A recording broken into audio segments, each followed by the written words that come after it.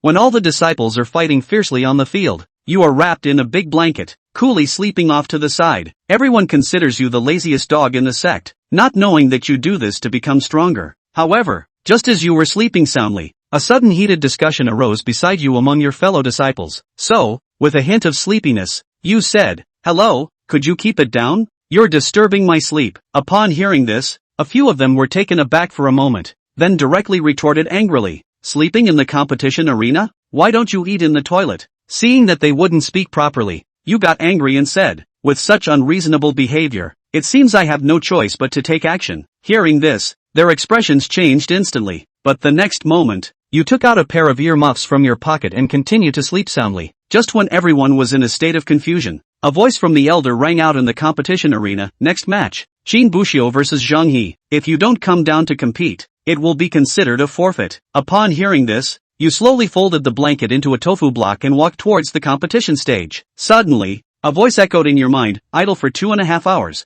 Idle location, competition arena. Reward, Qi refinement stage spell Wushan seal. Upgraded to Great Achievement Realm, Qi refinement stage movement technique cloud walking step upgraded to Small Achievement Realm." A smile appeared on your face as you slowly walked up to the ring. The crowd below instantly began to discuss among themselves. "Isn't that the notoriously lazy dog Qin Buxiu from the sect? How come he suddenly came out of his den today? Could it be that he has had a sudden awakening? Have you seen anyone who has awakened and pulled their blanket to the audience seats? I think he is more likely still in a daze." But you ignored this and yawned. This scene immediately displeased the other party. A glint of killing intent flashed in Zhang He's eyes as he angrily shouted, "Bastard! A useless person dares to ignore me? If I don't beat you up so badly that you can't get out of bed for 3 days, then my name isn't Zhang He." But you just smiled and waved your hand, saying to the elder, "Elder, you can just call for the start. I still need to catch up on some sleep after the fight." As soon as the elder gave the order, a shadow flashed across the stage. In the next second, only your figure remained on the competition platform,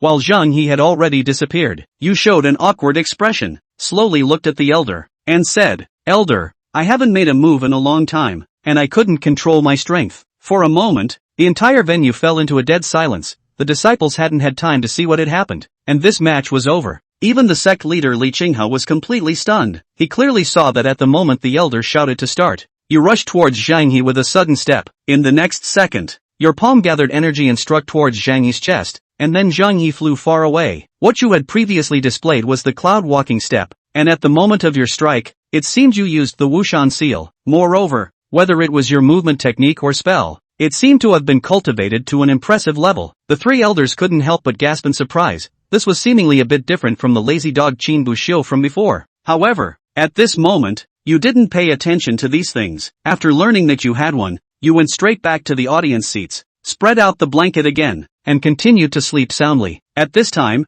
Li Qinghe seemed to think of something. His expression changed, and he stood up to fly towards you. You seemed to sense something as well, and immediately opened your eyes to see Li Qinghe smiling, about to speak, but then you suddenly reached out and tugged at his clothing. He was taken aback, still not coming to his senses, and was pulled by you to change positions. At this moment, his body was just blocking the sun high above, and the shadow fell perfectly on your face. A smile appeared on your face, then you closed your eyes and continued to sleep. Seeing this scene, Li Qinghe was first taken aback, then suddenly came to his senses, thinking to himself, this kid is using me as a sunshade. But he still tried to suppress his anger as much as possible and smiled, saying, don't sleep yet, get up and talk to the sect master. Your cultivation should have reached the 9th level of Qi refining, right? As soon as these words were spoken, the disciples present were immediately filled with surprise. What the hell? This lazy dog has a mixed spiritual root, has slacked off for 3 years, and his cultivation has actually reached the 9th level of Qi refining? Upon hearing this, you only responded softly, unwilling even to nod. Seeing this, Li Qinghe immediately showed a look of joy and asked, when did your cultivation reach the 9th level of Qi refining? I see your cultivation has been at this level for some time. At this moment, all you wanted was to sleep, so without thinking, you answered, 2 years ago. However, upon hearing this, Li Qinghe frowned, thinking you were joking and making fun of him. According to your words, you went from an ordinary person to a cultivator with the 9th level of Qi refining in just 2 years. Even someone with a top-grade spiritual root might not achieve that. After pondering for a moment, he reached out and channeled a stream of spiritual energy into your body. Just a moment later, a look of shock appeared on his face. You really reached the 9th level of Qi refinement 2 years ago, but why has your cultivation shown no signs of progress? In response to his question, you calmly replied, I don't have a foundation building technique. Upon hearing this, Li Qinghe's pupils suddenly contracted. This answer made a lot of sense. So you didn't go ask the elder for one? You just waited for 2 years?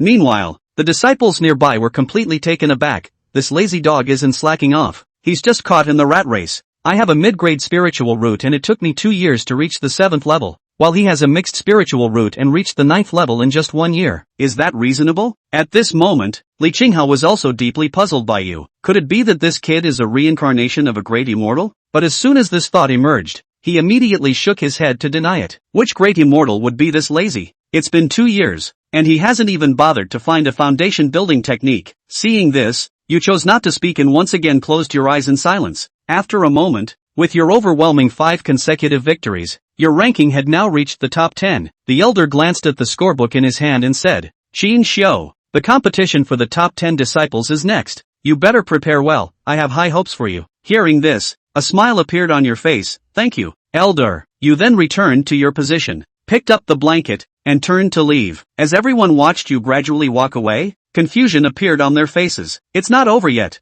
Why is someone leaving? Li Qinghe on the stand also noticed this scene and shouted, Qin Buxiu, what are you doing? But you stopped in your tracks, turned to Li Qinghe, and said, isn't the top 10 enough to enter the inner door? Li Qinghe was instantly furious and said, are you satisfied with just the top 10? Is that all you aspire to? Upon hearing this, you calmly nodded. Seeing this scene, Li Qinghe felt a surge of anger and was about to rush up to hit someone, but before he could act, the elder beside him pulled him back and said, Sect Master, don't get agitated. He's just a disciple. Don't hold a grudge against him. Don't stoop to his level. Although Li Qinghe looked very angry, you knew it was all an act. So, to give the sect master a way out, you quickly turned and slipped away. The next day, before you even got out of bed, you heard a knock on the door. When you opened it, you saw an elder from the inner door standing outside. The elder said, what are you dawdling for? Aren't you going to the inner door? As soon as you heard this, you came to your senses, responded, and immediately walked out of the room. As several people boarded the small boat one after another, the elder started the boat and headed towards the inner door of the Pyomyo sect. A moment later,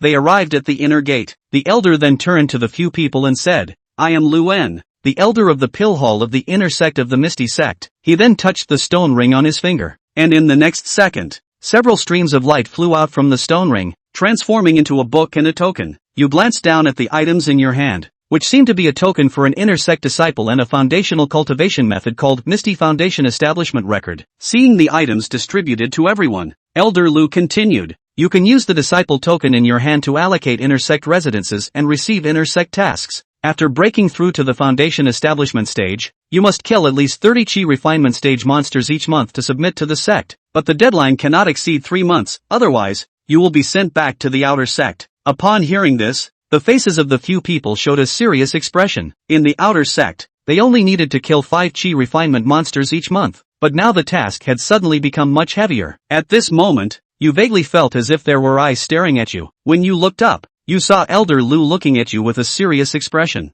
Qin Buxiu, you have not completed a single sect task in the outer sect for the past 3 years. 3 years, based on 5 monsters per month. You have accumulated a debt of 180 monsters. It would not be enough to quell public anger if you are not punished. Rounding it up, you are considered to owe 200 monsters. You are given 6 months to complete this, or you will be demoted back to the outer sect. But after thinking for a while, you couldn't help but say, Elder Lu, can we make it 100 heads instead of entering? Upon hearing this, the disciples nearby couldn't help but smile widely, their bodies trembling from holding back laughter. Elder Lu was first taken aback. Then he was amused by your words. He smiled and patted your head, saying, now it's 210 heads. Before long, you arrived in your bedroom, and just as you lay down, you suddenly sat up sharply. Since you had already made up your mind to become an immortal, you couldn't just lie in bed all day and a days. How about this? I will set aside 4,321 hours every day for cultivation, and starting tomorrow, I will work hard. After saying this, you kicked off your shoes, covered yourself with a small blanket, and went straight to sleep. And behind the midair outside Qin Buhu's residence, 2 figures were hovering in midair, staring at Qin Buhu's house. These 2 were none other than Patriarch Li Qinghe and Elder Lu, who had received Qin Buhu and the others. First day in the inner sect and you end up falling asleep? Are you sure that this kid can really make it to the 5-sect alliance after the first half of the year? Elder Lu's tone was full of questions, and in response, Li Qinghe couldn't help but frown. Miscellaneous spirit roots, cultivating in the outer sect. 1 year of refining chi 9th grade. Talent he has, he's just lazy, and that's my problem to say the least. Seeing as he's someone that senior brother Zhuang brought back, I thought to take care of him more or less, but now it seems to be hurting him instead. Speaking of this, Li Qinghe sighed helplessly. As for what 5-sect alliance? It's naturally better to catch up and be able to fight for the glory of the sect. It doesn't matter if we can't make it. We still have Qingqing. Bailing out isn't a problem. Using those 110 demonic beasts to pressure him now is nothing more than not wanting him to waste his talent. Elder Lu couldn't help but nod, seemingly agreeing with Li Qinghe. The next day, inner sect, Qin Buxiu's residence. Length of hang time, 6 hours. Hanging occasion, inner disciple's residence. Reward obtained, acquisition of the foundation establishment stage technique ethereal foundation establishment record. Cultivation breakthrough to foundation establishment 1st grade. Qin Buxiu had just opened his eyes when he felt an aura instantly surging into his body. A few moments later, his cultivation level came to the 1st grade of foundation establishment. Feeling the breakthrough in his cultivation, a smile appeared at the corner of Qin Buxiu's mouth. Building a foundation overnight may seem like a bluff, but in reality, if you really want to do the math, Qin Buxiu had spent a full 2 years before he succeeded in building his foundation. After all, 2 years ago, his cultivation had already reached the 9th grade of qi refining. These 2 years of hanging around had long since condensed the aura in his body to a peak. The distance to the foundation establishment stage was only a matter of a foot in the door. Now that there was a gong method, stepping into the foundation establishment stage was even easier. The foundation stage has been reached. Next, it's time to pick a secondary path and pay off your debts. When he thought of this,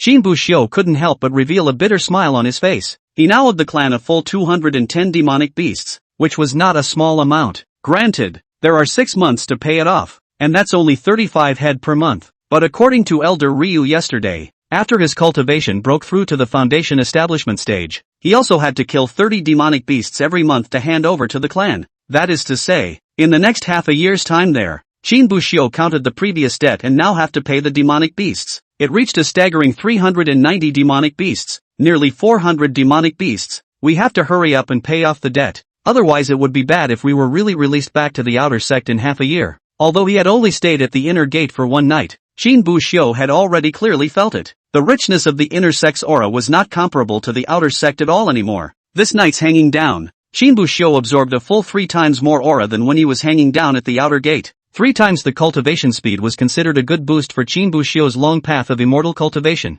First, a trip to the cache. If you want to kill demonic beasts, you'll have to go learn a few proper spells. The second is to find a weapon that is handy. Finally, I'm getting some pills to heal and save my life. There were only 2 spells he knew now. One was the mountainless seal and the other was the walking cloud steps, which favored body techniques. Although the seal of no mountain was good, this spell focused on a vigorous miracle. It could cross several steps to kill the enemy, but it was very aura-consuming, suitable for single combat, but not suitable to go against a group of demonic beasts. So Qin Buxiu left the house and walked towards the hidden scripture pavilion, and at the same time Qin Buhu went out. A pair of eyes were staring at Qin Buhu's back. That person was none other than sect master Li Qinghe. Seeing that Qin Buxiu didn't nestle in his house like he did in the past, Li Qinghe's face showed a touch of relief. This kid, after all, has lived up to my expectations. But then, immediately afterward, he seemed to realize something else and suddenly frowned. Wait, this kid broke through the foundation in 1 night? Within a short time,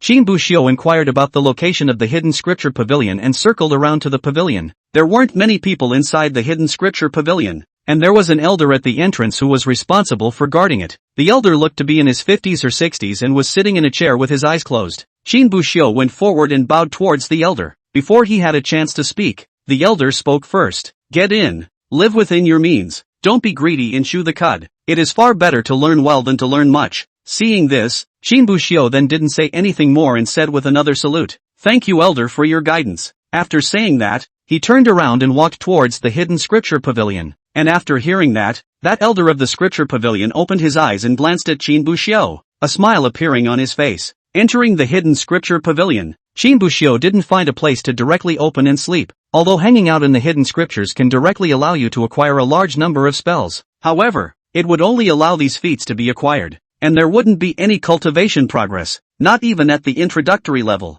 After that, you have to go hang out at the tournament stage or the martial arts training ground before you can slowly level up. Moreover, the enhancement of these spells was not something that Qin Buxiu could manipulate, but was randomized by the system. At that time, it would most likely turn into the situation previously described by that elder, being greedy and chewing too much, mixed but not refined. It's better to handpick a few volumes of feats. Shinbushio carefully surveyed the booklet within the hidden scripture pavilion. In the inner sects hidden scriptures, there were almost no spells at the chi refining stage, starting at the foundation establishment stage, and even occasionally at the basic jindan stage. However, these jindan stage hit spells were clearly not something that the current Shinbushio could get his hands on. A few minutes later, Shinbushio had chosen his spell. There were 2 volumes in total. A volume of foundation stage sword technique called Hearing the Wind sword technique. The other volume was, on the other hand, a set of foundation establishment stage body refining techniques called the hard body technique. Hearing the Wind sword technique was a means of attack. Hard body technique was a means of defense. And for escape, there was the walking cloud steps, against demonic beasts. It should be enough. Chapter 7 Hanging out in the martial arts training ground. With the spells chosen, it's time to boost the proficiency of those spells. After Shinbushio said that, he left the scripture pavilion and headed towards the inner sects martial arts practice field. The rewards offered by the hanging system were not just aura. He would give different rewards for hanging out depending on where Shinbushio was. Hanging out at your residence will reward you with cultivation. Hanging out in the practice arena rewards you with spell proficiency. And hanging out in the alchemy workshop, formation hall, and so on, you'll also be able to get relative rewards. But because Shinbushio was so lazy, he hardly ever went anywhere else. Only 3 years ago, when I just got the system, I went to the martial arts training ground and tried it once. It was then to test out the functionality of the hookup system, and I haven't left the residence since. Not long after, Shinbushio arrived at the martial arts practicing ground. The martial arts practicing ground at this time was not full of people. There were 20 to 30 people. Shinbushio didn't disturb them, and walked towards an unoccupied corner of the martial arts practicing ground, directly lying down. He didn't just fall asleep, though. There is always a limit to human strength, and the same is true of sleep. Get enough sleep and it's hard to fall asleep when you're trying to. Sleeping 6 hours a day, 12 hours, was the limit for him. For most of the rest of the time, he was actually resting his eyes. Of course, that's just the nicer way of putting it. In more blunt terms, it's really just dazed and confused. But then it seemed that because he had been dazed and wandering for a long time, the system had even allowed him to comprehend a nurturing spirit law. Every time he wandered off, he was practicing the nurturing spirit method. As the days and months passed by, Shinbushio could actually feel that his perception ability had indeed enhanced quite a bit. Even now, Shinbushio was lying on the ground with his eyes closed. He could feel every bit of movement within 10 meters around him. Although Shinbushio deliberately picked a corner to lie in, he still appeared to be very abrupt in the entire martial arts training ground. After all, in the entire martial arts practice arena, everyone was diligently cultivating, and he was the only one, lying motionless in the corner. It was hard not to attract attention. A few disciples who had just come to the martial arts training ground saw Shinbushio lying in the corner at a glance, and couldn't help but show a bewildered look. Who is this man? Why is he lying here? Can't it be that you're too tired from practicing, so you're resting there for a while? You didn't even want to return to your residence after practicing and rested on the spot? When did such a hard-working character come from our inner sect? Some of the disciples who had been practicing here from the beginning heard this and couldn't tense up on the spot. Cultivate bitterly. Fix his ing ass. This girl came over a couple hours ago. As soon as he came over, he just laid right down there. Cultivate? I've never seen him move. Cultivate a hammer. If he didn't still have breath, I'd wonder if he was dead. Hearing these words, those few disciples who had just arrived were first stunned, and in the next second, the faces of those looking at Shinbushio revealed a look of contempt. I thought it was a roll king, but it's a pendulum. However, although the crowd despised Shinbushio, they didn't say much. Whether to cultivate or not was Shinbuhu's own matter. As long as it didn't disturb them, even if they directly moved the bed over, they wouldn't say anything more. And when Shinbushio laid down this time, he laid down for a full 5 hours. By the time he came to his senses, it was already dark, and the martial arts field had long been deserted. At this time the system's voice in his head sounded again. Length of hang time, 5 hours. Hanging occasion, martial arts training ground. Reward obtained, acquisition of Hearing the Wind sword technique, proficient. Acquisition of hard body technique, introductory. Proficiency in mountainless seal increased, grand mastery. Proficiency in walking cloud steps increased to grand mastery, grand mastery. The proficiency of feats and spells is generally categorized into 5 realms, from low to high, introductory, proficient, minor, major and complete. Hearing the voice ringing in his head, a smile appeared on Shinbushio's face. The spells of the foundation establishment stage are indeed somewhat more cultivated than those of the chi refining stage.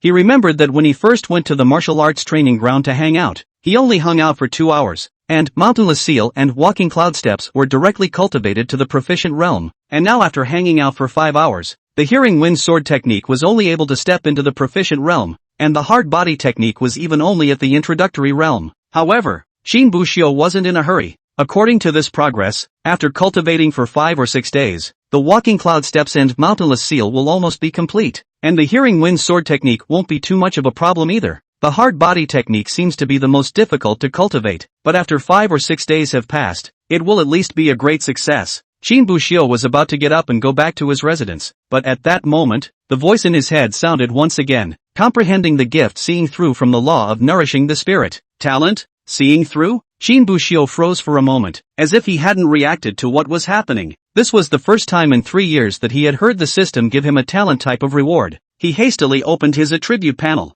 Host, Shin Bushio. Spiritual roots, miscellaneous spiritual roots. Talent, seeing through. After casting seeing through, you can discover the weaknesses present in the enemy. Realm, foundation stage first grade. Techniques, ethereal foundation building record. Nourishing the spirit method. Hard body technique, introductory. Spells, turtle sleeping technique, perfection, mountainless seal, greatness, walking cloud steps, greatness, listening to the wind sword technique, proficiency. After seeing the introduction of seeing through, Shin Bushio couldn't help but reveal a smile on his face. It's a talent that does seem to be quite strong, but then again, why has it been 3 years before the system gives the first talent? Isn't this system a bit stingy? System. If the system could speak at this moment, he would have used the most beautiful language to affectionately greet Shin Bushio's ancestors. I'm stingy? I'm picking your mother's door. You've been as lazy as a ing pig for 3 years now, just lying there every day with a little quilt over your head. The greatest amount of exercise in a day is to rest on the bed and turn over. There's no place to stick you if you want to give you some favors.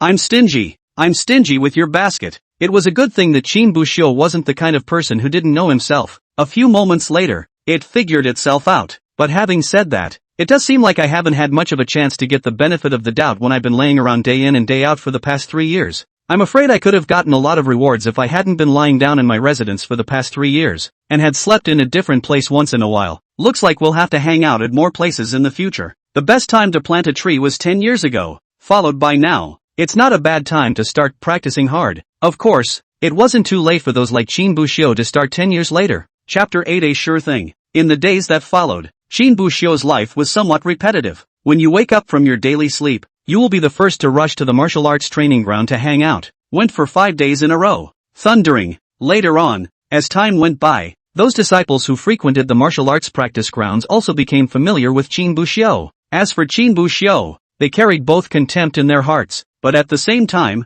a few moments of curiosity and incomprehension were missing. They feel that Shin Bushio is a lazy dog, the whole day to the martial arts field, but also do not see him practice. On the shelves of the small cover, lying down to sleep, such a person, in their opinion, has no future or future to speak of, but at the same time, they couldn't help but be curious. This Shin Bushio was so lazy. Why did he have to come to the martial arts training ground specifically? Why don't you just sleep at home? Why do you have to come to the martial arts field? The practice field is noisy, not to mention that it's a ways from where you live. Instead of coming to the martial arts training ground to sleep every day without fail, it would be better to just sleep at home. But anyway, Shin Bushio didn't disturb them, and whenever he came over to sleep, he also went to the corner. It was not good for them to say anything more. 3 hours passed in a flash of time. The sleeping Shin Bushio was interrupted in his thoughts by a loud noise. He frowned slightly and looked in the direction from which the voice came, only to see the crowd of people in the martial arts practicing ground. At this moment, they were gathered in a group, and in the center was a man with a stout figure. The burly man was holding a long sword in his hand with a slightly flamboyant expression on his face as he yelled with the crowd. The old rules, for those with cultivation in the middle stage of foundation establishment, 10 spirit stones per person. If you can defeat me, this foundation establishment stage magic treasure in my hand will be yours. Well, does anyone want to try it today? Hearing this, the lying Shin Bushio instantly became interested. A foundation establishment stage magic treasure? I happen to be lacking one. However, that person doesn't seem to be weak either. As he was pondering, at that moment, the system's voice in Shin Bushio's mind suddenly sounded. Length of hang time, 3 hours. Hanging occasion, martial arts training ground. Reward obtained, proficiency in the hearing wind sword technique increased to perfection. Proficiency in the hard body technique increased to grand completion. Listening to the system's voice, Shin Bushio couldn't help but ponder. He had been hanging out in the martial arts training ground for a full 5 days. The mountainless seal and the walking cloud steps had already been cultivated to perfection long ago. The hearing wind sword technique had just been elevated to the perfection realm, and the hard body technique had reached the grand completion realm. I haven't had a chance to perform the seeing through talent that I comprehended not too long ago. It's just the right time to take this opportunity to exercise this talent. By the way, try to see how far you are now. Thinking of this, Qin Buxiu walked towards the crowd, but he didn't just come up and yell that he wanted to compete with the burly man. He still understands the truth of knowing your enemy and knowing yourself, so he pulled a disciple and asked, "This senior brother, who is this person?" That disciple heard Qin Buxiu's words, but he didn't turn around and said, "Chen Chong, Foundation Establishment 5th grade. This fellow has been practicing the hard body technique for a long time, and has hardened it to the grand completion realm. Among the same realm in the inner sect, almost no one can break through his defense. Every other day, he runs to the martial arts training ground and takes the magic treasure to find someone to compete with, and only accepts challenges from cultivators of the same realm and lower cultivation level than him. From the beginning 6 months ago until now, without a single defeat." After hearing these words, Qin Buxiu fell into another bout of thought. Foundation Establishment 5th grade. It doesn't seem to be very strong. The disciple who was talking to Qin Buxiu couldn't help but twist his head back when he heard this. He seemed to want to see which character could say such arrogant words as Foundation Establishment 5th grade. Not very strong. However, the moment that disciple turned his head back and saw Qin Buxiu, he directly froze. "Why you boy?" That disciple spoke a bit louder, and as soon as he opened his mouth, he drew the crowd to look towards Qin Buxiu. Even Chen Chong cast a curious gaze towards Qin Buxiu. "Who is this person?" Chen Chong asked towards one of his sidekicks. That junior brother was also someone who cultivated in the martial arts training ground from time to time, and immediately recognized Qin Buxiu, a lazy dog who hasn't been in the inner gate for long. He comes to the martial arts training ground every day, but I just haven't seen him cultivate. Pulling a little quilt and just lying in the corner sleeping, not knowing what to think about. Being told so by his little brother, Chen Chong also immediately thought back. I did see what looked like something lying in the corner when I just came over myself. Only at the time he didn't pay much attention to it, thinking it was something no one wanted.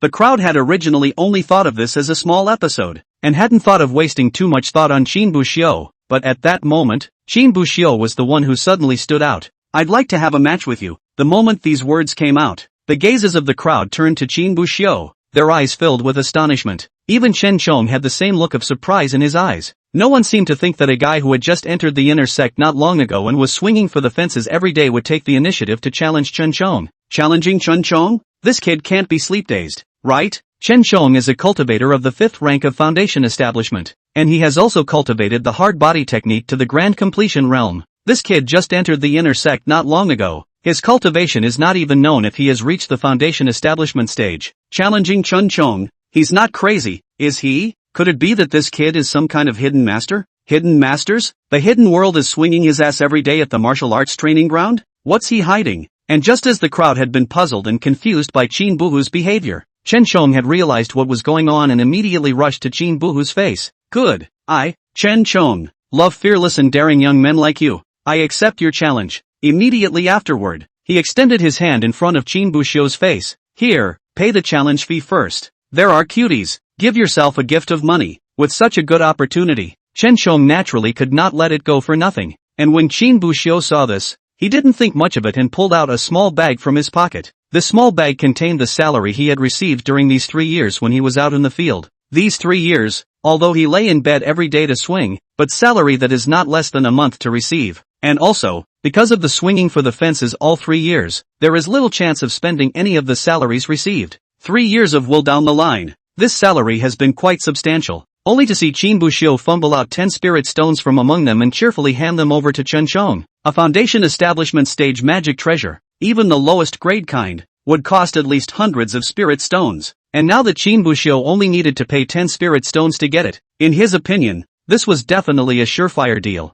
Chapter 9, One move is enough. Seeing Qin Buxiu give the spirit stone so readily, a smile appeared on Chen Chang's face. "Good. Senior brother, cool enough. Seeing as you're so forthcoming, I won't take advantage of you. Say, what is your name and what is your cultivation level?" Qin Buxiu, who heard this, was a bit surprised. Could it be that this Chen Chong was trying to suppress his cultivation to the same realm as himself and then compete? Qin Buxiu, Foundation Establishment 1st grade. When Chen Chong heard this, he immediately showed a happy face. "Good. Since it's a Foundation Establishment 1st grade, then I'll let you have one move. Come on." Qin Buxiu gave Chen Chong a somewhat speechless look. "Between us, there's a difference of 4 realms in cultivation. so you'll have to make a move. Doesn't it take more than 3 or 5 moves to make that happen? But Qin Buxiu didn't say anything more. After all, one move was enough for him, only to see Chen Chong standing there, both feet slightly leaning to the left and right sides, making a posture similar to a crouching horse stance. Both hands turned into palms and placed them in front of his chest,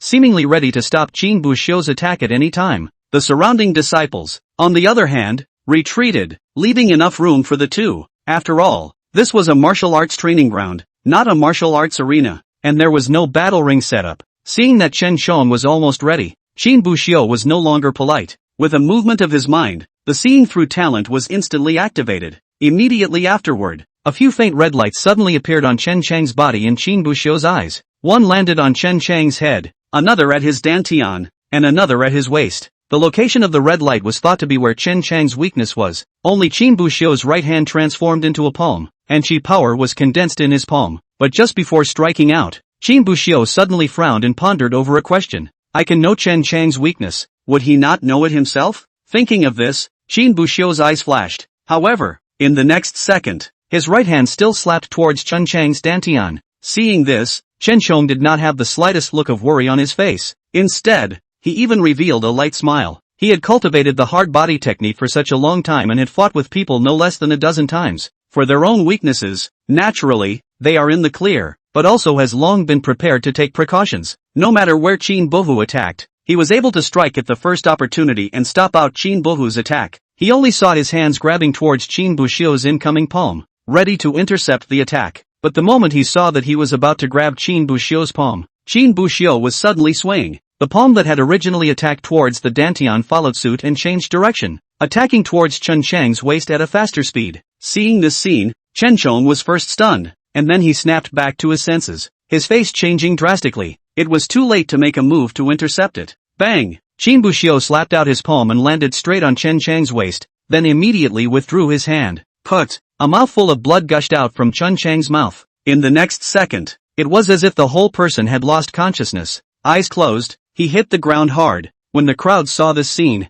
they couldn't help but freeze. When they came back to their senses, they couldn't help but suck in a breath of cold air. Hiss! How is it possible? Chen Chong is a cultivator of the 5th rank of Foundation Establishment, and he has also cultivated the hard body technique to the grand completion realm. This brat, to think that he only used one palm to break through Chen Chong's defense. It's hard to believe that this kid is really some kind of hidden bigot. How could it be? I think he was just simply lucky. A blind cat ran into a dead rat. I think it's because Chen Chong thought that this kid was too weak and was gullible that he was sent flying with a punch. Maybe it's not even running the hard body technique. Hearing this, before Qin Buxiu said anything, someone else was the first to get angry. A blind cat meets a dead rat? I think it's you guys who have eyes but no eyes. Among the martial arts training grounds, there was no lack of people of true talent who knew just how much gold Qin Buxiu had. Hearing them slandering Qin Buxiu in such a way, he couldn't help but get a little angry. Although Chen Chong has cultivated the hard body technique, in the end, he has not cultivated it to the perfection realm, and there are inevitably flaws in his body. Qin Buxiu was initially attacking towards Chen Chang's dantian. It means that he knew where Chen Chang's weaknesses were from the very beginning, and what comes afterward goes to the waist, and the speed of the attack increases rather than decreases. It means that he had the idea from the beginning to fake attack the dantian first and let Chen Chong intercept it. After that, attack the waist at an even faster speed so that Chen Chong won't be able to return in time. And when Qin Buxiu finally landed his palm, he obviously withdrew his strength and didn't use his full strength. Otherwise a single slap would be enough to kill Chen Chong. You're telling me this is a blind cat touching a dead rat? You touch one and show me. After hearing these words, the few who said that Qin Buxiu was a blind cat who met a dead rat did not dare to speak. As for the other melon eaters, they were astonished after listening to the big man's explanation. They had thought that the fight between Qin Buxiu and Chen Chong was simply Chen Chong being killed by Qin Buxiu in a single move. But now, after being told this by the big brothers, they realized that Qin Buxiu turned out to be so powerful. Not only did he easily see where Chen Chang's weaknesses were, but he also made a move to lure the enemy out. Surprisingly, he stayed back in the end and didn't go all out. The crowd looked towards Qin Buxiu. However, Qin Buxiu didn't care about the attitude of the crowd from start to finish. He was seen walking over to one of Chen Chang's minions. That little brother was clutching Chen Chang's long sword of foundation building in his hand. Qin Buxiu directly reached out and took the long sword over. Although the little brother didn't want to give it, he also knew that he wasn't Qin Buxiu's opponent. Without putting up much resistance, he let Qin Buxiu take the long sword away. I'll take the mana. After saying that, Qin Buxiu left without looking back, and when that little brother saw Qin Buxiu turn away, he hurriedly ran to Chen Chang's side. Boss, boss. That little brother kept shaking Chen Chang's body. Seeing how Chen Chong did not wake up, he raised his hand and slapped it twice. Snap, pop, pop. The little brother hit extremely hard, as if he had some kind of blood feud with Chen Chong. The crowd watching couldn't help but suck in a breath of cool air as well. After half a day of hitting and shouting, Chen Chong finally woke up to the sound of his little brother's slaps. At this time, Chen Chong, both cheeks were slightly swollen from the beating, a hot and spicy feeling from the face out where, boss, you're finally awake. The little brother was instantly relieved and a smile appeared on his face. Chen Chong raised his hand and touched his face, but just as he touched it, his hand immediately retracted, and a pained look appeared on his face. That kid, as I recall, didn't punch me in the face. Hearing this, that little brother immediately showed an embarrassed look. The crowd on the sidelines was even holding back their laughter and holding back their red faces. Boss, forget about that for now. Your magic treasure was taken by that guy. That little brother quickly changed the subject, and once Chen Chong heard this, his eyes widened in excitement. What? My magic treasure? He took my magic treasure. Chen Chong was about to stand up in excitement, but immediately afterward, a kind of waist exploding intense pain came from his waist. In the end, Chen Chong could only bite his teeth and look at his little brother. Go, take me to the healing hall first. When I recover, I'll get back the magic treasure. That junior brother nodded, then helped Chen Chong up and walked towards the healing hall. When Chen Chong was helped to leave by his junior brother, the crowd in the martial arts practicing ground, then they could not help but laugh out loud. Chapter 10 Alchemy Lessons. Leaving the martial arts practicing ground, Qin Buxiu went straight back to his home. A smile appeared on his face as he took out the foundation establishment stage magic treasure he had won from Chen Chong. The spells are almost practiced. There's a magic weapon while it lasts, too. Now all that's missing is the potion. Thinking, Qin Buxiu pulled out the bag containing spirit stones from his bosom and took out a few spirit stones that were a bit smaller than a fingernail cap. The monthly payment for an outer disciple is 5 spirit stones a month. Qin Buxiu received a full 3 years, or 36 months, for a total of 180 spirit stones. Subtracting what he had spent on the previous match with Chen Chong, there were still a full 170 spirit stones now. 170 spirit stones should be able to buy quite a few pills. Qin Buxiu planned to directly use the spirit stones to go buy some pills over. Then you can leave the clan, go hunting demonic beasts, pay off your debt. Putting the spirit stones into his pouch, Qin Buxiu was planning to leave, but just as he was collecting the spirit stones, he seemed to think of something violently.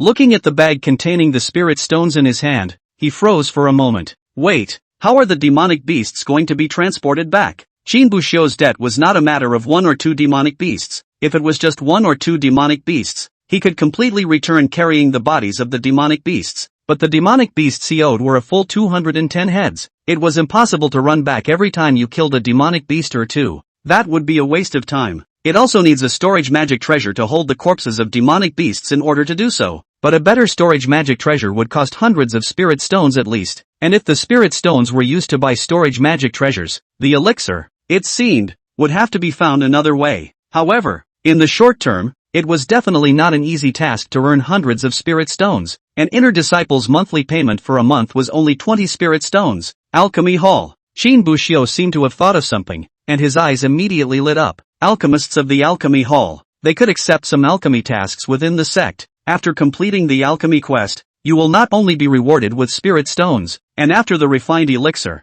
you only need to deliver the ration of elixir, and the extra elixir, all goes to the alchemist. Of course, if the refining of the elixir failed, then the alchemist would likewise have to bear the consequences. Either make the compensation directly, or find your own materials and make a furnace in. An even more important point was that Qin Buxiu remembered that inner disciples were required to choose a minor profession. Now, if he became an alchemist, not only would he be able to earn spirit stones and get pills, but he would also be able to complete his minor cultivation tasks along the way. You can kill 3 birds with 1 stone, so why not? Good. Say yes, Qin Buxiu said, directly lying down towards the boat. Starting tomorrow, time passes and the next day. Qin Buxiu, after sleeping until he woke up naturally, after coming to the Alchemy Hall to handle his personal information, he received the Alchemy Hall's apprentice token and the several hundred pages thick fundamentals of alchemy. Then he proceeded to the lecture room of the Alchemy Hall without any panic. At this point in time, there were already 20 to 30 disciples sitting in the lecture room, with both high and low cultivation levels. The disciples sat cross-legged on the ground, listening carefully to the teachings of the old man above them.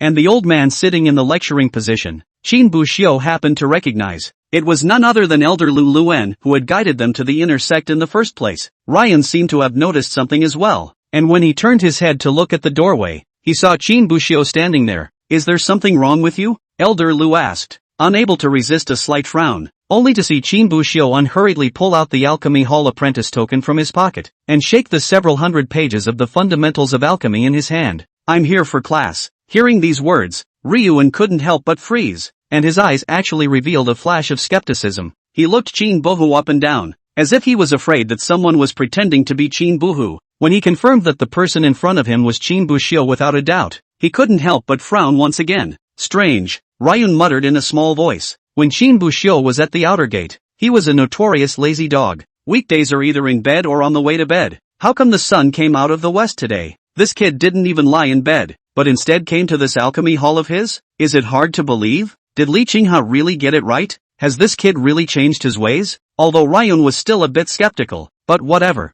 If you take the Alchemy Hall's apprentice order, you are an apprentice of the Alchemy Hall. Since he is willing to come and listen to the lesson, he himself, as the lecturer, is obligated to teach him. Moreover, if Qin Buxiu really cleaned up his act, Lu En, who was an elder, would be happy to see it happen. "Choose a seat." Qin Buxiu walked into the lecture room. The front row had long been taken, so he picked a seat in the last row and sat down. Just as he sat down, Ryun's voice sounded again. "The lecture room in the Alchemy Hall opens at the hour of the hour, so don't be late next time. In addition, the lecture room teaches every 3 days, with a different elder teaching each time. In addition to this, the last day of the month, in the first and middle of the month, is a practical exercise in alchemy, so you can go to the alchemy room to observe the realization." Qin Buxiu knew that Luan was speaking to himself, so he nodded towards the other party. Then Yu Unyan was going to continue teaching, but after glancing at Qin Buxiu, he seemed to have thought of something else. After a moment, he coughed dryly and said, "Ahem,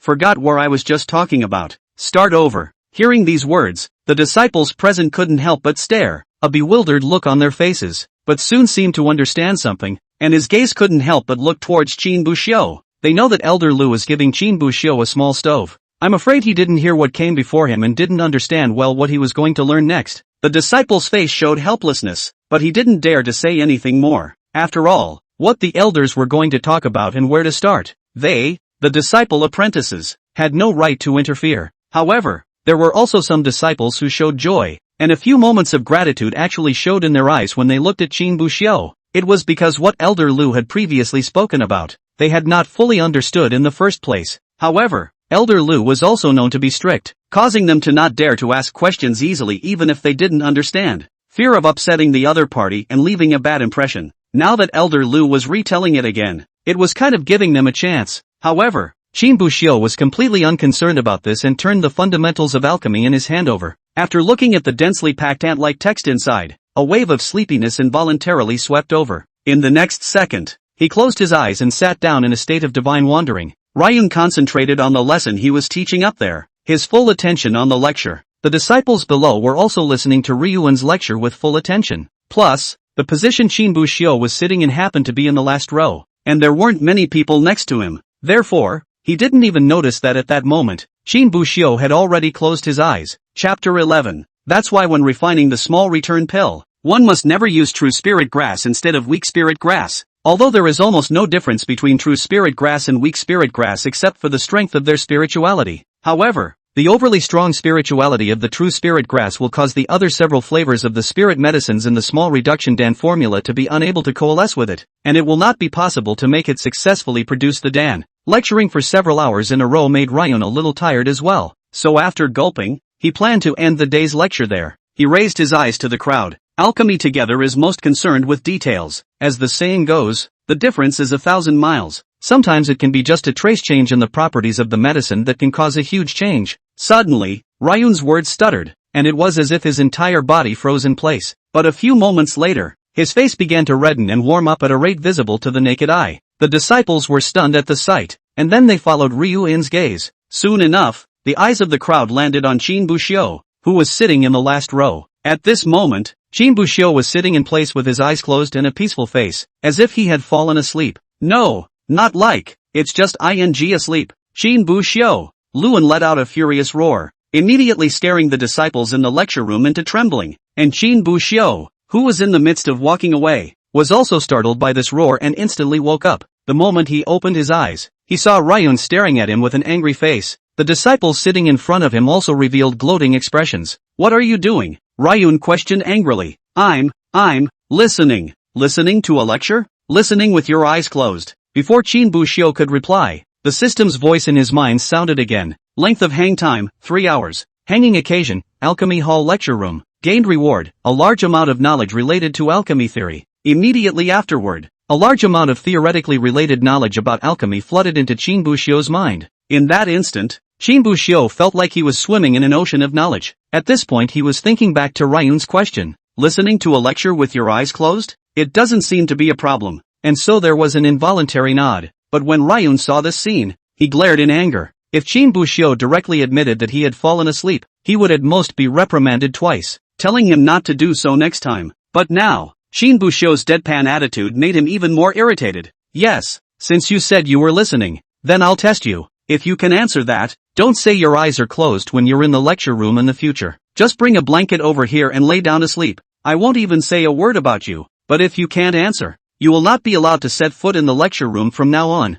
Qin Buxiu's eyes lit up when he heard this. Is that a good thing? Ryun didn't waste any time and just opened his mouth to ask a question. When refining the small return pill, can we use true spirit grass instead of weak spirit grass? Can't. Why? Ryun asked immediately afterward. After all, this kind of question asks if you can get it, and any random guess has a 50% chance of getting it right. The corners of their mouths unconsciously raised a sneer as the crowd of apprentices looked at Qin Buxiu. With a face full of a look of watching the fun, it seemed that they were all waiting for Qin Buxiu to make a fool of himself. However, Qin Buxiu only smiled faintly. 3 hours of hanging around allowed Qin Buxiu to gain a great deal of knowledge about the basic theories of alchemy. How could he not know something so simple? The true spirit grass is too strong spiritually, and there are many spirit medicines in the formula for the small return pill that aren't strong enough to resist that powerful of a spiritual impact. If one forcibly replaces weak spirit grasses with true spirit grasses, it will result in the refining of pills not being able to coalesce into shape, and eventually turning into a pile of dregs. After hearing Qin Buxiu's explanation, Luan was obviously a bit surprised.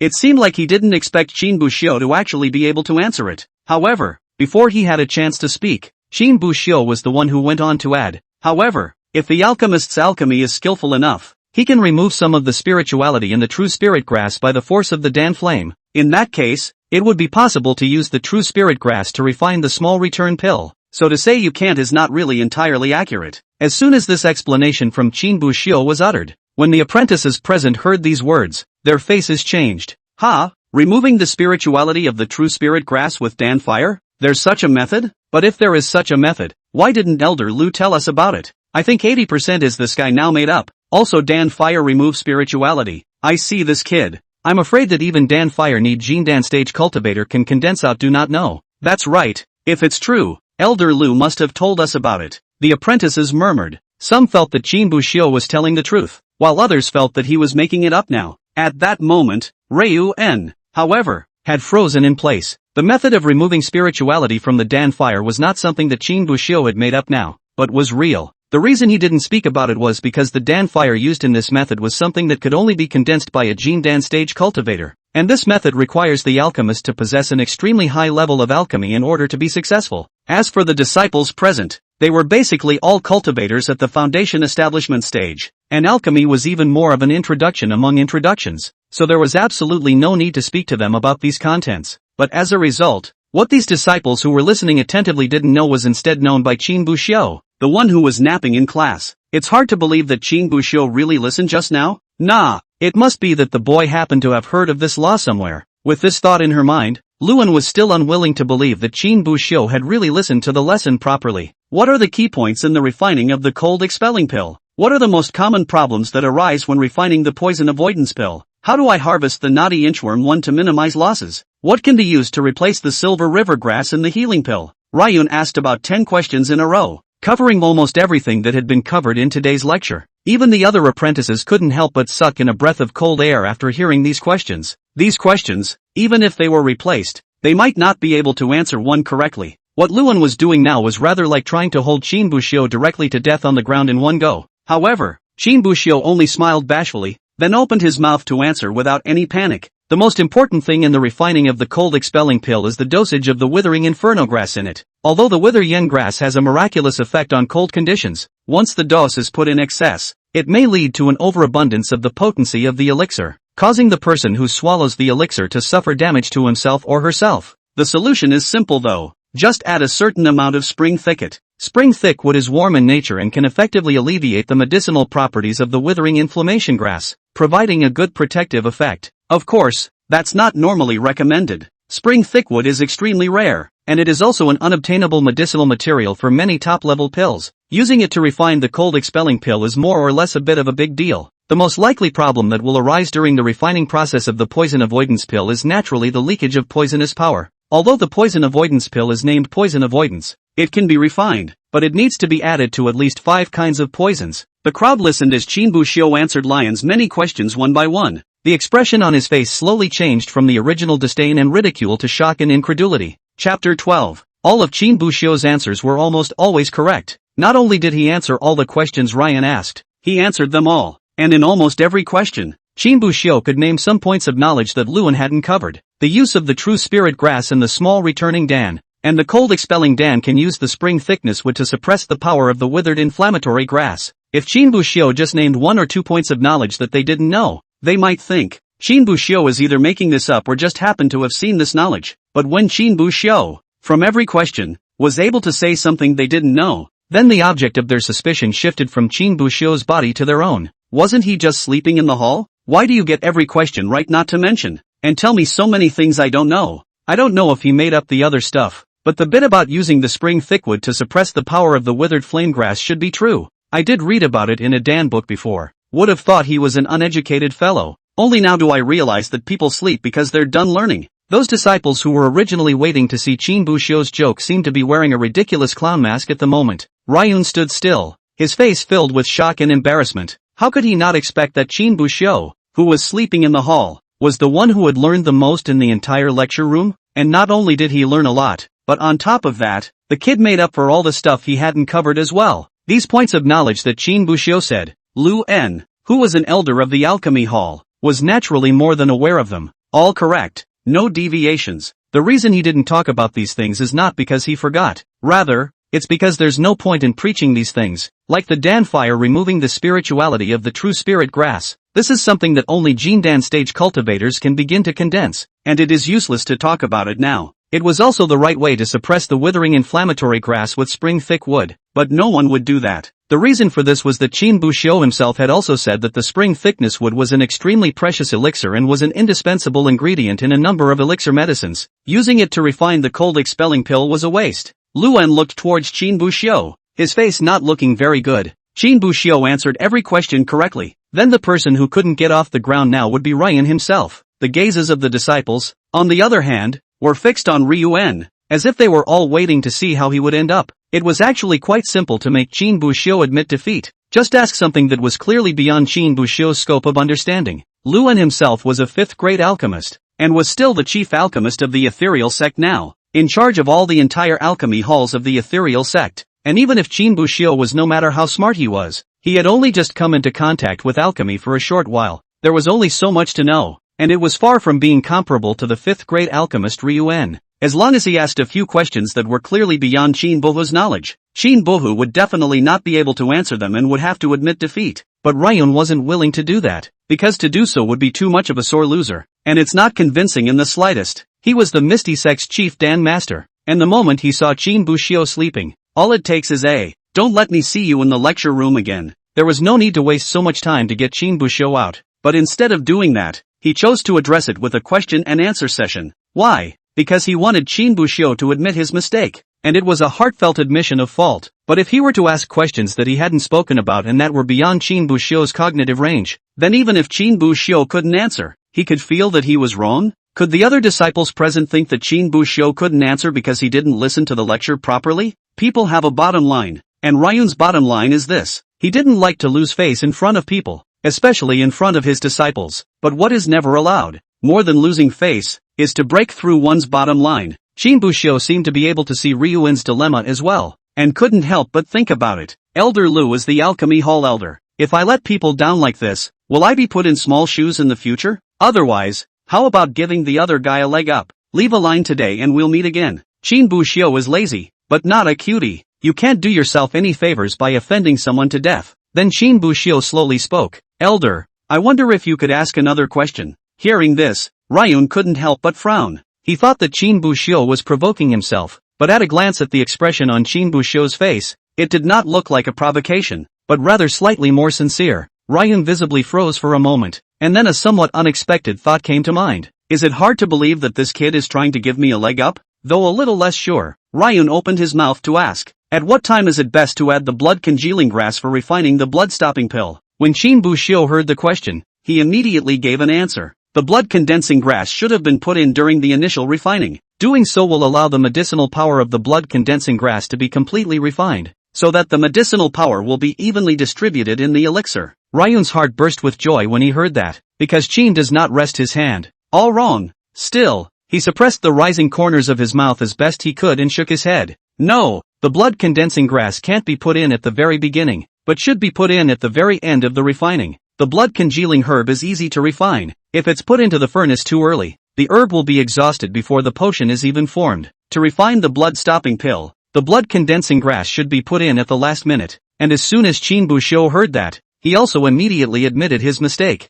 It's the disciple who has failed to learn the art. Please punish the elder. Hearing this, Ryun's heart was a bitter smile. This kid, he's good at what he does, but Qin Buxiu had given him a step down, so how could he really chastise Qin Buxiu? The fact that you only got one of the 10 or so questions I asked wrong means that you listened quite carefully. A little mistake now and then doesn't hurt. I'll make an exception this time and let you go. But next time, Ryun was going to say that next time, he'd tell Qin Buxiu not to sleep during lectures, but the thought that although Qin Buhu's eyes were closed, what he had said, he had memorized word for word, and so it simply swallowed the second half of that sentence. Today's lecture will end here, so all of you go back. When the disciples saw this, they all got up and bowed towards Luan before leaving. Luan looked at Qin Buxiu's back as he left, a smile unconsciously raised on his face. He listens carefully, has a good head on his shoulders, and has quite a way with people. This kid, on the contrary, is a moldable talent. It can be taken care of more in the future. Luan evaluated Qin Buxiu in this manner, but he seemed to have forgotten. A few days ago, when he had a conversation with Li Qinghe,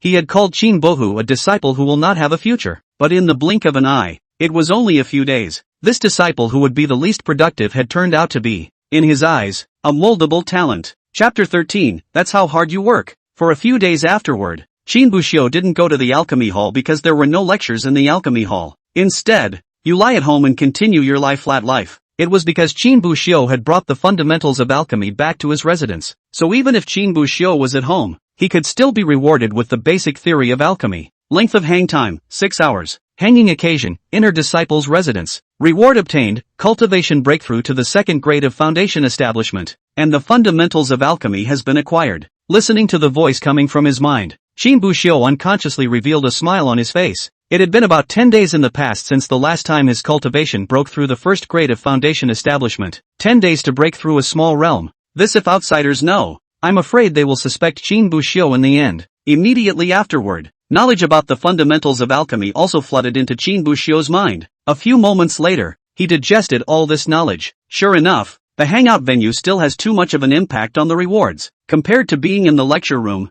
the alchemy knowledge gained at home is still too little. 3 full days had passed since he returned from the Alchemy Hall that day until today. During these 3 days, Qin Buxiu slept for 6 hours a day and wandered off for another 6 hours, 12 hours a day, almost pulling full out on the hangout. But even so, in these 3 days, Qin Buxiu had gathered a total of cultivation knowledge, and yet it wasn't nearly as much as the 3 hours I spent in the lecture room that day. But this was normal. After all, the Luan who was teaching them was a 5th grade alchemist, the clan's chief alchemist. The rewards given by the hangout were also given according to the lecture level of a 5th grade alchemist, and after returning to the residence, although Qin Buxiu had been hanging around for a full 3 days, but these 3 days of hanging can only be regarded as Qin Buxiu self-learning. The rewards received, naturally, cannot be compared to those in the lecture room. Earlier, Elder Luan said that on the last day of every month in the first, middle, and second half of the month, there are hands-on alchemy lessons. Today happens to be the last day of midterm. Just in time for the lectures.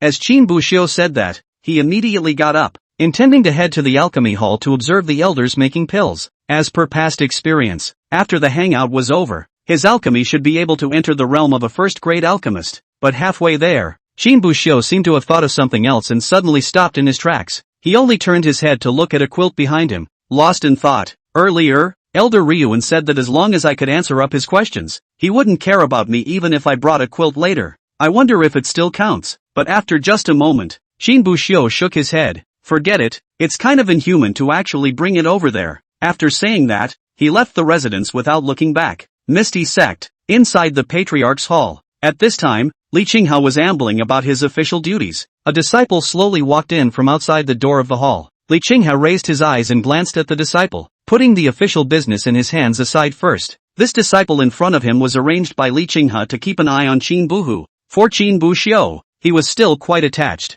After all, no matter if it was the relationship between Qin Buxiu and Zhuang Cheng or the talent he displayed, it was all worthy of this attentiveness. However, Li Qinghao was after all the Misty Sect's patriarch, so there were quite a few official matters to deal with on a daily basis. After that, he still had to cultivate every day, and the time he had left at his disposal wasn't really much, so naturally he couldn't keep an eye on Qin Buxiu the whole day, so he arranged for a disciple to help keep an eye on Qin Buxiu. Look what he's done these past few days. Then every 10 days, report back to him. How's that? What's that kid been doing these past few days? Seeing this, that disciple didn't waste any time and pulled out a small pamphlet from his pocket and handed it over. Li Qinghao flipped through the pamphlet in front of him, and immediately afterward, he couldn't help but feel his eyelids jumping. On the 11th day, Qin Buxiu went to the martial arts training ground and stayed for 6 hours before returning home. That day he was watching Qin Bohu heading towards the martial arts practice field, so he naturally knew what Qin Bohu had done. It was just that he didn't expect that once Qin Buxiu stayed in the martial arts training ground, it was a full 6 hours. Be willing to work so hard. It seems that this kid is indeed off the hook. Hearing this, a look of embarrassment appeared on that disciple's face. However, he also knew very well that Li Qinghao would think so purely because he had not written in detail. And that, too, is what he intends to do. After all, the identity of someone who could allow the patriarch to personally arrange to keep an eye on them was naturally not ordinary. If the other party knew in the future that he was the one who had snitched on him, would he still be able to have a good life in the future? So he then purposely wrote certain things a little more vaguely. If the patriarch didn't ask about it, he would pretend not to know. It wasn't too late for him to confess when the patriarch asked. The main event is one that offends no one. At this moment, Li Qing had turned a few pages one after another, but gradually frowned. Only the pamphlet, written a few pages back, was almost always the same as the first page. On the 12th day, Qin Buxiu went to the martial arts training ground and stayed for 6 hours before returning home. On the 13th day, Qin Buxiu went to the martial arts training ground and stayed for 6 hours before returning home. For 4 or 5 days in a row, Qin Buxiu went to the martial arts training ground, and every day, he stayed punctually and on time for enough 6 hours. Are you sure you're really keeping an eye on him? You didn't make this stuff up to bluff me? Li Qinghao looked at the disciple and couldn't help but be skeptical. He believed that Qin did not rest in his efforts, but for so many days in a row, going to the martial arts practicing ground to train for 6 hours every day. I'm afraid this isn't a bit of over-effort, right? How it looks, how it's fake. Disciple would never dare to deceive the patriarch in the slightest. Just, that disciple said, as if he had something difficult to say. It's just that Qin Buxiu's daily visits to the martial arts practice grounds aren't cultivation. Li Qinghao could not help but frown. A puzzled look appeared on his face. Not practicing? Then what else would he be doing at the martial arts training ground? Is it hard to go to bed? When that disciple heard the word sleep, he couldn't help but raise his head. And naturally, this small action did not escape Li Qing's eyes. He was first stunned, followed by his mind recalling the scene during the outer sect competition. He might not believe it if he said that other people ran to the martial arts training ground to sleep. But if Qin Buxiu, Li Qingha hurriedly turned the booklet in his hand back a few pages again. On the 16th, go to the Alchemy Hall lecture room. 17 days, at home all day, without going out. 18 days, at home all day, without going out. 19 days, at home all day, without going out. On the 20th day, go out and head for the Alchemy Hall. On the last page, the record of the day. And after reading the entire booklet, the entire 10 days of records, Li Qingha only felt like there was an anger held in the bottom of his heart. 11 to 20, a full 10 days, 5 days sleeping at the practice field, 3 days sleeping at home. Qin Buxiu, that's how hard you worked to become immortal. Li Qingha let out a roar. Not caring about the official business he hadn't finished, he directly got up and flew towards the Alchemy Hall. And when that disciple saw this, he immediately followed. Chapter 14, come up here and try. Inside the Alchemy Hall, Looking at the belated Qin Buxiu, Reuyuan didn't accuse him, just calmly pointing to a seat against the back. "Take your seat." When Qin Buxiu saw this, he obviously froze for a moment, but he didn't say anything more and found a spot to slowly settle down. He had a vague feeling that there was something wrong with Reuyuan today. He looked up, only to find the other man staring at him at that moment. Qin Buxiu could not help but frown. He had wanted to come over and just close his eyes and go to sleep, but now Reuyuan was staring at him so much that it made him a little embarrassed to close his eyes. It wasn't so much shyness or anything, but it felt more or less disrespectful to just close your eyes in front of someone. "I'm afraid I'll be kicked right out by Reuyuan later." But right at that moment, Reuyuan moved his gaze away from Qin Buxiu's body as if he had heard Qin Buxiu's heartfelt words. "All watch carefully and don't wander off. If you are willing to put your hearts and minds to it, you will surely benefit greatly this time." After saying that, Luan took out the spirit pills and prepared to open the furnace for alchemy. Seeing this, Qin Buxiu sighed in relief, and only then did he slowly close his eyes, but seemingly worried about being spotted by Reuyuan. He lifted his own left hand and rested his elbow against the table, palm open and palm down. The index finger is pressed firmly at a level with the eyebrow and the thumb is pressed against the temple. At first glance, it looked as if something was being contemplated there. But what Qin Buxiu didn't know was that everything he had done had long since fallen into Luan's eyes. But when Luan saw this scene, instead of accusing Qin Buxiu, a smile appeared on his face. After the lesson that day, Reuyuan returned to his residence and kept thinking about what happened during the day. Whether it was from Qin Buxiu's slightly closed eyes or the blank expression on his face when he was woken up, it appeared that this kid was definitely sleeping. But why was he able to answer his own questions and answer things he hadn't spoken about? Luan had also suspected that Qin Buxiu was himself had once studied something related to alchemy. But then I investigated and realized that there was no such thing. There is an even more important issue. If Qin Buxiu really just wanted to sleep, then why did he come to the lecture room? Wouldn't it be nice to just sleep at home? Combining all of this, Reuyuan thought for a long time before coming to a conclusion. Qin Buxiu, most likely, had some sort of powerful talent. In his early years of traveling, Luan had once obtained the remnants of a divine secret art called the heart observation method. The so-called heart observation method is just like this name. See all things with your mind, not with your eyes. It is said that you can see everything with your eyes and see its surface, and if you look at everything with your mind, you can see what is inside. The successful cultivation of the heart observation method could greatly enhance a cultivator's speed of cultivation and comprehension, whether it was cultivating feats or spells, or comprehending anything else. Using the mind observation method would be more than several times faster than ordinary people. When you comprehend things, you no longer need your eyes, but your heart. Luan himself had once practiced the heart observation method, but because he only had the remnants of the scroll in his hands, he didn't practice it well. However, it was once written in the law of mindfulness. The person who said that he created this secret art did so because he had once met an immortal cultivation genius. The other party was comprehending feats and spells, and all the time, his eyes were closed as if he was sleeping. But when I woke up, it was that I had fully comprehended what I had to learn, and the speed of comprehension was extremely fast. Shocking him, when he asked the other, he was told, the eye looks at the surface and the heart looks at the interior. Remove the skin from its surface to see the true knowledge. And Qin Buxiu's current behavior seemed to be the same as the immortal cultivation genius written down in the heart observation method. While he was lecturing, Qin Buxiu looked like he had been sleeping, but when he woke up, he was able to answer every question correctly. As for why Qin Buxiu was able to say things that he had not spoken about, this was actually quite simple. This thing called alchemy, to put it bluntly, was all about the fire and the combination of various medicinal herbs. As long as you know the specific properties of the herbs, sometimes you don't need an explanation to know what to do. For an extremely gifted person, comprehending these things is not really difficult. If he really possesses such talent, he is definitely a rare genius. Thinking of this, there were a few more points of appreciation in Luan's eyes as he looked at Qin Buxiu. Of course, it's not enough to base your guess on your own conjecture. That was why Luan planned to feel out Qin Buxiu's bottom in today's alchemy class. When the alchemy lecture was over, he called Qin Buxiu up to the stage and asked him to refine something. Let's see how much he can comprehend in one class period, and let's also see if he has the kind of talent he thinks he has or not. If Qin Buxiu was truly endowed with a talent, the speed of comprehension would be extremely fast. Then in the future, Luan would definitely take care of Qin Buxiu. If Qin Buxiu didn't have the talent he thought he had, he might as well have cut off his thoughts. Without wasting any more time, Luan lit the furnace and began to refine the pills. The entire process of alchemy could be described as flowing and very smooth. However, as if he was worried that it was too fast for the disciples to see, Reuyuan's speed seemed a bit slow, plus the fact that this class is geared towards fledgling apprentices, teaching them alchemy. Naturally, they couldn't use too superior means. The means and techniques used were those of a first-grade alchemist, so the whole process of alchemy seemed a bit slow. Finally a full half-hour passed, as a refreshing medicinal fragrance floated out from within the Dan furnace. A smile appeared on Ryuan's face as he waved his palm towards the flames underneath the Dan furnace. The flame immediately went out,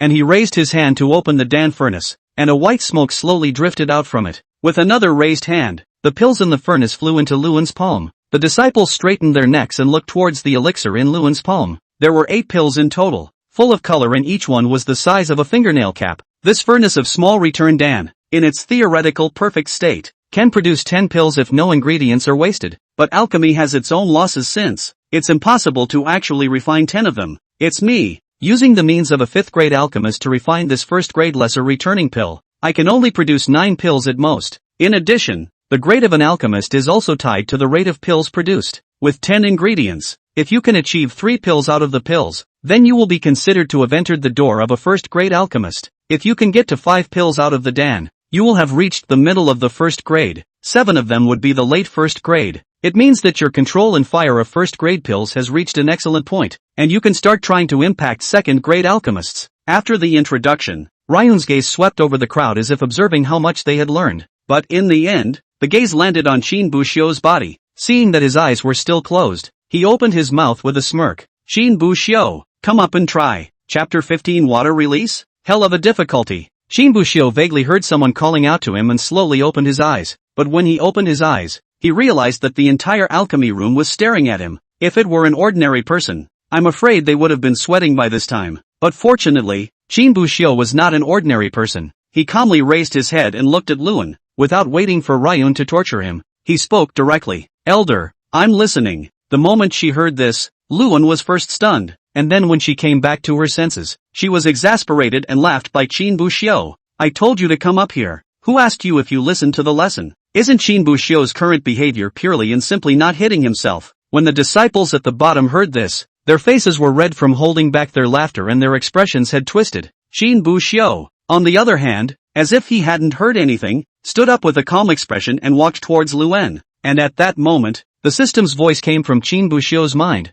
Length of hang time, half an hour. Hanging occasion, alchemy room. Receive a reward, gain experience as an alchemist and step into the early stage of the 1st grade. Hearing the voice in his head, Qin Buxiu could not help but frown. Elder cannot last time at least 3 hours. This time just half an hour. It's really getting less and less sustainable. However, just half an hour of lectures had turned Qin Buxiu's alchemy skill from a fledgling to an early 1st grade. It's also enough to see the gold in Ryuan's lectures. After all, he was the ethereal sect's chief alchemist, the only 5th grade alchemist. Seeing Qin Buxiu walk in front of him, a smile appeared on Luan's face as he opened his mouth to inquire. How many % of the means I used to refine the pills earlier have you probably grasped? Without opening his mouth, Qin Buxiu said that he had already reached the early 1st grade realm. To say so was more than a little overly arrogant. After thinking for a while, he answered slowly. My disciple is foolish and has only learned some of the skins. Oh, Luan looked at Qin Buxiu with a thoughtful expression on his face. He didn't know if Qin Bohu had really only learned some of the skins, or if he was being modest. But none of that matters, whether it is in modesty, or really only learn some fur.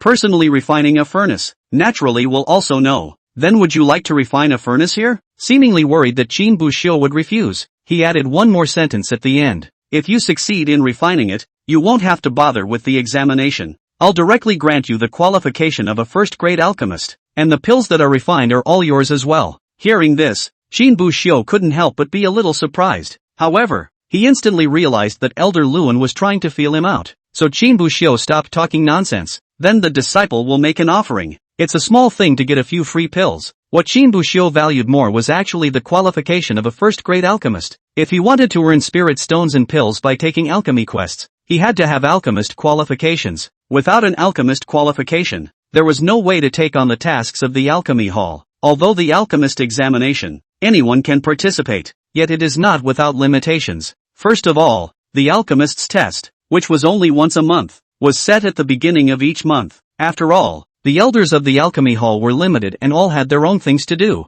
It was impossible to wait in the examination room all the time, waiting for the disciples to go to the examination. On top of that, for each test, you need to pay 30 spirit stones. These spirit stones also included the cost of spirit medicine in addition to the cost of the test. If he were to follow the normal path, Qin Buxiu would have to wait another 10 days or so until the examination at the beginning of the next month before he could go for the alchemist qualification. But now, Ryun is giving him a backdoor. And now that he's passed, he'll get his credentials on the spot. Not only does it save time, it also saves spirit stones. So why not? So Qin Buxiu sat down in front of the Dan furnace under Luan's arrangement. Only Luan took out the elixir, but seemed to have thought of something else, looking at the elixir in his hand and pondering for a while. Finally, the elixir in his hand was put back in half again. The elixir here is the amount needed to refine 5 pills. If you can refine one, you will be considered to have passed. Saying that, he placed the elixir beside Qin Buxiu. He only took an amount of 5 pills. Not that he was worried that Qin Buxiu would waste the elixir by failing to refine it.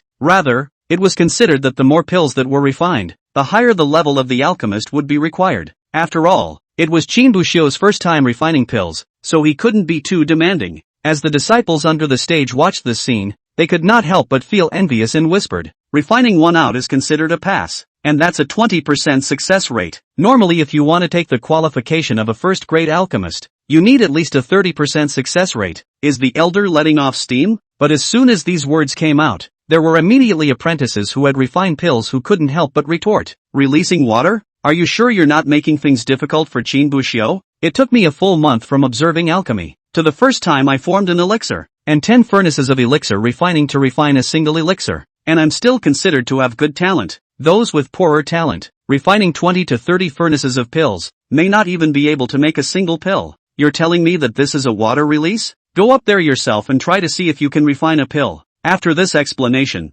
the apprentices who hadn't personally refined pills realized the difficulty. In that case, I'm afraid that Qin Buxiu will have a hard time refining pills. More than difficult, that alchemy genius from the Green Mountain sect next door. The first time he became a Dan, it also took him a full 3 furnaces of Dan before he succeeded in refining it. It's hellishly difficult for Qin Buxiu to think of making a Dan in one furnace. Not necessarily. Maybe Qin Buxiu can make a splash like he did in the lecture room, but the crowd just laughed softly at that and didn't take it too seriously. After all, theory and practice, these are two completely different fields. Just because Qin Buxiu could be strong in the realm of theory didn't mean he could be just as strong in practice. And just as the disciples were talking, a pair of eyes outside the door were silently watching everything that was happening inside the alchemy room. This person was no other than the Misty Sect patriarch, Li Qinghe. He had been here for a while, but when he saw that there were elders teaching inside, he thought to wait until the lesson was over before going in to torture Qin Buxiu. Otherwise, to torture Qin Buxiu in front of someone else's teaching elders was more or less not giving them face, especially since the person teaching was still Luan, the ethereal sect's chief alchemist. But the thing that he didn't expect was that now Luan had called Qin Buxiu up to refine pills, and more importantly, Qin Buxiu was surprisingly not timid. It was completely unexpected. Moreover, listening to the conversations of the disciples, it seemed that Qin Buxiu had seemingly had a very good performance when he was in the lecture room before. Then why did he not see these records in that pamphlet? He twisted his head to look at the disciple following him. That disciple was also a smart person and immediately understood what Li Qinghe meant and shrugged his shoulders. "Patriarch, I'm not an alchemy hall apprentice, and I can't enter the lecture room. How can anyone know what's going on in there?" Li Qinghe shook his head helplessly and didn't say anything more. Chapter 16, Why not just ask? Qin Buxiu sat down in front of the alchemy furnace and then began to methodically refine the pills. He was seen placing his hands on top of the Dan furnace and gently waving them, as if he was feeling the temperature of the Dan furnace. Then, Qin Buxiu picked up the solution and poured 2/3 of it into the Dan furnace. He picked out a few more elixirs beside him and used his fingers to break them into small pieces, then placed them into the Dan furnace. Then he contracted his aura again and made the flame underneath the Dan furnace smaller, slowly refining the elixir with a tiny flame. Until 30 to 40 minutes had passed, the elixir in the Dan furnace had completely fused with the solution. Qin Buxiu grabbed another weak spirit herb and threw it directly into the Dan furnace. Under the Dan furnace, the fire suddenly became bigger. The solution in the Dan furnace bubbles, emitting a plop, plop sound. In just 5 or 6 minutes, the weak spirit grass was completely dissolved in the solution. But Qin Buxiu didn't seem to have any intention of stopping, and continued to bake the Dan furnace with a large fire. After another 10 or so minutes, the solution in Qin Buxiu's Dan furnace had become sticky. The next step seemed to be to condense into a Dan. But beside Qin Buxiu, there were still 2/5 of the elixir that hadn't been put into the Dan furnace. However, in the next second, Qin Buxiu poured the rest of the remaining elixir in the solution that he hadn't finished pouring, all together into the Dan furnace. As the disciples watched Qin Buxiu's maneuver, they couldn't help but stare and frown. Qin Buxiu's operation Why does it feel completely different from the elders? Elder Ryuan hasn't changed the temperature of the fire much throughout the entire process. It's always been a medium fire. Shinbushio is but a big fire one moment and a small fire the next, and the herbs were put in at exactly the wrong time. On top of that, when Elder Luan poured in the solution it was the whole bottle, but Shinbushio poured it in 2 separate times. He couldn't really have just been sleeping and not looking at anything. The crowd was full of questions about Shinbushio's operation. Obviously no one was willing to believe that Shinbushio could refine even a single elixir. However, after Li Qingha outside the door saw this scene, he had a thoughtful look on his face. For some reason, he always felt that Shinbushio didn't look like he was messing around. He was not an alchemist himself, but there were things that could be seen even if one was not an alchemist. If Shinbushio really didn't know how to refine pills and was just making a bunch of nonsense, then, whether it was when putting in the spirit medicine or when refining, it should be a handful. But observing Shinbushio's previous maneuver, although it was completely different from what Luan had done, but whether it's putting in the elixir or controlling the flame or pouring in the solution, there was a sense of knowing what to do with each step, as if you knew exactly what you had to do. You can't fake this kind of subdued look. At that moment, only Shinbushio picked up a small plate on the side. The small plate contained 5 small, white, round beads only the size of a grain of rice. That small bead was called the congealing bead, which was specially used to condense pills. However, when Luan refined pills earlier, he didn't use it. 2 or 3 minutes later, as a refreshing medicinal fragrance wafted out from within the Dan furnace, the flame below the Dan furnace was also extinguished by Shinbushio. The crowd couldn't help but stretch their necks, wanting to see if Shinbushio had refined the elixir or not. Shinbushio unhurriedly opened the Dan furnace, and 2 small, full-colored reducing dawn flew out of the furnace and fell into Luan's palm. Seeing this scene, Li Qingha, who was hiding in the doorway, was so frightened that his pupils shook. Although he couldn't refine pills, he wasn't really ignorant about it. The first time he refined an elixir, the amount of 5 elixirs was refined into 2. He still knew very well what such an achievement represented. The proud son of heaven, born with the sacred body of alchemy. Ever since the Misty sect had started, it seemed that there hadn't even been an alchemist who could display the same talent as Shinbushio. Looking at the 2 little redeeming pills in Luan's palm, the crowd present also instantly boiled over. What? His elixir has been refined, and it's still 2. How is this possible? He's obviously only come into contact with alchemy for the first time, and his alchemy steps are completely different from Elder Ryuan's. It's impossible for him to become an elixir. This elixir, could it be that he quietly put it in while we weren't paying attention? The crowd was filled with skepticism towards the pills Shinbushio had refined. For one thing, it was because Shinbushio's steps for refining pills were completely different from Luan's. Secondly, it was the fact that Shinbushio was touching alchemy for the first time. The alchemy genius from the next door clan had also refined 3 pots of elixir before it became an elixir, but Shinbushio was successful in the first furnace, and also became a full 2. 40% of pills are made. This also meant that even if Luan didn't let go of the water, Shinbushio's rate of pills had already exceeded the 30% qualifying line, which was completely sufficient to obtain the qualification of a first-grade Dan master. It all seemed so magical that it left the crowd a little less than convinced. But in the next second, with Ryun's burst of cheerful laughter ringing out, it instantly dispelled everyone's suspicions.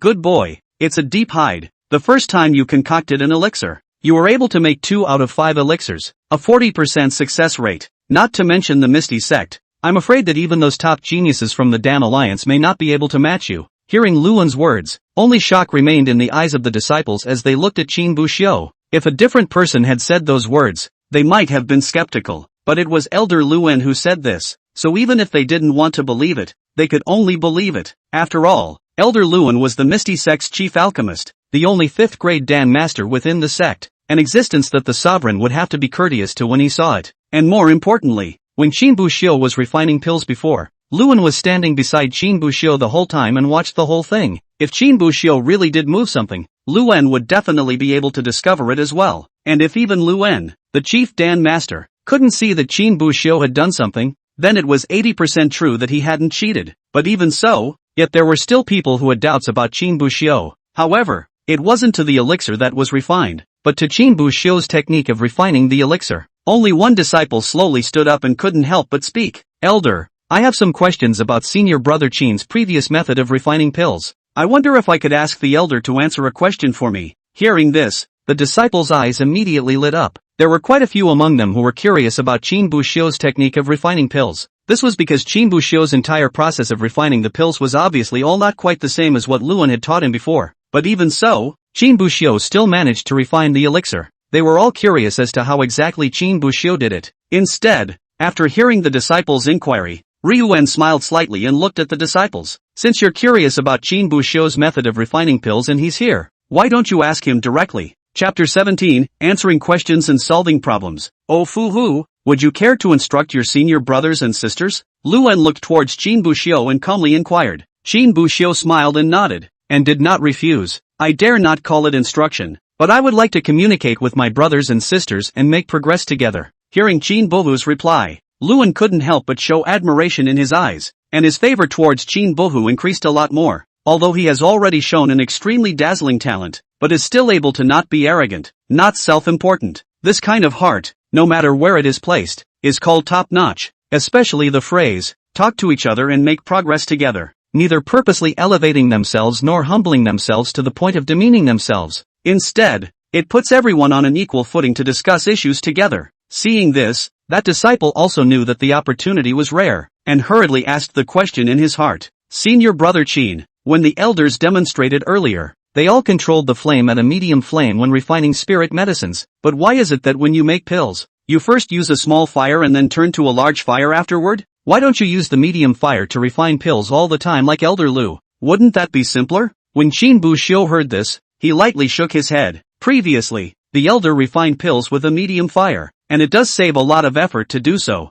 but doing so requires the alchemist to have full control over the fire. Elder Luan is a 5th grade alchemist, so naturally his control of the fire doesn't need to be mentioned, but after all, I'm new to the way of alchemy, and I don't have the same level of purity as Elder Luan. If one were to use a medium flame to refine pills as well, one might instead fail to do so due to unstable control of the flame. Constantly switching between using a small fire and a large fire is a bit more laborious, but the success rate is relatively higher. Hearing this explanation, that disciple immediately revealed a look of realization. At that moment, Qin Buxiu seemed to have thought of something else and continued. Just like when the elder formed the Dan, he did not use the Dan condensing bead, but instead used his aura to directly condense the Dan. If I were to use this method to form pills, I'm afraid that with my ability to control aura, it would be difficult to even condense a single pill. That's why I chose to use the congealing bead and gave the part of coagulating the elixir to the congealing bead. This will reduce the effect of some of the pills, but it greatly improves the chances of the pills becoming pills. The crowd nodded, all understanding what Qin Buxiu meant. On the side, Luan also revealed a smile and nodded frequently, quite satisfied with Qin Buxiu's answer. In fact, what Qin Buxiu talked about wasn't difficult. Summarized in 2 points: act according to your ability and make up for it with skill. Most of the disciples were using the formula given by Luan to do the questions, but did not think about whether their own situation is suitable for the use of this formula or not. It felt that the elixir that Ryuan could refine with the skills of a 1st grade Dan master, they could also refine it. However, he completely ignored the objective fact that Ryuan himself was a 5th grade Dan master, and Qin Buxiu was different. He was able to think about this and was able to realize the gap between Luan and himself. This is living within one's means. As for making up for clumsiness with cleverness, it meant that Qin Buxiu had understood the deficiencies that existed in himself. Figure out a way to make up for those deficiencies. For example, if Luan was a medium fire alchemist, Qin Buxiu would use the small and large fires for his purposes, while Luan used his aura to condense the elixir. Qin Buxiu used the Dan condensation bead to condense the elixir. It was a bit more troublesome, but the probability of becoming a Dan was much higher. Although these 2 points were simple, it was not an easy task to truly comprehend them and implement them in alchemy. To be able to comprehend and penetrate these 2 points, Qin Buxiu's talent was already enough to crush all the apprentices present. Senior brother Qin, then why did you put the solution in 2 parts earlier? Seeing that Qin Buxiu was so enthusiastic in answering the questions for the crowd, immediately a disciple couldn't help but follow up with a question. After all, there really aren't many opportunities like this. And Qin Buxiu answered just as seriously. It's simple. Because I don't possess the ability to refine the elixir in one go. Elder Luan's cultivation is strong enough, and his alchemy skills are exquisite enough, being able to refine the entire furnace of pills in one breath for half an hour. But I'm too far behind Elder Luan in both cultivation and alchemy skill. If you pour out the solution all at once, you will be forced to refine the elixir in one breath. But I know very well that I don't have that kind of power. That's why I divided the solution into 2 parts. And in this way, the whole refining process was also divided into 2 sections. Even if something goes wrong in the middle, it's not a handful. There's enough time for me to fix the problem. The disciple who received the reply showed an expression of dawning realization, and the other disciple then immediately stood up again. Senior brother Qin, when you refined the pills earlier, why did you split the elixir into pieces? Qin Buxiu then answered the disciple's question again. Moments later, it was the same scene again. When one disciple's question ended, another disciple stood up again. At first Qin Buxiu didn't think anything of it. After all, he had only refined a small returning Dan, and there were only so many questions he could ask. 3 or 5 questions, or even asking in more detail, 10 or so questions, and you're almost done. But what Qin Buxiu didn't expect was, after the question was asked, the crowd realized that there was really nothing more to ask about the little returning Dan. Some of the disciples who had already attempted to refine pills actually began to ask Qin Buxiu about the refining of other pills. Crackerjack, poison avoidance, cold repellent. Those disciples gazed greedily at Qin Buxiu with one pair of eyes. When a disciple's question was finished, they rushed to throw their own question out. It seemed to hate to ask all the questions in his head. Without realizing it, Qin Buxiu had already answered the disciples' questions for half an hour. What had been Ryuan's lecture seemed to have become Qin Buxiu's lecture instead. And at that moment, Ryun, who was on the side, finally couldn't help but speak up. Alright, I asked you guys to ask questions about the lesser returning Dan. How come you guys are even asking questions that you come across on a regular basis? The way of alchemy does not only lie in controlling the fire, but also in thinking more. Qin Buxiu started even later than you guys, but he knows more than you do, which means he thinks more than you do. Instead of thinking about your own problems and then solving them, you're all here asking Qin to stop. What? Can Qin Buxiu help you guys for the rest of your lives? Or are you planning to simply let Qin Buxiu help you refine pills? When the disciples heard this, they didn't dare to ask anything more for fear of making Luan angry. However, when they looked at Qin Buxiu, their eyes were filled with gratitude and admiration. This half hour of question and answer has benefited them a lot. Their attitude towards Qin Buxiu had also slowly changed from initial skepticism and disbelief to admiration and respect. He who answers questions and solves problems for people can be a teacher. In the eyes of many people, Qin Buxiu had become an existence second only to Luan in their hearts. Chapter 18. One more match? When the lecture ended, Ryuan let the crowd leave the alchemy room, but it was Qin Buxiu who was left alone. Luan looked at Qin Buxiu with an appreciation in his eyes that he couldn't hide. Bu Hua Ah, I see that you are quite talented above alchemy. I happen to have some time in the latter days, so if you're willing, you can come to the alchemy hall, sitting next to me and observing alchemy. I think it will be of some help to you. When Qin Buxiu heard this, he immediately showed a happy face, but in the next second, he suddenly thought of something and showed hesitation again. If one could sit beside Luan and observe the alchemy, it would naturally be the best. He also urgently needs to improve his alchemy now. After all, Luan was the Misty Sect's chief alchemist, and sitting next to him and hanging out, the rewards were naturally the most generous. Although he had reached the threshold of a first-grade alchemist, the early first-grade realm was still a bit inadequate. A 40% success rate, which meant that in the best-case scenario, a set of 10 pills of elixir would be able to refine 4 out. However, for those tasks in the alchemy hall, the higher the rate of pills, the more spirit stones were given. Of course, what Qin Buxiu wanted was not only the spirit stone payment, but also the pills. If a task that allows an alchemist to refine 5 pills, and Qin Buxiu had refined 7 of them, so not only would he be able to get the extra 2 pills, he would also be paid a sum of spirit stones. That's what Qin Buxiu wanted. But the only problem now was that during the lecture, Qin Buxiu was still able to sleep brightly. After all, there were a lot of people present, and he was sitting in the back, so he couldn't be easily observed. But once he's found out it's turned into a one-on-one lesson, there's nowhere to hide. Luan also seemed to be able to see Qin Buxiu's hesitation, but he soon seemed to understand what was going on and a smile appeared on his face. Don't worry, you can watch with your eyes closed if you want. Hearing this, Qin Buxiu visibly froze for a moment. On second thought, though, Ryun did seem a little different today. He didn't criticize himself for coming in late, and he didn't call the roll when he went to bed. He even let himself come up to refine a potion. It's hard to believe that Elder Lu has discovered something. In retrospect, the performance in the lecture room was indeed a bit too dazzling. There was also today's alchemy as well. The first time I touched alchemy, I reached a 40% success rate, although Qin Buxiu himself felt that this rate of pills was not enough to look at. In the eyes of others, it was already incredible. Thank you, Elder, for your love. Then disciple will not excuse himself. Hearing this, a smile appeared on Luan's face as he nodded towards Qin Buxiu. Right, Elder, then when would be a better time for me to go to you tomorrow? If you go early, Qin Buxiu will go back today and lie down early. After all these years, he had long since gotten used to sleeping 6 hours a day. No harm in coming when you want. Ryuan smiled and patted Qin Buxiu's shoulder. Is it normal to give some privileges to a worldly genius like Qin Buxiu? After saying that, he let Qin Buxiu go back to rest. Qin Buxiu went out of the alchemy room, but he failed to see Li Qinghe. At this moment, Li Qinghe was floating in midair on a flying magic weapon, and beside him stood the disciple who was responsible for keeping an eye on Qin Buhu. He didn't feel too good about meeting Qin Buxiu. After all, when he came over in the beginning, he had popped over to teach Qin Buxiu a lesson. As a result, it now turned out that Qin Buxiu didn't seem to be lazy, messing with his face a bit. Even though Qin Buxiu didn't know about it, he was still a little too good to look at Qin Buxiu. You said before that Qin Buxiu does nothing but sleep every day? That disciple froze for a moment, and then immediately seemed to realize something as he hurriedly opened his mouth. Sect Master, I really didn't lie. If you don't believe me, you can go to the martial arts practicing ground and ask the other disciples. They know about this too. Li Qinghe looked thoughtfully at Qin Buxiu below. He believed that the disciple was not lying, because at that time, when they had just arrived at the alchemy room, they had also seen Qin Buxiu with his eyes closed as if he was sleeping. Originally, he was all set to give Qin Buxiu a good scolding after Luan's lecture was over. As a result, the strength that Qin Buxiu was now displaying was what caused Li Qinghe to be directly dumbfounded. It wasn't just the powerful alchemy talent, but also Qin Buxiu's cultivation. Qin Buxiu's current cultivation seemed to have broken through to the second grade of the foundation establishment stage as well. This was something that Li Qinghe hadn't thought of in any way. After a moment of silence, he spoke slowly. You go back. You don't need to keep an eye on Qin Buxiu in the future. He asked this disciple to keep an eye on Qin Buhu,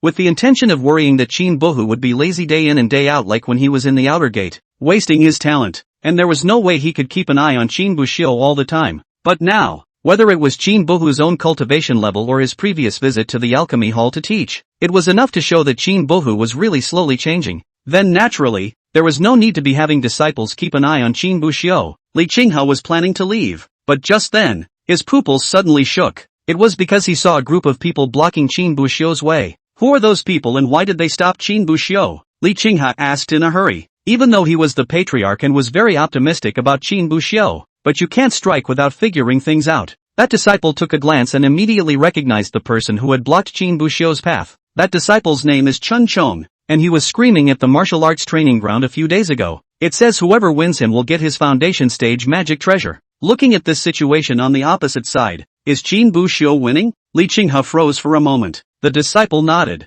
Seeing this, Li Qinghe couldn't help but have a smile on his face. When he looked at Chun Chong, his cultivation was at least at the 5th level of foundation establishment. Being able to defeat the other party was enough to illustrate Qin Buxiu's strength. However, Li Qinghe didn't rush out to help Qin Buxiu solve the problem. He wanted to wait and see. After Qin Buhu made his move, he would take a closer look at Qin Buhu's progress in the past few days. If Qin Buxiu couldn't beat him, it wouldn't be too late for him to make a move. Qin Buxiu, where is my magic treasure? Give it back to me. Chen Chong stepped forward and nonchalantly glared at the. However, Qin Buxiu was standing still, not the least bit afraid. That's what I won in the tournament. Why should I give it to you? What match? It was clearly you who sneaked up on me. Wasn't it you yourself who said you'd let me throw a punch? Can't afford to lose? As soon as Chen Chong heard Qin Buxiu say that he couldn't afford to lose, his old face turned red and he stuttered in his speech. Who says I can't afford to lose? I mean, I don't care anyway. You have to return the magic treasure to me anyway, or else we'll have another match. Yes, one more match, Chen Chong said, instantly coming to life.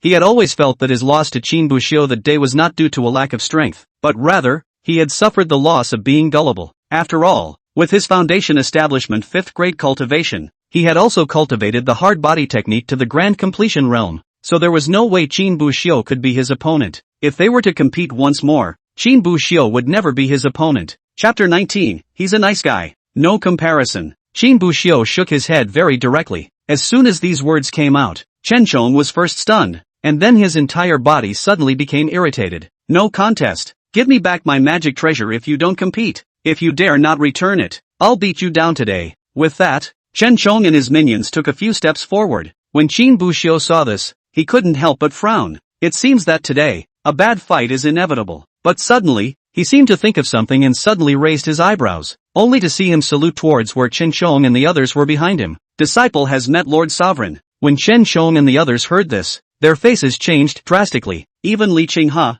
who was flying in the air, couldn't help but stare. This kid even found me? He had purposely concealed his aura so that ordinary people couldn't detect it at all. However, immediately afterward, Li Qinghe saw that the moment Chen Chang's men turned around, Qin Buxiu executed his body technique and fled at an extremely fast speed. It took a moment for him to come back to his senses. Qin Buxiu didn't seem to realize that he was lying to the others. After realizing this, a helpless smile appeared on Li Qing's face. This kid, lazy yes, but not stupid. And at this moment, Chen Chong and the others below turned behind them with trepidation, but they didn't see anyone behind them. A few people froze, then snapped back to their senses. Chen Chong was the first to turn back, but he realized that Qin Buxiu was no longer behind him, and the entire person was nowhere to be found. At this moment, the anger in Chen Chang's heart instantly reached its peak. Qin Buxiu, don't let me catch you. Qin Buxiu safely returned home, locked the door and directly opened to sleep. In the days that followed, Qin Buxiu ran towards the alchemy hall, looking for Luan to learn the art of alchemy. Ryuan was also not stingy with Qin Buxiu.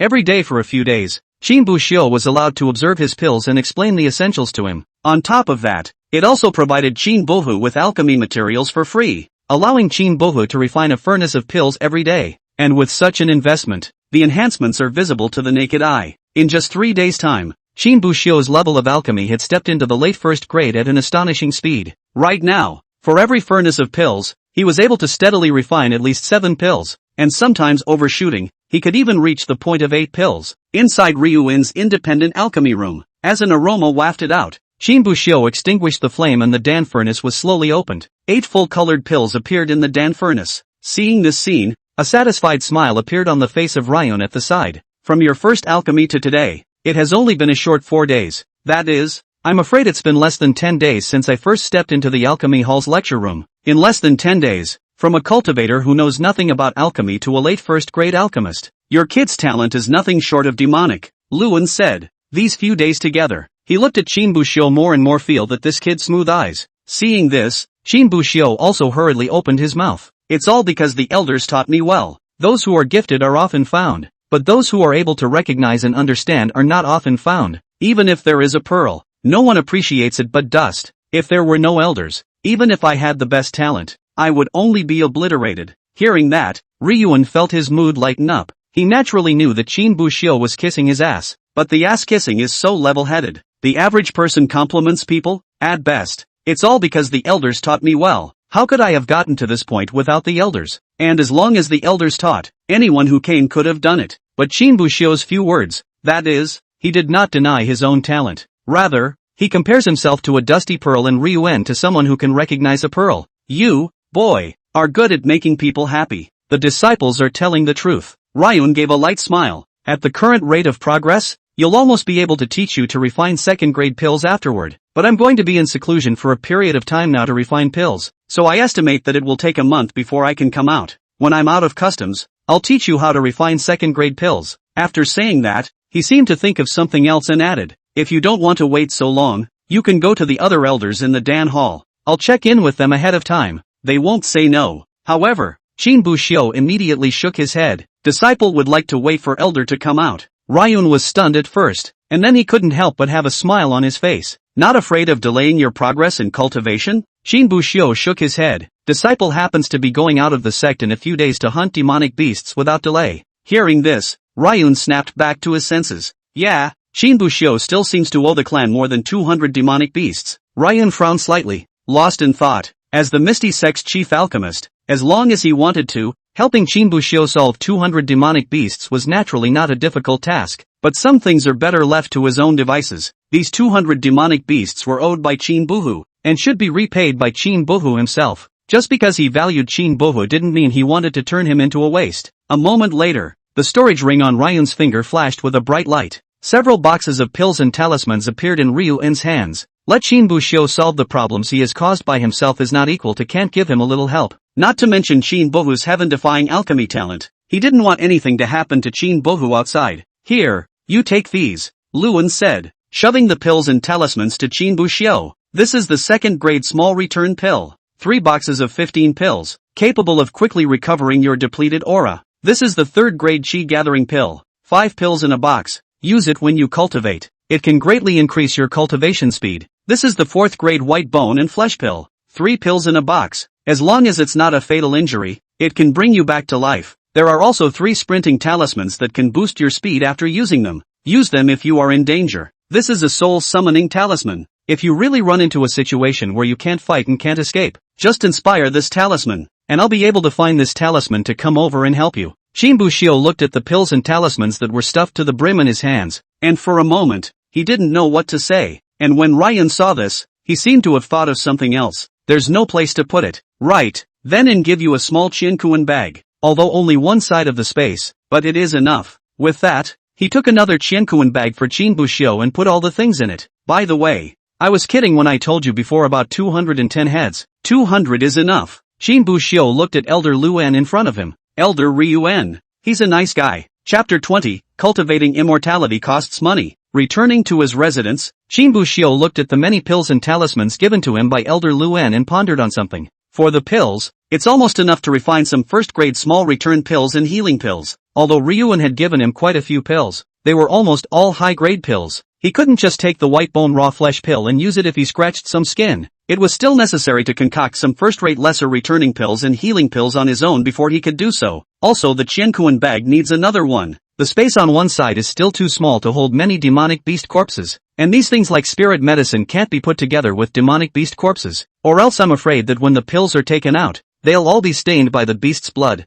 Some powerful storage magic treasures. After placing items into them, the items all had relatively independent spaces and would not affect each other. However, this magic treasure given by Ryuan was not a high-class item, and the space inside was a hole. It's like a big refrigerator. Everything is put together and it's bound to string together. And one side, that's 1 square meter in size. Even if they were all stuffed, I'm afraid that at most, they would only be able to stuff 10 demonic beast corpses. It was still too small, trying to fit 200 demonic beasts in one breath. I have to buy at least another Qiankuan bag of about 20 squares to make it work. The price of the Qiankuan bag Qin Buxiu had already learned about it in advance. It was not too expensive, and there was a certain discount for inner disciples to purchase it. In the outer sect, Qiankuan bags start at 20 spirit stones per side, and every time the price goes up by one side, the price goes up by the same 20 spirit stones. That's 20 spirit stones per side. And when it came to the inner gate, this price dropped from 20 spirit stones to 16 spirit stones. It was equivalent to a 20% discount,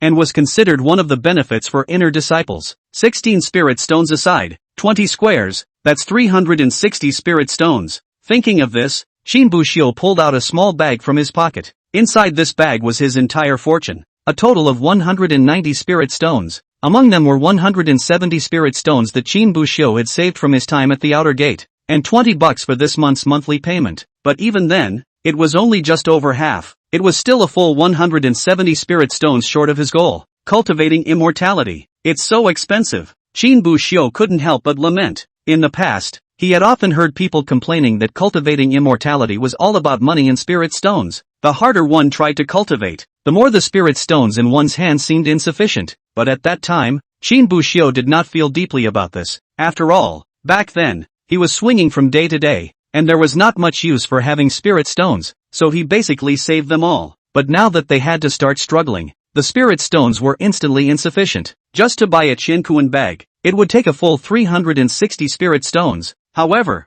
Qin Buxiu's situation of having to buy a Qiankuan bag that required 360 spirit stones was an exceptional case. After all, the average inner sect cultivator, who would get a Qiankuan bag as big as 20 squares, even if he had to deliver 30 demonic beasts to the sect every month, selling a Qiankuan bag of about 3 parties would be enough, and it would be 54 spirit stones at most. The reason why Qin Buxiu had to spend up to 360 spirit stones to buy a Qiankuan bag was solely because he owed too many debts, fully 200 demonic beasts. Without buying a bigger Qiankuan bag, it simply couldn't fit. Of course, there was actually another method available to Qin Buxiu besides buying a huge Qiankuan bag. That would be to buy a smaller dry bag, like a 10 square one, then 2 more trips, 3 at the most, and he would be able to pay off his debt of 200 demonic beasts. But Qin Buxiu didn't want to do that, and the reason was simple. For being lazy. Why make 2 or even 3 trips if the problem can be solved in 1 trip? Aren't you tired of running around? Why don't I upsell some of the inner sect stuff to the outer sect? A thought popped into Qin Buxiu's head, but a moment later, he immediately shook his head. Although things like the Qiankuan bag were discounted in the inner sect, it was strictly forbidden for inner disciples to sell them to the outer sect. Once discovered, the lesser case would be repaying the difference tenfold, and the heavier case would be directly abolished cultivation and expelled from the clan. It's better to honestly refine pills. With a sigh, Qin Buxiu then lay down on the bed. Alchemy to earn spirit stones or whatever. Forget about it today. It's better to start tomorrow at the beginning. So Qin Buxiu took out a qi gathering pill from his Qiankuan bag and stuffed it into his mouth. This chi-gathering pill was able to increase the speed of cultivation, and naturally, it was also able to increase the rewards that Qin Buxiu received from hanging around. I wonder how much this chi-gathering pill can improve cultivation. Thinking, a moment later, Qin Buxiu closed his eyes and fell into a deep sleep. Time flashed by, and another day passed in the blink of an eye. Qin Buxiu opened his eyes from the bed, and the system's voice in his head sounded as it should. Length of hang time, 6 hours. Hanging occasion, inner disciple's residence. Special enhancement, the gathering of Qi Dan. Reward obtained, cultivation is enhanced. Qin Buxiu's eyes lit up as he felt the aura in his body. Granted, the system didn't explicitly state just how much the Qi gathering pill would enhance oneself. However, Qin Buxiu himself was still able to feel some of the differences. After swallowing the Qi gathering pill, he was able to clearly feel it. After hanging out by himself for 6 hours, the cultivation boost he obtained was 3 or 4 times higher than before. Worthy of being a third-grade Qi gathering pill, the boost is surprisingly so great. If I use up all 5 pills, my cultivation should almost be raised to the 3rd grade of foundation establishment. Thinking of this, the smile on Qin Buxiu's face grew even wider. Then he left the residence and headed towards the alchemy hall. And not long after Qin Buxiu left, a group of people arrived at the door of his residence. The leader was none other than Chen Chong. Are you sure that brat Qin Buxiu lives here? Chen Chong looked at the little brother beside him and couldn't help but ask. That little brother immediately nodded. Don't worry about it, boss. When have I ever had a problem getting information? However, when Chen Chong heard this, he could not help but frown. So what took you so long to inquire about a message? After Qin Buxiu ran away that day, he let his little brother go and look for Qin Buxiu's residence. I had thought that I would be able to come to Qin Buxiu's house to block the door the next day, but I didn't expect that this wait would take so many days. When that little brother heard that, he immediately showed a bitter face. Boss, I really can't be blamed for this. The boy rises later than a dog and sleeps earlier than a pig, and it's too difficult to get information. People go out. This kid is still sleeping at home. People haven't come back yet. This kid has already come back to sleep first, living off a lazy dog. It's been half a month since he arrived at the inner gate, and the neighbors haven't seen him a few times, so they thought the houses here were empty. Hearing this, Chen Chong did not know what to say for a moment. Boss, he doesn't seem to be home. Another junior on the sidelines spoke up. Chen Chong glanced at the door of the room and waved his hand. It's okay,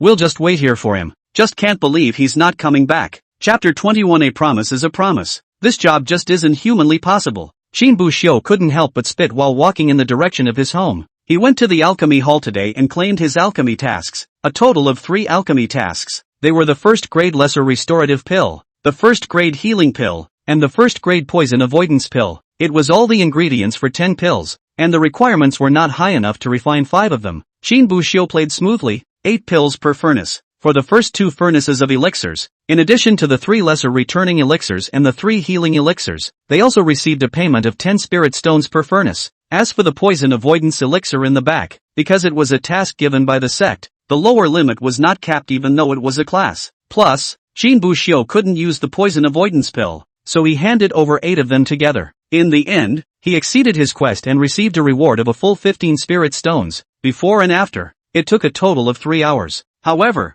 Qin Buxiu was the one who no longer had the spare capacity to take on other tasks and refine pills, because this alchemy thing is just too tiring. Both high mental concentration and constant manipulation of aura to control the flames. After refining 3 furnaces in a row, Qin Buxiu felt like he was almost exhausted. And after being tired to such an extent, Qin Buxiu's income for the day, excluding a few pills, was only 35 spirit stones. This amount of spirit stones seemed quite large at first glance. After all, for an inner disciple, the monthly payment for a month was only 20 spirit stones. Qin Buxiu made $35 on the first listen. It was no wonder that everyone said that alchemists were the most lucrative minor profession, but these 35 spirit stones were a good income for others. However, for Qin Buxiu, it was a bit inadequate. It was $170 short before, and now it's $135 even after counting these 35. That is to say, there are still 4 more days of consecutively refining pills before we can get enough spirit stones together. At the thought of this, Qin Buxiu couldn't help but shiver and feel a vicious chill run through his body. Working 3 hours a day, 6 hours a day, only to get 35 spirit stones. This is like the life of a. It's so painful. I'm really going to die of exhaustion at this rate. Qin Buxiu did not notice that 3 inner disciples were passing by him as he spoke. After hearing Qin Buxiu's words, those 3 people couldn't help but stutter their feet and turn their heads to look at Qin Buxiu's back. They had taken on many quests in order to get more cultivation resources and raise their cultivation level. Either he ran out to hunt demonic beasts or to collect spiritual medicines. The workday is basically 7 or 8 hours upwards. There are times when one will even go without sleep for days at a time in order to accomplish a task. It may even be life-threatening, and on average, they were only earning around 10 spirit stones per person per day. Senior brother, why do I suddenly feel like I'm so tired of living? I'm not even as good as a dog. That disciple said, looking at Qin Buxiu's distant back. A layer of mist seemed to appear before his eyes. The second elder brother walked over and patted his shoulder, as if he wanted to say something to encourage him. But before he could say anything, he heard Qin Buxiu's grumbling voice once again. This is just not a human life. As soon as these words were uttered, that second senior brother who was still trying to comfort his senior brother instantly broke his defenses. The expression on his face was as if he was wearing a mask of pain, and tears and snot were falling down his face like an unsealed faucet. Looking at that senior brother, he forgot to be sad, and with a disgusted expression on his face, he pushed his second senior brother away. At that moment, eldest brother also walked over. There was a moment of silence, but in the end, he just let out a bitter laugh. Yeah, not even a dog. Cry all you want, but hurry up. We've got a mission to do. The second elder brother, who was already crying with snot and tears, once he heard the words still have to do the mission, once again broke the defense. He lunged towards his eldest brother and hugged the other tightly. Eldest brother looked at him with a kind smile on his face. He stroked his head and spoke in a gentle tone. I'll rip your head off if you keep sticking snot on me. When that second senior brother heard that, he was immediately shocked and trembled, and then took a sharp intake. Hiss! A violent sniffling sound came. The eldest senior brother who heard this voice was instantly furious. His teeth clenched. Asterisk. I can't take it anymore. With that, he directly whacked his second senior brother. And at this time, Qin Buxiu did not know that because of his few casual complaints, the world has another heartbreaker today. Within a short time, Qin Buxiu returned to the door of his residence. Immediately afterward, he saw a couple of familiar-looking guys sitting in the doorway. It was none other than Chen Chong and his minions. Qin Buxiu looked at the other party and couldn't help but frown. He didn't have to ask them. He knew what these guys were here for. As for Chen Chong, when he saw that Qin Buxiu had returned, his eyes lit up and he immediately stood up from the ground. Qin Buxiu, I'll see where you're going to run this time. As Chen Chong said that, he led his minions to immediately rush forward and surrounded Qin Buxiu. Looking at the several people who had surrounded him, Qin Buxiu's face was filled with helplessness. All he wanted to do now was go back to his bed and lie still like an invertebrate. Give me back the magic treasure, or else don't blame me for being impolite. Chen Chong stretched his palm out in front of Qin Buxiu, like an ape asking for a banana. Qin Buxiu looked at him expressionlessly. However, Chen Chong acted as if he hadn't noticed Qin Buxiu's expression at all, and instead, a smile appeared on his face. Of course, as the old saying goes, I'm not unreasonable. If you think that if you're not convinced, we can have a rematch in the old rules. If you win, the magic treasure will be yours, and I will no longer count. I'm going to win, and the mana is returned. Chen Chong expected Qin Buxiu to not be able to run away this time. After all, he had already blocked the door of his house, and since Qin Buxiu couldn't run away, he would definitely be able to get his own magic treasure back. But just taking back the magic treasure, Chen Chong still felt a little less than thrilled. It would be nice to be able to compete with Qin Buxiu in a match to show his juniors that it was purely by accident that Qin Buxiu was able to defeat himself at that time. Take back all the face you've lost. Then in passing, he would give Qin Buxiu, the boy who did not speak of martial arts virtue, a good lesson, and that would be cool. Qin Buxiu originally wanted to directly refuse, but thought that with the other party's nature, even if he refused, and couldn't get the magic treasure, the other party was afraid that he wouldn't stop. He was just pondering how to get rid of the other party so that he could go back to sleep.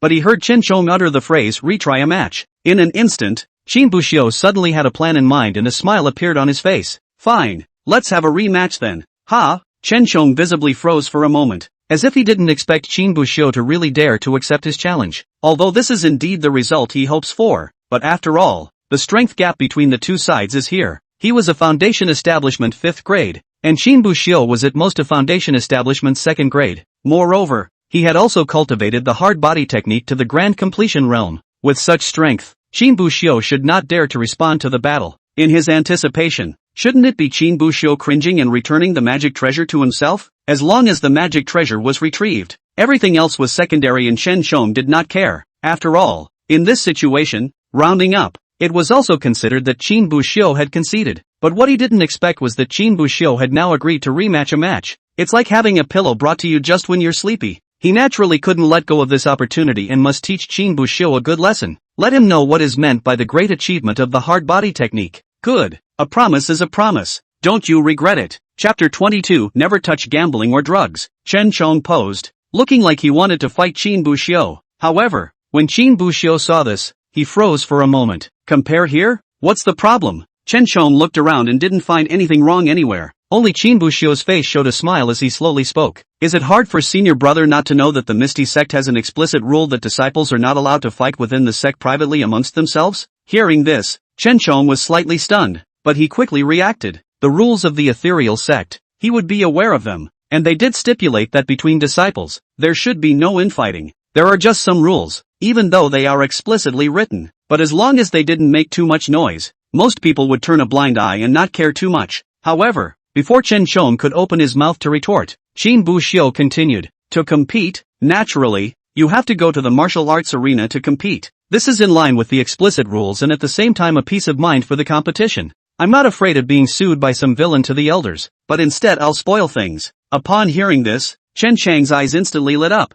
feeling that Qin Buxiu had a point. Good, then let's do as you say. We'll go to the martial arts arena now. With that, he was about to pull Qin Buxiu to the martial arts arena, but Qin Buxiu was shaking his head once again. Senior brother Chen Chong, wait first, don't rush. What else? Chen Chong once again had a puzzled expression on his face. Only Qin Buxiu smiled faintly and opened his mouth. Senior brother Chen Chong, since you want to win back the magic treasure I fought in my hand through a match, then that means that the magic treasure is the colorful prize that I take out here. So accordingly, wouldn't it be right for you to take out some colorful prize as well? When Chen Chong heard this, he immediately looked a bit unhappy. After all, in his opinion, the match between him and Qin Buxiu was not a betting match between two people. Rather, he was dissatisfied with the previous bout and asked for a rematch. Why should he have to give some more color? However, Qin Buxiu did not give the other party a chance to open his mouth and immediately continued. Perhaps it seems to you that I won through a sneak attack and that the win was not honorable, but in the eyes of outsiders, no matter what, I just won before,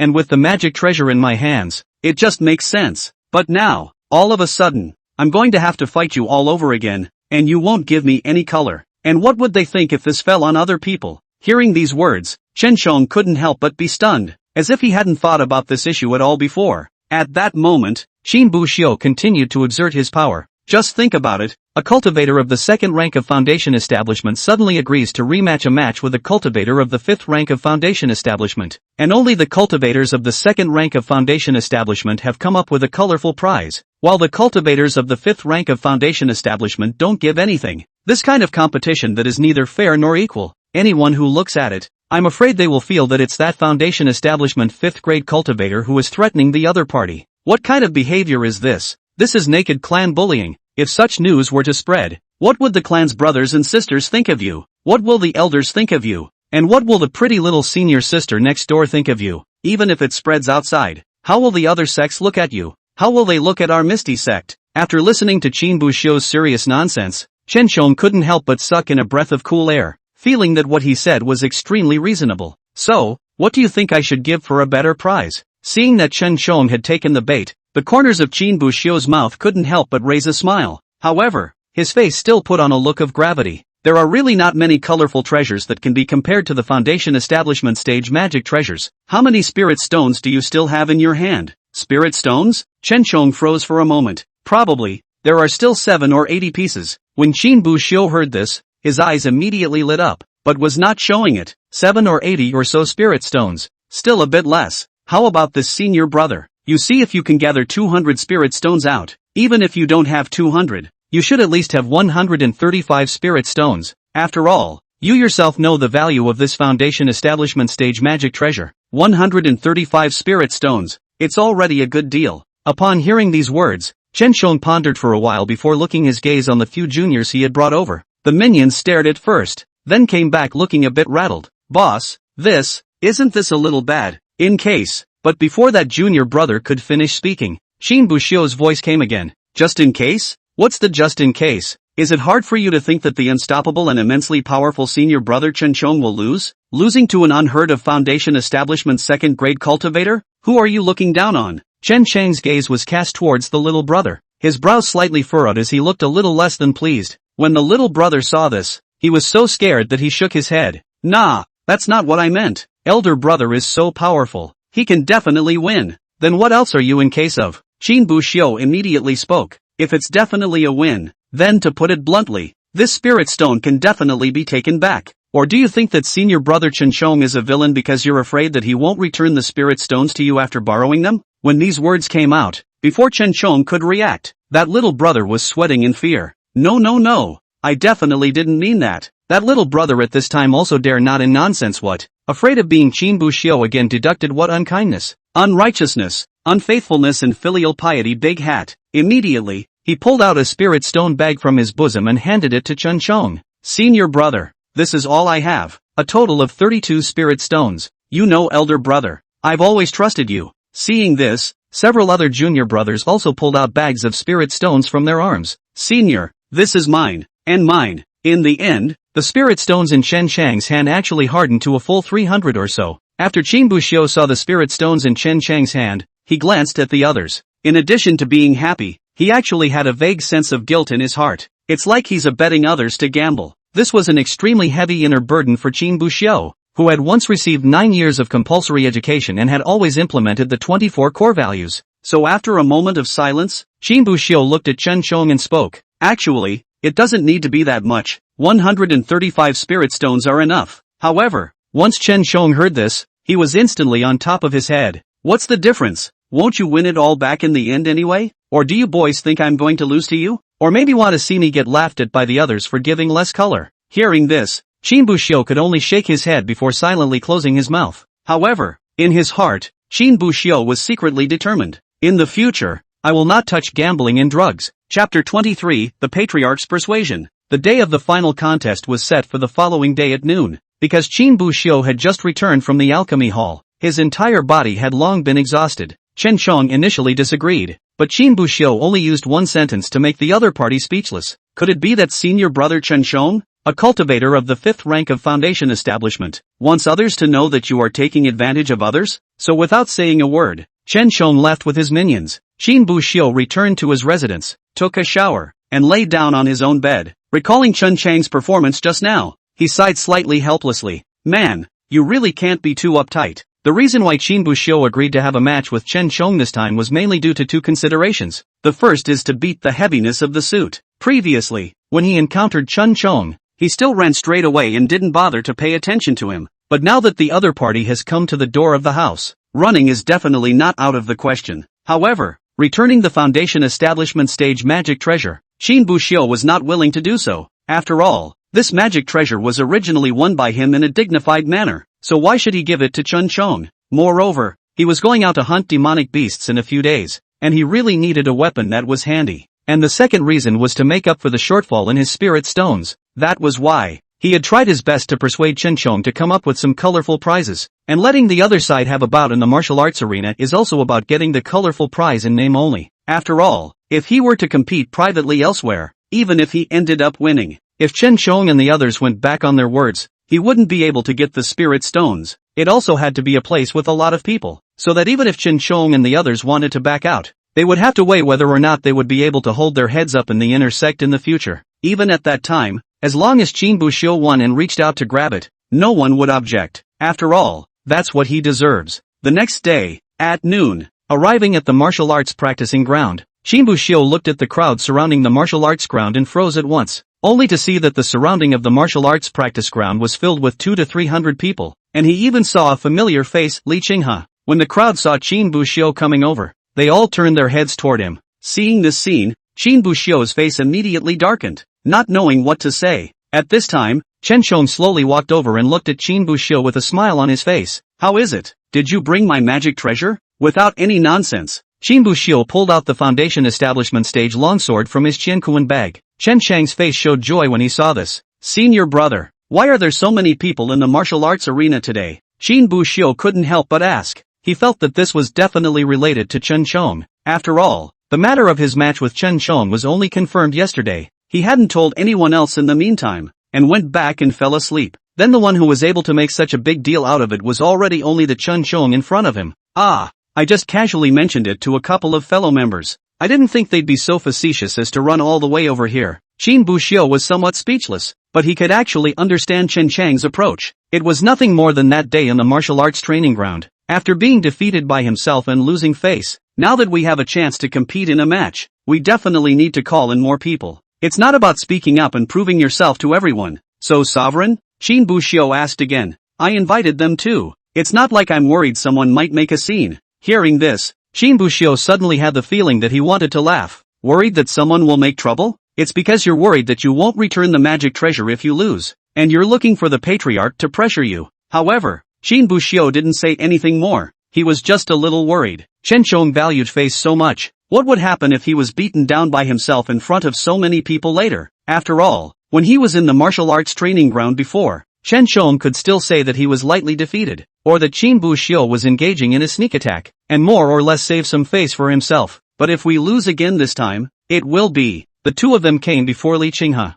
No Hugh. Chen Chong is a cultivator of the 5th rank of the foundation establishment stage, and he has also cultivated the hard body technique to the grand completion realm. On top of that, he has practiced a number of spells and is strong. Do you really want to fight him? If you're forced to do so, it's not too late to back out. I can ask Chen Chong not to bother you in the future. Li Qinghe spoke. He had already understood the ins and outs of what had happened between the two, and he also knew about Chen Chang's trip to block Qin Buxiu's door. He wasn't present when Qin Buxiu and Chen Chong competed, but he looked for the disciple who had stared at Qin Buxiu before. According to that disciple, it seemed that Chen Chong had been gullible and had let Qin Buxiu throw a punch, and as a result, Qin Buxiu had caught a break. So from Li Qinghe's perspective, Qin Buxiu's win wasn't a matter of being strong enough, but a fluke. But now he had agreed to compete with the other side again, and the possibility of being forced was high. In any case, Chen Chang's lightheartedness was his own affair, and it couldn't be used to negate Qin Buxiu's victory. He didn't want Qin Buxiu to rely on himself though, so that he could learn to fend for himself. But that doesn't mean it really doesn't matter. Matchmaking is fine, but at least it should be done with equal strength. Chen Chong was dumbfounded on the spot when he heard Li Qinghe's words. He had specially begged Li Qinghe yesterday,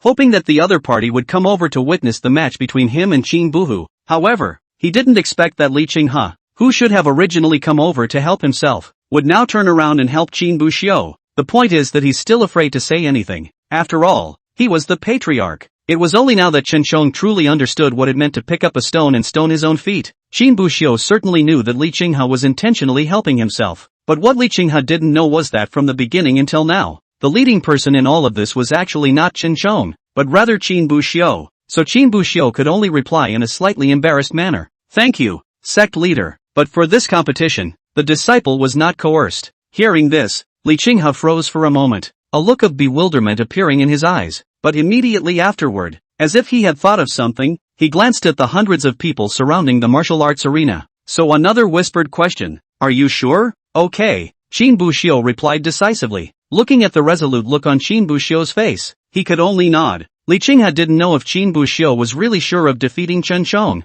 or if he was simply good for face and didn't want to lose face in front of so many people. If it's the former, then naturally it's great, but if it's the latter, that's a bit silly. However, Li Qinghe didn't intend to persuade anything more than what needed to be said. Any more persuasion and you should be annoying people. Place your bets here and then proceed to the stage. Qin Buxiu then handed his foundation establishment stage longsword to Li Qinghe. Chen Chong, on the other hand, handed Li Qinghe the 300 or so spirit stones that he and his little brother had gathered. Then, the two of them ascended the martial arts stage under the gaze of those 200 to 300 disciples. Chapter 24, Keeping the Enemy Small. The two on this side had just ascended the stage, and the disciples at the bottom couldn't help but talk about it. Do you think this Qin Buxiu is a fool or not? To dare to compete with Chen Chong and even take a foundation establishment stage magic treasure out as a bet. Chen Chong is a cultivator of the 5th rank of foundation establishment. So just in terms of cultivation, he is 3 small realms higher than him. Not to mention that Chen Chong has also cultivated the hard body technique to the grand completion realm. So Qin Buxiu doesn't have the slightest chance of winning. That's not necessarily true. Don't forget that Qin Buxiu had already defeated Chen Chong once back when he was in the martial arts training ground.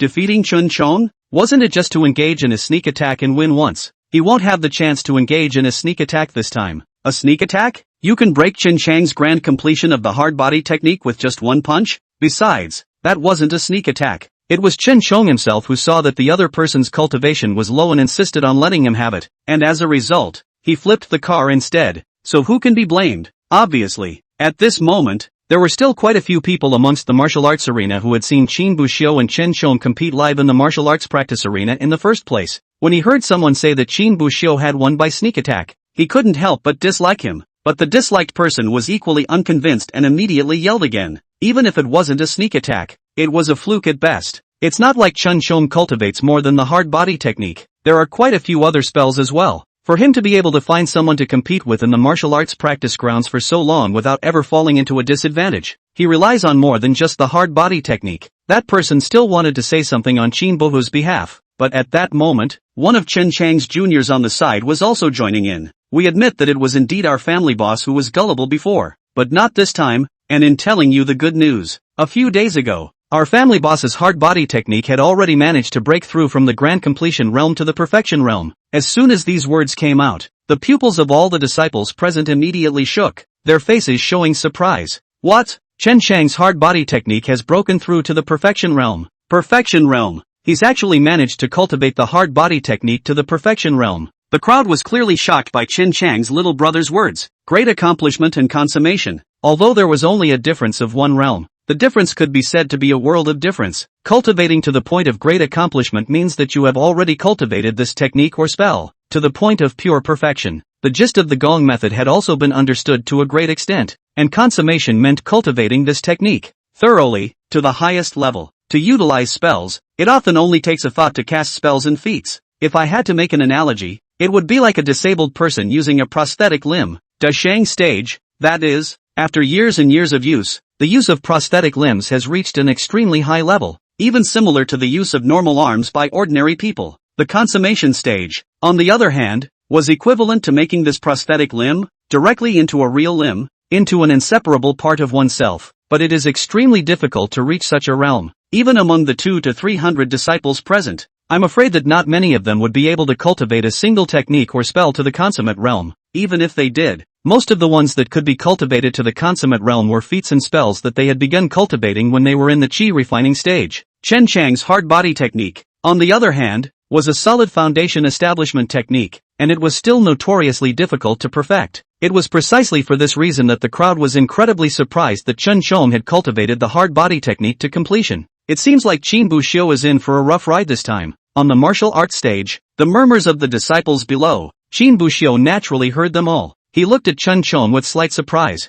The hard body technique is complete. Qin Buxiu had also cultivated the hard body technique, so he naturally knew how difficult it was to cultivate the hard body technique to perfection. He, himself, had only just cultivated to the grand completion realm. Of course, this was not to say that Qin Buxiu could not cultivate to the perfection realm. Rather, after cultivating to the grand completion, he felt that he was almost done and was too lazy to go to the martial arts practicing ground, so the cultivation of the hard body technique fell behind. Otherwise, after at most another day, oh no, 5 or 6 hours of hanging out, the hard body technique should be able to step into the perfection realm. Chen Shong watched the slight change in the expression on Qin Buxiu's face. That said, it's thanks to you. If it wasn't for the fact that your punch that day happened to hit my vitals by fluke, making me realize where my own flaws lie, I'm afraid it's still difficult for me to cultivate the hard body technique to perfection. As he spoke, a smug smile appeared on Chen Chang's face. Seeing Chen Shong say that, Qin Buxiu was not annoyed. Instead, he asked extremely calmly, "Can you give me a move then?" Chen Shong immediately froze and looked at Qin Buxiu with some surprise. Even the crowd on the stage was directly dumbfounded,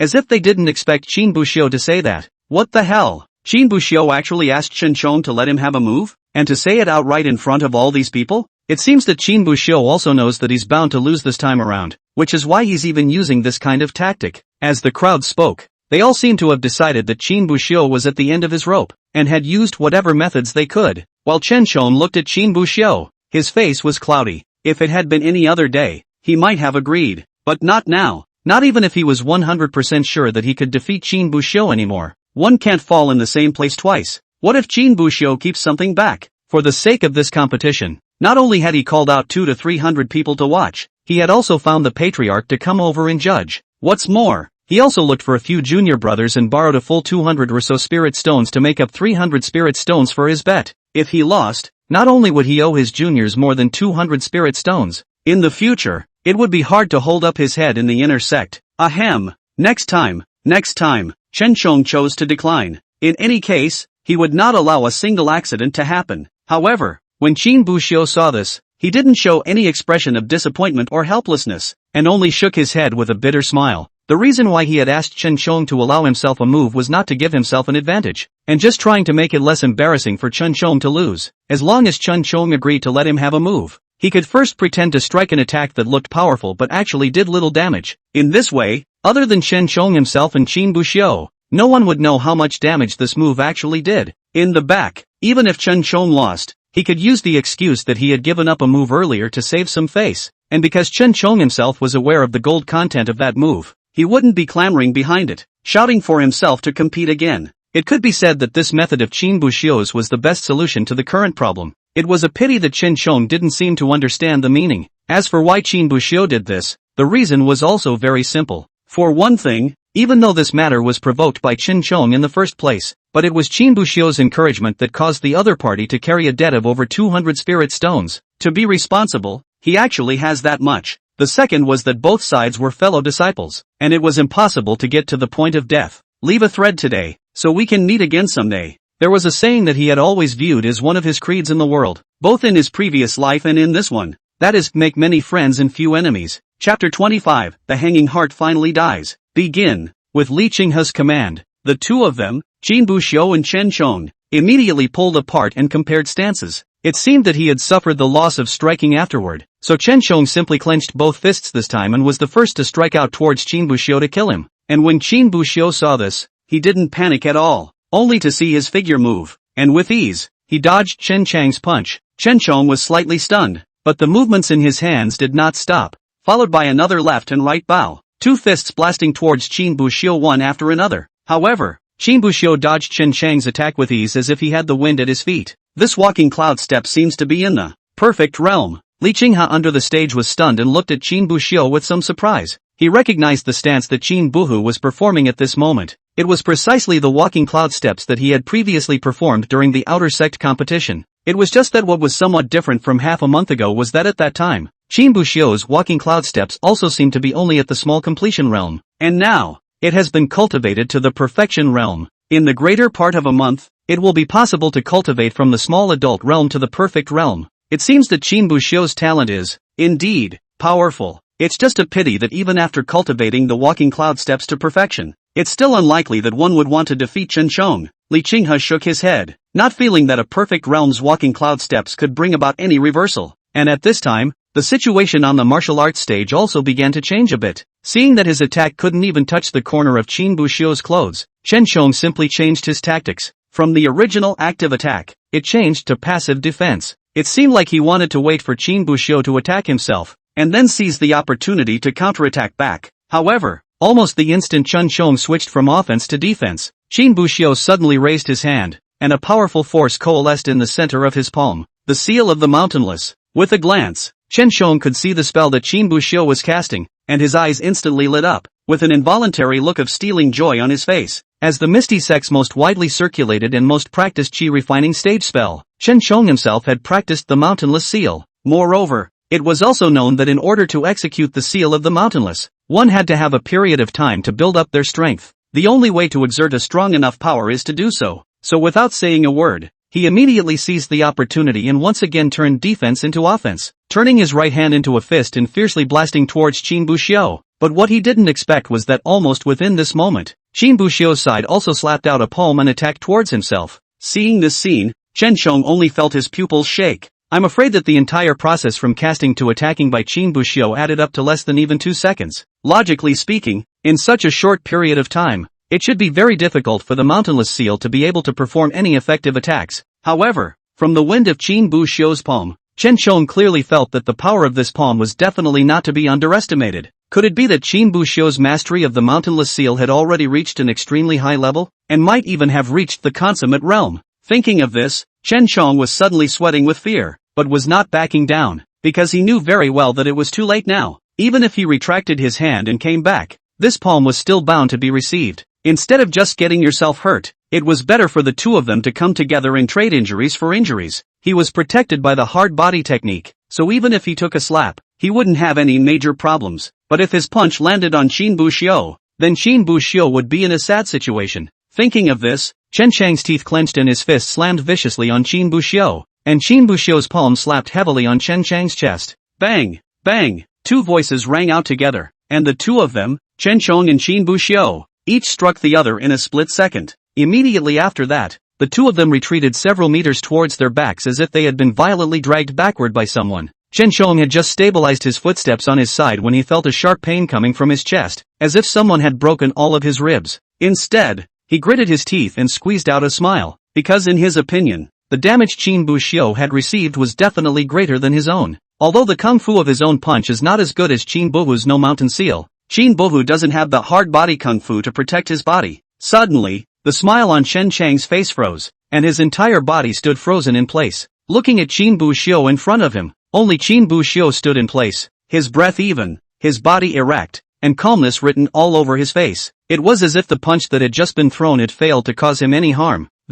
How is this possible? How do you even? Chen Chang's questioning words suddenly stalled. He snapped back to the moment he had just exchanged blows with Qin Buxiu. The moment his fist landed on the other party, he seemed to sense, in the other party, an aura that was too familiar to be familiar. Thinking of this, Chen Chang's pupils shook as he looked at Qin Buxiu with disbelief in his eyes. You also cultivated the hard body technique? And Qin Buxiu just smiled faintly and replied politely. Senior brother is not talented enough to cultivate the hard body technique to perfection. But nowadays, there is also already strength in the great achievement realm. Qin Buxiu's voice was not loud, but it was like a thunderbolt that landed on the entire martial arts arena. The entire martial arts arena was plunged into a deathly silence. Perfection Realm's walking cloud steps, Perfection Realm's mountainless seal, and Deshang Realm's hard body technique. The shock that Qin Buxiu had brought to the crowd was just too great, so great that it made the entire martial arts arena speechless. Even the patriarch, Li Qinghe, was directly dumbfounded in place. It's only been half a month since the last big competition was used. 2 perfections, 1 great success. This kid's talent, isn't it a bit too demonic?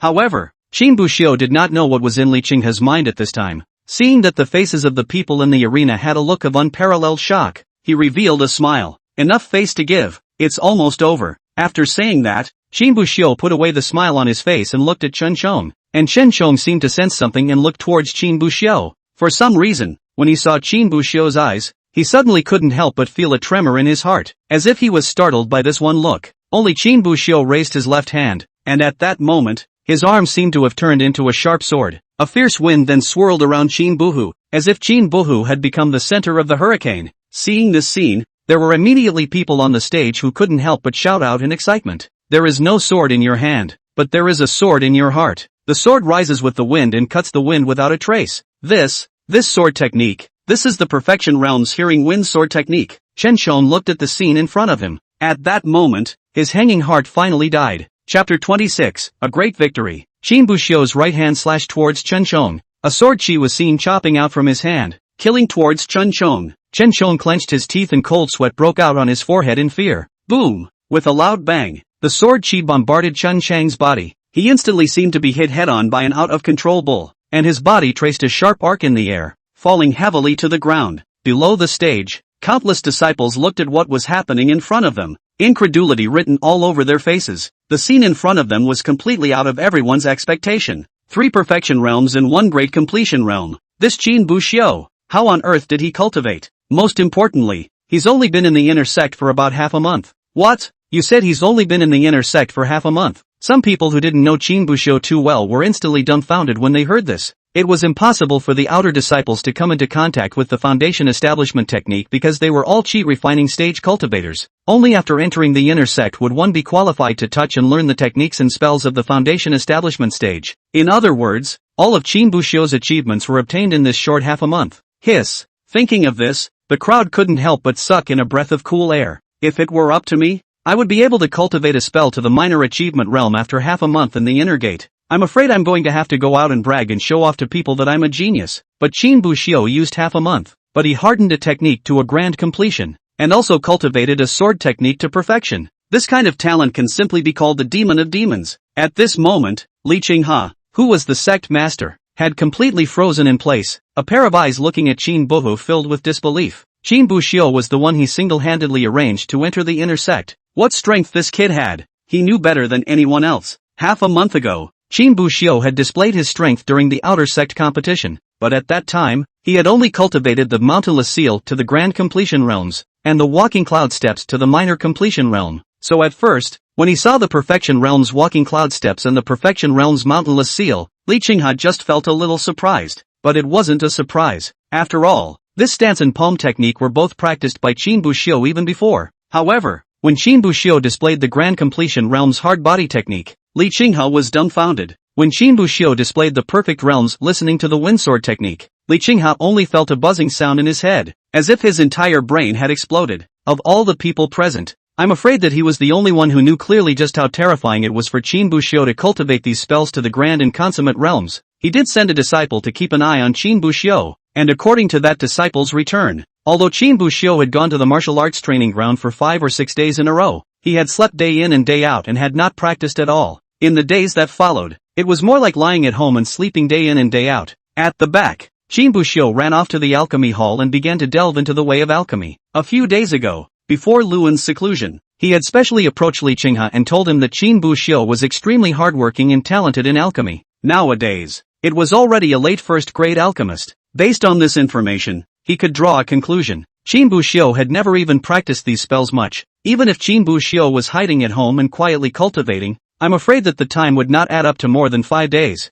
5 days, 3 perfections, 1 great success. This kind of talent was no longer a level that could simply be summarized by a demon. Li Qinghe was now in desperate need of a word more perverted than demonic to describe Qin Buxiu. After knocking down Chun Chong, Qin Buxiu didn't ride on his victory, but instead stood still and watched his opponent. With that sword just now, he did not use his full strength. Otherwise, with his strength, a sword would go down. And even if Chun Chong had the perfect realm's hard body technique to protect his body, I'm afraid that he would have to be seriously injured to the point of vomiting blood. Qin Buxiu took a few steps to walk in front of Chun Chong and looked at Chun Chong, who was still lying on the ground without getting up. "Senior brother, why don't you admit defeat?" Qin Buxiu was not trying to mock Chun Chong. Rather, if Chun Chong were to receive a sword, even if he wasn't seriously injured, I'm afraid he would have to lie in bed for 2 or 3 months to recover. Chun Chong raised his head to look at Qin Buxiu, and at that moment, his mind suddenly recalled all the things that Qin Buxiu had persuaded him to do earlier. "Senior brother,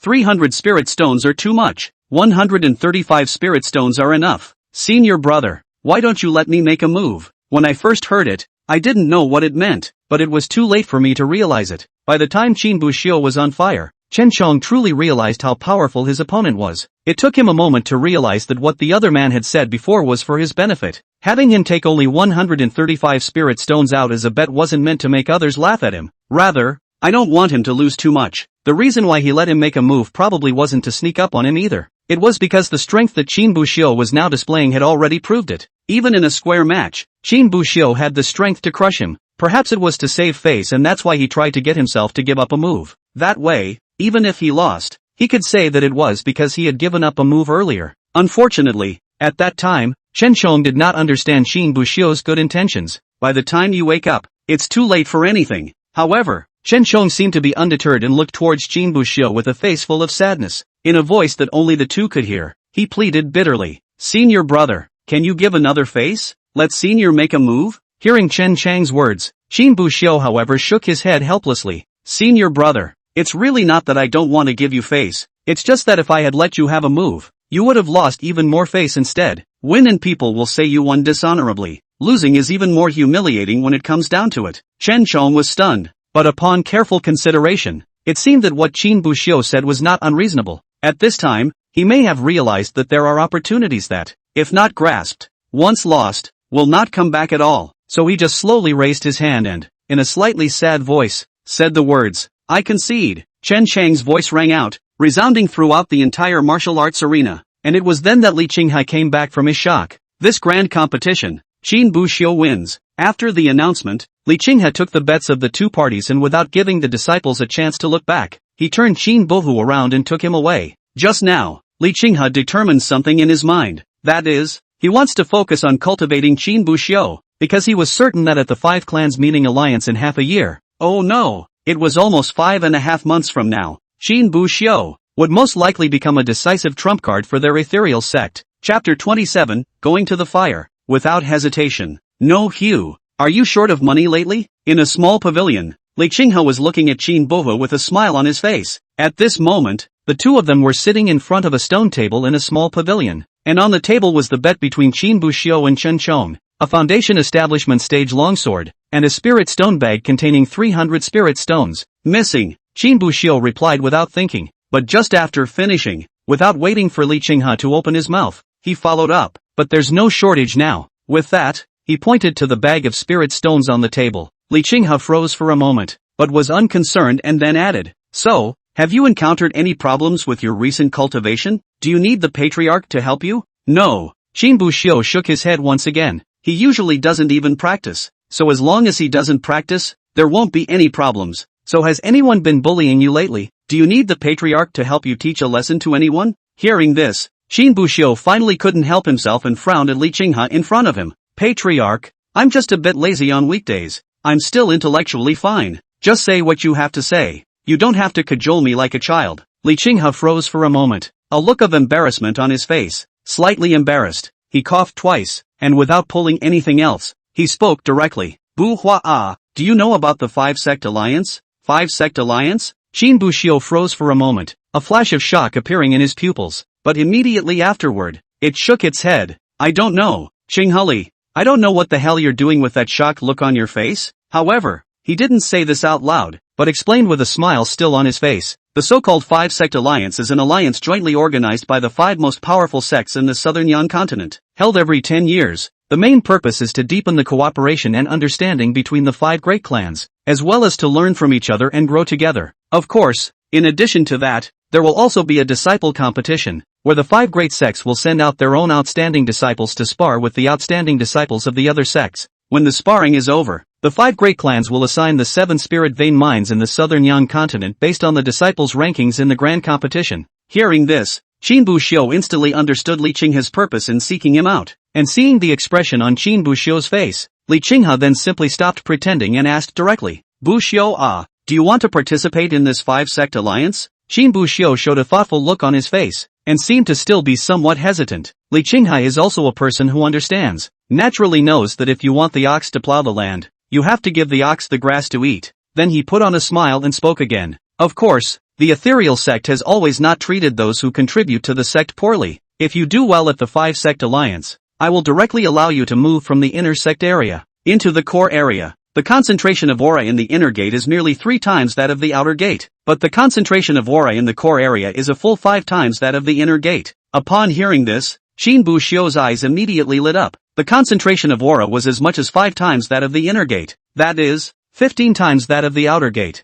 If one was able to move to the core area, it would definitely greatly enhance one's cultivation. But shock to shock, Qin Buxiu was not overwhelmed, but still let himself calm down and think. "Sovereign, what would be considered good behavior?" Qin Buxiu asked, feigning a look of bewilderment. "The thing you fear most about doing something is that the other side gives such vague and ambiguous definitions. A good performance? And what constitutes good behavior? How many people did you beat? How many places? Or do you have to win the top spot to be considered a good performer? If it's not clearly defined at the beginning, then by the time you get to the end, the right to define it is in someone else's hands." Although Qin Buxiu felt that the patriarch would not harm himself, but you can't do harm without defense. Li Qinghe was also a veteran, and once he heard Qin Buxiu's words, he instantly understood what he meant, and a bitter smile appeared on his face. This kid, it's true as he said, lazy yes, but not stupid at all. Even the self-sane patriarch has to be defended. Although his heart was like this, Li Qinghe did not mean to be angry. After all, he understood the reasoning behind the defense.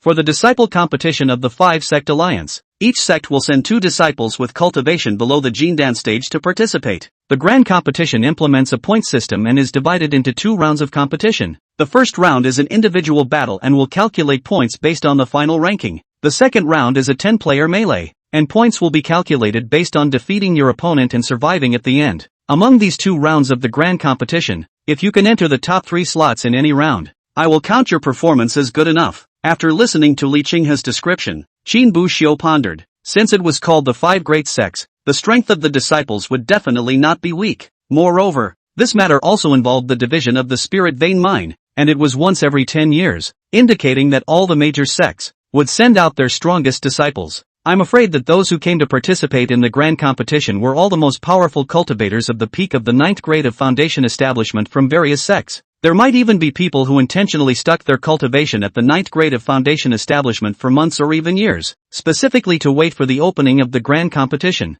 Patriarch, when will the 5-sect alliance begin? Hearing this, Li Qinghe knew that Qin Buxiu had already moved. It starts in 5 months. How about it? Want to try? Qin Buxiu listened and pondered once more as he. It took him about 10 days to break through from foundation establishment first grade to second grade, and because of swallowing the chi gathering pill these past few days, he had also vaguely touched the edge of the third grade of foundation establishment. I think that in 2 more days, I will be able to break through to the third grade of foundation establishment. After that, although there was no more chi gathering pill, if one agreed with the patriarch's opinion, this kind of great competition that made merit for the clan and had a direct interest with the clan, it was impossible for the clan to not give any help at all. Wanting to break through to the 9th grade of foundation establishment in 5 months' time was not a difficult task. Then Qin Buxiu intended to ask the last question in his mind, but before the question left his mouth, he thought for a moment and swallowed it back, because it was felt that the question didn't really need to be asked. The question is whether or not there will be a penalty if one fails to meet the goal. But on second thought, he felt that there was actually no point in asking the question.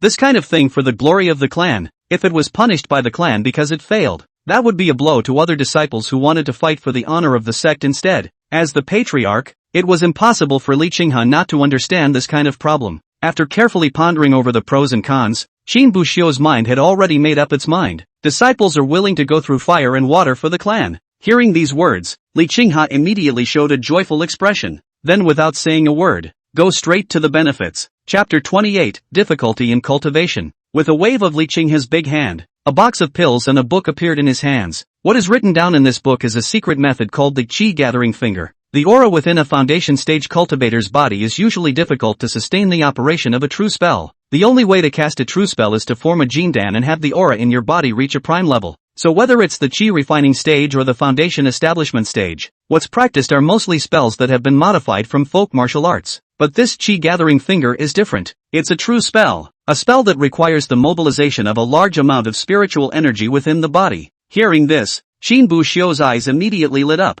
A true spell that could allow a foundation establishment stage warrior to cultivate it. No wonder it could be called a secret spell. It was indeed not a mortal artifact. However, although the secret art is capable of casting true spells with a foundation establishment stage cultivation, the price is that it is extremely difficult to cultivate. The requirements for cultivators to control aura are extremely high. It is this patriarch who could only cultivate to the proficient realm when he was at the foundation establishment stage. But by the time you break through Jindan, because of the steep increase in aura in your body, this spell becomes extremely easy to cultivate instead. This is the hardest spell of the foundation stage and the easiest spell of the Jindan stage. After handing over the Qi Gathering Finger to Qin Buxiu, Li Qinghe opened the box of pills in his hand again. Only 5 Qi Gathering pills were lying quietly inside. Qi Gathering Pill. This is something Elder Luan thought he had already given you, so there's no need for me to say more. Every month from now on, the clan side will give you a supply of 5 Qi Gathering pills as a form of support for you. Then, he handed the Qi Gathering pill to Qin Buxiu. At this moment, Li Qinghe seemed to have thought of something else and looked at Qin Bo, who couldn't help but ask,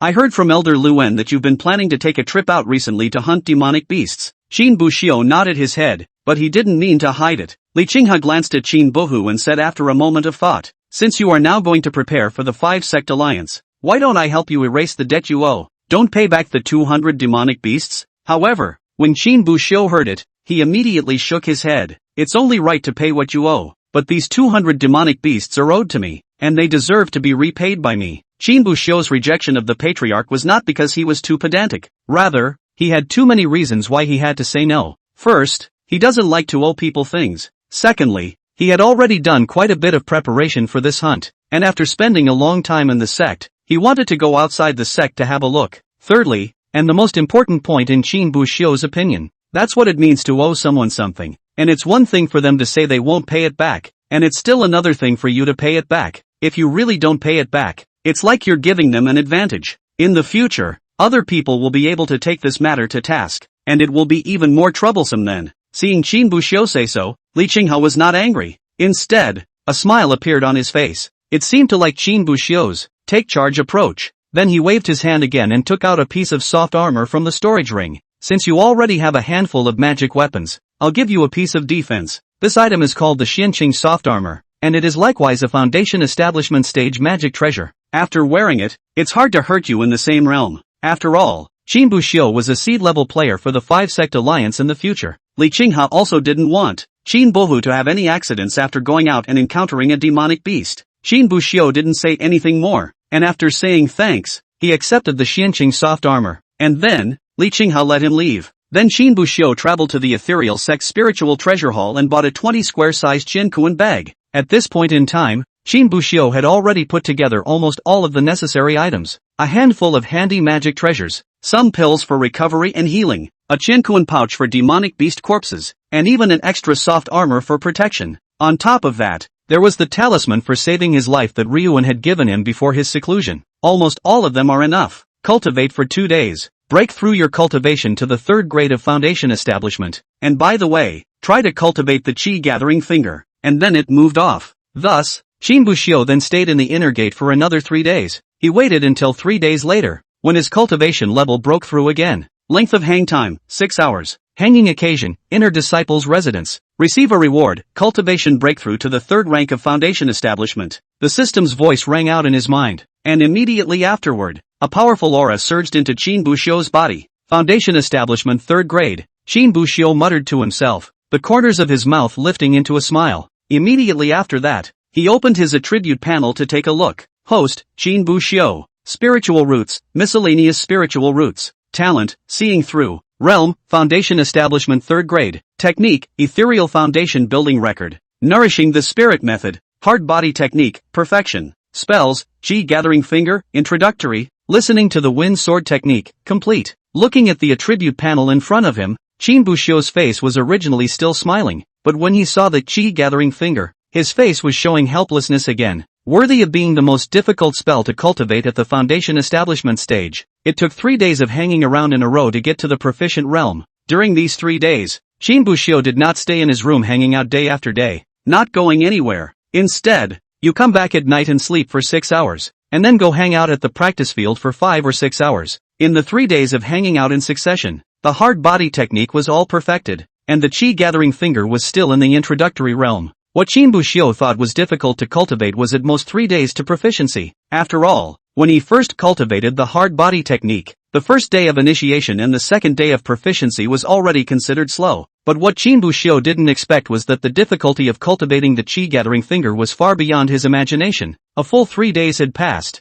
and the chi gathering finger hadn't even been able to cultivate from introductory to proficient. But yesterday, when I tried to execute the chi gathering finger, it was a lot smoother than before. And there was a vague feeling that I was going to make a breakthrough. I think that if I hang around for a day today, I'll almost reach the proficient realm. After saying that, Qin Buxiu packed up his things and headed towards the martial arts practicing ground. Not long after, Qin Buxiu arrived at the martial arts practicing ground, and a group of disciples immediately greeted towards him. Senior Qin, good day. Senior brother Qin, good day. Senior brother Qin. Qin Buxiu responded to them with a smile on his face. Ever since that day's great competition, his reputation was considered to have spread amongst the sect. It was also because they all knew the legend of Qin Buxiu's 3 perfect spells in half a month, and 1 grand completion realm feat. That's why quite a few people would come to ask Qin Buxiu about their cultivation, and these people were also very knowledgeable, presenting themselves as senior brothers and only asking questions after Qin Buxiu woke up from his sleep.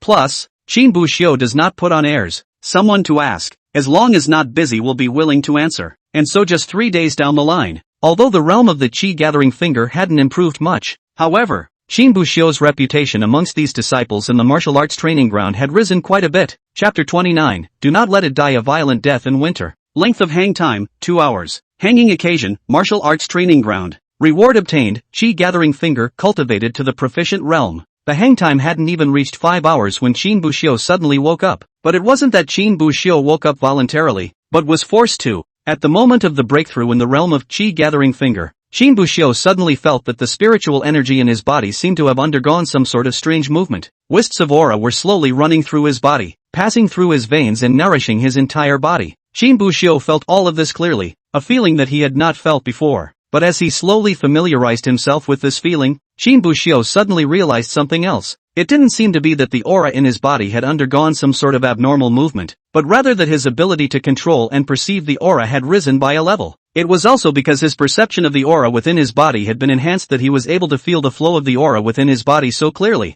Qin Buxiu opened his eyes violently, with a tinge of shock still in his eyes. Why has my ability to perceive auras suddenly gone up a level? Could it be it's because the chi gathering finger broke through to the proficient realm? This speculation is not an empty one, but is well documented. After all, from just now until now, if there was any change in Qin Buxiu's body, Then it seemed that it was only just now that he had broken through the chi-gathering finger to the proficient realm. Other than that, whether it was cultivation or anything else, there was almost no change. Cultivating the chi-gathering finger still has such an effect? Then why hasn't the patriarch mentioned it to me? But in a moment, Qin Buxiu shook his head. Forget it, it's a pain in the ass to have to run back there. It's better to ask when we return from hunting demonic beasts. With that, he stood up and patted the dust on his body. The disciples who were practicing in the martial arts field immediately surged up when they saw that Qin Buxiu had finished his practice. Senior brother Qin, you've cultivated so quickly today?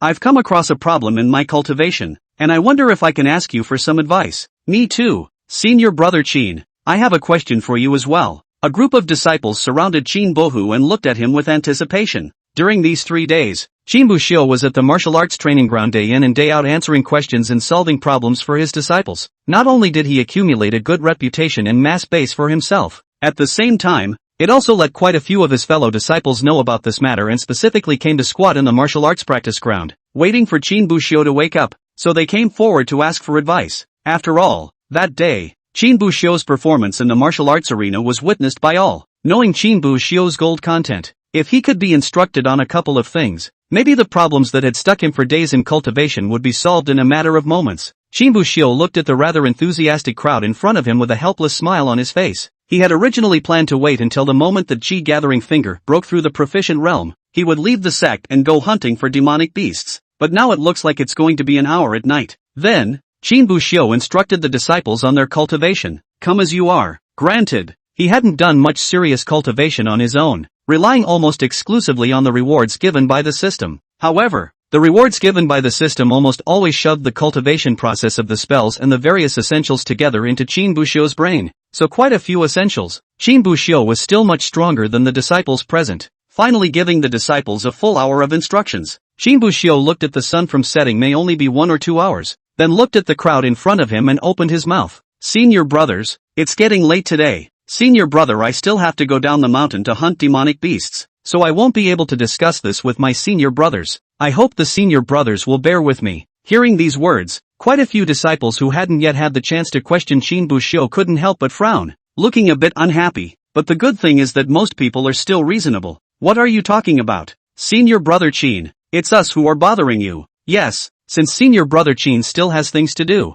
let's go on our errands first. Don't put things off because of us. Qin Buxiu nodded and without wasting any more time, he turned around and left. The disciples looked at Qin Buxiu's departing figure, their eyes filled with reluctance. However, the moment Qin Buxiu's figure had just left the martial arts training ground, a voice suddenly rang out, drawing the attention of everyone. What's the point of pretending? Isn't that just showing off here because you have some talent? Make it sound like a big deal. The crowd craned their heads in the direction the voice came from. The one who was found to be speaking was a disciple of the second rank of the foundation establishment stage. This disciple was also one of the people who had just surrounded Qin Buxiu with questions. However, it seemed that because Qin Bohu didn't have the time to answer his question, this disciple used it to generate hatred, feeling that Qin Bohu was looking down on him. However, he was in the way of Qin Buxiu's powerful strength and didn't dare to say anything in front of him, so they waited until Qin Buxiu had left before cursing him behind his back. But just as that disciple finished cursing, he vaguely sensed that something was wrong. When he twisted his head to look, he realized that the gazes of the crowd were dead on him at that moment. Seeing this scene, a few disciples who had come with him were also startled and retreated to the side for fear of being affected. The disciple who had opened his mouth to scold Qin Buxiu was obviously also startled when he saw this, but it seemed that he did not want to lose face, so he strained his neck, red-faced, and said loudly, "Where did I go wrong? Isn't he just selling out on a bit of talent?" In his mind, he had only cursed Qin Buxiu twice. These people in front of them, who were not related to Qin Bohu, could they not still beat themselves up because they cursed Qin Bohu twice? But what he didn't expect was that as soon as he spoke, he felt a huge force coming from behind, as if someone had kicked him violently. When his body stumbled, he fell to the ground in a dog-eared mess. Before he could return to his senses, an angry curse came from behind him. Mother ********** Dare to scold our senior brother Qin. How many moms do you have? Brothers, this guy insulted our senior brother Qin so much. Can you guys stand it? Can't. The disciples replied in unison, looking at that disciple with eyes full of anger. Then what are you waiting for? Go on. As soon as the words left his mouth, before that disciple could beg for mercy, the rain of fists had already landed on his body. This disciple endured the fists and fury of the crowd and was desperate to the extreme at this point. How could he not expect that Qin Buxiu had such a high status in the hearts of the crowd? He had only gotten a couple of verbal highs himself, and he was swarmed. There is a fact that is not clear to the disciples of this mouth high, but it is clear to others. That was that Qin Buxiu was not obligated to instruct them. The world of immortal cultivation was like that. Even if they were fellow disciples, they were not obligated to instruct anyone. Most of the time, they are alone, bumping into walls and searching for answers. But now, Qin Buxiu appeared, answering their questions and instructing them on cultivation. And not only did he answer their questions, but he never thought highly of himself and treated them with courtesy. It was a blessing for all of them to come across such a fellow disciple. But now, there was a person who jumped out to insult Qin Buxiu, so they could tolerate it? He who carries a salary for all must not be made to die a violent death in the cold. If this kid scolded Qin Buxiu away, who would answer for them in the future? This is a truth that they still understand. That was why he was now so angry at this disciple who had no eyes to see, had to teach the other guy a good lesson. At this time, Qin Buxiu had already arrived outside the sect and was unaware of everything that had happened in the martial arts practicing ground. Chapter 30 The Forest of 10,000 Beasts. Early in the morning, in the 10,000 Beasts forest to the north of the ethereal sect, several fierce-looking wolf demons came towards Qin Buxiu to kill him. Qin Buxiu's face was calm as he held the long sword in his hand and chopped out a sword chi. A sword chi slashed across the bodies of several demonic beasts, and several of them died a miserable death on the spot. Qin Buxiu's face was calm as he put the demonic beast's corpse into his own Shinkuan bag, counting as he did so. 48, 49, 50, exactly 50 heads, 150 to go. No, counting this month's 30 head, we're still 180 head short of the right number. Qin Buxiu said with a look of helplessness on his face. This was already his third day out, and he had only killed a total of 50 demonic beasts. If it were an ordinary person, this score would actually be pretty good. After all, in a month, they only had to kill just 30 demonic beasts. However, for Qin Buxiu, it was still far from enough, because the debt he owed was too much, a full 230 demonic beasts. Now that 50 heads have been decapitated, it's only about 1/5 of the total. That is, rounding up, counting 2 days to kill 50 demonic beasts. At this rate of progress, it will take another 7 or 8 days before the demonic beasts are gathered. Thinking of this, Qin Buxiu's face revealed a color of helplessness. In fact, for him, decapitating demonic beasts was not a difficult task. After all, most of the demonic beasts here were at the Qi refining stage realm, and the strongest ones were only at the late Qi refining stage. The cultivation level of demonic beasts was different from that of human beings. While human beings were divided into 9 grades, demonic beasts were divided into 4 realms: early stage, middle stage, late stage and peak. Each installment corresponded to 3 grades, and the final pinnacle was an indication that one was only one step away from stepping into the next great realm. Although Qin Buxiu was only at the 3rd level of foundation establishment, his strength was far beyond the current realm. When he was at the 2nd rank of foundation establishment, he was able to crush Chen Chong, who was at the 5th rank of foundation establishment. And now that his cultivation level had stepped into the 3rd grade of foundation establishment, the hard body technique had been cultivated to perfection, coupled with the fact that after the Qi gathering finger had broken through to proficiency, the control of one's own aura had also been elevated by a level. The present-day Qin Buxiu, even if he encountered a late-stage foundation establishment demonic beast, he would be equally unimaginative, let alone a Qi refining stage demonic beast. For Qin Buxiu, one of the biggest problems was actually not decapitating demonic beasts, but finding them. Although there were many demonic beasts in the forest of 10,000 beasts, there weren't so many that there were demonic beasts infesting the place just a few steps away. After all, if the density of demonic beasts had really reached this level, it would be impossible for the Misty sect to open up this place for disciples to use to hunt demonic beasts. This was coupled with the fact that Qin Buxiu had to sleep enough for 6 hours a day, resulting in not much time being taken out each day to kill demonic beasts. Forget it, just waste a few more days. Being debt-free is much better than owing hundreds of demonic beasts. After saying that, Qin Buxiu wiped the longsword in his hand and was planning to leave this place in search of the next group of demonic beasts. But just then, a sound of footsteps came suddenly. Qin Buxiu twisted his head to look, and he saw a few people, also dressed in the inner sect disciples of the Netherworld sect uniforms, walking over through the bushes. There were a total of 3 people on the opposite side, and the leader was a burly man who was nearly 2 meters tall, carrying a wolf tooth stick on his back. From the breath, it seemed to be a lot higher than Qin Buxiu's cultivation level. Behind them followed a man and a woman. These 2 people's auras were similar to Qin Buxiu's, and seemed to be of the 2nd or 3rd grade of foundation establishment. Upon seeing Qin Buxiu, the 3 of them also visibly froze for a moment, and then the woman among them revealed a smile. Senior brother Zhao Wu, a fellow disciple of our Misty sect. The senior brother known as Zhao Wu nodded, seemingly not surprised by Qin Buxiu's appearance. After all, this 10,000 beasts forest was originally designated by the Misty sect for disciples to come over and hunt demonic beasts. There were no other sects around, and the people that one could run into were almost all disciples of the Netherworld sect. However, when disciples normally came to hunt demonic beasts in the 10,000 beasts forest, they mostly traveled in pairs. After all, no one could ensure that after coming to the forest of 10,000 beasts, there wouldn't be any accidents, so at least 2 or 3 people would form a team and then head to the 10,000 beasts forest to hunt demonic beasts.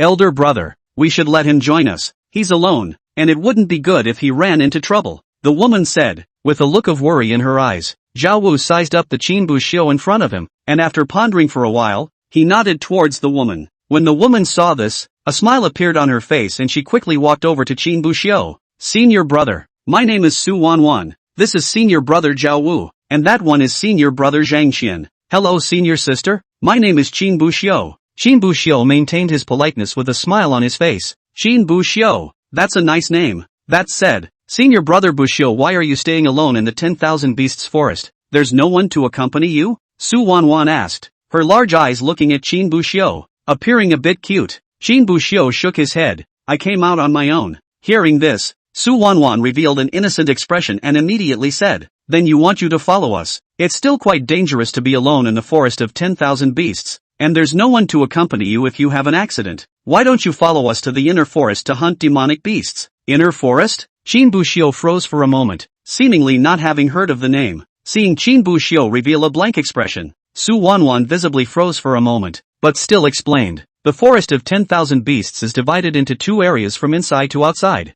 One is the inner forest and the other is the outer forest. The demonic beasts in the outer forest are almost all those in the chi refining stage, while the inner forest is filled with those in the foundation establishment stage. The further in you go, the stronger the demonic beasts become. Don't you know about this, senior? The 2 people on the side, Zhao Wu and Zhang Qian, also looked a bit puzzled. If it was a disciple entering the 10,000 beasts forest for the first time, it would be normal for them to not know this. But Qin Buxiu was already a foundation establishment stage cultivator, or an inner disciple. How could it be possible that he hadn't been to the forest of 10,000 beasts before? He shouldn't be ignorant of these common sense things. But their suspicions were indeed correct. It was true that Qin Buxiu hadn't been to the 10,000 beasts forest before, and no one had told him about these things. This was the first time he had traveled to the 10,000 beasts forest to hunt demonic beasts since his initiation 3 years ago. Used to spend all my time out in the field just laying on my bed swinging my ass, even when he was in the outer sect, because he had swung too far. He didn't even know about the 5 demonic beasts that had to turn in every month. The people of the sect seemed to be clear about this, and had even mentioned this matter to him. It was only after entering the inner sect and being mentioned so by Elder Luan that he realized there was such a rule. Otherwise, with his character, even in how lazy he was, he wouldn't have been indebted to the demonic beast. This eventually led to a hard accumulation of debt to over 200 demonic beasts. Chapter 31 The Inner Forest. But if you hunt demonic beasts, wouldn't it be fine to hunt in the outer forest? Why even go to the inner forest? Wouldn't it be simpler to hunt demonic beasts in the outer forest? Qin Buxiu couldn't help but ask. As Su Wanwan said, the outer forest was all chi refining stage demonic beasts, while the inner forest was foundation establishment stage demonic beasts. Killing chi refining stage demonic beasts was definitely faster and easier. When Su Wanwan heard Qin Buxiu's words, but a helpless smile appeared on her face. Hunting chi refining stage demonic beasts will indeed be much easier, but the efficiency is too slow. Too slow to be efficient? Qin Buxiu could not help but freeze for a moment. Shouldn't it be the efficiency of decapitating foundation establishment stage demonic beasts that was slower? The number of chi refining stage demonic beasts was definitely more than the foundation establishment stage, and it would be easier to find them. Moreover, the time spent on decapitating chi refining stage demonic beasts was definitely less than decapitating foundation establishment stage ones. Any way you look at it, it seems that decapitating chi refining stage demonic beasts is more time-saving and efficient. Su Wanwan also seemed to have seen the incomprehension in Qin Buxiu's eyes, so she revealed a smile and explained once again. Decapitating a demonic beast in the chi refining stage, whether it's in the early chi refining stage or late chi refining stage, or even at its peak, can only be counted as a demonic beast. But if one were to kill a demonic beast at the foundation establishment stage, the early foundation establishment stage would be counted as 3 demonic beasts, the middle stage would be counted as 5, the late stage would be counted as 10, and the peak stage would be counted as 15.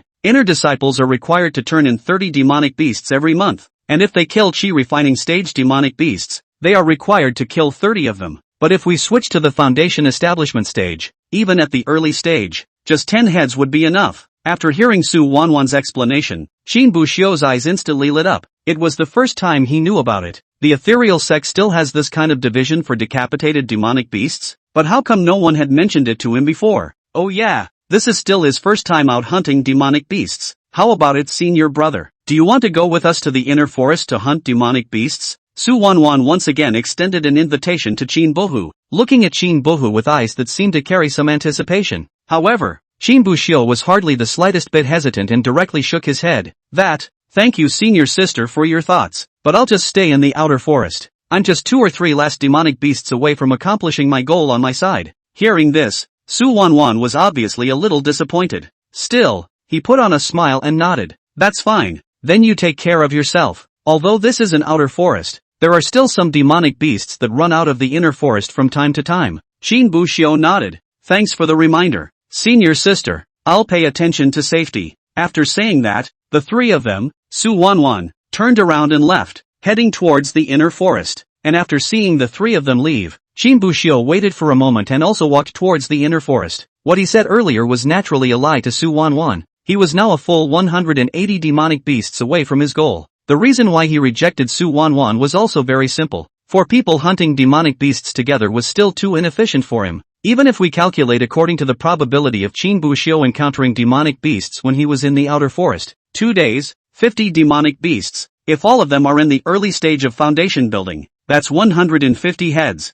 This number seems good at first glance, with a difference of 30 heads to fill the gap. Even if one was lucky and there were a few mid and late stage demonic beasts among the demonic beasts they decimated, it might just be enough. But let's not forget that this was a demonic beast that 4 people had killed head to head, and it was to be distributed evenly. Divided down, each person's hand would only have 40 demonic beasts at most. It is obviously more than enough for disciples who just come to do the monthly task. But for Qin Buxiu, it was more or less inadequate. So in Qin Buxiu's opinion, the effect brought about by his own actions was far greater than that of a group. And at the same time that Qin Buxiu entered the inner forest, on the other side of the forest of 10,000 beasts, a group of cultivators dressed in black robes were planning to enter the forest of 10,000 beasts as well. Boss, are you sure that message is true? In this 10,000 beasts forest, is there really a golden sunflower? The black-robed man who was called Boss twisted his head to look at the crowd behind him, but his face looked a bit ugly. You ask me, who the am I going to ask? This is an order from the little sect master himself.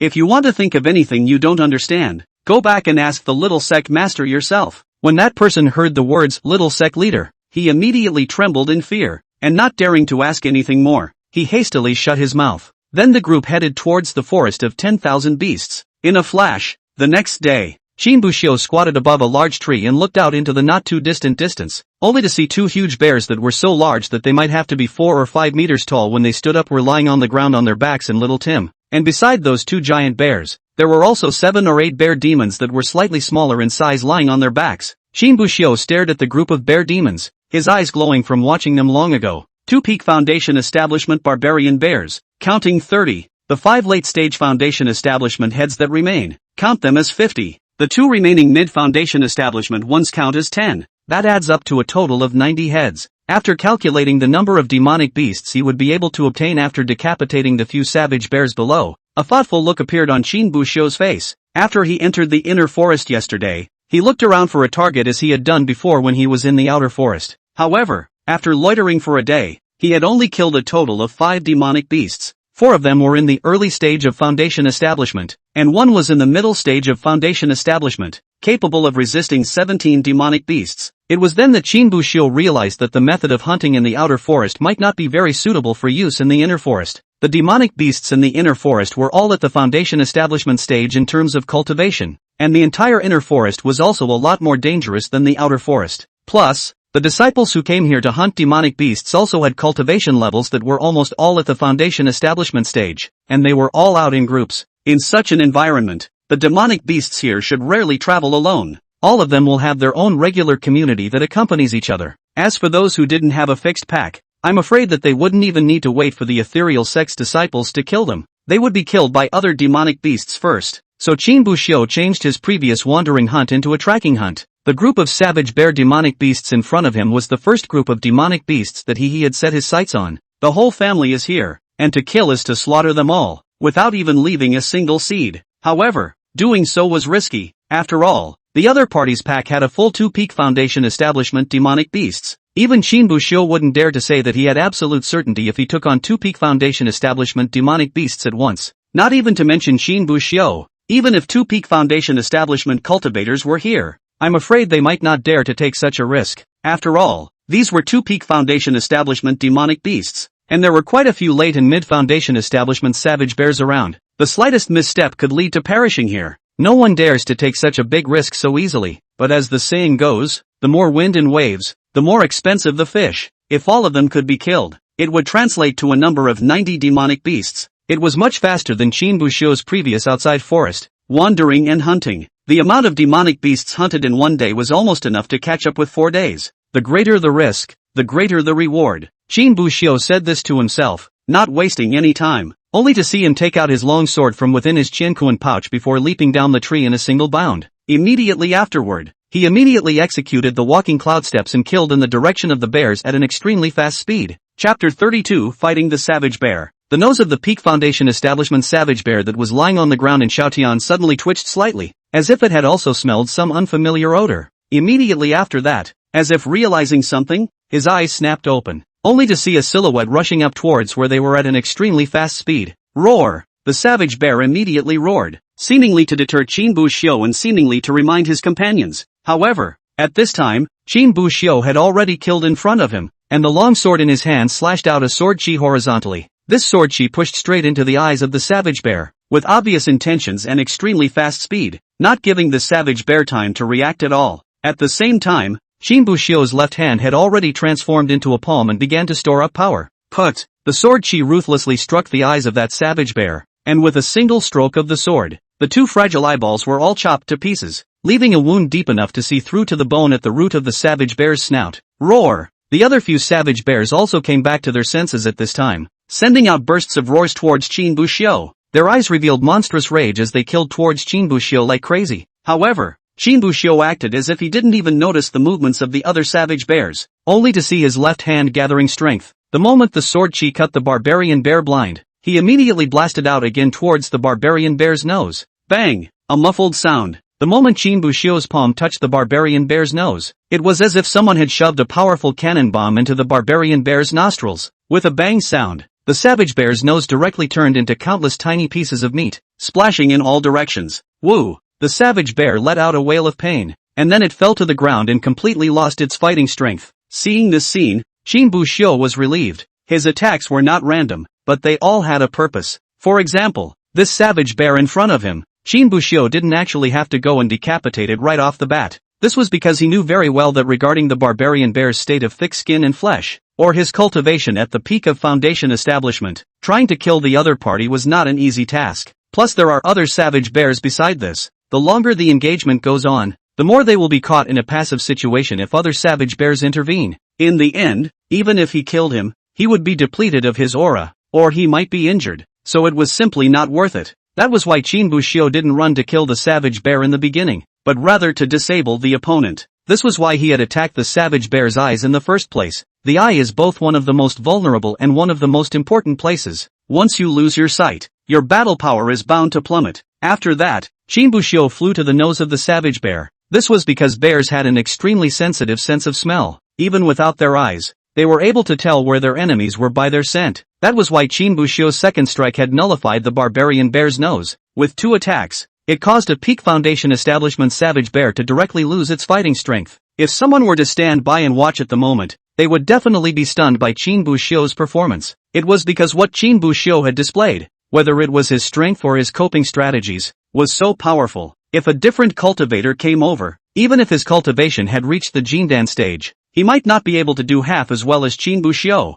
Roar! A roar came from him, and when Shinbushio twisted his head to look, he saw that another peak foundation establishment barbarian bear had stood up in front of him. He raised the palm that was bigger than his head and slapped it towards Shinbushio's head. Fortunately, Shinbushio had prepared for this, and with his footsteps to the side behind him, he easily dodged the barbarian bear's palm strike. Bang! With a loud sound, the barbarian bear's palm slammed into the ground after slapping the air, causing the entire ground to shake, and a large pit appeared on the ground. Watching this scene, Qin Buxiu couldn't help but suck in a breath of cool air and couldn't help but feel some fear. Hiss. If this slap landed on a person's head, I'm afraid that their head would have to be blown open on the spot. Luckily, I have already cultivated the hard body technique to the perfection realm. At least you can save yourself. After spitting, Qin Buxiu had not let go of this opportunity. Taking advantage of the gap in the savage bear's attack, he immediately stabbed his sword towards the savage bear's eyes. However, this savage bear's intelligence was obviously not low, and when he saw Qin Buxiu make a move, he knew that the other party wanted to stab his eyes. So immediately, he raised his hand to fend it off. Put! Qin Buxiu's long sword pierced into the barbarian bear's palm. In response, however, he didn't seem to be surprised, and instead had a smile on his face. In the next second, only Qin Buxiu's mind moved, and his body's aura exploded. Above that long sword, a vague aura rioted up. Only to see dozens of sword chi, converging into a small vortex, centered on the long sword in Qin Buxiu's hand, spreading out in all directions. And at this moment, the bear's paw that had been stabbed by Qin Buxiu's long sword seemed to have become the dough in that knife-shaved noodle. As the sharp sword chi continued to slice through, the blood and flesh on the bear's paw was transformed into a slice of flesh as thin as a cicada's wing and flew into midair. Almost instantly, the barbarian bear's palm was reduced to a skeleton. The original flesh and blood above them were all hardened by the sword chi and cut into pieces of meat, which drifted in the air for a while before scattering to the ground. Instead of taking a step closer, Qin Buxiu drew his longsword and turned his head to face the other savage bears. Those savage bears were originally full of killing intent in their eyes, itching to charge and kill Qin Buxiu. However, after seeing Qin Buxiu's methods, at this moment, they were all frozen in place with fear. But luckily, these savage bears hadn't escaped yet. Thus, Qin Buxiu immediately performed the walking cloud steps, his body moving continuously between several savage bears like a ghost. The long sword in his hand also continued to slice through, leaving a bone-deep wound on their bodies. Those savage bears quickly came back to their senses and angrily slapped their palms towards Qin Buxiu's body. But there would always be a step slower, and Qin Buxiu would always be able to leave wounds on their bodies before their palms slapped down and departed. In just a few seconds, two savage bears had already fallen. Roar! Suddenly, the savage bear that had lost one of its palms to Qin Buxiu roared angrily. The remaining savage bears seemed to have received orders and immediately surged towards each other in a brainstorm. Seeing this, Qin Buxiu's gaze calmly looked towards the Peak Foundation establishment's savage bear that was still holding on, only to see him move his body once again, killing towards the other party. And the barbarian bear immediately noticed Qin Buxiu's movements. Even though he had lost one of his hands, he was still not afraid at all. Standing up, he raised his other hand and violently slapped it towards Qin Buxiu's head. This time, however, Qin Buxiu did not dodge. Only the long sword in his hand, like a javelin, was thrown out of his hand. Chapter 33, Killing the Bears. That sword was thrown out at an extremely fast speed, just like a meteor crossing. Put! The long sword stabbed steadily into the top of the barbarian bear's palm, easily piercing through his palm. Immediately after that, the huge inertia brought about by the long sword being thrown out, hardened the savage bear's palm and pulled it backwards for a period of time. Bang! In the end, the long sword pierced into the top of the trunk of a large tree in an unbiased manner. Like a nail, it nailed the palm of the savage bear, dead on the tree. But the savage bear reacted almost instantly, biting down on his sharp spikes and jerking his palm. Ka-ching! The savage bear endured the intense pain, and stiffly was able to pull the long sword off the tree trunk. The blood flowing from the wound had dyed Qin Buxiu's long sword blood red, but the savage bear had no time to treat his own wounds for himself, because at that moment, Qin Buxiu had already rushed in front of it, only to see Qin Buxiu standing only less than half a meter away from the savage bear. He raised his right hand and extended his index and middle fingers together. The aura in his body began to converge towards between his two fingers at an extremely fast speed. Shoo! A white stream of light erupted from Qin Buxiu's fingertips, shooting into the savage bear's head, and finally bursting out of the back of the savage bear's head. A small, finger-thin hole appeared in the savage bear's head, and a red and white mixture slowly flowed out of the hole. Put! The body of the savage bear fell heavily. The light had already been lost within the eyes that looked at Qin Buxiu, but a faint trace of surprise could still be seen. At the end of his life, this savage bear didn't even try to understand how Qin Buxiu was able to execute such a powerful strike. This was simply not a power that could be exerted by a cultivation level like Qin Bohu's. Qin Buxiu saw the scene and breathed a long sigh of relief. A smile appeared on his slightly pale face. One finger kills a Peak Foundation establishment demonic beast in a second. This chi-gathering finger is really powerful. But just as he finished speaking, Qin Buxiu felt a softness in his feet, and his entire body almost didn't fall down. He hurriedly took out a box of small returning dan from his Qiankuan bag. picked up 2 of them and threw them into his mouth. With the swallowing of the small returning Dan, Qin Buxiu then felt that the aura in his body was recovering at a slow pace. The power of the qi gathering finger is powerful, but the amount of aura consumed is indeed exaggerated. Qin Buxiu said to himself. From just now until now, he had made a Peak Foundation Establishment Savage Bear lose its fighting strength and wasted the palm of another Peak Foundation Establishment Savage Bear. After that, he decapitated 2 more Savage Bears, while also leaving quite a few wounds on other Savage Bears. When this series of actions were added up, I'm afraid that the amount of aura consumed wasn't even a third of the total amount of aura in Qin Buxiu's body. However, it was that one finger of the qi gathering finger that had just been used, but it had almost caused Qin Buxiu's aura to bottom out. This kind of terrifying aura consumption was truly shocking. This is still the result of me cultivating the qi gathering finger to the proficient realm, and the increase in proficiency has caused the consumption of Reiki to decrease. If I were to perform it at the introductory realm, I'm afraid that a single finger strike would be able to directly drain the aura from my body. In the middle of his thoughts, the aura in Qin Buxiu's body had also recovered partially. Although it wasn't a lot, it was more than enough to deal with the few remaining Savage Bears in front of them. The few remaining Savage Bears looked at Qin Buhu with fear in their eyes, not daring to attack Qin Buhu. Obviously, Qin Buxiu's earlier means of decapitating this Peak Foundation Establishment Savage Bear had completely scared them out of their wits. Even though they had the numerical advantage, they still didn't dare to launch an attack on Qin Buxiu. But just because they didn't launch an attack didn't mean that Qin Buxiu would let them go. Hesitate and you lose. Fear makes mistakes. Qin Buxiu looked at the several Savage Bears in front of him, a murderous intent crossing his eyes. When he had just finished casting the qi gathering finger, it was definitely the time when he was at his weakest. If at that time, these several Savage Bears pounced on Qin Buhu while his internal aura had not yet recovered, the only thing that Qin Buxiu could do then was to use all of the little spiritual qi left in his body to run the walking cloud steps and quickly flee the battlefield. In this way, these Savage Bears might even be able to take advantage of the opportunity to escape. But unfortunately, these Savage Bears didn't do that. Instead, he stood dumbfounded like a puppet. Qin Buxiu was similarly a bit surprised by the reaction of these Savage Bears. He didn't understand how such a group of cute guys had survived in the beast forest where the weak and the strong were preying on the strong.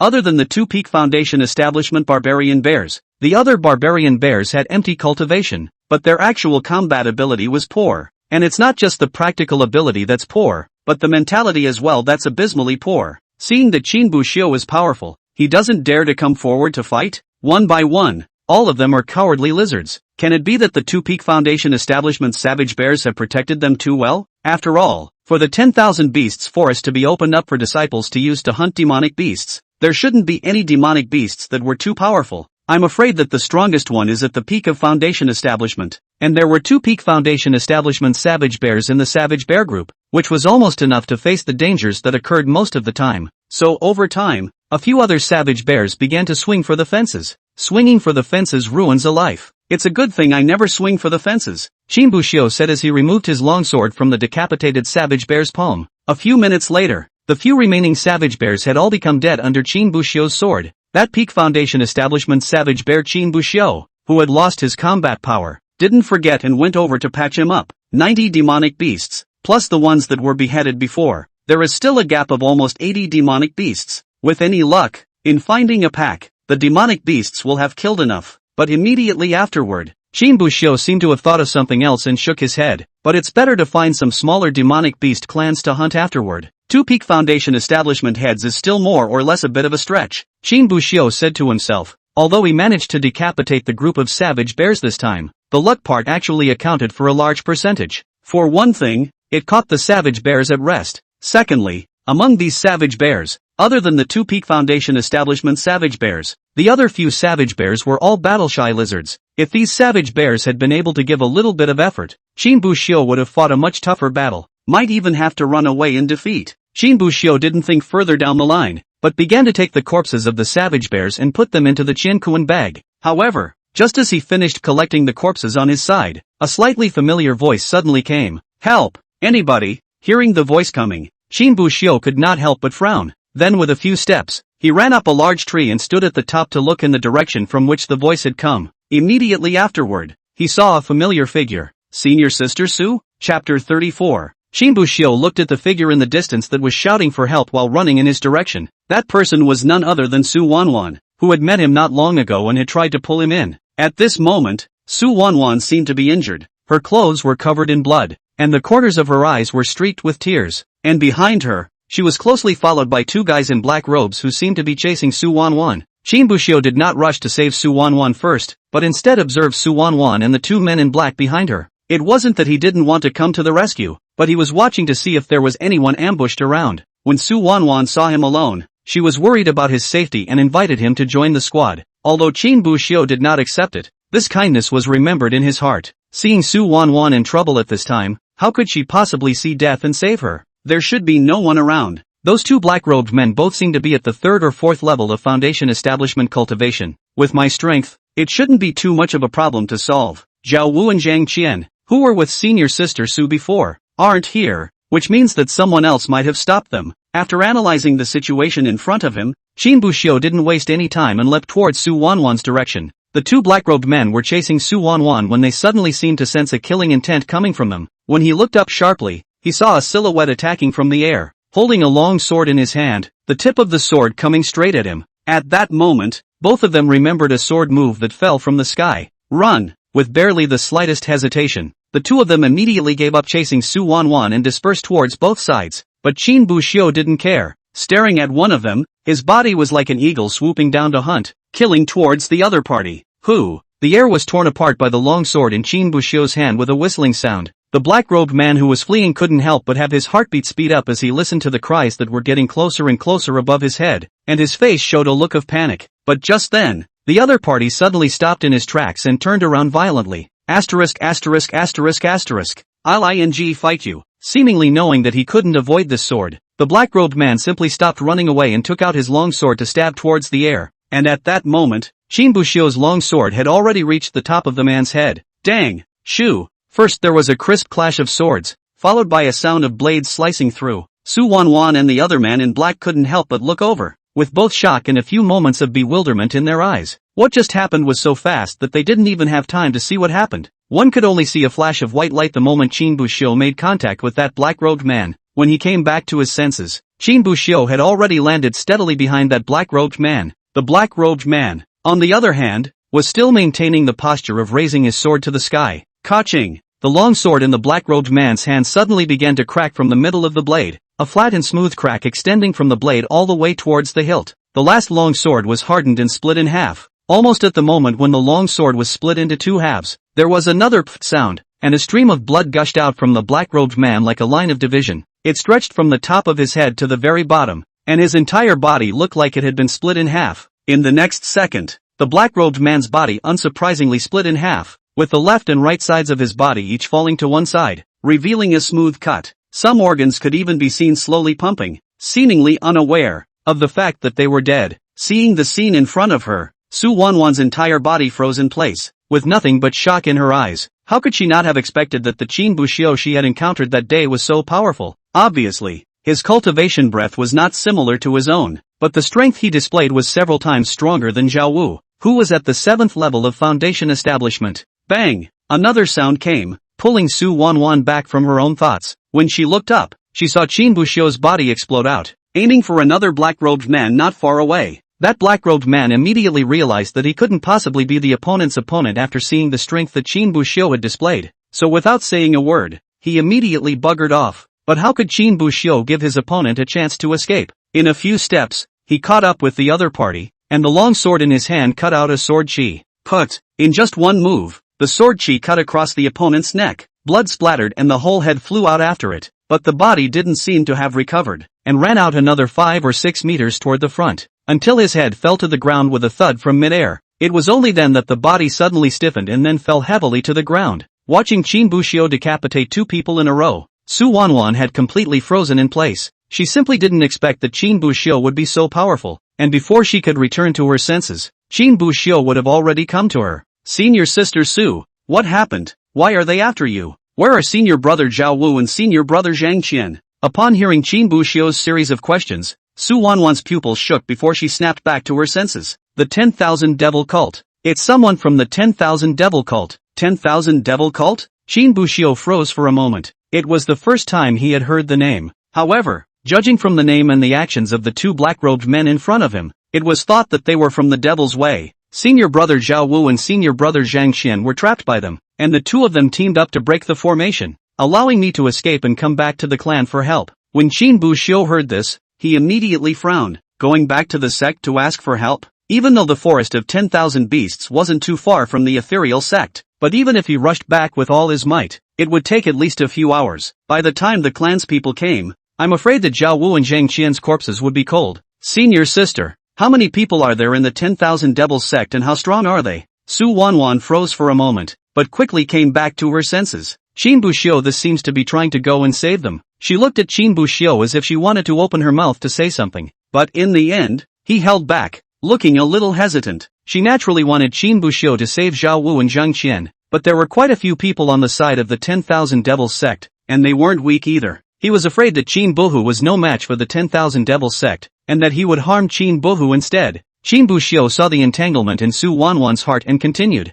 if we go back to the Netherworld sect to ask for help, it will be at least a few hours later when help comes, and by then it will be too late for anything. You've just seen my strength, senior sister. It's not powerless, and I still have a backhand. Even if I can't win the fight, there's nothing they can do to me. If I see the situation, then I won't act rashly if I really don't have a chance to win. Chapter 35, The 10,000 Devils Sect. After Qin Buxiu clarified the pros and cons, Su Wanwan also seemed to realize the gravity of the situation. If they really had to go back to the clan to ask for help, by the time the reinforcements arrived, I'm afraid that both Zhao Wu and Zhang Qian would already be dead. The Qin Buxiu in front of them seemed to be the only chance to save them. So after contemplating for a while, Su Wanwan opened her mouth. There are 8 of them, and the one with the highest cultivation seems to be at the peak of foundation establishment. Other than that, there's another one that's not on par with senior brother Zhao Wu's strength, who also seems to be in the mold of the 6th or 7th grade of foundation establishment. The remaining few people, their cultivation levels are almost all between the 3rd and 4th grade of foundation establishment. After listening to Su Wanwan's description, Qin Buxiu pondered slightly for a while. Of the 8, 2 he had already taken care of, which meant there were 6 left, and among them, the few that were of the 3rd or 4th grade of foundation establishment did not pose much of a threat to Qin Buxiu. The ones who were truly threatening were the 2 at the peak of foundation establishment and the 2 at the late stage of foundation establishment. I just don't know how strong these 2 are. Although Qin Buxiu had just killed 2 peak foundation establishment savage bears, but human cultivators and demonic beasts are always different. The level of strength sometimes has nothing to do with cultivation, just like Qin Buxiu, although he was only the 3rd grade of foundation establishment. However, their own battle power was already comparable to some peak foundation establishment cultivators. Of course, cases like Qin Buxiu's were ultimately just an example. Not everyone had a system. Better go over there first. It's best if we can get them out. If I really can't, I'll use the soul summoning talisman that Elder Ryuan gave me. Saying that, Qin Buxiu touched his Qinkuan pouch. When Luan was worried that something had happened to him,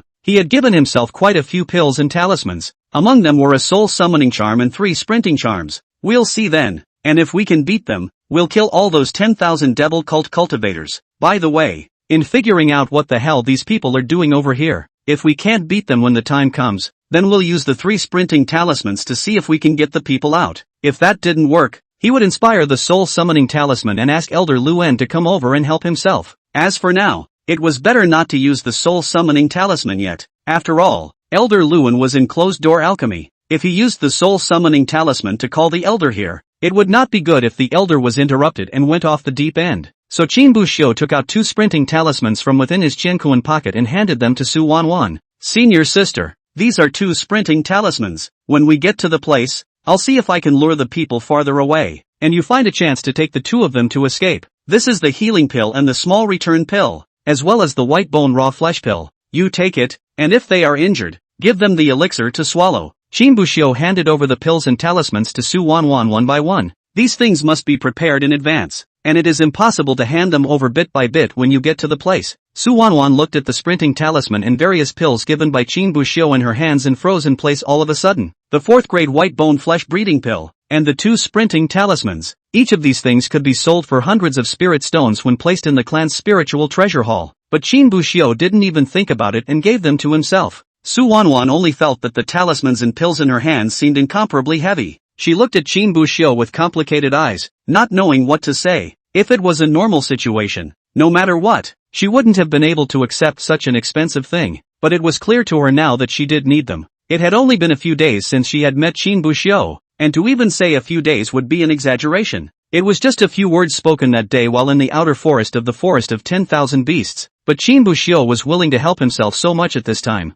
There's one more thing. If things don't go right when the time comes, instead of luring away the people of the 10,000 demon cult and killing them, I escaped, then you must also flee immediately. Don't think you can save anyone, and don't make any unnecessary sacrifices. At this time, Qin Buxiu spoke again. His comments seemed a bit cold-blooded, but it was true. What are unnecessary sacrifices are those impulsive actions made after bloodshed. It won't change anything, and it'll cost you your own life for nothing. Although Qin Buxiu had a soul-summoning talisman in his hand, it shouldn't be so bad that something like this would happen. But Qin Buxiu himself wasn't sure how long it would take from the activation of the soul-summoning talisman to Elder Luan's coming over. So it's better to be prepared for anything. Su Wanwan nodded, although she did not wish for such a thing to happen. What Qin Buxiu said was indeed not problematic. Then, the two of them rushed towards the place where the crowd of the 10,000 Devil sect had surrounded Zhao Wu and the others. Another part of the inner forest of 10,000 beasts. What a ing bummer. A 10,000 Devil cult cultivator spat and looked at the two people in front of him who were surrounded by them. These two people who were surrounded were none other than the duo of Zhao Wu and Zhang Qian. At this moment, the two of them were back to back, vigilantly staring at the crowd of the 10,000 demons sect around them. The two men's bodies were covered with wounds, blood staining their clothes, and not a trace of blood could be seen on their pale faces. Even one of Zhao Wu's arms, the flesh and blood above it had completely collapsed, and the arm was considered to have been crippled. I don't know if the senior sister escaped. Zhao Wu spoke in a small voice. Bean-sized beads of sweat continued to fall from his forehead, and his entire body didn't look in good shape. But before Zhang Qian could reply, the Peak Foundation Establishment 10,000 Devil Sect cultivator let out a cold laugh. Ha ha, you mean the girl? Can't you see I just sent two men out after her on purpose? Don't worry, they'll be able to come back with you in a little while carrying the body of that senior sister of yours. Of course, it would be better if they were brought back alive. After saying that, several disciples of the 10,000 Devil Sect couldn't help but laugh joyfully. You bastards of the 10,000 Devil cult. Zhao Wu's eyes widened as he roared towards the few people from the 10,000 Devil sect, his eyes filled with rage, and the hand holding the wolf toothstick couldn't help but tremble from anger. Senior brother,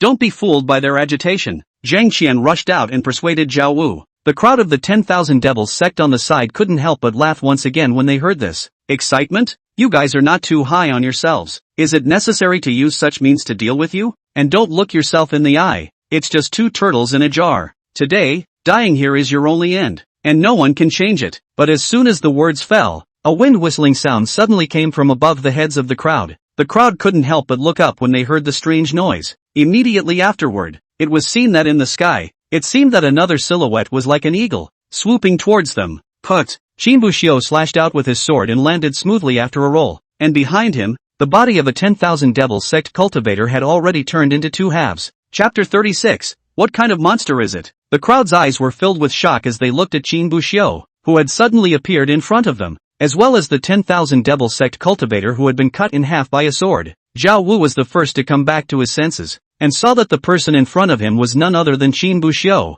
who had a brief encounter with them in the outer forest. Although he didn't know why Qin Buxiu had come to the inner forest, but now that the other party had suddenly appeared and had also killed a 10,000 Devil Sect cultivator, their intentions were already obvious. This was to save him and Zhang Qian. What are you doing here? Move! Zhao Wu yelled towards Qin Buxiu. Then he gritted his teeth, endured the stabbing pain coming from his wounds, and held the wolf tooth stick in his hand as he killed towards the crowd of the 10,000 Devil Sect. Seeing this, Zhang Qian, who was on the side, did not hesitate in the slightest and immediately followed. Although Qin Buxiu's appearance made Zhao Wu feel very surprised and somewhat moved. After all, they'd only had a one-sided relationship, but Qin Buxiu was willing to come out and help them. But he didn't feel that Qin Buxiu's appearance could change anything. Qin Buxiu's sword move from the sky just now was indeed very cool, and he had killed a 10,000 Devil Sect cultivator with a single stroke of his sword. However, in Zhao Wu's opinion, the reason why Qin Buxiu had just been able to decapitate the 10,000 Devil Sect cultivator was more dependent on a sneak attack.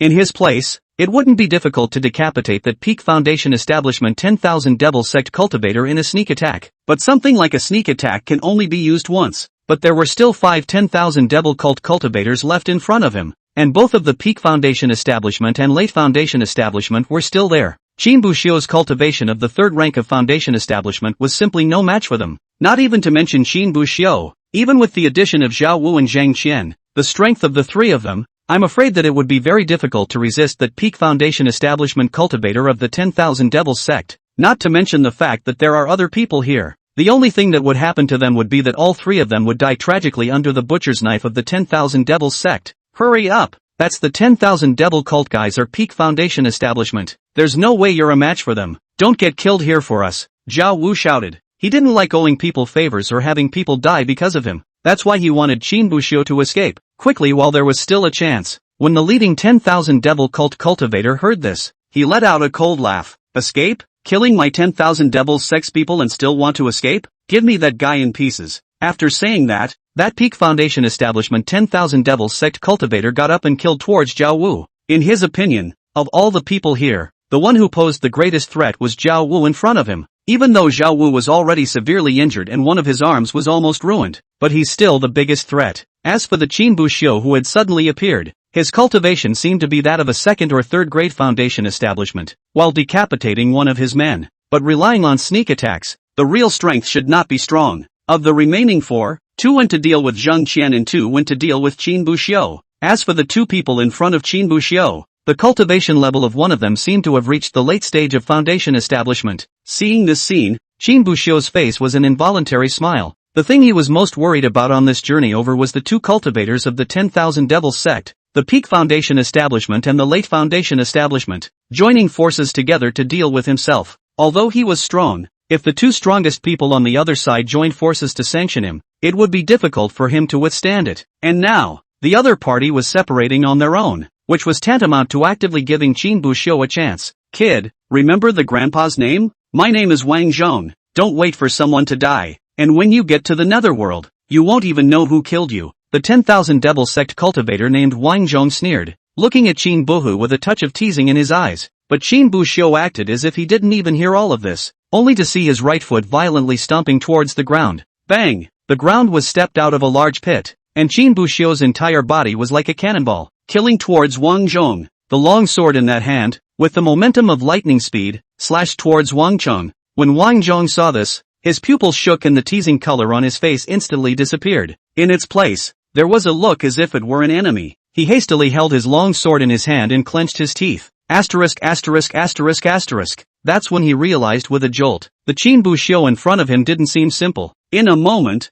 Qin Buxiu had already arrived in front of Wang Zhong, and the long sword in his hand smoothly slashed towards the other party's head. However, Wang Zhong's was at least a late-stage foundation establishment cultivator, and his reaction was not slow. Immediately, he crossed his sword in front of him and held the hilt with both hands to block the sword from Qin Buxiu. Dang! A sound of clashing swords rang out, seemingly crisp and clear. This sword was blocked by Wang Zhong. However, before he could breathe a sigh of relief, Qin Buxiu had already condensed his qi in his palm and violently slapped towards Wang Zhong's chest. Before Wang Zhong could return to his senses, he heard a bang sound. The chest had already received a solid slap from Qin Buxiu. With a huge force coming from his chest, a rusty odor suddenly filled Wang Zhong's mouth and nose. Put! Fresh blood could not be restrained from gushing out of his mouth, and his entire body followed suit as he fell back several steps. He looked up at Qin Buxiu with a few moments of fear in his eyes. It was a good thing that at this time, Qin Buxiu had already been pestered by another early-stage foundation establishment 10,000 demon sect cultivator. Otherwise, at this time, he would have definitely rushed up to patch him up with a few swords and finish him off. This kid, how can he be so strong? Wang Zhong said as he pulled out a healing elixir from his pocket and swallowed it. The slap from Qin Buxiu just now was completely out of Wang Zhong's expectation. He had watched Qin Buhu strike earlier, although he didn't know what spells Qin Buhu was practicing. However, judging from Qin Buxiu's just that one-touch state, no matter whether it was his stance or sword technique, I'm afraid that he had already stepped into the consummate realm. 2 sets of consummate realm spells were already strong for a cultivator of the 3rd rank of foundation establishment. Even Wang Zhong himself, with the strength of the late stage of foundation establishment, the spells that were truly cultivated into the perfection realm were just 1, and the rest were almost all Dichang. But what he didn't expect was that Qin Buxiu was far more powerful than he had imagined. 1 set of body techniques was perfect, 1 set of sword techniques was perfect, and 1 set of palm techniques was also perfect. It was all unleashed in an instant, giving no chance to react.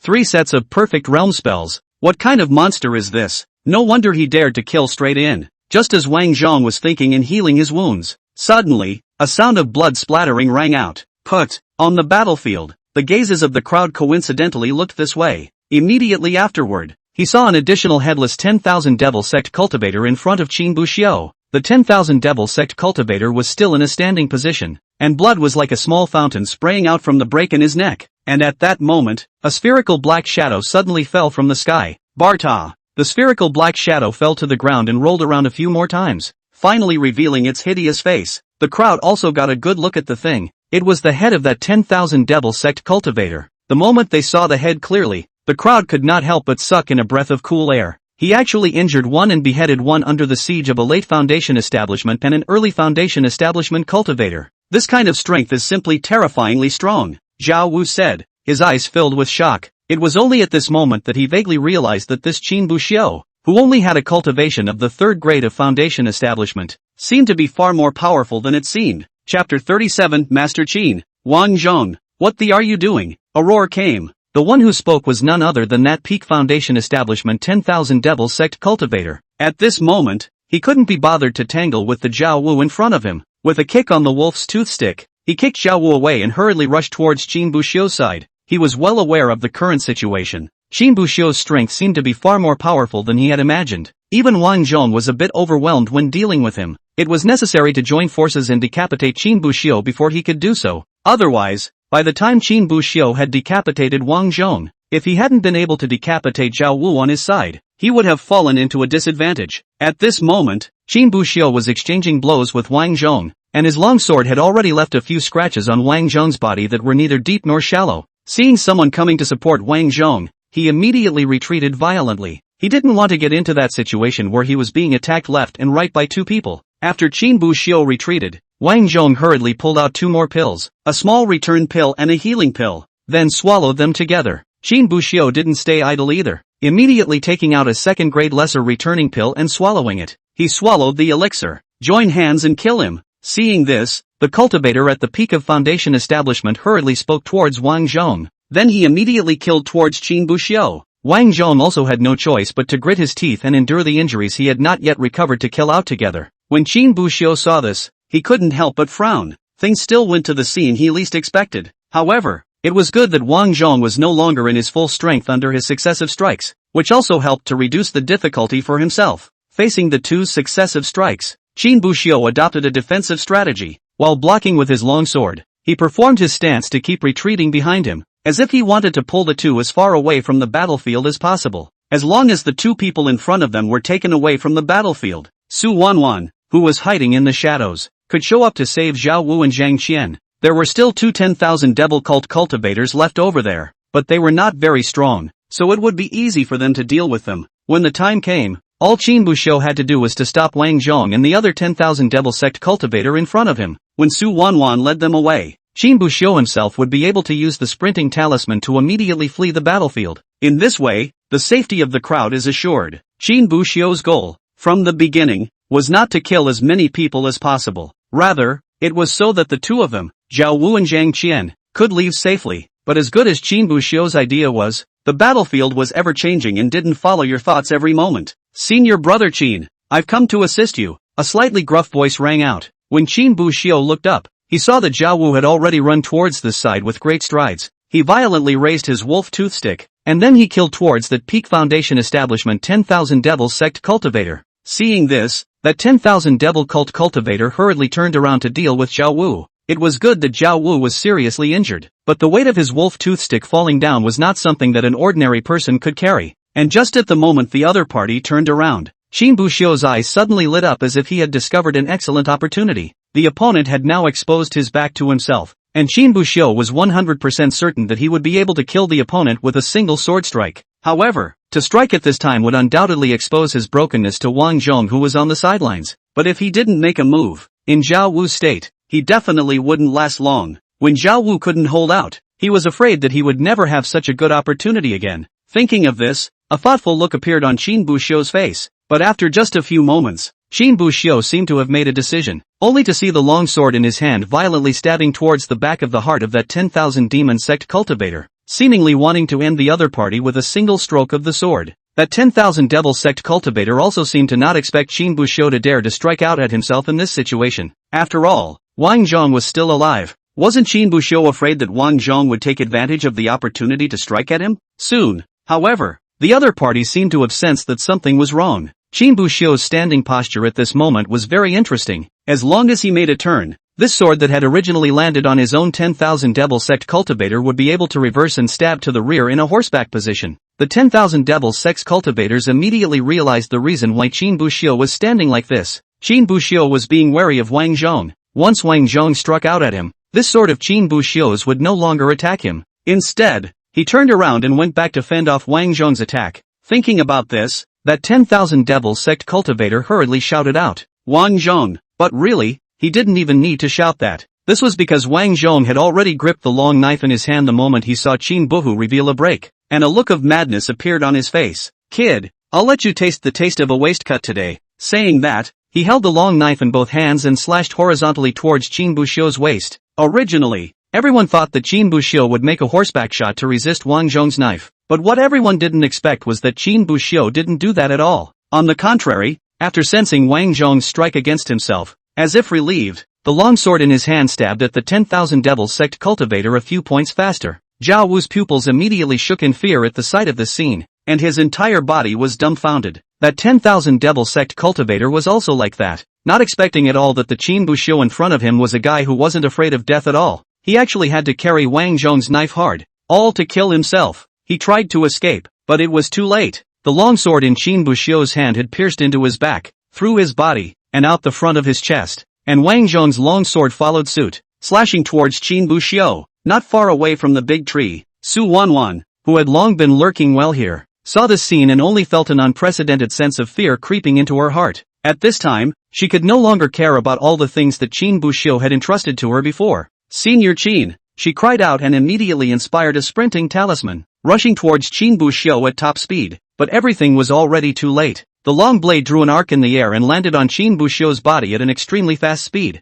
"No!" Su Wanwan shouted, and the image of Qin Buxiu being cut at the waist seemed to have appeared in her mind. Blood splattered as Qin Buxiu's body was cut in half from the center. Tears ran uncontrollably from her eyes out of fear, blurring her vision. She suddenly regretted it, regretting that she had allowed Qin Buxiu to come over to save her, regretting that he had brought Qin Buxiu over. It was clear that they had only met in passing. It was clear that they had only had a glimpse of each other. Why? Why would you even give up your own life to save them? Maybe she should be the one to die. If she hadn't fled so far, perhaps she wouldn't have been saved by Qin Buxiu. It wouldn't be happening. As Su Wanwan thought this, tears and pain unconsciously drowned her. But just then, a scream of agony suddenly came. She subconsciously raised her head, but when the tears dispersed and she saw the scene in front of her, she was suddenly frozen in place. Chapter 38, White Bone Flesh Pill. The long knife chop in Wang Zhong's hand violently chopped towards Qin Buhu's waist, as if the next second, Qin Buhu was going to be chopped on the spot. However, just at the moment when the long knife landed on Qin Buhu's back, Wang Zhong's face suddenly changed. The long blade did not slice through Qin Buxiu's back and decapitate him as easily as he had imagined.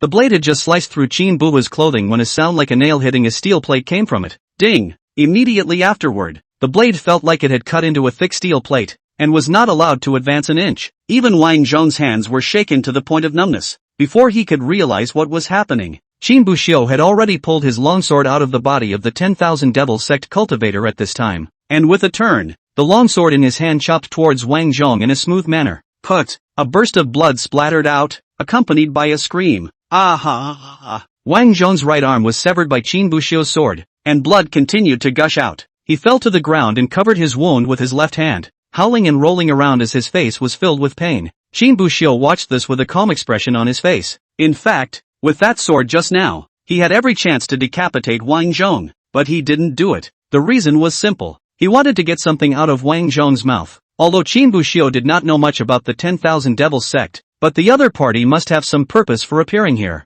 The two highest cultivators, a peak foundation establishment, had already been killed by him. Leave a Wang Zhong behind and see if you can ask something valuable. Qin Buxiu looked at Wang Zhong in front of him, and after pondering for a moment, he added two more swords to waste the other party's legs as well. Only then did he turn his head to look at Zhao Wu, who was already looking confused on the side. Senior brother Zhao, please watch over him, don't let him escape. Only then did Zhao Wu come back to his senses from the shock and hurriedly nodded towards Qin Buxiu. Oh, good. Seeing this, Qin Buxiu immediately rushed towards Zhang Qian's side again. Zhao Wu froze in place as he looked at Qin Buxiu's back. Third rank of foundation establishment. Beheading a cultivator at the peak of foundation establishment and wasting a cultivator at the late stage of foundation establishment. With this kind of strength, I'm afraid that within the inner sect, it's an unparalleled existence. I'm afraid it's just a matter of getting the word out and not many people will believe it. The two remaining 10,000 devil cult cultivators were scared pale when they saw Qin Buxiu killing towards them. Not caring about Zhang Qian in front of him, he turned around and tried to escape. However, Qin Buxiu naturally could not let the two go, and immediately only went forward,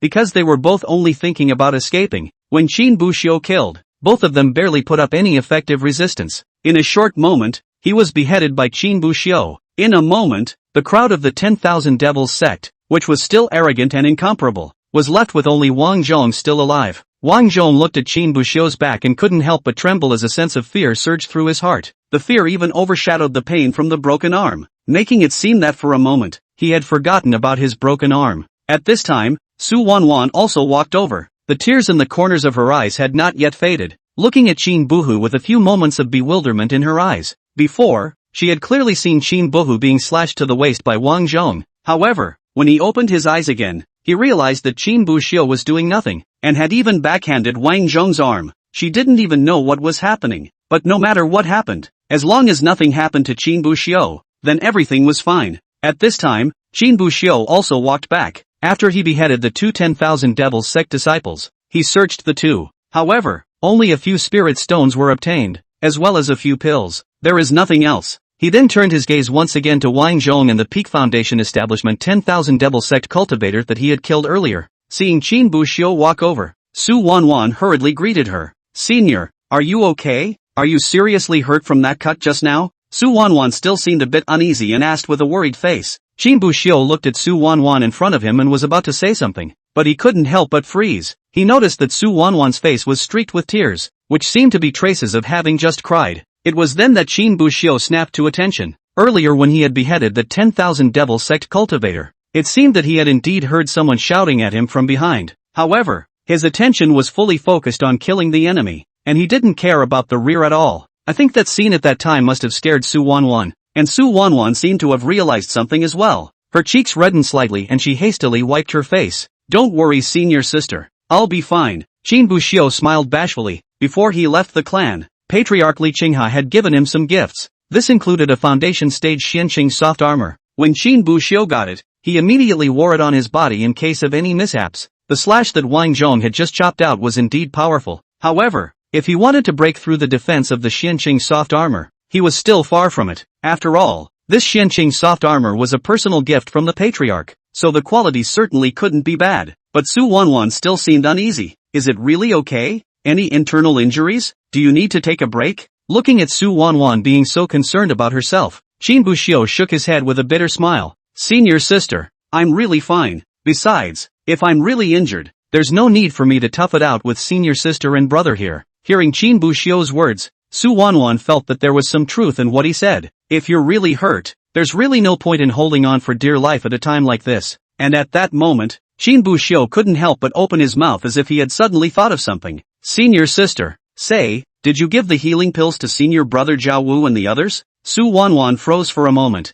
Then, as if she had violently remembered something, she turned her head to look at both Zhao Wu and Zhang Qian. Only two people looked at Su Wanwan with bitter smiles on their faces, helplessness written all over their faces. Qin Buxiu was injured or not, Su Wanwan couldn't tell, but Zhao Wu and Zhang Qian could tell at a glance. The two men's faces were pale, and their bodies were covered in wounds, some of which were even so deep that they were able to see the bones. Especially Zhao Wu, that arm was basically considered ruined. Seeing this scene, Su Wanwan couldn't help but curse herself in her heart. Just now, he only paid attention to see whether Qin Buhu was injured or not, and actually forgot about Zhao Wu and Zhang Qian, thanks to the two of them who had fought tooth and nail to get themselves out before. The first time he came over himself, he surprisingly didn't even think to give the two of them a healing elixir. Su Wanwan didn't dare to be negligent and hurriedly took out the healing pills from her Chinkuan bag and handed them to the two. The two of them didn't mean to blame Su Wanwan. After all, it's pretty clear what's going on now. Apparently it was Su Wanwan who had gotten Qin Buxiu to come over and help after she had escaped. That was why the two were able to appear here at this moment and save their lives from the 10,000 devil cult. The two of them were not polite, and they were ready to swallow the pills in Su Wanwan's hands when they received them. But right at this moment, Zhao Wu seemed to have suddenly realized something. His eyes suddenly shook, and the hand holding the elixir hovered in midair all of a sudden. Only after a long time did he turn his head to look at Su Wanwan, gulped, and said in a slightly trembling voice, This This elixir. It's a 4th grade white bone flesh breeding elixir? Chapter 39, Separating Good from Evil. As soon as Zhao Wu opened his mouth, he immediately caught the attention of Zhang Qian and Wang Zhong, so they all looked towards the elixir in Zhao Wu's hand, and that was when the medicinal fragrance of the elixir gradually spread out. The two of them sniffed the aroma of the elixir and scrutinized its appearance. The pill in Zhao Wu's hand was indeed the 4th grade white bone flesh breeding pill without a doubt. 4th grade white bone and flesh pill. That was the holy pill among the 4th grade healing pills. As long as it's not a fatal injury, you can give to bring someone back, even if the heart was penetrated. As long as one swallowed a white bone and flesh elixir before their breath was cut off. That powerful medicine also repairs wounds in the heart and brings people back in a matter of moments. The reputation of the 4th grade healing holy pill was never blown out of proportion. Wang Zhong lay on the ground and couldn't help but gulp. If he was able to obtain a white bone flesh building pill, the chopped off arm would naturally not grow back, but the injuries on his body healed most of them in a matter of moments. This white bone raw flesh pill was definitely the thing he needed the most right now. Senior sister, where did you get this elixir? Zhao Wu couldn't help but ask. The fact that he was able to team up with Su Wanwan meant that both sides at least knew each other, so he knows it well too. This white bone raw flesh pill was definitely not something Su Wanwan could afford to consume. Seeing this, Su Wanwan did not hide it and directly opened her mouth. It was given to me by senior brother Qin. Hearing these words, Zhao Wu once again froze, and a few more complex colors were added to his eyes as he looked at Qin Buxiu. To be fair, Zhao Wu definitely wanted this white bone raw flesh pill. After all, with the condition of this arm of his, there was nothing else to do right now except for the white bone raw flesh pill. If we drag this out, we'll be a one-armed warrior for the rest of our lives. The only thing that could save his arm was this white bone and flesh pill. But if he were to accept this white bone flesh building pill, then what he owed Qin Buxiu would be far too much. First, he had stepped in to save them, and then he had given him this white bone flesh building pill. I'm afraid that in this lifetime, he would have trouble repaying Qin Buxiu's favor. And Qin Buxiu seemed to have seen Zhao Wu's hesitation and immediately said, Senior brother, you can just take this elixir. If it's really too much, count it as a loan from me. After you recover from your injuries, return it to me slowly. Seeing that Qin Buxiu had said so, Zhao Wu couldn't say anything else, so he nodded and swallowed the elixir. After that, Qin Buxiu let the two of them, Zhao Wu and Zhang Qian, recover from their injuries first and let Su Wanwan help look after them. He himself touched the corpse in front of the crowd. Qin Buxiu walked up to the cultivator at the peak of Foundation establishment and felt around. Of all the 10,000 devil cult cultivators, only this guy and Wang Zhong might have some good stuff on them. After some groping, Qin Buxiu did find something good on the other party, a Qiankuan bag. Without saying a word, Qin Buxiu opened the Qiankuan bag and took out all of its contents. Apart from some spirit stones and pills, within the other party's Qiankuan bag, there were only two things that could truly draw Qin Buxiu's attention: a small rectangular wooden box, and a blackened slate. Qin Buxiu first picked up the small wooden box and gently shook it in his hand, but it didn't feel like there was anything inside, so he picked up the lid of the wooden box above him and carefully opened it. And the moment the wooden box was opened, Qin Buxiu felt that a rich spiritual qi was coming from within the wooden box. The concentration of aura seemed to be even more prevalent than that of the inner sect, and the aura continued to overflow outward without any sign of decay. It gave the impression that no matter how much it was consumed, the aura in the small wooden box would never seem to run out. Qin Buxiu first covered the wooden box and carefully studied the pitch-black stone slab again. In the end, it turned out that nothing had been researched. However, Qin Buxiu's intuition told him that this stone slab was definitely not a mortal object. It doesn't matter if you can't do any research now, you'll do it later when you have the chance. After gathering the things of that peak Foundation establishment 10,000 devil cult cultivator,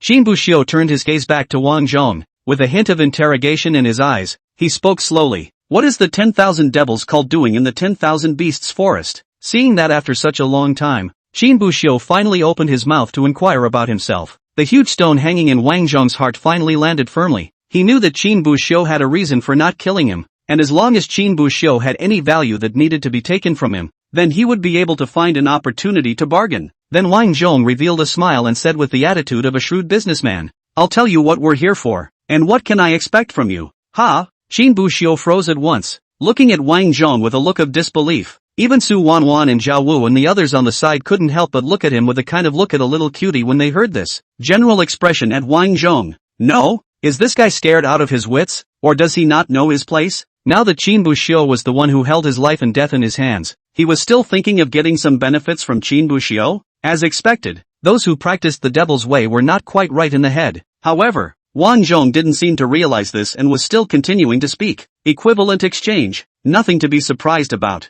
There's no way you're going to get any information out of me if I'm dead set against it. So, Before Wang Zhong could finish his words, Qin Buxiu had already slashed out with his sword. The little finger on his other hand was directly sliced off, and Wang Zhong screamed in pain. It seems to me that you don't have a clear idea of where you stand. I'm giving you a chance to tell me what you're here for, or I'm going to break a couple of your fingers and keep going until you're willing to talk. There's toes if you finish breaking your fingers, and I can slice you up 100 times after that. Hearing this, Su Wanwan and the others on the side couldn't help but shiver, seemingly startled by the scene in front of him. He didn't expect Qin Buxiu to suddenly strike, nor did he expect Qin Buxiu to say those words so coldly. After all, not long ago, Qin Buxiu was still shushing them, and the 4th grade white bone flesh building pill was given when he said it would be, and he was almost a saint in their eyes. As a result, now, Qin Buxiu was the one who directly chopped off one of the fingers of that 10,000 devil sect disciple at the drop of a hat, and it was threatening the other person. And if they didn't say anything,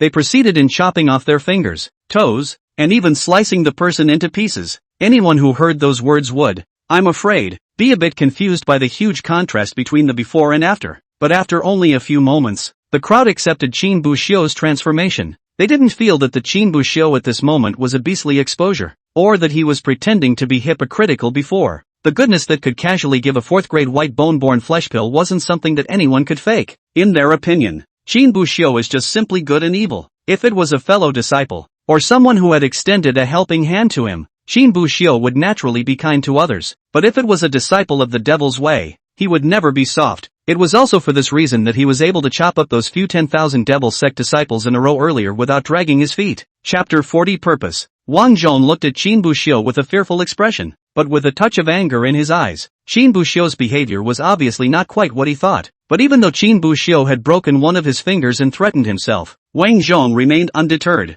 Kill me if you can, but let me tell you, if this happens, you'll never know why we came to the forest of 10,000 beasts. Wang Zhong roared through clenched teeth. He knew very well that if he told the other party the purpose of his visit to the forest of 10,000 beasts, then he would have completely lost his value. At that time, with Qin Buxiu's current attitude towards himself, he would only have one way to die. It's a death anyway, so why not put up a fight and maybe even fight your way out? However, Wang Zhong apparently overestimated the extent of Qin Buxiu's benevolence towards the 10,000 demon sect cultivators, and with a swing of his sword, a sharp pain came from his palm. Wang Zhong let out a miserable scream of pain. All this was cut off was his ring finger. This intense pain had just subsided somewhat when the next second there was another sword. Wang Zhong's middle finger was also chopped off, and on that palm, only the last 2 intact fingers remained. However, Qin Buxiu still had no intention of stopping, and immediately afterward, he swung out 2 more swords. The index finger and thumb were also chopped off in quick succession. In just a few seconds, all of Wang Zhong's several fingers were chopped off. The pain that came one after another made Wang Zhong nearly faint. He raised his head to look at Qin Buxiu in front of him. His eyes filled with tears squeezed out because of the pain, and all that was left in his eyes was fear of Qin Buxiu. Seeing this, Qin Buxiu also stopped his hand movements and looked down at Wang Zhong, allowing his gaze to make mutual contact with him. Do you think it's important for me to know why the 10,000 devils cult came to the 10,000 beasts forest? Whether you want to suffer more or stop here, you'd better think it over. Qin Buxiu spoke in an extremely calm tone, his eyes filled with indifference. It was as if what Wang Zhong had been subjected to was nothing in his eyes. All of this made Wang Zhong shudder. Isn't the Misty sect a famous and righteous sect? How come the disciples that were taught felt even more terrifying than their 10,000 devil sect cultivators? The pain from the severed 5 fingers kept coming, and Wang Zhong instantly felt an unprecedented sense of despair enveloping him. Earlier, he was still glad that he hadn't been decapitated by Qin Buxiu, and it seemed that Qin Buxiu wanted to get something from himself. Then, if he or she bites the bullet, he or she might be able to get a silver lining in return. But now, he realized how naive his earlier thoughts were. From the very beginning, Qin Buxiu had no intention of letting him go. Told you, it's a dead end. If you don't say anything, you'll die of torture. This guy in front of me is a demon. At this time, the long sword in Qin Buxiu's hand once again made a move, and Wang Zhong was instantly shocked by his pupils. I say everything. Wang Zhong shouted loudly, his body trembling with excitement, tears pouring out of his eyes from fear. Only then did a smile appear on Qin Buxiu's face, and only then did the long sword in his hand regain its calmness once again. If there are any half-hearted words, you know what will happen to you, Qin Buxiu added. Hearing these words, Wang Zhong subconsciously felt a cold current running from his spine to his brain. He also didn't dare to have any other thoughts, for fear that he would lie and be seen through by Qin Buxiu. We were ordered by the orders of the little sect master to come to the 10,000 Beasts forest to pick a golden sunflower. Golden sunflower? When Qin Buxiu heard this name, he couldn't help but show a flash of surprise in his eyes. He had already finished the fundamentals of alchemy when he was hanging out, and he had an understanding of all kinds of spirit medicines. This golden sunflower was one of the important materials for refining the third-grade pill 9 turns golden sun pill. Although this 9 revolutions golden young pill was only a third-grade pill, its degree of preciousness was even more precious than some 5th-grade pills. This was because this 9 revolutions golden yang dan was a special elixir used to enhance the quality of the golden dan. For a peak foundation establishment cultivator, as long as he swallowed a 9 revolutions golden yang dan when he broke through the jindan stage, he would be able to greatly enhance the quality of the jindan that was condensed. If I can find the golden sunflower and refine the 9 revolutions golden sun pill, then I will be able to condense a higher quality golden pill in the future, and with a higher quality jindan, there's more aura you can get to absorb when hanging out. The speed of cultivation in the future will also increase a lot, and you will become an immortal faster. Thinking of this, a smile appeared on Qin Buxiu's face. However, he did not blindly trust the other party just because the news Wang Zhong said was to his liking. Who is your little godfather? How did he know about the golden sunflower? Where is the exact location of the golden sunflower? Qin Buxiu threw out several questions in a row, directly confusing Wang Zhong. It took a long time for him to come back to his senses, and then he answered one question at a time. Our young sect master's name is Duge Lanyu, the daughter of sect master Duge Ao. Her cultivation just happened to step into the peak of the 9th grade of foundation establishment, and she was preparing to break through to the jindan stage. And when she heard that the 10,000 Beasts forest had golden sunflowers, she sent us over to take a look. As for where the information came from, we're just a couple of clerks, and the little preceptor didn't say anything to us about that. When speaking of Dako Lamue, Wang Zhong's eyes crossed with a touch of hatred. If Dugalan you hadn't sent them out, they wouldn't have been buried here. The location of the golden sunflower seems to be in the center of the 10,000 Beasts forest. Also, that wooden box you turned over earlier was designed to hold the golden sunflower, so that the golden sunflower won't lose too much of its aura after being plucked. Hearing this, Qin Buxiu recalled the small wooden box he had previously found from that 10,000 devil sect cultivator. No wonder the aura in that small wooden box is so rich, so it's used to preserve the golden sunflower. Qin Buxiu looked at Mr. Wang and after pondering for a while, he asked the last question. If you're really here for the golden sunflower, why are there only so many of you in total? Although the 9 revolutions golden young pill was only a third-grade pill, it was just as Qin Buxiu had said. Because of the special nature of the 9 revolutions golden young pill, it was several times more precious than some 5th-grade pills. If the 10,000 Devils sect really knew about the existence of the golden sunflower, how could they send only a few foundation stage cultivators over? Because the little sect master isn't quite sure if there's really a golden sunflower here. Moreover, the 10,000 Beasts forest is the territory of the ethereal sect, so if too many people are sent out, it will definitely attract the attention of the ethereal sect. At that time, if the Misty sect gets involved, not only will they not be able to get the golden sunflower, but quite a few people might die. Qin Buxiu nodded and twisted his head to look at Wang Zhong. In the next second, without any sign, the long sword in Qin Buxiu's hand suddenly chopped out. Put! A silver light flashed, and Wang Zhong was already separated from his head. Chapter 41, You're really ruthless. After killing Wang Zhong, Qin Buxiu walked towards Su Wanwan and the others. Senior sisters, how are you all recovering from your injuries? Qin Buxiu said with a smile on his face, simply a different person from when he had beheaded Wang Zhong earlier. It's all pretty much recovered. Thank you, senior brother, Su Wanwan said, her eyes filled with gratitude. If it wasn't for Qin Buxiu today, the three of them, they might all have to die here. Qin Buxiu glanced at both Zhao Wu and Zhang Qian. The injuries on both of them were not yet healed, but they were much better than before. Zhao Wu's arm, which was originally half crippled, had also recovered 60 to 70% under the powerful medicinal effects of the white bone and flesh pill. By the way, senior brother, are you heading towards the center of the 10,000 Beasts forest now? Su Wanwan suddenly opened her mouth and asked. Qin Buxiu didn't have any intention of hiding it and nodded. After all, he had previously questioned Wang Zhong in front of several people, and Su Wanwan and the others naturally knew about the golden sunflower, and had more or less guessed what Qin Buxiu was thinking. Why don't we accompany you? After all, the further in you go, the stronger the demonic beasts of the 10,000 Beasts forest become. It might be safer with a few more people, Su Wanwan said. She wasn't interested in golden sunflowers or anything. It was simply to repay Qin Buxiu for saving his life. If there was any danger on the road, they could share some of it. At this time, Zhao Wu, who was on the side, also stood up. If senior brother Qin doesn't mind, I'd also like to accompany you inside. Don't worry, at that time, if there really is any whatsoever golden sunflower, we definitely won't compete with you. Before Zhao Wu could finish speaking, Zhang Qian, who was on the side, hurriedly elbowed him. However, Zhao Wu didn't seem to realize what the problem was and couldn't help but frown at Zhang Qian. What are you hitting me for? Zhang Qian sighed helplessly. Zhao Wu was good at everything. It's just that sometimes you talk. You're too blunt. Senior brother Qin, it just so happens that the three of us haven't hunted enough demonic beasts. Why don't we just travel together as a group,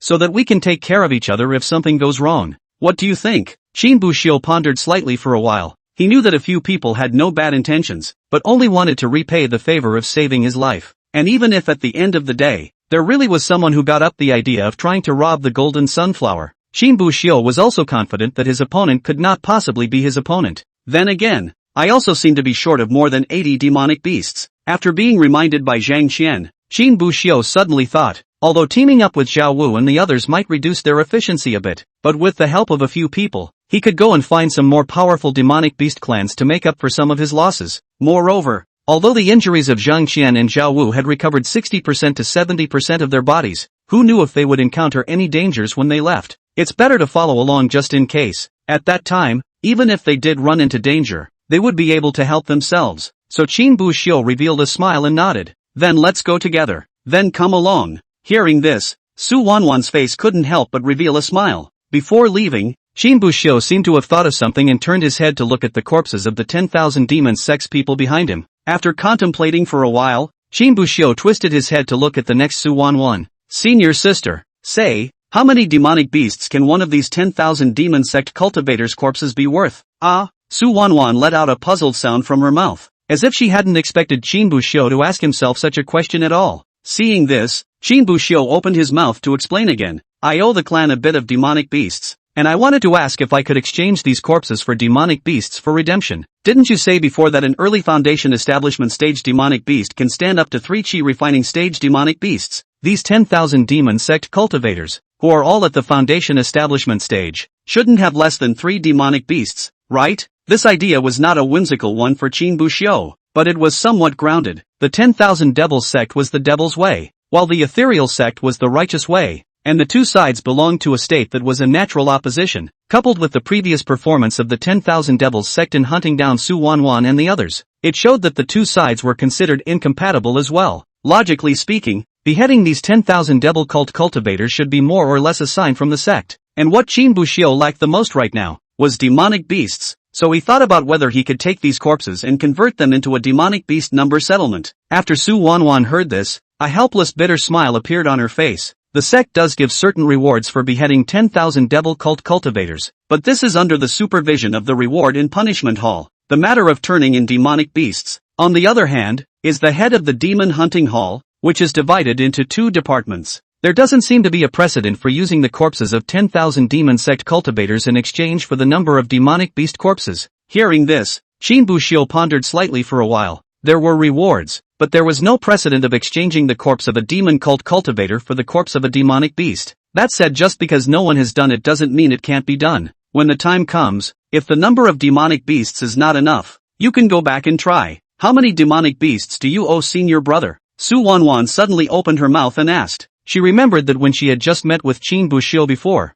Qin Buxiu said that there weren't many more demonic beasts he was short of, so he didn't enter the inner forest with them. But now, it seemed as if they were lying to her then, or else she wouldn't have encountered Qin Buxiu in the inner forest. Of course, Su Wanwan was not trying to look into this in detail. It was just that they happened to have some demonic beast corpses in their hands that they had hunted earlier. If Qin Buxiu could use it, he could just give him the demonic beast corpse, probably, about 80 heads short. When these words came out, they immediately frightened Su Wanwan and the others' pupils. How many? 80 heads? Zhao Wu on the side immediately couldn't hold his tongue and couldn't help but open his mouth to ask. With the 3 of them combined, the total number of demonic beasts they hunted this time was only 90. Qin Buxiu alone owes 80 heads? However, Su Wanwan immediately found a remedy for Qin Buxiu. It should be that senior brother Qin was delayed by something before. Otherwise, with senior brother Qin's strength, I don't think he would owe so many demonic beasts. Yeah, that said, I don't seem to have seen much of senior brother Qin in the inner gate. I think he should be practicing hard day in and day out. Zhang Qian, who was on the side, also spoke up. Hearing this, Qin Buxiu revealed an awkward smile. Actually, I only joined the inner sect almost a month ago? At these words, the three froze once again. What the hell? You just joined the inner circle a month ago? There were two ways to enter the inner sect, either by breaking through the foundation establishment stage or by passing the outer sect grand competition. If Qin Buxiu had come in after breaking through the foundation establishment stage, that would mean that he had broken through two minor realms one after the other in the span of 2 months. Thinking about this, the crowd couldn't help but suck in a breath of cold air. With this kind of talent, it was no wonder that he was able to explosively hammer a peak foundation establishment 10,000 devil sect cultivator at the third level of foundation establishment. But at that moment, Su Wanwan seemed to have thought of something else and couldn't help but ask, so, then how did you owe 80 demonic beasts? Senior brother Qin? I owe it for the 3 years I spent in the outer door. Ha! The three of them were once again confused, looking at Qin Buxiu with a look of disbelief. But at that moment, Su Wanwan seemed to suddenly recall some rumors she had heard back when she was still at the outer gate. Misty Sect's #1 lazy dog, Qin Buxiu, has stayed in the outer door for 3 years doing nothing, and hasn't been expelled from the Misty Sect, and is on the verge of becoming a legend in the Misty Sect. When Su Wanwan first heard Qin Buxiu's name for the first time, she had also thought of this title. However, seeing Qin Buxiu's cultivation of the third grade of foundation establishment, he thought that he might just have the same name and surname, so he didn't care. But now it doesn't seem to be the same name, and at that moment, Zhao Wu, who was on the side, seemed to have thought of something as well, revealing a look of sudden realization as he looked at Qin Buxiu. Oh, I remember, you are the ethereal sect's first vomit. Before Zhao Wu could finish his sentence, Zhang Qian, who was on the side, directly delivered an elbow strike to his abdomen, sending Zhao Wu into dry heaves on the spot. Then putting on a startled expression, he went over to hold Zhao Wu. Senior brother Zhao Wu, what's wrong with you? Is everything alright? Zhao Wu looked towards Zhang Qian and pointed a finger at him, his eyes filled with sorrow. You're a hard hitter, kid. Chapter 42, Half-Step Jin Dan. Qin Buxiu and his group walked towards the depths of the 10,000 Beasts forest. Along the way, Qin Buxiu brought Su Wanwan and the others to end 2 more beast groups. However, those 2 beast groups were both small beast groups, and the number of demonic beasts was not large. So after the 2 trips, even after all the conversions, they had only gotten a total of 70 or so demonic beasts. Qin Buxiu had originally thought of sharing it equally with Su Wanwan and the others. For 4 people, each person's share was 17 or 8 demonic beasts. However, Su Wanwan and the others refused and directly gave half of the demonic beasts to Qin Buxiu. After all, the number of demonic beasts owed by Qin Buxiu was about the same as the number of demonic beasts needed by the 3 of them combined. If it was divided equally, when would Qin Buxiu need enough demonic beasts? The demonic beasts they needed would be enough. Qin Buxiu didn't push too hard on this. Not long after, Qin Buxiu suddenly stalled in his footsteps, his gaze looking towards a short distance away.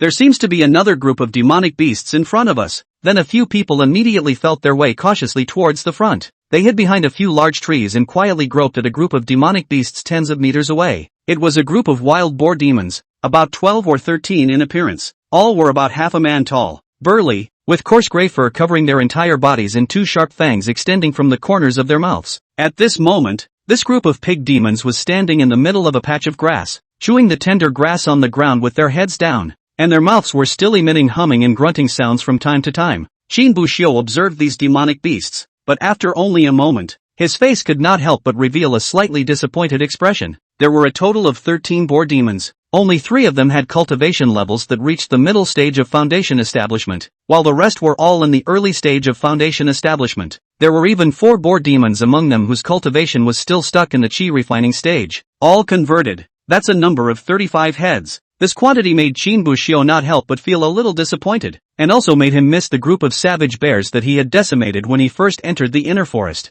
2 peak foundation establishment barbarian bears, 5 peak foundation establishment bears, and the lowest cultivation level is mid-foundation establishment. It's no wonder those savage bears are so weak in actual combat. After all, with their strength, I'm afraid they belong to the ceiling of the food chain in the 10,000 beasts forest. If you can crush almost all demonic beasts by relying on your cultivation, how will your practical combat ability be honed? Thinking about it, Qin Buxiu cast his gaze once again on the group of boar demons in front of him. He was planning to greet Su Wanwan and the others to make a move together to eliminate this group of wild boar demons. But just then, a ground-shaking movement suddenly came. Those wild boars that were chewing on the tender grass were also clearly sensing the disturbance, and raised their heads towards the direction from which the commotion came. In the next second, it turned its head violently and fled with great speed. Qin Buxiu looked at the escaping boar demons, but he had no intention of chasing after them. Compared to these bored demons, he was more concerned about what kind of fellow was making this commotion. As the frequency of the vibrations became faster and faster, Shinbushio could feel the ground trembling more and more violently. Finally, after a few moments, Shinbushio saw a huge brown figure in a forest in the extreme distance, like a speeding train, running toward them at an extremely fast speed. The large trees along the way were broken and collapsed with a bang just by his gentle rubbing. Every time that thick claw landed on the ground, it was as if someone was tamping the ground with a battering ram, causing the entire ground to tremble. As the brown figure continued to get closer, Shinbushio finally got a good look at the other party's face. It seemed to be a savage bear of incomparable size. From the looks of it, it appeared extremely similar to the group of savage bears that Shinbohu had beheaded earlier, and it even looked like it was carved out of a single mold. Its face seemed to still have blood on it, and its eyes somehow stared at Shinbohu dead in the face, as if Shinbohu had killed his whole family. Suddenly, Shinbushio violently thought of something, his pupils shook, and his entire body broke out in a cold sweat. "Run!" he shouted, pulled up Su Wanwan several people and then directly skipped. And after that savage bear saw Shinbohu start to escape, it immediately let out a roar. Roar! The roar was immense, as if a thunderbolt had fallen into the ears of several people. Barbarian bear surrounded by some of the small trees that have not yet grown into, actually in this roar, was directly shaken off the trunk. Even at a great distance, Shinbushio and the others were still shaken to the point that their eardrums hurt. After roaring, the savage bear's speed instantly increased by a lot, charging towards Shinbushio with all its strength. Seeing this scene, Shinbushio was even more convinced of his suspicions. It's really coming at me. At this moment, Shinbushio couldn't help but burst out. When he saw that the savage bear was so similar to the savage bear he had killed earlier, Shinbushio vaguely guessed that they might be of the same clan. It's just that at that time when he was beheading those savage bears, this guy happened to be absent, so he didn't bump into him, and by the time he left not long after, this savage bear returned. As it turns out, the wife is gone, the child is gone, and all that's left is a streak of blood on the floor. So smelling the blood came after them. Shinbushio twisted his head to look at the savage bear that was still chasing after their asses in a deadly manner, and he could not help but frown, pondering whether there was any possibility for the few of them to defeat this savage bear. Although right now, he was a bit far away from the savage bear and couldn't feel the actual cultivation level of that savage bear. However, in terms of the other party's figure, and the power they were now displaying, it was clear that they had already exceeded the realm of those two peak foundation establishment, and after the peak of foundation establishment, there is the Jindan stage. However, Shinbushio did not feel that this savage bear had stepped into the Jindan stage. The reason was simple. If one really stepped into the Jindan stage, after the Jindan was condensed in the body, no matter if it was a cultivator or a demonic beast, the strength would be greatly increased. A single early Jindan cultivator was enough to rival a dozen peak foundation establishment cultivators. If this savage bear had really stepped into the Jindan stage, Shinbushio and the others couldn't have run until now, and would have long been caught up by the other party and slapped to death. That leaves only one possibility. This savage bear was at the half-step Golden Dan realm. Although he hadn't condensed the Golden Dan, he was no longer at the peak of the foundation establishment cultivation level. However, although half-step Jindan was not a true Jindan stage demonic beast, it was still much stronger than a foundation establishment stage demonic beast. The strength of a half-step Jindan demonic beast was at least able to withstand 4 or 5 peak foundation establishment demonic beasts. Strength comparison. Shinbushio felt that he should be able to compare to 2 peak foundation establishment demonic beasts. The 3 of them,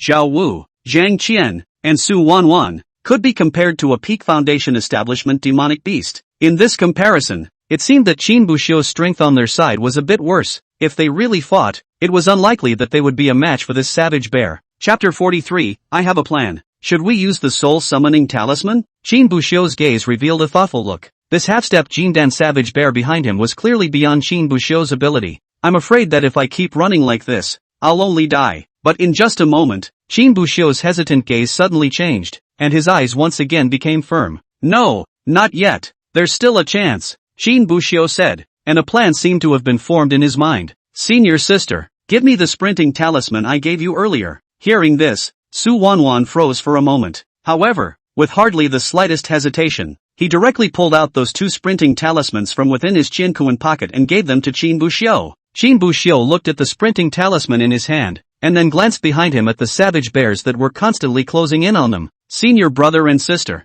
this savage bear is rushing towards me. I'll go distract him. You guys wait and try to run separately from me. No surprise, the savage bear should be chasing me. When the time comes, I'll find a chance to use the sprinting charm to dump him, and we'll meet back here. Hearing this, Zhao Wu and the others obviously froze for a moment, as if they didn't expect Qin Buxiu to do so, but immediately afterward, Zhao Wu was the first to object. Can't let you go alone, at least let me follow you, so I'll have something to look out for if anything happens. Su Wanwan and Zhang Qian also wanted to say something else, but Qin Buxiu was not giving them a chance at all. Nah, it's best to let me distract the savage bear myself. Too many people will be troublesome instead when the time comes, and there are only 3 sprinting talismans in total. If I go alone, I'll get at least 3 chances, and if I have one person following me, then I can't even have one chance to miss. The 3 of them couldn't help but fall silent when they heard this, because they all knew that Qin Buxiu did have a point. With 3 sprinting talismans, if it was just Qin Buxiu himself going to lure away the savage bear, even if he failed once, it would be nothing, and he could even make a second and third attempt. But if you add one person, you'll have to use 2 sprinting talismans for the first attempt, and then you'll only have 1 sprinting talisman left to use. Thinking this through, the 3 of them stopped trying to persuade anything. Seeing this, Qin Buxiu planned to separate from the 3 first. Let's see if the savage bear's hatred is all on himself. But before he could take his first step, Su Wanwan called out to him. Senior brother Qin, wait. He turned his head to look at Su Wanwan, and saw Su Wanwan pull out a few talismans from her bosom and hand them to her. The savage bear's sense of smell is especially keen, and if the odor is not removed from you, he will be able to sniff the air and find you. Here are a few cleansing talismans. If you dump the savage bear, use these cleansing talismans to remove your own scent. Many thanks, senior sister. Qin Buxiu didn't think much about it, so he accepted the cleansing talismans. But at this time, Su Wanwan seemed to have thought of something else and hurriedly continued. If you don't manage to shake off the savage bear by then,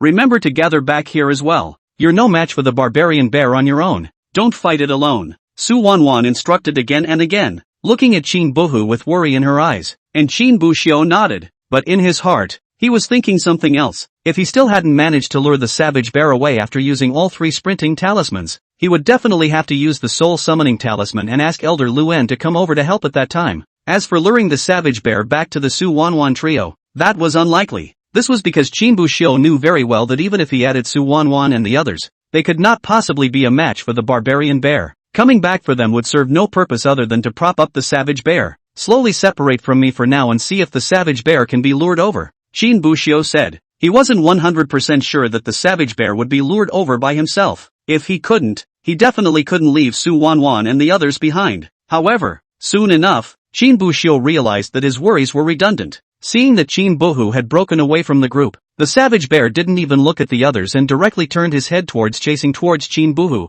Seeing this scene, a helpless smile appeared on Qin Buxiu's face. However, it is also true that if you are in your own place, and you have been killed by someone who has killed your wife and child's entire family, I am afraid that you will not let the other party off easily. Thinking of this, for some reason, Qin Buxiu suddenly felt a bit stuffy in his heart, and a trace of pity was unconsciously born in his eyes. He hadn't even shown such compassion when he had beheaded those few Devil Dao cultivators. After all, it was the other party who made the first move to try to kill someone, and he killed it without any burden. But just a moment later, Qin Buxiu suddenly thought of something, and the pity in his eyes suddenly disappeared, replaced by a look of determination. Kindness is a good thing, but it's also important to be clear about the target. Foolishness is not a good thing, Qin Buxiu said to himself. It had been 3 years since he had crossed over, but for 3 years, it had stayed in the sect without leaving. The biggest bullying he had ever received on a regular basis was just a few taunts. This time was the first time he had left the shelter of the clan to make contact with people outside of his fellow sect. When Li Qinghe asked Qin Buhu if he wanted to help him dispense with the demonic beasts he owed,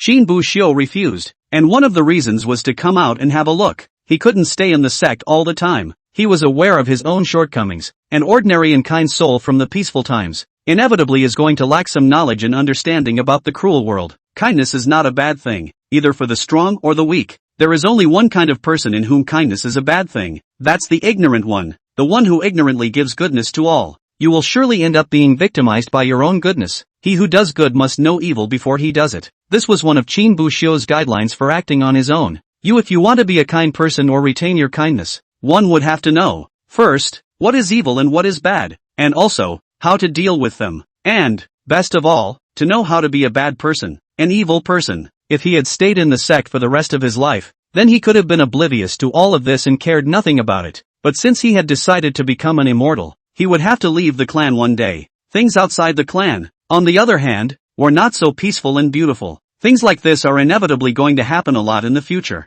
demonic beasts, magic paths, which is not father born and mother raised. If you have to cry for the other person every time you kill them, before you become an immortal, I'm afraid you'll cry yourself to death halfway across the world. After thinking clearly about all of this, Shin Bushio once again regained his composure and turned his head to look at the barbarian bear behind him. There was no more pity in his eyes, only calm contemplation, thinking about how to lure this savage bear away and how to get rid of it afterwards. Chapter 44, Stabbing the Half-Step Jindun's Nest. As Shin Bushio and Su Wanwan and the others gradually separated, the distance between the two sides had already widened by nearly 100 meters. The barbarian bear was still staring at Chin Buhu with a deadly stare, and the distance between him and Chin Buhu was getting closer and closer. Even in Chin Bushio's state of fully executing the walking cloud steps, the distance between the savage bear and him was still closing. When he was completely separated from Su Wanwan and the others, Chin Bushio took out a sprinting talisman. A trace of aura was injected into the sprinting talisman, and within moments, the sprinting talisman quickly turned into a pile of ashes as if it had been set on fire. Immediately afterward, Chin Bushio felt a force coalesce around his calf. In the next second, his speed increased quite a bit all of a sudden.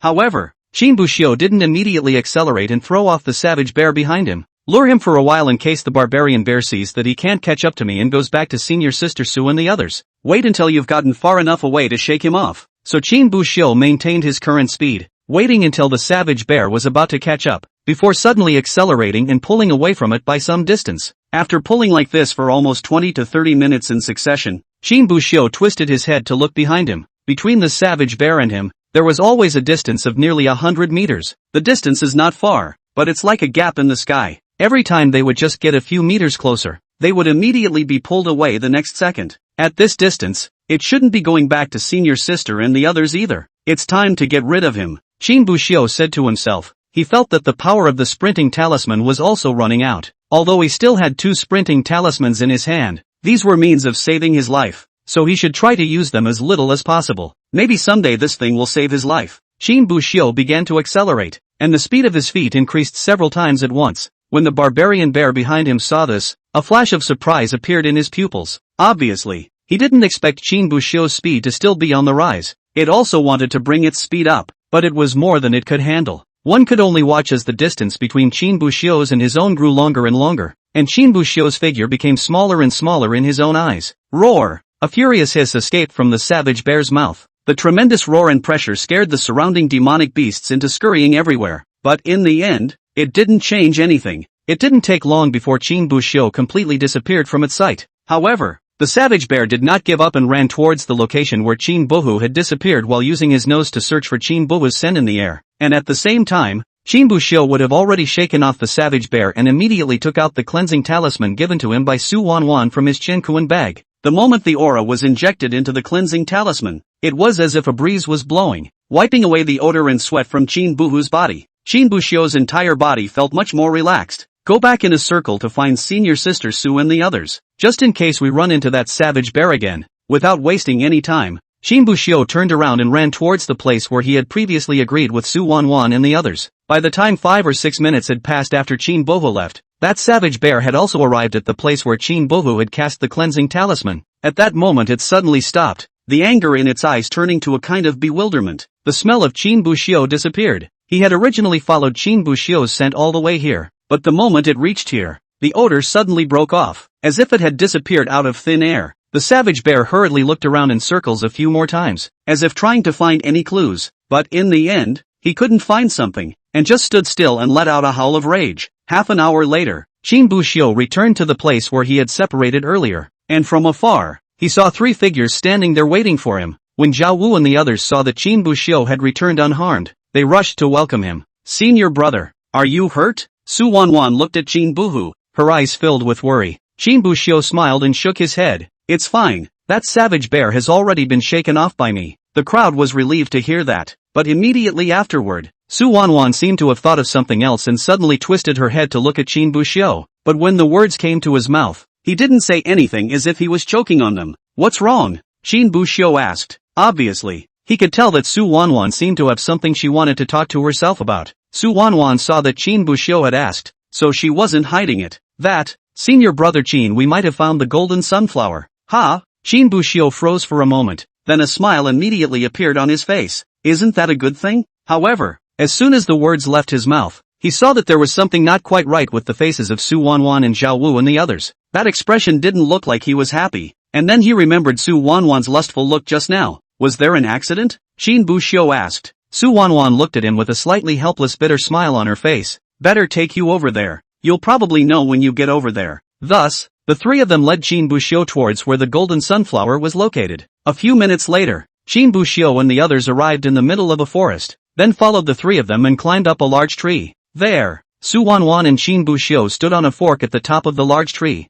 Following the direction Su Wanwan pointed, Qin Buxiu looked over. Then he saw a huge black figure sitting in the middle of the woods about 500 or 600 meters away. The figure looked a little like a human, but the size was like a person enlarged 5 or 6 times. The limbs looked particularly strong, covered in black fur, and sat with both arms clasped over his chest. That guy, it was none other than a large chimpanzee of enormous size, and in front of that guy was a small reddish golden flower, although separated by a distance of 500 to 600 meters. Qin Buxiu, who was a foundation establishment stage cultivator, did not have weak eyesight, and with a glance, he could tell that the small reddish golden flower was the very same golden sunflower he was looking for. At that moment, Zhao Wu, who was on the side, spoke up. When we escaped earlier, we strayed into guerrilla territory. I saw that golden sunflower at a glance, but before I could go over to get it, that big guy rushed over. All we could do was hurry up and run away, and luckily he didn't seem too interested in us and didn't catch up. After listening to Zhao Wu's description,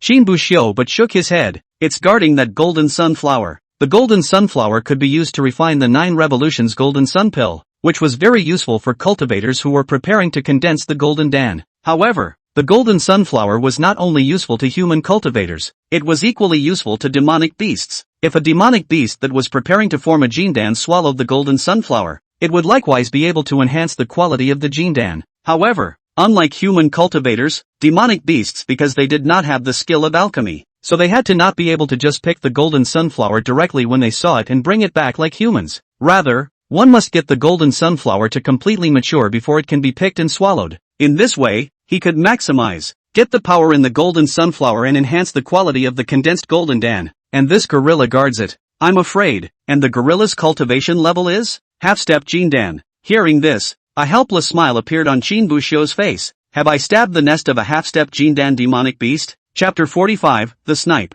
Senior brother, why don't we just forget about this? Su Wanwan couldn't help but say. After all, a half-step jindan demonic beast was indeed not something that a few of them could handle. Qin Buxiu showed a thoughtful expression on his face. He was not going to give up this golden sunflower. However, Qin Buxiu also knew very well that with his own strength, or even if he added the strength of Su Wanwan and the others, he could not possibly be a match for this gorilla. Otherwise, they wouldn't have been chased by the savage bear from before. Then there are only a few paths before him now. First, just summon the big guy. The soul summoning talisman in his hand had been kept and used. It wasn't impossible to take it out now and call Elder Luen to come over and help him kill this half-step jindan gorilla. But this was not Qin Buxiu's first choice. Second, get help. They were definitely not the only group of people hunting demonic beasts in the 10,000 Beasts forest right now. One could try to find other disciples nearby who were also hunting demonic beasts and ask them to come over to help. But this method has just as many problems. If we find the other disciples, then how are we going to divide this golden sunflower? One golden yang flower could only refine one 9-turn golden yang pill.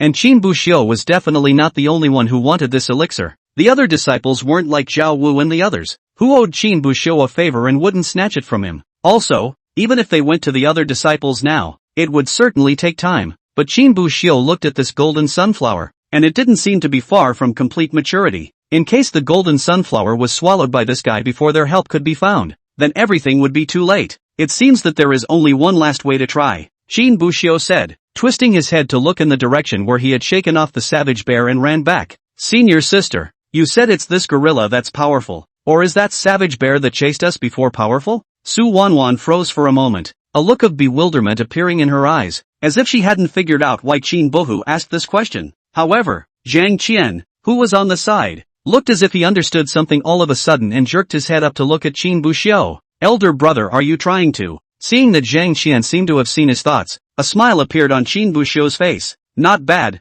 I want to lure that savage bear over here, so that they can snipe at each other and we'll reap the benefits. Hearing these words, Su Wanwan and Zhao Wu on the side couldn't help but have their pupils shaken, their eyes filled with surprise. But wouldn't that be too dangerous? Su Wanwan couldn't help but say that she was obviously a little worried about Qin Buxiu. However, Qin Buxiu shook his head. How do you get a tiger's son without entering the tiger's den? Besides, I wasn't hurt by that savage bear when I shook him off earlier. Don't worry about it, senior sister. Surely nothing will happen. Qin Buxiu said confidently. Elder sister, you guys just wait here and watch the show. I'll go and come back. After saying that, Qin Buxiu jumped off the tree with a single leap, then ran all the way towards the direction where he had shaken off the savage bear earlier. Su Wanwan looked at Qin Buhu's back. Although she was worried, she also knew that she couldn't persuade Qin Buhu back, so she could only sigh helplessly. Qin Buxiu couldn't help but ponder while rushing towards the savage bear. But then again, so much time has passed, and I'm afraid that savage bear isn't there anymore.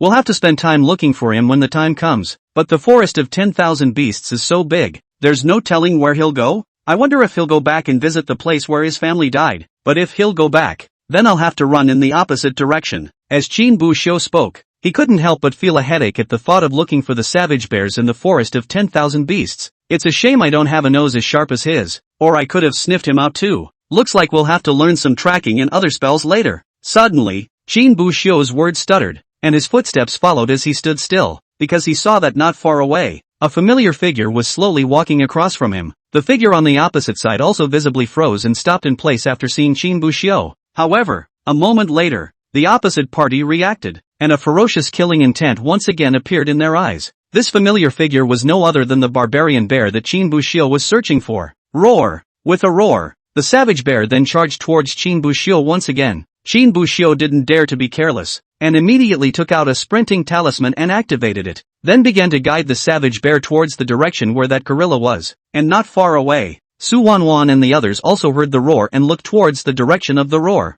Immediately afterward, he saw that not far away, Qin Buxiu was running furiously all the way with a smile on his face, guiding the savage bear in the direction of the gorilla. Back so soon? Zhao Wu was a bit surprised. After all, it had only been a few minutes since Qin Buxiu left. It should be that the barbarian bear happened to be in the vicinity and was bumped into by senior brother Qin. Zhang Qian said and shook his head helplessly. I only hope that senior brother Qin's plan will work so that the two demonic beasts can fight, or else. Zhang Qian didn't go on. However, Su Wanwan understood what he meant. If these two demonic beasts didn't fight as big as Qin Buhu expected, then I'm afraid it would be Qin Buhu alone, surrounded by the two demonic beasts. The savage bear chased after Qin Buxiu, but slowly, he seemed to gradually realize that something was wrong. There seemed to be an additional strange and powerful odor in the air around them. He sensed that there might be a demonic beast with a cultivation level no less than it nearby. This caused the savage bear to feel a hint of uneasiness, but this uneasiness only just bubbled to the surface, and in the next second,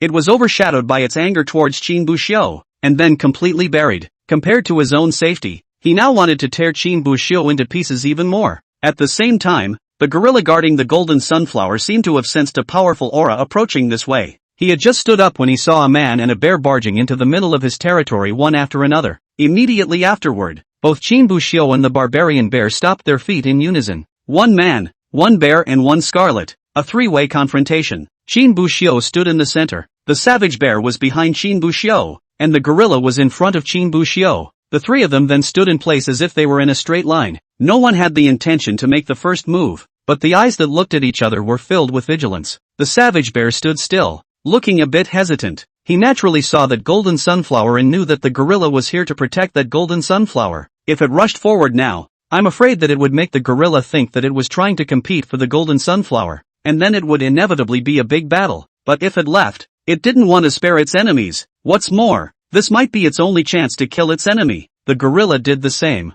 It had already sensed the other party's cultivation level from the savage bear's aura, the same as itself. Half-step Jindan. In a real fight, it doesn't have a 100% chance of winning, but he would be reluctant to leave just like that. This golden sunflower was the first thing he discovered, and it had been guarding this place for so long, and in the end it was given up to someone else. How could this be possible? Besides, if we really fight, it's not certain who the deer will be. Qin Buxiu looked at the savage bear and gorilla that were pinning him down one after the other, pondering what he could do to make them fight and still not affect himself. Each of the three parties carried their own thoughts, carefully staring at each other, thinking about how to act. Chapter 46, Brute Bear vs. Gorilla. The three parties were frozen in place for a long time without making a move. Qin Buxiu didn't care. He didn't lack time, and had even begun to close his eyes and rest his eyes. The intention was to have an ongoing battle with these two demonic beasts. Whoever couldn't make it through first, who would strike first? As for striking out, he wasn't going to be the first to do so.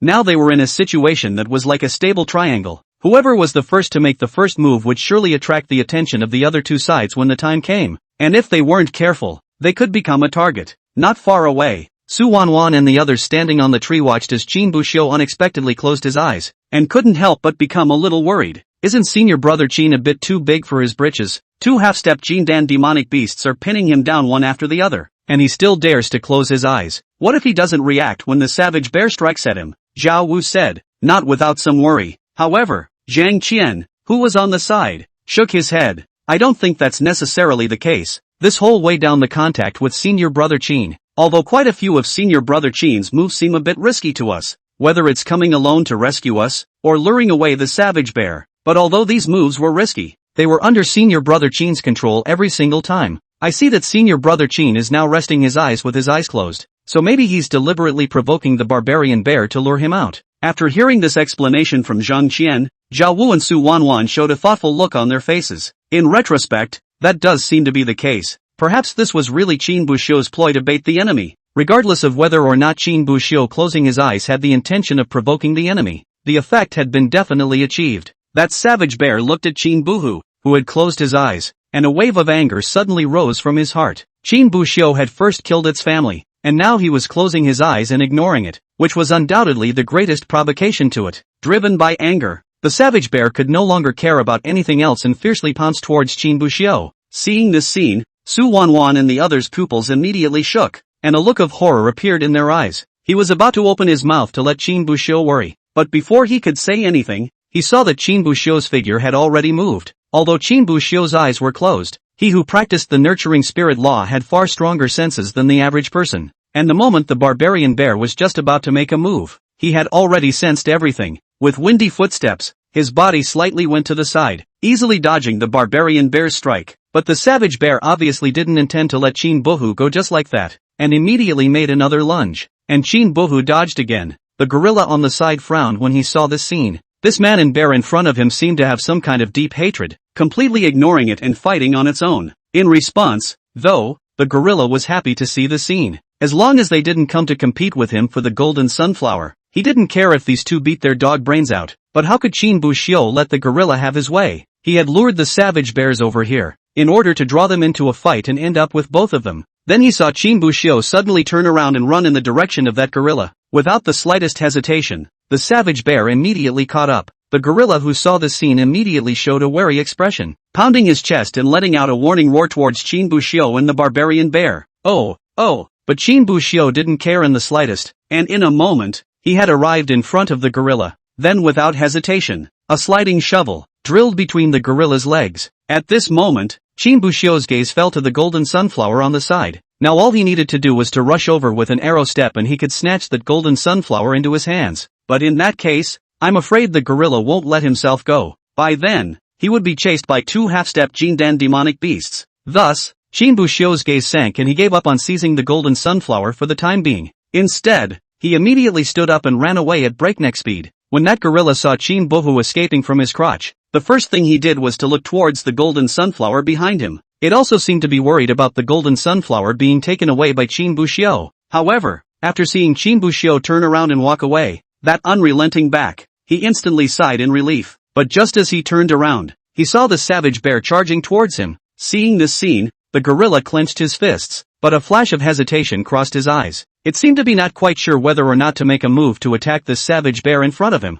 After all, from what had just happened, that savage bear seemed to have a grudge against the human, and not for his golden sunflower. The hatred between the two of them? There was no need for him to intervene, much less stir into it. But the question was, would this savage bear really leave obediently after killing that human? The other party was also at the half-step Jindan cultivation level. Seeing this golden sunflower, could he be indifferent? Putting oneself in the same shoes, if one were to run into such a situation, would one really not think of the golden sunflower after killing someone? Thinking of this, that gorilla instantly had a decision, only to see his face showing anger. He clenched his fist and violently swung it out towards the savage bear. The savage bear's face changed when he saw the gorilla's punch swinging at him. Earlier, when he was angered by Qin Buhu, his mind was fully focused on Qin Buhu's body, so much so that he instantly forgot that there was still this gorilla. the gorilla threw a punch, and the savage bear tried to dodge in a hurry, but it was too late. Bang! The gorilla fiercely blasted his fist onto the savage bear's body, and the savage bear's burly body flew out like a cannonball. It finally fell heavily to the ground, smashing a large crater. However, it was good that the barbarian bear, as a demonic beast with half-step Jindan cultivation, had thick skin and flesh,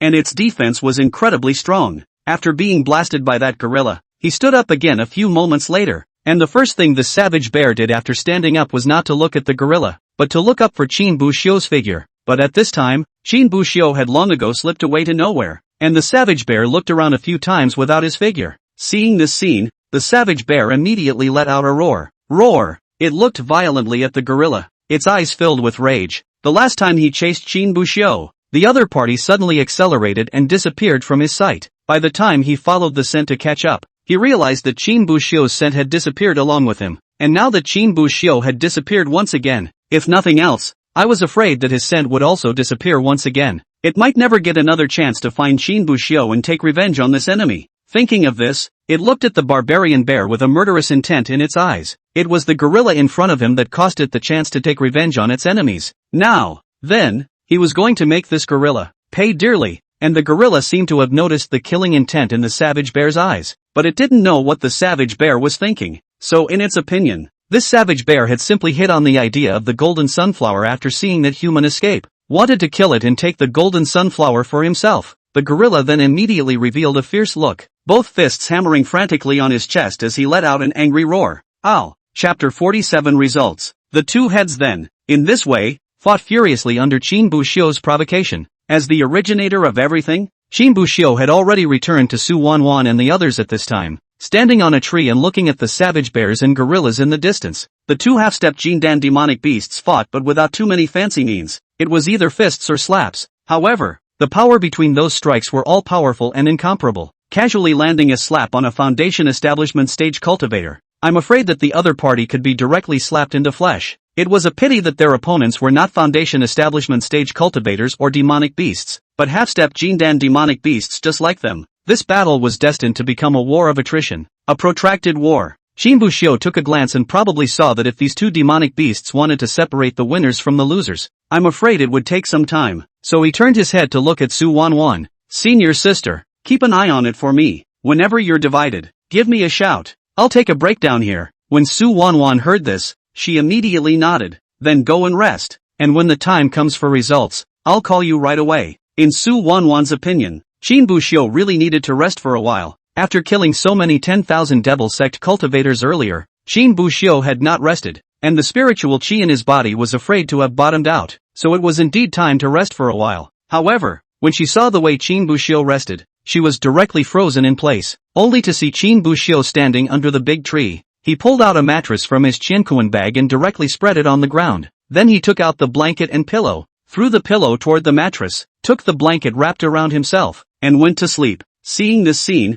Su Wanwan couldn't help but twitch the corners of her mouth. The two people on the side, Zhao Wu and Zhang Qian, were also directly dried silent by the scene before them. Who comes out to hunt demonic beasts and brings blankets, mattresses and pillows with them? When they rested, at most, they would just find a place to sit cross-legged and eat a couple of pills, but the likes of Qin Buxiu. But the three didn't say much. After all, Qin Buxiu's strength was there, not to mention fighting sleep here. It's just a straight-up cabin and they won't say anything. They turned around and continued to look at the savage bear and gorilla not far away. The two demonic beasts had already reached a state of either you die or I die at this point. Every punch that was thrown had the feeling that it could tear the earth apart. The three of them, Su Wanwan, couldn't stop watching. Although they had hunted and killed not a few demonic beasts, it was the first time they had seen a half-step Jindan demonic beast in a life-and-death struggle like this. However, the two demonic beasts were also able to carry on, their fists and slaps constantly bombarding each other's bodies. The skin on their bodies had long since festered,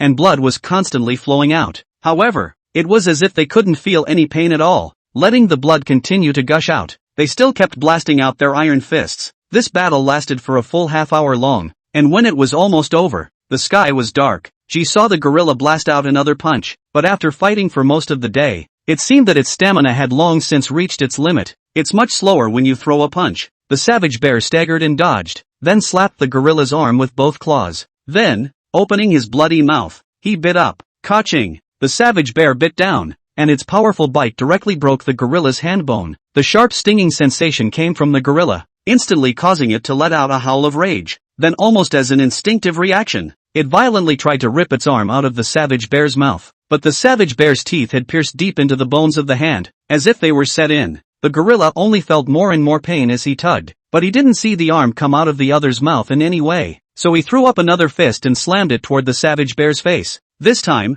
the savage bear failed to dodge, and was directly smashed to the eyes, and his head was dizzy for a while. The gorilla didn't waste time, swinging his fist again and following it up with a punch. Bang! Blood splattered out, and one of the barbarian bear's eyes had been completely knocked open. A few teeth were also broken hard, but it was still biting the gorilla's arm with deadly force. On the other hand, his palm wasn't idle and slapped towards the gorilla's head. Bang! A palm fell, and the gorilla was also slapped. At this time, both demonic beasts had come to the end of their strength. Their strength was almost exhausted, and they didn't even have the strength to dodge. Just mechanically, raising a palm or fist and then blasting it hard towards the other person's head. Like two boxers who had fought to the 12th round, they had long been exhausted, with only their will still supporting their physical bodies from collapsing. A constant barrage of punches to the body of the opponent, waiting for the final referee's bell to ring to declare the final winner. The only difference was that no one would ring the final bell for these two demonic beasts. Their bells don't really ring until one of them is completely down and then dead. Bang! Finally, as the gorilla swung his arm out, he struck the savage bear's head with a hard blow. The savage bear seemed to be unable to support itself any longer, and as if it had lost consciousness, it loosened its mouth that was clinging to the gorilla's arm. But when the savage bear's mouth let go of the gorilla's arm drooped as if it had lost its support. The savage bear's bite earlier had completely bitten off the gorilla's arm. The bones became crumbs, and most of the flesh and skin were also bitten off. Only bits of shredded flesh remained to keep the arm attached. Seeing this scene, that gorilla first froze, and then an uncontrollable roar of anger surged to his heart. It jerked its head towards the savage bear that had fallen to the ground and walked towards the other party. Then he raised the arm he could still move high above his head, clenched his fists, and raised his arm high above his head as if he were lifting something ready to slam it down. Immediately after that, the arm smashed against the savage bear's head at an extremely fast speed. Bang! With a loud bang, the entire ground trembled with it, as if it was an earthquake. That savage bear's head, as if it had been viciously crushed by a road roller. His skull completely shattered, and red and white liquid flowed out of his ears and nose. The gorilla, however, didn't seem to have lost his temper yet, and let out another roar before raising his arm high once again and slamming his fist down. Bang! There was another shaking of the ground, and that savage bear's head was like a balloon under great pressure. Finally, at this moment, it completely exploded. Blood and brain matter flew out and splattered all over the big chimp. Still, he didn't stop, and proceeded to smash 7 or 8 times in a row as if he were repeating the same trick. It continued until the savage bear's head plunged into a deep, large pit, turning into a pile of mud, completely disconnected from its body. The gorilla's anger seemed to subside at this and he stopped moving his hands. Seeing this scene, Su Wanwan and the others in the distance couldn't help but tremble and couldn't help but suck in a breath of cool air. This guy, he really holds a grudge. The savage bears are dead, and they don't even let go of their bodies. They have to smash their heads into slag before they stop, Zhao Wu said, impressed by the cruelty of that big chimpanzee. But Zhang Qian, who was on the side, shook his head. It's not really impossible to understand why this gorilla is so angry, alone here for so many days, waiting for the golden sunflower to ripen. As a result, it was not easy to get close to the time. Came a savage bear to mess up, and in the end, although I killed the savage bear by fighting to the death, but my arm was broken. For Jindan stage demonic beasts, if an arm is broken, there is little to no possibility of regrowing or connecting it back together. And for these demonic beasts, a broken arm has a great impact on their strength. So it's no wonder this gorilla is so angry. Hearing this, Zhao Wu and Su Wanwan couldn't help but nod their heads as well. But right at this moment, Su Wanwan seemed to think of something violently, and suddenly her pupils shook. Suffered. I forgot to call senior brother Qin. When Zhao Wu and Zhang Qian, who were on the side, heard this, they were first stunned, and then snapped back to their senses. The fight between the savage bear and that gorilla just now was too exciting, making several people not remember this for a while. They hurriedly looked down, but then they were surprised. At the bottom, Qin Buxiu had already disappeared, leaving only a lifted blanket in place. Chapter 48, Beheading Half-Step Jindan. Qin Buxiu had woken up when that gorilla's first punch landed on the savage bear's head. A system beep immediately followed in his head. Length of hang time, half an hour. Hanging occasion, the forest of 10,000 beasts. Reward obtained, cultivation gained a small amount of increase, and is comprehending the black stone plate. The moment he heard the beep, Shin Bushio couldn't help but stare. Cultivation gained a small amount of enhancement, he understood. But what the hell was this being comprehending the black stone plate? But immediately afterward, he remembered the stone tablet he had obtained from the other party after beheading the 10,000 devil sect cultivator at that time. Could it be that thing? Forget it, this is not the time to think about that. Let's decapitate that gorilla first. Shin Bushio no longer wasted any more time and took out the longsword from within his Jiankuan bag. Then he rushed towards the gorilla's position at a very fast speed. By the time Su Wanwan and the others recalled it and looked down, Shin Bushio had long since disappeared. A few moments later, above the battlefield between that gorilla and the savage bear, the gorilla who had just had a big fight was trying to sit down and get some rest. But before he could catch his breath, he felt an unfamiliar scent coming from behind him. It jerked its head back and realized that it was the human cultivator who had fled half an hour ago. The other party was holding a sharp sword and rushed towards him at an extremely fast speed. Seeing this scene, the gorilla first froze, and then his pupils shook, as if he immediately understood something. This human had deliberately lured that savage bear over earlier, allowing himself to fight to the death with the other party. Now that their two demonic beasts have ended up with one dead and one crippled, this human will then take the opportunity to come out and pick up the pieces. Thinking about this, that gorilla immediately felt a surge of anger rise from the bottom of his heart. He was a half-step Jindan demonic beast, and he was an unrivaled existence in the entire 10,000 beasts forest. Nowadays, he was actually teased by such an early-stage foundation establishment human. Woo! That gorilla let out a roar and violently raised his arm and blasted towards Shin Bushio, not the least bit cowed by his injuries. In its view, the human in front of it was nothing more than a fellow whose strength was comparable to that of an early-stage foundation establishment demonic beast. It, on the other hand, was a half-step Jindan demon. Although it was in a state of serious injury at this time, its strength was still here. Not to mention an early foundation establishment stage, even a late foundation establishment stage, it would still be able to handle it easily. So for Shin Bushio, who was killing towards him, the gorilla didn't have much to be wary of. It's just an ant rushing to its death. Only to see the gorilla fiercely clenching his fists, he threw a punch towards Shin Bushio's head. Shin Bushio looked at the punch that was blasting towards him, and his gaze instantly froze. Although the fist had not yet arrived, the wind had swept towards him like a gale, blowing his hair and clothes around. If this punch falls on the body, that is, Shin Buhu wears the Shenqing soft armor, but also cultivated the perfect realm of the hard body gong. I am afraid that the body has to burst and die, but he is also not a little cute. He can't take a move that can't be taken. Just dodge it. Then he saw Shin Bushio's footsteps change, and his body lightly twisted to the side. The next second, the gorilla's fist grazed the corner of his coat. Seeing this scene, the gorilla's pupils immediately shook, as if he didn't expect Shin Bushio's speed to be so fast. Shin Bushio, who had dodged the attack, was not idle either. A flash of golden light passed through his eyes, and the talent of seeing through had already been unleashed. Immediately afterward, he saw dozens of dim or bright red light spots appear on the gorilla's body. These spots of light are where the gorilla's weaknesses are. The brightness of the spots represents the lethality of these weaknesses. The brighter the light, the bigger the flaw. Shin Bushio's gaze quickly swept over the gorilla. Although there were many weaknesses on this gorilla's body, most of them, however, were due to the wounds that were left behind when he fought with the savage bear earlier. All of these wounds transformed into weaknesses, turning into dots of red light that appeared in Shin Bushio's eyes. However, Shin Bushio merely swept a glance without paying too much attention. The weakness he was looking for was the kind of weakness that could kill him with a single blow and completely decimate the gorilla in front of him. Just then, Shin Bushio's gaze suddenly landed on the gorilla's chest. There was the most conspicuous red spot of light on the gorilla,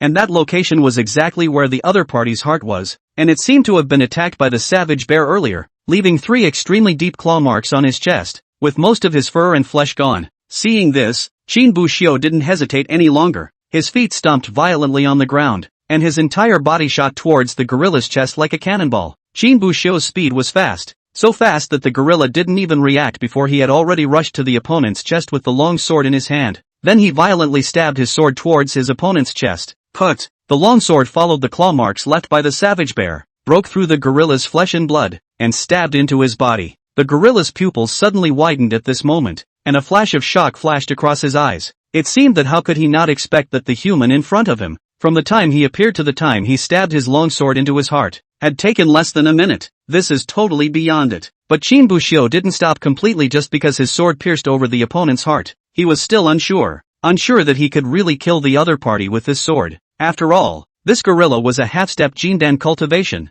and he wasn't sure how strong the life force was. Shin Bushio then violently drew his longsword out. However, The moment the longsword was drawn out, it was as if Qin Buxiu hadn't grasped it securely. The longsword flew out of his hand, spinning around in the air a few times before it was firmly planted into the earth. Seeing this scene, not far away, Su Wanwan's heart immediately tightened, and a worried look appeared on her face. However, Zhang Qian, who was on the side, seemed to see what was going on and couldn't help but frown, a look of suspicion on his face. He was looking more closely than Su Wanwan and the others. The moment the long sword flew out, it didn't seem to be that Qin Buxiu didn't hold on tightly, but rather that he deliberately loosened his grip. But before he could think of an answer, the crowd saw Qin Buxiu clench his right hand into a fist and then extend his second finger. In the next second, Qin Buxiu's right hand acted as if it was a long sword, stabbing in violently at the incision that had previously been made at the gorilla's chest. Put! Blood splashed out with the thrust of Qin Buxiu's fist. At this moment, half of Qin Buxiu's arm had already disappeared into the gorilla's body, and the tip of Qin Buxiu's finger had felt the heart that was still pumping.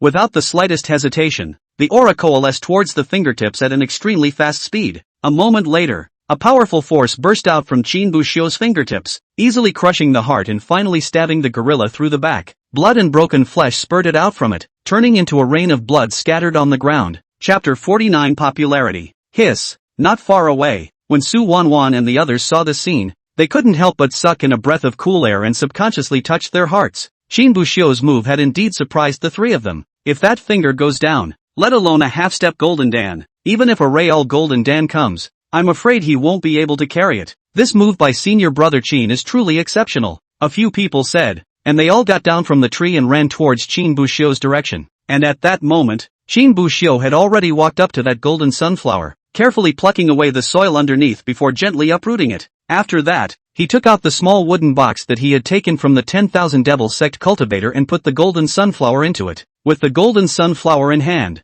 find an opportunity to let ask Elder Luan to help refine a 9 Revolutions golden sun pill when we get back. Thinking of this, a smile appeared on Qin Buxiu's face. At this time, Su Wanwan's several people also arrived successively. Qin Buxiu turned his head to look at the several people, a smile on his face. Elder sister. That said, a half-step Jindan demonic beast can withstand how many demonic beasts? Qin Buxiu asked while pulling up the longsword on the ground and pointing at the corpses of the savage bear and the gorilla with that blood-covered finger. Su Wanwan glanced at the two corpses on the ground, a look of contemplation on her face. I'm not really sure. I've only learned about the exchange rules for Foundation Establishment demonic beasts, and I don't know much about the Jindan stage and half-step Jindan ones. But according to the exchange ratio between Qi refining stage demonic beasts and Foundation Establishment stage demonic beasts, there is at least a threefold difference, coupled with the fact that demonic beast cultivation improves tremendously after reaching the Jindan stage. The gap should be more than 3 times, possibly 5 or 6 times. Half-step Jindan stage demonic beasts, even if they are counted by 1.5, there should still be a quantity of 40 or 50, Su Wanwan said,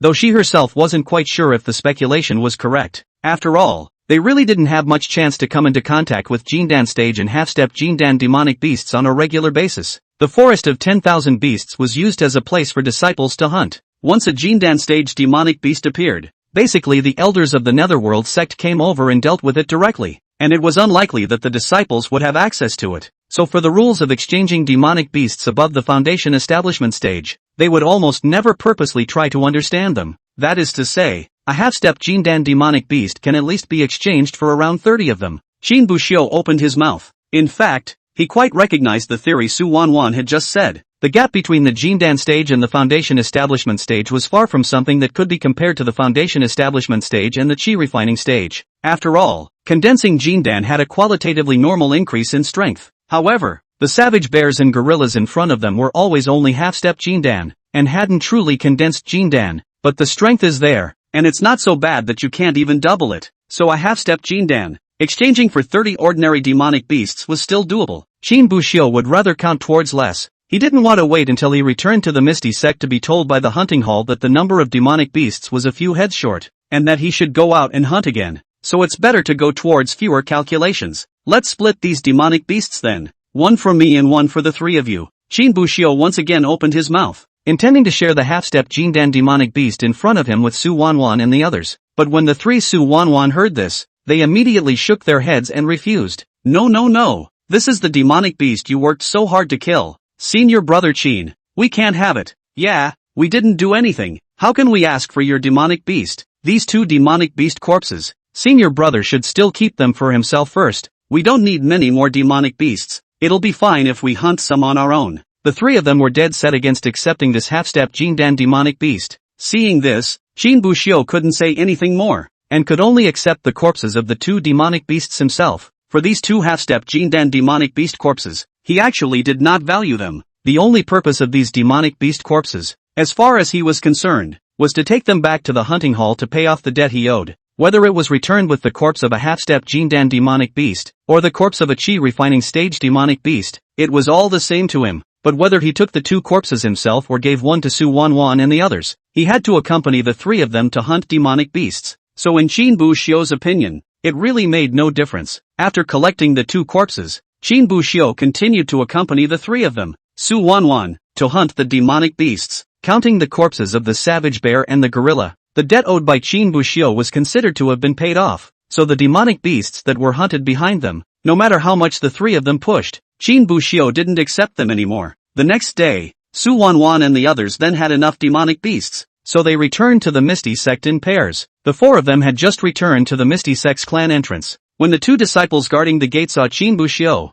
their eyes instantly lit up and a smile appeared on their faces. "Senior brother Qin, you're back from hunting demonic beasts." Qin Buxiu froze for a moment as he looked at the two, seemingly not remembering where he had seen them for a moment. The two seemed to have seen Qin Buxiu's bewilderment as well, so they immediately reminded him. "Senior brother, the day before you left, you even instructed me at the martial arts practice ground." Upon hearing this, Qin Buxiu immediately thought about it. Come to think of it, that day you and I discussed the essentials of cultivating the shattering stone fist. Seeing that Qin Buxiu still remembered him, a smile immediately appeared on that disciple's face. "Yes, that's me. My name is Choi Ho." Choi Ho's side had just finished introducing himself when another disciple next to him couldn't help but open his mouth. "Senior brother, my name is Jose. That day when you left in a hurry, I didn't have time to ask for your advice. When will you come to the martial arts practicing ground again to instruct us?" The disciple called Jose asked, eyeing Qin Buxiu, but as soon as the words left his mouth, Choi Ho next to him kicked him directly. "You brat!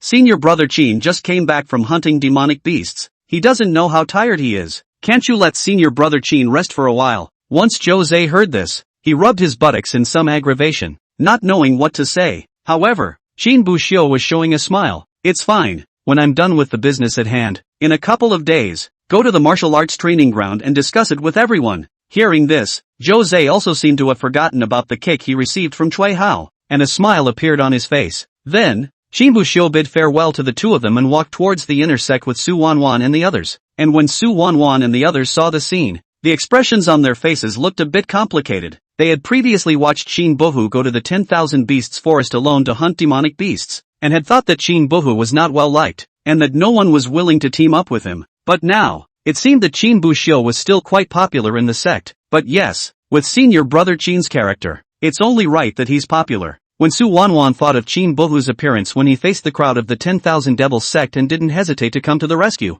a flash of light flickered in her eyes as she looked at Qin Buhu. Chapter 50, Getting a Bargain? Several people arrived at the hunting hall, and a few disciples immediately greeted Qin Buxiu. Some of them were those who had been instructed by Qin Buxiu when they were in the martial arts training ground. Others were those who had exchanged insights with Qin Buxiu when they were in the alchemy room. These people were still extremely respectful towards Qin Buxiu. After greeting a few people, Qin Buxiu walked over to the hunting hall elder. "Elder Yu, I'll deliver the demonic beast." Elder Yu of the hunting hall glanced at Qin Buxiu and was first stunned. Then a smile could not help but appear on his face. "Oh, it's you kid, how's it going? Have the 200 demonic beasts come together?" Qin Buxiu did not recognize Elder Yu, but Elder Yu did. He was also present during the outer sect competition that day. After seeing Qin Buxiu take the top 10 with his own eyes, he simply slipped away, almost so angry that the patriarch took his sword and cut him down. That's why he was more impressed with Qin Buxiu. Of course, this was only one of the points. The more important reason was that Qin Buxiu owed the clan a full 200 demonic beasts. It can be said to be an achievement that no one has achieved before or since.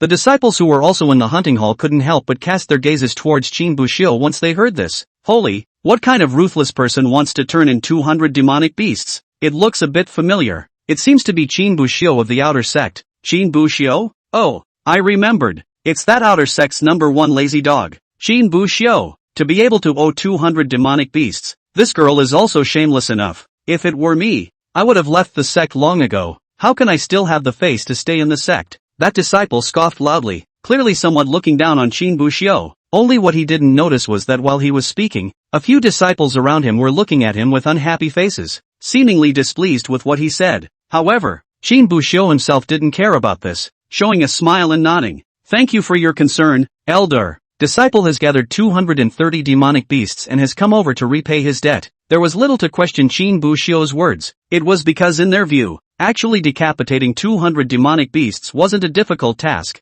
and they could do it as well. As long as he decimated 10 or so demonic beasts in the outer forest of the 10,000 beasts forest every day, he would be able to do it in half a month or so. Just pour it in. Elder Yu pointed to a large cauldron beside himself. It will count itself. Qin Buxiu twisted his head towards that large cauldron. It was an iron cauldron covered in black, and from the looks of it, it seemed that it could only hold 3 or 5 demonic beasts. On the front of the cauldron, there is a blank area with a large 0 character, which is thought to be the counting position. Qin Buxiu looked into the tripod, a black piece of darkness, as if a bottomless pit. I think it should be a magic treasure. Without much thought, Qin Buxiu took out the Qiankuan bag that he had specially bought to hold the demonic beasts, opened it and poured it directly into the cauldron. The corpses of the demonic beasts in the Qiankuan bag began to fall into the cauldron, which continuously swallowed these corpses as if they would never be filled up. On the front side of the cauldron, where the word 0 was originally written, the number was also constantly jumping. Every time a demonic beast was thrown in, the numbers jumped a bit,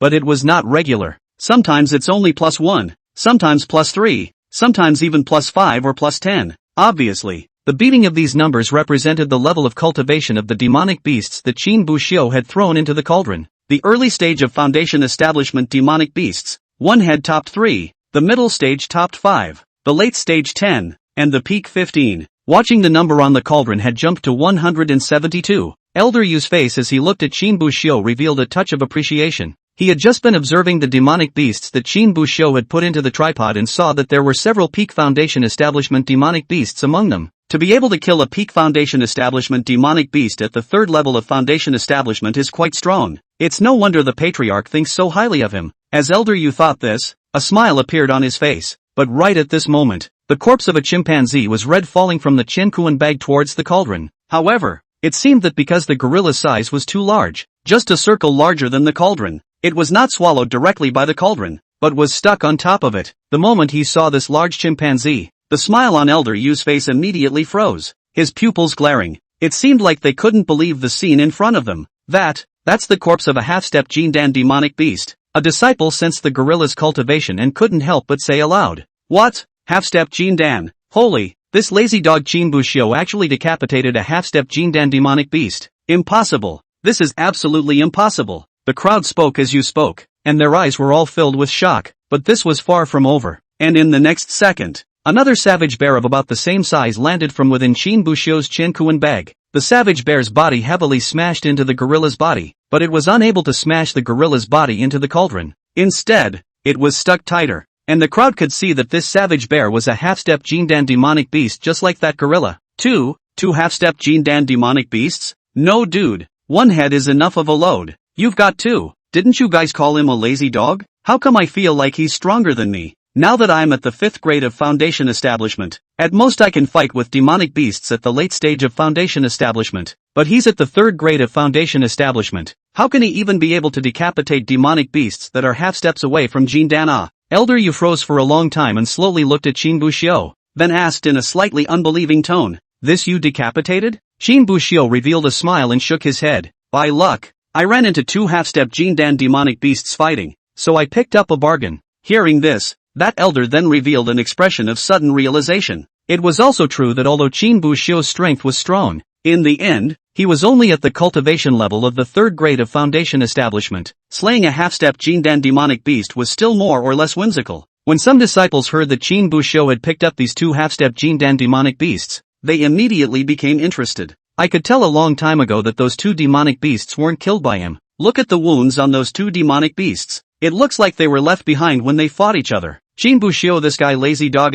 can enter the inner door 80%. Is the patriarch open grace? How can kill half-step Jindan demonic beasts? Will only pick up the leakage. If he really had to run into a half-step Jindan demonic beast in its heyday, I'm afraid he wouldn't even be able to run in time. That disciple spoke, his words sour and his tone filled with all sorts of yin and yang. It seemed to have both the meaning of looking down on Chin Bohu and the meaning of being jealous that Chin Bohu could pick up 2 half-stepped Jindan demonic beasts. It's rather like saying grapes are sour when you can't eat them. When Su Wanwan, who was on the side, heard this, she couldn't help but clench her silver teeth and look at the disciple who spoke with some anger. Chapter 51, How Popular You Are. Qin Buxiu was indifferent to the taunts of those people. 3 years of swinging for the fences has long since developed a pampered personality. However, Su Wanwan, who was on the side, could not help but get a little angry after hearing these idle words. Although it was true that the 2 half-step Jindan demonic beasts were not killed by Qin Buxiu, but drawing the 2 demonic beasts together to fight, that was all planned by Qin Buxiu, and it was also the gorilla that Qin Buxiu decapitated in the end.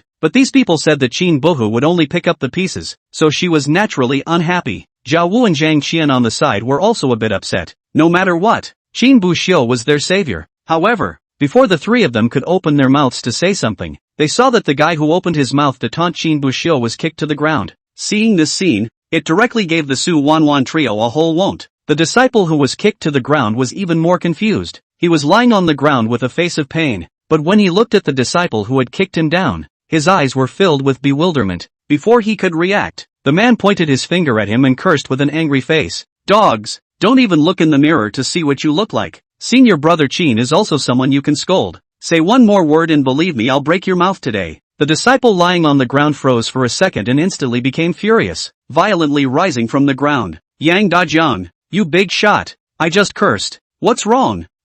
******************************************************************************************************************************************************************************************************************************************************************************************************** The onion are you? But as soon as he said that, he felt another kick towards his ass. The disciple was kicked down again and turned around in anger. But then he turned around and was instantly embarrassed, only to see 5 or 6 souls hanging in midair, just about to come towards his body. But the moment he turned around, several people were subconsciously stopping their feet again. It made for an awkward scene now. The disciple who was kicked to the ground originally had an angry face, but now looking at the 5 or 6 souls about the size of his face right in his face, he instantly dared not speak. Originally, the crowd thought that everything would end in this slightly awkward situation, but what I didn't expect was that Yang Dajiang, who kicked him in the beginning, kicked him over again and finished looking up at the guys who froze in place. No, are you guys wearing new shoes that you can't kick or something? Do it instead. A few people saw that Yang Dajiang had already kicked the second leg, and it didn't seem appropriate for them to not do anything, so a few kicks went towards the disciple. While kicking,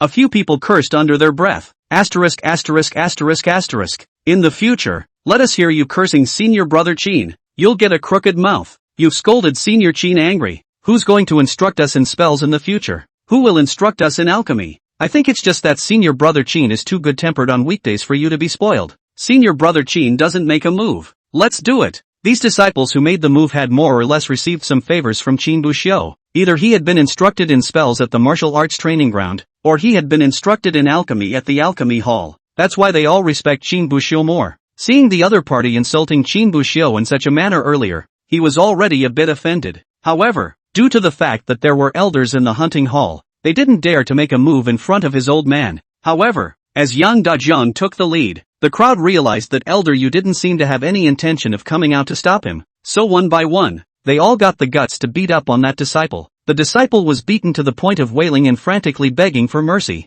Don't fight. Stop fighting. I was wrong. I won't dare to scold senior brother Qin anymore. It's me who has eyes. It's me who is dog-eyed. After saying that, that disciple suddenly realized that the crowd's movements seemed to have stopped. He cautiously raised his head to look, and saw Qin Buxiu standing there, holding the crowd back. Forget it. It's just a few words. Don't take it to heart. People, they're all fellow disciples. Heads up, heads down. Forget it. Qin Buxiu persuaded the crowd, which stopped them. Otherwise, if he doesn't break a few bones today, I'm afraid this disciple will never want to go back. The disciple who had been beaten saw this scene and couldn't help but feel a stirring in his heart, suddenly feeling that the Qin Buxiu in front of him was so great. He had just scolded him himself. Not only did he not blame himself in the slightest, he even stopped the others. At that moment, the disciple who had been beaten for half a day hard without shedding a single tear suddenly burst into hot tears. Senior brother Qin is sorry. I shouldn't have scolded you. It is I who have eyes. I'm the one who's blind. A bitter smile appeared on Qin Buxiu's face,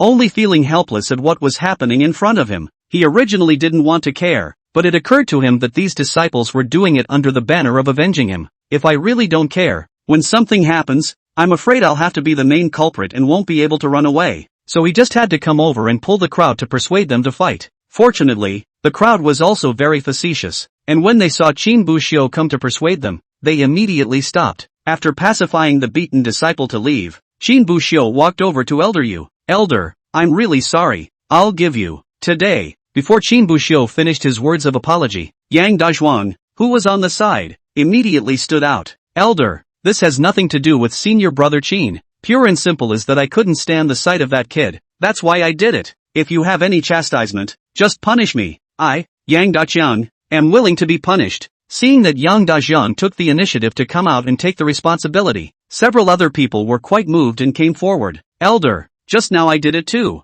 I did it too. And me. Qin Buxiu sighed rather helplessly as he watched the scene. However, when Elder Yu saw the scene, he let out a light laugh. Chastisement? What chastisement? Did something just happen? How come I didn't see it? Hearing these words, the crowd first froze, then snapped back to their senses, their faces showing joy. Thank you, Elder. Elder Yu waved his hand towards them, signaling a few people to get lost. A few people hurriedly nodded and bid farewell to Qin Buxiu before running off in a huff. Seeing this, Qin Buxiu could only bid farewell to Elder Yu and leave with Su Wanwan and the others. Elder Yu looked at Qin Buxiu's back with a thoughtful expression on his face. This brat Qin Buxiu. It's only been a month since he came to the inner sect, TSK, so many people are willing to give him their lives in a month's time? If he stays for a year and a half, I'm afraid that if the entire inner sect is chaotic or not, it's all up to him alone. This means, it's really powerful. After exiting the hunting hall, Su Wanwan only seemed to have regained her senses from what had just happened and twisted her head to look at Qin Buxiu.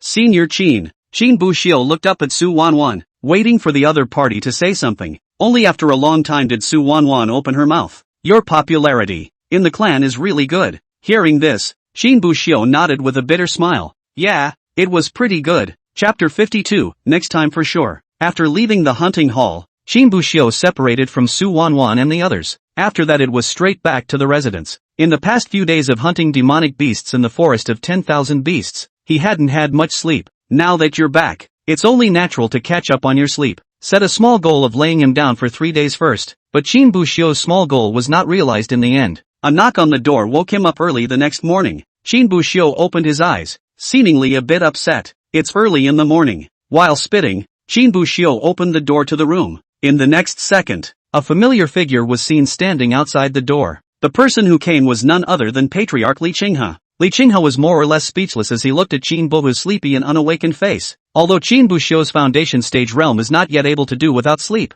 but it's not as if you've slept until noon and you still look like you haven't woken up. I heard that you were in the forest of 10,000 beasts and killed 2 half-step Jindan demonic beasts. By luck, I picked up the slack when I ran into them killing each other. Qin Buxiu spoke calmly, but since Li Qinghe had come to ask, he thought that the information should be more or less clear, and Li Qinghe was indeed aware of it. After Elder Yu of the hunting hall told him about it, he personally went to see the corpses of the 2 demonic beasts. From the corpses, it seemed that most of what Qin Buxiu said was true. It was indeed 2 demonic beasts killing each other up, where the savage bear was also clearly killed by the gorilla. However, after seeing the gorilla's corpse, Li Qinghe could not help but stare, for he noticed that the gorilla had a large expanding incision at his chest, and at the gorilla's back, there was another wound slightly thicker than a finger. After some careful research, Li Qinghe was basically certain that small hole-sized wound was left behind by the gathering finger. One of the reasons why Li Qinghe had come over this time was to confirm to what realm Qin Buhu's chi-gathering finger had been cultivated to. He didn't sell himself short, and looked at Qin Buxiu and directly opened his mouth to ask, then the chi-gathering finger, what realm have you cultivated to? Proficient realm. Qin Buxiu replied without thinking. His Li Qinghe couldn't help but suck in a breath of cool air. Although he had more or less guessed it, he still couldn't help but be a little surprised when he actually heard Qin Buxiu answer himself in person. That was the chi-gathering finger, the most difficult foundation establishment stage spell to cultivate in the entire Misty sect, and even the southern Yan continent. When he thought about practicing this spell, it took him a full 2 months to cultivate it to the proficient realm. But how long has it been since Qin Buhu got the chi-gathering finger? 10 days doesn't seem to be enough. As a result, it has been cultivated to the realm of proficiency. What a up! Li Qinghe cursed in his mind, but on the surface, he still showed a breezy look. Not bad progress. Pack up and I'll take you to someone. Qin Buxiu nodded helplessly. He was thinking of proceeding to sleep for 2 days, but now it seems as if there is no chance of that. Within a short time, Qin Buxiu stepped onto Li Qinghe's flying sword and followed him out of the inner gate. Through the direction of Li Qinghe's sword, Qin Buhu could already tell that Li Qinghe was going to take him to the core area. It was also the residence of the patriarch and the elders. Bored on the road, Qin Buxiu suddenly remembered that day on the martial arts practice ground. After the breakthrough in the realm of Qi Gathering Finger, his perception of aura seemed to have been greatly enhanced. I wanted to ask Li Qinghe about it before, but I was too lazy and kept putting it off. Now that he had the chance, he opened his mouth to ask about it. Patriarch, I practiced the Qi Gathering Finger before, and after my realm breakthrough, I felt that my own perception of aura seemed to have improved a lot. Does this Qi Gathering Finger still have such an effect? Seeing Qin Buxiu ask this, a smile appeared on Li Qinghe's face. Originally, I didn't expect you to be able to cultivate the gathering of Qi fingers to fame in a short period of time, so there were some things that I didn't talk to you about. But since you're asking now, it's just right to tell you. Do you know what and who created this Qi Gathering Finger? When Qin Buxiu heard this question, he couldn't help but frown. He hated these kind of sellout questions, the need for an extra step when he could just start something. However, Qin Buxiu didn't say anything and just shook his head. Li Qinghe smiled faintly. This Qi Gathering Finger was created by an old ancestor of the Tai Ching sect. After saying that, Li Qinghe subconsciously twisted his head to look at Qin Buhu, as if he was trying to find some kind of reaction from his face. However, Qin Buxiu was a bit too calm, and even a touch of confusion was vaguely born in his eyes. At this time, Li Qinghe also seemed to have reacted to the fact that Qin Buxiu seemed to be unaware of the Tai Ching sect. The Tai Ching sect is one of the 3 most powerful sects in the entire southern region, and Zhuang Qing is the one who entered the Tai Ching sect. Qin Buxiu revealed an expression of sudden realization, but immediately afterward, he couldn't help but ask, that said, which part of the southern domain does it refer to? Hearing this, Li Qinghe couldn't help but twitch the corners of his mouth. Outside the door for 3 years. This kid is really not doing anything, just lying in bed waiting to die, is it? It's amazing that you don't even know this common sense stuff. However, Li Qinghe, angry as he was, still explained to Qin Buxiu, the earth under the heavens is divided into 19 continents, and the 19 continents are further divided into 6 domains, depending on where they are located. 6 domains? Qin Buxiu visibly froze for a moment. Judging by the southern regions mentioned by Li Qinghe earlier, Qin Buhu was probably able to guess the way the regions were divided. It's nothing more than 4 domains in the southeast, northwest, and north, plus a central domain. But what does this 6 domains mean? Can it be that the Middle Kingdom is divided into 2? There are 4 domains in the southeast, west, and north, and each domain is in charge of 4 continents, and our Nanyang continent is under the control of the south domain. The remaining 2, respectively, are the middle domain and the forbidden domain. Forbidden region? Qin Buxiu was slightly stunned, but from the name alone, he could vaguely tell that this seemed to be a forbidden area. However, Li Qinghe seemed to simply ignore Qin Buhu's question and just sighed helplessly before slowly saying, in the future, these common sense questions are going to be more accessible to yourself. Don't wait until you get ahead later. When people ask you where you're from and you don't even know what continent you're on, a bitter smile appeared on Qin Buxiu's face. He really didn't know much about these things. Looks like I'll have to put in some additional knowledge next time I get a chance. Well, next time for sure, Qin Buxiu said. As for which next time is in his mouth, then he himself is not sure. The knowledge should come into your head on its own when the karma is right anyway. Chapter 53 Mutual Benefits. After bitterly persuading a wave of Qin Buxiu, Li Qinghe then proceeded to recount the relationship between the Qi Gathering Finger and the Tai Ching sect. The old ancestor of the Tai Ching sect created the Qi Gathering Finger in order to cultivate his disciples' ability to perceive and control aura. For every disciple who enters the Tai Ching sect, the Tai Ching sect will issue them a copy of the Qi Gathering Finger for them to cultivate. The higher the realm in which the Qi Gathering Finger is cultivated, the stronger the disciple's ability to perceive and control aura will be. Saying this, he seemed to think of something else and twisted his head to look at Qin Buxiu. You're only at the foundation establishment stage now, and although you've already condensed aura in your body, you don't have much use for it, so there may not be much of a concept of aura control and perception. Let me give you a simple example. It's like a glass with a finite amount of water in it. A glass you can drink 3 times, but after practicing the Qi Gathering Finger,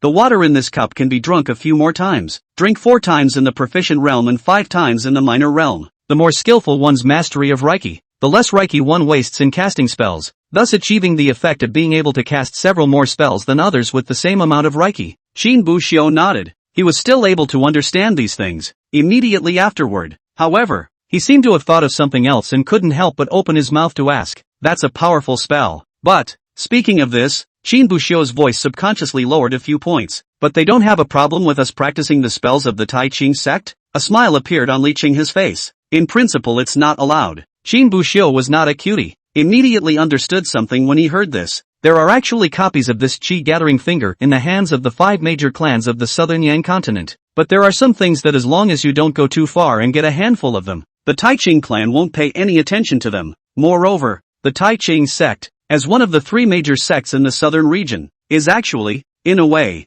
a sort of cooperative relationship with us, the sects. Partnership? Qin Buxiu froze for a moment, seemingly a bit surprised. However, he suddenly remembered what Li Qinghe had just said about Zhuang Qing traveling to the Tai Ching sect, and seemed to vaguely understand something else. Although the Misty sect is one of the 5 great sects in the southern Yang continent, its influence is only in the southern Yang continent. As the patriarch, my strength is only at the realm of transformation. But if you don't want to stay in the sect as an elder after you've cultivated to the point of transforming into a god, and you still want to continue cultivating, then joining an even more powerful sect is the best way out. And for the 4 continents of the southern domain, dozens of clans, the best choice is none other than the 3 southern domain clans. So in a way, there's still a layer of partnership between us. Of course, in this level of partnership, we of the Netherworld sect and the other sects are naturally below the Tai Ching sect. Qin Buxiu nodded, knowing a little more about the world he was in. Li Qinghe didn't tell Qin Buhu about these things because he was idly chatting. Rather,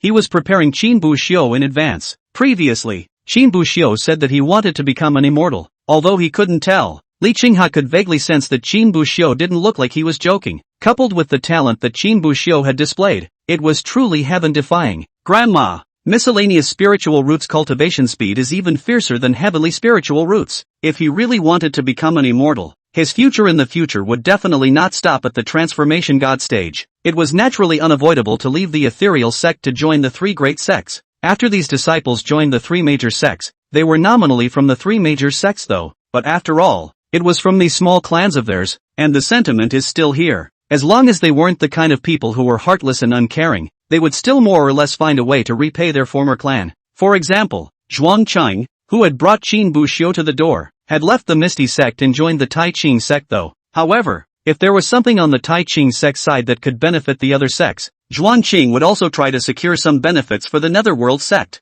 During this period of time, Li Qinghe had also carefully studied Qin Buxiu's character. How lazy is really hook 8 lazy. Li Qinghe won the patriarch for so many years. I have never seen a guy like Qin Buhu so lazy. You can sleep 6 hours a day, and the rest of the time you're either on your back or with your eyes closed. A pig would have to envy Qin Buxiu's quality of sleep to see that. But lazy as it is, there really isn't much of a problem with Qin Buxiu being a human being. Tension and relaxation and doing things without offending people to death. And he often went to the martial arts training ground to preach to his disciples. Such a disciple, even if he joined the Tai Ching sect in the future, he would not forget the cultivation that the Netherworld sect had given him. Naturally, he would try to find a way to get some favors for the Netherworld sect. Or perhaps if the Netherworld sect encountered any disasters in the future, these disciples would step in to help. Let the ethereal sect not be subjected to extinction. I'll keep you safe, you keep me safe and rich. It's a mutually beneficial endeavor. However, when Li Qinghe thought of Qin Buhu's previous performance in the sect, he couldn't help but get a little worried. Peaceful, kind and helpful.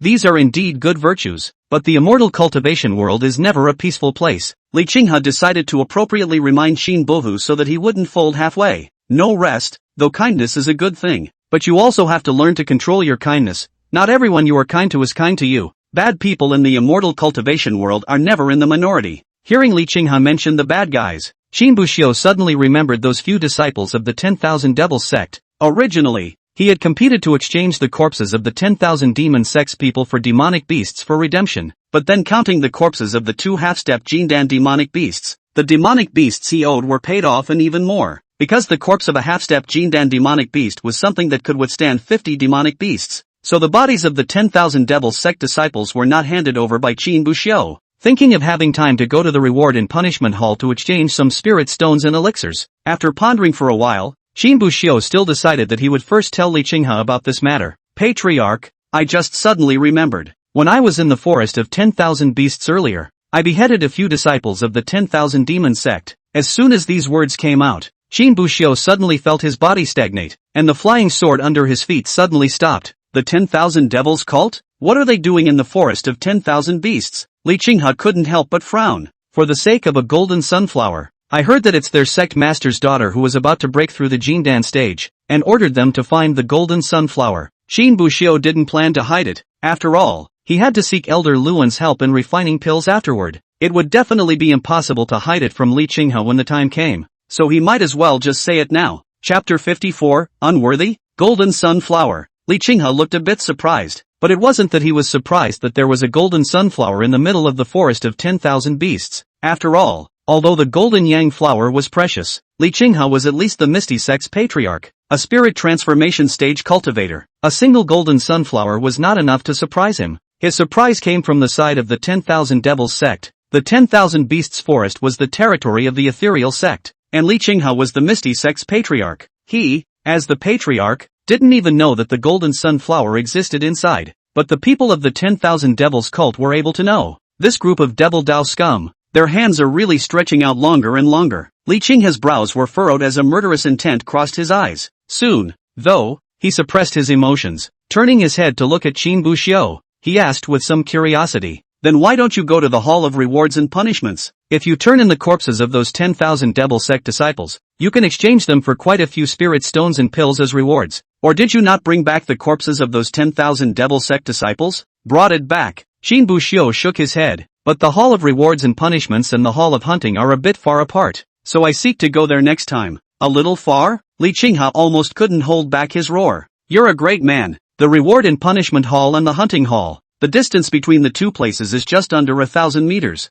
It wouldn't take more than a tea break to walk there. You tell me it's a little far. You got a broken leg or something." But in the end, Li Qinghe still held back his anger and just sighed helplessly. "It can't be helped. Qin Buxiu is just this deadly. Lazy as hell. And the golden sunflower, did you find it?" "Found it. It's on me." Li Qinghe nodded, but was not about to grab it. "Although you are gifted, your spirit root qualification is still a bit poor. With this golden sunflower, when the golden dan is condensed, let Elder Luan help you refine a 9 transformation golden sun dan. At that time, the quality of your condensed gene dan will also be a little better, sort of making up for the defects in your spiritual roots." Qin Buxiu nodded. He was also what he thought at first. While talking, the two had already arrived at the core area of the ethereal sect. After entering the core area, Qin Buxiu was able to clearly feel that the level of aura around him had become quite dense again. From afar, he could still see the massive spirit-suppressing tower not far away. That was the source of the Misty Sect's aura, and I heard that a powerful beast was suppressed below.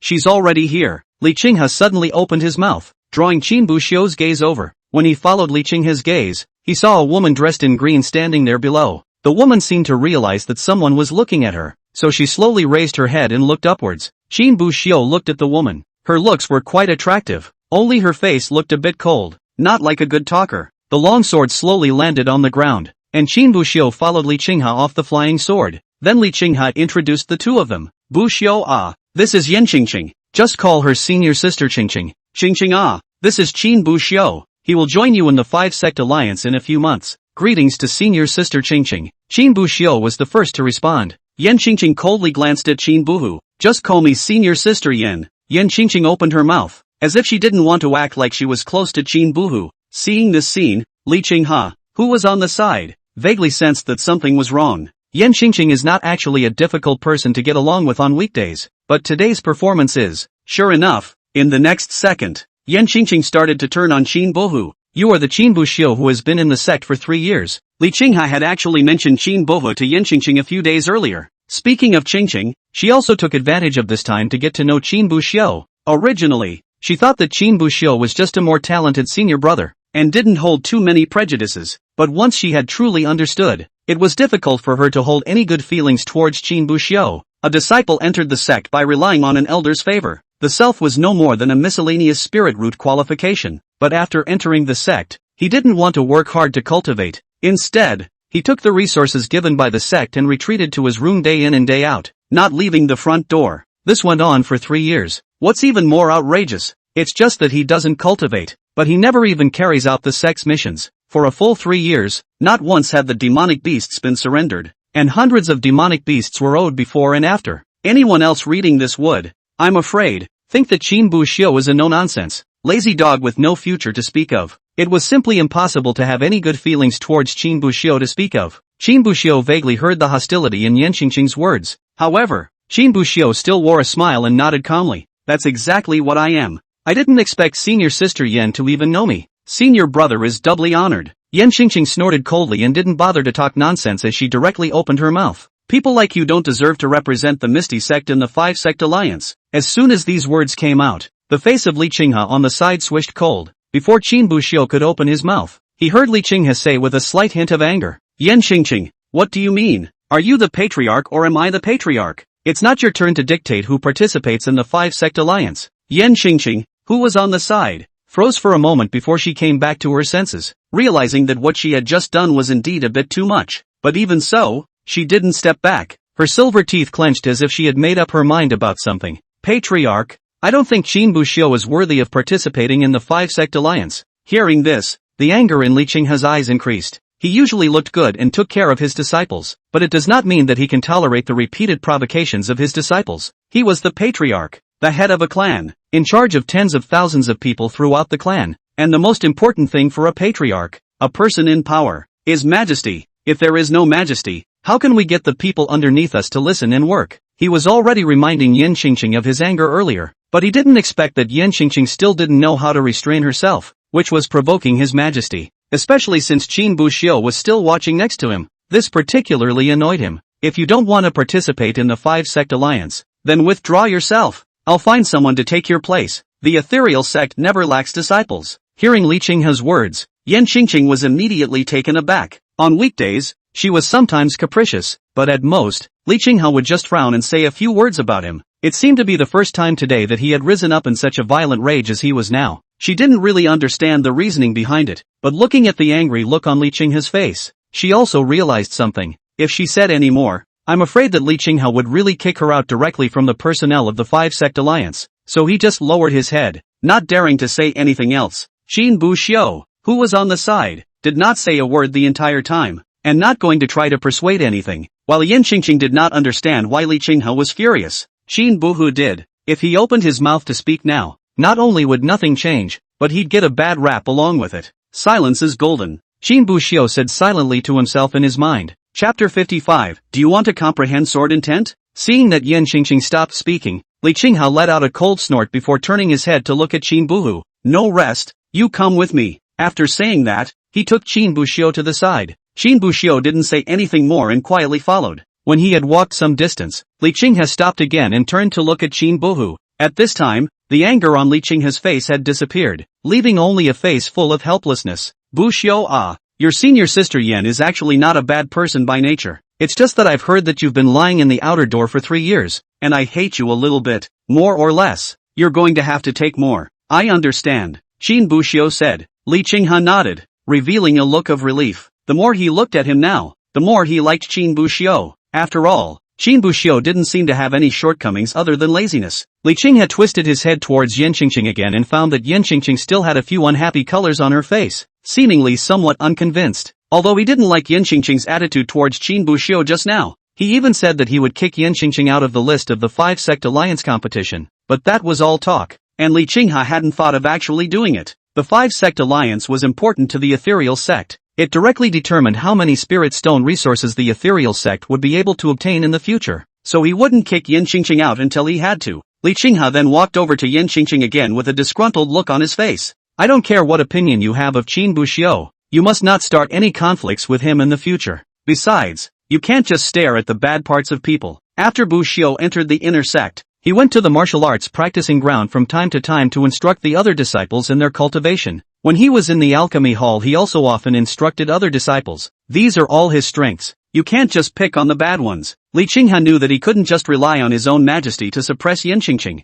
Otherwise it would be impossible to dissolve Yan Xingqing's prejudice against Qin Buhu. So he began to pick on the good things that Qin Buxiu had done. Yan Xingqing didn't say anything. In fact, all of the things that Li Qinghe had said were known to Yan Xingqing, and she knew much more than that. She also knew that although Qin Buxiu had stayed in the outer gate for 3 years, he had actually been at the peak of qi refining in the first year, but was just stubbornly dragging his feet and not breaking through to the foundation establishment stage. The reason was simply because they were too lazy to go to the elders to get their feats. She also knew that Qin Buxiu hadn't turned in a single demonic beast at all in 3 years. 3 years and 36 months. A full 180 demonic beasts were owed. If she only knew this, Yan Xingqing might have thought that Qin Buhu was hopelessly lazy, but immediately afterward, she understood. In less than a month's time since Qin Buxiu entered the inner sect, he had already built the 3rd grade of foundation establishment and had also become a 1st grade alchemist. On top of that, it's quite good at spells. Moreover, she had heard yesterday that Qin Buxiu had killed enough demonic beasts to owe him 3 years when he had gone out for just a few days. Not only that, it seemed to have gotten lucky and picked up the corpses of 2 half-step Jindan demonic beasts. And all of this information, without fail, reveals the same thing. Qin Buxiu was very high in both strength and talent. No one might say anything if they are not strong enough to do it. However, everything that Qin Buxiu displayed was, in Yan Qingqing's opinion, a failure of attitude. It's not even just a bad attitude anymore. It's an extremely bad attitude. That was precisely why she had such a strong opinion of Qin Buxiu. However, thinking of how Li Qinghe had just gotten angry, Yan Qingqing could only nod helplessly in the end. Li Qinghe glanced at Yan Qingqing. He had originally planned to let Yan Qingqing and Qin Buhu get to know each other a little longer. After all, in the future, the two were going to come together to represent the Misty Sect when the 5-sect alliance was held. But now with this appearance, if the two were to stay on, I'm afraid that both of them would feel a little embarrassed. So after contemplating for a while, Li Qinghe looked towards Qin Buxiu. That's enough for today. You go back and rest. No, Hugh. I'll take you somewhere. After saying that, he once again summoned his flying sword and took Qin Buxiu away. Yan Qingqing looked at the two who left, and the gaze that fell on Qin Buhu was still somewhat dissatisfied. But in the end there was only a helpless sigh. Sovereign, where are we going now? Qin Buxiu couldn't help but ask. A smile appeared on Li Qinghe's face as he looked at Qin Buxiu anew. Buxiu, I remember that you seem to have already cultivated the Hearing Wind sword technique to perfection. Qin Buxiu nodded. Now, among the spells he cultivated, all of them had been perfected except for the Qi Gathering Finger. He also planned to go to the hidden scripture cabinet and pick out a foundation establishment stage body technique and foundation establishment stage palm technique to cultivate in. After all, the benefits of cultivating the Qi Gathering Finger had already been told to him by Li Qinghe. Qin Buxiu naturally wanted to cultivate the Qi Gathering Finger to the perfection realm during the foundation establishment period. When the time comes, I'm sure I'll have to go to the martial arts arena. So why not just skip 2 more spells to practice? It just so happened that Qin Buxiu's stance, Walking Cloud Steps, was only a stance of the Qi refining stage, so he could exchange it for a stance of the foundation establishment stage. The sword Dao talent you displayed last time when you competed with Chen Chong was truly impressive. Without a sword in his hand, he has a sword in his heart. To be able to have such a comprehension at the foundation establishment stage, sword Dao talent cannot be said to be strong. However, this realm looks impressive when placed in the foundation establishment stage, but in the midst of sword Dao cultivation, it's a bit underwhelming, and it can't even be considered an introduction. Do you know what kind of conditions are needed to truly reach sword Dao initiation? Qin Buxiu froze for a moment, but a word that he had often seen in novels in his previous life immediately surfaced in his mind. Sword intent? Hearing Qin Buxiu's reply, a smile appeared on Li Qinghe's face. It seems like you still know a lot about the way of the sword. Not bad. The entry standard of the sword Dao is to comprehend sword intent. Only the moment you truly comprehend sword intent will you be considered to have truly stepped into the sword Dao and begun practicing it. Speaking of this, Li Qinghe twisted his head to look at Qin Buhu, a smile on his face. How about you? Do you, want to comprehend sword intent? Qin Buxiu was first stunned, then snapped back to his senses. Could it be that the patriarch was planning to give himself a chance to comprehend sword intent? But, is it exhausting to do so? If it were a normal person, I'm afraid I would have been too excited at this point. But Qin Buxiu was different, lazy and used to it. As soon as he heard that he was going to comprehend sword intent, the first thing that came to mind was not how strong he would be after comprehending sword intent. Instead, he began to ponder whether comprehending sword intent would be tiring. If it's too tiring, should we just say no? But on second thought, he had the hangman system. It doesn't seem to make any difference if you're tired or not. It's just a different place to sleep anyway. So after a long period of contemplation, Qin Buxiu calmly nodded his head. Think. Li Qinghe couldn't help but be a little surprised when he looked at Qin Buhu's spoiled and unperturbed demeanor. If it were any other disciple, I'm afraid that he would have been thrilled to death by now. But Qin Buxiu just nodded with a calm face. It is quite a posture that does not change the color of the face when Tarzan collapses in front of it. Li Qinghe nodded towards Qin Buxiu with considerable satisfaction. With a heart like that, you will be able to make a difference in the future. Chapter 56, Master Qin is a good person. After Li Qinghe and Qin Buhu left, Yan Qingqing left the core area all the way towards the inner gate. Having just been scolded by Li Qinghe, she was now holding a belly full of grievances and was looking for someone to talk to. Within a short time, she arrived at the inner disciple residence and knocked on the door of an inner disciple's room.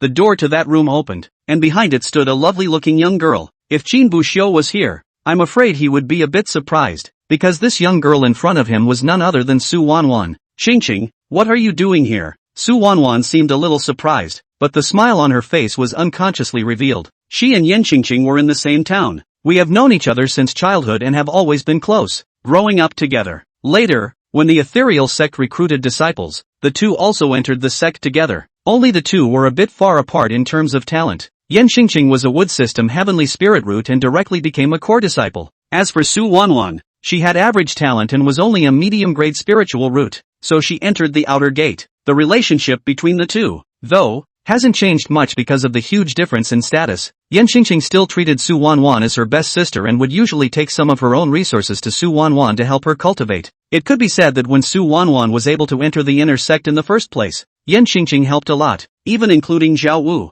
who was with her when they went to the forest of 10,000 beasts a few days ago. Was the helper that Yan Qingqing had found for Su Wanwan? Because she was worried that it wasn't too safe for Su Wanwan to go into the 10,000 beasts forest to hunt demonic beasts by herself, so that's why she purposely looked for a senior brother to help her. Su Wanwan had also been very grateful to Yan Qingqing, treating her as her best sister. What's wrong with you, Qingqing? Seem a bit unhappy? Did someone upset you? Yan Qingqing didn't put on a calm demeanor. Therefore, Su Wanwan could easily see that there was something wrong with Yan Qingqing's emotions, and she seemed to be a bit aggrieved. Yan Qingqing didn't hide it, and directly began to complain to Su Wanwan again. Wanwan, I was scolded by the patriarch. Hearing this, Su Wanwan obviously froze for a moment. Sovereign? Why? Go inside and talk. Yan Qingqing didn't seem to want the other disciples to see her in this state, so she pulled Su Wanwan into the room. Good for nothing. Why did the patriarch scold that? Su Wanwan couldn't help but ask. But when Yan Qingqing heard this, she revealed a very angry look. I blame that Qin Buxiu. Qin Buxiu? Hearing this name, Su Wanwan directly froze. What does this have to do with Senior Qin? But Yan Qingqing didn't seem to notice the change in Su Wanwan's expression and proceeded to spit. This guy has been in the outer door for 3 years and does nothing but lie around the house all day. It's all been mocked by the disciples, calling the Netherworld sect's #1 lazy dog. As a result, the sect leader even said that he wanted him to join me in representing the Misty sect to participate in the 5-sect alliance a few months from now. I said that Qin Buxiu wasn't worthy of representing the Misty sect, and the patriarch ended up scolding me. Pissed me off. Qin Buxiu, he shouldn't even be representing the Misty sect. I don't know what the sect master thinks. After saying that, Yan Qingqing seemed to notice that something was wrong and couldn't help but frown at Su Wanwan. Wanwan, why don't you say something? On weekdays, if Yan Qingqing were to come to Su Wanwan to spit something out, Su Wanwan would definitely chime in with a couple of curses along with herself. Although the scolding may not be as intense as your own, it's not so bad that you'll chill out. But why did you suddenly stop talking today? Su Wanwan looked at Yan Qingqing with an awkward smile on her face. If it was someone else that Yan Qingqing had scolded, Su Wanwan might have followed along with a few curses. Can Qin not rest? Actually, I think senior brother Qin is quite nice. Ha! Su Wanwan's sentence came out, directly drying out Yan Qingqing. Not sisters. Shouldn't you be on my side? How come you're talking to Qin Buxiu too? Wanwan, how can you speak for her? And, why did you call him Senior Qin? Su Wanwan looked at the desperate look on Yan Qingqing's face and a helpless smile appeared on her face. After pondering for a while, she finally decided to tell Su Wanwan about when Qin Buxiu saved herself. If this was the case, it might be able to change Yan Qingqing's opinion of Qin Buxiu. Senior brother Qin, who saved me before. Once these words came out, Yan Qingqing froze once again. Qin Buxiu saved Su Wanwan? When did this happen? Why don't you know? It was when we went to the 10,000 beasts forest to hunt demonic beasts not long ago. I was with senior brother Zhao Wu when they encountered the cultivators of the 10,000 devils sect, 10,000 devils cult. Before Su Wanwan finished speaking, Yan Qingqing on the side couldn't help but widen her eyes. So why didn't you tell me? Are you hurt yet? Yan Qingqing looked at Su Wanwan, her face full of worry, but with a few hints of anger. It seemed to be angry that something so big had happened. Why didn't Su Wanwan tell herself? I wasn't afraid you'd worry. Besides, I'm not fine now, Su Wanwan explained. Yan Qingqing was still a bit unhappy, but she couldn't help but ask. So it was Qin Buxiu who saved you guys later? Su Wanwan nodded. Senior brother Zhao Wu and senior brother Zhang Qian fought to the death to send me out, but there were 2 other 10,000 devil sect cultivators following us, and then they happened to run into senior brother Qin. Senior brother Qin saved me and even took the initiative to save senior brother Zhao Wu and senior brother Zhang Qian. He almost even lost his life trying to save us. Su Wanwan recalled the knife that Wang Zhong had slashed on Qin Bu's back. I can't help but feel a pang of fear when I think back on it now. After that, senior brother Qin even took out the white bone flesh building pill to heal senior brother Zhao Wu's injuries. On the way, we ran into a half-step Jindan savage bear, and senior brother Qin lured the savage bear away again by himself alone in order to protect us. Then he ran into a half-step Jindan demonic beast, and senior brother Qin lured the savage bears from before back so that they could attack each other. Afterwards, he even took the initiative to share one of our demonic beast corpses, but we didn't even mean to accept it. And the other senior brothers and sisters in the sect also have a lot of respect for senior brother Qin. Xingqing, actually, senior brother Qin is quite nice. What Su Wanwan said was almost all true. He wanted to make Yan Xingqing's attitude towards Qin Buxiu change. After all, Yan Xingqing was her best friend, and Qin Buxiu was the senior brother who had saved her. If the two don't get along, she doesn't feel good about herself. Yan Xingqing's eyes became a bit complicated at the moment. She didn't know these things and no one had told her. She had originally thought that Qin Buxiu was the proper lazy dog. Even if it's pointing out other people's cultivation in the martial arts training ground and all that stuff, it's probably just a deliberate act to collect people's hearts and all that. But now, after hearing Su Wanwan say this, it seemed that she herself was treating the gentleman's heart with a small man's heart. The image of Qin Buxiu in Yan Xingqing's eyes right now was probably lazy, but not bad, and kind, and more importantly, he saved his best friend. If she knew all this in advance, Yan Xingqing definitely wouldn't have said that about Qin Buxiu. Even if they didn't like Qin Buxiu, for the sake of him saving Su Wanwan, they would still be at peace with him. But now, thinking of this, Yan Xingqing couldn't help but feel a wave of headache. She twisted her head to look at Su Wanwan, revealing an angry look. I blame you for not telling me about this. It's all your fault, it's all your fault, Yan Xingqing said while pounding Su Wanwan's chest with her small fists, but with very little force. When Su Wanwan saw this scene, a smile appeared on her face. At least now, it seemed that Yan Xingqing's attitude towards Qin Buxiu had changed. As for Qin Buxiu, judging from Su Wanwan's understanding of Qin Buxiu, he shouldn't count too much. Chapter 57, Kendo Stone. Qin Buxiu stood in front of a huge rock. The boulder was 5 or 6 meters tall and was pitch black, like a black hill or a huge monument. It was just that there were no words on top of this monument, only hundreds of densely packed sword marks. But although these sword marks didn't seem to be anything special at first glance, if one were to feel them carefully, one would be able to feel the powerful force contained within them. Misty Sect's current sect leader, Li Qinghe, meets senior. Li Qinghe's voice suddenly rang out, respectfully saluting towards the black stone. Qin Buxiu, who was on the side, couldn't help but have a look of bewilderment in his eyes. Seniors, is there someone else here? But he didn't seem to sense anyone else either. In looking at the direction that Li Qinghe was saluting, it seemed to be exactly this black boulder. The question in Qin Buxiu's mind had just been born when an old voice came out from the black stone. It's you. What can I do for you? Li Qinghe didn't waste any time and immediately opened his mouth. There is a disciple in the clan who is quite talented in the sword path. I want him to try to comprehend the sword intent next to senior. I wonder what senior's intentions are. The voice was silent for a few seconds, but soon spoke in reply. Come if you want. Hearing this, a smile appeared on Li Qinghe's face. Thank you, senpai. After saying that, he turned his head to look at Qin Buxiu beside him. Bu Hua Ah, you follow senior and properly comprehend the sword intent. Elder likes quietness on weekdays. Don't casually disturb elder. If elder has any orders, you will listen well. Also don't have too much pressure. After all, you're only at the foundation establishment stage. There are still quite a few more opportunities in the future. Qin Buxiu nodded. Li Qinghe, on the other hand, once again turned his head to look at the black stone. Then I'll ask senior to take care of him more. Aha! A faint response came from within the black stone. After that, Li Qinghe didn't waste any time and turned around to step on his flying sword to leave. Qin Buxiu, on the other hand, stood before the black stone and couldn't help but develop a touch of curiosity in his eyes as he looked at it. Although Li Qinghe did not explain it to him, from what had just happened, it seemed that the voice came from the black stone. Then what's the deal with this black stone? Is it hard to believe that it's some kind of heavenly treasure? Or was it refined by someone? Qin Buxiu was a bit curious, but after pondering for a moment, he still didn't open his mouth to inquire. After all, he didn't know how this black stone's temper was, and from Li Qinghe's previous attitude towards black stone, this black stone seemed to be of a rather high status. If he accidentally touched the other party's mold, it would definitely not do Qin Buxiu any good. It's better to wait until you leave later and ask the patriarch for clarification. So Qin Buxiu didn't talk nonsense, respectfully saluted towards the black stone and sat cross-legged on one side. In the next second, Qin Buxiu closed his eyes, then his body relaxed and he directly sat on the ground and fell asleep. The black stone also seemed to have vaguely noticed the change in Qin Buxiu, and could not help but be puzzled. Is this kid practicing? How come the breath feels a bit off? Asterisk asterisk asterisk asterisk ain't right. It's ing sleeping. Asterisk asterisk asterisk asterisk. Come to sleep in my place. Does this kid have a bubble in his head? I don't know how many people have crowded their heads just to come over and observe the sword intent on old man. How dare this brat go straight to sleep? At this point, Blackstone's heart was speechless to the extreme. He had stayed in the Misty sect for hundreds of years, and there were no less than 1,000 people who had come to him to comprehend sword intent. Of course, not everyone who came to comprehend the sword intent ended up successfully comprehending it, but regardless of whether or not those who came here ended up comprehending the sword intent, after they came here,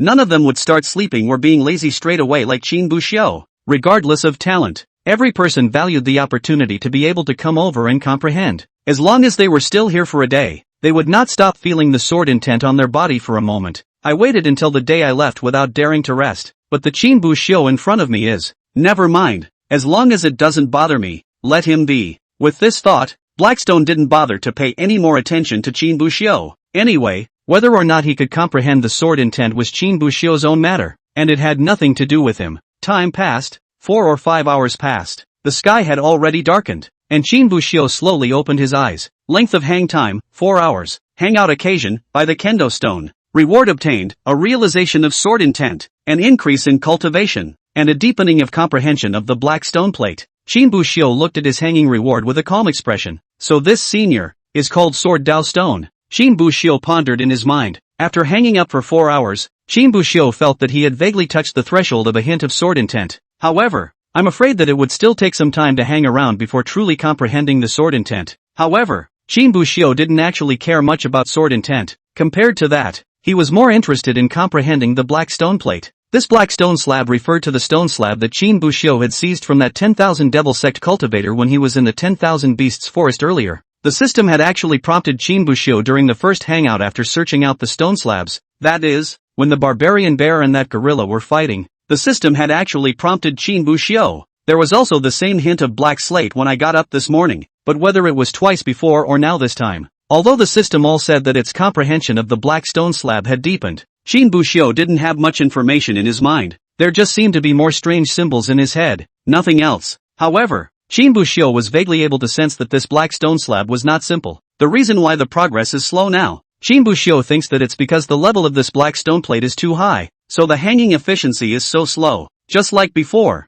when he hung on to his chi refining stage spells, the rate of improvement was fast. However, after switching to the foundation establishment stage spells, the speed became a bit slower, and when practicing the chi gathering finger, it was even slower. There'll be plenty of chances to find out what the hell this is later. After saying that, Qin Buxiu didn't waste any time and took out the mattress, blanket and pillow from within the Qiankuan bag. After simply making the bed, he simply lay down on it. His head just touched the pillow, and within 3 seconds, he fell into a deep sleep. Blackstone looked at the scene in front of him, and for a moment, he was somewhat at a loss as to what to say. During the daytime it was fine. Qin Bohu still knew that he had to sit cross-legged and act like he was practicing. By the end of the night it was simply a matter of not even pretending, just pulling out the goodnight trio and laying it right out in front of him. Forget it, it's none of my business anyway. Blackstone thought like this, unwilling to pay attention to Qin Buxiu. But on a strange note, why did I seem to feel a hint of sword intent wave fluctuation just now? Could it be that this brat has already gained a sense of sword intent?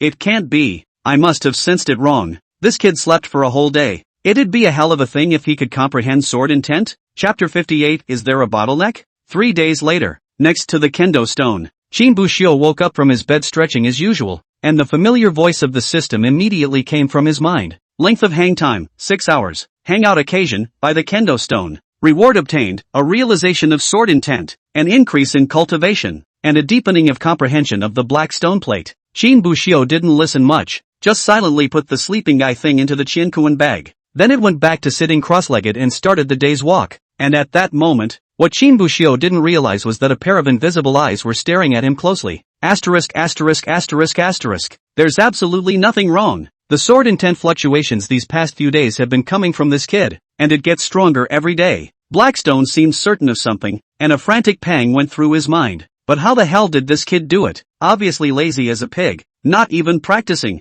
Why is the fluctuation of sword intent in his body getting stronger and stronger? Ever since Qin Buxiu came over next to him that day, Blackstone had felt the fluctuation of sword intent twice a day. Once when Qin Bohu got up in the morning, and once before Qin Bohu got ready for bed at night. At first he thought it was his illusion, but then he slowly realized something was wrong. Then he thought, could something have gone wrong with his black stone body, causing the sword intent to leak out? After all, he was almost there, but upon closer inspection, he didn't find anything wrong with him either. Only in the end did he look skeptically at Qin Buxiu. And so it was that when Qin Buxiu woke up this morning, he kept staring at him, just as he thought. The moment Qin Buxiu woke up, he indeed felt a fluctuation of sword intent coming from within him. And the intensity of the fluctuation seemed to be quite a bit stronger than yesterday before Qin Buxiu went to sleep. But after discovering the truth of all this, Blackstone was not relieved, but instead became even more confused. Qin Buxiu has been here for 3 days, but in these 3 days, he hadn't seen Qin Buxiu cultivate properly.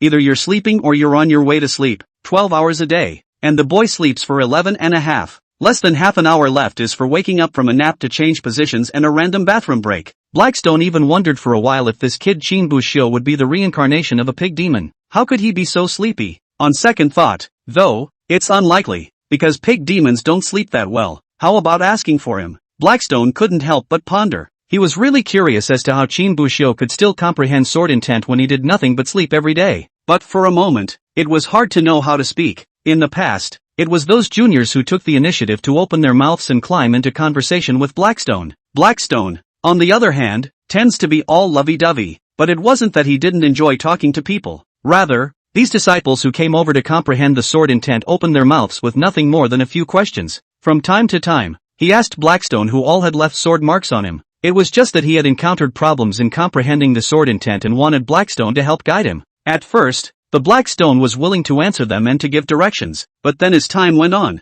these people came back and forth with just a few questions, and he naturally got tired of listening to them after a long time, so it simply stopped paying attention to them. If someone asks him for guidance, he'll give a few pointers when he's in the mood. When he was not in a good mood, he just threw over the phrase cultivation lies in one's own hands and let the disciples think of their own ways to go. Why don't we just say that we see that he has good talent, trying to point him in the right direction? Having given himself a good excuse, Blackstone wasted no more time. Ahem, your name is Qin Buxiu? Hearing the voice, Qin Buxiu slowly opened his eyes and looked at the black stone in front of him, so he stood up again and bowed respectfully towards the black stone. Disciple Qin Buxiu, I don't know what senior's orders are? Looking at Qin Buxiu's appearance, Blackstone couldn't help but be a little surprised. Lazy indeed, but the proper etiquette is there. Sometimes people are like that. If one sees a nobleman, he is full of virtues. Then a flaw appeared in him, as if a conspicuous crack had appeared on a perfect pure white porcelain vase. But if all others see our faults, then suddenly a merit is revealed, like a candle in the dark night, and appears to shine brightly. In these few days, Qin Buxiu did nothing but sleep, which could be described as the label of laziness and incorrigibility was deeply struck into the heart of the Black Stone, now suddenly showing a good side. It gave Blackstone a few surprises and pleasant surprises, and so the whole mood, too, followed. How has your cultivation been these past few days? Have you encountered any bottlenecks? Do you need me to give you a few pointers? Qin Buxiu froze for a moment, seemingly somewhat surprised that the other party would take the initiative to teach himself. But it quickly came back to me. Thank you, senior, for your concern. Disciple's cultivation has been quite comfortable recently, and he has yet to encounter any bottlenecks. Hearing this, Blackstone suddenly froze, and for a moment, he was somewhat at a loss as to how to answer. Originally, his script was that Qin Buxiu was touched and excited at the same time in his heart when he saw that he was willing to help him answer his questions. So he asked all the questions he didn't know how to ask, and he himself was proceeding to help Qin Buxiu solve them. Afterwards, he would ask Qin Buxiu about his sleeping cultivation in passing, answering the questions within himself, so much so that it's just perfect. But what he never expected was that Qin Buxiu would say that he didn't have much of a bottleneck. That made Blackstone a bit of a catch straight away. It couldn't be helped that the ones who usually spoke to Blackstone were all disciples and late postulants. Even in the entire Misty sect, there weren't many who were older than him, not to mention Patriarch Li Qinghe. Even the previous patriarchs would have to shout senior when they met him. The seniority is so great that everyone has to respect him. Doesn't like to talk to people himself, nor has the art of speaking been cultivated. So after being blocked by Qin Buxiu's sentence, he actually didn't know what to say for a while. Ask directly. It would seem like he, the elder, is not polite. Let's end the conversation. But his was curious about how Qin Buxiu cultivated. Let's just keep it stiff. Everyone seems to be quite embarrassed. At this moment, the Black Stone was like an elder in some family. Obviously, he wanted to chat with his juniors, but because he really couldn't speak, he finished a sentence. Both of them were then awkwardly in place. And at this moment, Qin Buxiu vaguely noticed that something was wrong. There seemed to be a hint of awkwardness in the air, it seemed. Qin Buxiu originally thought that Blackstone was just idly asking a casual question. After all, Korwashi hadn't spoken to him before 3 days ago, so he didn't think he cared much. So then the idea was to end the conversation early and then proceed to hang out. but after answering, Blackstone said nothing, vaguely sensing something. So after a while of silence, Qin Buxiu chose to break the silence and slowly opened his mouth. In fact, the late generation does have some cultivation questions that they would like to ask Senior. Chapter 59, Condensing Sword Intent. When I was cultivating these past few days, I felt that the sword intent in my body seemed a bit strange, at times manic and unruly, at times standing still and seemingly erratic. There is something that the late generation does not understand, so I hope that Senior can give me some guidance. Qin Buxiu opened his mouth and asked. This is what he actually feels, though he didn't cultivate. Instead he had been relying on the system to hang on. However, the rewards after hanging up and getting feedback, Qin Buxiu was still able to feel it in a tangible way. After hearing Qin Buxiu's question,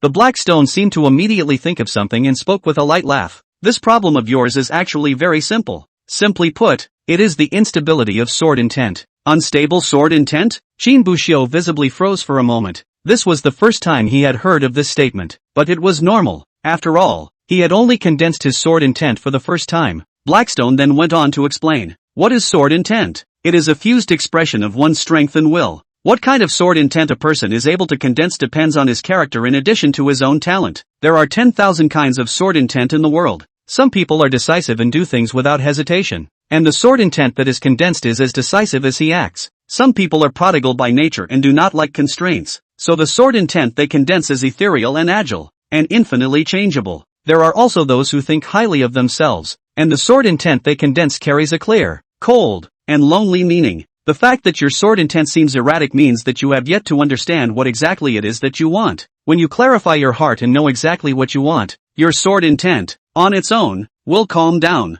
After listening to the Black Stone's words, Qin Buxiu's face showed a contemplative look, as if he had a deep realization about it. And seeing this, Blackstone immediately seized the opportunity and proceeded to ask again. I observe you cultivating these few days. It seems that there are some. Blackstone paused, and seemed to feel that it wasn't too good to directly say that Qin Buhu was lazy, so he changed his words. Doesn't seem to be too diligent, but your sword intent, the rate of improvement doesn't seem to be slow. But what's the trick? I wonder if I could share it with my old man. When Qin Buxiu saw this, he was first stunned, but he recovered after a moment. Then revealing a calm smile, he slowly spoke. Maybe I do have some talent above sword intent. When Blackstone heard this, he was a bit displeased. Qin Buxiu's words sounded perfunctory. He had seen those who had condensed sword intent, at least 100 or so of them, and there was no shortage of extremely gifted people among them, but there hadn't been anyone, like Qin Buxiu, who could condense sword intent by doing nothing but sleeping in place day after day. But although he was a bit dissatisfied with Qin Buxiu's answer, Blackstone ultimately did not ask any further questions. Although he doesn't have much contact with people on a regular basis, he's not some stubborn old thing. There are some things that he still understands. If people don't want to talk about other people's secrets, they won't get any good results if they repeatedly press the issue. In the lesser case, people make up other excuses to deceive themselves, or in the greater case, they may simply regard themselves as enemies. That's just it. If he doesn't want to talk about it, asking more questions won't yield any results. Besides, when this kid takes a look, he knows that he has a great chance on him. If in a few days, he really comprehended the sword intent, maybe. Thinking about this, Blackstone also decided to point it out. Then he spoke slowly. Nothing more. You go on with your cultivation. Qin Buxiu nodded, so he continued to sit cross-legged and proceeded to cultivate. In his mind, he also couldn't help but start thinking about the question that Blackstone had answered him earlier. Then, what shall my sword intent be like? Killing and decisive? Ethereal and spiritual? Overbearing and rigid? Or maybe it's cold and lonely? However, after pondering for a while, Qin Buxiu felt that none of these sword intentions seemed to be to his liking. In terms of killing and decisiveness, Qin Buxiu had some. For example, when the 10,000 Devils cult cultivator was first beheaded, kindness and mercy, and some. Otherwise, they wouldn't have taken the initiative to save Zhao Wu and the others. Floating and nimble? I don't know if a quick brain counts. Like when he tricked Chen Shong into competing with himself, empty-handedly. There seems to be a little bit of each, but not enough of each to stand out. Qin Buxiu let out a light laugh, with a few moments of helplessness on his face. But people, by nature, are complicated. If you really want to use a certain single word to describe it, it seems rather thin. Qin Buxiu thought like this. After a few moments, his thoughts slowly drifted away, completely lost in thought. Only from time to time, some thoughts about sword intent would still float through his mind. Another 5 days passed. On this day, Qin Buxiu sat down on the ground to cultivate as usual. Blackstone's attention, too, had been on Qin Buhu's body. following Qin Buhu's progress. It's been 3 days. Why is this kid still stuck here? Blackstone said to himself, with a hint of doubt in his tone. It had been a full 8 days since Qin Buxiu arrived here, but in fact, as early as the 5th day, Blackstone sensed that the sword intent within Qin Buxiu's body was almost condensed. It was only one step away from truly condensing into his own sword intent, and this missing step was exactly what he had said that day when he had talked to Qin Buxiu. Unsteady sword intent. It's like a car where everything in the body has been built long ago, but none of the drivers to do the driving. It was also for this reason that this one step had trapped Qin Buxiu for the longest time. A full 3 days had passed, and no step had been taken. However, Blackstone didn't rush Qin Buxiu because he understood that this step was extremely important. The journey of the sword path was long and incomparable. Gathering sword intent is just the beginning step. There is still a long road ahead. It's like the seed of a tree. How big and tall this big tree ends up growing depends on how good this sub is. As for Qin Buxiu, at this moment, he was picking the most suitable seed for himself. The most suitable path for himself. The only way a big tree can grow tall enough is if the seed is right. The only way to go far enough is to have the right path. So this is a step that should never be rushed. Buzz.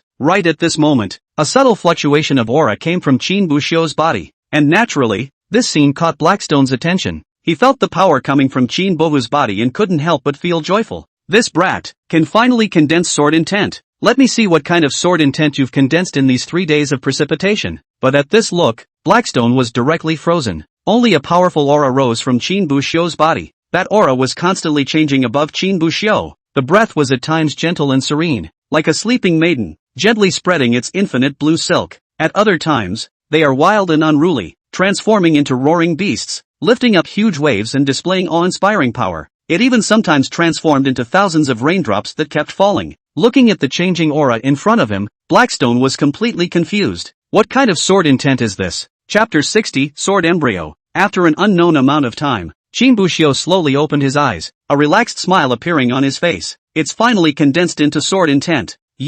What kind of sword intent are you condensing? As soon as Qin Buxiu's words fell, the Blackstone's voice sounded immediately afterward. The tone of his voice carried a few moments of shock, as if he had been startled by the sword intent Qin Buhu had just condensed. Seeing this, Qin Buxiu did not intend to hide it. Back to senior. The sword intent condensed by junior is called. Speaking of this, Qin Buxiu paused. He didn't seem to have a name for his sword intent yet, but soon, a smile appeared on his face. The name is Ruoshui sword intent. Ruoshui sword intent? Blackstone froze for a moment. Qin Buxiu then proceeded to explain. Those sword intentions that senior and junior recounted earlier have benefited senior greatly, and he has also begun to ponder what kind of sword intention is the most suitable for me. Although the rigid sword intent is strong, it is a bit less ethereal. Although the spirit of the sword is elusive, it is a little less forceful. The sword intent of compassion is less ruthless, and the sword intent of loneliness and coldness is worried about the high ground. It seems that no matter which type of sword intent, all have advantages, yet all have irreparable disadvantages. Saying this, Qin Buxiu paused, and another smile appeared on his face. Then the latecomer remembered a remark he had heard before. The water itself is formless and shapeless. When it goes into a cup it is a cup. When it goes into a bottle it is a bottle. And when it goes into a jug it is a jug. Quiet, if traveling clouds in water. In motion, it is a shocking wave. These words have enlightened the latecomer to comprehend his own sword intent, and so the latecomer named it Ruoshui sword intent. After hearing Qin Buxiu's words, Blackstone was silent for a while. Qin Buxiu thought that the other party was pondering over his words, but he didn't expect that a moment later, the black stone was the one that popped out. Surprisingly, why not call it formless sword intent? Isn't this much more imposing than Ruoshui sword intent sounds? Qin Buxiu. Seeing that Qin Buxiu didn't say anything, the black stone seemed to think that it was him who also agreed, so he immediately added, "Well, it's decided. From now on, this sword intent of yours will be called intangible sword intent." Hearing this, Qin Buxiu was somewhat speechless. No, this sword intent was comprehended by his cohesion. Shouldn't it be up to Qin Buxiu himself to decide what to name him? Of course, Qin Buxiu didn't mean to disobey the black stone. After all, they are seniors, so the big deal is to be masculine for a bit. On the face of it, I said that when I left, I would then call Ruoshui Jiani well. Many thanks to senior for the name, formless sword intent. It does sound quite imposing. Seeing that Qin Buxiu was so complimentary, the black stone was naturally happy, so he immediately added, "The fact that you were able to comprehend such a sword intent today shows that you are truly gifted. Let's put it this way, old me will see that I have a destiny with you, so I will give you a chance. Do you want it or not?" Hearing this, Qin Buxiu's eyes immediately lit up. Without the slightest hesitation, he immediately said, "Later in life, I want to." Hearing this reply from Qin Buxiu, Blackstone once again couldn't help but stare. He had thought that according to Qin Buxiu's character, how could he come to 3 resignations and 3 concessions and so on? I didn't expect this kid to agree quickly and nod directly, but on second thought, it seemed reasonable. When he first looked at Qin Buxiu, he thought that this kid was lazy as hell, and thought that he was a guy who had no skin and relied on connections to get in. But then the first time I talked to him, I felt that Qin Buxiu had behaved very well, whether in terms of etiquette or anything else. Then he felt that Qin Buxiu should be a person who knows his place and acts carefully, but now it seemed that he had been wrong again. There are rules, but they're not rigid. Lazy, but being able to comprehend the Ruoshui sword intent shows that it's not stupid either. Nope, it's invisible sword intent. Thinking of this, the Blackstone once again looked at Qin Buxiu and opened his mouth. Do you know who the old man is? Identity? Qin Buxiu froze for a moment and shook his head. Late generation doesn't know. He really didn't know much about it, only that the other party seemed to be called Kendo Stone. The old man was, originally, a piece of raw stone made of heaven and earth. Then it was discovered by one of your Misty Sect's patriarchs, who left a sword intent on me, and left the old man in the Misty Sect as an inheritance of the sword Tao. 100 years after that, countless disciples of the Netherworld sect came to old man, comprehending the sword intent and leaving their own behind. With each passing day, as the sword intent increased, the old man gradually gave birth to a spirit. But in fact, not only was the old man born with a spirit, but within his body, another thing was birthed. The other thing? Qin Buxiu was first stunned, and then immediately thought of the Blackstone's earlier comment about giving him a chance. But for some reason, Qin Buxiu had a strange feeling when he heard what Blackstone said. Made in heaven and earth, the original stone, conceived in the body. Why does it sound like a monkey is going to pop out next? The Blackstone also seemed to be able to tell that Qin Buhu had guessed something, so he no longer hid it. That's right. The chance that I'm going to give you is the thing that was birthed within the old man's body. A sword embryo. Sword embryo? Qin Buxiu was slightly stunned, seemingly not understanding what this was. And after Blackstone saw the expression on Qin Buxiu's face, he couldn't help but be silent for a while. He had expected a shocked expression to appear on Qin Buxiu's face, but now, it was a slightly bewildered look. So after a moment of silence, Blackstone couldn't help but speak. Boo Hugh, do you, on weekdays, read? Qin Buxiu coughed twice in slight embarrassment. Ahem. After returning, the latecomer will definitely study diligently. Blackstone sighed helplessly, silently labeling Qin Buxiu another label in his mind: uneducated and incompetent. But Blackstone eventually explained. The so-called sword embryo. You can think of this thing as a naturally born sword weapon, fabulous treasure. But unlike ordinary magic treasures, he will slowly become stronger as the cultivator nourishes him. This original stone of mine, which was originally created by heaven and earth, coupled with the fact that it has been deeply influenced by these sword intentions for so many centuries, has given birth to such a sword embryo within its body. Now, all that's missing is the last sword intent, and the sword embryo inside me will be able to break out of its shell. After hearing these words, Qin Buxiu's pupils immediately shook. Just the phrase "the sword embryo will slowly become stronger as it is nourished by the cultivator" was enough to illustrate the preciousness of this item. Immediately after, however, Qin Buxiu immediately realized another problem. Senior, if this sword embryo breaks out of its shell, then you. Qin Buxiu didn't say anything further, but Blackstone understood what Qin Buxiu meant. However, he smiled bashfully and opened his mouth. Life is not without death. It's been hundreds of years, and it's long since looked away, Blackstone said. But towards Qin Buxiu, he was even more satisfied. After Qin Buxiu heard about the power of the sword embryo, the first thing that came to his mind was not how mighty he would be after obtaining this sword embryo. Rather, it was what would happen to himself after the sword embryo broke out of its shell. With this alone, Blackstone felt that he hadn't made a mistake in choosing Qin Buxiu. Chapter 61, Invisibility. But, if I just take the sword embryo, on the patriarch's side, Qin Buxiu spoke again, still looking a bit hesitant. Although the Blackstone seemed to be intent on handing over the sword embryo to himself, this sword Tao stone was always something within the sect. If he took it, how would he account for it with the sect then? The more important reason was that there was no way he could be Li Qinghe's opponent. If he really took the sword embryo and angered Li Qinghe, even if he didn't die, 80% of him would be crippled. By that time, I'm afraid it would be difficult to protect myself, not to mention the sword embryo. So in addition to Blackstone's attitude, Qin Buxiu must also figure out Li Qinghe's attitude. The only way he could get and keep the sword embryo was if these two had the same attitude. However, when Blackstone heard this, he let out a light laugh. You don't need to worry about your patriarch side. I've stayed in your Misty sect for hundreds of years. and I've helped an unknown number of people in your Misty sect condense their sword intent, so my contribution to your Misty sect is not insignificant. That's why I've made a pact with the successive patriarchs of your ethereal sect. In the future, if the sword embryo comes out, the old man will decide who the sword embryo belongs to. Unless the old man can't find a suitable person, only then can your Misty sect's patriarch make the decision. You take away the sword embryo, it's what the old man recognizes. No one dares to say a word. Saying this, Blackstone paused, seemed to have thought of something else, and continued. And don't you worry that after the sword Dao stone is destroyed, the Netherworld sect's disciples will have nowhere to comprehend sword intent. The people of the ethereal sect knew this day would come and had prepared for it long ago. Any more doubts? Seeing that the other party had already said so, Qin Buxiu did not say anything more. After all, the words had been said, and it would be ungrateful of him not to accept them,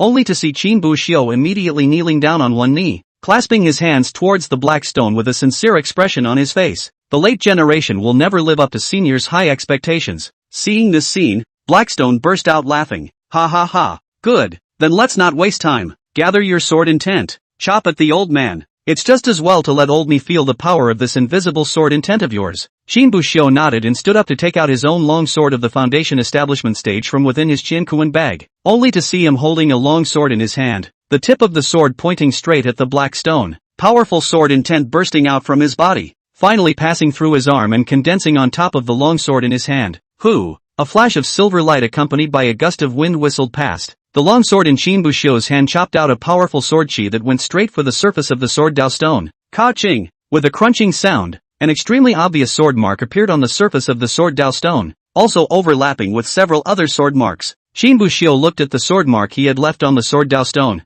the surface smooth and flat. However, in the depths of the sword marks, there seemed to be a faint white bright light flickering continuously. Is this my sword intent? But before he could take a closer look, he suddenly realized, on that sword Dao stone, a faint bright light also emanated from the depths of the other 100 or so sword marks. These bright lights come in a variety of colors: red, orange, yellow, green, all colors. It was as if it had been activated by the sword that Qin Buxiu had chopped out, and as if it had resonated with his sword intent. The originally silent sword intentions all seemed to be completely awakened at this moment. Qin Buxiu felt the tremendous pressure brought about by the hundreds of sword intentions being awakened all together, and his entire body froze in place. Boy! The Blackstone's voice suddenly rang out, pulling Qin Buxiu's thoughts back. He looked to Blackstone, and then he heard Blackstone speak again. Since this sword intent of yours is named Intangible Sword Intent, then this sword embryo, from now on, will be called Intangible. It's not that I don't want you to take a name, it's mainly because I'm worried that you'll take out some Ruoxue, or something like that again, and it won't be powerful enough. After saying that, Blackstone laughed out loud, seemingly quite happy. Qin Buxiu just wanted to open his mouth to thank the black stone to give his name, but the words have not yet been exported as suddenly heard a muffled sound from the air. Boom! That sound was like a thunderbolt exploding in the middle of thick clouds, but Qin Buxiu violently raised his head to look, but he saw that the sky above was clear and bright. Not even dark clouds were visible. There were only a few lazy white clouds drifting slowly in the extremely distant direction. This scene seemed to be a few moments away from the picture Qin Buxiu had imagined. However, in the next second, he saw that in mid-air, there seemed to be a dazzling golden light rushing towards the bottom at an extremely fast speed, and its target was none other than the sword Dao stone. With Qin Buxiu's strength of the third grade of Foundation establishment, he couldn't see the real body of that golden light at all. He hastily activated his Seeing Break, and under the Seeing Break enchantment, this barely allowed him to see the true body of the golden light the second it landed in front of the sword Dao stone. It appeared to be a thunderbolt, but to say it's a course is a bit inaccurate. Because of that thunderbolt, it seemed to be only as fine as a hair's breadth, and it seemed that the wind could easily shatter the entire lightning bolt with a single blow.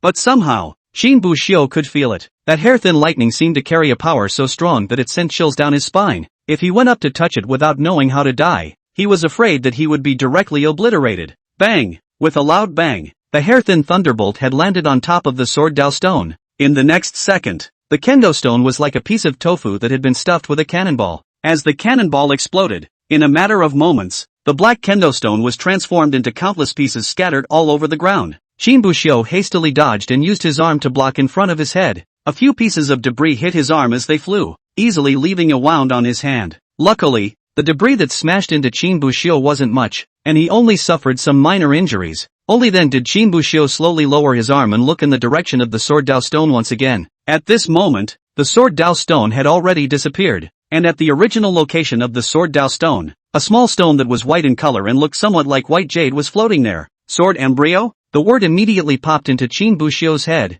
He just wanted to approach towards the location of that sword embryo, but in the next second, the sword embryo seemed to have sensed Qin Buhu's thoughts and flew towards Qin Buhu at an extremely fast speed. Seeing this, Qin Buxiu subconsciously tried to dodge it, but he seemed to sense that the sword embryo had no intention of harming him, and stopped himself from retreating. The speed of that sword embryo was extremely fast, and in less than a breath, it had already arrived in front of Qin Buxiu. It finally hovered steadily at a position less than a few inches from Qin Buhu's heart. Looking at the sword embryo in front of him, Qin Buxiu was silent for a while. Although this was his first time touching a sword embryo, somehow he seemed to know what to do next. So reaching out his hand, he touched towards the sword embryo. Chapter 62: How to Comprehend Sword Intent in the Future. Inside the Misty Sect Patriarch's Hall, Li Qinghe is taking care of official business. But for some reason, Li Qinghe suddenly felt a shock in his heart and soul, and his entire body froze in place. Why does it feel like something is going to happen? Boom! A muffled sound followed, and the brush he held in his hand fell to the ground with a snap. This movement, could it be? Li Qinghe seemed to immediately think of something, and his face changed drastically. Not daring to waste any more time, he rushed out of the Patriarch's Hall as fast as he could, leaving only a residual shadow behind. The divine transformation stage cultivators were rushing with all their might, and their speed was extremely fast. A few moments later, Li Qinghe arrived above the sword Dao stone. Immediately afterward, he saw the sword Dao stone that had already shattered into pieces. There was also Qin Buxiu on the side, who was reaching out to hold a white jade stone into his hand. That's a sword embryo. Li Qinghe instantly recognized the white jade that Qin Buxiu reached out to touch. He subconsciously wanted to go over, but just as he stepped out, he seemed to have thought of something else, and his footsteps lurched. Elders surprisingly didn't greet me, so I guess he has his own ideas about the sword embryo. And in this neighborhood, Qin Buxiu is the only one here. It seems that this kid's luck is really good. Li Qinghe let out a light laugh and didn't step forward again, just standing in place. By the way, he stopped some of the elders who came after him, so that they wouldn't try to compete for the sword embryo in Qin Buxiu's hand. Qin Buxiu reached out and touched the sword embryo. The moment he gripped the sword embryo, a cool aura flowed into his body along with his hand holding the sword. Vaguely, he felt a certain connection between himself and the sword embryo. At the same time, the hand is still jade-like sword embryo suddenly began to stretch open. Hilt, lattice, body, blade, tip, these parts slowly stretched out in Qin Buxiu's hands. Within a short time, a complete long sword appeared in his hand. Qin Buxiu looked at the long sword in his hand and couldn't help but stare, his eyes carrying a few shades of surprise. This long sword was very ordinary in appearance, not much different from those ordinary mortal iron longswords that were sold more in the Misty Sect's spiritual treasure hall. But his hand holding the long sword could feel that it contained an incomparably powerful force. But that power, it seemed, was far beyond the control of the current him. In less than 10 days, he condensed sword intent. A voice suddenly came, and Qin Buxiu twisted his head to look. He then saw Li Qinghe slowly flying towards him with a smile on his face. It also received the affirmation of Senior Sword Dao Stone and obtained the sword embryo. Buxiu, it seems like you've gained quite a lot this time. Hearing this, Qin Buxiu hurriedly saluted towards Li Qinghe. Greetings, Sovereign. But as he spoke, Qin Buxiu suddenly noticed. The long sword in his hand actually transformed into a stream of light and flew into his palm in a matter of moments. The action was not something he intended, but it did seem to have something to do with him. It was as if it was a subconscious act, and with a thought, the sword embryo flew into his palm on its own to transform into a seal. And Li Qinghe seemed to have noticed a few surprises in Qin Buhu's expression as a smile appeared on his face. It's fine, we'll use it more in the future and slowly become familiar with it. But when Qin Buxiu heard this, he seemed to have thought of something. Immediately summoning the sword embryo, he opened his mouth towards Li Qinghe. Patriarch, this sword embryo. But Li Qinghe saw Qin Buhu's intentions at a glance and didn't let him finish. If Senior said to give it to you, then it's yours. There's no need to push. Seeing that Li Qinghe had said so, Qin Buxiu nodded and didn't say anything else. Qin Buxiu did so, in fact, not because he really wanted to hand over the sword embryo to Li Qinghe.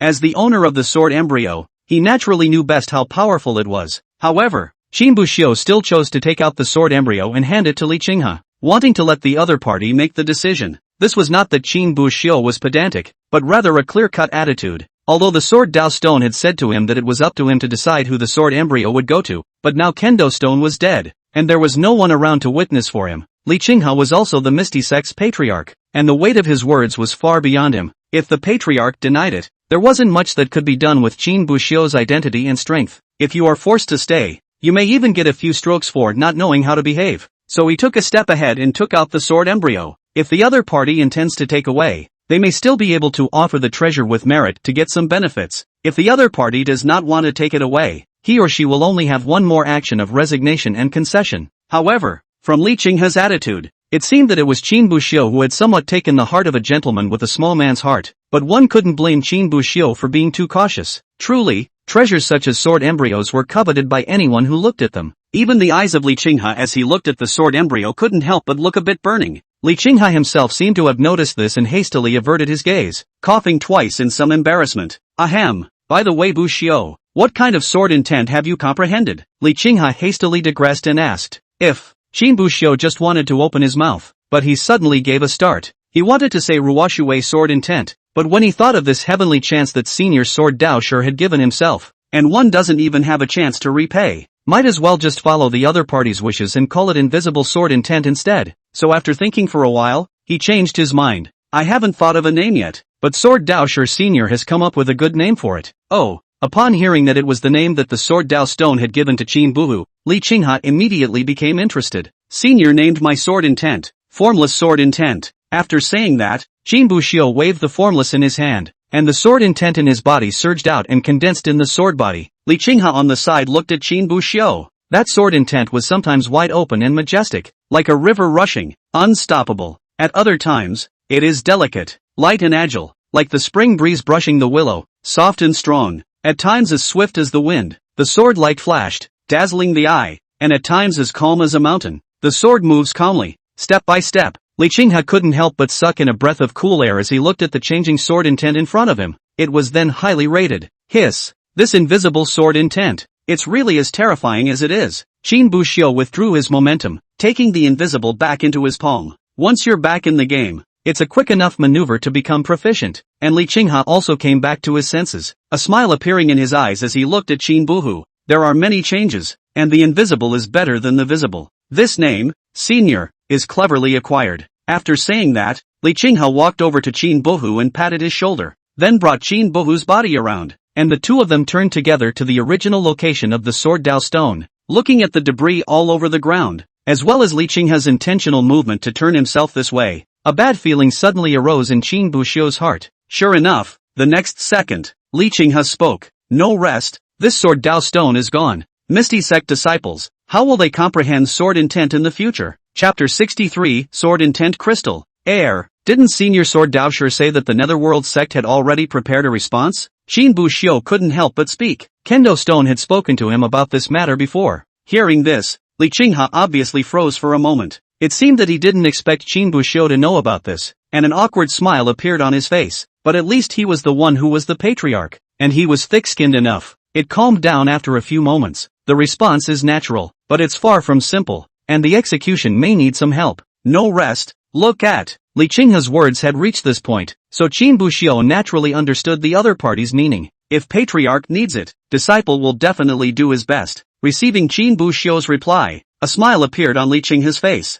That's enough with you. Let's go. With that, he summoned his flying sword and took Qin Buxiu away. Qin Buxiu stood on Li Qinghe's flying sword and couldn't help but ask, Patriarch, are we going to look for another raw stone? The Sword Dao Stone had previously spoken to Qin Buxiu, who was originally a piece of raw stone transformed by heaven and earth. He was later found and brought back by one of the Misty Sect's patriarchs. After leaving traces of sword intent above, it slowly became a kendo stone for disciples to study. And now that the Sword Dao Stone was destroyed, was the Netherworld sect planning to take out another original stone? However, once Li Qinghe heard this, a bitter smile appeared on his face. No Hugh, although our Misty sect isn't poor, we aren't rich to this extent either. The Misty sect can't get a second piece of something like the original stone. Hearing this, Qin Buxiu couldn't help but stare. Then how does the Patriarch plan to retain the sword intent and provide a place for the other disciples of the Netherworld sect to comprehend it? Qin Buxiu's understanding of sword intent had increased quite a bit after he comprehended it. If one wanted to retain the sword intent so that it would not dissipate for 100 years for countless future generations of disciples to observe,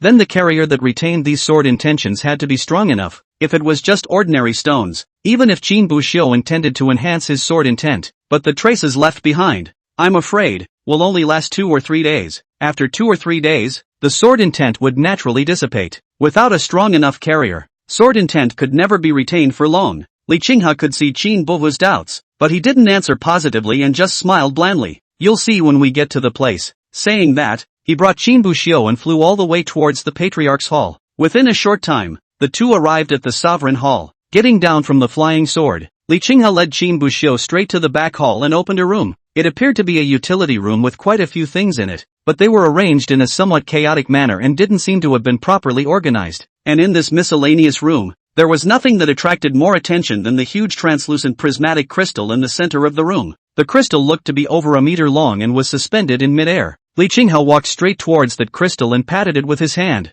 a smile on his face. Sovereign, is this side something used to retain sword intent? Qin Buxiu asked, looking up and down at the crystal in front of him. The thing looked angular and molded. It doesn't look like a natural formation, but rather like an artifact. Li Qinghe nodded, a proud smile on his face. Not bad. This is the treasure the Misty Sect uses to replace the Sword Dao Stone, the Sword Intent Crystal. This Sword Intent Crystal was made by several elders of the Refining Hall who joined forces and spent a full 3 years to refine it. The amount of heavenly materials and earthly treasures consumed during this period is even more countless. Listening to Li Qinghe's words, Qin Buxiu glanced at that Sword Intent Crystal again, his eyes looking a little complicated. Several elders of the Alchemy Hall spent 3 years and countless heavenly treasures to refine the Sword Intent Crystal. Ended up in the utility room of the Sovereign Hall? Why did he feel like Li Qinghe was fooling himself? And Li Qinghe seemed to have noticed something and coughed twice in slight embarrassment, then explained, Ahem, the reason why I put the Sword Intent Crystal here is because the other few elders in the clan and I haven't decided which sword intent is better to focus on. Which sword intent is the main one?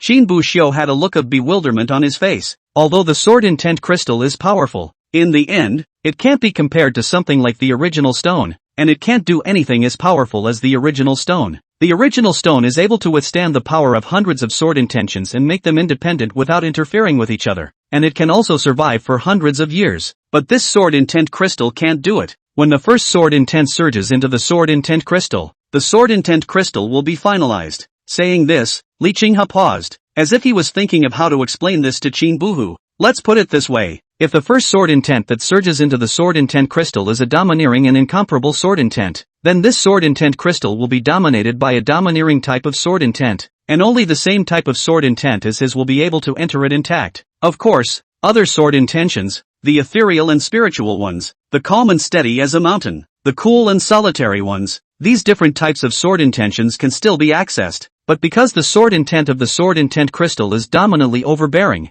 the influx of different types of sword intent will receive an impact, causing the power of the sword intent itself to be greatly weakened. And if the disciples want to comprehend other types of sword intent, they will also be affected in no small way. After hearing this explanation, Qin Buxiu naturally understood what Li Qinghe meant. He also vaguely understood the reason why Li Qinghe had sought himself over. His invisible sword intent, in a way, counted as an all-encompassing sword intent. It has the vigor to kill and destroy, but also the subtlety and softness. It can be as calm and steady as a mountain, immovable and unshakable, or it can be light and nimble, dazzling to the eye. If it was the Sword Intent Crystal, with his invisible sword intent as the main sword intent, it might be able to reduce the impact on the other sword intentions to a certain extent. So, the Patriarch wants the invisible sword intent that came to be used as the main sword intent? Qin Buxiu asked directly. Li Qinghe didn't deny it. After all, this was indeed his intention. Not bad. I knew at that time the first time I saw you perform the invisible sword intent. I knew what sword intent should be the main focus of this Sword Intent Crystal. Of course, the clan won't let you help for nothing. You will leave your sword intent in the Sword Intent Crystal, and as a gesture, the clan side will give you 10 chi gathering pills, plus 300 spirit stones. On top of that, I'm privately giving you 3 spirit gathering pills. If you still feel that it is not enough, then feel free to mention it again. As long as the conditions are not too excessive, they can be negotiated. Chapter 64, Is it considered preaching? Qin Buxiu hadn't intended to ask for anything. This was because his own sword intent, as well as the invisible sword embryo in his hand, were all derived from the Sword Dao Stone. The sword intent on the Sword Dao Stone, in turn, was left behind by the Misty Sect's predecessors. Those who planted trees in the past will enjoy the coolness of those who come after them, and Qin Buxiu is that descendant. He had gotten the benefit of planting trees from the people before him, so naturally he wanted to be in the position to leave a seed for future generations. However, Li Qinghe's words were exported and directly numbed Qin Buxiu. It was another chi gathering pill and a spirit stone, and more importantly, Li Qinghe was even planning to give him 3 spirit gathering pills. The spirit gathering pill was a 4th grade pill, considered a strengthened version of the chi gathering pill, with about 10 times the effect of the chi-gathering pill. Even Qin Buxiu couldn't help but feel a slight wavering, but luckily the shakeup wasn't too drastic, and after just a few moments, he shook his head. Thank you for the patriarch's love, but forgive me for not being able to accept it. Why? Li Qinghe couldn't help but ask, looking at Qin Buhu with a few unexpected colors in his eyes. It seemed like he hadn't expected Qin Buxiu to refuse at all. For me to be able to comprehend sword intent today, I originally dipped into the light of the sword Dao stones, the seniors of the Netherworld sect. After that, I also got the sword embryo, and what I got was more than enough. Returning a sword intent seed to the Netherworld sect today is something I should have done, and I shouldn't be receiving any more commendations. Qin Buxiu does things with a clear conscience. Of course, not everything can be so, but still, do as much as you can, and he knows it well himself. One of the key reasons he was able to maintain these supposedly noble qualities was because he didn't lack any resources, because he had a hang-up system. What resources he had didn't really matter much to him. Is the gathering elixir important? Maybe, but it's just a matter of hanging around for a few more days. He didn't think of himself as some kind of gentleman who didn't take things for granted. Holding up this gentleman's skin is a system that is rich to the point of bloating. Without the hangman system,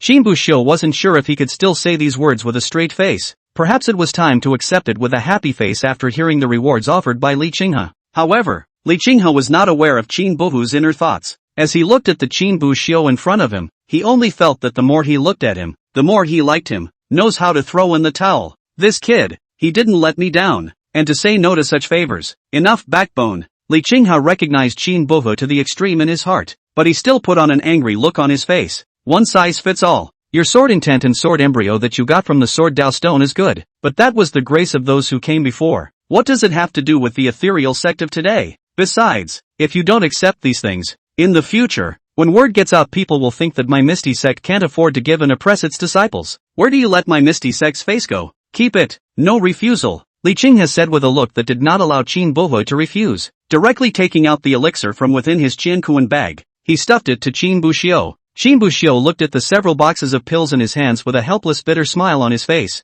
Sometimes it seems that the more you act like you don't want something, the more people want to shove it down your throat. But that's normal. After all, no one would refuse to invest in someone who knows how to return the favor. It's like lending money to someone. You are willing to lend to someone who has a very bad reputation and still owes you money that they won't pay. Or is it another guy who has an excellent reputation and pays back more every time he pays back? Qin Buxiu, on the other hand, belongs to the kind of person who has an excellent reputation, and every time he pays back the money, he pays back some more. Qin Buxiu knew that there was no way for him to refuse, so he could only accept the elixir. Moreover, he vaguely felt that the pills in the box seemed to be a bit more than what Li Qinghe had promised. Okay, now it's time to get down to business, Li Qinghe said, and began to instruct Qin Buxiu to inject his sword intent into the sword intent crystal. Qin Buxiu reached out and touched the crystal, and a coolness traveled into his palm. In the next second, he felt a trance before his eyes and his eyes unconsciously closed. When he opened his eyes again, he realized that he seemed to be in the middle of a starry sky.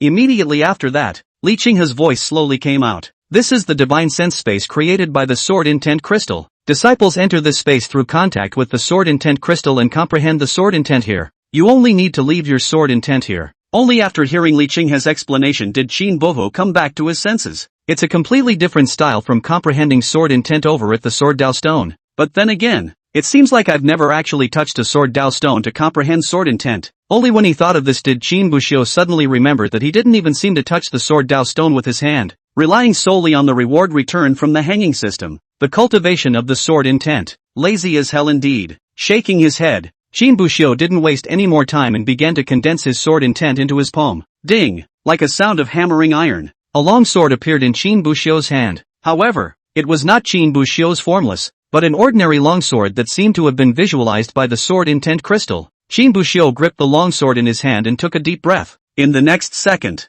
the longsword was swung out, and the sword chi was spread out. The sword stance in his hand kept switching, just as it did when he showed Li Qinghe his own sword intent. Sometimes spirited, sometimes calm, sometimes sharp, sometimes euphemistic. Qin Buxiu waved the longsword in his hand, looking particularly serious. It was only after several minutes that Qin Buxiu's movement stopped. It was then that he realized that his surroundings seemed to be filled with the aura of sword intent. It was a trace left behind when he had just performed a sword move. However, these seemed to be retained by the sword intent crystal and did not dissipate. Immediately afterward, he suddenly felt an emptiness in his hands, and the long sword he was holding transformed into countless starlight, coalescing the sword intent around him before flying towards the distance. Those starlight flew into the distance and finally slowly coalesced again, turning into a pillar of light. Buzz! The pillar of light extended violently, as if it was trying to run through both ends of this starry sky. But this starry sky seemed far less voluminous than the one watched, and in no time at all the ends of the columns of light came to a head.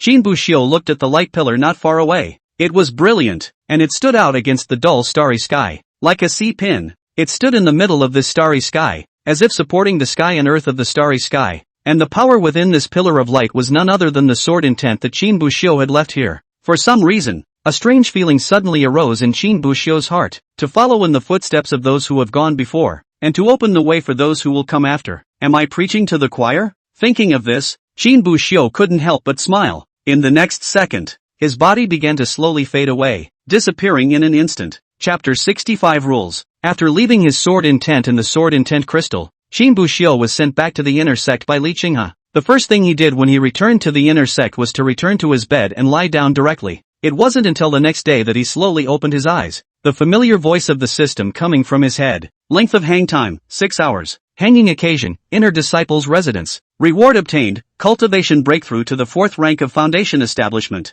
Deepened comprehension of the black stone slab. Immediately afterward, there was a fluctuation in the aura within his body, and Qin Buxiu's cultivation level broke through with it. Feeling the total amount of aura that had clearly increased within his body, a smile appeared on Qin Buxiu's face. Counting the Qi gathering pill and spirit gathering pill that the sovereign gave me, I'm afraid that it will only take 2 or 3 months at most before I should be able to break through to the 9th grade of foundation establishment. In addition, one must also cultivate the Qi gathering finger to perfection. The spell, Qi gathering finger, would only improve a cultivator's ability to perceive aura if they practiced it before the Jindan stage. If one reaches the Jindan stage in cultivation, it will be much less difficult to cultivate though, but correspondingly, there would be no way to enhance the cultivator's ability to perceive aura. It seems that going forward, it will be necessary to spend some time in the martial arts training ground. But it's all going to the martial arts training ground, so why don't we just go to the Bible pavilion and pick 2 more spells? So Qin Buxiu slowly sat up from the bed. It took half an hour after that to get dressed and leave the residence with my feet, which were numb from sitting, elevated. Arriving at the hidden scripture cabinet, Qin Buxiu didn't spend too much time picking out the spells he needed. There were 2 in total, a body technique, flying cloud body, as well as a palm technique, regretful mountain palm, both of which were foundation stage spells. Of all the techniques and spells he was currently cultivating, only the walking cloud steps and the mountainless seal were still at the Qi refining stage. The reason why these 2 spells were picked was to take both his palm and body techniques to the next level. After picking out the spells, Qin Buxiu headed towards the martial arts practicing ground, and just as he walked into the martial arts practicing ground, he immediately attracted the attention of countless pairs of eyes in the practicing ground. It's Senior Brother Qin. Senior Brother Qin is here. Senior Brother Qin has come. Senior Brother Qin is finally here. Senior Brother Qin. Senior Brother Qin. The originally calm martial arts practicing ground immediately stirred as disciples came forward to greet Qin Buxiu. The disciples in the martial arts training ground were excited for a long time after hearing that Qin Buxiu had returned to the sect. It was thought that Qin Buxiu would soon be able to come over and guide them in their cultivation. But a few days passed after waiting left and right, and still didn't see Qin Buxiu's figure appear. It was only after some careful inquiries that he realized that Qin Buxiu had been taken away by the patriarch. Now that a little over half a month had passed and Qin Buxiu had finally reappeared, they were naturally excited. Good day, Senior Brother Yang. Good day, Master Chui. Qin Buxiu responded to them with a smile, appearing quite approachable. In the entire inner sect of the Netherworld sect, it would be fair to say which disciples admired Qin Buhu the most. The disciple of that martial arts training ground ranked second. Absolutely no one else dared to rank first. Relying on answering questions and solving puzzles for the disciples in the martial arts training ground, Qin Buxiu had unconsciously established an extremely high prestige in the hearts of these disciples. The 2 disciples who were beaten before were the best proof. There were even words circulating in the martial arts training grounds. You can be in the martial arts training ground, cursing the Misty Sect's patriarch, and no one will care about you. There may even be people who share your views to back you up. However, you absolutely cannot scold Qin Buxiu in the martial arts training ground, or even speak ill of him. If you dare to do so, the disciples of the martial arts training ground will let go in vertically and come out horizontally. From this, it could be seen just how lofty Qin Buxiu's position was in the hearts of these disciples. I can't tell you how excited I am to see it back at this point. However, excited as they were, after the crowd greeted Qin Buxiu, they had no intention of disturbing him any further. Even a few disciples who had heard of Qin Bohu's reputation and wanted to come over to directly find Qin Bohu and inquire about him were pulled down by the others. Then, the disciples saw Qin Buxiu walk to a corner, take out his own small quilt, and lie down by himself. The remaining disciples, on the other hand, proceeded to cultivate their own as if they hadn't seen anything. It only seemed that because of Qin Buxiu's presence, when he cultivated, he couldn't help but wear a smile at the corners of his mouth. Seeing this scene, those few disciples who came here by reputation and didn't quite know the rules were quite puzzled. They went up to find Qin Buxiu to answer questions on cultivation, but they were stopped by their senior brothers. Instead, Qin Buxiu was now directly lying on the side and sleeping, and everyone seemed to be quite used to it. Then a disciple became curious, stepped aside and asked a senior brother, "Senior brother Cui Hao, why don't you guys let me go to senior brother Qin to instruct me?" Cui Hao stopped his hand movements and looked behind him at the disciples who attacked him without understanding the rules, a smile on his face, because it's the rules of the training ground. The rules of the martial arts training ground? The disciple froze for a moment, a little confused. Senior brother Qin had a period of time before. Every day, he would come to the martial arts training ground and instead of cultivating, he would just lie down and sleep. Although I don't know why senior brother Qin is doing this, he definitely has his own reasons for doing so. We're asking for someone's help when we seek out senior brother Qin to instruct ourselves, so we should follow their rules. Although senior brother Qin is a modest person, and he won't say anything if we really go and ask him while he's resting. We can't get ahead of ourselves just because of that. So everyone then silently set a rule that when senior brother Qin came to sleep, no one was allowed to go over and disturb him.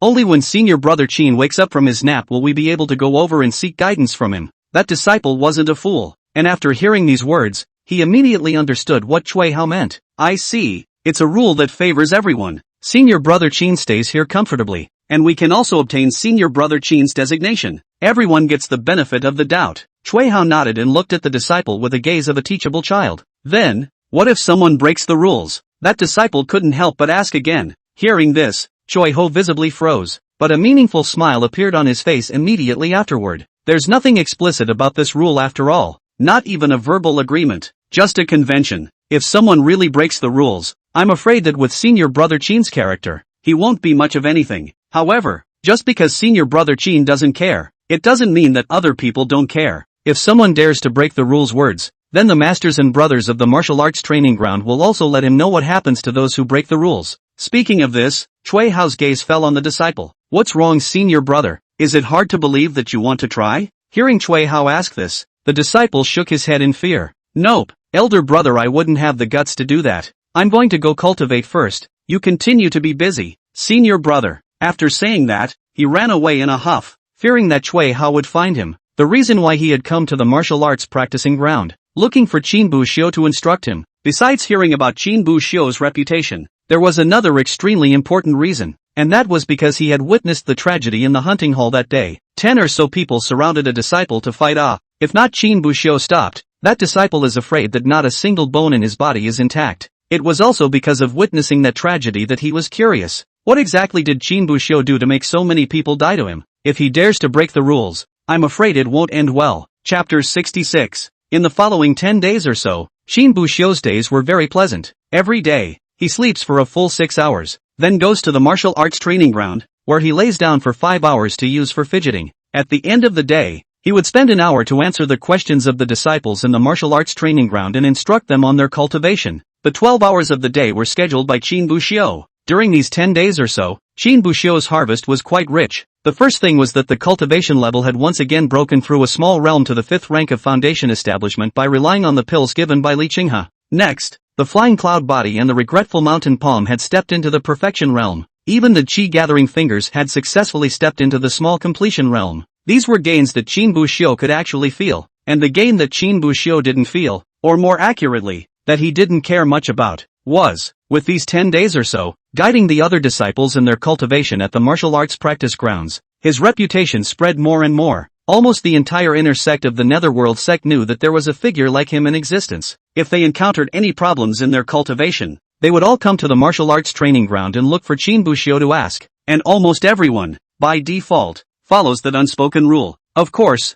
with nearly 1,000 disciples in the inner sect, there would always be a few guys who didn't know any better who would come out to stir up trouble. Luckily, the few people led by Cui Hao and Yang Dazhan were always able to deal with these types of situations well. They began with a simple exhortation, telling the other party to wait until Qin Buxiu woke up before going to ask for his guidance. If the other party was persistent and had to go over when Qin Buhua was resting, that's okay. They would immediately pull together a dozen or so people and divide up the work. One pulls the left arm, one pulls the right arm, one carries the left leg, one carries the right leg. There was another person who was responsible for covering his mouth, being dragged by them outside the martial arts practicing ground to make sure they couldn't disturb Qin Buxiu, and then violently beat him up. If one meal isn't enough, we'll have another. After a while, people are honest, and rarely come after them for getting beat up, because without realizing it, the martial arts training ground army has become the #1 force in the inner sect. You're gifted and strong, but people wave their hands and hundreds of people come out. Who dares to go against them? And just as Qin Buxiu was hanging out while instructing his disciples and brushing his prestige in the hearts of the inner disciples, on the other side, the core area of the ethereal sect, a majestic and incomparable aura emanated from within a secret room. Li Qinghe, who was sitting in the patriarch's hall and was discussing something with the other elders, suddenly froze, then jerked his head up. It's become a Dan. Also, it's almost time. He looked up at the elders in front of him again. I've got a few things to do, so I'll talk to you another time. After saying that, his body shifted, and his entire body disappeared into thin air. When he appeared again, his figure had already arrived outside the secret room. Ka-ching! The door to the chamber was slowly opened, and a familiar figure appeared in the chamber. The man was none other than Ryun. At this moment, Ryun stood within the chamber, looking a little haggard, his eyes covered in blood. How? Li Qinghe couldn't help but ask. Ryun didn't say anything, just raised his hand and slowly opened his palm, and in the center of his palm was a dark purple elixir. Upon seeing this elixir, Li Qinghe's eyes instantly lit up and he couldn't help but open his mouth and laugh. Ha ha ha, great! Looks like we'll be able to get that Zhang Qiji kid to come over tomorrow. Old Willow, it's been hard on you this time. A bitter smile crossed the corners of Ryun's mouth. Remember to talk to that Zhang Qiji kid tomorrow, so that when the sect is open don't forget me to add my name to it. Let me also enjoy being worshipped by incense. Both of them couldn't help but laugh after saying that. But a moment later, Ryun seemed to have thought of something else and couldn't help but ask. Then again, that spirit beast they trapped, did you ever go over to see it? How about that spirit beast? How many grades does it feel like you can set? The smile on Li Qinghe's face also disappeared, revealing a thoughtful look. There was a moment of silence before he spoke slowly. I just went to see it a few days ago, and I have to say, that Zhang Qiji kid has some luck on him. That trapped demonic beast, even though it was injured and seems to be at the 4th grade now, its potential is not low. If it can be taken care of with care and attention, it won't be a big problem to move up a few notches. After hearing this, Ryun visibly froze for a moment, then the same thoughtful look appeared on his face. That Rakshasa beast underneath our Misty Sect's spirit-suppressing pagoda is only at the 6th grade level. If they really upgraded that spirit beast by 2 or 3 grades, I'm afraid that the pattern of this Nanyang continent will change along with it. At that time, I don't know how many clans' interests will be touched. Li Qinghe, however, smiled bashfully. It's not that easy. Don't forget that our Misty Sect's Rakshasa beast was already at the peak of the 5th grade when it was first captured. But didn't it still take the same 300 years to go from the peak of the 5th grade to the 6th grade? Even if Zhang Qiji and the others start a sect now, if they want to raise the grade of that spirit beast to the 6th grade, it would take 500 or 600 years. Anyhow, 500 or 600 years is enough time for a lot of things to happen. Maybe they haven't even become the top sects in the southern Yang continent yet. Some of them went down on their own first. After listening to this account from Li Qinghe, Luan could only sigh helplessly in the end. I just hope this kid isn't too overly ambitious. If we follow the normal progress, with the spirit beasts supplying the clan with aura, healing their wounds, and practicing cultivation, it would naturally take hundreds of years to raise a rank. But this Zhang Qiji kid, as you know, has always liked to be unruly, and often does things that shock people's jaws off. In the past, when he was in the ethereal sect, we were able to protect him a bit, but now that he's gone out to start his own clan, I can't protect it anymore, as a matter of reason. After saying that, Ryun couldn't help but let out a long sigh, his eyes filled with helplessness. However, Li Qinghe, who was on the side, still laughed lightly and shook his head. Don't worry, the fact that this Zhang Qiji kid has made it this far shows that he still has some brains and won't do something like this. Besides, Zhang Qiji is setting up a sect this time with our Misty Sect as the main focus. If he really has such a mind, it's just a matter of us interfering when the time comes. Besides, even though he left the Netherworld sect, he didn't sever his master-disciple relationship with you. Can't he not listen to what you say? But when he heard this, Ryun couldn't hold back a bitter smile. This bastard kid has never listened to me. If he did, he could leave the clan to go start his own sect? I still like Bu Hu. The boy is lazy, yes, but well-behaved. Unlike that Zhang Qiji, this little man only knows to cause trouble. After hearing this, Li Qinghe also shook his head with a bitter smile, but immediately afterward, he seemed to have thought of something and twisted his head to look at Li Qinghe. Why don't we wait until the time comes, and let Qin Buxiu and the others follow them over to have a look, as a way to grow some eyes? As soon as Ryun heard that, he thought for a moment and then nodded as well. Not that it wouldn't work. Chapter 67, Apologizing. The next morning, Qin Buxiu was once again pulled over by Li Qinghe. Flying all the way to the patriarch's hall, the flying sword slowly fell down. When Qin Buxiu looked down, he saw a familiar figure. That person was none other than Yan Qingqing, who was dressed in a green dress, and was currently standing at the entrance of the sovereign hall. Yan Qingqing also seemed to have noticed Qin Bohu's arrival and looked up at him. However, after seeing that Qin Buxiu was also looking at himself, he silently averted his gaze, with a few moments of embarrassment on his face. Regarding Yan Qingqing's appearance, Qin Buxiu did not feel surprised and even felt that it was quite normal. After all, he and Yan Qingqing would still be needed to take the field in the 5-sect alliance in a few months. 2 rounds, 1 individual and 1 mixed. Individuals are fine, just play each other, but when it comes to the melee, surely you can't do that. All the other sects were 2x2, and as a result, on the ethereal sect side, before they even started to fight the enemy, there was an internal conflict first. When the time came for a melee, it definitely wouldn't work if the two were still in this state. So get both of them in touch and try to let go of their prejudices sooner rather than later. And that was exactly what Qinghe Li had in mind. After getting down from the flying sword, Li Qinghe glanced at Yan Qingqing and then at Qin Buhu. No, Hugh. I'll go in first and discuss something with the elders. You stay here with your senior sister for now. If it was usual, he definitely wouldn't dare to put the two of them together. Qin Buxiu and Yan Qingqing. After all, before, Yan Qingqing's attitude towards Qin Buhu was too harsh. Leave the two alone, and there's no telling how much chaos might ensue. Normally, to ease the relationship between the two, there must be a middleman to help. However, this time, Li Qinghe had arranged for the two to be alone outside. The reason is also simple. Last night, Li Qinghe went to find Yan Qingqing and told her that in the next 2 days, he would arrange for him and Qin Buxiu to go out together to watch Zhang Qiji and the others suppress the spirit beasts. He had told Yan Qingqing this news in advance in order to make Yan Qingqing control her temper and not to lose the face of the Netherworld sect in the process. But what I didn't expect was that after hearing it, Yan Qingqing told Li Qinghe. He wanted Li Qinghe to find an opportunity for her to apologize to Qin Buxiu. When he heard this, Li Qinghe was also stunned. He had thought that Yan Qingqing was joking, but looking at Yan Qingqing's serious face, he knew that she was serious. Although he didn't know why Yan Qingqing would suddenly think of apologizing to Qin Buhu, it was always a good thing in his opinion. Yan Qingqing apologized earlier, and her relationship with Qin Buhu could be repaired earlier, so this led to the scene of arranging the two together outside the sovereign hall. Li Qinghe walked towards the patriarch's hall and glanced at the two men again before entering the door. Qin Buxiu's face was calm, but he intentionally distanced himself from Yan Qingqing. It wasn't because he hated Yan Qingqing, but to avoid a conflict. The expression on Yan Qingqing's face was going to look a lot more complicated.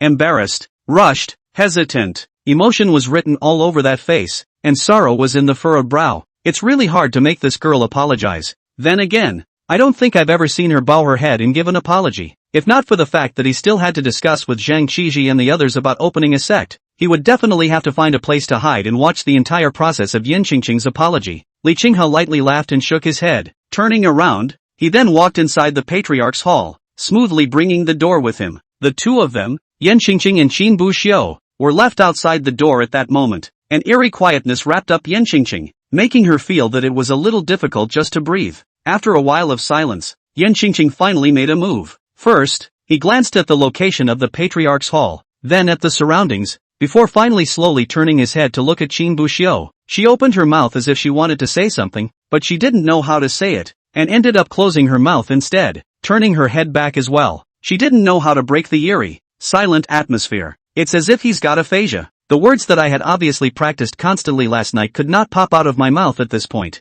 Repeatedly his mouth opened and closed again and again and again, but he failed to utter a single word. Yan Qingqing once again twisted her head to look at Qin Buhu with complicated eyes. The guy in front of him wasn't familiar enough to be ignored, but he was destined to be ignored, especially after knowing that Qin Buxiu had saved Su Wanwan, but it was the first decent apology in her life. Until then, she had never apologized to anyone, because she almost never made mistakes. Even if they make small mistakes sometimes, people don't seem to care and just give a little snort and get over it. She was beginning to regret what she had said to Qin Buxiu that day. If those words hadn't been said that day, perhaps they wouldn't have landed themselves in this embarrassing situation. At this time, Yan Qingqing was incomparably entangled inside. How about not apologizing? At this point, Yan Qingqing's heart couldn't help but beat a retreat. Just pretend that day didn't happen. Anyway, Wan said that Qin Buxiu had a good temper. I don't think he cares. She thought this, but the next moment she shook her head like a rattle. No way. Wrong is wrong. To make a mistake is to apologize. Must apologize. Yan Qingqing's heart thought so, and her eyes were firm. She wants to apologize because she knows she was wrong. She's going to apologize because there's a little swan living in her heart. The little swan always raises its head, raises it high, and bows its head to no one. It was this little swan that made her dare to stand up and face the patriarch's wrath head on that day, saying that Qin Buxiu was not worthy of representing the Misty sect in the 5-sect alliance. But Yan Qingqing knew that if she chose to escape, then this little swan would never be able to raise her head again, because if you can't do it yourself, who are you to ask others to do it in the future? So Yan Qingqing looked like she had made some kind of decision. As if forcing herself, she turned both of her feet towards Qin Buxiu's position, instead of just turning her head like she had just done. Qin Buxiu had noticed Yan Qingqing's abnormality a long time ago, only that he had never said anything. Now realizing that Yan Qingqing had turned her head to look at herself, she couldn't help but turn to look over as well. He saw Yan Qingqing's eyes, which seemed to sparkle with light, but at the same time carried a touch of consternation, like a great determination to do something important. Yeah, sorry. The moment Yan Qingqing opened her mouth, she directly confused Qin Buxiu. He thought that Yan Qingqing was again planning to say that he was not worthy of representing the ethereal sect in the 5-sect alliance like he did before. He was even ready to treat the other party's words as a whisper. But what he didn't expect was that Yan Qingqing had apologized to himself. The arrogant little swan that always held its head high finally lowered its head at this moment. Chapter 68 Yokoyama Sect Patriarch. When the 3 words "I'm sorry" came out, Yan Qingqing felt that a big stone in her heart finally landed firmly, and the whole person was much more relaxed. She took a long breath and raised her head to look at Qin Buxiu with a calm gaze. The other day, I was the one who spoke too harshly. I'm sorry. If you feel bad about it, just scold me. I won't say anything back. If that doesn't work, do it. I can take 3 moves from you without fighting back. However, the Qin Buxiu in front of him seemed to have not returned to his senses. His face filled with bewilderment. But after a few moments, he came back to his senses. Although the fact that Yan Qingqing had approached him to apologize made Qin Buxiu somewhat surprised, but the fact that the other party was able to make it this far would be a good indication of character.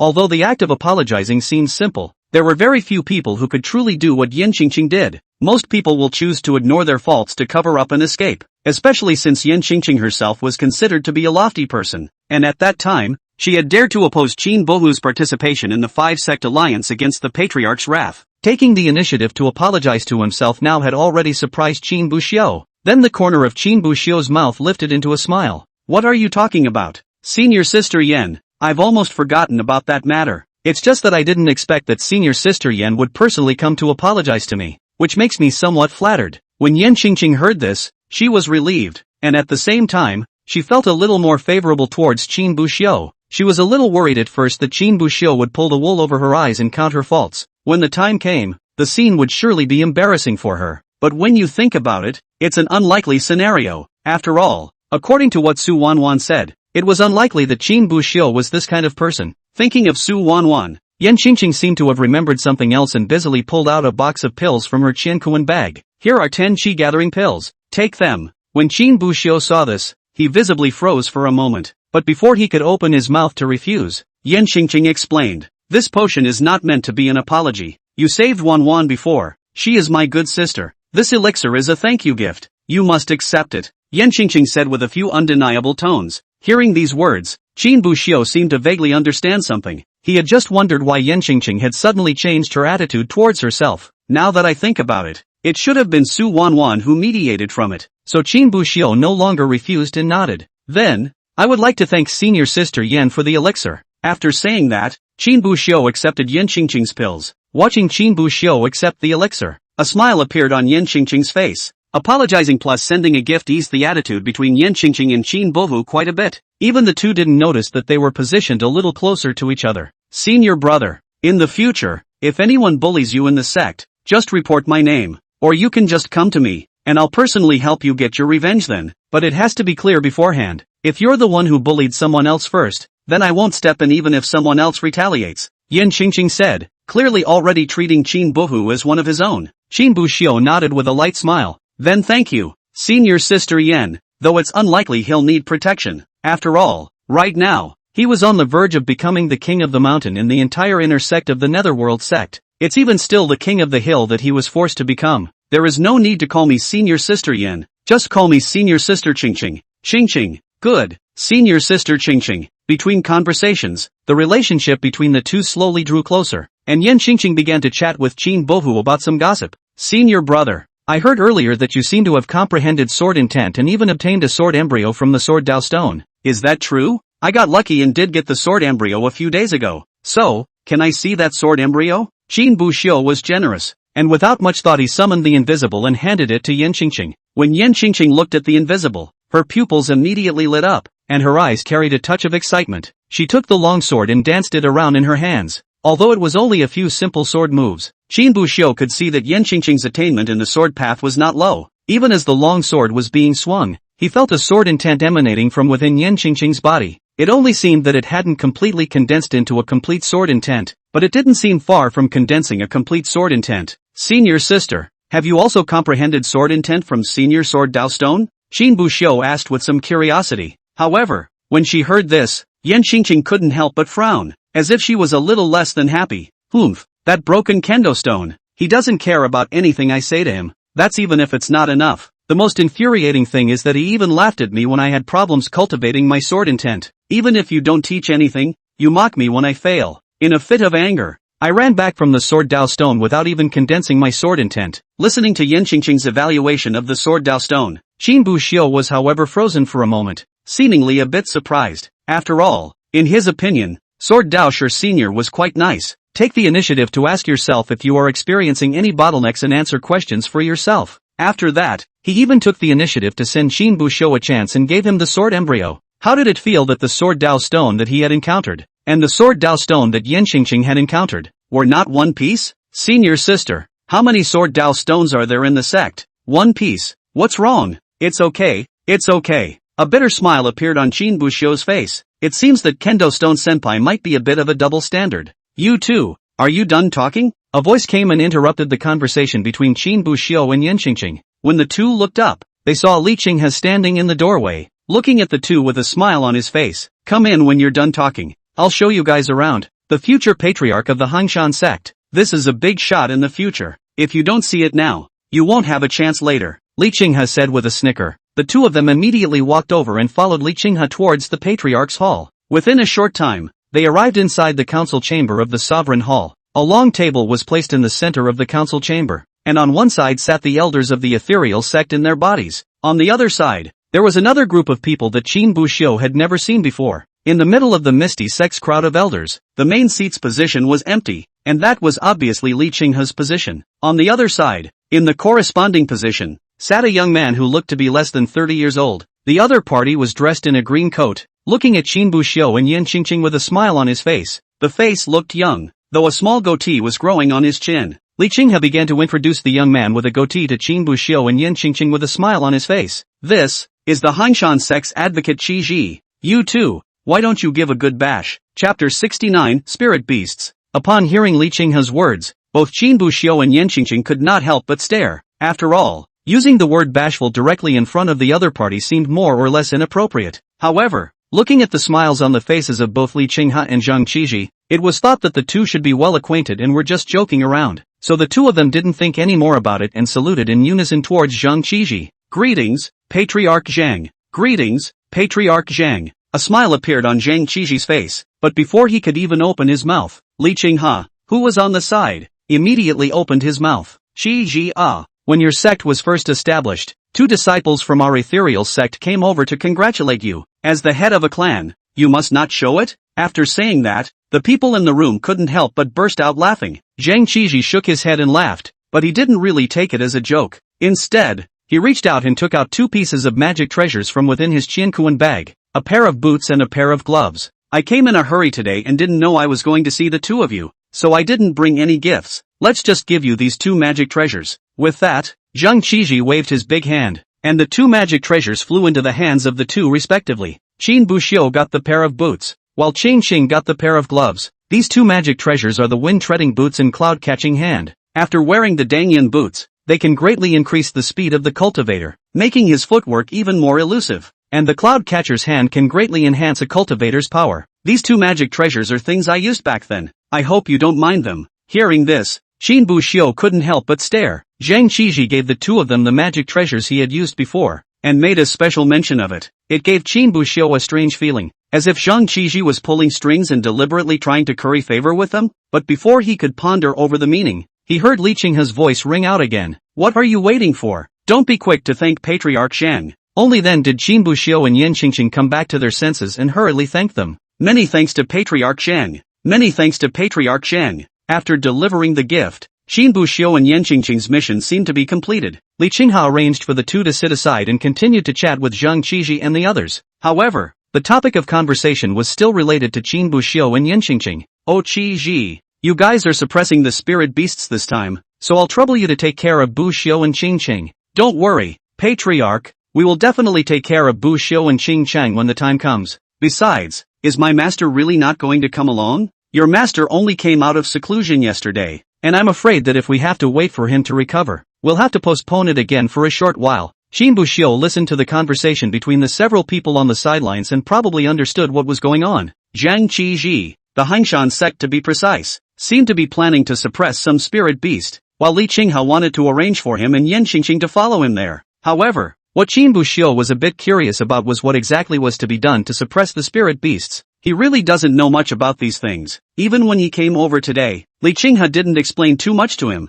only telling him that he intended to arrange for him to leave the clan for a trip. Didn't tell him too many details. Senior sister, what is this suppression spirit beast for? Qin Buxiu asked in a small voice towards Yan Qingqing. Yan Qingqing looked towards Qin Buhu, seemingly a little surprised by Qin Buhu's blankness. Still, he explained to Qin Buxiu in a low voice. Do you know about our Misty Sect Spirit Suppressing Tower? Qin Buxiu nodded. Underneath the Spirit Suppressing Pagoda is suppressing a 6th grade spirit beast, the Rakshasa beast. That's the main source of the clan's aura. The Spirit Suppressing Pagoda absorbs the power in the body of the Rakshasa beast and transforms it into the aura we need for cultivation, before passing it through the sect's grand formation and transmitting it to the entire sect. The clan enjoys the aura brought by the spirit beasts, and at the same time takes on the obligation of raising them. Those quests to hunt demonic beasts put down by the sect are actually meant to provide a food supply for the spirit beasts. After the corpses of demonic beasts are brought back, they will be refined into blood pills by the cultivators of the Alchemy Hall, and these blood pills are the food of the Rakshasa beasts.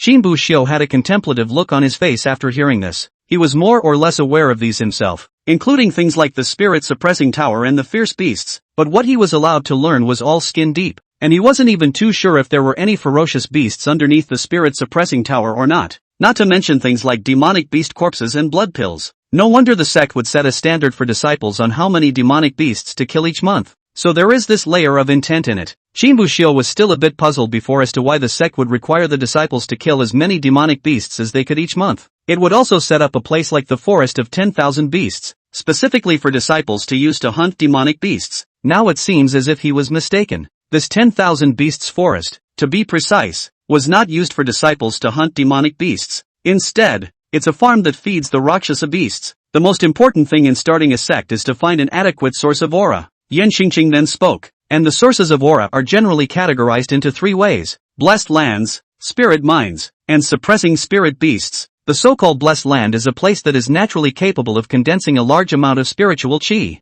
It goes without saying that a spirit mine is also a place where spirit stones can be excavated. The last thing is to suppress spirit beasts and create aura through them. But to be precise, in fact, these 3 pathways, no matter which one, all have some great relationship with spirit beasts. Hearing this, Qin Buxiu couldn't help but stare. A thought suddenly flashed through his mind immediately afterward. It's hard to believe that the spirit mines are the corpses of demonic beasts? Yan Qingqing nodded when she heard Qin Buhu's reply. That's right, spirit mines are indeed made from the corpses of spirit beasts. It's not just the spirit mines, the blessed land is actually as well. The formation of a blessed land seems to be formed when the bodies of certain spirit beasts that are particularly powerful to a certain extent merge into a side of mountains and rivers after they die. Spirit mines, on the other hand, are because spirit beasts are not strong enough to affect such a large area, and so they slowly accumulate after falling into the ground. As the days and months accumulate, they slowly form one spirit mine after another. After listening to Yan Qingqing's explanation, Qin Buxiu's eyes revealed a thoughtful look. These things seem to be a little different from the immortal cultivation world in Qin Buxiu's perception.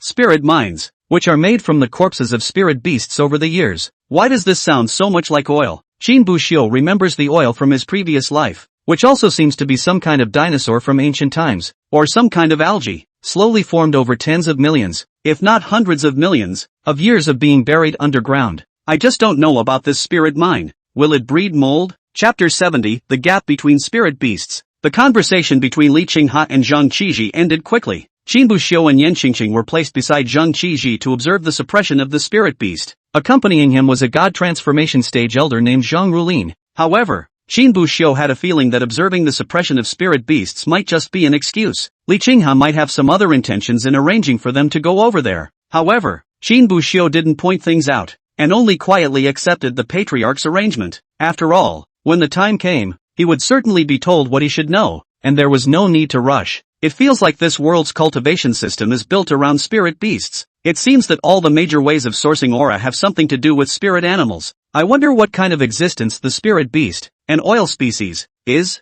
Qin Buxiu couldn't help but get a little curious, and also wanted to get closer to these spirit beasts even more. And he had a feeling that as his cultivation continued to rise in the future, he would have more and more contact with these spirit beasts. After discussing the matter, Zhang Qizhi didn't waste any more time, and with Qin Buxiu and Yan Qingqing in tow, he got up and left the Netherworld sect. Zhang Qizhi took care of both Qin Buxiu and Yan Qingqing, and he didn't have a stance. It was like a senior brother taking care of a junior brother to them, so it was easy to chat. Buxiu, I've heard that you're quite talented in the Tao of Alchemy. On the first day of observing alchemy, you were able to achieve a 40% completion rate, and even Master made a point of instructing you for a few days? Qin Buxiu frowned slightly. It wasn't because the other party knew these things, but they were a bit bewildered by the name that came out of Zhang Qizhi's mouth. Master? Mentoring yourself? In terms of alchemy, there seemed to be only one person who had guided Qin Buxiu, and that was the Alchemy Hall elder, Lu Un. But why did the other party address Ryun as an elder?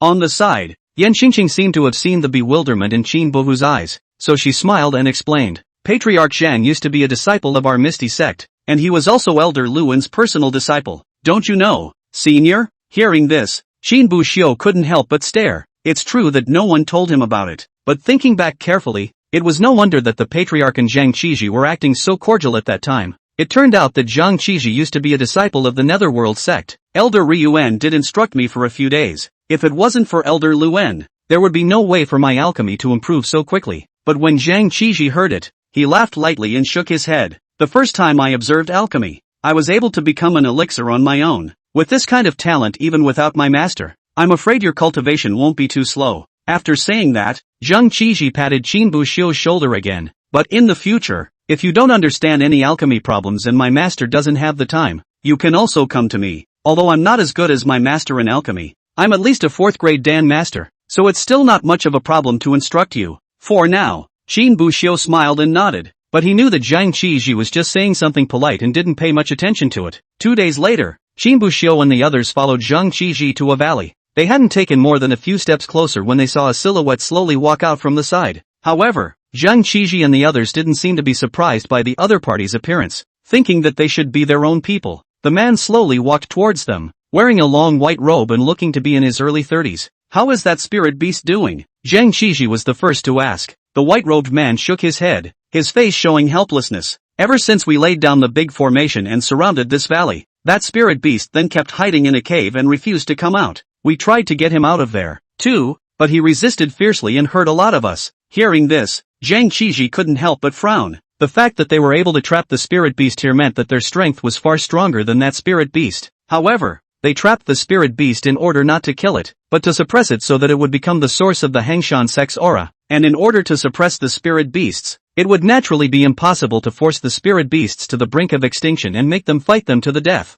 They even had to make sure that the spirit beasts would not receive any fatal injuries as much as possible, or else everything they had done would be wasted. It was also because of this situation that caused them to not be able to let go at all, and there was not much they could do with the spirit beasts. It's okay, I've got the potion. As long as the elixir is pumped into that spirit beast's body, the things that follow will be much simpler. Hearing this, the white-robed man nodded. Then let's go over there now, so that we don't have a long night and something goes wrong with the spirit beast again. Then, the white-robed man led Zhang Qizhi and Qin Buxiu and the others towards the location where the spirit beast was. Along the way, Qin Buxiu realized that there seemed to be traces of a fight on the road. Several tens of meters tall trees lay aside as if they had been knocked down. There were still some claw marks on it, and it was thought that they were also left behind by the Hangshan sect elders when they fought with the spirit beasts. Those claw marks looked very sharp, and a large tree that needed 5 or 6 people to hold it was directly penetrated by a third of the claw marks. Senior sister, how are the realms and strengths of these spirit beasts divided? Will there be a difference between high and low spiritual roots among them, just like humans? Qin Buxiu couldn't help but ask. Previously, Yan Xingqing had told him that the Rakshasa beast underneath the Netherworld sect's spirit suppressing tower was a 6th grade Rakshasa beast. However, Qin Buxiu wasn't quite sure if the 6th grade referred to strength or some sort of rank. Things like the strength of the bloodline, the richness of the aura in the body, and so on. The cultivation of spirit beasts is simply divided into 9 grades, with the 1st grade corresponding to qi refining, the 2nd grade foundation establishment, the 3rd grade jindan, and so on. Of course, under the same realm, the strength of spirit beasts is far stronger than that of humans, and they are often even able to challenge humans across levels, because unlike humans, spirit beasts need to cultivate to the jindan stage in order to gather enough aura within their bodies to cast spells. They were already able to utilize quite a few spells when they were at the 1st rank, and almost all of those spells were some kind of talent that didn't need to be learned at all. As for the difference between high and low human-like spiritual roots, Yan Xingqing frowned slightly, as if she wasn't too sure about all this either. However, before Yan Xingqing could open her mouth, Zhang Qizhi, who was on the side, took the initiative to join in and explain. There will indeed be such a gap. In addition to the disparity in race, the spirit beasts will also be divided into 3 types of spirit beasts based on the different auras they can produce. Ordinary spirit beasts, holy spirit beasts, and immortal spirit beasts. The aura produced by a holy spirit beast is capable of reaching 100 times that of an ordinary spirit beast, and the aura produced by immortal spirit beasts seems to be the necessary key to becoming immortal. The necessary key to becoming an immortal? Hearing this, Qin Buxiu couldn't help but frown, a thoughtful look in his eyes. Chapter 71, Holding Back Spirit Beasts. The crowd came outside the cave. Qin Buxiu looked at the traces around the cave. There were large trees that had been cut down everywhere. The ground was filled with various large pits. There had obviously been a battle here before. Elder Zhang, please take Buxiu and Qingqing to 100 meters away, so that they won't be affected by the battle later. Zhang Qizhi spoke. Zhang Rulin nodded and retreated with both Qin Buxiu and Yan Qingqing. This level of battle was not something that Qin Buxiu, a foundation establishment stage cultivator, could participate in. Probably just the aftermath of the battle would be enough to shock them. In a few months' time, there would be the 5-sect alliance, and Zhang Rulin didn't want Qin Buxiu and the others to get into trouble at this time. As he watched Zhang Qizhi and the others enter the cave, Qin Buxiu couldn't help but show a look of curiosity as he turned his head to look at Zhang Rulin. Elder, I wonder what cultivation level Patriarch Zhang and the others are at? Zhang Rulin glanced down at Qin Buxiu, who didn't seem to be very fond of talking, and hadn't participated in the discussion between Qin Buxiu and the others along the way. However, in the face of Qin Buxiu's question, he still opened his mouth to answer. Transformation stage, transfiguration, the same as the sovereign? Qin Buxiu remembered that Li Qinghe seemed to be at the god transformation stage as well. Not only Li Qinghe, but also Lu En as well, and even quite a few elders of the Netherworld sect were in this realm. Elder, then this demonic beast that Patriarch Zhang and the others found. What grade of cultivation is it? Yan Xingqing, who was on the side, then asked. 4th grade. 4th grade, that's not low enough to produce Yuaning stage cultivators. If we're lucky, after 300 to 500 years, spirit beasts breaking through to the 5th grade will also be able to cultivate spirit transformation stage cultivators. After saying that, Yan Xingqing seemed to have thought of something else and twisted her head to look at Qin Bohua to explain. The grade of spirit beasts is linked to the aura they produce. The aura of a 1st grade spirit beast, the concentration of which can at best only be supplied to a qi refining stage cultivator, is unlikely to break through to the 2nd grade. 2nd grade spirit beasts correspond to the foundation establishment stage. 3rd grade corresponds to Jindan, 4th grade Yuanying, and 5th grade transformation spirit. After hearing Yan Xingqing's explanation, Qin Buxiu nodded. These he had actually more or less guessed some of, but immediately afterward, he seemed to think of something else and couldn't help but open his mouth to ask. Senior sister, our ethereal sect spirit beasts are 6th grade spirit beasts, so why is the cultivation of the patriarch and most of the elders still at the god transformation stage? Even in the sect, I've never seen an existence beyond the god transformation stage? Yan Xingqing smiled faintly. It's very simple. After god transformation comes the void refining stage, and at this realm, the aura produced by the 6th grade Rakshasa beasts can no longer satisfy them. If you want to pursue a higher cultivation level, you will usually choose to join the 3 major sects in the southern domain. It doesn't even need to reach the refined void stage. Some cultivators will choose to leave the ethereal sect to join the 3 great sects when they reach the transformation stage. Of course, not everyone wants to pursue a higher realm. There are also some cultivators who will pursue something else. Patriarch Zhang, for example, chose to go and start a sect of his own. Others will choose to travel in all directions, to feel life and see the big world. The ones who stay within the sect are only a small portion after all, and even if they stay in the sect, they usually just hang around and are idle except for when their help is needed. After hearing Yan Qingqing's explanation, Qin Buxiu revealed a look of sudden realization. Although the ethereal sect was one of the 5 major sects in the southern Yan continent, there was always a ceiling. Cultivating to the void refining stage was considered to be the end of the line. The next step was to either choose to leave and go to a more powerful sect to pursue a higher realm. Either that or a different life goal to pursue seems reasonable. Roar! A hissing sound suddenly came, instantly interrupting Qin Buxiu's thoughts. The sound was coming from inside the cave, and it was obvious that Zhang Qiji and the others had encountered the spirit beast. Immediately after that, there was a fierce sound of fighting, and the ground trembled from time to time. Even a dazzling burst of fire would erupt from within the cave. Retreat! Suddenly, Zhang Rulin shouted. Then without waiting for Qin Buxiu and Yan Qingqing to react, they grabbed one in one hand and retreated 200 to 300 meters behind them. As soon as Zhang Rulin loosened his grip on the collars of the 2 men, in the next second, he saw a huge-sized spirit beast fly out from the cave, and then smashed heavily on the ground. It seemed to have been sent flying from inside the cave. Qin Buxiu stood 300 to 400 meters away, surveying the spirit beast from afar. It was about 4 or 5 meters tall, with broad shoulders and a broad back, like a moving mountain. His body was covered with white hair, his limbs were thick and powerful, and his appearance had a few similarities to that of a tiger, but there seemed to be a few differences. The tail is short, like a rabbit. This spirit beast's body still bore many scars, but there were old and new ones, as if it had been injured before. The spirit beast seemed to sense that someone was sizing itself up and jerked its head towards Qin Buxiu and the others. Immediately afterward, Qin Bohu felt Zhang Rulin's large hand grabbing his collar once again, ready to take Qin Bohu and Yan Qingqing away at any time. However, the spirit beast merely surveyed them and paid no attention to them. Instead, it violently turned its head to look at the cave. In the next second, several figures flew out from the cave, instantly drawing the spirit beast's attention away. Those people were none other than Zhang Qiji and a few other elders of the Hangshan sect. Hold him! Be careful not to hurt him! Zhang Qiji shouted, and several elders of the Hangshan sect immediately made their move, only to see one of the elders violently raise his foot and stomp towards the ground. Immediately after that, countless vines and tree roots suddenly grew out from underneath the spirit beast's feet, wrapping around the spirit beast's limbs in a deadly manner. However, the spirit beast only struggled slightly and got out of the entanglement. However, it had just struggled out of the vines, and in the next second, another elder struck immediately after, only to see him slam his hands fiercely towards the ground. On the left and right sides of the spirit beast, a large hand coalesced from earth and stone was then stretched out on each side, one left and one right, slapping towards the spirit beast's body. Bang! With a muffled sound, 2 large hands ruthlessly suppressed the spirit beast's body. It then hardened and pinned the spirit animal dead to the ground. Seeing this, several other elders immediately followed the rhythm. Countless vines once again reached out from within the ground, binding the spirit beast's limbs. Qin Buxiu, who was not far away, saw this scene and thought that the spirit beast was then considered suppressed, but what he didn't expect was that in the next second, the spirit beast violently ripped out its throat and roared. Roar! The moment the roar came, Zhang Qiji and the others immediately showed a pained expression, as if the roar had caused them some sort of pain. As for the distant Qin Buxiu and Yan Qingqing, the moment the roar came, they felt their bodies suddenly soften, as if all the aura in their bodies had been drained away,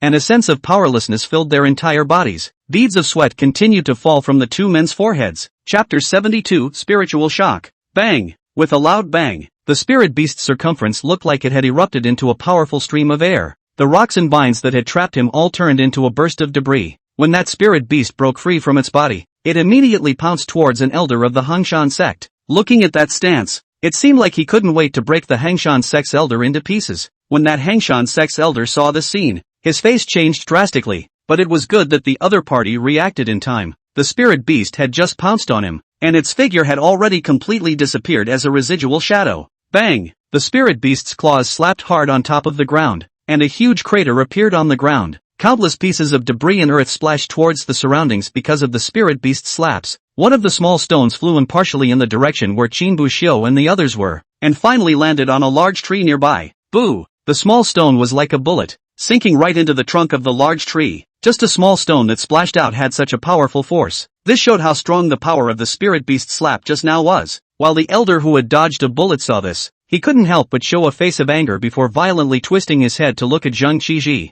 Son of a Zhang Qiji, don't use the spirit locking pill yet. You're saving it for New Year's. Hearing this, Zhang Qiji's face revealed a look of helplessness before he took out a purple pill from his bosom. Control him. I'll pump the elixir into his body. Zhang Qiji opened his mouth, and the elders on the side didn't talk nonsense, casting various spells once again. It didn't take long for the spirit beasts to be suppressed once more, although spirit beasts were powerful and even capable of killing their enemies across the ranks. However, this spirit beast did not have enough cultivation of the 4th grade, which was the realm of a Yuaning stage cultivator. As for Zhang Qiji and the elders here, almost all of them were at the god transformation stage. Coupled with the large number of people, it was almost a state of crushing against the spirit beasts. If it wasn't for the fact that they needed to capture the spirit beast alive and also try not to injure him as much as possible, this spirit beast would have been defeated long ago. The spirit beast was suppressed to death, but was unwilling to give up on this, opening its bloody mouth as if it wanted to repeat the same trick. But how could Zhang Qiji give him another chance? Dragging the purple elixir with one hand,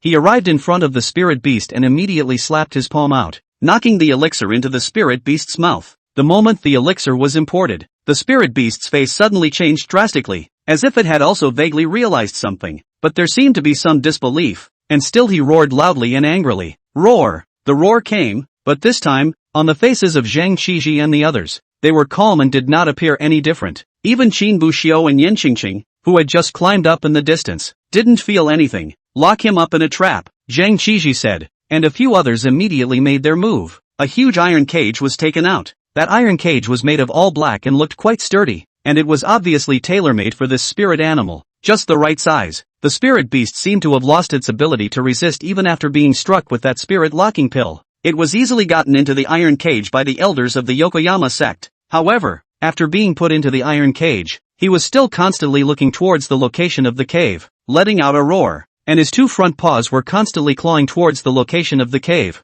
It was as if there was something in the cave, something he couldn't put down. You guys go ahead and send him back to Yokoyama. I'll be back later. After Zhang Qiji finished his instructions, he walked towards Qin Buxiu and Yan Qingqing, who were not far away. At this moment, the two of them, Qin Buxiu and Yan Qingqing, were already slowly recovering from the aura that had been suddenly drained from their bodies earlier, but they still appeared to be somewhat weak. His face looked a little pale, and beads of sweat covered his forehead. Looking at the scene in front of him, Zhang Qiji's face carried a slight sense of guilt. Elder, I'm sorry, I didn't think it would turn out like this. However, when Zhang Rulin, who was on the side, heard this, a rare smile appeared on his face, and he shook his head towards Zhang Qiji. It's okay, they're going to be exposed to that sooner or later. It's good to feel it in advance and know how powerful spirit beasts are. After saying that, Zhang Rulin looked at both Qin Buxiu and Yan Qingqing again before speaking slowly. Was that just spirit shock? A special means of attack for spirit beasts. The source of the aura in our bodies is the spirit beasts, so when the spirit beasts unleash their spirit shock,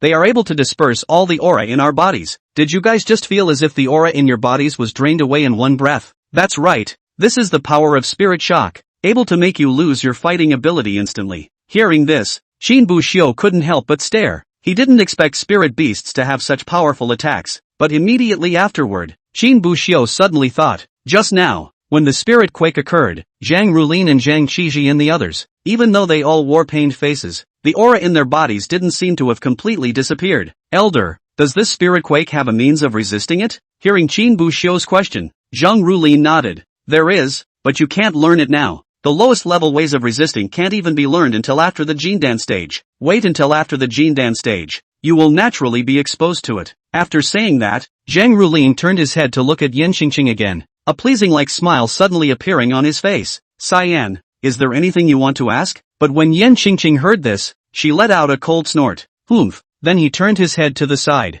not looking at Zhang Rulin. His little face was disgruntled, as if he was a little angry. She was different from Qin Buhu, the illiterate. All sorts of knowledge about spirit beasts, except for some that she shouldn't be allowed to touch. She didn't necessarily know less than anyone else in the room. The reason why she didn't resist the spiritual shock was simply because her current cultivation level was too low and she hadn't yet learned the means to resist it. Moreover, she also knew that spirit transformation stage cultivators were able to create an aura force field around their bodies. This force field not only helps one to resist the Ryatsu, but also helps those around them to counteract some of the effects of the Ryatsu. However, when the spiritual tremor came just now, the aura in her and Qin Buxiu's bodies instantly cleared. From this, it could be seen that Zhang Rulin had intentionally not turned on the aura force field. The purpose was to satisfy her own bad taste, so that she and Qin Buxiu could personally feel the experience of having their auras dispersed by a spirit shock. Seeing that Yan Qingqing was unwilling to pay attention to him, Zhang Rulin shook his head with a bitter smile and could only look at Qin Bovo once again,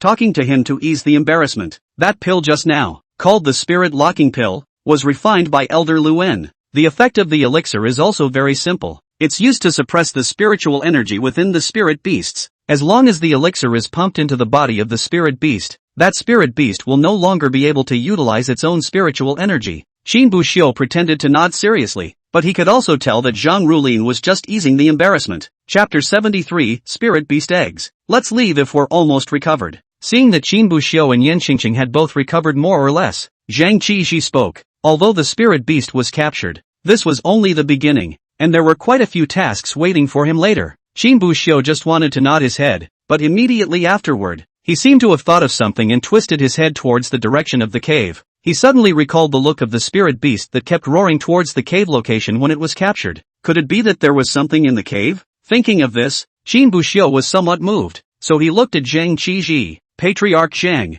I wonder if you can let me go into the middle of the cave to take a look. Hearing Qin Buxiu's words, Zhang Qixi was first stunned, but immediately afterward, he immediately understood what was going on and a smile appeared on his face. He naturally understands Qin Buxiu's mind. It is just that he wants to go in and take a look to see if he can pick up a leak. That's fine, but don't waste too much time. We still have to return to Yokoyama sect. If the elders can't wait for us to wait and suppress the spirit beast, don't blame me if you waste such a good opportunity when the time comes. Hearing this, Qin Buxiu couldn't help but stare. Suppressing a spirit animal, a wasted opportunity? Zhang Qixi seemed to have something in his words, but Qin Buxiu didn't feel too surprised. Early on, when he was arranged by Li Qinghe to give Zhang Qixi, Qin Buxiu had vaguely guessed something. Now Zhang Qixi's words seemed to corroborate Qin Buxiu's speculation. Just after confirming this information, Qin Buxiu couldn't help but feel some curiosity in his heart. Chance? What chance? Patriarch Zhang said it would be a waste to wait until the spirit beast is suppressed. Could it be related to the suppression of the spirit beast? However,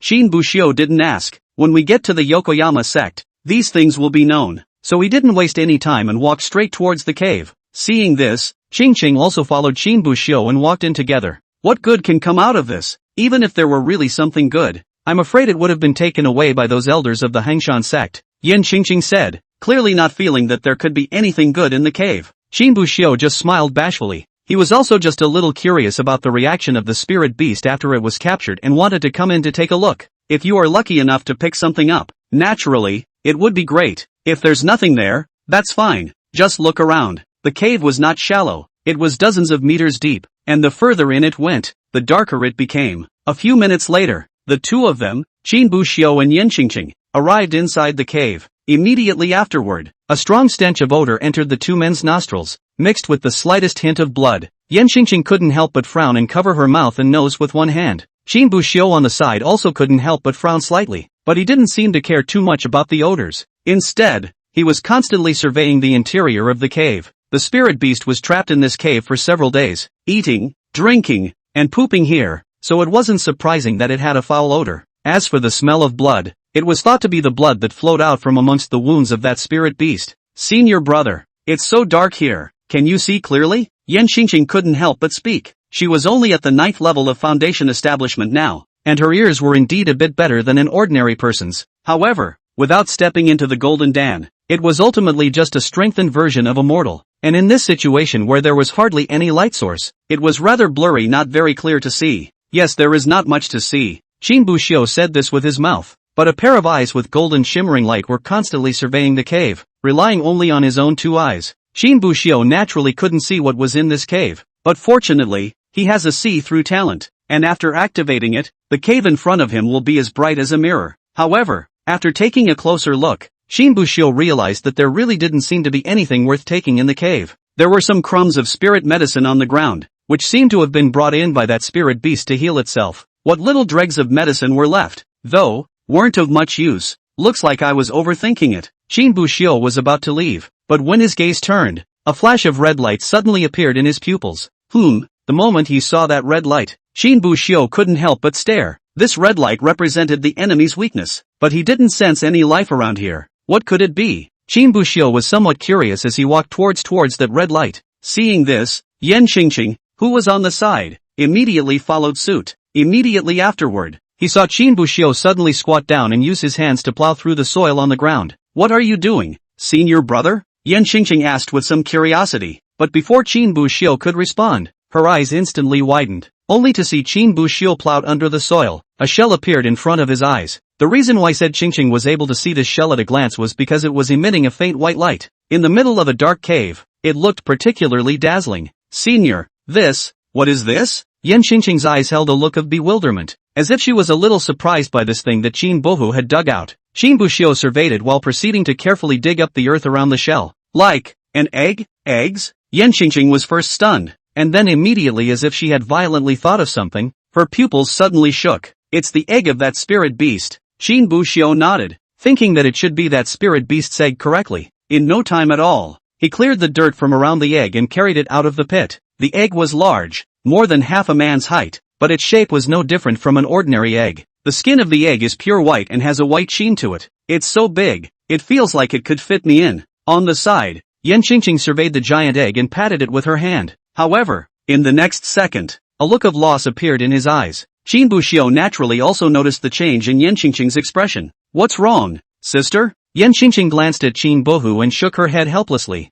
I just think it's a bit of a shame. If only the egg had already hatched. In that case, we'll have one more little spirit beast. It's a pity that this egg hasn't hatched yet, so the usefulness of this spirit beast egg will be very limited. Qin Buxiu could not help but stare, and then he could not help but ask, can't they be artificially incubated? But when Yan Qingqing heard this, she let out a bitter smile. At least I am yet to hear of anyone who has ever managed to successfully hatch an unborn spirit beast, but there are not a few instances of taking too long and ending up with the entire spirit beast egg being completely corrupted. After saying that, Yan Qingqing looked at Qin Buxiu. However, Qin Buxiu's gaze was exceptionally calm, as if he didn't care about it. As he pressed his palm against the spirit beast egg, he could vaguely feel that the spirit beast egg seemed to be slowly absorbing the aura in his body. This gave Qin Buxiu a feeling. Maybe, one could hatch the spirit beast in this egg? Chapter 74, The Origin of Spells. The moment Qin Buxiu came out holding the giant egg in Yan Qingqing, both Zhang Rulin and Zhang Qizhi, who were originally still chatting, couldn't help but stare. Looking at the giant egg in Qin Buxiu's hands, the two instantly froze in place for a long time before coming back to their senses. This, you guys found in there? Zhang Rulin's eyes looked a little strange as he looked at the giant egg held in Qin Buhu's hands, but before Qin Buxiu could say anything, Yan Qingqing took the first step forward. What for? This is what my senior brother found. Hearing this, Zhang Rulin's face revealed a look of helplessness. Wasn't it just letting the little girl try out the spirit shock? As for remembering it for so long? However, it was good that Qin Buxiu was still relatively good at talking. Elder, this is what Elder's sister and I found inside, buried in the earth. Zhang Qizhi, who was at the side, nodded when he heard this. No wonder we didn't find anything when we went in before. Zhang Qizhi did not suspect how Qin Buxiu had found the giant egg in front of him. It was nothing more than meticulousness, so it took a little more searching to find it. And when they went in before, because they were running to deal with the spirit beasts, they didn't care about too many details, and it was normal that they overlooked it. Patriarch Zhang, this spirit beast egg. Qin Buxiu looked at Zhang Qizhi and said, seemingly seeking the other party's opinion. After all, although he had found this spirit beast egg, but without Zhang Qizhi and the others dealing with that spirit beast, he wouldn't have been able to obtain this spirit beast egg. So it's natural to ask for the other side's opinion. And if the other party didn't want to give it, as far as Qin Buxiu's current identity strength was concerned, there was actually no point in bargaining at all. You found this spirit beast egg, so it naturally belongs to you. Zhang Qizhi had a smile on his face. He wasn't really interested in this spirit beast egg. The reason was also very simple, which was that this spirit beast egg was just too small. Unless he was able to hatch the spirit beast inside, the only function of this spirit beast egg would be to be used to refine some more eccentric pills. But let alone the southern Yan continent. The entire southern region had never heard of anyone successfully hatching a spirit beast egg. So for Zhang Qizhi, the role of this spirit beast egg is really not much. Why not do a favor and give it to Qin Buxiu? Then,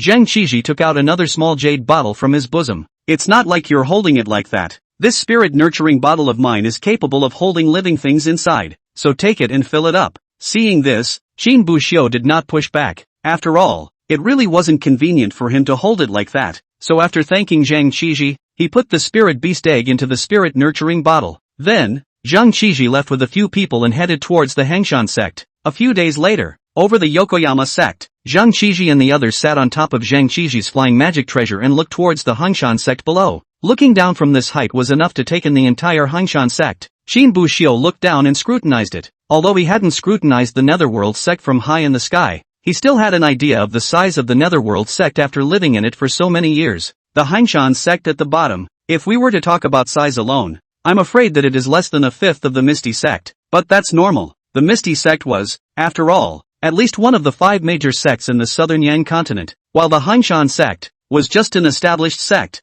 Moreover, Qin Buxiu also saw that within the Hangshan sect, there seemed to be quite a few buildings that had not yet been completely completed. Let's go down, Zhang Qiji said, leading Qin Buxiu and the others towards the location right in the center of the Hangshan sect. And there was a tall tower that looked a bit similar to the ethereal sect spirit suppressing tower. As soon as he landed, Qin Buxiu saw several familiar figures. It was none other than the Hangshan sect elders who had teamed up with Zhang Qiji to take down the spirit beast that day. How's that? All set? Zhang Qiji looked at one of the elders and asked. Everything is ready. Just waiting for you to come back, that elder said. Hearing this, Zhang Qiji nodded. Hard work. Seeing this, Zhang Rulin, who was on the side, slowly took out an elixir box from within his Qianquan bag, and inside were 2 pure white elixirs, one for each person. When it's time to eat, Zhang Rulin handed the 2 pills to Qin Buxiu and Yan Qingqing. Yan Qingqing received the elixir with a calm expression, as if she was not surprised by it. On the contrary, it was Qin Buxiu who looked a little confused when he received the elixir. Elder, when will this elixir be taken? Zhang Rulin glanced at Qin Buxiu, a smile on his face. You watch Qingqing, and you eat whenever Qingqing eats. Hearing these words, Qin Buxiu twisted his head to look at Yan Qingqing. Just as he was about to ask Yan Qingqing about this elixir, Zhang Qiji, who was on the side, suddenly opened his mouth. Buxiu, Qingqing, you two come with me. Seeing this, Qin Buxiu could only suppress the curiosity in his heart first and followed. Then, the 2 of them followed Zhang Qiji all the way into the spirit-suppressing tower. After entering the spirit-suppressing tower, Qin Buxiu's gaze continuously surveyed the interior of the spirit-suppressing tower. Although the spirit-suppressing tower was 20 to 30 meters tall, the parts that were utilized on it didn't seem to be much. Inside the tower was only an altar-like object, on which was placed a crimson palm-sized crystal. Only Zhang Qiji walked to that altar and reached out to inject a spiritual force towards that red crystal. In the next second, Qin Buxiu felt the ground beneath his feet suddenly tremble. A moment later, an entrance suddenly appeared on the ground. Go!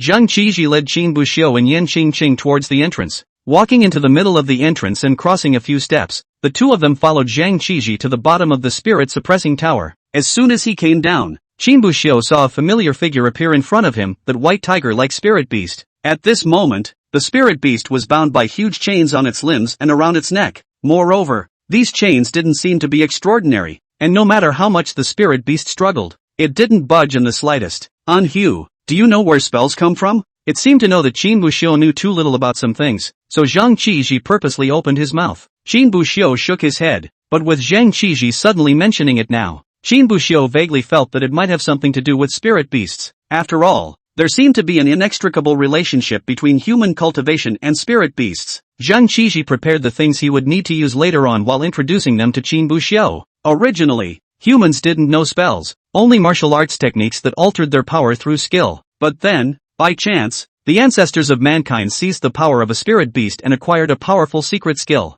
The ancestors of mankind called this secret skill the Avatar. But this divine ability, because it came from seizing the power of a spirit beast, can only be used by himself and no one else can learn it. So the ancestors of the human race began to try to learn and transform the divine power. And after a long period of research, the first spell in the history of human immortal cultivation was born. Chapter 75 Suppression. After listening to Zhang Qiji's words, Qin Buxiu's eyes revealed a thoughtful look. In this way, it seemed that the entire history of immortal cultivation of the human race had centered around spirit beasts. Whether it was the aura absorbed or the spells learned, all of this, it seems, was learned by humans from spirit animals. So, how did the first person who practiced get aura from the spirit beasts? Qin Buxiu couldn't help but get a little curious. After all, it seemed that the way they cultivated now was to capture a spirit beast, then suppress it, before going on to absorb the spirit chi within it. How did that first cultivator, an ordinary person, catch a powerful spirit beast? As he was pondering, At that moment, Zhang Qiji's voice was once again ringing out, interrupting Qin Bu Xiu. But there's always no way for spells to compare to true divine powers. They're just a weakened version of the divine ability. And a lot of things have been subtracted in order to be able to allow more people to cultivate. Whether it's the power of casting or the level at which it can be cultivated, it's far inferior to a true divine ability. Speaking of this, Zhang Qiji suddenly paused. Then, as if to make Qin Bu Xiu understand better, he spoke again. Like the threshold of casting, those spells almost always have to reach the Jindan stage, after the body condenses Jindan and the aura skyrockets, before they can start practicing and casting. And if it's an avatar, there are no such restrictions. Even if it's just the qi refining stage, you can still cast it. Hearing this, Qin Bu Xiu's eyes immediately lit up. This time he completely understood why Li Qinghe had stuffed him in Yin Qingqing over. However, immediately afterward, Qin Bu Xiu couldn't help but have a trace of curiosity arise in his heart once again. Are there any learning conditions for comprehending the aptitude of these spirit beasts?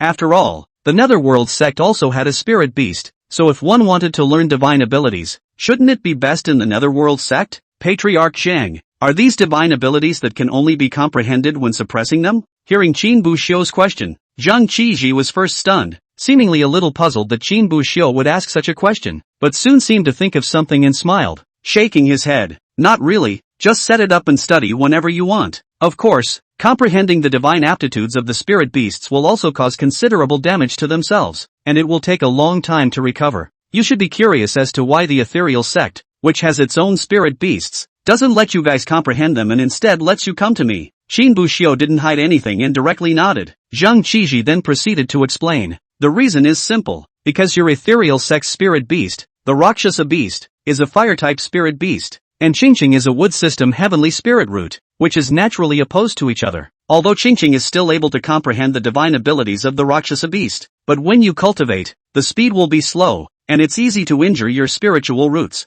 And this spirit beast that our Hangshan sect has captured is a wind-type spirit beast, so it will be much better to cultivate. Qin Bu Xiu nodded, not realizing that spirit roots were even related to these things. Immediately afterward, it immediately occurred to him that he seemed to be a miscellaneous spirit root. That is, he had a little bit of each. Did that mean that one could comprehend and cultivate divine abilities of all attributes at will? Thinking about it this way, this miscellaneous spirit root of his own was kinda a jack of all trades. However, Qin Bu Xiu remembered that 3 years ago, when he was detected with a miscellaneous spirit root, Zhuang Cheng and the elders of the clan were somewhat disappointed. Although Qin Bu Xiu still didn't know much about spirit roots and spirit beast aptitude stuff at this point, he was probably able to guess. The advantage of the heterogeneous spirit root was the ability to cultivate divine abilities of all attributes. But there should be some other disadvantages as well, and Ken's disadvantages far outweigh the advantages. Otherwise, this miscellaneous spirit root would not have been called the worst spirit root. Also, after suppressing the spirit beast later, the aura in his body will start to spill out. The aura is rich, but you remember not to absorb it. Reiki that hasn't been transformed is dangerous. It's easy to go off the deep end after absorbing it. After making all the preparations, Zhang Qiji spoke again. Qin Bu Xiu nodded. In the next second, Zhang Qiji didn't waste any time. He was seen holding a talisman in his hand, and with a flip of his palm, the talisman transformed into several streams of light that flew towards the ground. In a matter of moments, those streams of light looked like they were transformed into flowing water, flowing above the ground. Qin Bu Xiu looked down, and only then did he suddenly realize that there seemed to be some sort of pattern carved into the ground. It was just that Qin Bu Xiu hadn't noticed before, and now those streams of light were flowing along those very lines. Within a short time, all the ripples were covered in streams of light, and a large formation appeared beneath Qin Bu Xiu and the others' feet. The trapped spirit beast was at the center of the large formation. Buzz! A strange sound suddenly came, and Qin Bu Xiu felt the ground he was stepping on suddenly tremble. The entire spirit-suppressing tower seemed to start trembling, and outside where Qin Bu Xiu couldn't see, there were already dark clouds in the sky at that moment, as if there was a storm coming. Boom! With a loud bang, there was a sudden burst of lightning in the dark clouds, followed by a thunderbolt that blasted towards the tip of the spirit-suppressing tower at an extremely fast speed. At the top of the spirit-suppressing tower, there was a white round jade stone. The moment that lightning struck down, it was fully absorbed by the jade. The jade then proceeded to conduct the thunderbolt it had absorbed all the way along the internal structure of the spirit-suppressing pagoda to the bottom of the spirit-suppressing pagoda, where Qin Bu Xiu and the others were. Zhang Qiji had prepared himself early on, and sensing that the power of the thunderbolt had already coalesced along the tower to this place, he immediately waved his big hand. Immediately afterward, those thunderbolt forces immediately erupted. following the large formation on the ground and surging towards the spirit beast's location in a brain. Buzz. Roar. The thunderbolt drilled into the spirit beast's body, and the spirit beast roared in pain. He felt those thunderbolt forces drilling into his body before flowing through his meridians, as if they were a tiny chain, locking all of his meridians. And at the same time, Qin Buxiu was able to sense that an extremely dense spiritual qi was continuously erupting from the spirit beast's body. That level of richness was more than tens of times richer than even the aura that Qin Buxiu felt when he was in the core area of the Netherworld sect. However, at the same time, Qin Buxiu could also sense that there seemed to be something else carried within this aura. His intuition told him that these auras were dangerous and it was best not to absorb them for cultivation. Wait, I can't practice here, so is it okay if I hang up? However, before Qin Buxiu could start experimenting, he realized that this rich aura began to slowly dissipate. Those chains binding the spirit beasts began to exert force, and the aura seemed to be sucked away by those chains and then injected into the spirit-suppressing pagoda. Although Qin Buxiu could still feel some aura, it was already far less dense than back then. Chapter 76, Comprehending Divine Power. Ready? Zhang Qiji's voice came. Qin Buxiu visibly froze for a moment and twisted his head to look at the dying spirit beast again. Then it snapped back to the fact that the process of suppressing spirit beasts seemed to be over. There seemed to be a bit of a gap between this and what Qin Buxiu had imagined.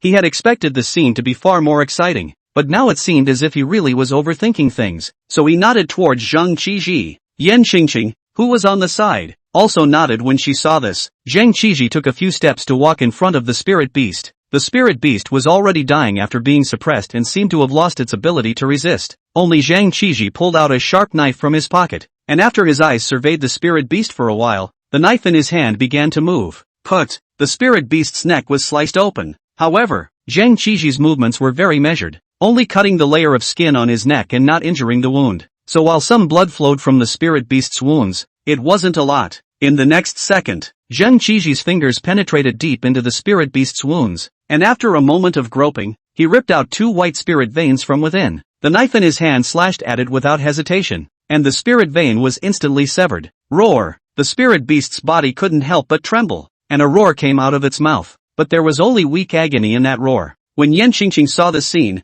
she couldn't help but frown. Patriarch Zhang, can't we use the divine thought method? Hearing this, Qin Buxiu, who was on the side, froze for a moment. It seemed to be something he couldn't understand again, but he thought that it should be related to comprehending divine powers. The human race had tried many methods in the beginning in order to learn the avatar. Some succeeded and some failed. Finally managed to summarize several successful methods. Among them are the spiritual pulse method and the divine mind method. The spiritual pulse method is the kind of thing Zhang Qiji is doing right now, cutting off the spirit vein of a spirit animal and then connecting it to a human. After being catalyzed by a special elixir, one comprehends the aptitude of a spirit beast. When it was all over, just help the spirit beasts connect their spirit veins and take some healing elixirs. The other type of divine thought method is to connect the divine thoughts of spirit animals with those of human beings. This method was actually harmful to spirit beasts as well. It was just that the process was not as bloody as the spirit vein method. But when Zhang Qiji heard this, he couldn't help but let out a bitter laugh. This spirit beast has just been subdued. It's not exactly friendly to us, especially the aura that erupted when he was just suppressed was so violent. It shows how much he hates us. If we use the divine thought method, we'll have to break his divine sense barrier first. But this spirit beast is so weak, if it dies after breaking the divine sense barrier, then it's game over. After hearing this, Yan Qingqing did not say anything else. Although she was usually a rather arrogant person, she still knew what she needed to know. Now it was Zhang Qiji who was doing them a favor, and they were in no position to make any conditions. As for Qin Buxiu, he only felt a wave of dizziness. No one explained. He didn't even know what Yan Qingqing and Zhang Qiji were talking about. Looks like I'll have to take some time to study when I get back. However, this thought only flickered before it was forgotten by Qin Buxiu. After doing so, Zhang Qiji was seen feeding an elixir to the spirit beast and then had Qin Buxiu and Yan Qingqing come forward to the spirit vein. On the side, Yan Qingqing seemed to have prepared herself and swallowed the pills that Zhang Rulin had given them before they came in. When Qin Buxiu saw this, he didn't think much about it, and the elixir was swallowed. But it wasn't long before he felt his head start to get a little foggy.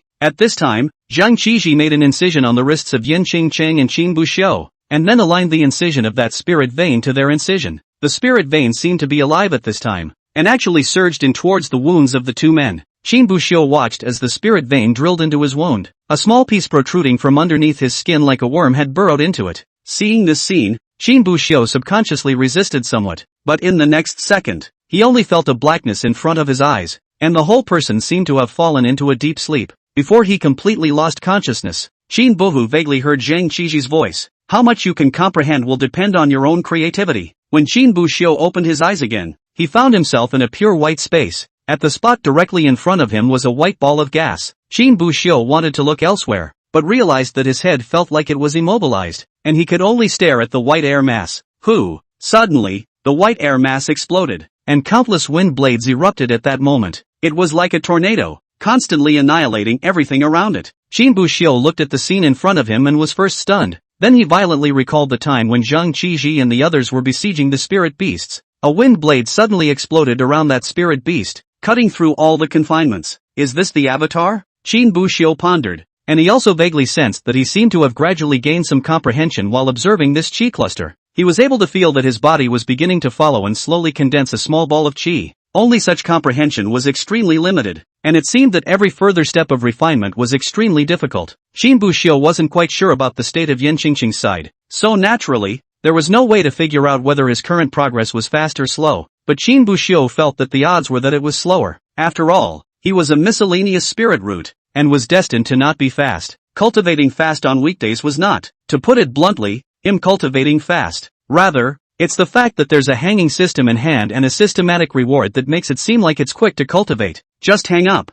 I just wonder how long this comprehension will last. After all, the longer you hang around, the better the rewards will be. Qin Buxiu pondered, and slowly his consciousness drifted into the clouds, seemingly completely fading away from everything in front of him. After an unknown amount of time like this, Qin Buxiu's drifting consciousness suddenly came back to his senses, because he realized that the originally pure white sky seemed to be slowly turning black. Countless small black dots appeared in his world and then spread out little by little, bringing the entire world into a darkness. Is it going to end? I just don't know how long I've been hanging out, Qin Buxiu said with some bewilderment. The system's voice didn't sound, and he himself didn't know how long he had hung up. But as soon as the words left his mouth, Qin Buxiu seemed to notice something wrong again. After the surrounding world blacked out, Qin Buxiu's consciousness did not detach itself from this place. He realized with a jolt that it didn't seem like it was all over, but that there had been an accident, and everything seemed to be moving towards that which he had imagined. As a white figure appeared in a position not far from Qin Buxiu,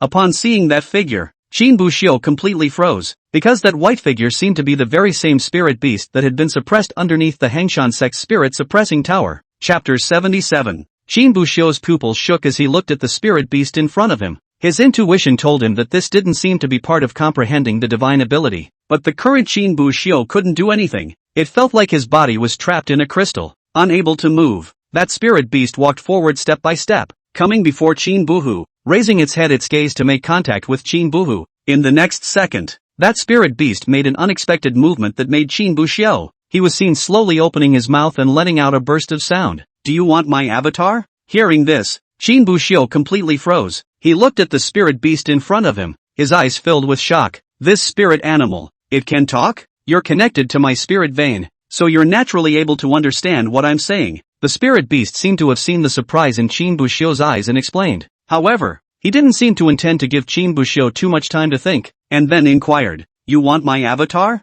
All the avatars. I can let you comprehend all the divine abilities, a full 3, just do me a favor. Qin Buxiu couldn't help but frown when he heard this. He subconsciously wanted to refuse, because in his opinion, there were only a few things that this spirit beast wanted to have itself help with, either save him from the spirit suppressing tower or help him take revenge. But whichever one it was, Qin Buxiu obviously couldn't agree to it. But before he could speak, the spirit beast spoke again. That egg is on you, right? When these words came out, Qin Buxiu was first stunned, and then snapped back to his senses. He knew that the egg that the spirit beast was referring to in its mouth, and thought that it should be the spirit beast egg that he had found from the cave. I felt it, the moment you entered the spirit suppressor tower. My condition is also simple. Help me protect that egg. As long as you promise me, I can let you comprehend all of my divine abilities, and give you an additional technique of your human race. A gong method for contracting spirit beasts. With this feat, you will be able to hatch the spirit beast in the egg. The moment these words came out,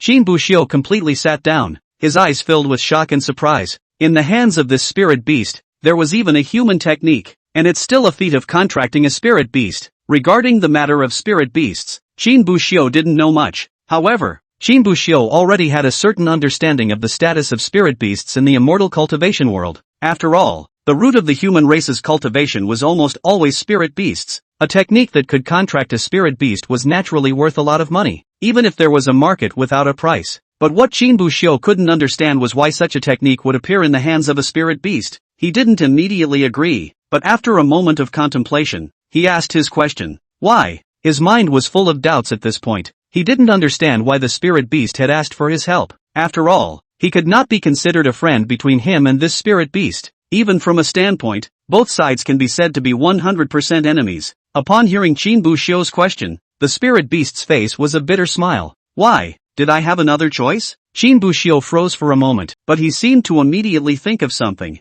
I've been suppressed, and if nothing unexpected happens, I'm afraid I won't have a chance to break free in the future. Even if one day, one breaks through to the 9th grade, one will still be suppressed down here all the same, providing aura to your human race. I won't have any chance of leaving until death comes. Is there anything I can do other than ask for your help? Hearing this, Qin Buxiu fell into silence. Still, he didn't oblige the other party, but continued to speak, asking the rest of his questions. You said you have a technique for contracting spirit beasts. Where did this technique come from? The spirit beast glanced at Qin Buxiu and after pondering for a while, slowly spoke. Knowing all this won't do you any good. You'd also better not let anyone else know that you have this technique, or else you'll lead to murder. But after Qin Buxiu heard this, he immediately went on to ask, but if you want me to hatch that spirit beast egg, won't the fact that I know this technique be exposed sooner or later? The spirit beast was silent for a while. I will give you a way to hide it if you promise me. Guarantee that you won't let anyone find out, even those who have become immortals.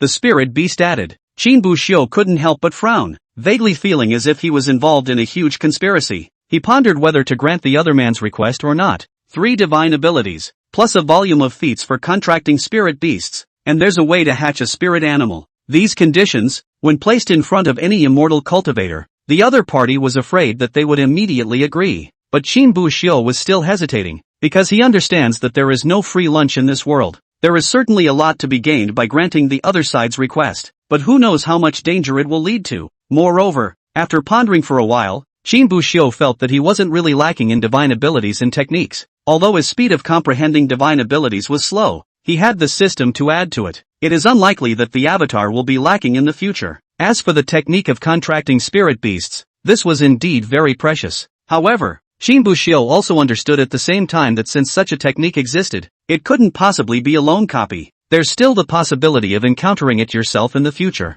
So all things considered, Qin Buxiu didn't feel compelled to accept the offer. Still, he didn't have to turn down a favor that was delivered to his door. So after contemplating for a while, Qin Buxiu raised his head to look at the spirit beast in front of him. I can't guarantee that I'll be able to protect the spirit animal in that egg. I can only tell you I'll do my best, and if that's okay with you, then so be it. If it's not acceptable, then forget it. However, upon hearing Qin Buxiu's reply, a smile appeared on the spirit beast's face. Compared to that kind of sworn promise, the reply given by Qin Buxiu seemed to satisfy him more. Then it's a deal. Then, the spirit beast's body began to become illusory. Qin Buxiu vaguely saw a few clusters of bright light within the spirit beast's body that had become illusory. Looking at the spirit beasts about to disappear, another question popped up in Qin Buxiu's mind. What's in that spirit beast egg? When Qin Buxiu found the spirit beast egg at first, he thought that it was the egg of the spirit beast in front of him. But now, he was beginning to doubt the idea a little. He always felt that this spirit beast egg seemed to be far more than what he had imagined.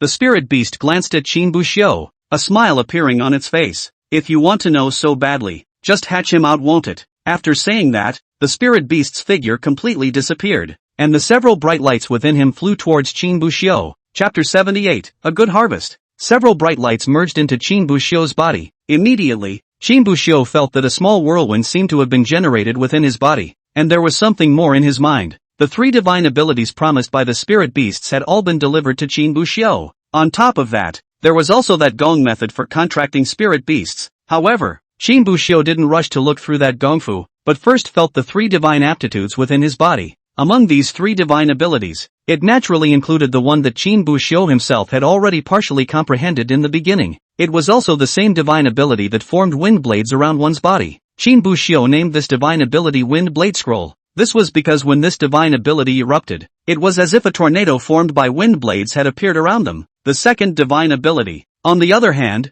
was used to increase speed, and after casting it, speed could be increased extremely dramatically. This type of enhancement was far from being comparable to cultivating the walking cloud steps and the flying cloud body. The walking cloud steps and flying cloud body were, to put it bluntly, nothing more than utilizing techniques and a small amount of Reiki to enhance one's speed, which is still more of the skill part of the equation. This divine ability, however, was able to directly mobilize the aura within Qin Buhu's body, causing the speed of the entire person to be greatly increased. Although he hadn't performed it yet, Qin Buxiu felt that if he were to unleash this divine ability with all his might, he was afraid that his speed could be increased by more than 10 times. It is even possible to fly off the ground for short periods of time, though the exertion is great. This divine ability will be called Wind Walk. As for the last divine ability, there was no need for Qin Buxiu to name it, because this avatar already has a name, and this divine ability is Spirit Shock. It's that means that can shock away the aura in the cultivator's body. Qin Buxiu obviously didn't expect the spirit beast to give this divine ability to himself as well. However, if he thought about it carefully, the other party had said before that he would teach Qin Buxiu all the divine abilities he knew. It's not exactly a broken promise. Wind Blade Scroll, Wind Walk, Spirit Shock, and a portion of the feats of contracting spirit beasts count on a good harvest. No, to be precise, there is another spirit beast. Qin Buxiu felt the power within his body and became more and more curious about the spirit beast in that egg. What kind of fellow it was? Who? Suddenly, it was as if a fresh breeze blew in, interrupting Qin Buxiu's thoughts. In the next second, he subconsciously closed his eyes, and when he opened them again, the previous scene had disappeared, and in front of him was the bottom of the Hangshan Sect Spirit Suppressing Tower. Before Qin Buxiu could return to his senses, the familiar voice of the system came from his mind. Length of hang time, 1 hour. Hanging occasion, in the spiritual beast's divine consciousness. Reward obtained, Wind Blade Scroll cultivated to the introductory realm, Wind Walk cultivated to the introductory realm, and Spirit Shock cultivated to the introductory realm. Listening to the series of system voices in his head, Qin Buxiu was dumbfounded on the spot. In just 1 hour's time, the system had actually directly cultivated all 3 divine abilities he had comprehended to the introductory realm. Fu Hui and Qingqing, I'm really sorry. At this time, Zhang Qiji's voice suddenly sounded slightly guilty. I was going to let you guys comprehend for a little while longer, but this spirit beast suddenly got tired and fell down. At this rate, I'm afraid something will happen. I have no choice but to end the comprehension early. I'm really sorry. Hearing these words, Qin Buxiu seemed to have thought of something and turned his head to look at where the spirit beast was, only to see that spirit beast lying there weakly, with a half-dead appearance. However, those incomparably weak eyes were always staring at Qin Buxiu. It seemed to be asking Qin Buxiu if he still remembered the agreement with it. Qin Buxiu returned to his senses and nodded towards the spirit beast. Seeing this, that spirit beast seemed to be relieved, closing its eyes and completely falling asleep. Seeing this scene, Zhang Qiji couldn't afford to say anything to Qin Buhu in the meantime, and hurriedly cut the spirit veins connected at the wrists of the 2 men.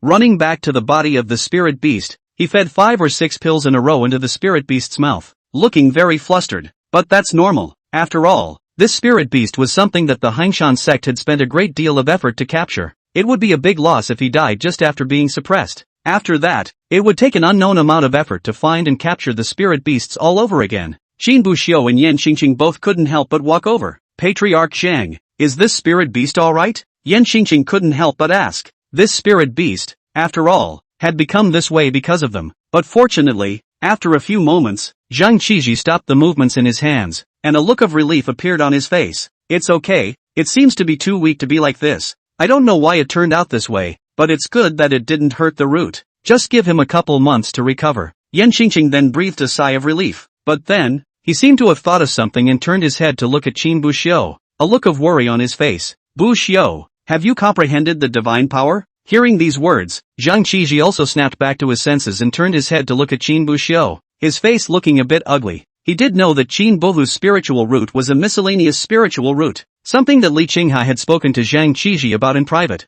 and the speed at which a miscellaneous spirit root comprehends a divine ability is already incomparably slow. In an hour's time, I'm afraid that one might not even be able to successfully comprehend a divine ability. Originally, Zhang Qiji had planned to give them 5 hours to comprehend the divine ability. In this way, even if Qin Buhu's spiritual root was poor, he would at least be able to comprehend a divine ability. But I didn't expect that there was an accident in the middle, and the spirit beast suddenly became weak. In order to prevent the spirit beasts from dying violently, he had to forcefully interrupt Qin Buxiu and Yan Qingqing's comprehension. If Qin Buxiu failed to comprehend the divine ability, then this time it would really be a loss. But fortunately, Qin Buxiu nodded in the next second. I comprehend. Hearing this, Zhang Qiji was once again relieved. The good thing is that it didn't cost a fortune. On the side, Yan Qingqing also revealed a smile. That's good. I was worried that you didn't succeed in comprehending the divine ability. By the way, what divine ability did you comprehend? I comprehended that divine ability of condensing wind blades to explode. How about you? Yan Qingqing asked rather curiously. After all, she herself was also comprehending a divine ability for the first time, and was somewhat curious if there was any difference between what Qin Buxiu comprehended and herself. Based on Yan Qingqing's description, Qin Buhu guessed that what the other party had comprehended should be the wind blade scroll, so he nodded and said, "What I comprehended is also this divine ability." Hearing this, a smile appeared on Yan Qingqing's face, but at the same time, she was somewhat disappointed. It seems to be an attempt to see something different about the avatar. However, in the next second, Yan Qingqing's wish was realized. There's also a divine ability that can increase one's speed and fly briefly. As soon as these words came out, both Yan Qingqing and Zhang Qiji couldn't help but stare blankly, and then a flash of shock crossed their eyes as they looked at Qin Buhu. Wait a minute, could it be that Qin Buxiu had comprehended two divine abilities? Chapter 79, Patriarch Shang's Kindness. You mean to say that you comprehended two divine abilities? Yan Qingqing looked at Qin Buhu and asked with some disbelief. Her own wood system heavenly spirit root was only barely able to comprehend a divine ability, and Qin Buxiu was a miscellaneous spirit root. It was only logical that the speed of comprehending divine abilities would be much slower than hers. But Qin Buxiu actually said that he had comprehended two divine abilities, which made Yan Qingqing feel that it was somewhat unlikely. But Qin Buxiu just shook his head and slowly spoke. Not two, three. The moment these words came out, both Yan Qingqing and Zhang Qiji couldn't help but frown, looking at Qin Buhu with suspicion in their eyes. Miscellaneous spiritual roots, comprehending three divine abilities in 1 hour. Why does it sound so unrealistic? However, looking at Qin Buxiu's appearance, it didn't seem like he was lying to them, and there's really no point in lying to them. So after pondering for a while, Zhang Qiji opened his mouth half-heartedly and asked, "Then, the third divine ability you comprehended. What is it?" "Spirit quake," Qin Buxiu replied without thinking. "Is there were other unfamiliar people present at this time?" Qin Buxiu might not tell the other party that he had comprehended a few divine abilities. One might even say that one had actually comprehended just one divine ability. After all, it's always good to leave something like this behind. But if it was Yan Qingqing and Zhang Qiji, there was not much need to hide it. Yan Qingqing didn't need to say much. They were master and brother, and in the future they would have to participate in the 5-sect alliance together, so there was no need to hide it. Zhang Qiji's words, although he was the Hangshan sect's patriarch, he was also Luan's disciple, and was considered one of his own in a sense. And after hearing Qin Buxiu's reply, Zhang Qiji was left in silence. But Qin Buxiu already knew from the way the other party was looking at him that the other party was still somewhat skeptical of him. "Bu Hua, are you sure you've really comprehended three divine abilities? Is there a mistake somewhere? After all, this is the first time you've comprehended a divine ability, so you might not quite understand it." Zhang Qiji couldn't help but ask again. After getting along with Qin Buxiu in the past few days, he was also roughly clear about Qin Buxiu's amount as a person. To pretend and brag and harden this kind of thing, it was obvious that Qin Buxiu would not do it, so he was even more inclined to think that Qin Buxiu had gotten it wrong. It may not have been comprehended successfully, just inexperienced, so I don't know and mistakenly think I've succeeded. When Qin Buxiu saw that Zhang Qiji was still looking at himself with a skeptical gaze, a look of helplessness appeared on his face, but he knew himself well enough to realize that the progress he was making was, indeed, a bit frighteningly fast. He had tried comprehending divine abilities on his own, and the speed was so slow that I'm afraid he might not be able to comprehend a divine ability even after an hour had passed. But now he was telling them that he had comprehended a full 3 divine abilities. I'm afraid that no matter who heard it, they wouldn't quite believe it. Thus, Qin Buxiu did not talk nonsense, but instead took a few steps backward, putting distance between Zhang Qiji and Yan Qingqing. There are things that are better said than done. In the next second, several powerful chi blades coalesced around him, then continuously surrounded him. Anything that attempted to get close to Qin Buxiu seemed as if it would be sliced into pieces by this chi blade. Yan Qingqing and Zhang Qiji couldn't help but suck in a breath of cool air as they looked at the chi blades surrounding Qin Buhu's body. Hiss! This sun is as scary as hell. But Qin Buxiu's performance wasn't over yet. Then he raised his palm again. His aura condensed in the center of his palm, and then he slapped out a palm with the center of his palm facing downwards. Immediately after that, Qin Buxiu raised his palm again and slapped it out with his palm facing downwards. A powerful aura vibration spread out in all directions, and both Yan Qingqing and Zhang Qiji were able to clearly feel that the aura in their bodies was slowly dissipating. However, it seemed that because Qin Buxiu had just cultivated the divine ability not long ago, casting it was far less powerful than when the spirit beast cast it. Yan Qingqing only felt a small portion of the aura in her body being dispersed by the shock, and then Qin Buxiu stopped. At that moment, Qin Buxiu's aura gathered in his legs, preparing to perform wind walk, but Zhang Qizhi directly called him to stop. Mei, you don't have to show it again. Zhang Qizhi called out to stop Qin Buxiu. He was already thoroughly convinced that Qin Buxiu had indeed comprehended 3 divine abilities. Within the eyes that looked towards Qin Buxiu, the original skepticism was also completely replaced by shock. On the side, Yan Qingqing looked at Qin Buhu. The whole person seemed to be frozen in place for a long time. She was a little confused as to whether Qin Buxiu was a miscellaneous spirit root or she herself was a miscellaneous spirit root. In an hour's time, she had comprehended 1 divine ability, but Qin Buxiu had actually comprehended a full 3 divine abilities. This is an unheard of accomplishment. Yan Qingqing only felt that Qin Buhu's miscellaneous spirit roots struck her as strange. Miscellaneous spiritual roots comprehend 3 divine abilities in 1 hour. And not only have you comprehended the divine abilities, surprisingly, he has also cultivated all 3 divine abilities to at least the introductory realm. I'm afraid that no one would dare to believe it even if it was spread out. Zhang Qizhi looked at Qin Buhu, only shock remaining in his eyes. He wanted to ask Qin Buxiu just how he did it, but in the end, he held back. After all, there are some secrets that one knows are destined to remain unanswered without asking. After calming himself, Zhang Qizhi took a long breath and looked towards Qin Buxiu. Buxiu, the matter of you having comprehended 3 divine abilities must not be easily spoken of with others. Other than the Misty Sect's patriarch and a few elders, the fewer people who know about it, the better. For one thing, the matter of your miscellaneous spirit roots comprehending 3 divine abilities in 1 hour is just too appalling.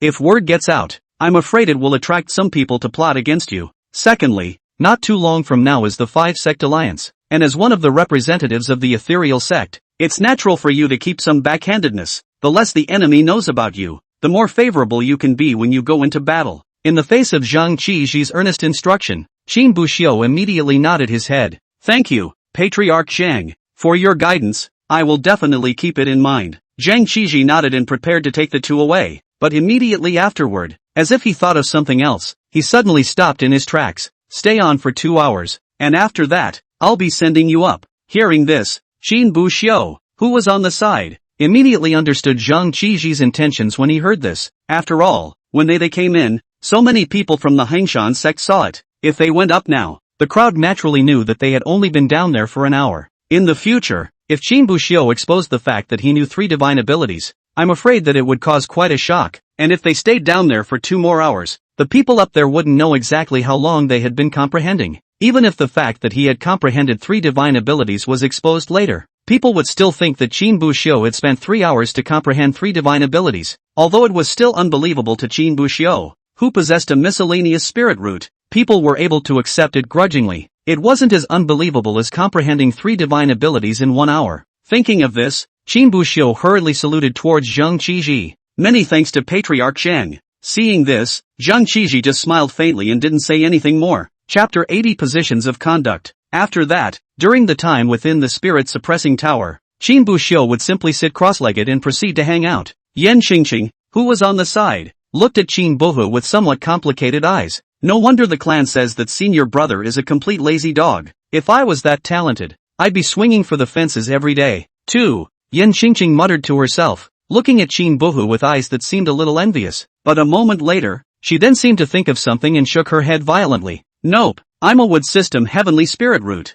Not to mention the netherworld sect. Even if you look at the entire southern Yang continent, I'm still in existence of top talent. Situations like the restless are, after all, only a minority of cases. Moreover, since I don't have a talent like his, shouldn't what I need to do now be to seize the opportunity to cultivate while Qin Buhua is resting? That day I scolded him for being lazy because of Buhua and said that he didn't deserve to fight for the clan. How come I envied him today instead? Yan Qingqing, this is not your usual style. Thinking of this, Yan Qingqing did not feel sorry for herself, and a look of determination crossed her eyes. Then he stood up and began to cultivate the divine ability he had just comprehended. Yan Qingqing didn't have the existence of a system like Qin Buxiu's, nor did she make any transactions with spirit beasts, so in 1 hour's time, although he had comprehended the Wind Blade Scroll, he had not yet cultivated it, and it was not even at the introductory level, only to see her continuously condensing qi blades around her body, but every time the blades had just condensed for a short while, they immediately dispersed. However, Yan Qingqing remained undiscouraged, and when the qi blade fell apart, it was recondensed, and when it fell apart again, it was recondensed once more. After repeating this for dozens of times, Yan Qingqing felt that the aura in her body was almost exhausted, and it was at this moment that a chi blade was finally successfully condensed by Yan Qingqing. That air blade constantly surrounded Yan Qingqing's circumference, like the moon following the earth. It was only one, but it was her own progress, and she couldn't help but have a smile on her face. Keep up the good work. At the current rate of progress, in at most 3 or 5 more days, I'll be able to get to restless progress. When Zhang Qiji, who was on the side, saw this scene, he couldn't help but reveal a flash of appreciation. Yan Qingqing's talent may indeed not be as heaven-defying compared to Qin Buxiu, but with a firm mind, his future accomplishments may not be any lower than Qin Buhu's. After saying that, Zhang Qiji twisted his head to look at Qin Buxiu again. It was discovered that at this moment, although Qin Buxiu was still sitting on the ground, his head was already tilted to the side, leaning on his shoulder, seemingly asleep. Seeing this scene, Zhang Qiji could only let out a bitter smile. It's really like what Patriarch said, the talent is outstanding, but it's a bit too lazy, just sleeping with his head tilted like that. This kid isn't afraid of falling asleep. It was only after 2 hours that Zhang Qiji walked out of the spirit-suppressing pagoda with the two of them. All three had a vague smirk on their faces. Zhang Rulin, who was on the side, saw this and breathed a sigh of relief. It seems like it should all be somewhat rewarding. That's good. That's good. With that, Zhang Rulin walked towards the three. How about it? How many divine abilities have been comprehended? 1. Yan Qingqing said calmly, but when he heard this, Zhang Julin couldn't help but stare. It was more than 3 hours from the time Yan Qingqing and the others went in to the time they came out. He had thought that with Yan Qingqing's level, he would be able to comprehend at least 2 divine abilities, but what he didn't expect was that Yan Qingqing had only comprehended 1. He looked at Qin Buxiu again, but before Qin Buxiu could say anything, Zhang Qiji jumped ahead of him. Elder Zhang, there's a problem down there. Buhua and Qingqing, both have only comprehended 1 divine ability. Hearing this, a helpless smile appeared on Qin Buxiu's face. He knew that Zhang Qiji was worried that he would reveal the fact that he had comprehended 3 divine abilities, so purposely answered for myself. But in fact, if Zhang Qiji didn't open his mouth, Qin Buxiu wouldn't bring this up either. This was because he was far from trusting the rest of the Hangshan sect as he did Zhang Qiji. When the Hangshan sect was first established, the patriarch and elders were all from different sects, not a single strand of twine, just like sect leader Qiji, who came out of the ethereal sect, so he was more favorable to the ethereal sect. As for the other elders who came from other sects, although they wouldn't actively jump out and sing against Zhang Qiji, the patriarch, but more or less, they would still harbor some selfishness, and might secretly tell their clans about themselves. If their sect happened to be one of the other sects in the 5-sect alliance, this would obviously not be a good thing for Qin Buxiu anymore. Zhang Rulin also seemed to have seen something in Zhang Qiji's expression, and immediately revealed a look of realization. After all, it's the first time I've comprehended a divine ability, and I'm still inexperienced. It's not a loss as long as it makes a difference. To the side, Zhang Qiji nodded. It's getting late. Let me take Elder Zhang and you guys to rest. When tomorrow comes, I'll be hosting a feast and banquet to see you off. With that, he led Zhang Rulin and the others away, and right after a few people left, 2 Hangshan sect elders quietly came together. These 2 elders, one tall and one short, came from the Heavenly Cliff sect, and after hearing that Zhang Qiji was going to start a sect, they defected. Although both of them were only at the late Yuaning realm. After all, the Hangshan sect was only a fledgling sect. With the strength of the 2 of them, excluding the few transfiguration stages in the Hangshan sect, they were considered to be the first tier of powerhouses. Senior brother, should we give a heads up to the sect side? One of the taller elders lowered his voice and spoke. The short elder could not help but frown. Would it be a bad idea to do that? However, when that tall elder heard it, he was a bit offended. What's wrong with that? That guy Zhang Qiji isn't still using our Hangshan sect spirit beasts to comprehend divine abilities for the Netherworld sect's disciples. We're just greeting the Skycliff sect. How is that bad? Besides, this matter, to put it bluntly, has nothing to do with our Hangshan sect. It's a matter for the Netherworld sect, and it's not considered betrayal of the sect. The short elder listened and pondered for a while. Finally, he let out a long sigh before nodding slowly. Alright, then I'll send a message to the Skycliff sect later to let them know. And among the elders present, those who had such thoughts were actually far more than just the 2 from the Heavenly Cliff sect. We were able to get together and start a sect, and we still know each other well. Betrayal of the clan or something like that would most likely not happen here. But if it's something that has nothing to do with the interests of this clan, then everyone will have to act according to their respective positions. The first small clans were established, and the elders had not grown up in the clan, but had come from other places. When a sense of identity has not yet been established, one tends to act with a certain stance. Chapter 81 10,000 Devils Sect Sneak Attack. The next day, Zhang Rulin left Hangshan sect with Qin Buxiu and Yan Qingqing. The three of them were sitting on top of a dinghy, and from time to time, Zhang Rulin twisted his head to look at Qin Buxiu behind him, the corners of his mouth unconsciously revealing a smile. Yesterday, Zhang Qiji had already told him about what had happened below the spirit-suppressing tower. At this time, Zhang Rulin naturally knew about Qin Buxiu's comprehension of 3 divine abilities in 1 hour. This kind of talent, even if we look at the entire Nanyang continent, or even the entire southern region, it is also a second to non-existence. There's still some time before the 5-sect alliance, so I'll have to go back and talk to the patriarch to increase Qin Bohu's resource supply. Strive to raise Qin Bohu's cultivation and divine abilities during this period of time. Wait until the time of the 5-sect alliance and give the other sects a big surprise. Thinking of this, Zhang Rulin's face could not help but reveal a smile. In his opinion, Qin Buxiu definitely counted as their Misty Sect's greatest reliance above the 5-sect alliance. Even relying on Qin Buxiu, it might be possible to succeed in taking the first place this time. Because of the miscellaneous spirit roots, Qin Buxiu was destined to not attract too much attention from other sects. At that time, the ethereal sect's side could appropriately release some fake news to let the other sects know about Qin Buxiu's comprehension of sword intent. At that time, the other sects would think that Qin Buxiu was able to come out and represent the Netherworld sect simply because he had comprehended the sword intent. Of course, it could not be ruled out that some sects would be more vigilant and pay special attention to Qin Buxiu, but even with all the attention, they were destined to underestimate Qin Buxiu's existence. After all, who would have thought that a cultivator with a miscellaneous spirit root would be able to comprehend a full 3 divine abilities? And more importantly, Qin Buxiu's talent in cultivating various spells and divine abilities was extremely outstanding. Having just comprehended 3 divine abilities, he was able to cultivate 3 divine abilities to the introductory realm. By the time the 5 clans met, it might not be certain that all 3 divine abilities had been perfected. As long as there were no surprises, Qin Buxiu was definitely the number 1 dark horse of this 5-sect alliance. Thinking of this, Zhang Rulin then involuntarily smiled again, but just then, he seemed to see something, and the smile on his face suddenly froze, only to see that not far below them, there seemed to be a black figure following closely behind their asses, as if it was following them. Seeing this scene,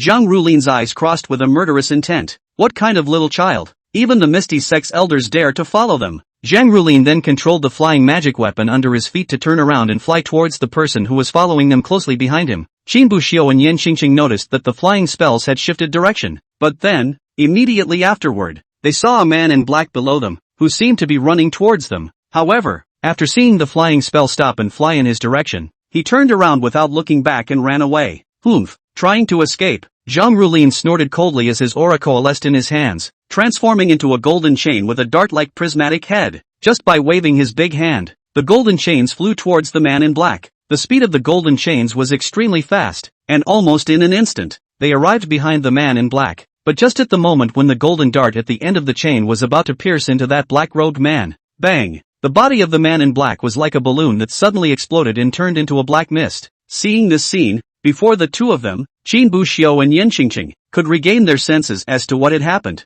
Zhang Rulin's face suddenly turned ugly. No good, he shouted, and with a movement of his mind, the golden chains made of aura were directly shattered by him. After that golden chain was shattered, it turned into a faint golden breath that floated in the air. However, Qin Buxiu saw that there seemed to be a trace of black aura mixed in with this light golden aura. In this instant, Qin Buxiu vaguely sensed that something was wrong, and in the next second, Zhang Rulin's actions even more affirmed Qin Buxiu's speculation. Only Zhang Rulin immediately urged the flying magic treasure under his feet and flew towards the direction of the Hangshan sect at an extremely fast speed. But before they could fly out a few meters, a large hand made of black mist coalesced in front of them out of thin air and violently slapped towards them. Without the slightest hesitation, Zhang Rulin lifted up Qin Buxiu and Yan Qingqing, and with a single leap, he jumped out from atop the flying magic treasure. In the next second, the large black hand fell. Put! The moment the large hand of mist slapped down, it turned into a thick smoke that eroded away in all directions, like a surge of waves lapping toward the beach. However, as that black mist surged towards Qin Buxiu and the other side,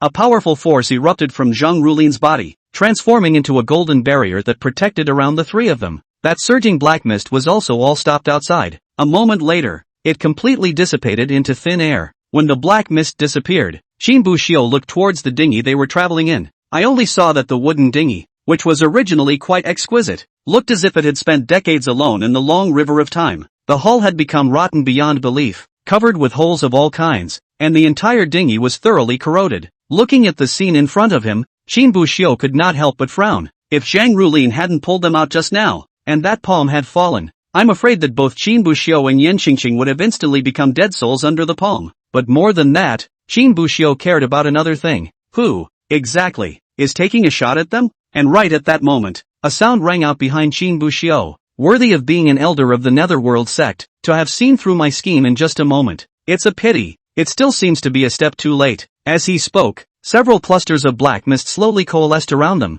transforming into a single human form. And upon seeing the costumes worn by these humanoids, Qin Buxiu's pupils jolted. 10,000 Devils Cult. Zhang Rulin looked at the few people in front of him, and killing intent immediately surged in his pupils. These people in front of them were the people of the 10,000 Devils sect. Qin Buxiu sized up the few people in front of him with a wary look on his face. Surrounding them, there were only 3 people in total. The cultivation of these 3 people, which Qin Buxiu could not see through, seemed to have far exceeded his current strength. However, the aura emanating from the 3 of them was vaguely similar to the aura of Zhang Rulin beside him. Therefore, Qin Buxiu guessed that, without any surprises, these 3 were afraid that they were also spirit transformation stage cultivators. Thinking of this, Qin Buxiu's gaze couldn't help but intensify. 10,000 Devil Cult cultivators at the goddess of transformation stage. As for Qin Buxiu and their side, only Zhang Rulin was at the god transformation stage. He and Yan Qingqing were merely at the foundation establishment stage. Obviously, the situation, right now, is not in their favor.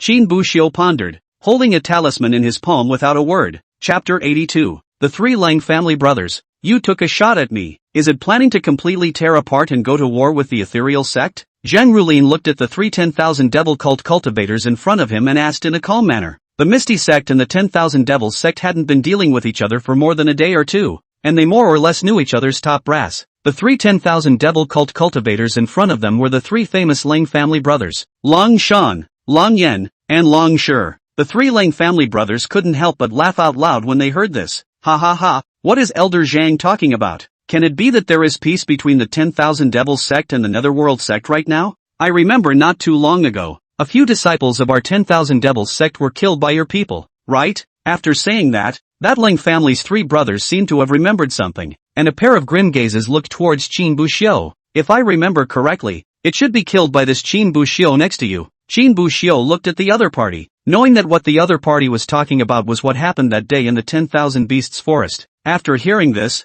Zhang Rulin, however, snorted coldly and said without any timidity, "That's your people entering the ethereal sect's territory without authorization. Killing them would be considered cheap, not to mention them, even if it's the 3 of you. If you dare to step into the Misty sect's territory without authorization even for a single step, the Misty sect, will never let it go." Once again, the 3 brothers couldn't help but laugh. "You're right, Elder Zhang. If the 3 of us dared to step into the Netherworld sect's territory, we would definitely be beheaded by your Netherworld sect. That's why we're not here waiting for you guys." Hearing this, Zhang Rulin's face instantly became ugly. Although the cultivation of the 3 brothers of the Long family had all stepped into the god transformation stage, they were not strong and were merely in the early stages. The most powerful elder brother, Long Shan, was only at the cultivation level of the 2nd grade of the transformation spirit. As for Zhang Rulin, the fact that he was able to be arranged by Li Qinghe to come over and protect Qin Buxiu and Yan Qingqing was enough to show that he was powerful. He was now at the 7th level of the transformation spirit cultivation, and his strength was definitely considered powerful.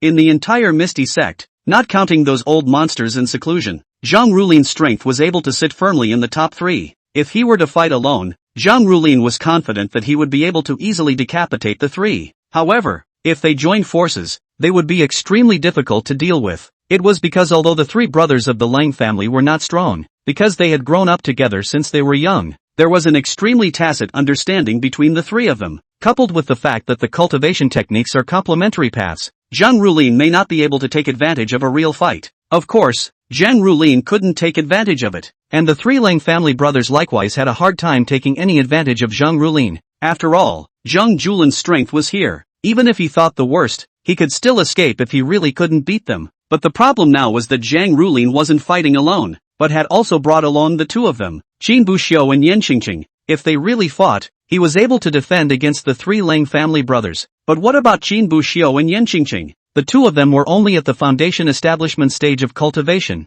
and the 3 brothers of the Long family could pinch them to death with just a single finger. As for escaping, Escaping with Qin Buxiu and Yin Qingqing was equally difficult. On top of that, there is an extremely serious problem. That means he's poisoned. The black-clothed man who had followed them earlier seemed to be a decoy put out by the three Lung family brothers, Lord Zhang Julin, to attack the man in black. Zhang Rulin was indeed hit as well, although he quickly reacted and directly shattered the aura chains. Still, a trace of poisonous gas crept along into his body. The poison, moreover, seemed to be quite strong, and it was difficult to expel it without a lot of effort. In this situation, Zhang Rulin really didn't have much certainty that he would be able to protect Qin Buxiu and Yin Qingqing. What do you want? After contemplating for a while, Zhang Rulin opened his mouth and asked. He knew that the three brothers of the Lang family did not want to kill them this time. 80%. If they really came here to kill, they would have done it to themselves long ago and wouldn't be here chatting with themselves for so long. Moreover, the 10,000 Devils sect and the Ethereal sect were originally incompatible, but the conflicts on weekdays were mostly minor. All-out war and all that, neither side has that in mind.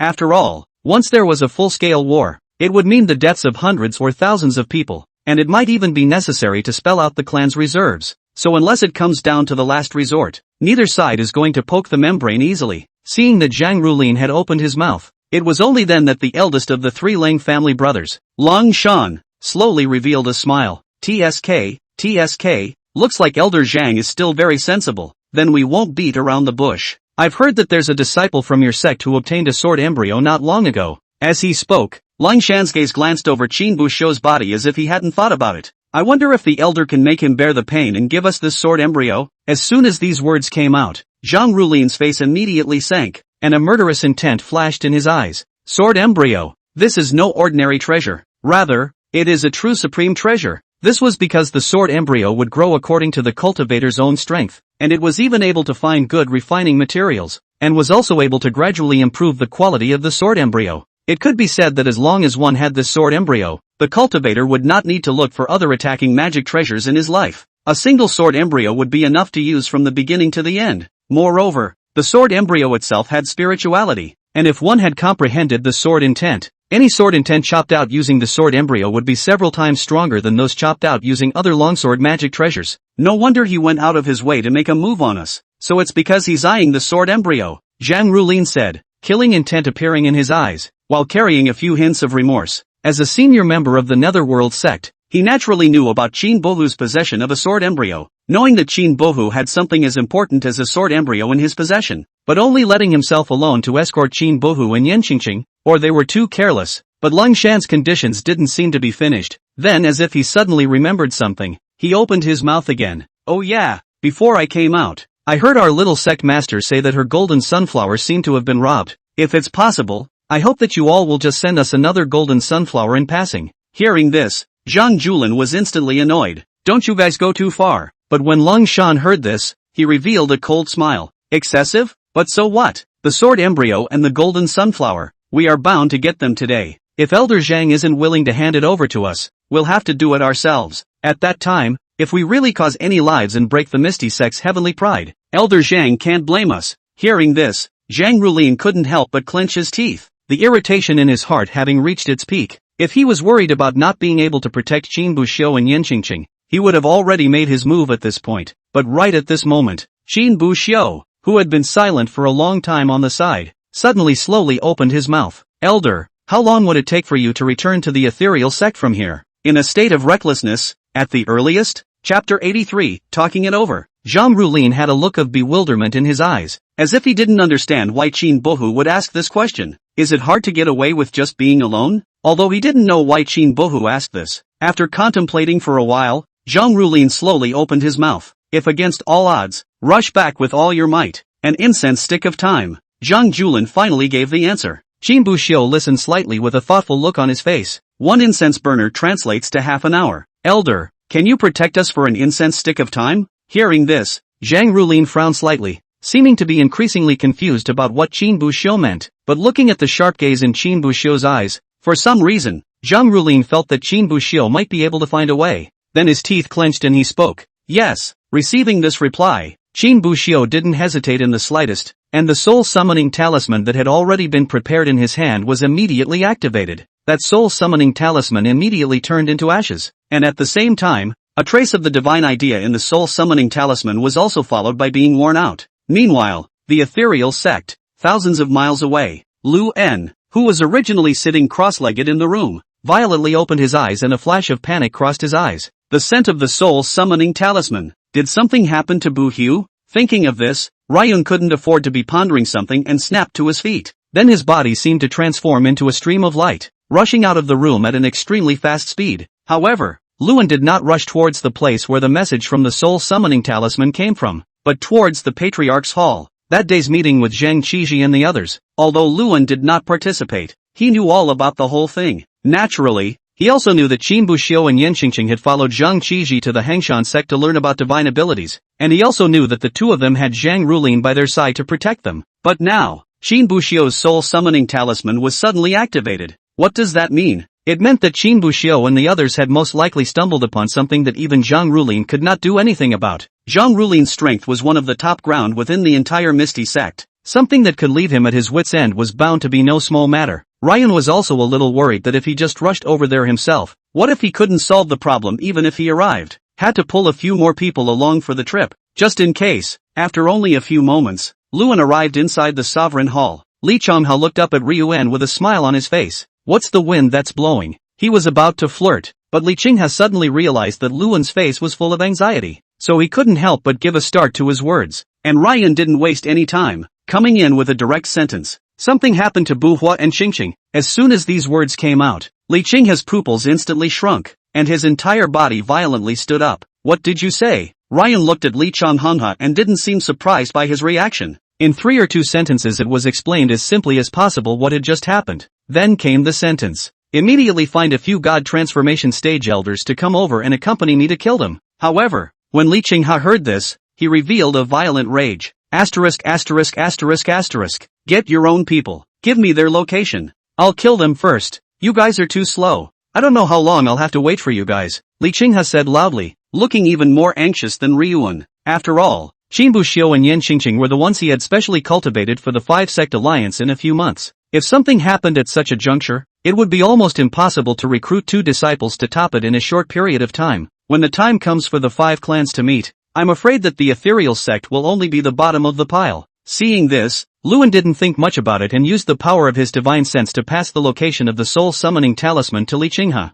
And when Li Qingha saw where that location was, he immediately frowned and his gaze instantly turned grim. It's still thousands of miles away from the ethereal sect, and it's also some distance from the Hangshan sect. It looks like they were targeted, waiting for them to leave the Hangshan sect before making their move. Thinking of this, a murderous intent crossed Li Qingha's eyes. However, Li Qingha didn't have much time to think about these things right now. The most important thing right now is to rush over there and absolutely not let Qin Buxiu and the others have problems. Whoever you are, if you dare to touch my Misty Sect's disciples, I'm bound to leave you in pieces. Looking at the far-away Li Qingha, Ryuan was not idle. In less than a few minutes, the 6 spirit transformation stage elders were named and immediately rushed in the direction where Qin Buxiu and the others were. The other side. Zhang Rulin and Yan Qingqing looked at the Qin Buxiu in front of them with a slight look of bewilderment in their eyes. The 3 brothers of the Long family on the side were also looking at him with interest, as if they were all waiting for Qin Buxiu to hold back a big job. But after a few seconds passed, Qin Buxiu was still standing in the same place,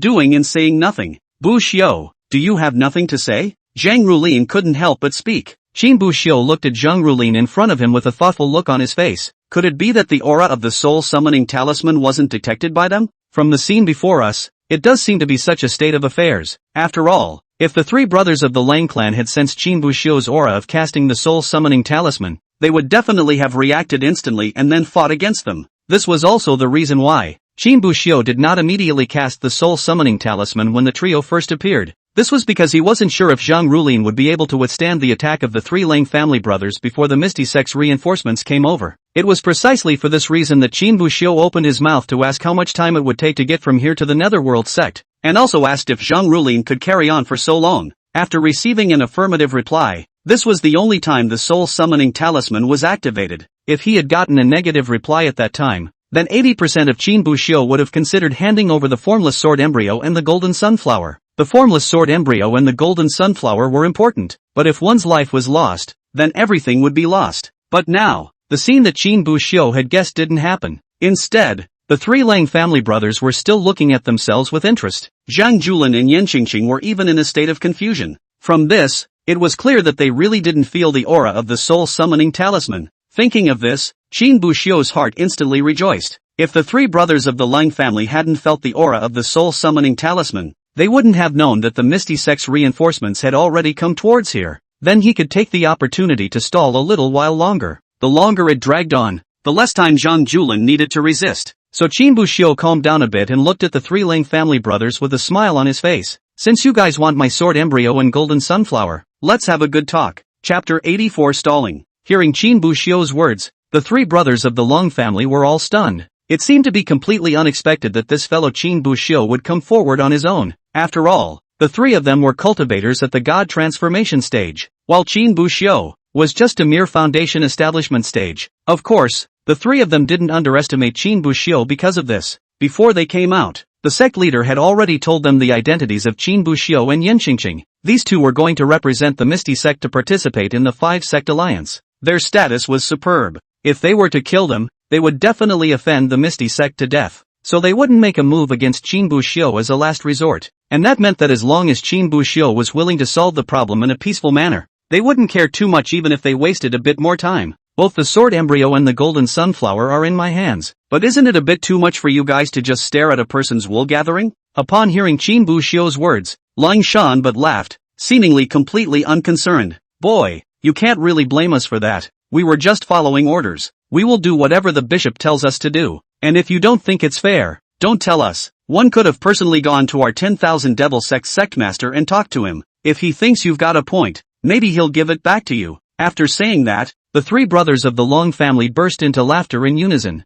Zhang Rulin, who was on the side, frowned when he saw this scene. Yen Qingqing was even more furious as she clenched her teeth and clenched her fists, only hating her own lack of strength and not being able to behead these three people face to face. However, Qin Buxiu was the only one who stood in place extremely calmly and waited until the three had finished laughing before slowly opening his mouth. You said earlier that you wanted to hand things over yourselves. That means you guys don't actually want to make a big deal out of it, right? After all, if this becomes a big deal, it won't be a good thing for either the Netherworld sect or the 10,000 Demons sect. Hearing these words, that Lung family's third oldest immediately let out a cold snort. So what if it is? So what if it isn't? He seemed to have taken Qin Buxiu's words as a threat, so he looked offended. After all, the current situation was one in which the three brothers of their Lung family dominated. However, Longshan smiled faintly, and in comparison, was a bit more composed than Langshur. That's right, and we don't want to make a big deal out of it, or kill what you've taken, to be precise. But if you're dead set against handing over something, it's not impossible to kill you. This is also the meaning of our sect master. If you are not afraid to die, you can try. Cold Mountain said this with great weight and clarity. We really don't want to make a big deal out of it, but even if we did, it wouldn't be much trouble. But Qin Buxiu just smiled faintly, seemingly not caring, and then added, since no one wants to make a big deal out of it, that's fine. Tell you what, I'll give you the sword embryo and I'll keep the golden sunflower. Or maybe the golden sunflower will be given to you, and I'll keep the sword embryo. You let me keep one thing, and I'll give you the other of my own accord, and we'll all get along, so that you can go back to your work. I take the initiative to give you things will not make a big deal, for everyone is not good? Coldstone couldn't help but let out a sneer. Oh, ridiculous. Are you not realizing what's going on right now? Your little life is not even up to you. Why should we listen to you? Qin Buxiu wasn't annoyed. He just waved his hand and spoke calmly. It's simple, because if you want both, then I'll have to fight for my life. And once I die, things will be completely out of control. And then the 10,000 Demons sect and the Netherworld sect will truly be immortal. Though you have said that your family's godfather gave you tacit permission to kill me, but if he suddenly heard afterward that you had had a chance, i.e., that you had been able to get your hands on something without bringing things to such a pass, but in the end it was your arrogance that caused things to have to end up going in the worst possible direction. Guess what your godfather would think? Hearing this, the three Lang family brothers weren't refuting Qin Buxiu. Instead, he lowered his head and seemed to start thinking seriously about Qin Buxiu's words. The three gathered together and whispered something. The sect leader said to us before he came out that we should not offend the deadly Netherworld sect as much as possible. This is the most critical time for the 10,000 Devils sect. We absolutely cannot have any more problems at this juncture. If we really kill this brat, when the time comes to really make a move with the Misty sect, it won't be a good thing for the 10,000 Devils sect. The three brothers of the Lang family were all high-ranking members of the 10,000 Devils sect and knew quite a few secrets within the 10,000 Devils sect. This is really not a good time to go to war. How about agreeing to his proposal? Well, let him keep that golden sunflower. After all, the golden sunflower wasn't the sect leader's intention either. It's just that the little sect leader asked us to bring it back. When the time comes, we'll tell the little sect leader that Qin Buxiu doesn't have any golden sunflowers on him. The three of them nodded in unison and made a quick decision. Fine, hand over the sword embryo and you can keep the golden sunflower. Hearing these words, Qin Buxiu was first stunned, and then he couldn't help but frown. It seemed as if he didn't expect the three to discuss the results so soon. He had expected to drag it out for a while he was pulling his punches with the other side. However, Qin Buxiu didn't immediately agree, but instead revealed a smile and continued. Must I hand over the sword embryo? Can I leave the sword embryo and hand over the golden sunflower? After all, the golden sunflower doesn't have a small role to play. Hearing this, Longshan couldn't help but blankly glance at Qin Buxiu, only feeling that this brat was daydreaming. But before he could say anything, Long Yen, who hadn't said much on the side, looked like he had violently realized something and suddenly his pupils shook. You're deliberately stalling. When the people heard this, and thought about it carefully,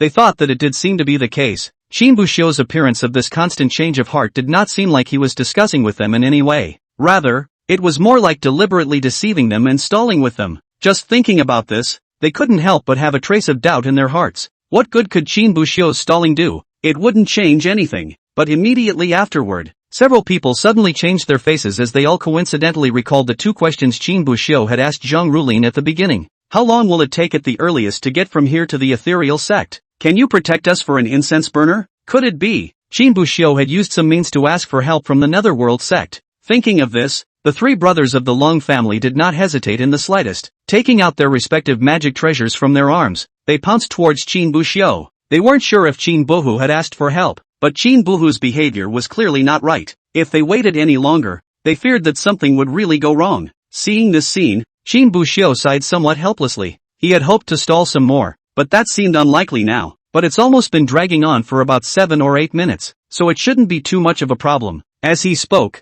Longshan's greatsword was already slashing towards Qin Buxiu's head, but in the next second, a long sword easily picked apart Longshan's greatsword. Only Zhang Rulin was seen holding his sword in one hand, protecting Qin Buxiu and Yan Qingqing behind him. Your kid is smart enough. If it wasn't for the Lang brothers revealing it, I wouldn't have reacted, but let me hold it off for the rest of the day. After saying that, Zhang Rulin's aura erupted, and the pressure of the 7th rank of the transformation spirit continuously crushed towards the surroundings. Chapter 85 Ghost Poison. But nothing more. Kill the boy. Take his sword embryo. Longshan shouted. The three brothers' cultivation was no longer concealed. Their powerful breath came out, and they killed straight towards Qin Buxiu. Looking at the posture of the three, it was obvious that they were planning to fight a quick battle, decapitating Qin Buxiu as fast as possible and seizing the sword embryo. After all, they had just been dragged down for too much time by Qin Buxiu. If they were any slower, they were worried that by the time the Misty Sects people arrived, everything would have been lost. Zhang Rulin looked at the incoming trio. His face turned cold, and a cold light killed in his eyes. He only saw that he raised his hand and raised his sword, and with his left hand, he extended his second finger and lightly wiped it on top of the sword. Buzz! A sword roar came. In the next second, hundreds of illusory silver sword shadows emerged behind him. These sword shadows were not solid, but they were still imposing. Just looking at it was enough to send chills down one's spine. Kill! Zhang Rulin angrily shouted. The long sword in his hand stabbed towards his body, and the hundreds of sword shadows behind him, then altogether killed towards the three Lang family brothers. Those hundreds of sword shadows were instantly unleashed, the silver light constantly flickering, like horizontal falling rain pouring out. It was also like a shower of meteors that cut through the sky, carrying an unrivaled sharpness and biting sword aura. Looking at the hundreds of sword shadows coming towards them, the three brothers of the Long family naturally did not dare to resist them. The three of them hastened to use their means, and with a roll of their bodies, they transformed into a cloud of black mist. Put! Sword shadows pierced through the black mist's body one after another, but they didn't seem to be able to cause any damage to the black mist. It only left an opening in the body of the black mist as it passed through, but moments later, the opening was slowly filled in. Instead, the sword shadow after passing through from within the black mist slowly began to decay, and a hint of pitch blackness appeared within the sword shadow. Then like a drop of ink falling into a water bottle, it began to color the entire sword shadow black. Seeing this, Zhang Julin did not hesitate for a second. With a thought, those contaminated sword shadows were shattered on the spot with a bang. Those contaminated sword shadows shattered on the spot with a bang. Then controlling the sword shadow, it no longer stabbed towards the black mist that the three people had transformed into, but instead floated around the crowd. It seemed to be waiting to find an opportunity to strike again. Seeing this scene, a human voice came from the black fog. That's decisive enough. Saying that, the three black mists continued to kill towards Zhang Rulin in the next second. Zhang Julin immediately took out a few more talismans. The talisman was unleashed almost the instant it was taken out, and a golden light exploded from his hand. Immediately afterward, several golden streams of light flew out from his palm, killing towards the black mist. Seeing this, the three brothers of the Long family hurriedly transformed back into their human forms from their state of black mist, making seals in his hands. Several black streams of light flew out towards those golden lights, and seeing this scene, Zhang Rulin immediately unleashed the hundreds of sword shadows hovering around him, stabbing towards the three Lang family brothers once again. As Lung Shan watched this scene, he frowned and his face became grave. He hastily pulled out a small copper disc from his pocket, which at first glance looked like some sort of small copper mirror. When Lung Shan injected his aura into it, the copper mirror suddenly shone a black light, casting it towards those sword shadows. Those flying silver sword shadows then seemed to have lost control as if they had turned their targets towards that small black mirror. Qin Bu Xiu, who was on the side, could not help but frown when he saw this scene. Could it be that it's some sort of magic treasure that can absorb other people's sword shadows and turn them into its own? Qin Bu Xiu's mind recalled the novels and dramas he had read in his previous life. The small black mirror in Lingshan's hand automatically corresponded to the Vajra facet and other magic treasures in Journey to the West. The strength of this type of magic treasure was not low. If what Ling Shan was holding in his hand was really such a magic treasure,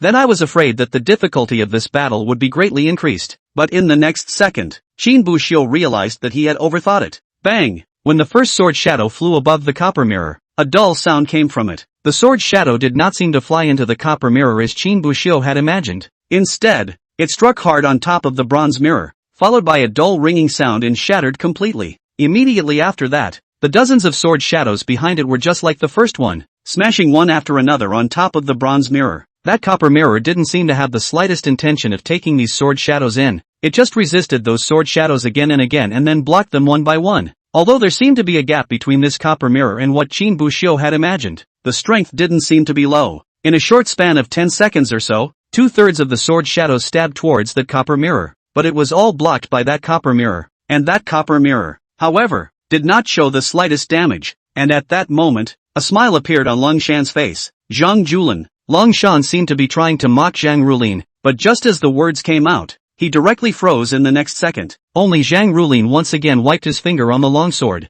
Buzz. There was another burst of sword sounds, and countless silver lights flashed violently behind Zhang Rulin before they transformed into hundreds of silver sword shadows that reappeared behind him. Seeing this scene, the three brothers of the Lang family couldn't help but have their eyelids jumping, their eyes filled with panic. Lang Shan was the first to come back to his senses and looked at Zhang Rulin, unable to resist a burst of cursing. Damn it, Zhang Rulin, you really don't want to die. You've been hit by my spectral poison, and you still dare to cast spells like this. Aren't you afraid that the spectral soul poison will erode into your 5 organs and 6 bowels? And at that time, even if a void refining stage cultivator makes a move, it will be hard for you to escape death. Hearing these words, Qin Bu Xiu and Yin Qingqing, who were on the side, turned their heads violently to look at Zhang Rulin with a tinge of surprise in their eyes. But immediately afterward, he remembered the scene when Zhang Rulin had captured that man in black earlier. The golden chain turned into a black mist after stabbing the man, and immediately after that, Zhang Rulin immediately shattered the entire golden chain. However, Qin Bu Xiu saw that in the golden chains, there was a hidden black aura. I think the so-called ghost poison was contracted at that time. Zhang Rulin also seemed to have noticed Qin Bu Xiu and Yin Qingqing's gazes, but it was as if he didn't care at all. It just laughed out loud at the three Lang family brothers. Ha ha ha. You guys are underestimating me a little too much. My strength can be ranked in the top 3, to say the least, among all of the Netherworld sects god transformation stage cultivators. It's just a ghost poison, nothing more. Hearing these words, Lang Shan's face immediately changed drastically, and a look of panic appeared in his eyes. Difficult? Could it be that you've quietly detoxed? No, it can't be. It's absolutely impossible. Even if a void refinement stage cultivator was hit by this spectral soul poison of mine, it would be impossible to detoxify it without any aura fluctuations. And there's also the scent of psionic soul poison in the shadow of your sword. There's no way you've already detoxified it. Chapter 86, Sword Domain Unfolds. Zhang Rulin heard Lang Shan's words, but he smiled bashfully. Who told you I was detoxed? When these words came out, Lang Shan couldn't help but stare. Even Qin Bu Xiu and Yin Qingqing on the side were looking at Zhang Rulin with some bewilderment. Then, he heard Zhang Rulin speak. I mean, I'm an elder of the ethereal sect. If it's because you're greedy and afraid of death, you won't dare to use your full strength to execute you. How can you afford the position of elder of this ethereal sect? A mere phantom soul poison. but some fatal injuries. What is there to fear? Hearing these words, the Long Shan on the side first froze, then snapped back to his senses, anger spewing from his eyes. Asterisk asterisk asterisk asterisk. You're kidding me? Zhang Rulin smiled slightly and nodded lightly. The trick is on you. Now Lingshan completely clammed up. Previously, he was first fooled by Qin Buxiu's delay, and now he was fooled by Zhang Rulin. This broken netherworld sect, when it comes down to it, there isn't a single good thing in it. Big brother, don't bull asterisk asterisk asterisk asterisk them. They're stalling. If we keep dragging it out like this, the Misty Sect's reinforcements are going to arrive. If we can't get the sword embryo, when we'll return to the 10,000 Devils sect, the sect master won't be able to skin us. Lang Yan opened his mouth and looked at Leng Shan with helplessness in his eyes, and as soon as Leng Shan heard this, he seemed to snap back to his senses. Within the eyes that twisted his head to look at Zhang Rulin, there were instantly a few more points of killing intent. Zhang Rulin, on the other hand, stood still and did not activate the hundreds of sword shadows that had just been conjured up behind him. It just showed a smile and waved his hand towards Leng Shan. Seeing this scene, Leng Shan was so angry that he clenched his fists, itching to rush up and slaughter Zhang Rulin, but Lang Yan on the side was afraid that his elder brother would do something stupid and hurriedly persuaded him. Big brother, our purpose is to seize the sword embryo. You go kill that Qin Buxiu. We'll deal with Zhang Rulin. Hearing his second brother's persuasion, Leng Shan then held back his anger and turned his gaze towards Qin Buxiu. In the next second, with almost no warning, Leng Shan violently killed towards where Qin Buxiu was. Seeing this scene, Zhang Rulin immediately struck out, and the hundreds of sword shadows hovering behind him killed towards Leng Shan. If it were any other time, Zhang Rulin was afraid that he would have immediately activated his sword shadow and caught him off guard when he was playing with Leng Shan, but he hadn't really done that before, because he was calmer than Leng Shan and knew better what he wanted. In this battle, what he wanted to do was not to kill Leng Shan or any of the three Leng family brothers. Instead, they were going to stall for time until the Misty Sect's reinforcements arrived. Seeing the sword shadows flying, Leng Shan once again took out the copper mirror in his hand and blocked those attacks. As for the two of them, Lang Yan and Lang Shi, they were rapidly approaching Zhang Rulin. Zhang Julin, take your life. Lang Shi shouted and slapped his palm out towards Zhang Rulin. A large hand of black mist then lunged towards Zhang Rulin. Fortunately, Zhang Rulin had prepared for this, and with a movement of his body, he easily dodged the opponent's attack. However, in the next second, Lang Yan had already taken the opportunity to kill Zhang Rulin. He had a ghost head sword in his hand at some point and violently went towards Zhang Rulin to kill him. Zhang Rulin immediately gripped the long sword in his hand and held it across his body. Dang! A crisp sound of steel clashing rang out. In the next second, Zhang Julin's feet powered up and violently kicked towards Lang Yan. Lang Yan hurriedly tried to block, but he was still a bit slow. Coupled with the fact that his own strength was only at the first level of transformation spirit, there was a huge difference in strength compared to Zhang Rulin, who was at the 7th level of transformation spirit. This kick directly sent Lang Yan flying, and a streak of blood flowed out from the corner of his mouth. Zhang Rulin just wanted to turn around and force Leng Shan back, but the next second Lang Shi immediately made up for it, turning one hand into a claw and coming towards Zhang Rulin's face, and Lang Yan wiped the blood from the corner of his mouth and immediately forced his way in again. Those sword shadows that killed towards Leng Shan were also all touched and shattered by the copper mirror in Leng Shan's hand. Seeing this scene, Zhang Rulin couldn't help but frown as a flash of hesitation crossed his eyes. Just exert it for a bit. The psionic soul poison shouldn't be able to completely invade the 5 viscera and 6 bowels. Whatever, there's no other way out anyway. Thinking of this, Zhang Rulin's teeth clenched, a flash of cold light crossed his eyes, and his grip on the longsword subconsciously tightened a few points, only to see him standing proudly. A powerful sword intent began to coalesce around him, as if he was the embodiment of the sword Tao in this heaven and earth. As his mind moved, majestic sword intent surged out from within him, as unstoppable as a river breaking its banks. The aura of sword intent continued to spread, incorporating the surrounding area of several hundred meters. Space seemed to be distorted by the sword chi, and time seemed to slow down. Countless dazzling rays of light flashed around, transforming into a sword shadow. It was just that these sword shadows were not like those that Zhang Rulin had transformed into before, the color changing from silver to gold. Each ray of light contained indestructible power as they intertwined and collided, emitting a deafening sword sound that resounded through the clouds. Seeing this scene, the eyes of the 3 Lang family brothers couldn't help but tremble, their eyes filled with fear. Qin Buxiu, on the other hand, felt an unprecedentedly powerful aura in this field. The sword intent in his body also seemed as if it had been summoned, wanting to surge out of his body and transform into a part of this domain. Sword domain. Damn it! When did Zhang Julin comprehend the sword domain? Didn't the sect leader say that he's only at the peak of sword intent? Lang Shan roared loudly, that voice slightly trembling. not knowing whether it was because of anger or fear. Sword domain. When Qin Buxiu heard this name, he couldn't help but show a touch of yearning in his eyes. Then, he tried to close his eyes, drawing on the sword intent within himself to feel the power of it. In the sword domain, the sword cultivator's will was perfectly fused with the sword intent of heaven and earth, as if he had become the master of this sword domain. With a single thought, the sword chi within the sword domain could move with his mind, either transforming into a harsh sword blade cutting through everything, or transforming into an invisible sword chi piercing through the void. The air around them twisted and distorted due to the agitation of the sword chi, creating a bizarre scene. The sword light was like a weave, the sword shadows were heavy, and the entire sword domain was like an independent world made up of sword intent, both mysterious and terrifying. The person who mastered the sword domain seemed to be able to mobilize all the sword chi in the sword domain by just gently waving his hand to turn out a sword, and these sword chi would destroy everything in front of him that was blocking him, turning it into a ruin. There seemed to be nothing left in this world that could stop him. Is this the sword domain? Qin Buxiu slowly opened his eyes and felt the powerful force. Then an idea came into his mind. If we hang out here, how long will it take before we can comprehend the sword domain? Chapter 87, Sword Domain Collapse. However, the idea of hanging up had only just arisen and was immediately wiped out by Qin Buxiu. This is not a good time to hang out. Although Zhang Rulin was powerful, he might not be able to protect his integrity 100%. If he was not careful and really let the Leng brothers kill him, it would be the end of the game. As the sword domain unfolded, Zhang Rulin looked up at the three Long family brothers, his eyes filled with killing intent. However, for some reason, Qin Buxiu was vaguely catching a touch of panic from those eyes full of killing intent, only to see Zhang Rulin waving the long sword in his hand. All the sword chi in the sword domain was excited in unison at this moment, like a monstrous wave, madly surging towards the three brothers of the Long family. From Zhang Rulin's stance, one could tell that he was trying to kill the three Lang family brothers in a quick battle, as fast as possible. And the three Lang family brothers who saw the scene immediately changed their complexion,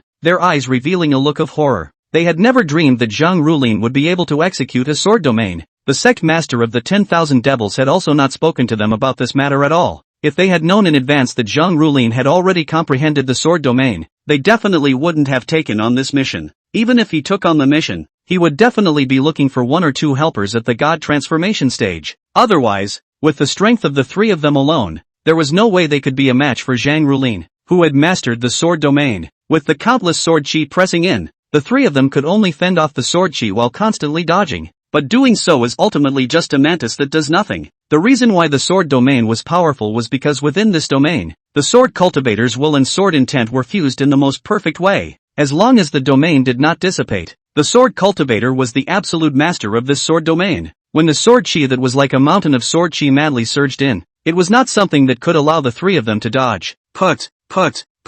Sword chi continuously cut across the three. Even though the three were cultivators at the god transformation stage, a few sword chi was not enough to cut them down. But as long as the number is large enough, even if it is consumed, these three people can be consumed to death. At this time, the three brothers of the Long family, it was Leng Shan who was the most miserable, because earlier he wanted to strike first and deal with Qin Buxiu. He was some distance away from the other two. That's why Long Yan and Lang Shi were still able to help each other out, striking out to diffuse some of the sword chi around each other. Cold Mountain, on the other hand, would be on its own. Only the black robe of the 10,000 devils sect that he was wearing was already out of shape, like the clothes worn by a beggar who had been wandering on the streets for several years. The skin on his body, too, was barely a piece of it intact, all wounded by the sword chi. Some of the sword chi was blocked for the most part, and when only a small portion of the remaining power injured him, it only left a red mark on his body, as if he had been whipped, without even breaking his skin. And there were sword chi that he couldn't even block in time, and when the sword chi chopped down, it brought up a spray of blood. The cut directly cut through the skin, through the flesh and blood, penetrated above the bone, and lured a clear trace on the bone. There were more than 10 such wounds on Lang Shan's body, and the sword chi around him was still surging towards him at an even faster speed. Every time a sword chi fell, a put could be heard, with a spray of blood coming out. Cold Mountain's face would also show a pained expression, and his body couldn't help but shudder. At this rate, I'm afraid that in just a minute or two's time, Lang Shan would be chopped alive into a pile of rotten meat by these sword chi. But it was at that moment that the accident occurred. Zhang Rulin, who was still standing proudly in the center of the sword domain, suddenly stared as if he had sensed something. The next second a violent shudder ran through his body and his pupils shook. Put! A mouthful of black blood spurted out violently from Zhang Rulin's mouth. Zhang Rulin's face instantly became pale and incomparably pale. countless beads of sweat continuously dripping down from his forehead, and his entire body looked like it had been deflated, and almost at the same time, the originally powerful sword domain quickly disintegrated. The sword chi that was originally chopping towards the three Lang family brothers ended up just turning into a cold wind that blew past the three of them. Seeing a scene, whether it was the three Lang family brothers or Qin Buxiu and Yan Qingqing, they were instantly dumbfounded in place, as if they hadn't reacted to what had happened. In the next second, Zhang Julin's body went limp and his entire body fell to the ground. At this time, although Zhang Rulin was still conscious, the whole person was already deflated to the extreme, and he didn't even have the strength to speak. He hadn't actually comprehended the sword domain, even though he had some talent in the sword Dao. But if you want to comprehend the sword domain, you can't just rely on talent, but also timing, location, and people are indispensable. Zhang Rulin himself, but just barely touched the threshold. It was still 100,000 miles away from a true sword domain grand completion. The sword domain that was previously cast was completely because there was no way out. He himself was being held back by both Long Yan and Long Shi. Lang Shan's side was about to get rid of Sword Shadow's control,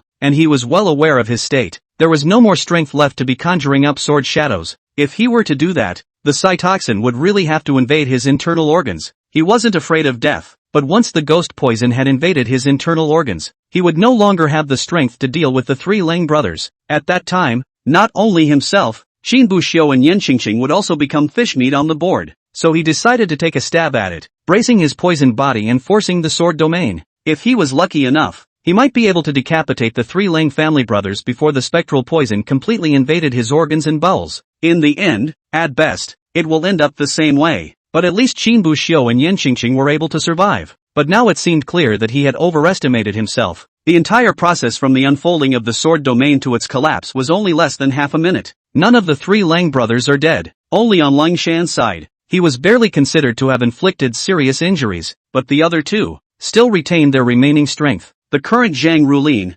however, was no longer capable of doing anything, and could only lie on the ground and wait for death. Damn it! Zhang Rulin cursed angrily. When he thought of Qin Buxiu and Yan Qingqing, who would die because of his lack of protection, he couldn't help but blame himself. But before he could blame himself for long, Zhang Julin suddenly felt his arm being grabbed violently, and then his entire body moved. When he came back to his senses, he realized that he was already on Qin Buxiu's back. While Qin Buxiu's right hand was still tightly pulling on Yan Qingqing's hand, he held a talisman within his left hand. Looking at Qin Buhu's stance, in just a second, Zhang Rulin guessed what Qin Buhu wanted to do. He was trying to escape with himself and Yan Qingqing. Zhang Rulin, who guessed this point, was a little surprised, and his heart could not help but be a little touched as well. Immediately afterward, though, there was a helpless sigh. Qin Buxiu was only at the foundation establishment stage, so even if he escaped, how could he possibly outrun a divine transformation stage cultivator? It seemed to him to be nothing more than a futile and useless endeavor. Chapter 88, Seizing the Moment. The three brothers of the Lang family also seemed to have seen Qin Buxiu's intentions. However, there was not the slightest intention to stop them, but instead, they couldn't help but let out a cold laugh. Ha ha ha, kid, is it hard for you to try to escape? Do you think that with your foundation stage strength, you can run out of the palm of our hands? I advise you to better obediently hand over the sword embryo and the golden sunflower, and maybe I'll even leave you with a whole body. As Long Shan spoke, he took out an elixir from his bosom and swallowed it. The eyes that looked at Qin Buxiu teasingly carried a smudge of killing intent. At this moment, Zhang Rulin had already lost his fighting strength, and now Qin Buxiu and Yan Qingqing were nothing more than objects in the palm of his hand in his eyes. The three of them, the three spirit transformation stage cultivators, could easily take down the two of them. In Long Shan's opinion, right now, if he asked Qin Buhu to hand over the sword embryo and the golden sunflower, Qin Buhu would definitely not have any possibility of resistance. However, he was not planning to let the three Qin Buxiu live. The wounds on his body still ached, those pains that went to the marrow of his bones, and he had to have someone pay for them. Not killing Zhang Julin is not enough to vent his hatred, and once he killed Zhang Rulin, he was pretty much declaring war with the ethereal sect directly. Killing two more disciples didn't really matter anymore, so Long Shan's idea was simple. He wanted these three people in front of him to completely die here. However, after Qin Buxiu heard it, he simply ignored it. The talisman in his left hand was immediately activated, and the power contained within it flowed through his palm and into his legs. Immediately afterward, Qin Buxiu began to have all the aura in his body begin to infuse towards his two legs as well. At this moment, Qin Buxiu felt as if he was a rocket ready to go. At the touch of a button, it explodes out at breakneck speed. Don't waste time with them. Kill them early and go back to your work early. If we delay any longer, the Misty Sects people will arrive. Cold Rock's voice rang out again, with a hint of impatience in his tone. As the intellectual bearer among the three brothers of the Long family, he sometimes really wanted to hack this asshole Ling Shan to death. Knowing full well that the Misty Sects reinforcements were on their way, they still had to be too big to waste time with them here. It's almost like an idiot. Ling Shan heard the hint of impatience in Leng Yan's words and was a bit displeased. He naturally knew that the people from the Netherworld sect were on their way over, and had planned to make a move to kill Qin Buxiu as well. But when he heard these words from Leng Yan, he immediately became a bit upset. He was the eldest brother of the three Ling family brothers, the strongest among the three. When is it Leng Yan's turn to call the shots? So he grunted coldly and spoke. It's just a foundation stage cultivator. Can he still run out of the palm of our hands? Hearing these words, Leng Yan froze for a moment and wanted to open his mouth to say something. But in the end, he held it hard. After all, he was a brother for decades, and he knew his big brother's character well. Definitely do not allow anyone from yourself or Coldstone to challenge his authority. If I were to argue with him, I'm afraid I'd be wasting a lot of time again. So he chose to shut up and stopped arguing with Cold Mountain. And right at that moment, the strength of Qin Buxiu's legs had already built up to the extreme. Without the slightest hesitation, he fiercely stomped out, and countless forces erupted above his legs. Bang! Sprint charms, flying cloud body, windward. In that instant, countless forces erupted within Qin Buxiu's body. The moment he rushed out, a sonic boom was heard behind him. His figure seemed to transform into a flickering white shadow, rushing out at a speed that was hard to catch with the naked eye. Looking at Qin Buxiu, who disappeared in front of their eyes, the three brothers of the Lang family were first stunned and then snapped back to their senses. Froze for what? After them, Lang Yin roared, clearly angry to the extreme. I'm not ing blind. Leng Shan roared with the same fury, his anger no less than Leng Yan's. Only Long Shi, who was on the side, did not dare to speak. But the good thing was that although both of them were angry, they didn't waste too much time because of it. Immediately, he chased towards Qin Buxiu. Qin Buxiu's speed was far beyond their imagination. With their body spells running at full strength, they were actually still a body length ahead of Qin Buxiu. How is this possible? He's only at the foundation establishment stage. How can he have this kind of speed? This asshole. When I catch him, I will definitely break all his leg bones. Leng Shan gritted his teeth as he chased after Qin Buxiu. After saying that, he raised his hand and waved it, and dozens of long black mist arrows coalesced around him. With a thought, these long arrows of black mist shot explosively towards Qin Buxiu. However, Qin Buxiu was not alarmed, and his body shape was athletic as he dodged the attacks of those long arrows of black mist. Before those long arrows fell, he was always able to dodge them a body position ahead. Qin Buxiu cultivated the foundation establishment stage's flying cloud body and had cultivated it to the perfection realm. By relying on the flying cloud body, one would be able to achieve the realm of near invincible speed under Jindan. Coupled with the boost of the sprinting talisman, the speed skyrocketed. Even some cultivators who had reached the Jindan stage and practiced body magic spells might not be as fast as Qin Buxiu. If these two were present alone, Qin Buxiu's speed naturally couldn't be compared to that of a divine transformation stage cultivator. But let's not forget that he had just comprehended the divine ability Wind Walk not long ago. Wind Walk was able to directly increase his speed by more than 10 times. All of a sudden, his speed was elevated to an extremely high level, so that even the God transformation stage cultivators couldn't catch up with him. However, under such a forced superposition, Qin Buxiu's speed reached an extremely high level though, but at the same time, the consumption of one's own aura was also great. At this moment, the aura in Qin Buxiu's body was being rapidly depleted at a speed visible to the naked eye. From the time he had just run out to now, it had only been less than a minute, and half of his aura was already gone. The remaining aura, at best, could only run for less than a minute while supporting Qin Buhu. But Qin Buxiu naturally had his own intentions when he chose to do so. Earlier, Lang Shan's words had made it clear that even if he handed over the sword embryo and the golden sunflower, there was no possibility of him surviving. If you stay there, you'll only die. And instead of just waiting to die, it's better to take a big gamble. Gamble that you will be able to capitalize on the most critical moments. Gambling that he would be able to run into the oncoming ethereal sect elder in less than 2 minutes of running his stance at full power. Gambling that he could be saved by the misty sect elder who happened to arrive. Qin Buxiu counted the time. It had been about 25 minutes since he had catalyzed the soul summoning talisman. With 5 minutes of distance left, if he ran half of it and the ethereal sex elders ran half of it, that would be 2.5 minutes. Now we have to see if the misty sex elders are as fast as Zhang Rulin said, can come over in an incense stick of time. No, it should be even faster than what Zhang Rulin said in the speed. Only then could they be saved before Qin Buxiu's energy was completely depleted. Chapter 89, Seeking Your Own Death. Qin Buxiu felt the aura in his body continue to decay and his speed slowed down. Yan Qingqing also clearly felt this, and a hint of hesitation appeared on her face. Senior brother, you take the elders and run first. At this rate, we'll all get caught, Yan Qingqing said, with a touch of determination in her eyes, clearly ready to sacrifice herself. However, Qin Buxiu acted as if he hadn't heard it and simply ignored it. If he left Yan Qingqing behind at this time, Yan Qingqing would definitely be caught by the three Lang family brothers. After that, the three Lang family brothers would definitely use Yan Qingqing's life as blackmail to make Qin Buxiu hand over the sword embryo and the golden sunflower. If he wanted to leave behind Yan Qingqing, he would not have brought Yan Qingqing from the beginning, and he would not have even brought Zhang Rulin. It would be better to simply run the spells and aptitudes at full power by oneself and flee with all one's might. But instead of doing so, he chose to take Zhang Rulin and Yan Qingqing with him to escape. People always have to have some bottom line. Zhang Rulin is to save him to become this appearance. How can he leave each other alone? Kid, can't run, can you? When I take you down, I will break you into pieces. Long Shan's voice came from behind Qin Buxiu. He had obviously also noticed that Qin Buxiu's speed had begun to slow down, and the killing intent in his eyes was no longer hidden and was fully exposed. At this moment, Qin Buxiu's face was low and he couldn't help but clench his teeth. At this rate, I'm afraid they'll really have no choice but to die. And right at this moment, a figure suddenly appeared in the distance in front of Qin Buxiu. It was a figure dressed in a white coat, with what seemed to be a flying sword under his feet and his hands behind his back, and he was rushing over at an extremely fast speed. Although he was separated by an extreme distance,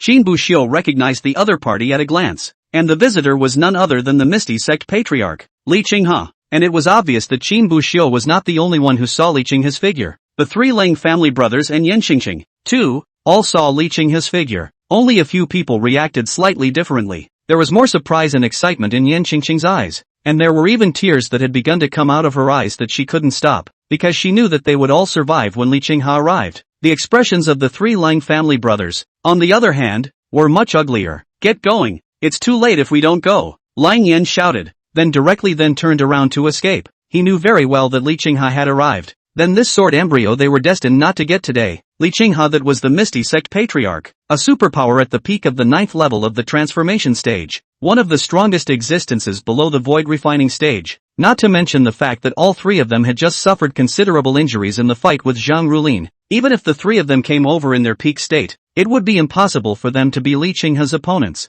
Therefore, the moment he saw Li Qinghe, Lang Yan did not hesitate and wanted to turn around and run. Seeing this, Long Shan, who was on the side, immediately followed. But Long Shan, who was the elder brother, seemed to hesitate. His eyes looked a little complicated as he looked at Qin Buxiu, who was almost close in front of him. With the current distance between the two sides, Lang Shan had absolute certainty. As long as he was given another 3 to 5 seconds, he would be able to fly behind Qin Buhu and then slap his palm out, decapitating him. But now, it is to watch this hand to the fat sheep escape. How can he be willing? Long Shan, what are you waiting for? Is it hard to believe that you want to be chopped under the sword by Li Qinghe? Don't just stand there. Move. Lang Yan roared loudly, his tone filled with anger. He was displeased with this big brother, so he spoke without the respect he used to have and started calling him by his first name, because in his opinion, at least half of the problem with the failure of this operation was due to Cold Mountain. First, he was deceived by Qin Buxiu in the beginning and wasted so much time for nothing. Later, when Qin Buhu was preparing to escape, he didn't make the first move to stop him, but instead, he was still there to taunt Qin Buhu.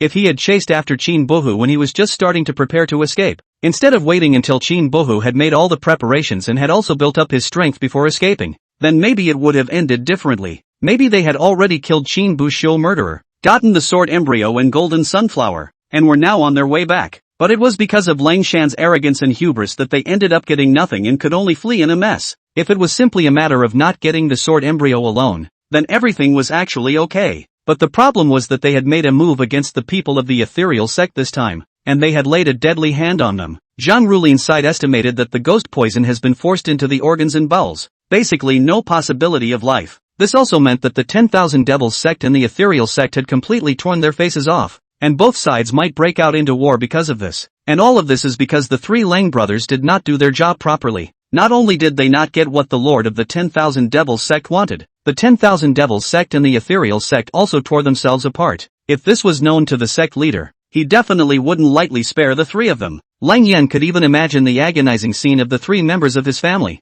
who were locked up in the Gale Valley and subjected to the scorching gale. It was precisely for this reason that Lang Yan was so angry at this moment. But after Lang Shan heard these words, He was the one who only felt the pent-up anger in his heart instantly explode at this moment. Asshole. I'm the big brother. It's not your place to tell me what I'm going to do. Lang Shan roared with red eyes. His body couldn't help but tremble with anger as he spoke. And Lang Yen, who saw this scene, could not help but stare, seemingly dumbfounded by Lang Shan's roar. But before he could come back to his senses, Lang Shan had already done another thing that Lang Yen could not believe. Only Lang Shan stared at Qin Buxiu, who was almost close at hand, but a strange color crossed his eyes. Today, I will take this sword embryo away. After saying that, Lang Shan increased his speed and killed towards Qin Buxiu. Seeing this scene, Lang Yan's pupils immediately shook, and only shock remained in his eyes. He didn't expect that his own big brother would make such a move. Seek your own death. It's just asking for it, Lang Yan said with a black face, and then without wasting any more time, he pulled Lang Shi and fled first, because Lang Shan was completely looking for death. Although Li Qinghao was still some distance away from them now, there was also a similar distance between them and Qin Buxiu. When we catch up with Qin Buxiu, we will kill him and seize the sword embryo. By then, Li Qinghao would have almost caught up with them, and they wouldn't even have a chance to escape. So Lang Yan wisely left Lang Shan behind, even though Lang Shan was their big brother. But this big brother had failed him long ago. Now that he was going to go and get himself killed again, there was no need for him to be stopping. If you want to die, let him die. It was just that after returning to the 10,000 demon sect, he could put all the black pots and pans on Lang Shan. No, this mission failure was supposed to be Cold Mountain's problem. Chapter 90. When Li Qinghe, who was not far away, saw this scene, he could not help but let his pupils tremble, and his killing intent was immediately displayed. 10,000 demon cult rats. How dare you, he roared, his voice still carrying the feel of a roaring tiger even from a distance. It shakes the brain and stings the eardrums. The flying swords under his feet also flew out one step ahead of him, killing towards Lang Shan. However, he was still a distance away from Qin Buxiu and the others,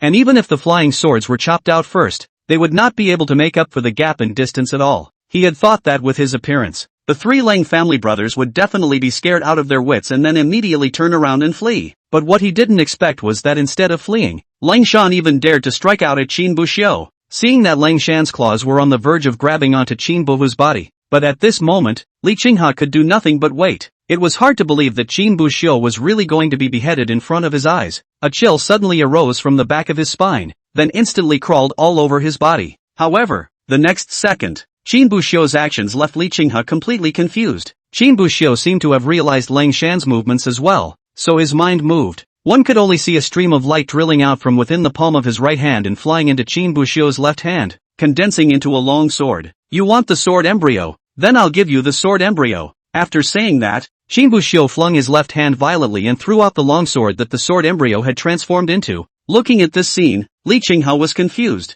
Yan Qingqing was confused, and even Lang Shan was confused. No one could have expected that Qin Buxiu would throw out the sword embryo at this last moment. Lang Shan, on the other hand, immediately came back to his senses. A flash of essence flashed in his eyes, and a look of ecstasy appeared on his face. At this time, Li Qinghe was still a small distance away. If there was no need to behead Qin Buxiu and then take the sword embryo from him, it would definitely be wasting some time. But if he got the sword embryo directly now, then he would still have a chance to escape. Lang Shan no longer had the slightest hesitation. He was worried that he would make another big mistake with his carelessness. After all, it was because he hadn't made the first move when Qin Buxiu was preparing to escape earlier that things had come to this point. Then Lang Shan, who had made up his mind, was like a scurrying monkey that had been set on fire, killing towards that sword embryo. Yan Qingqing looked at the sword embryo that flew out, as well as Lang Shan who was chasing after it, and a complex color crossed her eyes. However, in the next second, Yan Qingqing was able to see the corners of Qin Buhu's mouth move slightly, and a sound came out of his mouth. Damn!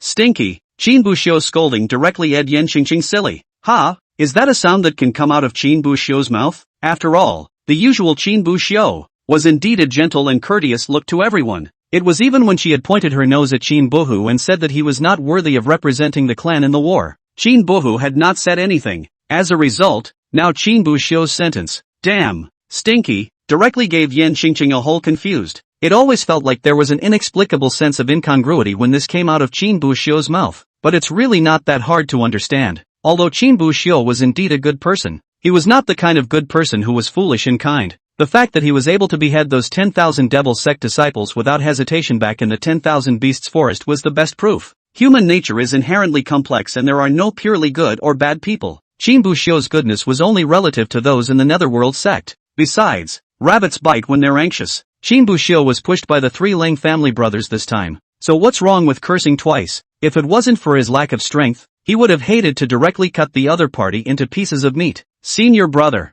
This sword embryo. Yan Qingqing didn't dwell too much on Qin Buhu's curses. After all, not to mention Qin Buhu, if she were to replace herself and lost such a treasure as the sword embryo, I'm afraid she wouldn't be able to resist cursing her mother. But just as her words of comfort were uttered, Qin Buxiu directly shook his head, and his face returned to its previous calm expression. It's fine, that little cutie from the 10,000 Devils cult, it can't be taken away. Ha! Yan Qingqing froze for a moment, seemingly not understanding what Qin Buhu meant. However, in the next second, she saw Qin Buxiu loosening the hand that was pulling her, and then swung her palm towards the location where Cold Mountain was chasing the sword embryo. Return! Qin Buxiu issued a command from his mouth. In the next second, the sword embryo that had already been grabbed by Lang Shan by the hilt and was ready to be put into the Qiankuan bag suddenly trembled. Immediately afterward, the sword embryo transformed into countless streams of light in Lang Shan's hands, flowing through his fingers like flowing water, then flew towards Qin Buxiu in unison. In the end, the streams of light returned to the seal in Qin Buxiu's palm, and finally, in Qin Buxiu's palm, they recondensed into the shape of a long sword. The relationship between the sword embryo and Qin Buxiu was not that between an ordinary magic treasure and its user. There was an extremely close connection between them, and if this connection was not completely severed, Qin Buxiu could call the sword embryo back with just a thought. And there are 2 ways to try to break that connection. One was to decapitate Qin Buxiu, and when Qin Buxiu died, the connection would naturally be severed, and the sword embryo would become ownerless. Secondly, it was Qin Buxiu who severed his own connection with the sword embryo's divine sense, but the process would be painful and take a bit longer. And just now, when Qin Buxiu summoned his flying sword and threw it out, he did not sever the connection between the sword embryo and himself. He just wanted to try to swindle Cold Mountain. After all, there was nothing else he could do at that time. As a result, I didn't expect that this attempt would actually work. Qin Buxiu, you tricked me again. I'm going to break you into pieces. In pieces, Cold Mountain's voice came out, his face looking a little twisted from anger. This wasn't the first time he had been tricked by Qin Buxiu. He had already been tricked once earlier when he had just started.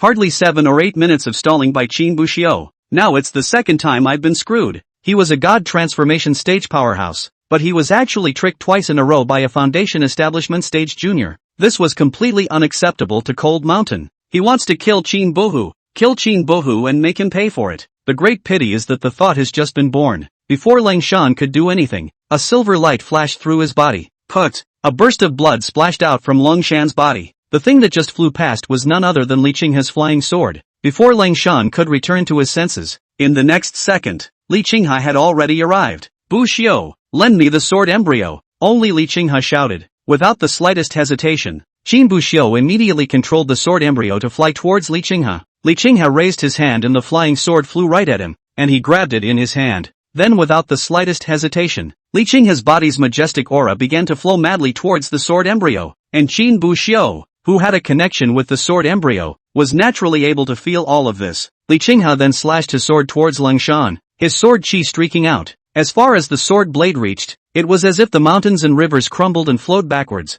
and the originally solid heaven and earth seemed to have become fragile at this moment. With this sword, Lang Shan will surely die. Chapter 91. Something's wrong. That sword chi swung out, and from afar, it looked like it was going to separate heaven and earth. Lang Shan stood in place. His chest was pierced, but he was not completely incapacitated. However, at this moment, Lang Shan did not have the slightest intention of escaping at all. It was as if he had accepted his fate. With his full strength, he might barely be able to dodge this strike. But, after that, could it be that Li Qinghe would let him go because he had dodged this attack? No, Li Qinghe would only chop off the second sword, the third sword or even the 10th sword until he completely killed him. He and the other 2 brothers teamed up before they could barely fight against Zhang Rulin, who had been poisoned by the ghost. But Li Qinghe is not a star better than Zhang Rulin. Moreover, at this time, Lang Yan and Lang Shi had also left him, and he was left to die. Thinking of this, Lang Shan stopped hiding and watched the sword chi charge towards him at an extremely fast speed, with only a touch of indifference remaining in his eyes. Put! The sword chi chopped through Lang Shan's waist, directly cutting Lang Shan into 2 pieces. The body fell to the ground from mid-air. Li Qinghe twisted his head to take a look at Lang Shan's corpse, determining that the other party's vitality had been lost and it was impossible for him to be in the process of coming back to life. Only then did the earth violently run towards the 3 of them. Qin Buxiu, how are you guys doing? You're not hurt? Patriarch, Elder Zhang has been poisoned by the phantom soul poison. You must save him. Qin Buxiu hurriedly spoke, releasing Zhang Rulin on his back. Only Zhang Rulin was pale at this time, and although both eyes were still open, they were without the slightest bit of luster. Heavy sweat continuously emerged from his body, and the clothes on his body had long been soaked with sweat, as if he had been drenched in a heavy rain. Even Qin Buxiu's back was vaguely wet. When Li Qinghe saw Zhang Rulin's appearance, he was obviously startled as well, a flash of panic appearing in his eyes. But in the next second, that look of panic was replaced by a wave of nameless anger. The 10,000 Devils Cult. This group of dog thieves, do you really want to tear your face off and start a war with my misty sect? However, despite the anger in his heart, Li Qinghe also knew that this was not the time to be angry, and that keeping Zhang Rulin alive was the most important thing, so he hurriedly took out a few pills from the Qiankuan bag and stuffed them into Zhang Rulin's mouth. After that, he placed his palm on Zhang Rulin's chest and began to transfer the aura in his body into Zhang Rulin's body. A few moments later, Zhang Rulin's face finally began to redden, seemingly gradually showing signs of improvement. Seeing this, Yan Qingqing, who was on the side, seemed to think that the spectral poison in Zhang Rulin's body had been resolved, and immediately revealed a relieved look. However, when Qin Buxiu glanced at Li Qinghe, he saw that Li Qinghe's face was ironic, and his face didn't seem to look very good. Patriarch, Elder Zhang Yi, Li Qinghe didn't have the intention of hiding his face, and grimaced. I've lifted most of the psionic soul poison in his body, but some of it has invaded his organs and bowels. This part of the spectral soul poison, even if I were to make a move, it would be impossible to erase it at all, and I can only use the elixir to temporarily stop its spreading momentum. Hearing this, Qin Buxiu immediately frowned. Then is there any way to dissolve the ghostly poison in these 5 viscera and 6 bowels? Li Qinghe was silent, obviously without a solution. In an instant, the 3 people present all fell into silence. Your sword embryo. Li Qinghe returned the sword embryo in his hand to Qin Buhu. In passing, he recalled his flying sword into his hand. At this moment, Qin Buxiu held the hilt of the sword and looked at the sword embryo in his hand, his eyes looking somewhat complicated. The 3 brothers of the Long family. No, to be precise, it was the 10,000 Devil sect. The opponent's biggest target for this attack on them was this sword embryo in his hand. This caused Qin Buxiu to recall a saying he had heard in his previous life. A piker is a piker. The sword embryo was undoubtedly the most precious treasure, and just the special characteristic of being able to become stronger along with the host was enough to make most immortal cultivators' hearts flutter. But if you don't have enough strength to protect what you have, then you are at the mercy of others. Qin Buxiu still remembered the powerful force that Li Qinghe had exerted when the sword embryo had just reached his hands. With that power, Qin Buxiu was afraid that even if he exerted his full strength, it would be difficult to match 1% of the realm. Getting stronger. A thought was born in Qin Buxiu's mind, and he couldn't help but clench his fists tightly, his eyes revealing a rare flash of killing intent. The only way to get stronger. Only then can you have the strength to hold on to what is yours. At that moment, another voice came from not far away. Boo, what? Qingqing. When Qin Buxiu looked up, he saw 7 or 8 elders dressed in the ethereal sect's elder uniforms flying over at an extremely fast speed,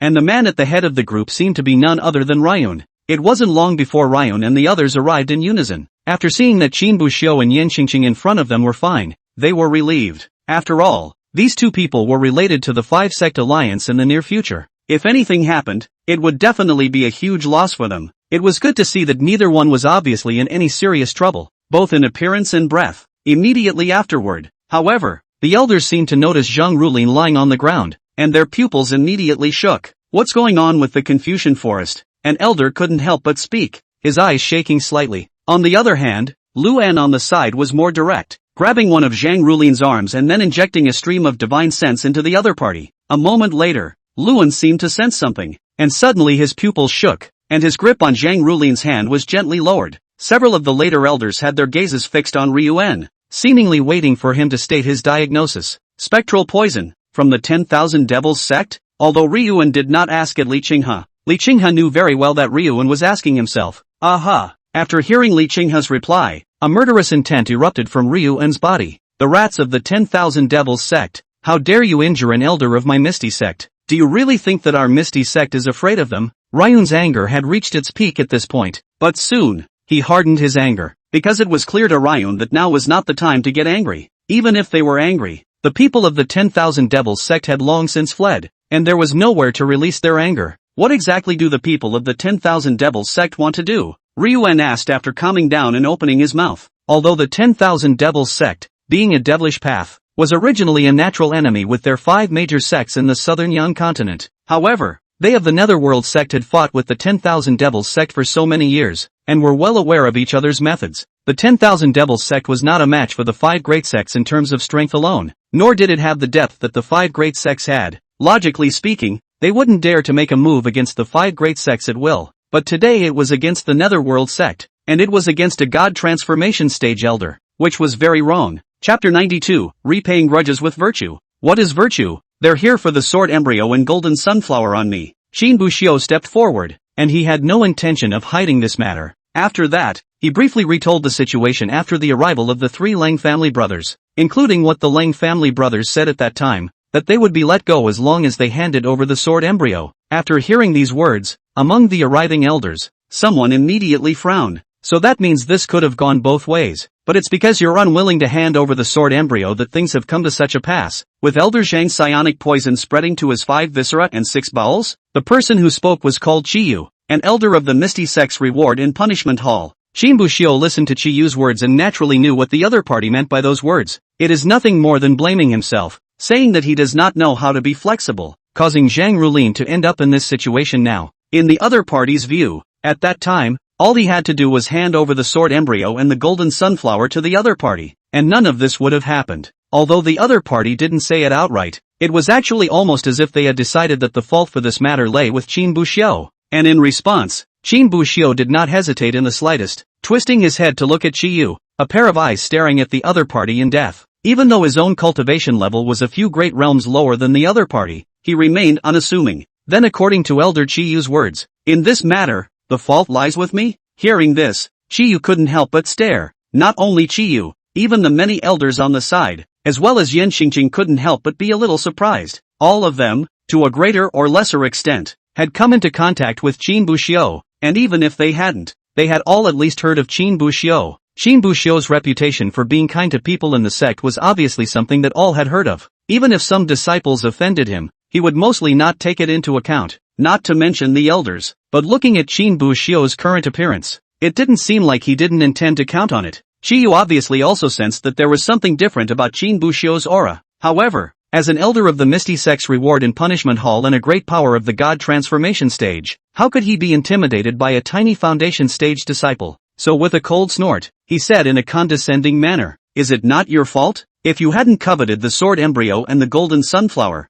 would things have turned into what they are now? If you had handed over the sword embryo and the golden sunflower, would Elder Zhang Rulin have become what he is now?" Facing Chi Yu's questioning, the corner of Qin Bushio's mouth raised a cold smile, and his eyes became icy cold as he looked at the other party. Then according to Elder Chi Yu's meaning, I should obediently listen to those people from the 10,000 Demon sect and hand over the sword embryo to them? Chi Yu just wanted to reply, but immediately sensed something and stifled the words on his lips. He certainly couldn't nod his head and tell Qin Bushio that's what he meant. After all, if he really said that, it would be tantamount to telling the patriarch and the other elders in front of them that they should bow down to the people of the 10,000 Devil sect. The 10,000 Devils sect and the Misty sect were deadly rivals, especially now that the people of the 10,000 Devils sect had harmed Zhang Rulin like this. How could they say that? So Chiyu immediately changed his words. Don't you misinterpret what I'm saying. I'm saying you should keep the big picture in mind. It's just a sword embryo. Can it be as important as Elder Zhang Rulin's life? Do you know that if the patriarch fails to arrive in time this time, by then several of you will not be able to keep your lives? Shedding a single sword embryo would make everyone safe. Yet you put Elder Zhang in danger for the sake of a sword embryo, and you dare to say that the fault doesn't lie with you. As Chiyu said this, his eyes unconsciously looked towards the sword embryo in Qin Buhu's hand with a touch of greed in his eyes. I think it's better not to give him this sword embryo to hold. Hearing Chiyu's words, Qin Bushio's eyes narrowed slightly. He had thought that the other party was simply stupid. Then he could still reason with the other party properly. But now it seems that the other side is not stupid, but simply bad. He intended to use the excuse of Zhang Rulin's injury to seize his own sword embryo. Since this was the case, then Qin Bushio didn't need to be polite. You want to reason with me? I'll reason with you. If you treat me with courtesy, I will treat you with courtesy. But if you want to press me with great righteousness and set me up, then I will have no choice but to press you in your way. Only his eyes were cold as he spoke directly. I wonder if Elder Chiyu knows where this sword embryo came from? Chiyu froze for a moment, as if he didn't expect Qin Bushio to ask himself this question. However, Qin Bushio didn't wait for the other party to speak and directly explained. This sword embryo was transformed by Senior Sword Dao Stone. More accurately, This sword embryo is materialized from the sword intent left behind by countless netherworld sect seniors. I wonder if Elder Chiyu understands the significance of this sword embryo. Qin Bushio didn't say it outright, but the elders present naturally already understood what Qin Bushio meant. This sword embryo was the result of the sword intent left behind by the Misty Sect's predecessors, and in a way, it was considered to be the Misty Sect's legacy object. So according to what Elder Chiyu is saying is that I should give up the greater good in order to save my life. In order to live, offer the sword embryo that contains the will of the Misty Sect seniors. Let Senior Sword Daosher take a good look at what kind of life-hungry master he chose for this sword embryo. Hearing this, Chiyu couldn't help but freeze, not reacting for a moment. However, Qin Bushio didn't give the other party a chance to respond at all, directly acting like a machine gun as a series of words came out of his mouth. If we offer the sword embryo today to save our lives, then should we offer other heavenly treasures tomorrow? If there are no more heavenly treasures, what should we offer? Offer the clan? Cut 5 cities today, 10 tomorrow,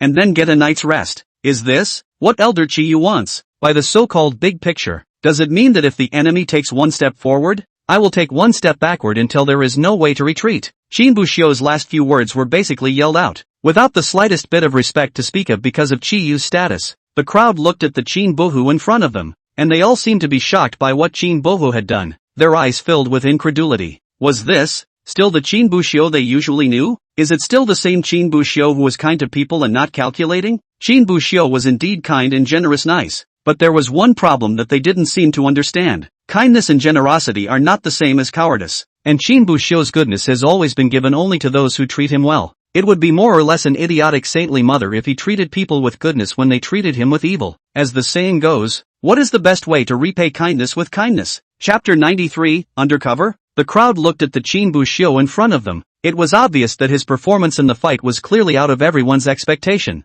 Chiyu wanted to retort something else, but his mouth had just opened and before he could say anything, he heard Li Qinghe's voice ring out. Enough! This is not the time to talk about whose responsibility this is. Hearing this, Chiyu could only shut his mouth even if he still wanted to say something. However, there was still hostility in the eyes that looked at Qin Bushio. First bring Jurin back. Although there is no way to eradicate the spectral poison in his body, it's fine to suppress it at least temporarily. I'll contact the Taiching sect afterward and see if I can ask them to help with the poison. With that, the group left. Qin Bushio followed Li Qinghe and stood on top of Li Qinghe's long sword. Bushio, what Elder Chiyu said earlier, you must not take it to heart. There was nothing wrong with what you did in this matter, and Elder Sang's injury has nothing to do with you. Don't put too much pressure on yourself, Li Qinghe said softly, although Qin Bohu's earlier appearance did not look like he recognized what Chiyu said, but it was afraid that Qin Bushio wouldn't be able to resist thinking in that direction. There are things that cannot stand to think about. The more you think about it, the more remorse, and in the end, it may be accumulated into a disease. Thank you, Patriarch, for your concern, Qin Bushio replied calmly. He didn't care about what Chiyu said. If anything, he was at fault in this case or not. Qin Bushio thought it was there, but the fault was by no means in the unwillingness to give the sword embryo and golden sunflower. His fault was one and only one, not strong enough. Not having a strong strength and not even being able to protect his own things was Qin Bushio's only fault. By the way, when you guys went to the Hengshan sect this time, Zhang Qiji should have arranged for you to comprehend the divine aptitude, right? I wonder how many divine abilities you have comprehended. Qin Bushio nodded, but he did not have the intention to hide it and opened his mouth. Disciple has comprehended 3 divine abilities. Hearing this, Li Qinghe's eyes immediately lit up. If it was in normal times, he would naturally be happy to hear this news. But now, at this point in time, it's obviously a little less appropriate. So he also just patted Qin Bushio's shoulder. Well, it's nice. Then how many has Qingqing comprehended? 1. Li Qinghe froze all of a sudden, as if he hadn't expected at all that Yan Qingqing had only comprehended 1 divine ability. So Qin Bushio explained again. When we were comprehending the divine ability, the spirit beasts had some problems and only comprehended it for an hour. That's why senior sister knew that she had comprehended a divine ability. Upon hearing this explanation, Li Qinghe's face then revealed an expression of sudden realization. However, immediately afterward, it seemed that he had violently thought of something, and a flash of panic appeared in his eyes as he looked at Qin Bushio. Wait, you mean, you comprehended 3 divine abilities in only 1 hour's time? As if Li Qinghe had discovered some shocking secret, he lowered his voice and asked. Qin Bushio nodded, but then seemed to think of something else and added in a lowered voice. This matter, please also ask the Patriarch not to tell anyone for the time being, including the Misty Sect's elders. That was something he hadn't wanted to say. After all, Li Qinghe wasn't a cutie pie. naturally able to understand the meaning. The more strength Qin Buxiu was able to hide, the greater advantage he would be able to have above the 5-sect alliance in the future.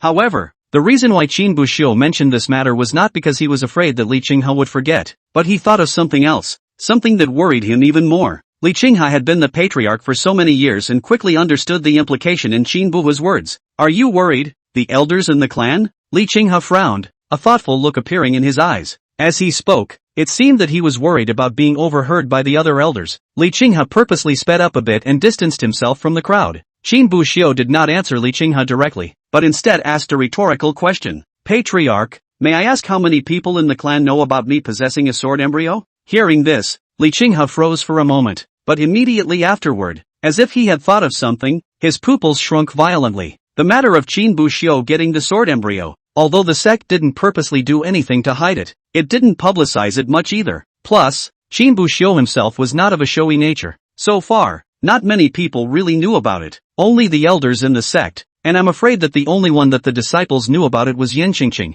And this time, the people from the 10,000 Devils sect were clearly running towards the sword embryo, which meant that they clearly knew that Qin Buxiu had the sword embryo in his hands. So the question is, who could have leaked it when there were only a few people who knew about it? When he thought of this, Li Qinghe felt a nameless anger rising in his heart. Moreover, he knew very well that this inference of Qin Buxiu was not an empty one. At first, the people of the 10,000 Devils sect knew that the 10,000 Beasts forest had the golden sunflower, and they even sent someone over to get it. It means that the 10,000 Devils sect had planted undercover agents within the Netherworld sect long ago. Qin Buxiu had asked Li Qinghe to keep it a secret, and the defense was not against the other clans in the 5 Clans Alliance. Instead, they are defending against the 10,000 Devils cult. After all, the 5-sect alliance was, in all honesty, nothing more than a competition. The worst outcome of losing the competition was nothing more than suffering a few injuries and then disappointing the sect they belonged to. But if they were up against the 10,000 Devils sect, letting them know all of their underhanded backhanders,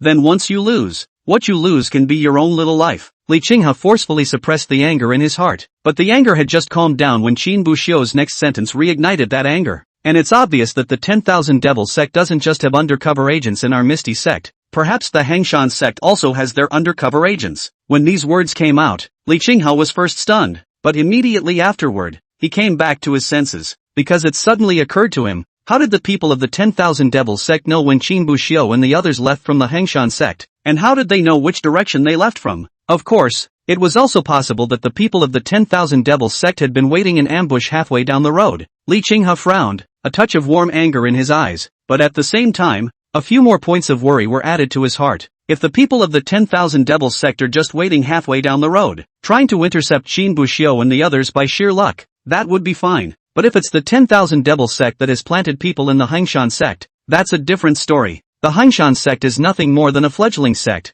and the 10,000 Demons sect has even planted undercover agents in such a sect. Not a small thing to be desired. He had a vague feeling. This long-silent 10,000 Devils sect seemed to be putting on a big show for everyone in the Nanyang continent. I just don't know how big this drama is, and when it will play out. Chapter 94, The Demon Mist Plan. A day later, Qin Buxiu and the others returned to the Netherworld sect. After Qin Buxiu left, he returned to his residence. For a long time to come, his life would be a two-way street, practicing at the martial arts field during the day and returning to his residence at night. And just as Qin Buxiu and the others returned to the Netherworld sect, Lang Yan and Lang Shi also returned to the headquarters of the 10,000 Devils sect. The headquarters of the 10,000 Devils sect was set up underground, with a very secretive entrance and a number of large formations above. If it wasn't one of the 10,000 Devils sect's own people, even if a void refining stage powerhouse came here, they might not be able to find the entrance. At this moment, the two of them, Lang Yan and Lang Shi, were kneeling on the ground, while directly in front of them,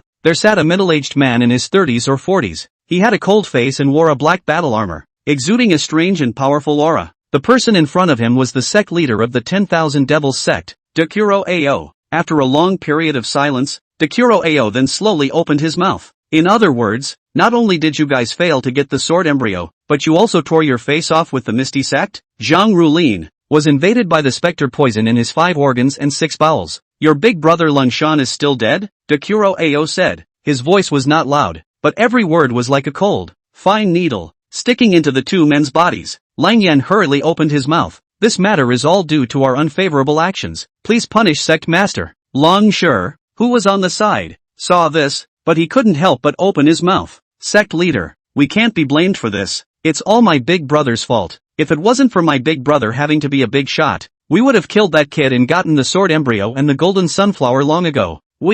Bang! Before Langshur could finish his words, a powerful palm had already slapped his body. A mouthful of blood spurted out violently, and his entire body flew out heavily. Seeing this scene, Lang Yen, who was on the side, was instantly frightened and cold sweat broke out on his forehead. He was the smartest of the three brothers of the Lung family, and he also understood Dokoroku Ao the most. When Dekuru does something, he doesn't care whose responsibility it is, he only cares if the thing is done or not. That's why he was the first to ask for forgiveness after Dekuro Ao opened his mouth. But if it really was just a plea, it certainly wouldn't be exempt from punishment in the end. So find a way to put the blame on Cold Mountain who didn't come back. However, Lang Yen himself didn't want to offend Duogu Ao, so he revealed the idea to Langshur on the way back. Intentionally or unintentionally, Langshur really then took the initiative to stand up and try to push the blame onto Langshan. And in the end, Dekuro Ao struck out at Langshur just as Lang Yen had guessed. But this was actually enough for Cold Rock. Solitary Ao knew that the problem was Langshan,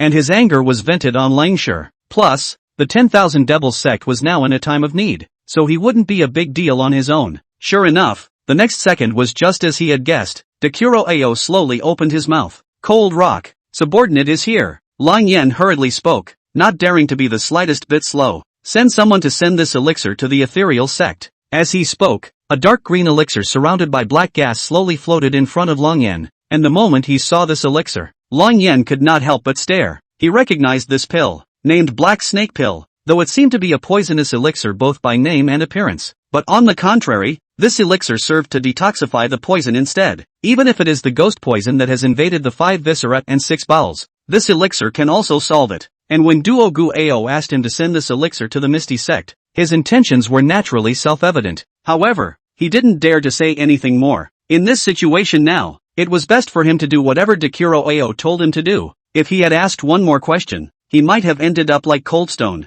Yes, subordinate will do it now. After saying that, Lang Yen took the elixir and left. As he left, he also dragged Coldstone down with him. And not long after Lang Yen left, a black mist slowly flowed out from Duogu Ao's body, and finally beside him, it coalesced into a round shadow. You've got a lot of small minds, this henchman of yours. That virtual shadow looked at the departing Lang Yen with a touch of flirtation in his words. Solo Ao listened, but said calmly, just a guy who thinks he's a good guy when he's a little smart. Seriously think I can't see those little thoughts of his? But now is the time to use the man, so let him live a few more days first. After saying that, Dekuro Ao seemed to have thought of something else and let out another cold snort. It's just a pity that these fools didn't bring back the sword embryo. Now that my sword domain has come to fruition, if I can get that sword embryo and refine it in infusing it with the power of your demon mist clan, no one will be able to defeat it within the refined void stage. That black mist couldn't help but open its mouth even after hearing that. Yes, a worldly treasure such as a sword embryo, if one can obtain it, it can indeed greatly enhance one's strength. But don't get too discouraged. When my demon mist clan enters this world,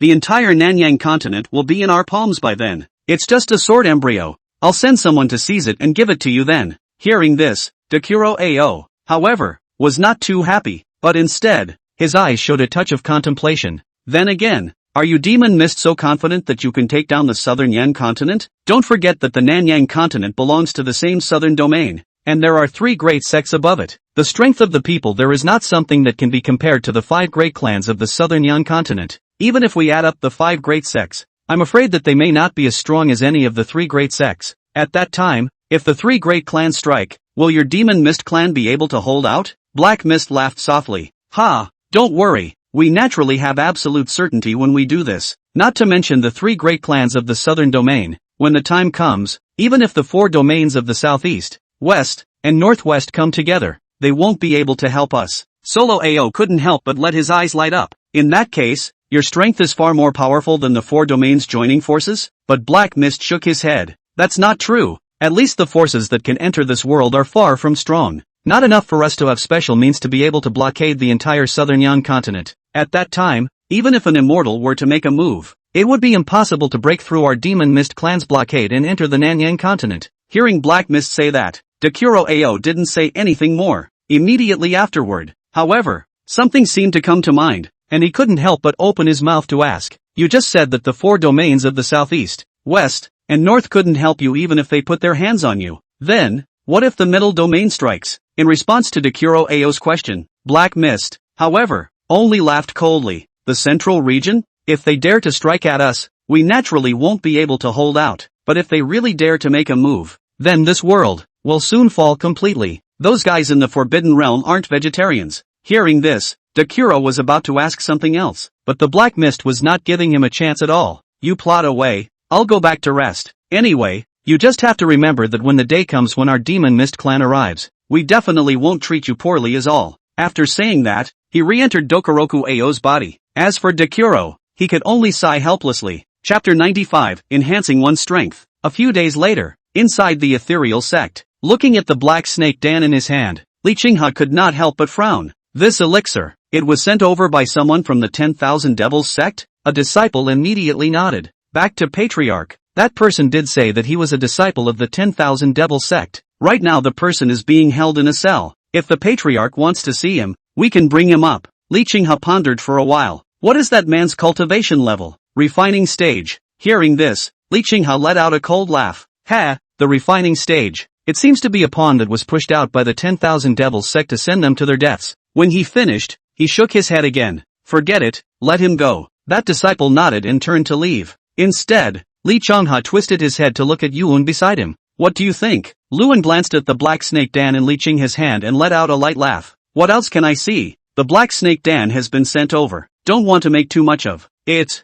said Ryun, who seemed to have thought of something and added. They don't want to make a big deal out of it, at least for now. After hearing Ryuan's words, Li Qinghe also nodded, obviously recognizing what Ryuan said. But the more that happens, the more worrying it becomes. Placing undercover agents in all the sects. Even the elders of our Misty sect have their people, and now he's taking the initiative to send such a precious elixir over, wanting to calm the storm. How it looks like the calm before the storm. Ever since that day when Qin Buxiu talked to Li Qinghe about the Misty sect's undercover agent, Li Qinghe had not been able to sleep well the entire day, because he himself had no way of determining which elder was the undercover agent in the sect, and how many undercover agents there were. So far, he had only told Ryan and a very few elders that he could trust 100% with this news, and had strongly asked them to keep it a secret. After all, once this news was leaked, spooking the snakes was a certainty. It's going to be hard to find out who the undercover agent is. But are you so sure that an elder defected? Could it be that some elder casually spoke to the disciples and let them know?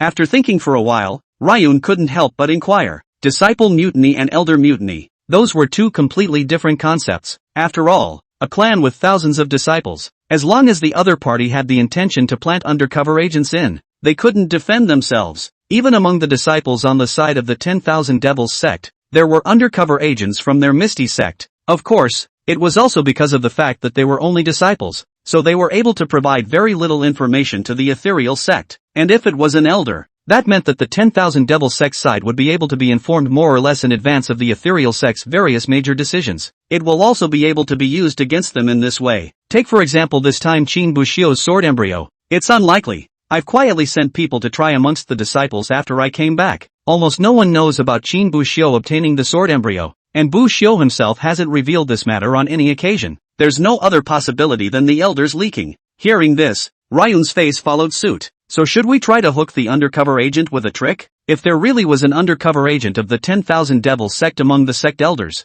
then naturally, the sooner it was hooked out, the better, otherwise it would be a hidden danger for the entire clan. But Li Qinghe shook his head once again. It's not easy to hook them out. There are also not a few elders in the sect, so I don't know exactly how many people have defected to the 10,000 Devil sect. If there's only one person, that's fine, but if there's more than one. Speaking of this, Li Qinghe sighed helplessly again. I'm just afraid that when the time comes to go through all the effort of finding one mouse, the others will all be hiding, and it will be difficult to catch them in the first place. There is a saying that when you find a cockroach in your house, it means that there is already a nest of cockroaches in that house. So if Li Qinghe wanted to uncover these people, it would be best to uncover them all at once. If only one is uncovered, the problem will not be completely eradicated, but rather, it will scare the snakes. But at least we now know there are undercover agents in the clan, but they may not know now that we know they exist. By utilizing that, it may not be impossible to make them work for us, Ryun said, sort of looking on the bright side. Li Qinghe nodded. It's true that it's the same thing,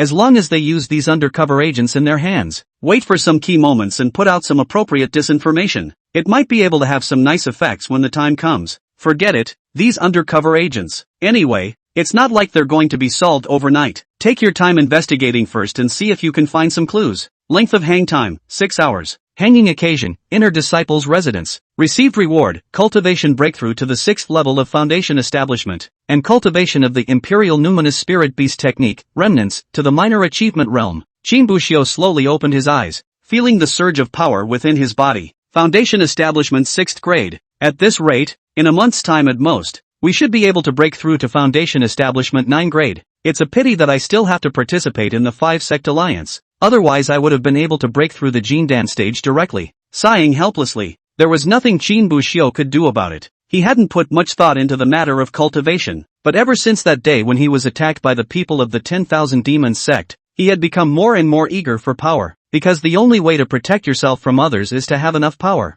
He didn't want the events of that day to be repeated in front of his eyes. One is powerless in the face of those who threaten them. Thinking, Shinbushio opened his system panel. Host, Shinbushio. Spiritual roots, miscellaneous spiritual roots. Talent, seeing through. Realm, foundation stage 6th grade. Minor, alchemy, peak 1st grade. Techniques, ethereal foundation building record. Nourishing the spirit method. Hard body technique, perfection. Royal numinous spirit beast technique, remnants, minor completion. Spells, chi gathering fingers, small success. Turtle sleeping technique, complete. Listening to the wind sword technique, complete. Avatar, wind blade scroll, minor accomplishment. Wind walk, minor accomplishment. Spirit shock, minor accomplishment. Looking at the attribute panel that had been enriched quite a bit compared to before, a smile appeared on Shinbushio's face. Although after a month, there would be no way to be on the rise in terms of cultivation. But the good thing was that even so, Shinbushio still had quite a few things to go cultivate. Spells, divine powers, and various supplementary arts, especially the minor arts,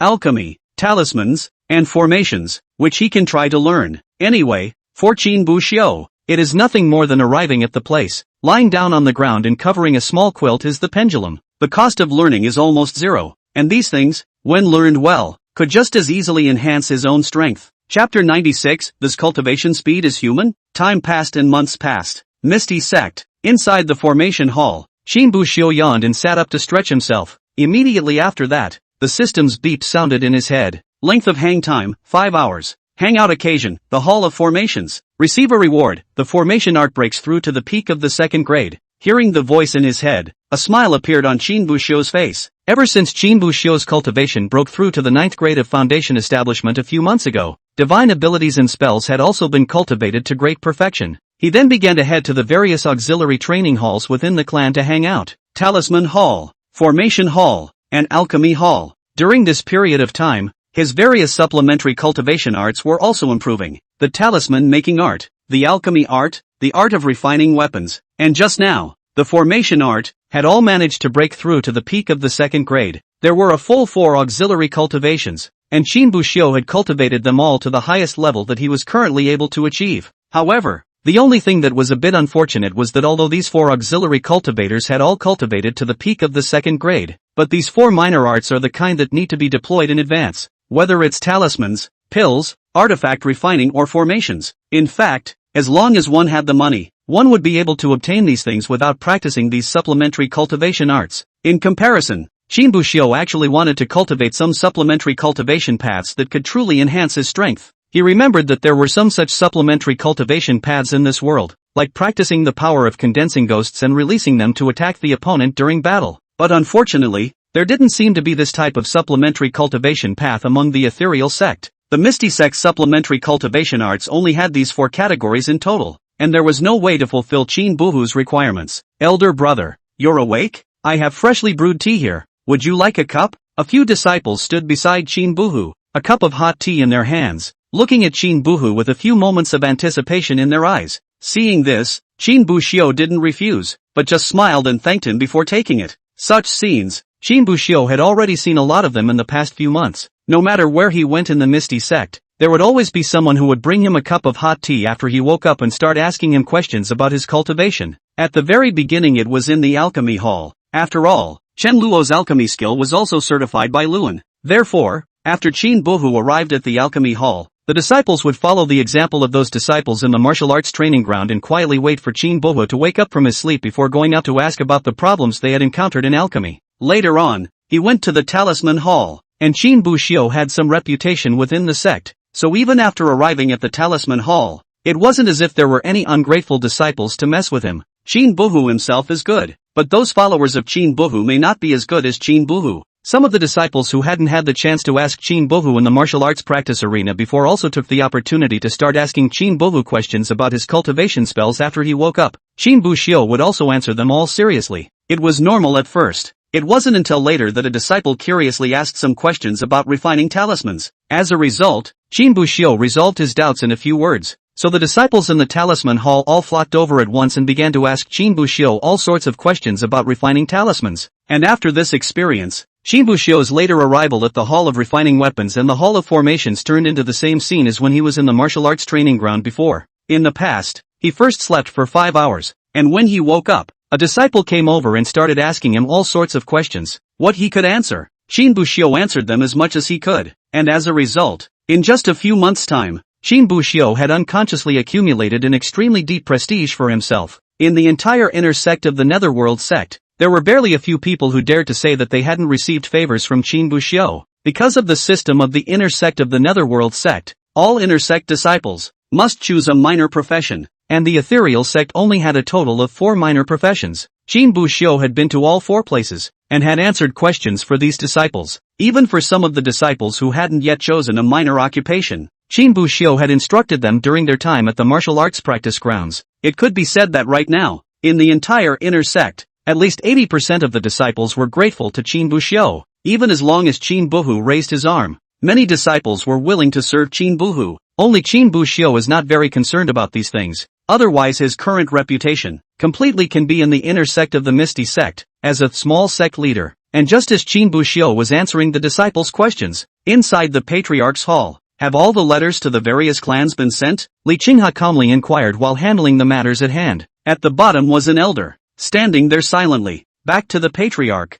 all have been sent over. Li Qinghe nodded. Then as if he thought of something else, he looked up at the elder. By the way, where is Hugh now? That elder thought for a while. It should be in the formation hall. He has been sleeping, coughing and practicing in the formation hall for the past few days. Hearing this, Li Qinghe didn't say anything else. In fact, ever since he returned to the Netherworld sect, Li Qinghe had been paying attention to Qin Buhu. It seemed that he was worried that what happened that day would have any effect or blowback on Qin Buxiu. And in the beginning, although Qin Buxiu's behavior was no different from the past, it still made Li Qinghe couldn't help but worry. After all, Qin Buxiu's 2.1 line life was either staying at home and sleeping, or staying at the martial arts training ground and sleeping. Although it was the same as normal life, the thought of the blow that what had happened earlier might have caused to Qin Buxiu could not help but make people mess up their thoughts. However, it was good that such worries didn't last too long, because a few weeks later, Li Qinghe realized that Qin Buxiu's cultivation level seemed to have increased. After that, after some more time, he realized that Qin Buxiu seemed to have built the 9th grade of foundation establishment. He was a bit puzzled, so he called Qin Buxiu over to see how strong he was. This is not to see, okay? I'll look directly to Li Qinghe whole speechless. The Qi-gathering finger had unexpectedly been cultivated by Qin Buxiu to the consummate realm, and although the 3 divine abilities had not yet reached consummation, they were also almost at a grand completion. On the other hand, Yan Qingqing's divine ability had only been cultivated to the minor achievement realm, so ever since then, Li Qinghe had never worried about anything going wrong with Qin Buhu. Only occasionally would he inquire about Qin Buxiu's recent situation, but every time he inquired, he was able to obtain extremely explosive results. Qin Buxiu's art of refining weaponry broke through the 1st grade, successfully refining a magic treasure at the Qi refining stage. Qin Buxiu's art of refining weapons broke through the 2nd grade and refined a foundation establishment stage magic treasure. Qin Buxiu's alchemy breaks through the 2nd grade. Qin Buxiu's breakthrough in talisman making. After that, Li Qinghe stopped asking them to report on Qin Buhu's recent situation.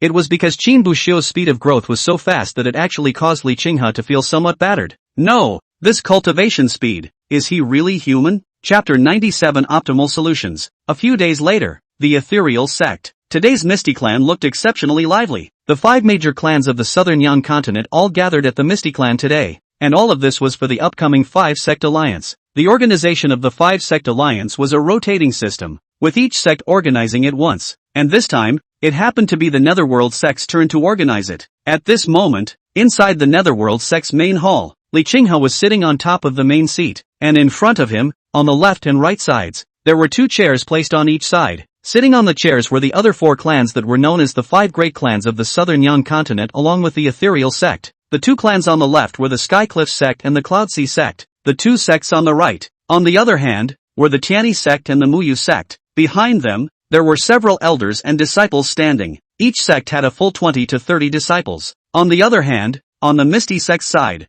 there were only 2 people, namely Qin Bu Xiu and Yen Qingqing. Although the most important purpose of the 5-sect alliance convening was to redistribute the 7 spirit veins of the southern Yan continent, but other than that, the 5 great clans would also take the opportunity to discuss something else. On top of that, some disciples would be brought over to organize some slightly smaller competitions or ring matches. Let the disciples of each clan compete with each other to improve their strength. After all, this kind of opportunity to compete with disciples from other sects was not many on weekdays. Of course, this kind of competition like Qin Bu Xiu and Yen Qingqing, disciples who were going to represent the sect in the grand competition, would not participate. For one thing, it was that all of them disciples who were picked out to participate in the grand competition were almost as if their strength was broken. If they went to participate, then it would only be them who would win in the end, and it would be a bit unfair to the other disciples. Secondly, they were also worried that they might accidentally get injured if they made a move before the grand competition. In that case, when the time came, there would be no way to exert his full power to fight for the clan's interests. Then I will send someone to arrange accommodation for all of you. After some talk ended,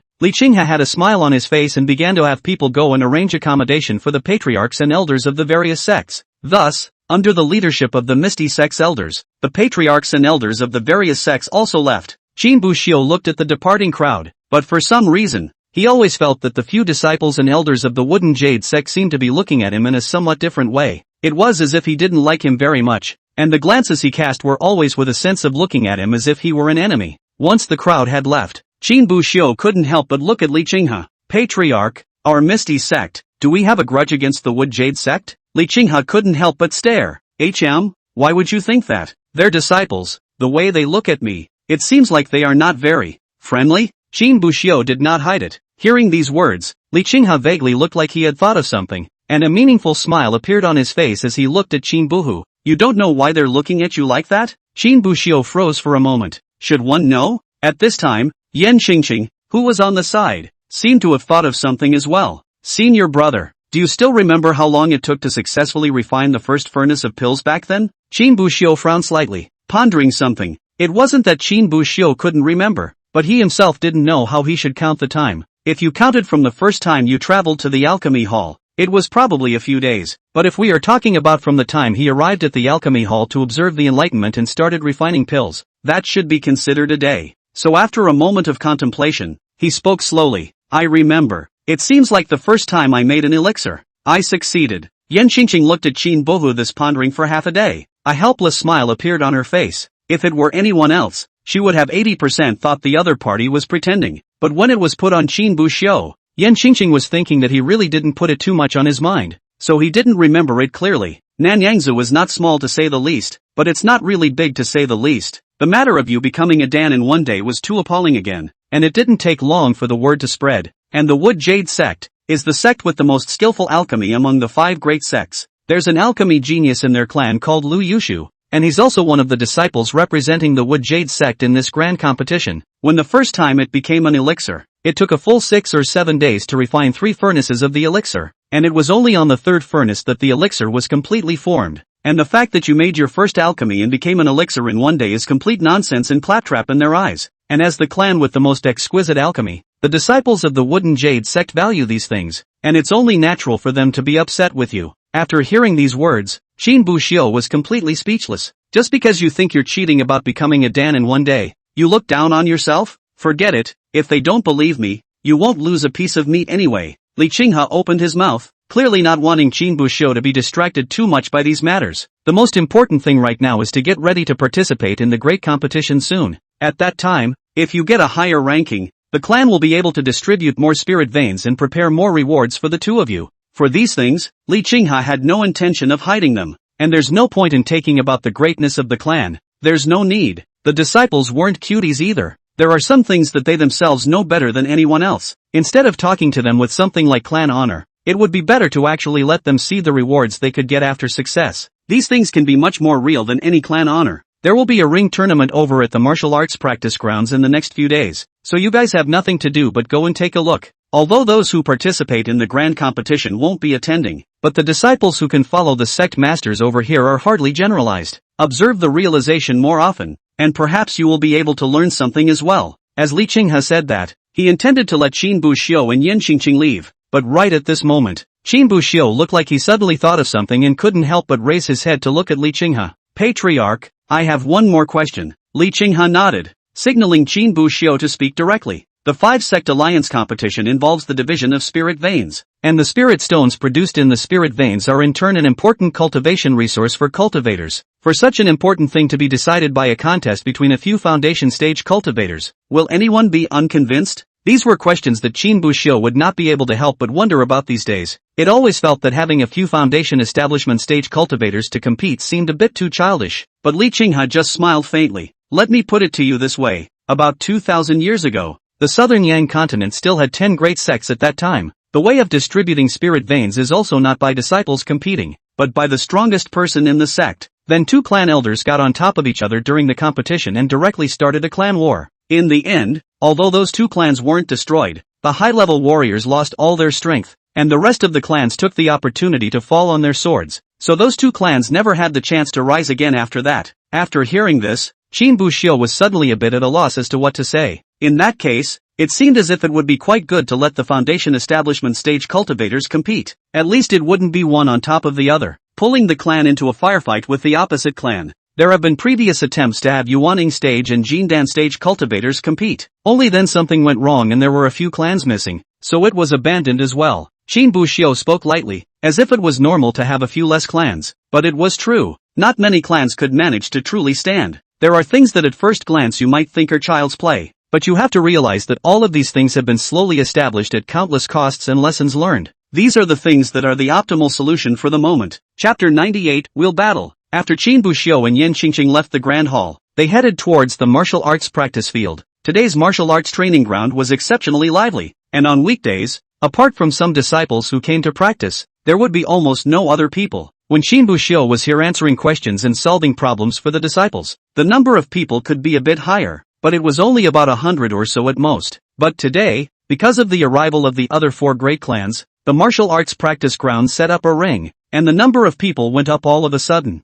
Counting the disciples from the various sects, the number of disciples in the martial arts training ground was already a full 400 to 500. Upon his arrival, Qin Buxiu quickly caught the attention of the disciples, who all revealed smiles to greet towards Qin Buxiu. Good day, senior brother Qin. Good day, senior brother Qin. Good day, senior brother Qin. Good day, senior sister Yan. Yan Qingqing looked around at the disciples who were constantly greeting towards Qin Buhu, and those disciples looked at Qin Buhu with what looked like some sort of light in their eyes. Looking at this scene, Yan Qingqing also couldn't help but feel a little envious. Although she was nominally the senior sister of the Misty sect, I'm afraid that in terms of popularity, she wasn't even 1% as popular as Qin Buxiu. But although Yan Qingqing was envious, she also knew how difficult it was to achieve this step. She couldn't do it herself anyway. He felt his head spinning just from the daily practice. Where is the time to answer questions to other disciples? And the commotion caused by Qin Buxiu's arrival immediately drew the attention of the other sect disciples. After they saw how popular Qin Buhu was in the Misty sect, they all couldn't help but stare. The fact that they were able to come to the Misty sect was enough to show that they were extremely high in both strength and status within their own sect. But even so, their popularity amongst their respective sects was far inferior to Qin Buxiu, though the disciples greeted them after meeting them. But it was more out of awe in terms of status and strength, and Qin Buxiu was in a completely different situation now. This fellow Daoist, it seems to me that the disciples of your sect are all very fond of this senior brother Qin. Zhou Guanhai, who was wearing the uniform of a disciple of the Yunhai sect, asked towards one of the Netherworld sect's disciples beside him. As one of the disciples representing the Cloud Sea sect to participate in the grand competition this time, he naturally wanted to get a good look at his opponents in advance. Even though the sect had given them information about the other disciples in this grand competition before they left, but that information may not be comprehensive, and you still need to ask around a bit more on your own. When that Misty sect disciple heard this, a few proud looks appeared on his face. That's not true. Our senior brother Qin is not only extremely gifted, but also highly powerful, and most importantly, he will also instruct us. If we encounter something we don't know in cultivation, we only need to go and ask our senior brother, and he will answer for us. Hearing this, A smile appeared on Zhou Guanhai's face as he seemed to be more interested in Qin Buhu. And just at that moment, a slightly piercing voice suddenly rang out. Rather a guy who can net people. As soon as these words came out, many of the surrounding disciples who heard these words twisted their heads to look over. The martial arts arena, which was originally still somewhat noisy, seemed to have quieted down quite a bit all of a sudden. The one who spoke was a fellow wearing the wooden jade sect's disciple uniform. At this moment, the gazes of the crowd fell on him, and a few disciples of the wood jade sect, for some reason, suddenly felt a weird atmosphere and took a few steps back. Another disciple of the wooden jade sect standing beside him even poked him with his finger. Instead, he grunted coldly. "Why are you looking at me like that? Did I say something wrong? Isn't he the kind of guy who nets people's hearts and minds? Who's good for nothing and loves fame? Why else would you instruct them in cultivation? And why would they be so brazen as to spread rumors like becoming a Dan in one day? The whole day's mind is focused on netting people's hearts and their own vanity. So I'm afraid the strength isn't much stronger. At best, it's an embroidered pillow a pack." Suddenly, that wood jade sect disciple's words came out. He only saw that he had gathered 20 to 30 disciples in front of him at some point, and there were also quite a few Misty sect disciples beside and behind him. They gathered around and surrounded the disciples of that wooden jade sect in the very center. Seeing this scene, that disciple of the wooden jade sect was obviously somewhat abashed as well, gulping down his saliva and looking at the netherworld sect disciple in front of him with a wary face. "You guys, what do you want? Let me tell you. We are here this time to represent the wood jade sect to participate in the 5-sect alliance. Do you know what happens when you make a move on me?" That wood jade sect disciple said, and although he was obviously a bit scared, he didn't recognize his mistake. And once those disciples heard this, they all couldn't help but frown and hesitate. Obviously they themselves knew that if they beat up the disciples of the wooden jade sect now, it would indeed not end well when the time came. After all, this was a disciple of the wood and jade sect, not the ethereal sect. If one of the Misty sect's own people had dared to talk about senior brother Qin like that, they would have rushed up and given him a severe beating long ago. But the person in front of him was a disciple of the wooden jade sect, so it was not a good idea to make a move. But they didn't want to just let go of this guy who had slandered senior brother Qin. And when the disciples of the wood and jade sect saw that the crowd didn't dare to make a move, they immediately hardened their hearts again. "What's the matter? With so many people around, is it possible that you want a group beating? It's also true that if one-on-one strength, how many of you can't possibly be my opponent? And that's the only way to win with such underhanded methods." Being provoked by this guy, a lot of people immediately came to fire, but didn't make a move to go up. After all, if he did now, it would really be a group fight. Seeing this, Qin Buxiu on the side was about to say something. After all, this matter was due to him no matter what. Although he himself didn't care, these disciples did. But before he could open his mouth, he realized that someone had cut him off. "Senior brother Qin, leave this to us." Qin Buxiu froze for a moment and realized that to his left and right, the two of them, Cui Hao and Yang Dizhuang, had already walked out. Then Yang Dajiang pulled his voice, and he shouted, "Good, since you say so, then if you have the guts, get in the ring and let's have a good match. Let's see if you're as good as you say you are or not." The crowd immediately noticed Yang Dajiang, but the looks on their faces didn't look much better for it. Yang Dajiang's strength is not bad in the inner door, but it is also the 5th or 6th grade of foundation establishment, and his strength is not considered top. Against the opposite side, not necessarily the other side, the disciple of the wood and jade sect obviously also saw that Yang Dajiang was not as strong as himself, and his face immediately showed a touch of joy. "Good, that's what you said yourself. Don't regret it." After saying that, he directly walked towards the ring, and Yang Dajiang also followed without hesitation. And to the side, Cui Hao quietly called a few disciples over. "You few, make a trip to the Alchemy Hall, Formation Hall, Talisman Hall, and Weaponry Hall. Then go and call all the disciples you can find inside. Didn't he say that no matter how many of us come, we won't be his match? So let him beat up all of our Misty sect's disciples." Tired of this, when the few disciples heard this, their eyes lit up and they left without looking back. Cui Hao looked at the wooden jade sect disciple who had already stepped onto the ring, a cold smile appearing on his face. It's true that group fights aren't pretty and degrade the netherworld sect's reputation. A wheel battle would be much better. More than 1,000 disciples in the inner sect, one person will swing a punch to kill your dog days. Daring to scold our senior brother Qin, you don't even look at your own virtues. Qin Buxiu, who was on the side, naturally heard Cui Hao's words, and although he was a bit helpless, in the end, he didn't say anything more. Anyway, it's not your own family that's getting beaten up. Nothing to speak of. Chapter 99, We're Different. Yang Dajiang and the disciples of the Wood and Jade sect boarded the ring. After giving each other a salute, the two of them immediately struck out. Their moves were severe and swift. Yang Dazhuang's cultivation was only at the 6th level of foundation establishment, but his attainments in spells were not low, and this disciple from the Wood Jade sect seemed to have reached the 9th level of foundation establishment in terms of cultivation. The difference in cultivation between the two was a full 3 small realms, but if it came to the cultivation of spells, it was Yang Dazhuang who was better. It wasn't that Yang Dajiang was so great at the spell cultivation course. The main reason was that Qin Buxiu had been explaining the essentials of spells to the disciples of the inner sect from time to time ever since he had entered the inner sect. If there was anything they didn't know how to do, they went straight to ask Qin Buxiu.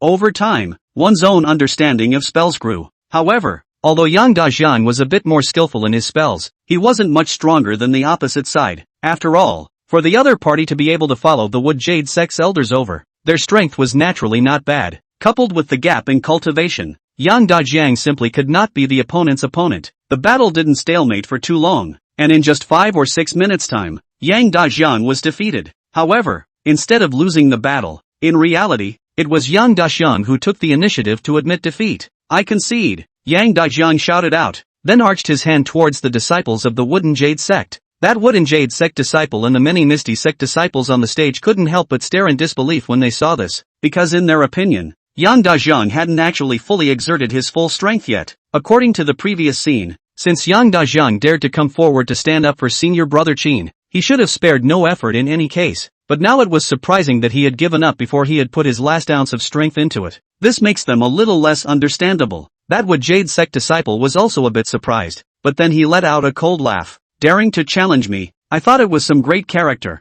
turns out it's a softie too, and before he could put up a fight, he got scared and ran away. Listening to the clamor of that Wooden Jade sect disciple, many of the Misty sect's disciples under the stage immediately clenched their fists, their eyes filled with anger, but Yang Dajiang just smiled bashfully, then muttered in his mind, "It's just a failure in my personal battle, our tactics can just be getting started. I hope you'll still be this arrogant after you've lasted through 100 challenges." After saying that, Yang Dajiang jumped off the martial arts stage, and an ethereal sect disciple immediately came forward. This disciple's cultivation was only at the 4th rank of foundation establishment, even lower than Yang Dajiang, but he seemed to be ready to go on the field. Yang Dajiang patted that disciple's shoulder and whispered a command beside his ear. "Don't get on top of it, just drain his aura and stamina, don't get yourself hurt. It would be a shame to get hurt over someone like that." The disciple nodded before jumping onto the ring. Misty sect disciple, Yang Qing. After saying that, he made a salute person towards your Wooden Jade sect disciple. Then he made a move towards the other party to kill them. And below the ring, quite a number of Netherworld sect disciples had already consciously lined up. Seeing this scene, whether it was Qin Buxiu or the disciples of the other sects, it was obvious that they all saw the intentions of the Netherworld sect's disciples. This was clearly an intention to play will war and use the numerical advantage to exhaust the disciples of the Wood Jade sect. But even though it was the same man-to-man tactics, there was still a big difference between a group fight and a wheel fight. Group assault, that's questionable character and out of order. But wheeling, while not exactly glamorous either, is at least in line with the rules. After all, no one ever made a rule that said you couldn't have a wheelbarrow fight. The other Wood Jade sect under the stage couldn't help but furrow their brows when they saw the scene. Senior brother Lu, senior brother Wang, are we just going to watch? A few of the Wood Jade sect's disciples couldn't help but look at the two standing at the front. These two were the disciples representing the Wood Jade sect in the grand competition this time, Lu Yushu and Wang Gu. Wang Gu looked at the scene in front of him, but he let out a cold smile. "Ha ha, this own want to go to provoke people. Who can blame? Serves you right for daring to clamor like that in someone else's territory," Wang Gu said, clearly not intending to intervene. Lu Yushu on the side naturally understood this, but no matter what, this was a disciple of his own clan, and he couldn't possibly watch him being bullied. After contemplating for a while, before he could open his mouth, he heard Wang Gu speak again. "It's just that, after all, they are all disciples of the same sect. If we just watch him being bullied by the Misty sects people, the other sects will think that my Wood Jade sect has no one? You too, go get the elders over here," Wang Gu said as he looked at the two Wooden Jade sect disciples on the side. Once those two disciples of the Wooden Jade sect heard that, they nodded and turned around to leave. When Lu Yushu saw this, he didn't say anything. It was only a few seconds before the two walked back in silence. "What's wrong?" Looking at the two people in front of him, Lu Yushu couldn't help but stare. The two didn't speak, just glanced aside with their afterimages. Lu Yushu and Wang Gu and a few others then looked toward the afterglow of the two men. Immediately after that, they suddenly realized that they had somehow filled up with Misty sect disciples standing beside them. 70 to 80 Misty sect disciples surrounded them, forming a human wall that solidly surrounded them. their gazes carrying a few wary looks. Seeing this scene, Lu Yushu and Wang Gu and the others directly froze. Didn't seem to expect it to turn out that way. However, Wang Gu and the crowd reacted very quickly and immediately pointed at the Wood Jade sect disciple in the ring and cursed. Asterisk asterisk asterisk asterisk. This brat, how dare he speak out against my ethereal sect's Taoists? He wouldn't know the sky if he wasn't taught a lesson. With that, he turned his head to look at the ethereal sect disciples beside him. Gentlemen, you should not see that we are both wearing the uniforms of the disciples of the Wood Jade sect, but we are actually two completely different people in essence. A fellow like him, placed in our Wood Jade sect is also an existence that we look down upon. You guys just dare to teach him a lesson. Just don't beat him to death. After all, it's not good to talk to the elders when the time comes. Hearing Wang Gu's words, the Misty Sect's disciples froze instead, but after thinking for a while, he also nodded towards Wang Gu, and his eyes calmed down a lot. After all, these Netherworld sect disciples of theirs weren't unreasonable, and they were only teaching that Wooden Jade sect disciple a lesson in order to give Qin Buxiu a head start. Blocking these disciples of the Wood Jade sect was also just a fear that the other party would go back and ventilate the situation. And now, since the other party was so reasonable, they naturally wouldn't make things difficult for the other party. Of course, no hard feelings, but there was no way they were going to be let go. At the very least, he had to wait until he had finished teaching the Wooden Jade sect disciples in the ring a lesson. Chapter 100, Standing Upright While Being Beaten. The disciples of the Wooden Jade sect looked at Wang Gu with somewhat complicated faces. Not a senior brother. Didn't he just say that he was a disciple of a clan and couldn't watch him being bullied by other clans? Why are you surrendering now? However, Wang Gu looked at the eyes of those disciples and shrugged without a care in the world. What are you looking at me for? Don't you know what it means to know what's good for you? Hearing this, Lu Yushu, who was on the side, couldn't help but give Wang Gu a blank look, his eyes filled with dislike, not even a little backbone. Hearing this, Wang Gu was instantly infuriated and laughed. Backbone? You have a backbone you charge out to the elders. There are 500 to 600 Misty sect disciples alone in this martial arts practicing ground, and I just saw someone running away, probably going to move help. When the time comes that the entire inner sect of the Netherworld sect's disciples come over, the bones will all be beaten into osteoporosis for you. Lu Yushu snorted coldly, but didn't say anything more. As a cultivator representing the Wooden Jade sect to participate in the grand competition, it was natural to have a backbone, but brains are equally not in short supply.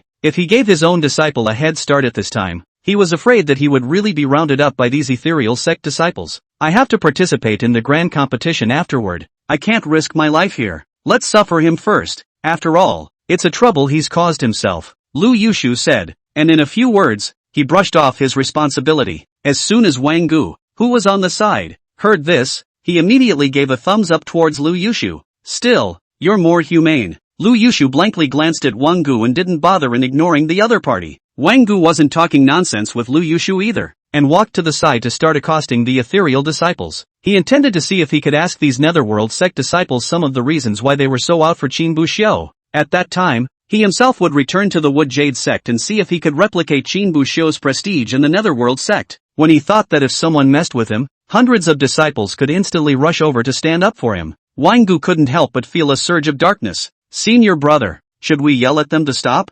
Yanxingqing couldn't help but frown and ask as she watched the 5th Misty sect disciple walk onto the ring. That Wooden Jade sect's disciple had obviously become somewhat deflated. It wasn't that she was worried that something would go wrong with the disciples of the Wooden Jade sect. Rather, it was the thought that although Yang Dajiang and the others were doing this to stand up for Qin Buxiu, it was still more or less out of order. If the clan side knew about it, they would definitely not leave it unquestioned, and Yang Dajiang and the others would be punished at that time. However, when Qin Buxiu heard this, he directly shook his head without even thinking about it. People have already cursed into their face. Just let the opposite side go. 2ing Turtle. Qin Buxiu practiced the code of conduct of being kind to others and was willing to be the one to show kindness first, but if others ignored his goodwill, or even spoke ill of him, then he would not hold a hot face against someone's cold ass. However, Qin Buxiu was naturally clear about the reason why Yanxingqing said that, so after contemplating for a while, he slowly opened his mouth. It's okay. When the time comes for something to go wrong, I'll carry it. He who carries the wages of all must not be allowed to die a violent death in the winter. The people are holding the paycheck for me, and I must not chill the hearts of the people.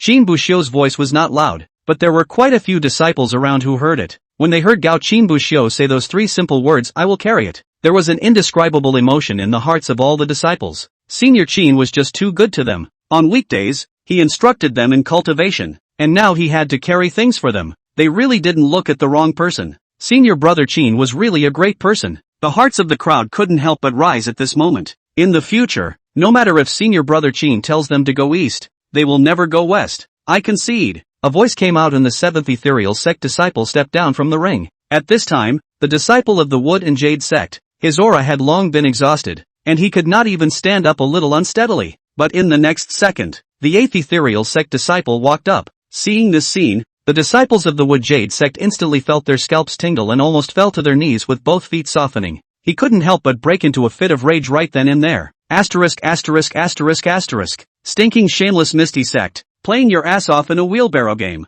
It's disgusting. It's disgusting. Lousy won't play anymore. Lousy concedes defeat. With that, he walked to the edge of the ring and jumped. However, when he saw this scene, a cold smile appeared on young Dezhuang's face. It's so easy to leave. Joke, said the man, almost the instant the other jumped down. The netherworld sect disciples who were surrounding the ring immediately struck out. The crowd caught the jumping wood jade sect disciple with the palms of their hands steadily, and then threw them towards the location of the ring. In the next second, that wood and jade sect disciple landed firmly in the center of the ring again. Seeing this scene, that wood jade sect's disciple was dumbfounded, and so were the disciples of the other sects present. No, it can still be played like that? And as if the ethereal sect disciple didn't see this, he saluted towards the wood and jade sect disciple with great speed. Enlighten me. After saying that, he killed towards the other party. Asterisk asterisk asterisk asterisk Q. Breaking into a curse, the wood jade sect disciple used his entire body's strength to leap towards the distance. However, these disciples of the ethereal sect were not freeloaders, and immediately adjusted their stance to steadily catch the wooden jade sect disciple who jumped 10 meters away.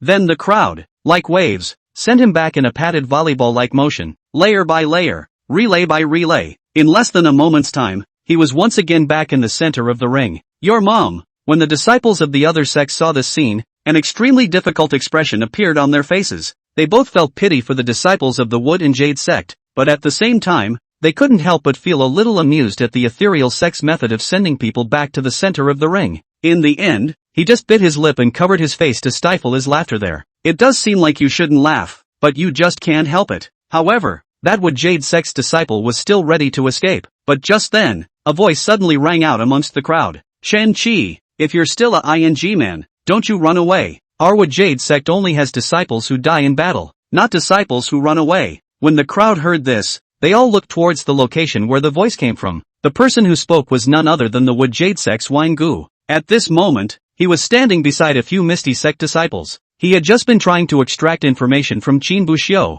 wanting to see how exactly Qin Buxiu controlled these netherworld sect disciples. However, it seemed that it was because he was wearing the wooden jade sect's disciple uniform that these people were wary of him. He had to do something to get the other man to trust him. After saying Chen Ji, he then turned his head to look at the netherworld sect disciples in front of him. To be beaten you must stand upright, and to do wrong is naturally to be punished. What's more, the one he insulted was also senior brother Qin, whom I've always greatly admired, so he must be taught a bit of a lesson so that he'll learn from his mistakes. After hearing these words, the misty sect's disciples couldn't help but stare. It seemed that he didn't expect that Qin Buxiu would have a little fanboy outside of the ethereal sect, so without realizing it, he was a little less wary of Wang Gu. Chapter 101 The Passion of the Misty Sect's Disciples. And just as the competition in the martial arts training ground was in full swing, on the other side, the inner gate of the netherworld sect, a few disciples who ran out from the martial arts training ground were scurrying all over the inner gate of the misty sect. Some ran into the formation hall, some ran into the alchemy hall, and some ran towards the inner disciples' residence. Although there were disciples from other sects competing in the martial arts training ground today, they were not very interested in it.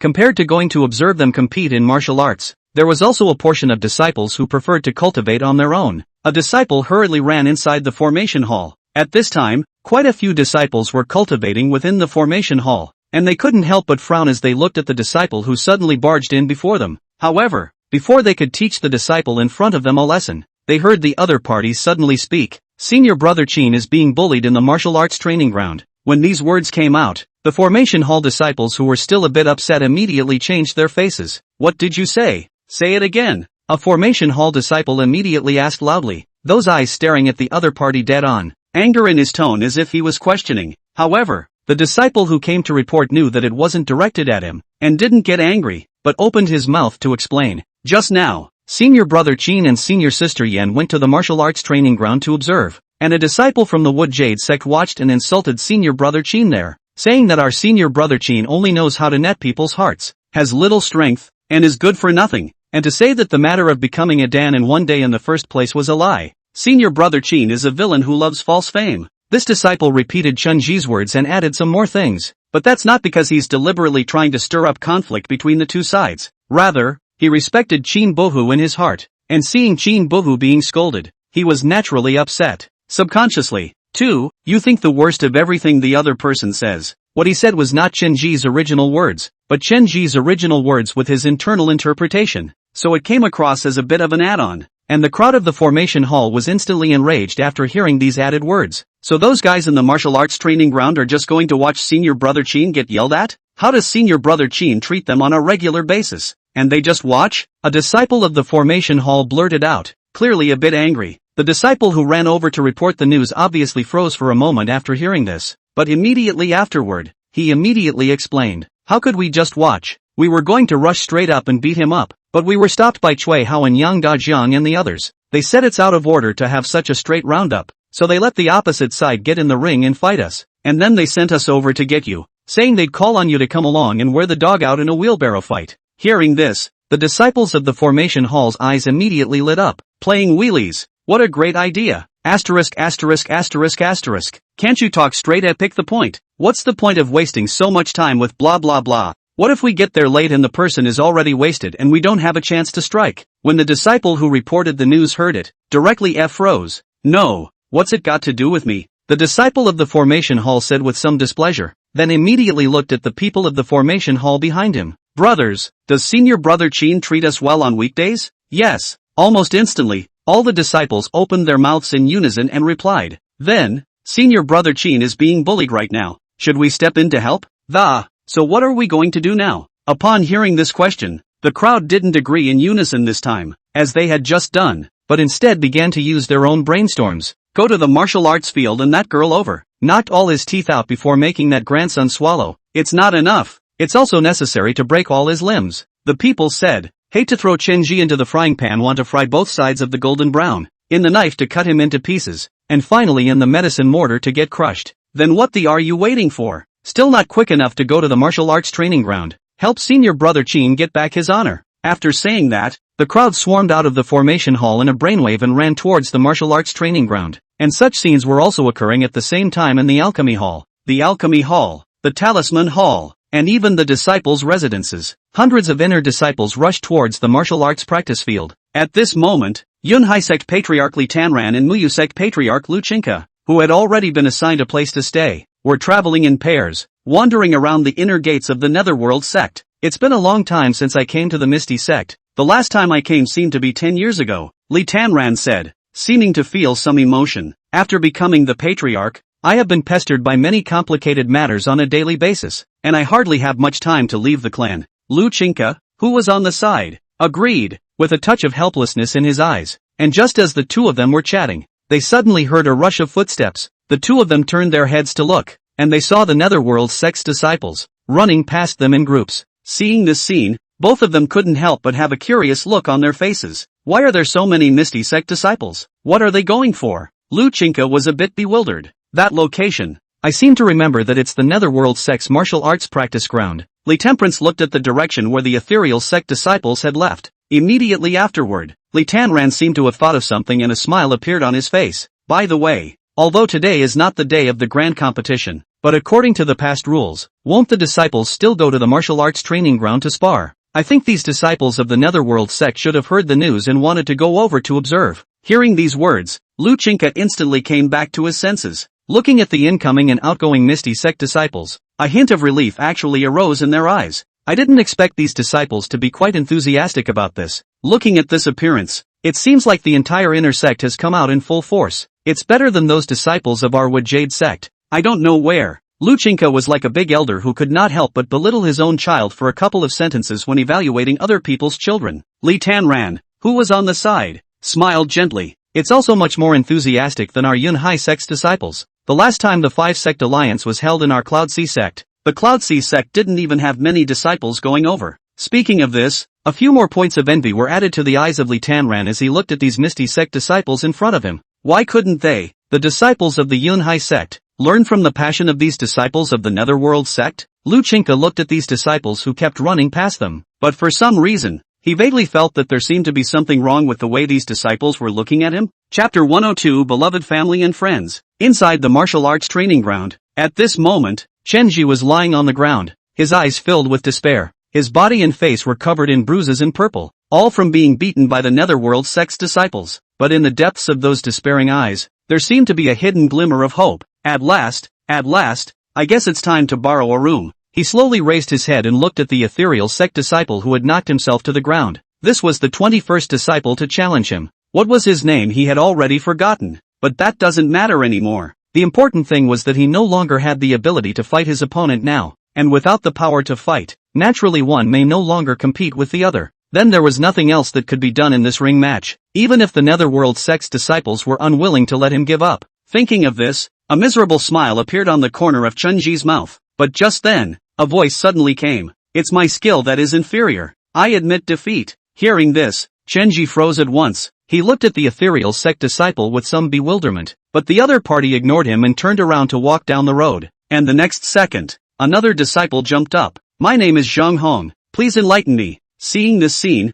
Chenji couldn't help but twitch the corners of his mouth. I'm bleeding out. I'm already bloodied. You all want to replace me with a full-blooded one, don't you? Bastards. All of the ethereal sect are a bunch of beasts. But while he thought this in his heart, he did not dare to say it. After all, it was after he cursed Qin Bushuo twice before that he was thrown into the ring and severely honed. If he was cursing the ethereal sect, he shall not be eaten alive by them. Forget it. Come on, all of you. You animals. Chenji spoke in a small voice, a clear tear crossing his green and purple cheeks, as if he had completely accepted his fate. However, the next second, the scene that appeared in front of him froze him. He only saw the disciple called Zhang Hong slowly walk to his side, then took out a pill and stuffed it into his mouth. The moment the elixir entered his mouth, Chenji froze and looked at the other party with a look of disbelief. This is a third-grade healing elixir. The other party actually gave himself a healing elixir. Could it be that there are still good people in the ethereal sect? Thinking of this, Chenji could not help but feel a little touched in his heart.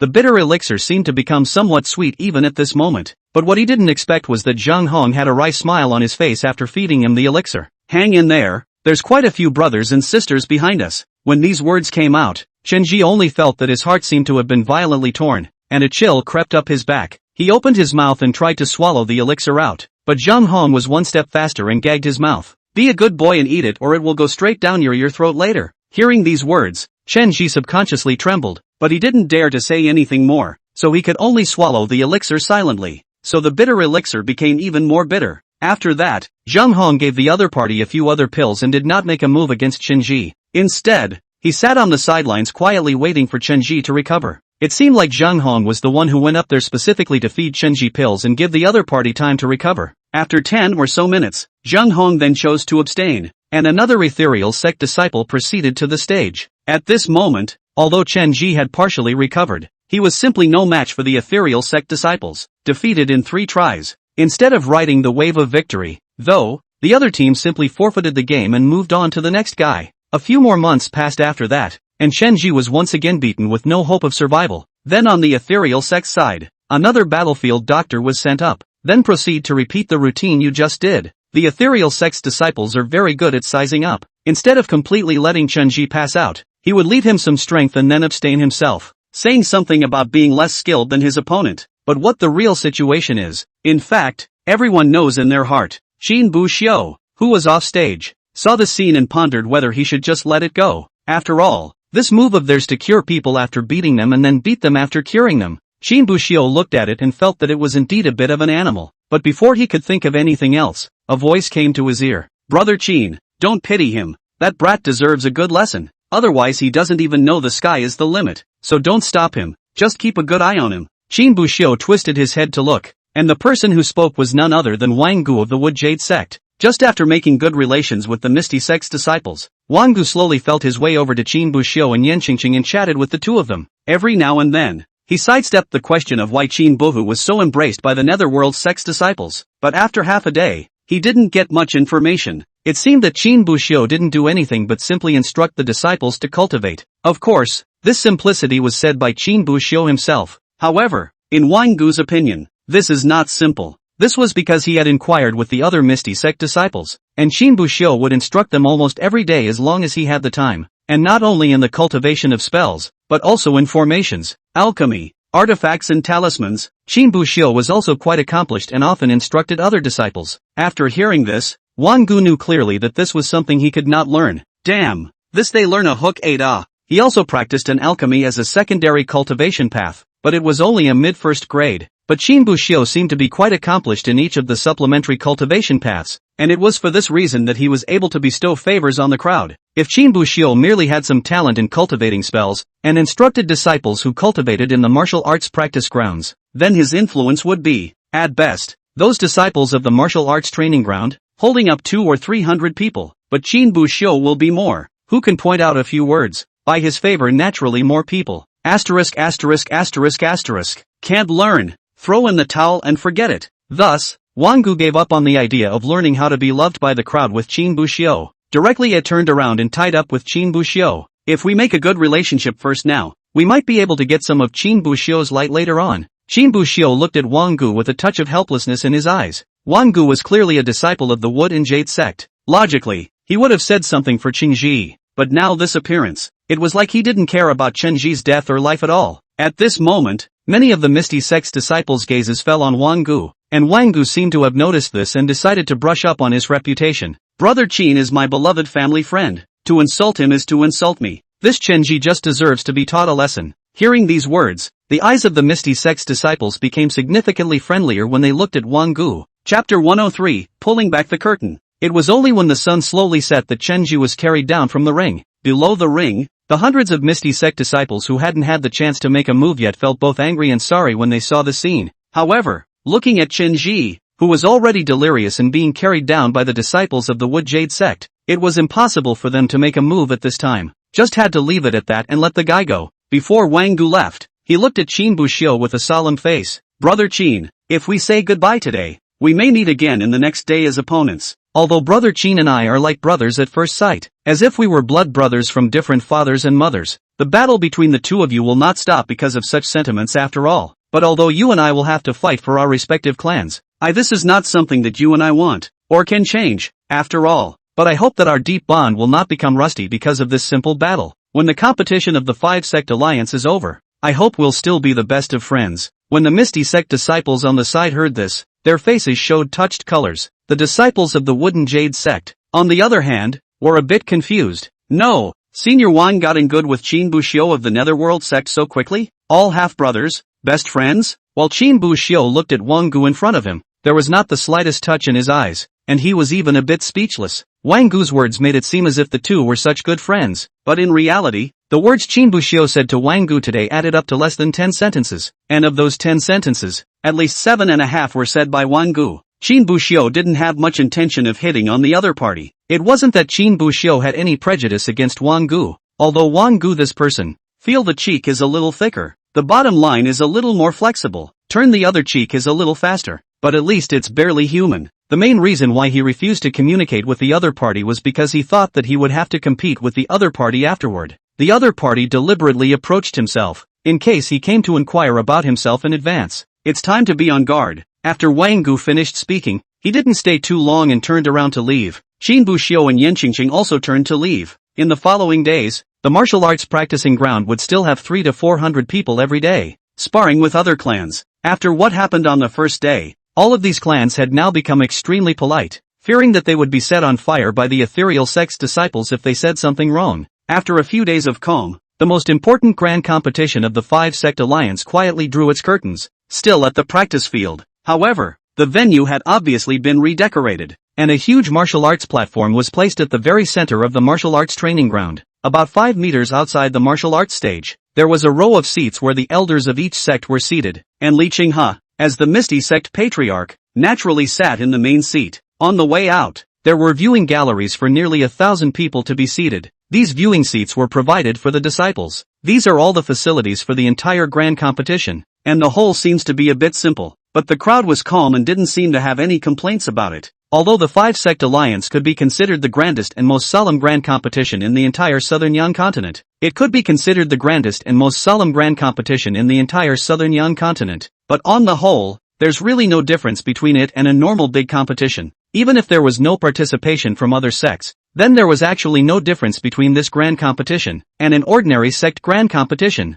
Of course, this was not the style of the ethereal sect, but the style of the 5 major sects in the entire southern Yang continent. That's what the 5 major clans did. The main one is simple, not so fancy, just practical. But in fact this austere pragmatism has only slowly developed within the last 100 years. 100 years ago, the 5 clans meeting at that time was still very dignified. The clan will not only set up some programs, but also organize some opening ceremony and so on. And in addition to the other 4 major clans, those smaller clans from the southern Yang continent would also be invited over. It could be said that the 5 clans meeting at that time was not only to redistribute the belonging of the spirit veins, but also to show their powerful strength. It wasn't until more than 100 years ago that a certain sect organized a 5-sect alliance. It was a grand scene, almost to the point where it could be considered unprecedented. I heard that in order to prepare for the 5-sect alliance that time, the entire clan had taken out a full 1,000,000 spirit stones. During the great competition, the meat eaten was all demonic beasts starting at the foundation establishment stage, and the wine drunk was all brewed from spirit fruits. He also took out 200,000 spirit stones and several spellbooks as rewards for the grand competition. On top of that, a few big clans from other continents in the southern domain were specially invited. Even for the sake of poker face, the elders of the 3 major clans in the southern domain were invited over. At that time, the entire clan was truly a sight to behold,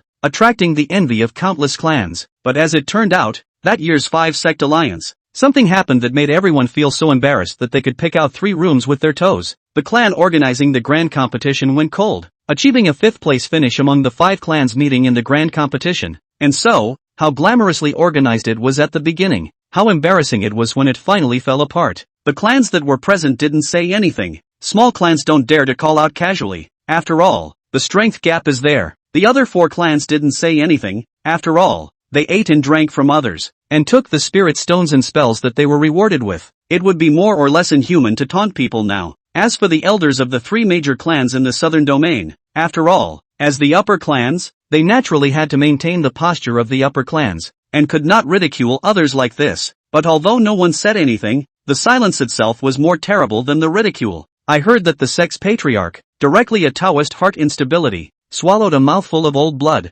Cultivation on the spot plummeted 3 small realms. Good hanging people almost did not. And ever since that incident, all of the sects had begun to downsize the large budgets of the 5-sect alliance. I'm afraid that I'll run too exciting a show at the beginning and end up losing not only embarrassment but also a lot of money. At first, they just scaled back some big budgets. Later on, they felt that there was no use in inviting those small clans, so they didn't invite the small clans anymore. After that, it was felt that there was little use for all their fancy stuff, so they simply withdrew it all. Gradually, the 5 clans meeting became what it is now. Only the very core parts were kept, as well as some that didn't cost much. Everything else that could be cut was cut. Simplistic it was, but as long as the most important function, that is, the function of allocating spirit veins for the great competition, was still there, then there was no problem. Chapter 104. The drawing of lots will now begin. Zhang Julin stepped forward and shouted. At this time, the ghostly poison in Zhang Rulin's body had long been completely cleared half a month ago. Xin Buxiu had made a point of visiting twice in between, knowing that although Zhang Rulin's body had been cleared of the spectral poison,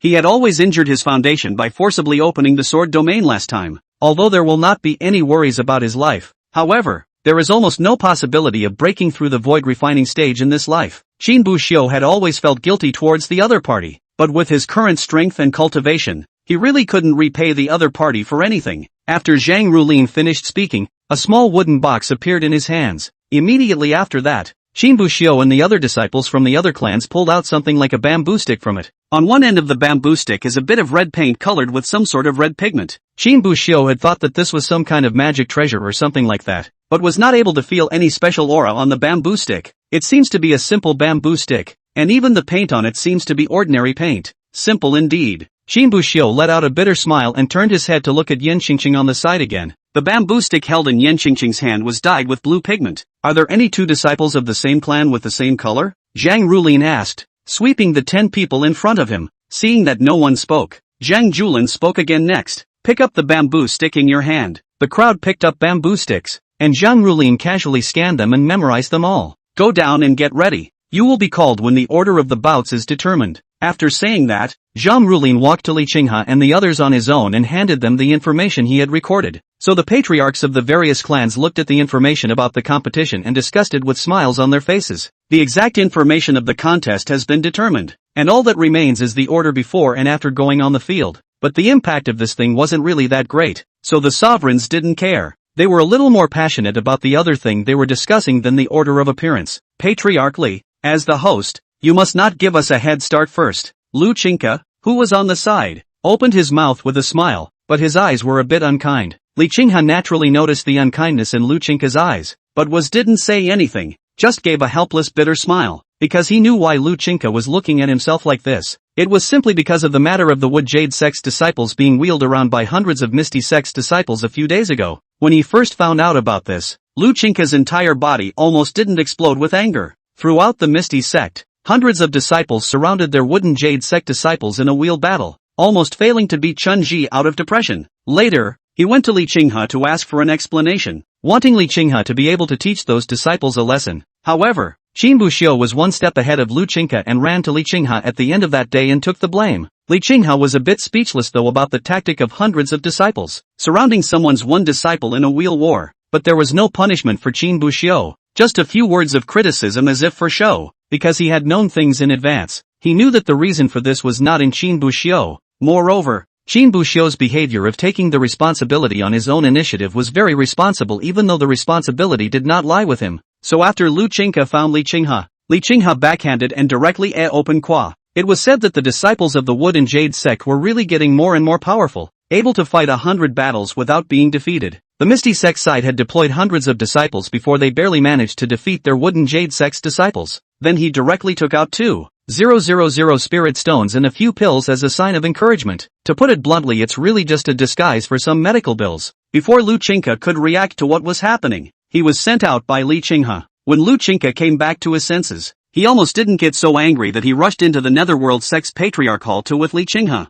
Since Patriarch Lu has said so, then I'll throw in the towel first. Give the disciples a little incentive. This is a tradition of the 5 clans meeting. Before the grand competition, each major sect would bet some treasure on the top 3 or top 5, which was used to increase the disciples' desire to fight. After saying that, Li Qinghe looked towards Qin Buxiu and the others and slowly opened his mouth. For this grand competition, my ethereal sect has taken out 50,000 spirit stones as a reward. First place gets 25,000 spirit stones, second place 10,000, third place 5,000, fourth place 3,000, and fifth place 2,000 spirit stones. For the remaining 6 to 10, 1,000 spirit stones each. In addition to that, the top 3, the first place prize of 20 spirit gathering pills, a Jindan stage magic treasure. And you can go to my Misty sect's hidden scripture pavilion and choose any of the Jindan stage spells. Second place 10 pills of spirit gathering pills and 1 Jindan stage spell. Third place, 5 spirit gathering pills and 20 chi gathering pills. The crowd didn't seem too surprised by the news, though, after all, this was considered a tradition of the 5 clans meeting, and before coming over, each clan had almost always spoken to their disciples. Moreover, the rewards given by the ethereal sect were actually not particularly large, and were similar to the rewards given in the previous 5 sect alliance competitions. When the 5 clans met for an alliance, each clan would almost always take out 20,000 to 30,000 spirit stones and some pills and spells to win a lottery. The organizers, on the other hand, will have a little more, but usually only 50 or 60,000. Although Li Qinghe was very confident in Qin Buhu's strength, there were some things that could not be messed up even if he was confident. It was as if Qin Buxiu's cultivation level might be unexpected for other sects, but who could ensure that there weren't a few strong people in the opposite clan that they hadn't expected? The Wood and Jade sect, offer 32,000 spirit stones, plus 20 spirit gathering pills for first place.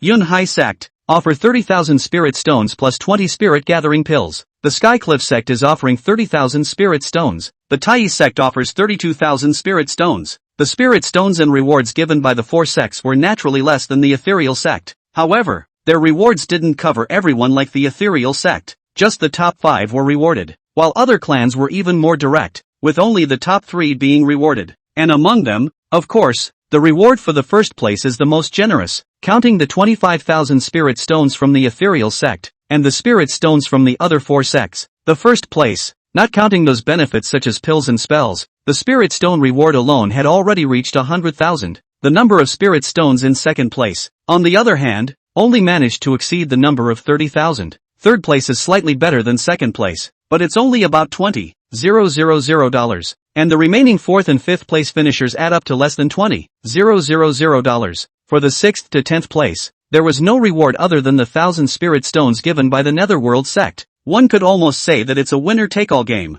Whoever took first place made a bloody fortune. Chapter 105, Golden Elephant Body. The first match of the first round. Misty Sect Qin Buxiu versus Heavenly Cliff Sect Zhou Xing. The order of the competition was quickly decided, and Qin Buxiu was placed in the first match. Then, the two were issued a talisman in their hands. This is the substitute charm, which can defend yourselves against a deadly attack. Once this substitute talisman is broken, it means the contest is over. Both the winning side and the losing side must stop their attacks immediately. No magic treasures or talismans may be used during the competition, but you may pick a weapon next to you that is handy, he said, gesturing towards a rack of weapons off to the side. Qin Buxiu glanced at the rack of weapons. There were almost every one of the 18 types of weapons. However, there was no aura above it, so it was obviously just an ordinary weapon. After pondering for a while, Qin Buxiu walked over and picked out a long sword. The sword embryo could not be used 80% of the time, but he had already comprehended the sword intent, and even if it was just an ordinary long sword, it could still explode with an extremely powerful force. Zhou Xing, who was on the side, picked out a spear that was more than 2 meters long and made of black iron all over. The two men walked up to the ring and saluted towards each other.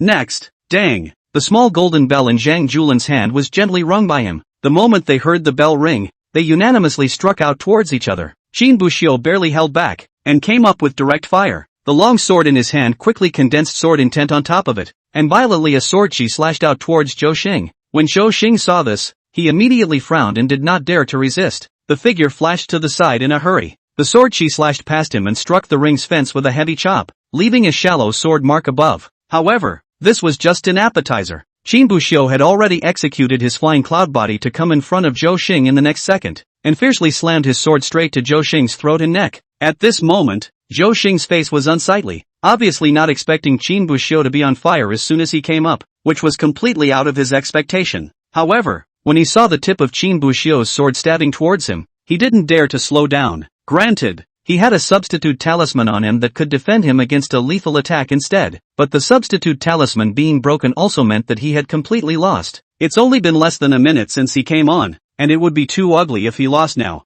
Dang! A crisp sound rang out as the long sword in Qin Buxiu's hand stabbed at the shaft of the lance. 2/3 of the spear shaft was broken open where it was stabbed, and it seemed that with a little force, the spear shaft would simply break in two. Qin Buxiu didn't let go of this good opportunity. Immediately afterward, a raging sword chi suddenly erupted from the tip of Qin Buxiu's long sword. Bang! The pommel of the long spear, which was made of black iron, was broken open, and the blade of the long sword stabbed towards Zhou Xing's neck. Seeing this scene, Zhou Xing's face turned pale, but he didn't give up, and a look of determination appeared in his eyes. Immediately afterward, Qin Buxiu vaguely saw a golden light flash through Zhou Xing's pupils. In the next second, at the location of Zhou Xing's neck, his skin began to condense a layer of golden substance, and this golden substance was still spreading. The speed was fast, and the moment the tip of Qin Buxiu's sword pierced Zhou Xing's neck, his entire neck was dyed gold, and even part of his chin was dyed gold. Dang! Another crisp sound. Only this time, the sound was made by Qin Buxiu stabbing into Zhou Xing's skin. Avatar? Qin Buxiu immediately realized what was going on, and a look of contemplation crossed his eyes. And when Li Qinghe,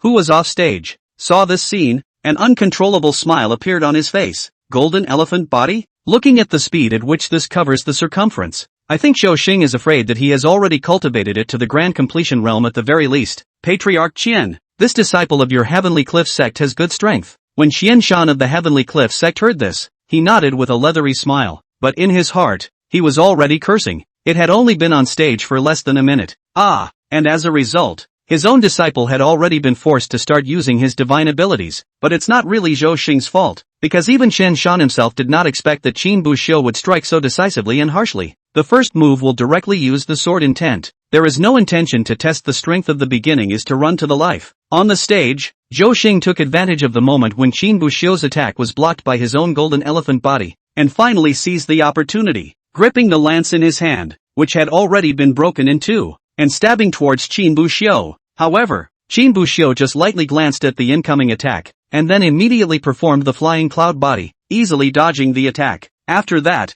Qin Buxiu didn't rush to continue launching his attack, but instead paid attention to the layer of golden substance covering the opponent's body. The layer of golden material is shrinking back to the bottom of Zhou Xing's skin at a speed that is neither fast nor slow. I think supporting this layer of golden elephant body should also consume a lot of spiritual energy. And just as Qin Buxiu was still observing, Zhou Xing made his move once again, only to see him raise his palm. A powerful force condensed in his hand and violently slapped his palm towards Qin Buxiu. Seeing this, Qin Buxiu immediately raised his left hand and slapped out the regretful mountain palm. However, it was only at the moment when their palms came into contact that Qin Buxiu realized that something was wrong. Bang! There was a loud bang. The sound was as if there was a big fat man of more than 200 pounds, jumping down from a height of more than 3 meters to make the sound. And immediately afterward, a force that was far more powerful than Qin Buxiu by several times came from Zhou Xing's palm. This power was far beyond Qin Buxiu's imagination, something he hadn't expected. All he felt was that his left arm felt like it had been placed on a tamper and tamped down hard, but luckily there wasn't too much pain. Other than a slight tingle where the shoulder was, there was little pain anywhere else in the entire left arm, because at this moment, Qin Buxiu was able to feel that his left arm had lost consciousness, and he didn't even have the ability to move his fingers. His left arm seemed to be dislocated in its entirety, but it seemed to be more than just dislocated. A tingle felt like it was drilling into his bones. Numbed. This was the only sensation Qin Buxiu could feel within his left arm. This situation was out of Qin Buxiu's expectation. Even he himself, who had cultivated the regrettable mountain palm to the perfection realm, had just blasted out a palm with all his might. Its power, I'm afraid, was only about 1/3 of Zhou Xing's slap. Such a large gap made Qin Buxiu immediately realize that something was wrong. Could it be the avatar again? It's a good thing that I've practiced the hard body technique. My fleshly body is quite a bit stronger than an ordinary person. Otherwise that slap down just now wouldn't have been as simple as a dislocation plus being knocked numb, Qin Buxiu said. And again his right hand pinched hard at the position of the left arm's shoulder. Ka-ching! A sound rang out and the left arm was attached, but he still felt like he couldn't control his left arm, like a man who had been knocked senseless and hadn't come back to his senses. Chapter 106, What in the world is this sword intent? Li Qinghe was finally relieved after seeing that Qin Buhu was fine, so he twisted his head to look at Qian Shan and spoke slowly. Giant elephant power, another divine ability. Patriarch Qian, your heavenly cliff sect's disciples are still really deep. When Qian Shan heard this, he just smiled slightly. Where? This giant elephant force he has only just cultivated to the proficient realm. It's not worth mentioning. For the second divine ability Zhou Xing cultivated, the giant elephant force, Qian Shan was frank as hell. Directly it told Zhou Xing what realm he had cultivated to now. After all, this had already been exposed, and the people around were all old foxes, able to sense what level Zhou Xing's giant elephant power had been cultivated to through the power that erupted when he performed it. It would be better to simply say it in a big way. Then I wonder, does this Zhou Xing still have a third divine ability to comprehend? Lu Qingke, who was on the side, suddenly opened his mouth and asked, but Qian Shan only smiled faintly at this. Is Patriarch Lu always so direct in his inquiries? So want to know? Wait until our two clans' disciples compete. I'll let the disciples go all out not just. The crowd couldn't help but laugh when they heard this. Comprehending 3 divine abilities was actually not a big deal. These big clans of theirs had plenty of resources to use to train their disciples. Not to mention 3, even if there were 5 or 10, they could make the disciples comprehend it. Even though there was only one spirit beast in their clan, the divine abilities they could comprehend were limited. However, there were quite a few small clans in the southern Yang continent, and these small clans would always be begging for help from them. The big clans. The big deal was that the disciples were just allowed to go over and comprehend the minor sect's divine abilities. It's not a big deal. That's what the ethereal sect does. Of course, normally, the sect would not allow a foundation stage disciple to comprehend more than 3 divine abilities. The reason was also very simple. The difficulty of cultivating these divine abilities was not low. It was a waste to comprehend more and not cultivate anything to get started. Instead of wasting so much time and resources to comprehend 5 or 6 divine abilities, it would be better to focus on 2 or 3 divine abilities and cultivate these 2 or 3 divine abilities to the extreme before cultivating others. According to the 2 divine abilities that Zhou Xing had now executed, a golden elephant body at the grand completion realm and a giant elephant force at the proficient realm, even if he had also comprehended the 3rd divine ability, I'm afraid he hadn't practiced it much. Seeing that Qin Buhu's entire left arm seemed to be unable to move after he exchanged palms, Zhou Xing immediately struck out, wanting to take advantage of the opportunity to defeat Qin Buhu. With one hand transforming into a palm, and the other holding that half-cut lance, he came towards Qin Buxiu to kill him. However, when Qin Buxiu saw this, he was calm, as if he didn't care about Zhou Xing's attack at all, only to see Qin Buxiu's light footsteps constantly dodging Zhou Xing's attacks. The long sword held in his right hand wasn't idle either, constantly accompanied by the power of the sword's intent, seizing Zhou Xing's gaps and stabbing out sword after sword. However, Zhou Xing's golden elephant body was always able to cover that golden substance on Zhou Xing's body before Qin Buxiu's sword tip could pierce it. But in response, Qin Buxiu did not panic, and the long sword in his hand kept stabbing away. If Zhou Xing's body was covered with a golden substance, then he would find an uncovered position to stab. After a few minutes, Qin Buhu's figure lightly dodged Zhou Xing's attacks, not letting Zhou Xing catch a chance to hit Qin Buhu. However, the long sword in Qin Buxiu's hand had already landed on Zhou Xing's body no less than 10 times. At this moment, Zhou Xing's body was wrapped in that golden substance, and even his eyelids were likewise so. It was crucial that he didn't dare to shed the golden substance covering his body, because once it faded, Qin Buxiu would seize the opportunity to strike again. Although Zhou Xing was 100% certain that he would be able to cover his body with the golden substance again before Qin Buxiu stabbed at him, but that would consume more spiritual energy. However, maintaining a golden substance all over one's body, as it was now, consumed just as much spiritual energy. No, at this rate, it'll have to be consumed. Zhou Xing looked at Qin Buxiu and felt as if he had been brought into a deadly cycle by Qin Buxiu. Qin Buxiu's speed was very fast, and his attacks would be easily dodged by Qin Buxiu every time. Qin Buxiu, on the other hand, would find a break in him then attack him, causing him to have to utilize his golden elephant body. But maintaining the golden elephant body itself also required spiritual energy, especially when it covered the entire body on a large scale like it did now. So because of the loss of spiritual energy, his speed was getting slower and slower. It can't go on like this. Instead of being consumed in vain, it's better to fight to the death. Thinking of this, a flash of determination crossed Zhou Xing's gaze. In the next second, he suddenly retreated violently and violently. Immediately afterward, all of the golden substance on his body retracted beneath his skin almost instantly. He only saw that he held the half of the lance in his hand with both hands. Then his teeth clenched, and it was as if all of the countless spiritual energy in his body surged into the half of the lance in his hand at this moment. Ha! Zhou Xing shouted angrily, holding the lance in his hand as he stabbed towards Qin Buxiu. Qin Buxiu looked at the lance and subconsciously tried to sidestep away, but suddenly, it was as if his body froze in place, unable to move. Qin Buxiu froze for a moment, once again looking up at the long spear that was stabbing towards him. For a moment, he seemed to vaguely feel a majestic and overwhelming aura slowly condensing above that lance. It was as if a giant elephant was violently charging towards him, destroying everything along the way, and no one could resist.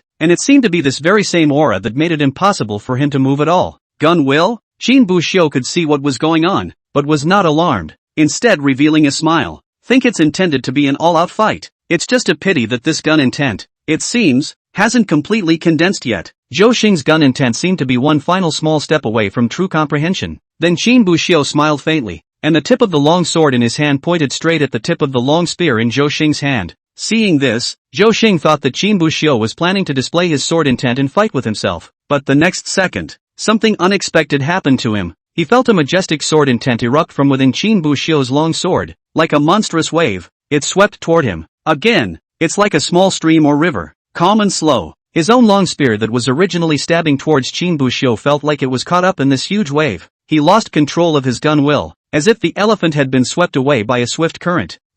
The powerful wave of air condensed by the long spear thus whistled past Qin Buxiu's body. Qin Buxiu, on the other hand, was like a bystander, not affected at all. What kind of sword intent is this? Zhou Xing's eyes were filled with shock and incomprehension, but the next second, he heard a click in his ear. Qin Buxiu's longsword had already stabbed to the position of his heart at some point. Scapegoat broken. Chapter 107 Sincerity. That substitute talisman blocked Qin Buxiu's sword for Zhou Xing. Zhou Xing himself was basically unharmed except for his spiritual energy consumption, which was a bit high, but he was standing frozen in place at that moment, his eyes empty, as if his soul had been drained. Misty sect Qin Buxiu wins. Zhang Rulin's voice rang out. Seeing this, Qin Buxiu stepped down from the ring. Zhou Xing in the ring, on the other hand, didn't seem to react. It was only after a long time that Qian Shan arranged for a fellow disciple to bring him down. Qian Shan twisted his head and glanced at his own disciple with a few confused looks in his eyes. It seemed that the battle with Qin Buxiu just now had caused him to start doubting his own strength. After all, anyone could see that Qin Buxiu hadn't used his full strength in this battle. Misty sects Qin Buxiu. He's very strong. The entire time I was down here,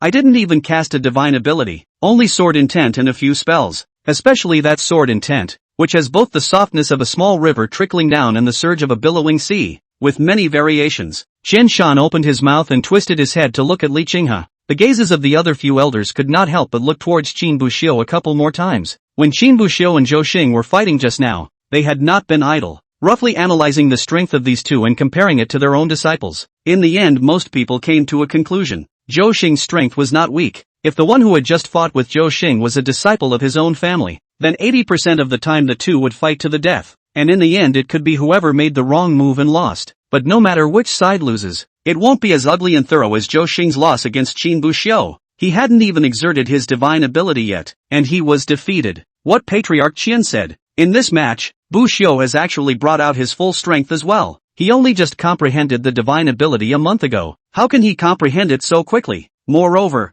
most of his cultivation time has been placed on his sword intent, and that's precisely why his sword intent is so powerful. This sword intent, then, is already the biggest thing he can rely on in this grand competition. Li Qinghe said. His face did not turn red, and even had a few helpless colors on his face, as if he was telling the truth. That's certainly not true. This month, Li Qinghe had been watching Qin Buxiu's improvement. The three divine abilities that Qin Buxiu had comprehended had all stepped into the realm of consummation. If it weren't for the fact that the cultivation ceiling of the foundation establishment stage was here, the aura in the body wouldn't be enough to make the avatar step into a higher realm. Even Qin Buxiu had taken the time to cultivate the way of auxiliary cultivation, all of which he was aware of. Saying so now was merely lowering the other patriarch's guard against Qin Buxiu. Even if Qin Buxiu displayed other strengths in the competition afterward, it would be nothing. Anyway, is it true that soldiers are not too deceitful? Li Qinghe can sit in the position of the Misty Sect's patriarch. His skin must be thick enough. Of course, each and every one of these patriarchs were human beings and would not easily believe Li Qinghe's words.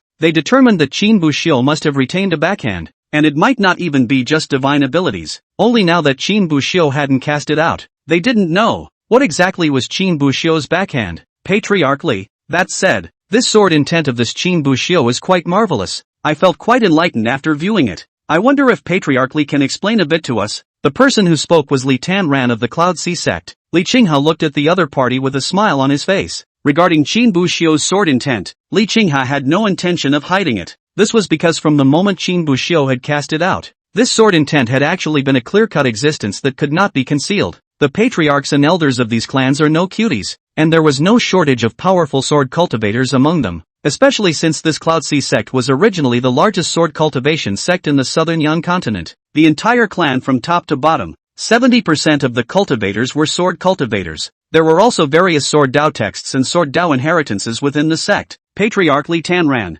moreover, had already comprehended the sword domain and was quite accomplished on top of sword cultivation. Even if Li Qinghe didn't say anything, just by virtue of his establishment in the Dao of the sword, Li Tanran would be able to penetrate 6 or 7 out of 10 of Qin Buxiu's sword intent. But just telling the other party directly, Li Qinghe was also unwilling, so he decided to try and get some favors for Qin Buxiu. Then he saw a bitter smile on Li Qinghe's face. Patriarch Li, this sword intent is the only thing that Buxiu will be able to rely on in this grand competition. If I told you just like that, wouldn't Hugh's cards be revealed? I'm not going to tell you anything unless you show some sincerity. Hearing these words, Li Templar's face revealed a look of interest on his face as he looked at the other party. Then I wonder, what sincerity does Patriarch Li want? However, Li Qinghe didn't say straight out what he wanted, but first let out a long sigh, as if he was setting the tone for what he was going to say later. Ugh, Patriarch Li, from the sword intent that Buxiu comprehended, I think you'll be able to tell that he's talented in the sword Dao, but as you know, my ethereal sect does not specialize in the sword Dao, so there's not much guidance that can be given to him on top of the sword path. Hearing this, Li Tanran did not wait for Li Qinghe to finish his sentence before directly interrupting the other party.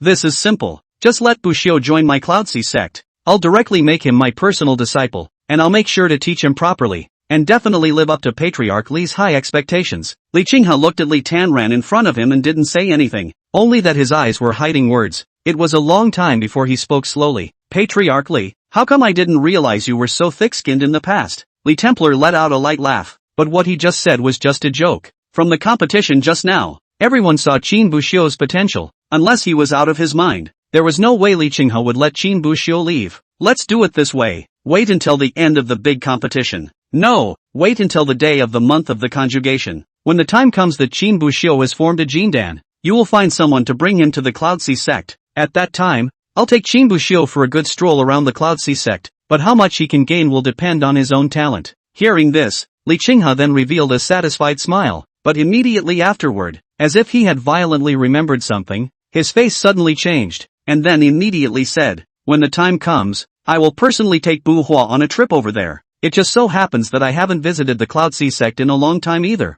A look of helplessness appeared on Li Tanran's face. It was obvious that Li Qinghe was truly worried that Qin Bohu would be abducted by him. However, this was actually not something that could be blamed on Li Qinghe. After all, it wasn't like such a thing hadn't happened before in Nanyang continent. Chapter 108, End of the first round. The second match of the first round. Tianya sects Wang Gu versus Tiani sects Chu Han. Zhang Rulin shouted, and the competition in the ring did not stop because of the elders' idle chatter. The two disciples walked up one after the other and saluted each other before making their move. It seemed that because of Qin Buxiu's warning from the first match, when the second match started, Wang Gu and Chu Han immediately exploded their entire body strength. Both clearly intend to knock each other off the field in the shortest possible time, and the fight seems particularly intense. While in the midst of this intense battle, underneath the ring, several patriarchs only occasionally drifted a couple of glances towards the ring, seemingly not caring much about the two's match at all. The sword intent that Buxiu condensed is called formless sword intent. One of the major characteristics of invisible sword intent is that it is so varied that one cannot feel or see it. At times it is wide open and majestic, like a river rushing and unstoppable,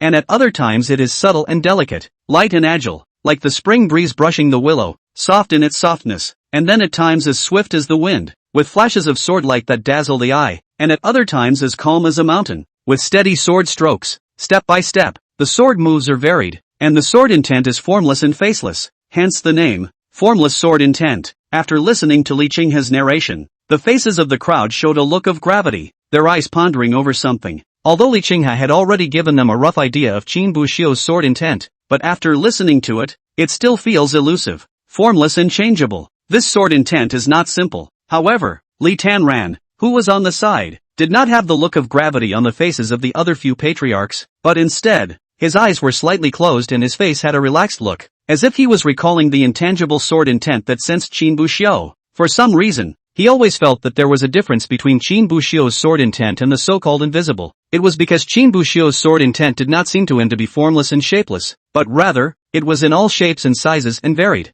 There is the softness of a trickle of water and the surge of a rolling Yangtze. It can be like a drop of water, dripping slowly and piercing through stone, or it can be like a torrent, rolling on, destroying everything. Instead of saying that this sword intent is invisible sword intent, it would be better to say that this sword intent is like water. Upon hearing Li Tanran's words, the eyes of several other patriarchs suddenly lit up, as if they had suddenly realized something. Even Li Qinghe couldn't help but feel that this description of Li Tanran was more accurate. If Qin Buxiu were here, he definitely wouldn't be able to help but get a little excited as well. Now that's a true soulmate. However, Li Qinghe shook his head even though he felt that Li Tanran's description was quite accurate. Like water sword intent? It sounds and feels less domineering than formless sword intent. Li Templar let out a bitter laugh helplessly. The name Formless Sword Intent, although it was more or less incompatible with the sword intent comprehended by Qin Buxiu, but if we talk about which name is more domineering, of course, the invisible sword will is much better. One is like water, one is invisible, and the compulsion is completely different. However, he didn't feel that Qin Buxiu had come up with this name because he thought it was overbearing, although he hadn't had much contact with Qin Buxiu. From a sword cultivator's sword intent, one could tell the man's style of dealing with the world. Qin Buxiu doesn't seem like the kind of person who fights for fame and fortune. Is it hard to believe that it is meant to be ambiguous and misunderstood? Li Temperance guessed. After all, if he heard someone call his sword intent clear wind sword intent, he would have thought that the other person's sword intent was as soft as the clear wind. But as it turned out, that person's sword intent was a reckless path, charging across the board, like a mad cow, and had absolutely nothing to do with the name. For those who don't know, 80% of the first encounter will be at a disadvantage. Not long after, above the ring, the battle between Wang Gu and Chu Han was also divided into winners and losers. Wang Gu was quite a bit better than Chu Han, but not as outrageous as Qin Buxiu and Zhou Xing. During the competition, Wang Gu still displayed a divine ability called Green Jade Wind. The function of this divine ability was to be able to help cultivators recover their aura and physical strength in a very short period of time. However, this divine ability, Wang Gu had only cultivated to the proficient realm. In other words, this divine ability was probably not the divine ability that he had majored in. The next few ring matches followed, as they were influenced by the first and second bouts. After the disciples got on the stage, they almost all instantly exploded their full strength, and they all fought with the idea of striking a fatal blow. so the battle ended very quickly. There are 5 big competitions in total. According to the process in the past, it would take at least an hour or 2 to finish. Even sometimes when they came across those who fought a long battle, they might waste 3 or 4 hours before they could finish it completely. But this time, the first round of the grand competition, the end of the 5 contests, the time spent was actually only a little more than half an hour. The 5th match of the first round, Misty Sect Yin Qingqing wins. When Zhang Rulin announced the winner of the last competition, the first round of the grand competition ended. The 5 who won were Qin Buxiu and Yin Qingqing of the Netherworld sect, Gu Changqiu of the Cloud Sea sect, Wang Gu of the Wood and Jade sect, and Zhao Lang of the Tianyi sect. Of the 5 clans, there was only one clan that lost all but one, the Skycliff clan. But that wasn't to say that among the 5 sects, the one with the weakest disciple strength was the Skycliff sect. Rather,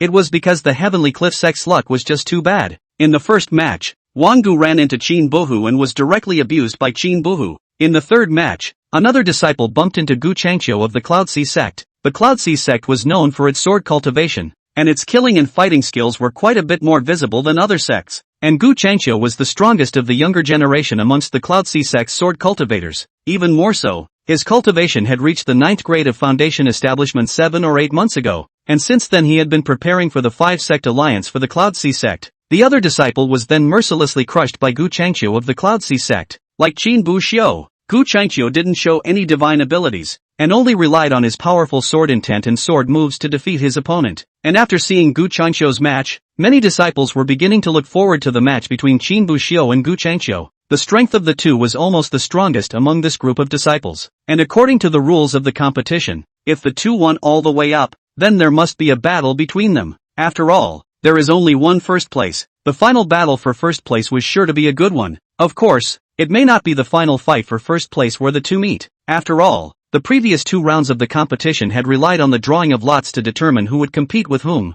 Maybe by the second round of the competition, Qin Buxiu would have met up with Gu Changqiu. However, in order to ensure that the disciples had enough energy to deal with the competition, the second round of the competition would not begin until the next day. Now even if the crowd was looking forward to it, they could only press down their excitement first and wait until the next day. Chapter 109, Brother Qin will win. The next day, the crowd once again gathered at the Netherworld sect's martial arts practice grounds. Qin Buxiu and the others who won yesterday stood at the front, and Zhang Rulin held 5 wooden sticks in his hand. Of the 5 sticks, there are 4 white sticks and 1 black stick. Draw white and play the winner, black and the loser. Hearing this, Qin Buxiu visibly froze for a moment, but immediately understood what was going on. There were 5 winners yesterday, playing one-on-one, and there will be a rotating position. One of them, naturally, will have to fight the one who lost yesterday. It's not really a big deal though. The final rankings are based on the number of wins anyway and it won't matter. The crowd began to draw lots, and Gu Changqiu was the first to draw a lot,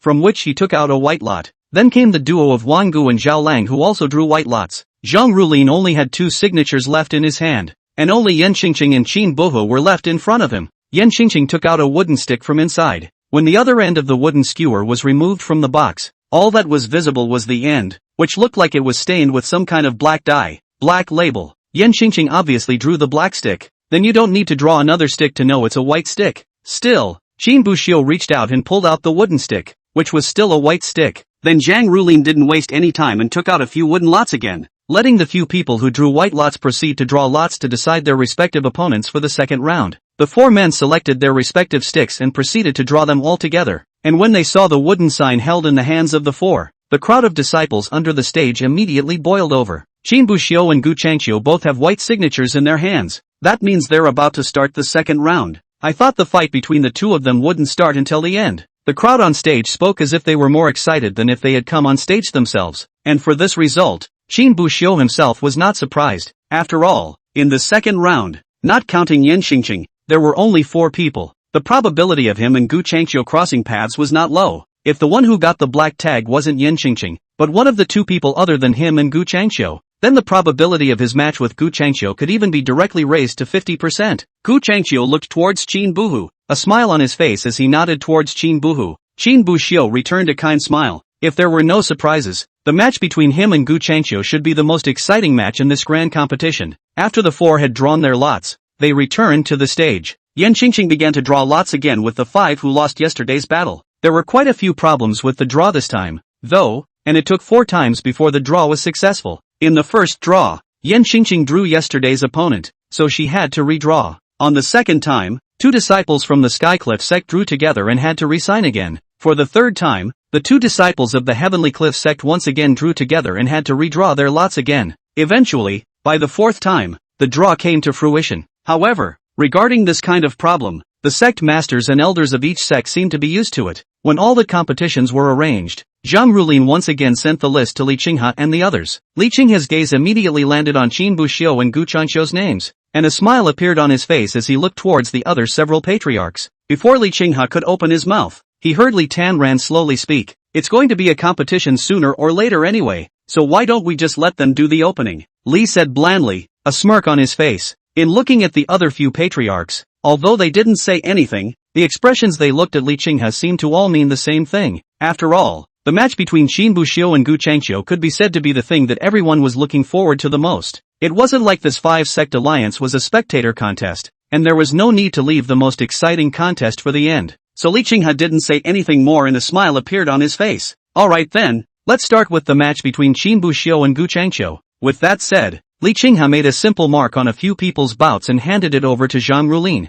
Zhang Rulin took the information about the competition and a look of helplessness appeared on his face. Among the 5 groups of this competition, Li Qinghe only made a 1 mark on Qin Buxiu and Gu Changqiu, indicating that the competition of these 2 people would start as the first game. As for the remaining 4 groups, Li Qinghe didn't even write them, as if he didn't care at all. However, Zhang Rulin did not say anything more, and the order of the competition being first was of no importance anyway. The first match of the second round, Misty Sects Qin Buxiu versus Cloud Sea Sects Gu Changqiu. Hearing this, the crowd in the room immediately boiled over. Senior brother Qin is fighting Gu Changqiu of the Cloud Sea sect. Is it so exciting right off the bat? These 2 are the strongest duo in this grand competition. Does anyone have an opening? I'm betting 50 spirit stones on senior brother Qin to win. Open your big man's disc. Opening a bet in front of the patriarch. You don't want to live, do you? The voices of the disciples under the stage continued to ring out, appearing a bit noisy, but all the clamor was silenced when, from the crowd,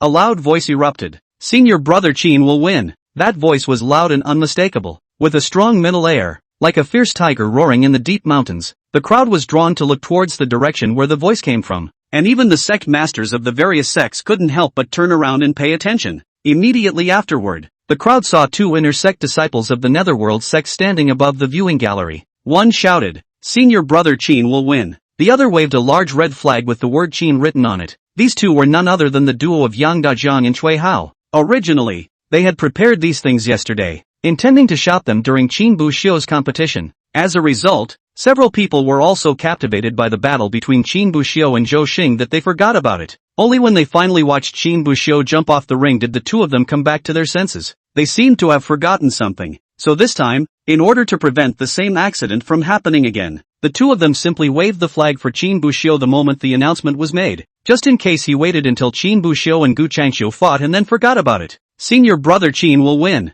As Yang Dajiang shouted loudly again, the Misty Sect disciples under the stage seemed to have been driven along, and they all began to shout loudly, cheering for Qin Buxiu. Senior brother Qin will win. Senior brother Qin will win. Senior brother Qin will win. The sound of cheering resounded throughout the entire martial arts practice arena, and even disciples far away from the Netherworld sect's outer gate could hear the sound. What are these guys from the inner sect doing? Why are they shouting so loudly? I don't know. Maybe the inner gate is handing out gold bars. Chapter 110, Blessed by His Blessings. Li Tanran watched the scene of the Misty Sect's disciples cheering and shouting in unison for Qin Buxiu. Although a few days ago, he had already heard about Qin Buxiu's high reputation in the inner sect of the Netherworld sect, but I didn't expect it to be this high. Throughout the martial arts training ground, nearly 1,000 disciples, in unison, called out his name and cheered him on. Even if Li Tanran was the patriarch, I am afraid that he didn't have this kind of cohesion amongst the Cloud Sea sect. It seems that Qin Buxiu is indeed quite beloved by the disciples in the Netherworld sect.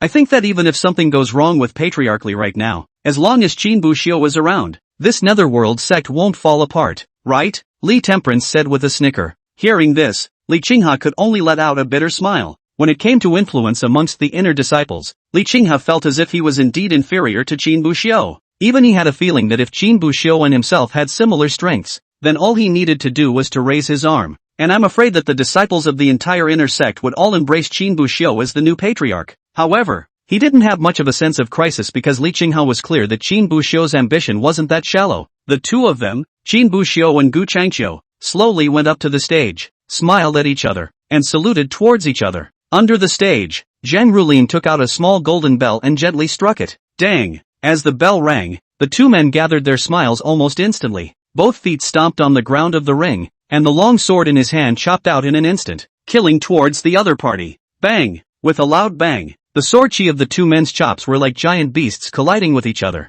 Emitting a loud sound, a powerful aura exploded from it, and violent winds blew in all directions, blowing the hair of the disciples on the viewing gallery to a frenzy. And this was only still just the first move that the two had made. Qin Buxiu took the lead as majestic sword intent erupted within him, condensing above his sword. As Qin Buxiu chopped out his sword horizontally, the sword intent seemed to transform into a monstrous wave, rushing towards Gu Changqiu. When Gu Changqiu saw this, a flash of light crossed his eyes and the corners of his mouth unconsciously rose, revealing a smile. But the smile was not one of contempt, but more like a smile from the heart after a chess match. He also seemed to know that he had finally stumbled upon an opponent today. Thus, his own sword intent also began to burst out, condensing on top of the sword, and then slashed out with a sword. Compared to wife-slave cultivator's sword intent, Gu Changqiu's sword intent was more like a strong wind. This strong wind blew with such forcefulness that each wind was like a small knife. It was as if just blowing on top of the skin could easily cut a huge gash in one's skin with ease, if all of them were concentrated together. They were even able to cut down a large tree in a matter of moments, and as the two sword chi collided, it was as if a tsunami and a gale were intertwined, erupting with an incomparably powerful force. However, this was only the beginning, and in the next second, the two of them, Qin Buxiu and Gu Changqiu, kept chopping out a sword chi, killing towards each other. The sword chi condensed from the two strands of sword intent kept colliding and then kept exploding. Seeing this scene, the disciples under the stage immediately felt a chill creep up their backs. With such a powerful force, if the ones standing opposite Qin Buxiu and Gu Changqiu were themselves, with their strength, it was impossible for them to block such a powerful force, and they feared that they would be completely strangled by this powerful force in just a few moments. But this fear of great power existed only for a moment. In the next second, it was as if the crowd snapped back to their senses and remembered that they were not the ones in the ring, and so excitement and exhilaration overthrew fear once again. Li Qinghe nodded as he watched the sword intent of the two men who were constantly blasting each other. This astral wind sword intent of Gu Changqiu's looks like it could be quite a bit stronger than yesterday. I think that when I competed with the Skycliff sect disciples yesterday, it seems that I haven't exerted my full strength yet. Patriarch Li, this Gu Changqiu seems to have hidden quite a lot of things. It's really powerful. Hearing this, Li Templar let out a light laugh. But even so, isn't Gu Changqiu's sword intent, and Qin Buxiu's sword intent, just about on par? Our Yunhai sect is at least a major sword cultivation sect. If Gu Changqiu's sword intent is not strong and he uses up all his skills in the sword path right off the bat, shouldn't that be what's abnormal? On the contrary, it's the Misty sect, which doesn't seem to have much of an inheritance above the Tao of the sword, yet it managed to produce a genius of the Tao of the sword such as Qin Buxiu. In terms of sword intent strength alone, it's no weaker than Gu Changqiu, whom my Cloud Sea sect has been fully cultivating. If we really want to talk about powerful, naturally it would have to be the Ethereal sect and Qin Buxiu who are powerful. Li Qinghe let out a light laugh, but shook his head. You're only half right about that. It's not my Misty sect that's powerful, it's Qin Buxiu. This kid's sword Dao talent is unprecedented. Less than 10 days before and after, he comprehended sword intent. Even my Misty sect's sword Dao stone was snubbed and turned into a sword embryo and taken away by this kid.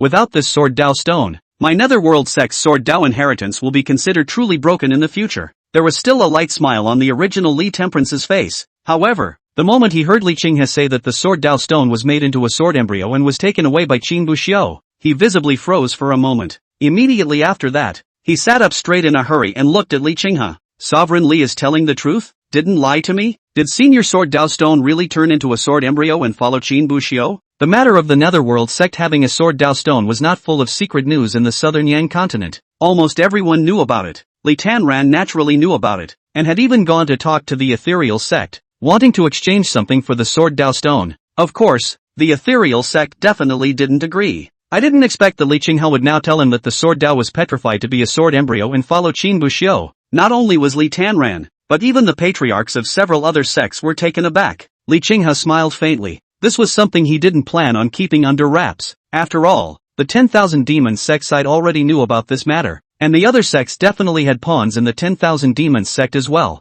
It wouldn't be long before the other clans would know about it as well. Instead of passively letting them know, you should just tell them yourself. As for why they picked now as the time to tell them, the reason was also simple. After all, Li Tanran has already promised to let Qin Buxiu go to Yunhai sect to learn a trip after condensing Jindan. Although Qin Buhu was a disciple of the Netherworld sect, Li Qinghe knew very well that Qin Buhu would not only be a disciple of the Netherworld sect in the future, he was definitely going to head to the 3 major sects in the southern region in the future. As long as the news was properly revealed to Li Tanran should know. Although Qin Buxiu was now a disciple of the next door sect, as long as one pleases Qin Buxiu now, when Qin Buxiu became a disciple of the 3 great sects in the future, he would naturally not forget the sects that had helped him. At that time, whether it was the Misty sect or the Cloud Sea sect, they would all be blessed by it. This was his way of helping Qin Buxiu and the Cloud Sea sect together, to make some benefits, so he smiled slightly and went on. Chapter 111, Utilizing Divine Power First. Do I have to lie to you about such things?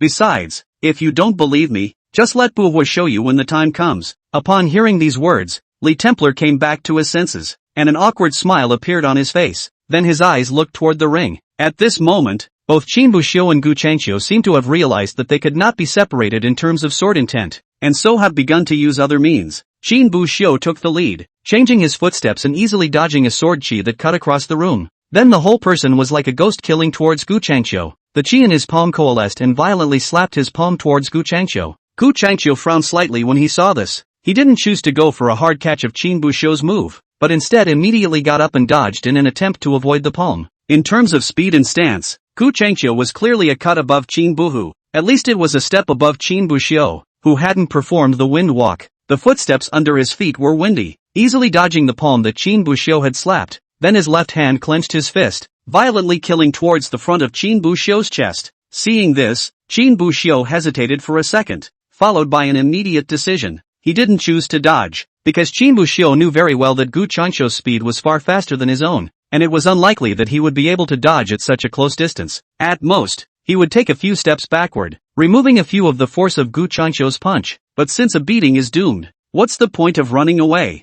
Might as well just trade injuries for injuries. Anyway, he had cultivated the hard body technique, and the strength of his physical body was far beyond what anyone could achieve. So Qin Buxiu's left hand turned his palm into a finger, and the spiritual chi in his body began to surge wildly as countless amounts of spiritual energy coalesced towards his fingertips. Gu Changqiu saw that at Qin Buhu's fingertips, there seemed to be a shimmering light constantly swaying, and a powerful force seemed to be condensing at his fingertips. Realizing that something was wrong, Gu Changqiu's face became extremely complicated. Put! A bright light erupted from Qin Buxiu's fingertips, emitting a sound that tore through the air. The bright light was only the size of a finger, but the power contained within it was enough to easily decapitate a foundation establishment stage cultivator. Bright light erupted out and headed straight towards Gu Changqiu's heart. Ugh! Gu Changqiu suddenly sighed somewhat helplessly, as if he was somewhat helpless or something. The next second, at the same time that his fist smashed into Qin Buxiu's abdomen, making a bang sound, his body suddenly emitted a white cloud,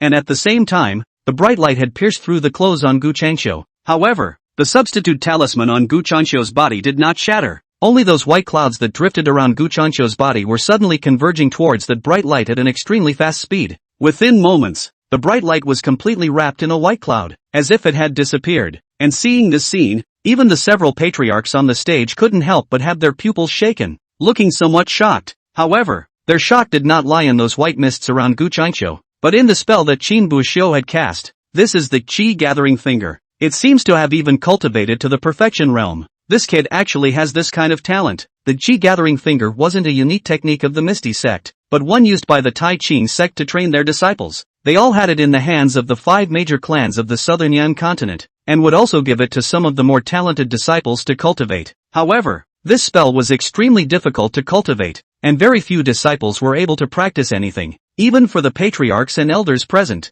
Most of them cultivated this spell to perfection after their cultivation stepped into the Jindan stage. However, the difficulty of cultivating this spell at the Jindan stage and cultivating it at the Foundation Establishment stage could not be generalized at all. When they first cultivated this spell at the Foundation Establishment stage, they had at most cultivated it to the small achievement realm, and had not even reached the great achievement realm. And now, Qin Buxiu had cultivated the Qi Gathering Finger to the perfection realm. This was something they had never expected in any way. The gazes of several patriarchs were directed towards Li Qinghe, as if they were waiting for Li Qinghe to give a reasonable explanation. However, Li Qinghe revealed a smile and said very calmly, "Isn't it just a consummate realm spell? Why are you all so shocked? We've all seen it all before. Calm down, calm down." Hearing this, Several people couldn't help but throw a blank stare at Li Qinghe. Spells in the realm of perfection are nothing to be shocked by. However, what Qin Buxiu cultivated was the Qi Gathering Finger. This thing was a spell used by the Tai Qing sect to train and select disciples.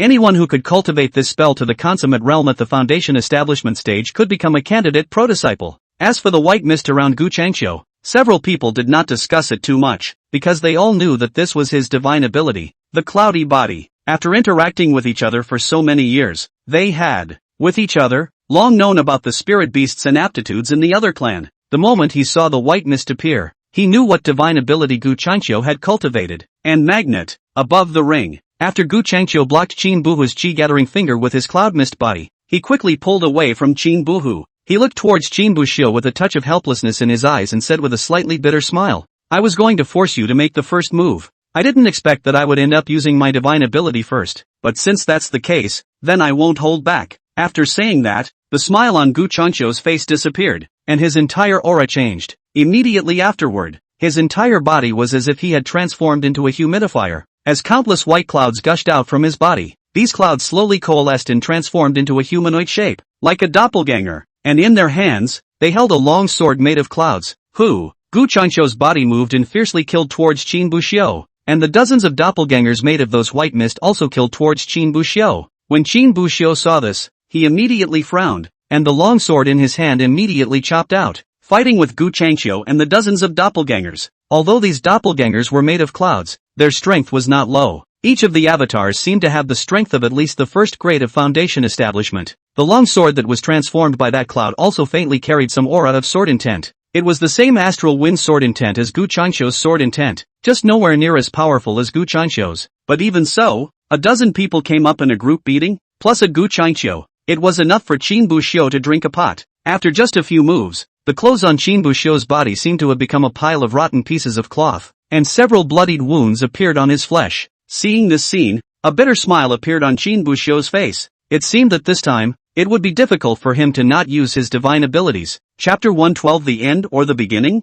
The 7 or 8 doppelgangers suddenly killed towards Qin Buxiu in a brainwave, and seeing this scene, Qin Buxiu did not choose to dodge. With just a thought, the aura in his body began to surge wildly. The air around him suddenly became abnormally heavy, as if even time was frozen for it. As an unspeakable power surged within his body, the space around him began to distort slightly. The moment those several doppelgangers rushed forward, a flash of sharp light flashed across Qin Buxiu's eyes, and a powerful aura violently erupted out from Qin Buxiu's body. In the next moment, with him as the center, the air around him seemed to have condensed into countless blades at this moment, and began to constantly swirl badly around him, as if it was a tornado. The air was mercilessly torn apart, emitting sharp and ear-piercing whistling sounds. These wind blades, seemingly not strong, but in reality, each one of them was incomparably sharp, enough to cut through gold and stone. Those few doppelgangers that had just approached over were almost instantly cut off by the wind blades around Qin Buxiu's body, turning into a pile of white mist that dissipated on the spot. Seeing that the doppelganger he had conjured up was so easily decimated by Qin Buxiu, Gu Changqiu couldn't help but be a little surprised, a look of shock crossing his eyes. It should be known that he had already cultivated his cloud mist transformation to the perfect level. The avatars that were summoned were each at the first rank of the foundation establishment stage, and they would also carry some of the bonuses of his own sword intent. These avatars, if one of them was taken out at random, would be enough to be compared to some ordinary early foundation establishment cultivators in the Netherworld sect. Even the opponent might not be able to defeat Gu Changqiu's cloud incarnation. However, Qin Buxiu, with just a single divine ability, decimated half of the bilocations that he had manifested. All of them. Moreover, looking at Qin Buxiu's appearance, it seemed that he hadn't used his full strength. If he had just sent all of his bilocations up in a brainstorm, Gu Changqiu felt that Qin Buxiu could even decimate all of his bilocations in a matter of moments. Looks like we'll have to switch tactics, so Gu Changqiu wasted no more time. With a thought, those split bodies will be like losing support. Poof, a sound will be scattered as a white mist on the ground. Immediately afterward, however, those white mists began to coalesce once again. It was just that the size was much smaller than the previous split, and the number of cohesion, much more. With just a glance, Qin Buxiu could see what Gu Changqiu was doing. What those white mists condensed was no longer a human form, but a long sword suspended in the air. It seemed that because the clouds needed to condense the long swords were far less than what was needed for the human form, the number of these long swords reached nearly 100. Looking at the scene in front of him, Qin Buxiu did not hesitate in the slightest, and the aura in his body poured into his legs as much as he could. he was seen stomping on the ground with both feet. Bang! Qin Buxiu flew out like a cannonball. Above the ground, an unmistakable crack also appeared. Apparently it was cracked directly by the kick he had just made. And Qin Buxiu's idea was very simple. Simply 6 words: take advantage of his illness to kill him. Now that Gu Changqiu's cloud mist longsword hadn't condensed yet, if he didn't take advantage of this opportunity to make a move, could he not wait for the opposite side to finish condensing the longsword before making a move? Qin Buxiu does not want to play a turn-based game, but also wait until the opposite side of the power stored up well before striking.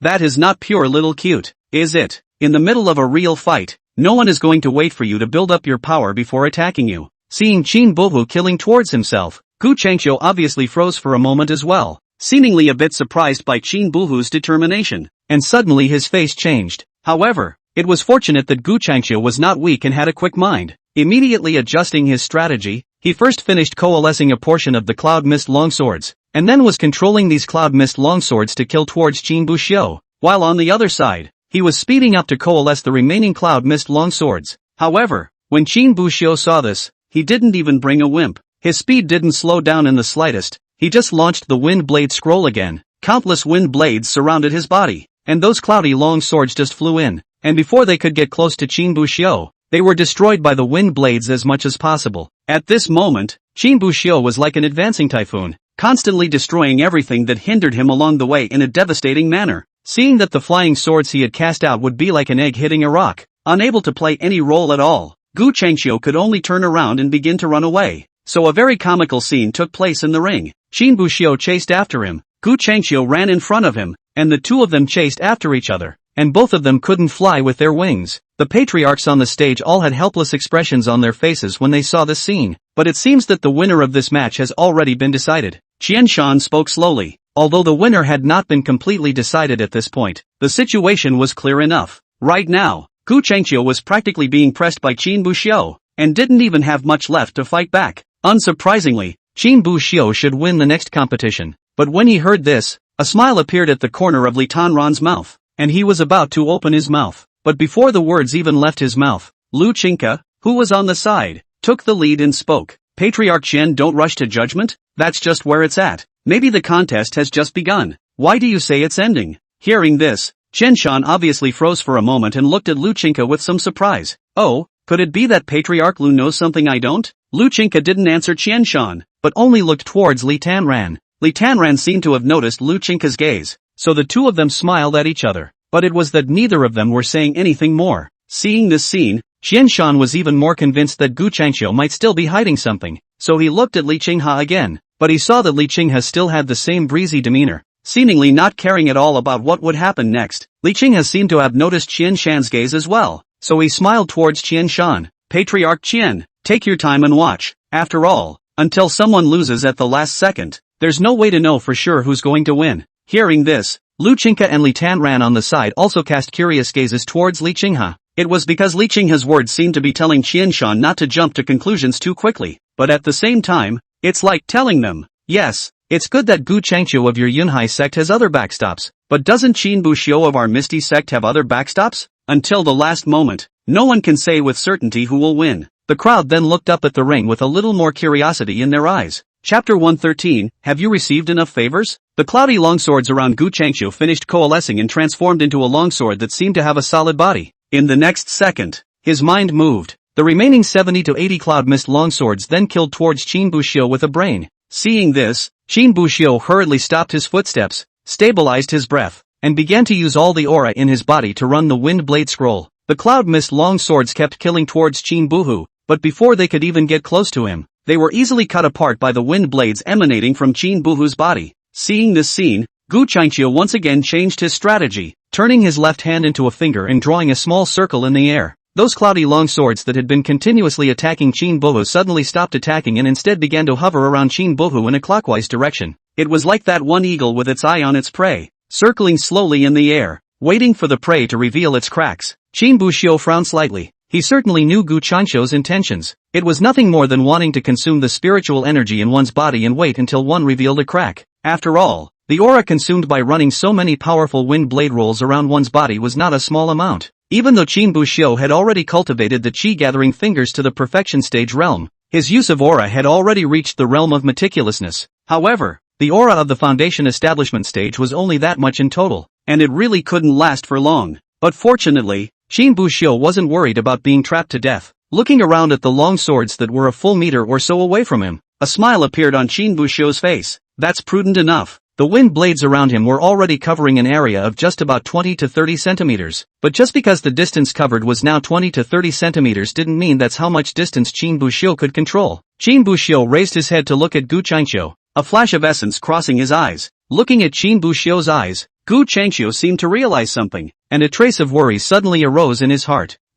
As if he suddenly realized something, his pupils jolted. Then immediately, he began to control the cloud mist longsword, trying to pull the distance between it and Qin Buxiu, but it's too late now. Only Qin Buxiu's breath sank in, not giving the other party any time to react at all. With him as the center, within a range of 2 meters in diameter, the air suddenly condensed hundreds of iron-sharpening wind blades in an instant. Those cloudy long swords that were originally hovering around Qin Buhu's body were just about to escape when they were surrounded by Qin Buhu's wind blades. Like a piece of meat thrown into a meat grinder, it was easily turned into a pile of mud. Seeing this scene, Gu Changqiu on the side couldn't help but suck in a breath of cool air. At this time, the wind blades around Qin Buxiu's body had already expanded to a range of 2 meters of itself. These wind blades kept circling around, emitting a whirring sound that tore through the air, and from time to time, a white shadow would appear in the air. Within 2 meters, it was as if it was Qin Buhu's own invincible field in general, not allowing anyone to approach. However, Gu Changqiu could vaguely sense that Qin Buxiu did not seem to have unleashed his full strength yet. If you unleash your full power, the range of this invincible field could be even greater.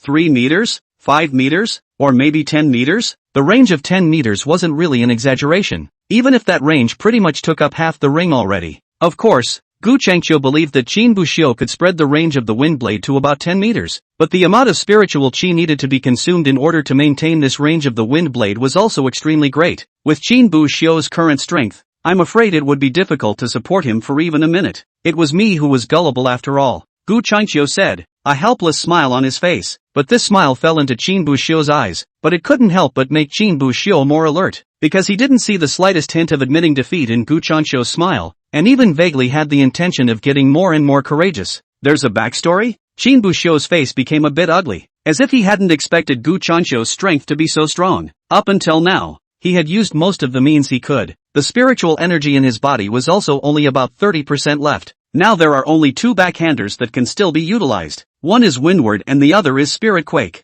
It couldn't be helped that the great competition didn't allow the use of magic treasures, talismans and pills. Otherwise, if he was able to take out a sword embryo, then Qin Buxiu would be able to crush his opponent at the beginning of the sword intent competition stage. Although the other party's sword intent was not on par with his own, the sword embryo was a unique sword Dao treasure that could greatly enhance one's own sword intent, but the sword embryo counts as a magic treasure and can't be used. Then the only thing that Qin Buxiu counted as his own strength were these 2 divine abilities. At most, it's exposing an avatar. After exposing an avatar, the opponent must be cut down. Qin Buxiu thought and looked up at Gu Changqiu, and Gu Changqiu no longer hid it at this point, looking at Qin Buhu with a smile on his face. Brother Qin, it's an honor for Gu to fight you. If it were normal, and the fight had reached such a point, I should have admitted defeat anyways. But today's competition is not for personal victory or defeat, but for the Cloud Sea sect behind me. I can't leave behind the sect that taught me just for my own selfish desires. Saying this, he saluted towards Qin Buxiu, and then I'm much offended today. After saying that, a green aura suddenly emerged around Gu Changqiu, wrapping Gu Changqiu's entire body, and at the same time, a steady stream of white qi began to emerge from Gu Chang's body, condensing into a new cloudy longsword. Seeing this scene, whether it was Qin Buxiu or the crowd under the stage, all of them couldn't help but have their pupils shaken as a look of shock appeared on their faces. This is the divine ability of the Wood Jade sect, the Green Jade Wind. It's the Green Jade Wind that Wang Gu used before. But isn't this the divine ability of the Wood and Jade sect? Why does Gu Changqiu of the Cloud Sea sect know this divine ability? Someone recognized the divine ability Gu Changqiu had cast and immediately shouted. Even the pupils of the several patriarchs had a flash of astonishment crossing their pupils. And at that moment, Xianshan seemed to have thought of something and snapped back to his senses. No wonder Patriarch Lu was so sure that Gu Changqiu wouldn't lose earlier. It turns out that he's also practiced then Wood and Jade sect's divine ability, the Green Jade Wind. A faint smile appeared on Lu Qinghe's face, as if he was very flattered by this. But in the next second, Li Qinghe,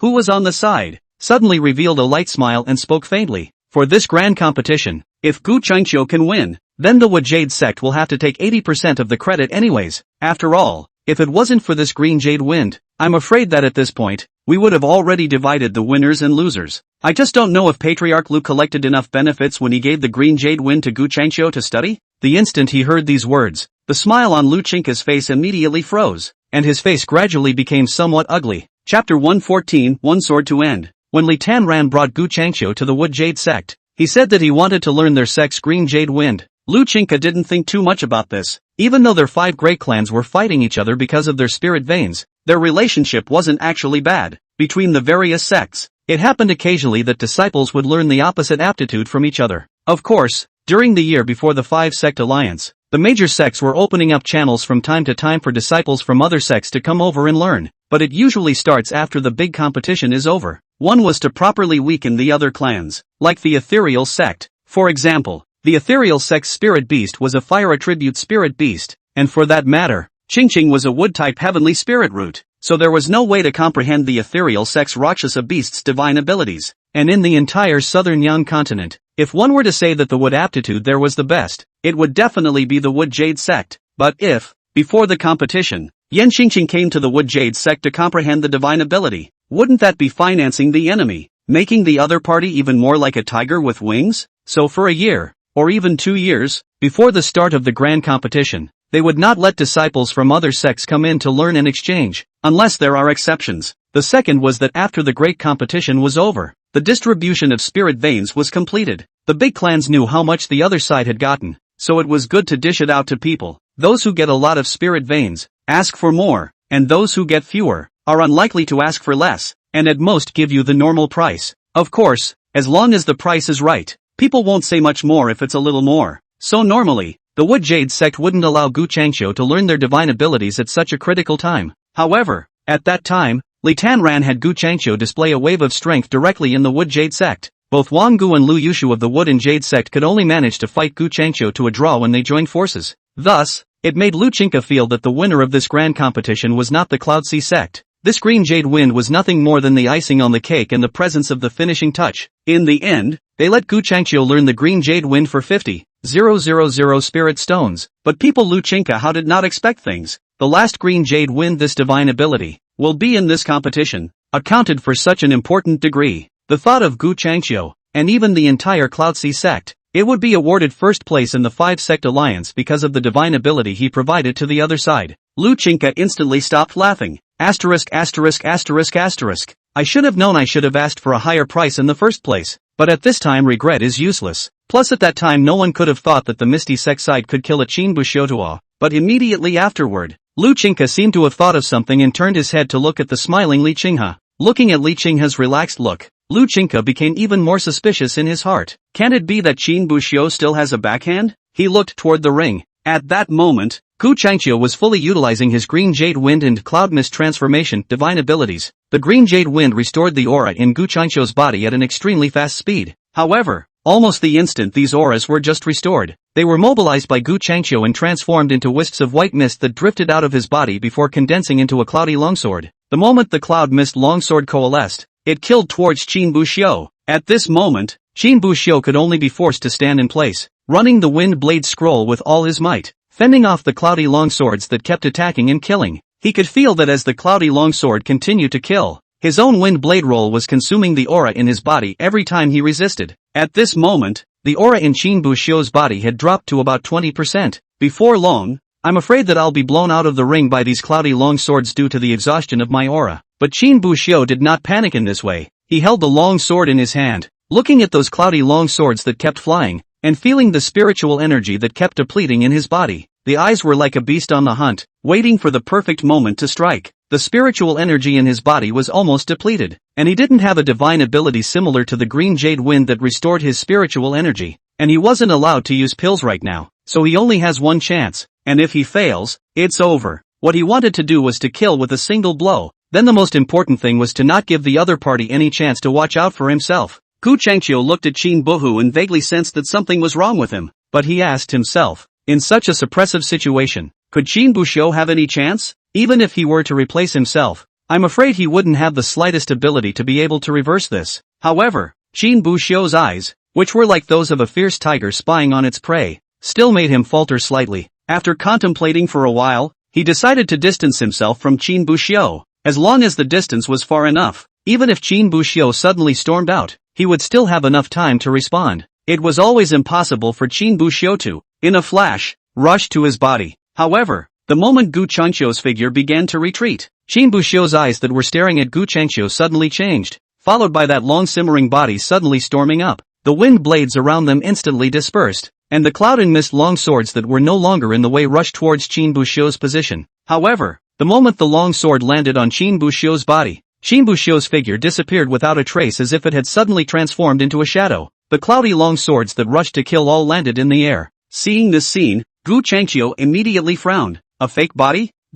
Before the words were finished, Gu Changqiu looked as if he had suddenly sensed something. His face changed violently, and a look of horror appeared in his eyes, only to see him slowly turn his head behind him. A long sword had pierced through his clothes at some point, stabbing him in the back of his heart. At the hilt of this long sword, the person holding the sword was none other than Qin Buxiu. At this moment, Qin Buxiu stood behind Gu Changqiu, his face pale and his forehead covered in heavy sweat. As for Gu Changqiu's substitute talisman, it had completely shattered a second before. The winner is already decided. But even so, Gu Changqiu's eyes were still written with bewilderment. He hadn't even reacted to what was going on. Why was Qin Buxiu there 1 second and behind himself the next? Why did Qin Buxiu even feel the other party's breath himself when he made a sword strike? Why is this happening so fast? And compared to Gu Changqiu's bewilderment, the several patriarchs on the stage were directly frozen. Several people were cultivators at the god transformation stage, and regardless of strength or perception, they were far stronger than Gu Changqiu. So naturally,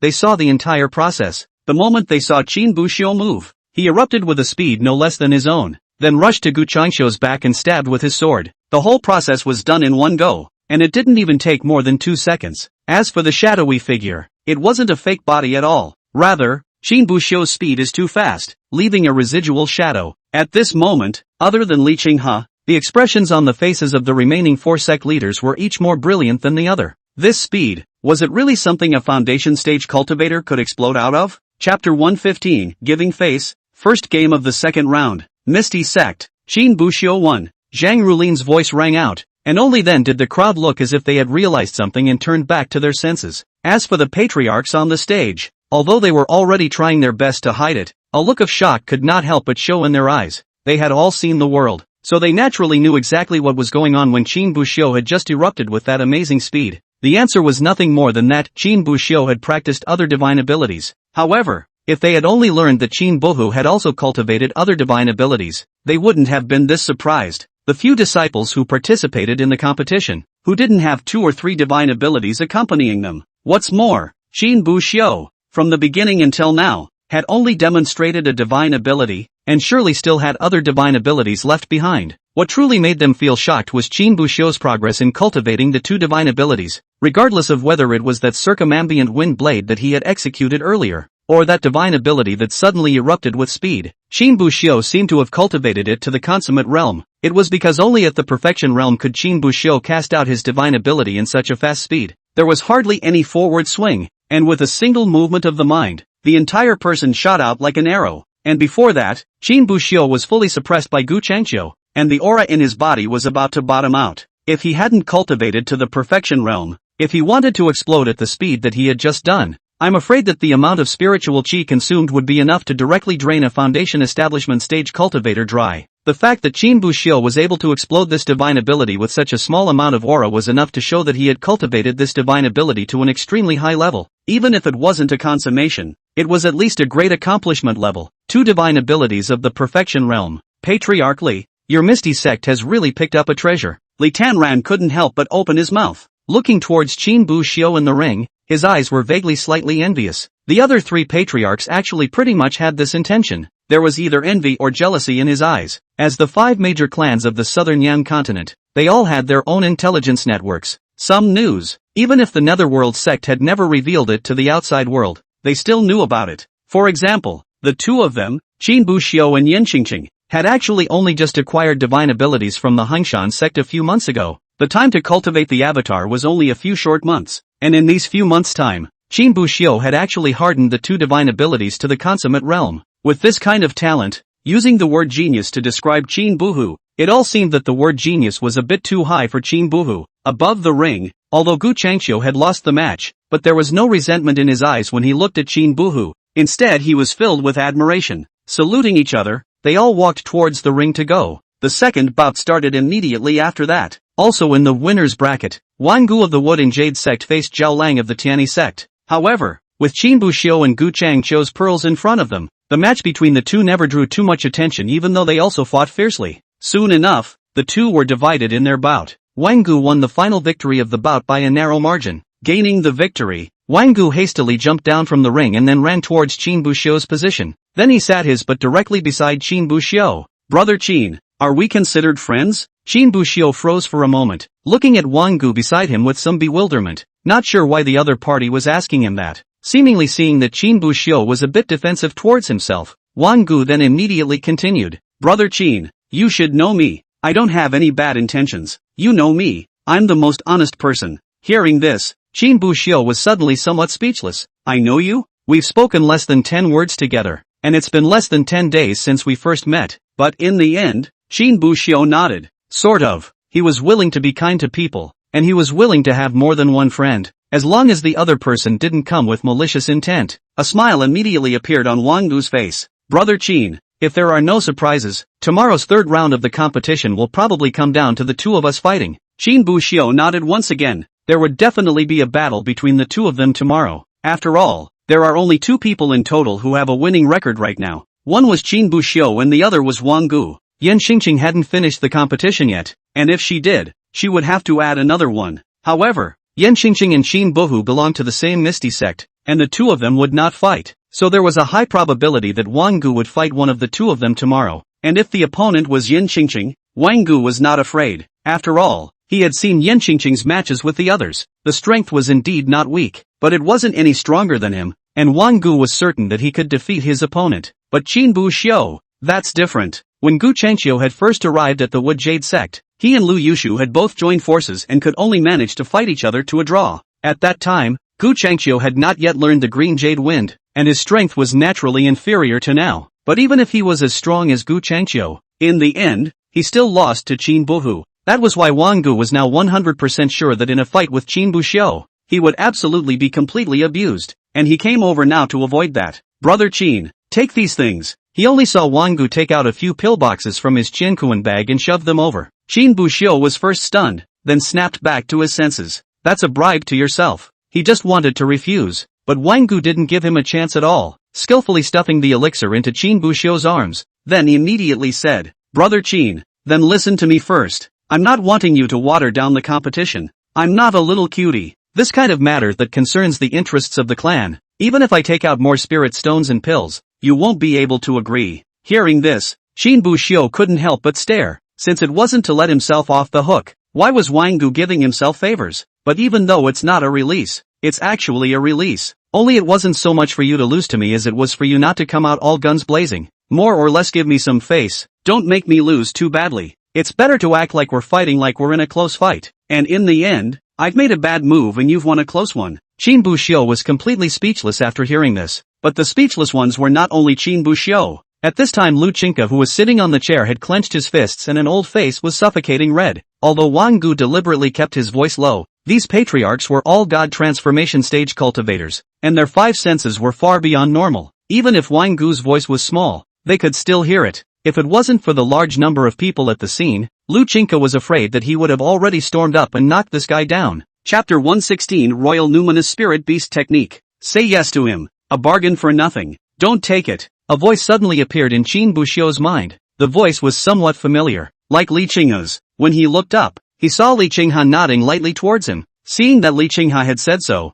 Qin Buxiu did not hesitate. Like Qinghe Li said, why not take a bargain for nothing? So Qin Buxiu nodded. Okay. Seeing this, a smile immediately appeared on Wang Gu's face. Then I'll be obliged to Brother Qin tomorrow. I have good gifts to give when the competition is over tomorrow. When Qin Buxiu heard this, he just wanted to say that there was no need. However, he saw that Wang Gu had already gotten up and left, walked over to Gu Changqiu, and then whispered something to him. Immediately afterward, a helpless expression immediately appeared on Gu Changqiu's face. Wang Gu, on the other hand, had already slipped a box of pills to the other party. After the great competition ended that day, Yan Xingqing lived up to the expectations and managed to take the second competition. Most of them maintained a winning and losing record, but there were a few extremely unlucky cultivators who obtained a losing record of 2. The grand competition ended, and Qin Buxiu returned to his residence in the inner sect. As soon as I got back, I laid down on the bed. 1 round tomorrow and another the day after that. There are 2 more rounds of competition and it's all over. Qin Buxiu pondered. According to the rules of the 5-sect alliance, there were a total of 4 rounds of this kind of competition that was decided by drawing lots. After 4 rounds, the rankings are considered completely set. But just in case someone is not convinced or there is a problem with some of the rankings, the 5 clans meeting alliance would also usually schedule 3 to 5 days for a challenge match. If someone is upset with the current rankings, they can always pick someone and choose to challenge them. Of course, this challenge comes with the caveat that you can't have challenged each other before. For example, like Qin Buxiu and Gu Changqiu, if Gu Changqiu ended up with a second place ranking, but was not convinced by Qin Bohu's victory over himself and wanted to re-challenge, it would be impossible to be passed. However, if a disciple who hadn't challenged Qin Bohu before applied for a match with Qin Bohu, then he could pass. Of course, this is basically never going to happen. Even if these disciples made a challenge, they would usually only pick 1 or 2 cultivators ahead of them in line. Feeling slightly stronger than the other party, he was more qualified to stand there than the other party. But even when challenged, they are usually rarely successful. 2 or 3 times a large percentage of the 5 clans will meet before the occasional occurrence is possible. After all, 4 rounds of the grand competition had come and gone, which meant that everyone had competed against the other 4. It's almost impossible to go wrong with rankings and stuff. Qin Buxiu was about to close his eyes and go to sleep, but suddenly, it was as if he had violently thought of something. The eyes that had just closed snapped open. I almost forgot to provide it with spiritual energy, Qin Buxiu said, sitting up from the bed, only to see him pull out a small jade bottle from his bosom, and with a thought, the bottle slightly trembled, and a white light flowed out from the mouth of the bottle, transforming into a white spirit beast egg in front of Qin Buxiu's eyes. This spirit beast egg was the spirit beast egg that Qin Bohu had gotten when he went to the Hengshan sect before. At this time, the spirit beast egg was still emitting a faint layer of white light, only to see Qin Buxiu placing both sides on the spirit beast egg. He then operated the royal numinous spirit beast skill, and the spiritual chi in his body began to slowly flow into the spirit beast egg through the palm of his hand. Tens of minutes later, it was all over. Looking at the spirit beast egg in front of him, Qin Buxiu lightly patted the shell with his hand. In enduring it, when the 5-sect alliance is over, I'll go find the sect leader to get the Jindan stage technique. In time, you'll be able to come out of the world. He had already cultivated the royal numinous spirit beast skill given to him by that wind-type spirit beast from before to the minor achievement realm. Because of the reason that the Gongfu itself was a remnant, being able to cultivate to a minor achievement was already the limit. However, the good thing was that although this Gongfu was crippled, it had all the functions it should have. At least Qin Buxiu has all the features he needs. A method of transitioning one's spiritual energy to the spirit beast egg, warming the egg and not letting the spirit beast in the egg die without a supply of spiritual energy. A method for hatching spirit animal eggs. However, there was a mandatory requirement for this method, and that was that the cultivation level of the caster must reach the Jindan stage, because this method was very consuming of spiritual energy. If the person who performed it did not have a Jindan stage cultivator, the spiritual energy in his body would not be enough to hatch the spirit beast eggs. On top of that, there was the method of contracting spirit beasts and the method of masking their scent, as well as the method of allowing them to take shape. The so-called transformation refers to naturally taking the form of a human being. These features were also very important to Qin Buxiu, especially the method of hiding the scent of spirit beasts. After all, if the others found out that he had contracted a spirit beast, I'm afraid it would be a lot more dangerous in the future. The royal numinous spirit beast technique in my hands lacks too much content. Working backwards from what's already there, it feels like the remnants are documented in just 1/10 of what's already there. And 1/10 of a feat can have so many abilities. If you can get the complete royal numinous spirit beast skill. Thinking of this, Qin Buxiu couldn't help but reveal a flash of curiosity in his eyes. In the future, if there is an opportunity, let's see if we can collect the sentinel spirit beast skill. However, Qin Buxiu felt that the difficulty of doing so would not be too low. I'm afraid, after all, after he had returned from the Hengshan sect, he had also flipped through quite a few books about spirit beasts. As far as he knew, no one had been able to successfully contract a spirit beast in the entire southern region, or even within the entire world right now. I've heard that the distant central region instead seems to have a method that can be contracted with spirit beasts. However, I heard that that method required the spirit beast to willingly contract with itself in order for it to work, and that no coercion could be carried out. And this news is still only a legend. No one knows whether it is true or not. As for the royal numinous spirit beast skill in Qin Buxiu's hand, contracting a spirit beast did not require the spirit beast to be willing. Forcing a contract was fine. From this, it could be seen just how precious the royal numinous spirit beast skill in Qin Buhu's hands was. But then again, this world is without the means to contract spirit beasts. Then where did this sentinel spirit beast technique come from? Could it be something outside of this world? Or is there something I can't access with my current strength and status? Qin Buxiu pondered, but in the end, he just shook his head. Forget it, there's no use thinking about it now. Then with a big wave of his hand, he took the spirit beast egg back into the jade bottle. Laying down on the bed, he yawned and fell asleep, and in the middle of the jade bottle, the spirit beast egg, above the surface of the eggshell, a faint golden pattern was slowly being outlined. If Qin Buxiu saw the lines on top of this eggshell, he would definitely be able to recognize it instantly. This was precisely the array pattern that needed to be used for the transformation of spirit beasts. Chapter 117, Comfort and Calculation. On the next day's big competition, Qin Buxiu, Wang Gu and Yan Qingqing drew lots. In yesterday's match, Yan Qingqing had won. So now there were 3 people with a perfect winning record. So naturally, they had to pull out one person to compete with the loser's bracket, just like before. However, the only ones who drew lots were Qin Buxiu and Yan Qingqing, and Wang Gu didn't participate. After all, if the 3 of them drew lots together, and in the end Wang Gu drew the black lot, it would not be possible for you to let Qin Buxiu and Yan Qingqing compete in 2 of the same sect. So it could only be Qin Buxiu and Yan Qingqing to draw the lots, and in the end, Qin Buxiu drew the black lot. In other words, this one would be Yan Qingqing against Wang Gu. If Yan Qingqing won, then tomorrow would be the match with Qin Buxiu. However, with Yan Qingqing's strength, I'm afraid that it would be difficult to win against Wang Gu, and even if he narrowly won, it would be difficult to hold on to the second place position. Even if Wang Gu won, not to mention Yan Qingqing, he wouldn't be able to hold on to the second place position. After all, there was still a Gu Changqiu. By the time the final round of the competition was over, Gu Changqiu would definitely be challenging for second place. Yan Qingqing and Wang Gu became rivals. Qin Buxiu, on the other hand, competed against Zhao Lang from yesterday's winner's bracket. It should have been chosen from the 3, but Qin Buxiu had already competed with Gu Changqiu yesterday, so obviously he couldn't do it again. In the end, Gu Changqiu was then competed against the others. The third round of the grand competition soon began. The first match was between Yan Qingqing and Wang Gu. Wang Gu obviously didn't bribe Yan Qingqing, because Yan Qingqing was on fire, but since he hadn't bribed, it meant that this guy's perception of himself was able to beat Yan Qingqing. If Wang Gu loses, he won't have a chance to compete with me, so should I give him back what he gave me?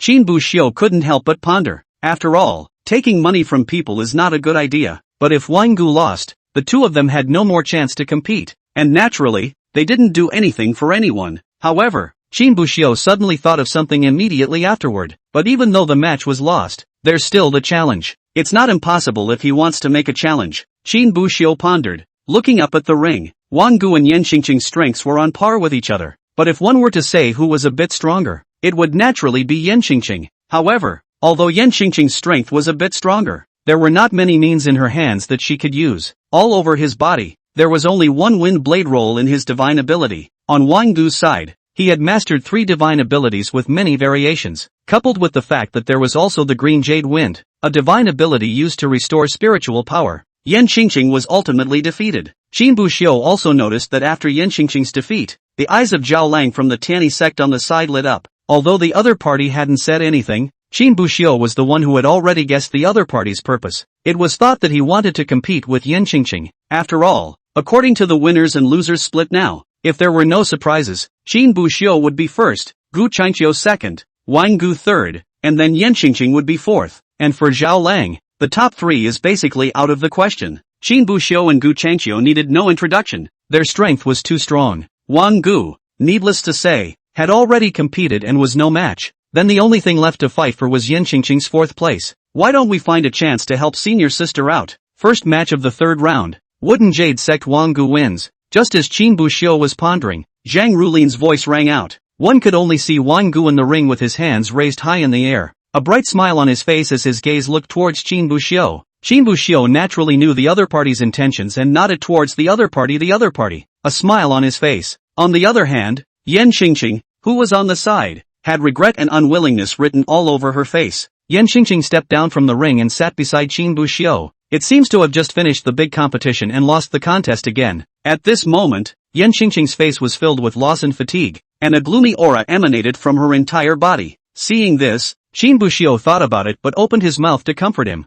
Senior sister, your strength is not weaker than Wang Gu, and even stronger than her. He was able to defeat you only because he cultivated more divine abilities than you. If it wasn't for the fact that something went wrong with the spirit beasts when you were comprehending the divine abilities that day, and you could have comprehended one or two more divine abilities, Wang Gu definitely wouldn't have been a match for you. Hearing this, a smile appeared on Yan Qingqing's face. He naturally knew that Qin Buhu was comforting himself. Moreover, she also knew that she was stronger than Wang Gu, and these she had realized herself during the competition, but that's exactly what she's worried about. His own strength was clearly stronger than Wang Gu's, but he didn't have as many divine means in his hands as the other party. In the end, one's own comprehended divine abilities were eaten up, and one couldn't come up with any new means to fight against them, so one could only be suppressed the entire time. If we can acquire one more divine ability, we may be able to obtain a better ranking. Yan Qingqing thought so in her heart, and her eyes once again revealed a color of helplessness. Second match of the third round, Misty Sect Qin Buxiu versus Tiani Sect Zhao Lang. Hearing this, Qin Buxiu slowly stood up, but immediately after that, he seemed to think of something and turned his head to look at Yan Qingqing beside him. Senior sister, after the 4 rounds of the competition, Zhao Lang will 80% challenge you. In this match, I will make him use all the means possible. You watch more and do your best to deal with him. Yan Qingqing's current record was 2 wins and 1 loss, while Zhao Lang's was 2 losses and 1 win after his match with himself. They wouldn't be able to split up together in the 4th round of the competition, so Zhao Lang could only possibly challenge Yan Qingqing in the challenge match after the 4th round ended. Yan Qingqing obviously froze for a moment after hearing this, seemingly somewhat surprised that Qin Buxiu had even thought of this step. After thinking for a while, she nodded and didn't refuse. After all, Yan Qingqing herself knew very well that the lack of usable divine abilities was a major flaw for her. Although Zhao Lang was a bit weaker than Wang Gu, he wasn't too much weaker. In case he lost to Zhao Lang at that time, his ranking would drop, and so would the total points that the clan could receive. This great competition was related to how many spirit veins the sect could assign, and absolutely nothing could go wrong. Thanks a lot. Yan Qingqing opened her mouth to thank her. However, Qin Buxiu just smiled faintly and didn't say anything more as he walked straight towards the ring. When he got into the ring, Zhao Lang looked at Qin Buxiu on the opposite side and couldn't help but take a deep breath, his face a little heavy. He knew very well that with his own strength, it was impossible to win against Qin Buxiu. The only thing you can do is to do your best to not lose so badly. However, he had witnessed the match between Qin Buxiu and Gu Changqiu, and had seen the other party perform that strangely fast divine ability. If Qin Buxiu had used that divine ability against himself right off the bat, Zhao Lang felt that he was afraid that he would lose in the opening. It would be a shame to start off with a loss. Chapter 118, You Want to Kill Me Right Away. Dang! The bell rang, and Qin Buxiu struck, but not as Zhao Lang thought, at the beginning of the wind line, running to a move to kill. Actually, Qin Buxiu did have this idea in the beginning. Previously, when he hadn't exposed his divine ability, he had thought that he could keep some more cards from being exposed in front of everyone's eyes. However, now that both Wind Blade Roll and Wind Walk had been exposed one after another, there was naturally no point in hiding it. But now, knowing that Zhao Lang might want to challenge Yan Qingqing, he naturally couldn't let the other party lose too quickly, lest his senior sister couldn't understand the other party's tactics. Qin Buxiu held his long sword in his hand and killed towards Zhao Lang. When Zhao Lang saw this, he couldn't help but feel a bit of fear in his heart, but at the same time, there was also a bit of joy. Fear was born because of Qin Buxiu's strength. On the other hand, he was glad that Qin Buxiu had not exploded his full strength to try to decapitate him right from the start, and had kind of left him some face. The two began to exchange blows, and Qin Buxiu hadn't been exerting any divine abilities. Zhao Lang, on the other hand, had used all his means, divine abilities, spells, all the means he could use. Under the stage, Yan Qingqing was carefully observing the battle between the two, wanting to take in every move and style of the other party. The exchange between the two lasted for 20 to 30 minutes, and Zhao Lang's face looked a bit ugly at this point. Originally, he thought it was a good thing that Qin Buxiu didn't defeat himself right off the bat, but now the more he fought, the more he regretted why Qin Buxiu didn't end himself right off the bat. When he fought with Qin Buhu, every move he made could be easily seen through by Qin Buhu and then suppressed to death. Even if he used all his means and all his various divine abilities, he would still be easily and mercilessly cracked by Qin Buxiu. And at this moment, Qin Buxiu, who hadn't even utilized a single divine ability the entire time, had suppressed himself to such a point. All of this made Zhao Lang feel great psychological pressure. He knew that he wasn't a match for Qin Buhu, but he didn't think that the gap between himself and Qin Buhu could be this big. When Qin Buxiu dealt with Zhou Xing, it didn't even seem this easy. Was he weaker than Zhou Xing? However, The reason why Qin Buxiu was able to deal with Zhao Lang so easily was not because he was weaker than Zhou Xing. In fact, with Zhao Lang's strength, it was no problem to sit firmly in the top 5 among the 10. The main reason why Qin Buxiu dealt with him so easily was because the means had already been known to both Qin Buxiu after his 2 previous matches. Knowing the other party's methods, coupled with the fact that the strength was already a bit stronger than the other party, it was naturally easy to deal with them. Zhao Lang himself, on the other hand, was unaware of all this and had fallen into deep self-doubt. Am I really that weak? If I had been killed by Qin Buxiu in seconds at the beginning, I might have been able to feel better. At least it's just a feeling that the other person is a little stronger than they are, but there won't be a concrete feeling of just how strong they are. But like now, when one realistically feels the gap between oneself and the other party, the more desperate one feels, Zhao Lang said, feeling that his Dao heart was a little unstable. However, Qin Buxiu did not care about Zhao Lang's mind, and his gaze went towards Yin Qingqing. Seeing that Yin Qingqing nodded towards herself, she knew that this match was more or less the same, nor was he dragging his feet, as his aura poured towards his legs. The next second the other party's long sword stabbed, but only felt a strong wind pass by his body. It was only when he stabbed Qin Buxiu's figure that he realized it was a remnant. However, after seeing this scene, Zhao Lang didn't have any tension or worry in his eyes, but instead revealed a look of relief. Immediately after that, just like when he defeated Gu Qingqiu, the tip of the sword pierced through the clothing at the back of the opponent's heart at some point. In fact, if Qin Buxiu wanted to defeat his opponent, he didn't need to use his divine abilities at all. But in the end, he still moved, as a way to give the other party a face and make their loss look good. There was no deep hatred between them, and Zhao Lang hadn't insulted or provoked him, so there was no need for himself to make the other party lose too badly. Game 3, Round 2, Misty Sect Qin Buxiu wins. The two of them had gotten off the stage, but it was obvious that Zhao Lang seemed to have suffered a considerable blow, and his face wasn't very pretty. And just as the two of them had stepped down from the stage on their side, in the next second, Zhang Rulin's voice rang out once again. Third match, third round, Cloud Sea Sect Gu Qingqiu versus Heavenly Cliff Sect Zhou Xing. Hearing these words, Qin Buxiu, who had just taken his seat, couldn't help but stare. Zhou Xing? The person who competed with himself in the first match? He looked up towards the ring and saw Zhou Xing walking up to the ring with an iron expression on his face. At this moment, Zhou Xing's heart burst with MMP. For this grand competition, most of the people's strengths were actually more or less the same, and even if there was a gap, it wouldn't be too big, except for two people. One was the ethereal sect's Qin Buxiu, and the other was the Cloud Sea sect's Gu Qingqiu in front of him. The strength of these two people could be said to be the strongest duo in this grand competition, and Zhou Xing was lucky enough to run into Qin Buxiu in the first round. The second round was a bit luckier, bumping into another disciple from the Cloud Sea sect and winning. Now, in the third round, it ran into Gu Qingqiu again. Asterisk. Did I blow up someone's ing ancestral grave? 3 bouts running into 2 monsters. Zhou Xing couldn't help but curse in his heart, having the urge to just surrender right now. When Qin Buxiu fought him in the beginning, it took some effort though, but Zhou Xing knew clearly that it wasn't because of how strong he was, but rather that Qin Buxiu didn't want to expose too much of his strength. But now, everyone that should be exposed was pretty much exposed, so it was 80% that he was also alive of being killed in seconds. But before he could even open his mouth, Zhou Xing saw his own patriarch Xinshan looking at him with a pair of angry eyes, as if he had already read Zhou Xing's mind. At the same time, a voice transmission entered his mind. If you dare to surrender again, I'll see if I don't skin you. Can you learn from Zhao Lang just now? The Qin Buxiu that he faced, he didn't concede defeat just the same, and he lasted for so long. Chen Shan didn't speak directly, but instead utilized a voice transmission technique. After all, this kind of thing would be too embarrassing to say in front of everyone, and would be laughed at. When Zhou Xing heard this, he didn't dare to refute or say anything more, so he only sighed and looked at Gu Qingqiu in front of him.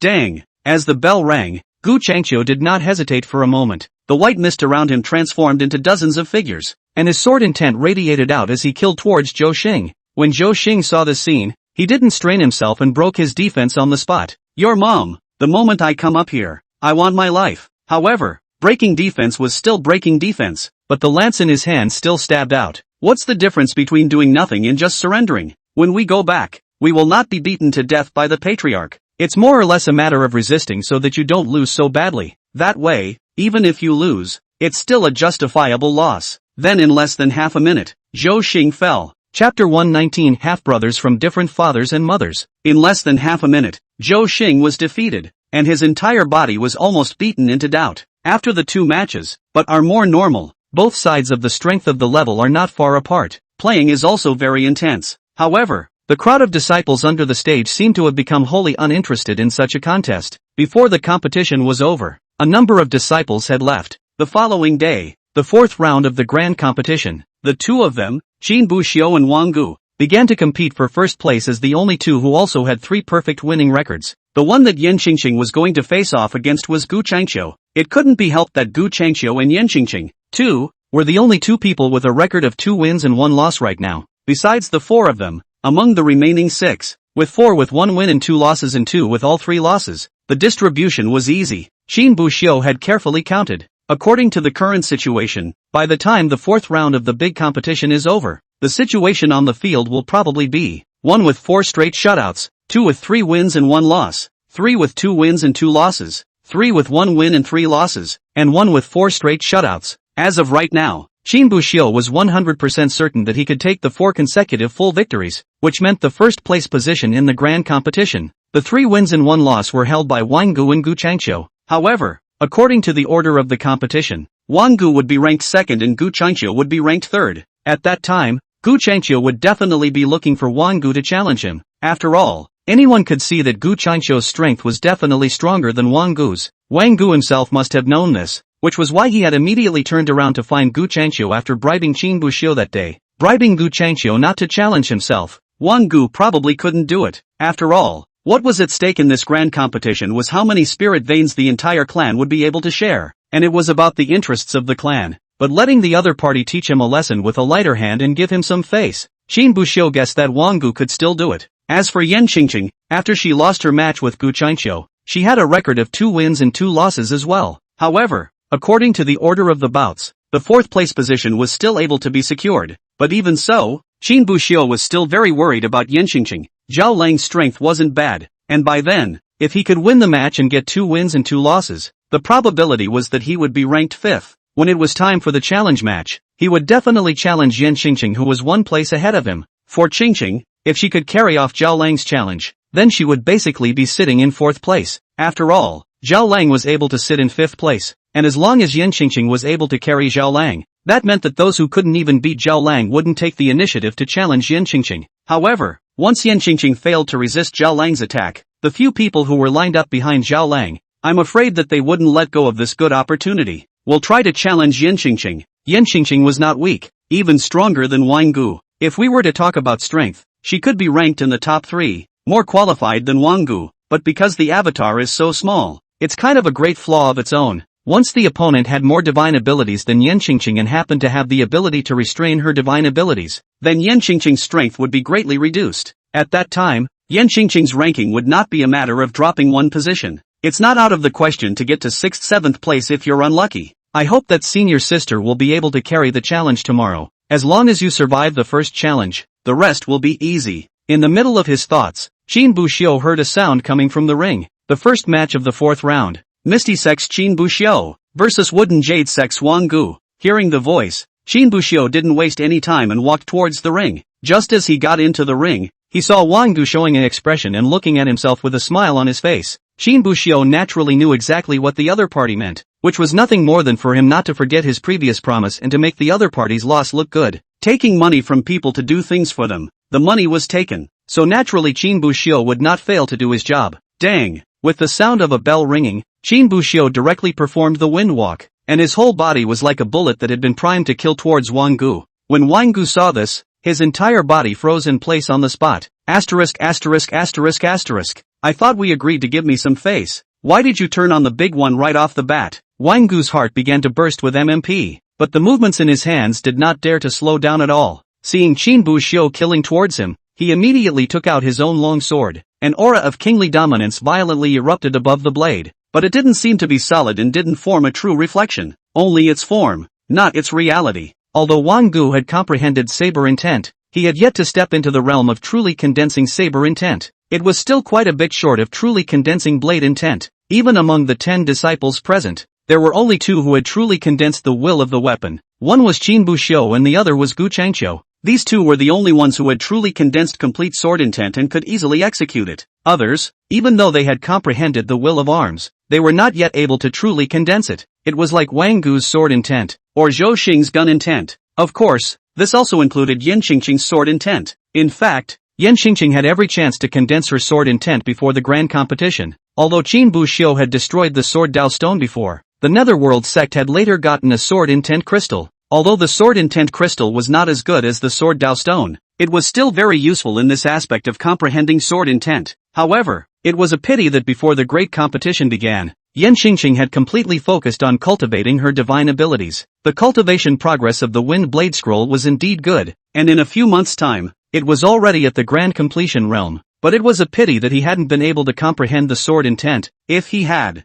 maybe Yan Qingqing's situation would be much better. What was missing in the divine means, the sword intent could more or less make up for some of it. Dang! The longsword in Qin Buxiu's hand collided with the longsword in Wang Gu's hand with a crisp sound. Seeing this scene, Wang Gu, who was still worried, suddenly breathed a sigh of relief. He knew that Qin Buxiu had not reneged on his promise with himself. With Qin Buxiu's previous speed, that sword just now was completely capable of directly bypassing his longsword and stabbing directly at his heart, defeating him. However, Qin Buxiu did not do so, but instead struck the blade of the sword fiercely on top of his own long blade, making a feeling that the two were evenly matched in general. In recalling Qin Buxiu's initial match with Gu Changqiu, he erupted in speed and rushed behind Gu Changqiu, winning with a single sword. Wang Gu then felt the more he felt that everything Qin Buxiu was doing now was to play along with him. After all, if Qin Buxiu really didn't want to give face, and directly exerted his divine ability with full force and circled around behind him, would he be able to react? Thinking of this, although Wang Gu was holding a long knife in his hand, fighting against Qin Buxiu evenly, but his eyes showed a touch of gratitude.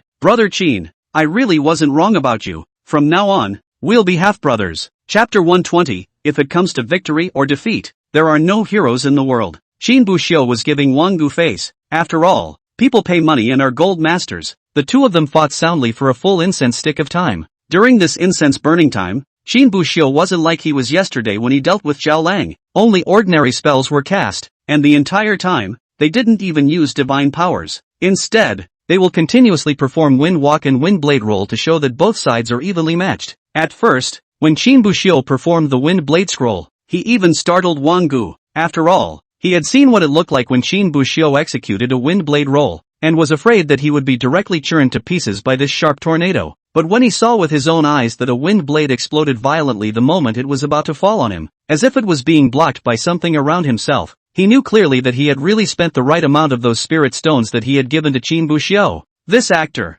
so professional. The wind blade exploded directly before it could land on itself. Was this the cultivator who had cultivated his divine ability to the consummate realm? Wang Gu was convinced that Qin Buxiu was able to rank first in the 5-sect alliance competition. Now Wang Gu finally understood why Qin Buxiu was able to be so loved by the disciples in the Misty sect. If he was a disciple of the Netherworld sect, he also loved Qin Buxiu. Most of the people under the ring, however, did not know about the deal between Qin Buxiu and Wang Gu. After all, if they knew about it, there would be no decency left, whether they lost or won. So when they saw Wang Gu blocking that one wind blade, they couldn't help but let out a gasp of surprise. Holy, how is this Wang Gu so strong that he can resist senior brother Qin's wind blade alive? To be able to tangle with senior brother Qin for a full incense stick of time, this Wang Gu is surprisingly so strong. I thought that the two of you, senior brother Qin and Gu Changqiu, were already strong enough, but I didn't expect that another Wang Gu would pop up now. Even Zhao Lang, who had fought with Wang Gu, couldn't help but reveal a look of shock, and his eyes were filled with disbelief as he looked at Wang Gu in the ring. This Wang Gu was also too capable of hiding. When I first fought him, I felt that he was only a hair stronger than me. Now that I think about it, he should have been hiding his clumsiness at that time, and if I hadn't met Qin Buxiu, I wouldn't have known that he was so strong. I suddenly have some desire to see Wang Gu and Gu Changqiu fight. The match between the two of them must be spectacular as well. On the side, Gu Changqiu and Lu Yushu, who had heard the crowd's discussion, had two big words of speechlessness written all over their faces. Both are rare people who understand. Lu Yushu needed no introduction, and Wang Gu were both from the Wood Jade sect. Moreover, he had been in contact with him for the longest time, and he knew very well what level Wang Gu was at. As for Gu Changqiu, for one thing, his own strength was the second strongest in the field, and he could see more details that ordinary people couldn't. Knowing that at this moment, Qin Buxiu was accompanying Wang Gu in his act, and was not really running to decapitate Wang Gu to fight.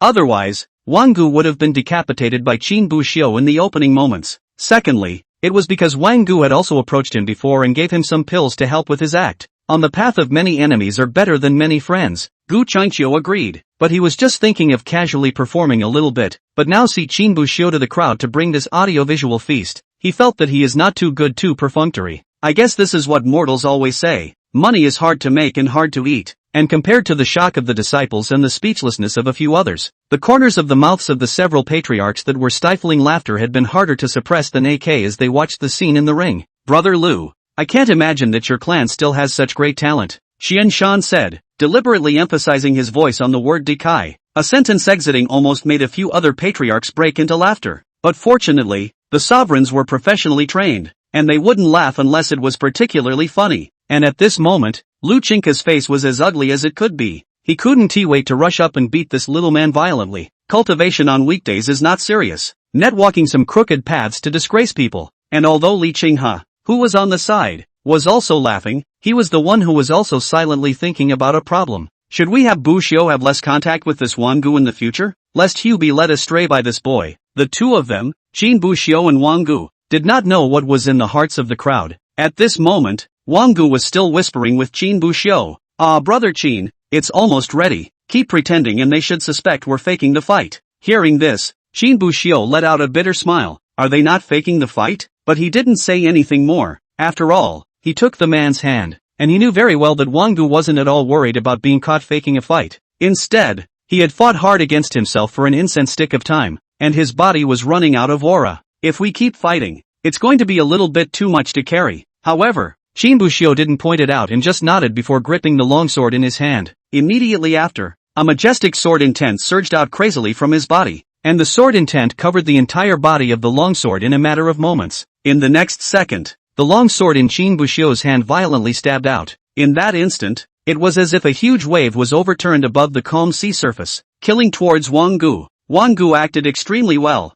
seeing the situation without any intention to retreat, but instead gripped the long knife in his hand. Cultivators of my generation, why hesitate to fight? After saying that, the long blade in his hand killed towards the rushing sword intent, but in the next second, it was overwhelmed by the monstrous sword intent, and the substitute talisman shattered in an instant. Although Wang Gu was defeated, the disciples under the ring, who saw this scene, were made to feel a little feverish. Seeing this scene, the crowd of disciples under the stage were instantly made a bit hot. Even some of the Misty Sect's disciples couldn't help but suck in a breath of cool air. Holy, it feels so lit. The moment that Wang Gu's words just left my mouth, I felt like I instantly got goosebumps. Cultivators of my generation, why hesitate to fight? In front of that monstrous sword intent, Wang Gu was as if he was just a weak ant, not even capable of fighting against it. But even so, he didn't have the slightest intention of retreating. Instead he clenched his teeth, gripped the long sword in his hand, and rose to the challenge. The ending was a defeat, but it was still brilliant. The only thing that was a bit of a shame was that this battle was not a life and death battle. Otherwise, the atmosphere would have been much warmer, and the moment Wang Gu shouted, "Cultivators of my generation, why don't we hesitate to fight?" The moment Wang Gu shouted,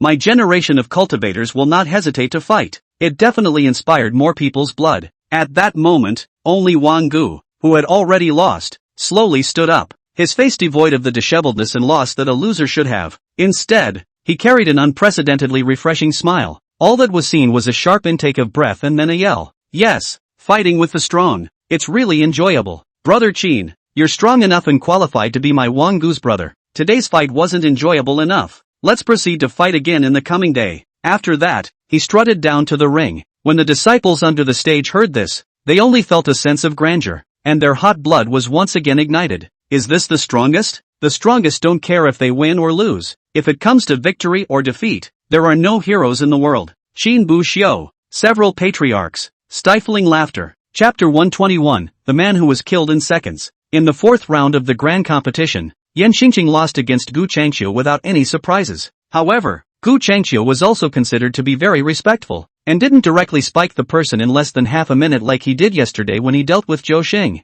Instead, it took 5 or 6 minutes to give Yan Xingqing enough face. Yan Xingqing naturally knew that Gu Changqiu was giving himself face. Otherwise, with his strength, it could be said that everyone except Qin Bu Xiu could be killed in seconds. Thanks a lot. Before getting off the stage, Yan Xingqing gave a thank you towards Gu Changqiu. Gu Changqiu just smiled faintly. The reason why he had humbled Yan Xingqing was actually partly due to Qin Bu Xiu's face. Although Qin Buhu hadn't said anything, but the fact that Qin Buhu was able to defeat Gu Changqiu was enough to gain Gu Changqiu's respect. There are some things, Gu Changqiu, and the patriarchs on stage were happy about it. After all, although the 5-sect alliance was important, at least half of the disciples who were able to stand here today and fight for their sects would not stay in their sects in the future. Instead, he traveled to a more powerful sect to study, and it was naturally good to make a few more friends. It could be said that everyone was satisfied with the match between Yan Qingqing and Gu Changqiu, except for one person. Double standard. It's a naked double standard. Protest. I strongly protest. It's just too much. I've never seen anyone with such chutzpah. Off stage, Zhou Xing roared loudly. Complacency and resignation were written all over his face. As the only cultivator who had been on the field for less than half a minute before being killed in seconds throughout the entire grand competition down the line, Zhou Xing's heart suffered in a way that only he knew. But before he could accuse too much, Zhou Xing felt a burst of malicious eyes cast toward him. Turning his head to look, he then saw the furious eyes of his own patriarch Qianshan. So it was just a matter of swallowing all the grievances and sorrows in his heart. He felt like he was the unluckiest guy in this great competition. The two livestock, Qin Buxiu and Gu Changqiu, were encountered all over the place, but if that was all there was to it, then it was actually okay, and Zhou Xing felt that he could barely accept it. But what he couldn't accept the most was actually being put down by Gu Changqiu in half a minute. He was the only person to receive this honor in the entire competition, and it was highly likely that he would be the only one to have this honor after the entire grand competition was over. It couldn't be helped. After all, there were only 2.5 people capable of creating this kind of battle at the moment. One was Qin Buxiu, one was Gu Changqiu, and half was Wang Gu. The previous battle with Qin Buxiu had made him unable to see Wang Gu's strength. As for Qin Buxiu's 4 matches, the first one against him, although he didn't use his full strength, he didn't kill him in seconds either, allowing him to retain some face. In the second match against Gu Changqiu, the two were at full strength. Everyone thought that Qin Buxiu would kill Zhao Lang in seconds in the third match, but it turned out that Qin Buxiu fought hard for half a day, giving face. The fourth game is against Wang Gu, the guy who is hiding extremely well. On the other side, Gu Changqiu similarly didn't exert his full strength in the first match, and intentionally left his backhand, so he didn't kill his opponent in seconds. As a result, when they ran into Qin Buxiu in the second match, the two exposed their cards. Then in the third game, Zhou Xing ran into the opposite side, and as a result, the opposite side didn't give face at all and gave him seconds in half a minute. However, it was good that at that time, Zhou Xing felt that it was normal for Gu Changqiu to be so strong that he could kill himself in seconds. It wasn't even just seconds for himself. Everyone else, except for Qin Buxiu, would be killed in seconds. By the time the grand competition was over, he was definitely not the only one with a record of seconds. As long as enough people get spiked, then the shame won't be just on you. But whoever thought, from the beginning of this game, Gu Changqiu this thick eyebrows, see the opponent is a sister, even began to mutiny, learn to engage in humility. Unsurprisingly, tomorrow's challenge match would be Gu Changqiu's final match, and the challenge should also be Wang Gu. With the strength that Wang Gu and Qin Buxiu had shown when they fought against each other, even if he lost, Wang Gu wouldn't lose too badly. This means that by the end of the individual competition, there is only one person who will get the title of killed by someone. When you get up against others in the future, you'll be inferior. Zhou Xing, I've already comprehended half a step of the gun intent, and I'm only one step away from consummation. Someone else, you've been spiked. Zhou Xing, I am the most powerful person in the current generation of the Heavenly Cliff sect. Someone else, you've been spiked. Zhou Xing, I have shed blood and suffered for the Tianya sect. Someone else, but you've been spiked. As soon as he thought that when he argued with others in the future, they would take the fact that he had been killed in seconds and rub salt into his wounds, Zhou Xing felt a pang of sadness unconsciously rise from the bottom of his heart. But when he looked around, he felt bewildered, with no one to talk to about the sadness in his heart. No, don't scare yourself. Although I was killed in seconds, I was also killed by the second strongest cultivator, and with Gu Changqiu's strength, if he wanted to kill whoever was present in seconds, who could carry it off besides Qin Buxiu and Wang Gu? We're all cultivators with high qualities. No one will hold on to this matter. Even if I'm killed in seconds, my strength is still here. Zhou Xing so comforted himself, and slowly his mind calmed down. Immediately after that, Zhang Rulin's voice slowly sounded. Fourth match of the fourth round. Skycliff sects Zhou Xing versus Wood and Jade sects Lu Yushu. The third match between Zhao Lang and the others had already ended, and Zhou Xing and Lu Yushu slowly made their way onto the stage. The two men saluted towards each other. Before the bell rang, Zhou Xing heard Lu Yushu on the opposite side of the room muttering something in a low voice. Can't lose. Absolutely cannot lose. No matter what, I'm going to win this match. Hearing this, Zhou Xing could not help but stare, but then a smile appeared on his face. Eager for victory? It was human nature. It was just a pity that he wasn't going to give away the chance to win just because his opponent was eager to do so. It's still a fight that needs to be fought. But when Zhou Xing heard the next sentence muttered by Lu Yushu, his entire being instantly became unhappy. Losing to someone who was killed in seconds will make it hard to hold your head up in the future. Zhou Xing's heart received a 10,000 point blast at this moment, and all he wanted to do now was to rip his throat out and curse angrily. Lu Yushu, I'm on morning 8, dang. With the sound of a bell ringing, Zhou Xing's body, which had already been unable to hold down the bell, exploded out, pouncing towards Lu Yushu like a wild beast. Looking at that stance, it was obvious that the competition had been treated as a fight to the death. Lu Yushu, on the other hand, was startled when he saw this, but immediately came back to his senses and began to frantically counterattack. Chapter 122, A Disciple Has His Own Blessings. 10 minutes later, Lu Yushu's substitute talisman shattered. Zhou Xing looked at Lu Yushu, whose face was full of grief and desire to die, and only felt anger surging to his head, washing his entire being away. Because he knew that the reason Lu Yushu mourned was not because he didn't win, but because he lost to himself. But in the end, he gritted his teeth and didn't do anything, because he knew very well that even if his peak foundation establishment stage self blasted out a punch towards Lu Yushu at a fast speed, his fist would be stopped by the Misty Sects Elder before it could reach Lu Yushu's body, unless he was able to possess the kind of terrifying speed that Qin Buxiu had. This was also the reason why something like an alliance of the 5 clans to distribute various benefits would have a group of foundation establishment stage disciples competing against each other. But when one reaches the Jindan stage, one begins to cultivate various spells, and the avatars are also able to reach a higher realm. Some secret techniques that instantly exploded power and speed would also be mastered by Jindan stage cultivators. If cultivators above the foundation establishment stage were allowed to compete, then in order to ensure victory, the various sects would definitely pick the strongest and most talented to come up and compete. And these talented and strong cultivators, with all their awesome cultivation talents, were more than capable of cultivating these spells and aptitudes to a higher realm. What if, during the competition, he got impatient and after breaking the opponent's substitute talisman, he threw a few more punches, killing and crippling the person? At that time, it might be a great war between the two clans. It was hard to suppress the anger within, but the next second, Lu Yushu opened his mouth with a sentence, but it made Zhou Xing directly break his defense. Never mind, at least it wasn't killed in seconds. Zhou Xing looked at Lu Yushu, and there was no more anger in his eyes at this point, only endless sadness. Not buddy, don't play like that. Not long after, the 4th round of the grand competition ended completely, and at the same time, a ranking list was made. This ranking list was ranked by their wins, losses and performances during the competition. Qin Buxiu, as the only cultivator with an all-victory record, naturally ranked first without a doubt. Second place went to Wang Gu, and third place to Gu Changqiu, but there's a hiccup in the middle. At that time Qin Buxiu stood closer and heard more clearly.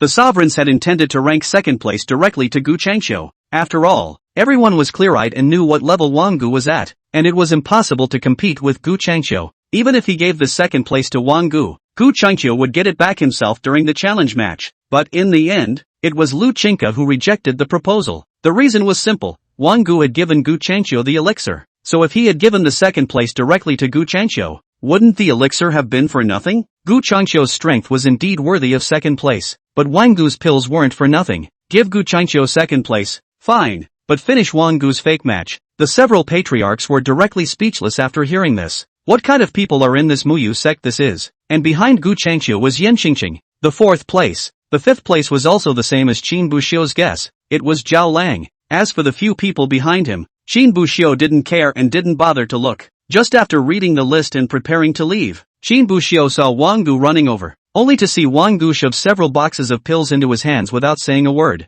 Qin Buxiu froze for a moment and looked at Wang Gu somewhat blankly. Wang Gu had already given him pills before, and it was also generous. Qin Buxiu opened it and looked at it. A total of 10 spirit gathering pills. Spirit gathering Dan, a 3rd grade elixir, and still 10 of them, was already generous. After all, the first place in the 5-sect alliance individual competition grand competition was only rewarded with a total of 20 spirit gathering pills on the ethereal sex side. Wang Gu looking for him to play a fake game, directly stuffed 10. Pure tycoon behavior. I didn't expect to be stuffing him with elixirs now. Didn't you get a kick out of the last fake match? However, Qin Buxiu didn't speculate too much, so Wang Gu spoke in a low voice. Brother Qin, you are worthy of being my half-brother. You take care of your younger brother too much. A fake game all played so soundly, played with such vigor. When I think that I only gave 10 spirit gathering pills before, I feel as if I'm an animal. And here are 20 spirit gathering pills and 3 5th grade earth spirit pills. I came out in a hurry this time and didn't bring too many pills in my hand, so don't mind. When it came to this, Shin Bushio's 2 hands shook and he almost didn't drop the elixir on the ground. 20 spirit gathering pills? 3 5th grade earth spirit pills. Not buddy. I know your wooden jade sect is famous for alchemy, but I didn't expect that Muyuzong to be so rich, counting the 10 spirit gathering pills from before. That's 30 spirit gathering pills before and after. More than the spirit gathering pills that the ethereal sect gave to the first place winner. And there were also 3 5th grade earth spirit pills. As a 2nd grade alchemist, Shin Bushio was naturally aware of the gold content of the earth spirit pill. The value of each earth spirit pill was at least above 100 spirit gathering pills. You gave me 3 of them out of the blue? Did I save your life? Shin Bushio was still hesitant to return the elixir to the other party. After all, this gift is too heavy. But immediately afterward, a familiar voice was heard entering his mind. Don't push it. Just take it. The Wood and Jade sect is the richest of the 5 sects. And the richest person in the Wood and Jade sect is this kid in front of you. Their Wang family has been an alchemy family for generations and has been passed down for 9 generations. His father is the Grand Elder of the Wood and Jade sect. His second grandfather is the Supreme Elder of the Wood and Jade sect. And his grandfather is one of the 3 elders of the alchemy hall of one of the 3 major sects, the Taiching sect. There's also his great-grandfather, his great-grandfather. All of them are big names in the alchemy world. Even the Wood and Jade sect master, Lu Chinka, was once his great-grandfather's registered disciple. This bit of elixir is just a drop in the bucket for him. After hearing Li Qinghe's words, Shin Bushio pondered for a while before accepting the elixir. Sure enough, it's better to be a little poorer yourself. Thank you, Brother Wang. When Wang Gu heard this, but he waved his hand. Don't call me Brother Wang, it sounds rusty. If you want to treat me as a friend, just call me Old Wang. I'll call you Old Qin from now on. Shin Bushio took someone else's elixir, so he couldn't refuse, so he revealed a smile. Okay, Old King, brothers are up to speed enough. Saying that, he pulled Shin Bushio to go and have a meal to go. Li Qinghe looked at Shin Buhu, who was pulled away by Wang Gu, and his eyes looked a little complicated. He originally didn't want Shin Bushio and Wang Gu to get too close, fearing that Shin Bushio would be brought down by Wang Gu. But think of the background behind Wang Gu. Think carefully, if the relationship between the two is good. In the future, if Shin Bushio has something, can also let Wang Gu to help a little. After all, the reputation of the Wang family, not to mention the Nanyang continent, even the entire southern region, was a well-known existence. Forget it, disciples have their own blessings, let them handle their own affairs. After saying that, he turned back, but suddenly realized that Lu Chinka's face was as ugly as if he had eaten. Asterisk. This little brat. 3 earth spirit pills given away just like that. Old me has taught him alchemy for so many years, and I haven't seen him give me a single earth spirit pill. Hearing this, Li Qinghe couldn't help but let out a bitter laugh. Chapter 123, I'm just kidding. The following day, the challenge. Not a lot of people signed up for the challenge. Most people have enough knowledge of their own strengths and have little problem with their current position. So the challenge, there are only 2 in total. One was 3rd place finisher Gu Changqiu against 2nd place finisher Wang Gu. In the other match, it was the 5th place finisher, Zhao Lang, against the 4th place finisher, Yan Xingqing. Gu Changqiu and Wang Gu's competition was the first to start. The two a fierce battle. See the bottom of the audience's blood boiling. Wang Gu, in particular, had already amassed some fans of the Netherworld sect amidst yesterday's match with Shin Bushio. Coupled with the fact that neither of the 2 people in the ring were Misty Sect cultivators, many of the Misty Sect's disciples began to wave flags and cheer for Wang Gu. Unfortunately, Wang Gu ended up losing a move. Gu Changqiu also only narrowly won a move. It's a pity. If Wang Gu had been half a point faster with that move at that time,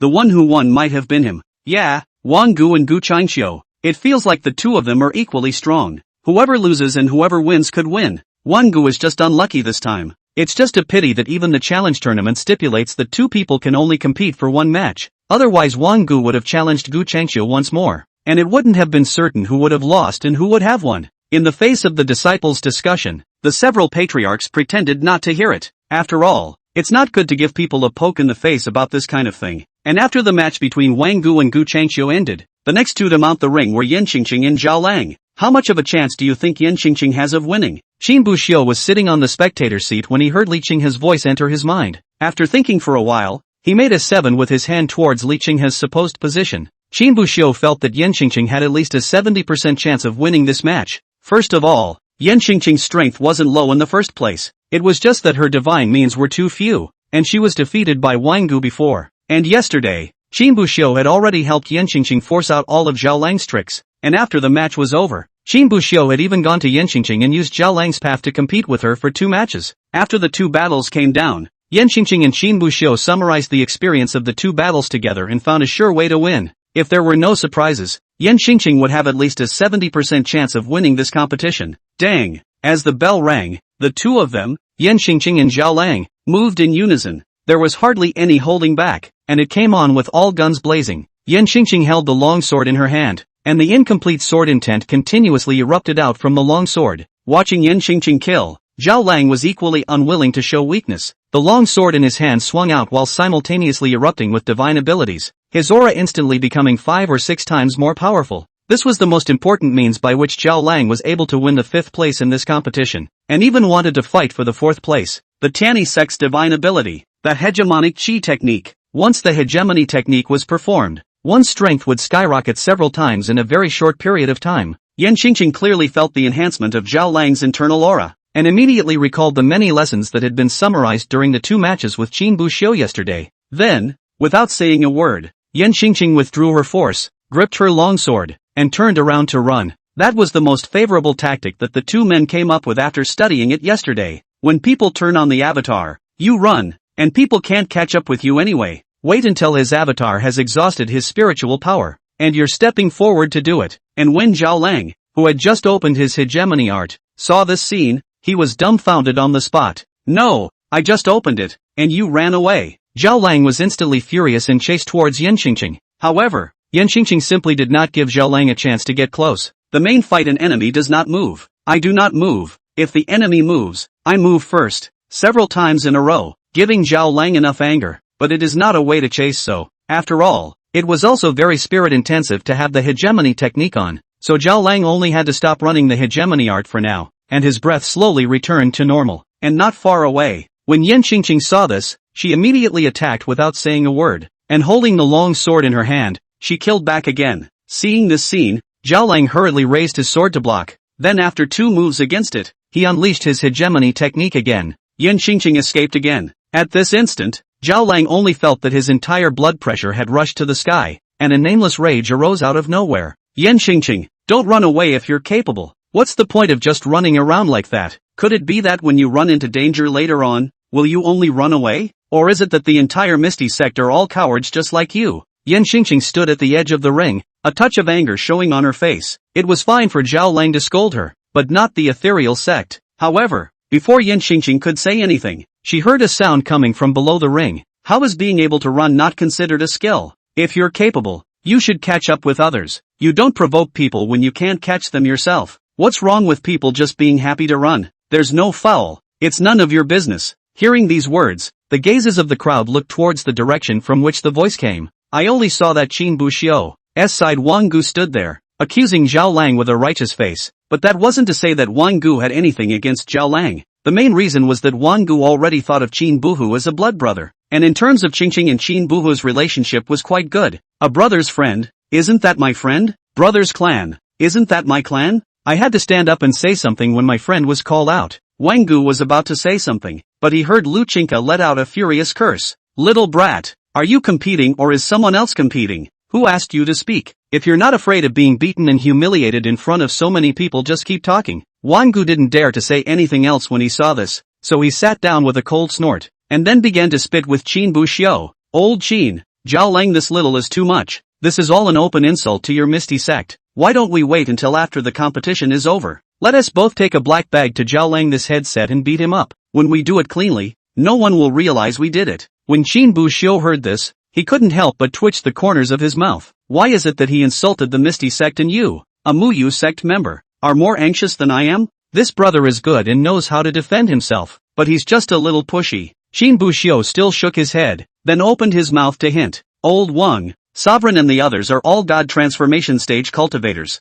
Wang Gu froze for a moment and didn't seem to have taken care of Qin Buxiu's meaning. So, seeing that Wang Gu didn't understand the meaning of his words, Qin Buxiu sighed helplessly before pointing in the direction where the sovereigns were. It's a long way off, but they can hear the door even when your voice is low. Hearing these words, Wang Gu suddenly felt a chill at his back, then slowly twisted his head to look in the direction where the sovereigns were, only to see the eyes of several patriarchs all fixed on themselves. Ethereal sect patriarch Li Qinghe had a smile on his face, a look of a child being teachable. For his part, Lu Chinka of the Wood Jade sect's face carried a touch of anger, itching to break Wangu's legs. Tianyi sect's patriarch Su Yu, on the other hand, looked at him somewhat speechlessly. As for Qian Shanha Li Tanran, he was holding an attitude of not caring about anything and was watching the show. Seeing this scene, the corner of Wangu's mouth slowly grinned, revealing an awkward smile. I'm kidding.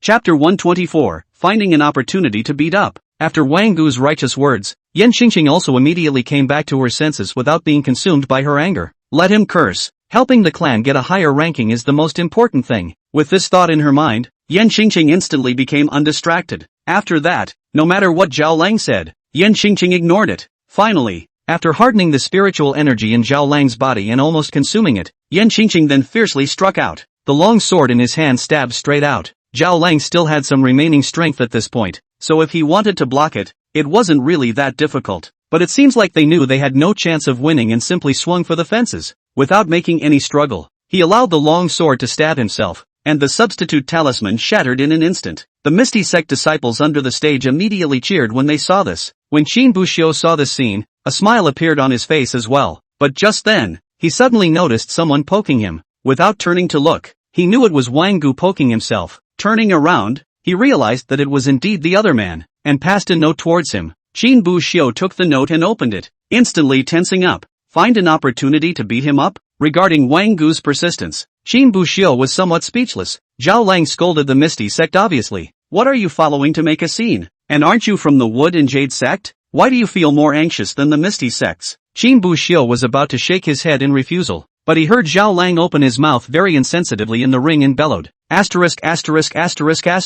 The Netherworld sect is all a bunch of losers who only know how to run away. After saying that, as if he had vented a hard wave, he went down without looking back. When Wangu saw this, his eyes glowed as if he had seen a treasure. Old Qin, can you stand this? It's too much for a king to put up with. If I were you. Halfway through his words, Wangu suddenly shut up. This was because he realized that the gazes of several patriarchs were on him at some point. Seeing that Wangu wasn't talking, Tianyi Sect's sect master Suyu looked at Lu Chinka. Patriarch Lu, your clan's Wangu, pretty good at arching fires. When Lu Chinka heard this, a smile of embarrassment appeared on his face and he quickly waved his hand. It's his personal style. He was born with a flawed brain. I hope that sect leader Su won't rise to the level of the entire Wood Jade sect because of Wangu's personal behavior. Qin Buxiu looked at the note Wangu had slipped into his hand. Originally he didn't want to do it. After all, he has to be good to people. We are all righteous people. Head up, head down. How to deal with people after hitting them. This Zhao Lang, however, did seem to be a bit unintelligent. If the other party was a disciple of the Netherworld sect, Qin Buxiu might still be holding back. After all, they're all brothers in their own division. But Zhao Lang, a disciple of the Tianyi sect, it wasn't enough to endure once, but he had to endure a second time?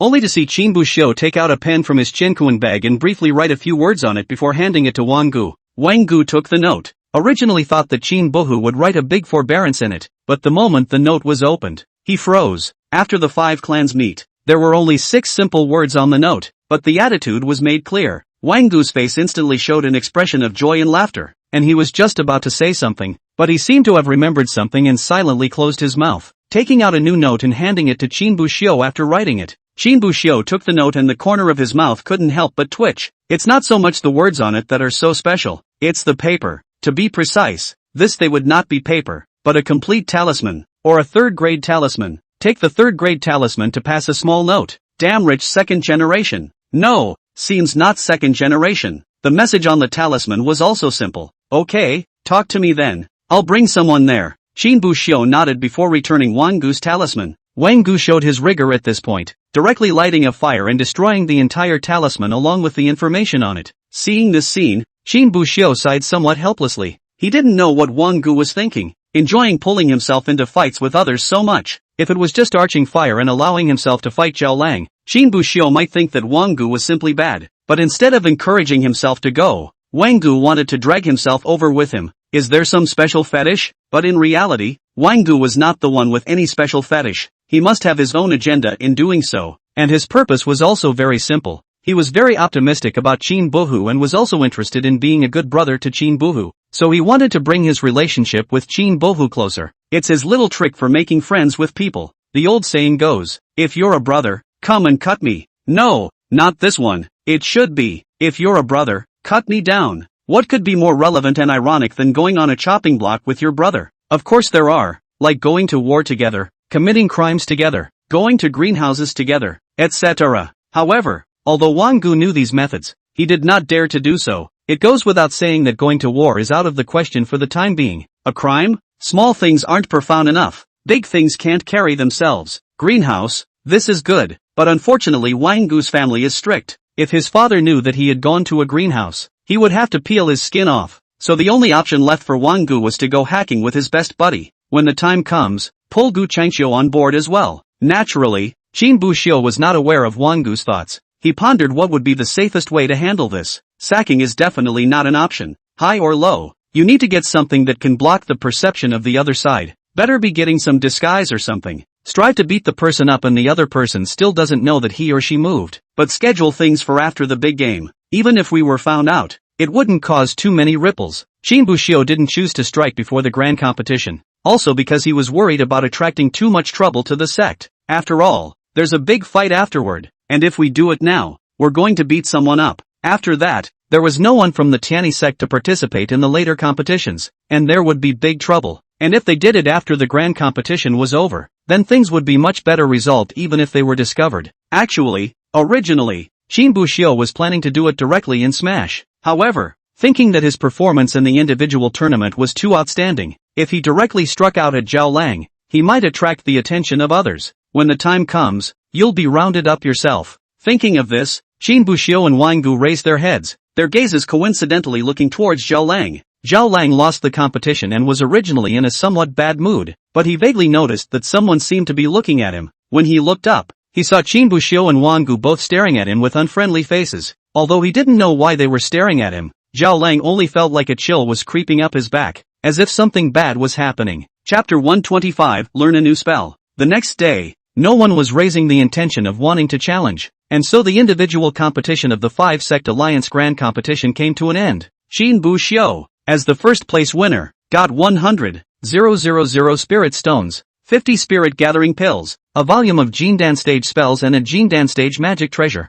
The latter two were rewards given by the Netherworld sect, but Li Qinghe didn't rush to give them to Qin Buhu, instead telling him to wait until he cultivated to the Jindan stage before giving them to him. Qin Buxiu didn't think it mattered. After all, no matter if it was a Jindan stage spell or a magic treasure, it was not something he could utilize at this stage. However, when Li Qinghe was saying this to Qin Buhu, Yunhai sect's patriarch Li Tanran happened to be present, so on the spot, he smiled and opened his mouth. Buxiu, your patriarch is no good. He's not even willing to give you such a little thing. Why don't you stop staying in the Misty sect and come to our Cloudsea sect? How about I give you double these things from your patriarch and also directly accept you as a personal disciple? However, just after Li Tanran finished speaking, before Qin Buxiu could even open his mouth, Li Qinghe directly made his move. It was also a good thing that Li Tanran was a good stature, and he directly slipped away. Otherwise, maybe the two clans would have fought because of Qin Buxiu. By the way, Sovereign, I wonder how the points for this to 10th place are calculated. When Li Qinghe heard Qin Buhu's question, he then withdrew his attention from Li Tanran,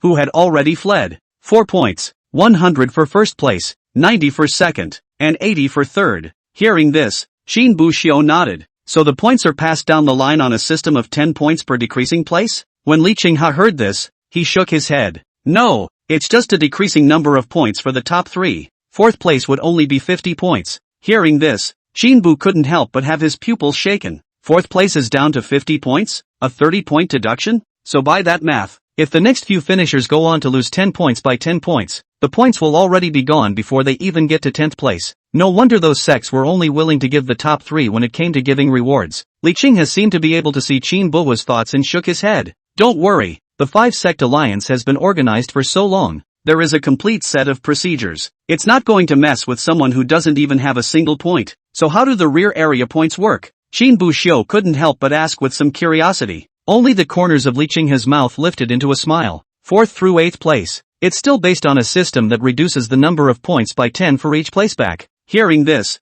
Qin Buxiu couldn't help but frown. With that reduction, doesn't getting 8th place leave you with only 10 points? But Li Qinghe then said, 5 points for 9th place and 1 point for 10th place. Hearing this, Qin Buxiu suddenly didn't know what to say. The 5 points for 9th place is actually okay, but this 10th place gives 1 point. There's 100 times the difference between that and first place. How does it feel to insult 10th place with that score? But Qin Buxiu didn't care about that. Cultivation world? The strong are honored, and it is normal for the weak to be humiliated. All Qin Buxiu could do was to keep himself, and those around him, from being humiliated as much as possible. Then Patriarch, our ethereal sect's current score, is it ranked first? After all, just now, although Qin Buxiu was first in the individual competition, this was after all not something that was ranked based on individual victories or defeats. His score plus Yan Qingqing's score was the total points of the Netherworld sect. You're in first place. Yan Qingqing is in fourth place, with a total of 150 points. Our Misty sect is still in first place so far. Second place in total points goes to the Cloud Sea sect. Gu Changqiu second place plus another disciple sixth place, 120 total points. Third place for Mu Yuzong, third place for Wang Gu, and seventh place for Lu Yushu, with a total of 100 points. Hearing this, Qin Buxiu couldn't help but stare. Lu Yushu is only seventh? He was a bit surprised because before, when the grand competition hadn't even begun, he had heard the disciples of the Wood and Jade sect bragging that Lu Yushu was quite powerful, thought the other team could be ranked higher. However, Li Qinghe smiled slightly and shook his head. Lu Yushu's fame is indeed quite big, but the Wood and Jade sect's main cultivation is alchemy, and Lu Yushu's fame is also above alchemy. In terms of strength, he's actually not very strong. Of course, if you want to talk about being in the Wood Jade sect, Lu Yushu is still quite good. It was only when Li Qinghe said this that Qin Buxiu remembered. When the Wood and Jade sect disciples had blown it, what they had blown it on really didn't seem to be Lu Yushu's strength, but rather his alchemy ability. Patriarch,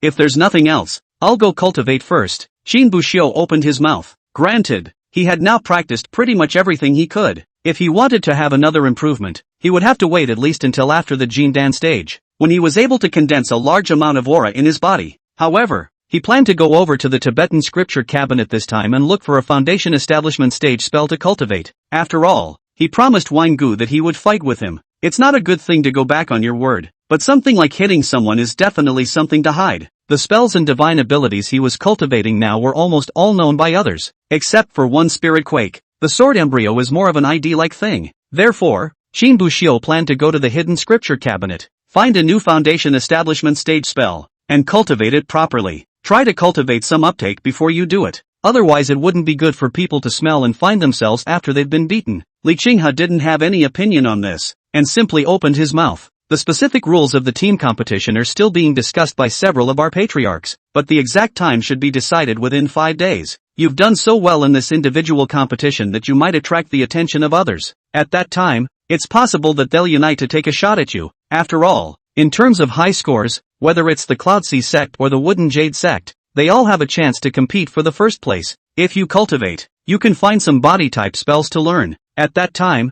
even if you can't beat them, you can still follow Yan Qingqing's example in the ring and just run away. Qin Buxiu nodded. He naturally understood all of this. He wasn't too worried himself, though, with the 2 perfect stances, plus the divine ability windwalking. If he wanted to run, it was impossible for anyone to catch up with him. The only flaw is that windwalk consumes too much to cast for a long period of time. As for the speed-boosting body techniques, Qin Buxiu really didn't need them anymore. The 2 perfected body techniques could already bring out his greatest speed potential, even if he cultivated the last step of the foundation establishment stage's body technique to completion. Qin Buhu's speed wouldn't increase much. Chapter 126, 2 things. 5 days later, Qin Buxiu woke up in a martial arts training ground, and the familiar voice of the system came from his mind. Length of hang time, 5 hours. Hanging occasion, martial arts training ground. Reward obtained, proficiency in wrong bone hand increased to perfection. Proficiency in mud puddle leg increased to perfection. Qin Buxiu looked at the 2 successful foundation establishment stage spells that he had exchanged for 5 consecutive days of hanging out,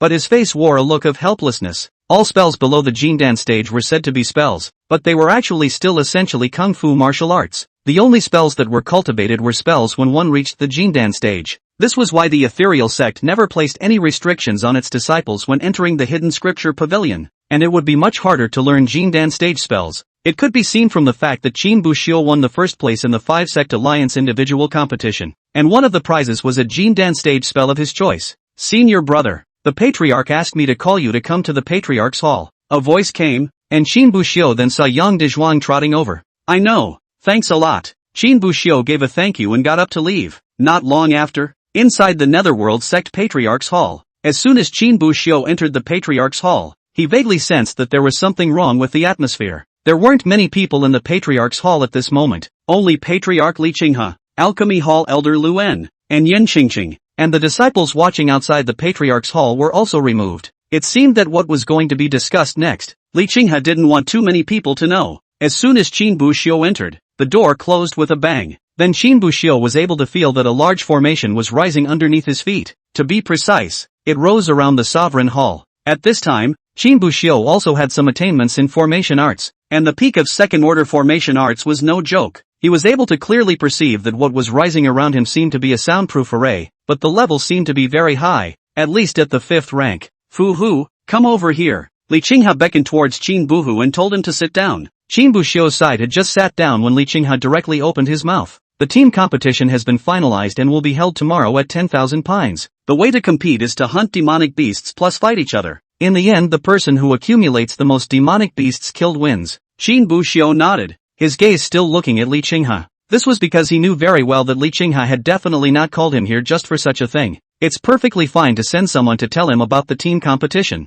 There was no need for him to come over. And then another soundproof array was raised. Li Qinghe naturally noticed that Qin Buxiu was still staring at himself, so a smile appeared on his face and he continued. Actually, the matter of the team race competition was decided between me and the other 4 sect masters as early as the first day. Hearing this, Qin Buxiu visibly froze for a moment. It's been a full 5 days since the end of the original individual tournament until today, and the sovereign said the team tournament was something they decided on the first day. So that means they've been discussing something else for the next 4 days? And it was highly likely that these matters were related to himself, or at least to him and Yin Qingqing, the disciples of the great competition. Otherwise, Li Qinghe wouldn't have called them over. For the remaining days, our discussions, pretty much, centered on 2 main things. Li Qinghe stretched out 2 fingers as his gaze sized up Qin Buxiu and Yin Qingqing. The first is about you disciples, breaking through the Jindan. Hearing this, Qin Buxiu couldn't help but stare. Breakthrough to Jindan? Is there any need for the sovereigns to discuss this matter? After the great competition, wouldn't it be fine to directly find a Jindan stage technique to cultivate? Seeing that Qin Buxiu had a touch of bewilderment in his eyes, a faint smile appeared on Li Qinghe's face. Breaking through the Jindan stage is naturally not a difficult task. If you want a simple solution, find a book of feats, take some pills, and close the door for a few days to break through. Hearing this, Qin Buxiu immediately realized something. What Li Qinghe just said was a simple solution, which means that there are more complicated ways to break through Jindan. And in the next second, Li Qinghe explained it to Qin Buxiu and Yin Qingqing. There are many ways to condense the Jindan. Some are simple and some are difficult. And the difficulty of condensing a Jindan is also often directly linked to the quality of the Jindan. If the quality of the condensed Jindan is good, the cultivation in the future will naturally be smooth sailing. But if the quality of the condensed Jindan is poor, even if the spiritual root is strong enough and the talent is overwhelming, it will still be limited by the quality of the Jindan. The simplest way to condense Jindan is undoubtedly what I have just told you. Gongfu, pills, and seclusion. But the quality of the Jindan condensed in this way may not be the lowest, but the upper limit must be the lowest. Because your own spiritual energy is just that much, the limit is right there. Even if you use the elixir and raise the quality by a few points, it won't be too good. Qin Buxiu knew that the patriarch was pointing at himself with these words. He still had the golden yang flower in his hand, and had originally planned to have Elder Luan help him refine the 9 revolutions golden yang pill. But now it seems that this original plan may have to be modified. You two are lucky that good times have caught up with you. Recently, the Thunder Punishment Peak has been covered in dark clouds, so I think the long-stored power of heavenly thunder is about to explode. That's why our 5 clans went to the Tai Ching sect and begged for a strand of lightning-inducing chi for you disciples. With this lightning-attracting chi, you can attract the power of heavenly lightning from the Thunder Punishment Peak, and at that time, you will take the opportunity to condense the Golden Dan, and use the secret method to attract the heavenly lightning to bombard yourselves, quenching and refining the Golden Dan, so as to make the quality of the Golden Dan even more advanced. This formula is called the Heavenly Thunder Quenching Dan method. After the Heavenly Thunder Quenching Dan, the quality of one's own Jin Dan can be raised by at least 2 or 3 qualities. Even those who are lucky may enhance 5 or 6 qualities, and even coalesce a super first-rate Jin Dan. After hearing these words, a flash of excitement crossed the eyes of Yin Qingqing on the side. As for Qin Buxiu, there was more bewilderment on his face. In the end, Qin Buxiu couldn't help but ask, "That, Sovereign, what are the qualities of a Jin Dan?" Li Qinghe froze for a moment, revealing a helpless, bitter smile. 9 grades, 1 to 9, are different from the unusual 1 to 9. The first grade of Jin Dan is the highest, and the 9th grade is the lowest. And beyond the first grade, It is the absolute grade Jindan, which often also comes with some special abilities. So if one can condense an absolute grade Jindan, that would be the best. Hearing this, Qin Buxiu then revealed an expression of sudden realization. It couldn't be helped. Who made it so that he barely knew much about the Jindan stage before this? Chapter 127, The Second Incident. And what about the second thing? Patriarch? After learning about the Thunder Punishment Peak and the Jindan, Qin Buxiu couldn't help but open his mouth and ask. Qingha Li said it, and their discussion centered around two things. And condensing Jindan is the first thing. So what is the second thing? At this time, Li Qingha's face suddenly became serious, without the previous smile. Do you remember the 10,000 devil sect cultivators who surrounded you back then? Hearing this, Qin Buxiu was first stunned, but immediately afterward, he immediately thought of something. Li Qingha obviously wouldn't talk to himself about these things for no reason. And since the other party was now talking about the matter of the 10,000 demon sect cultivators, it was highly likely that this second matter was related to the 10,000 demon sect. Qin Buxiu nodded. How could he forget the matter of the 10,000 demon sect? At that time, he could be said to have almost died at the hands of the three Lang family brothers. If he hadn't delayed long enough to wait for the Misty Sect's reinforcements, he might have really died. Even Elder Zhang Rulin was poisoned by the Phantom Soul as a result. But the strange thing was that later on, the other party took the initiative to send the antidote to the poison to the door, and said that everything was a misunderstanding. That would be strange.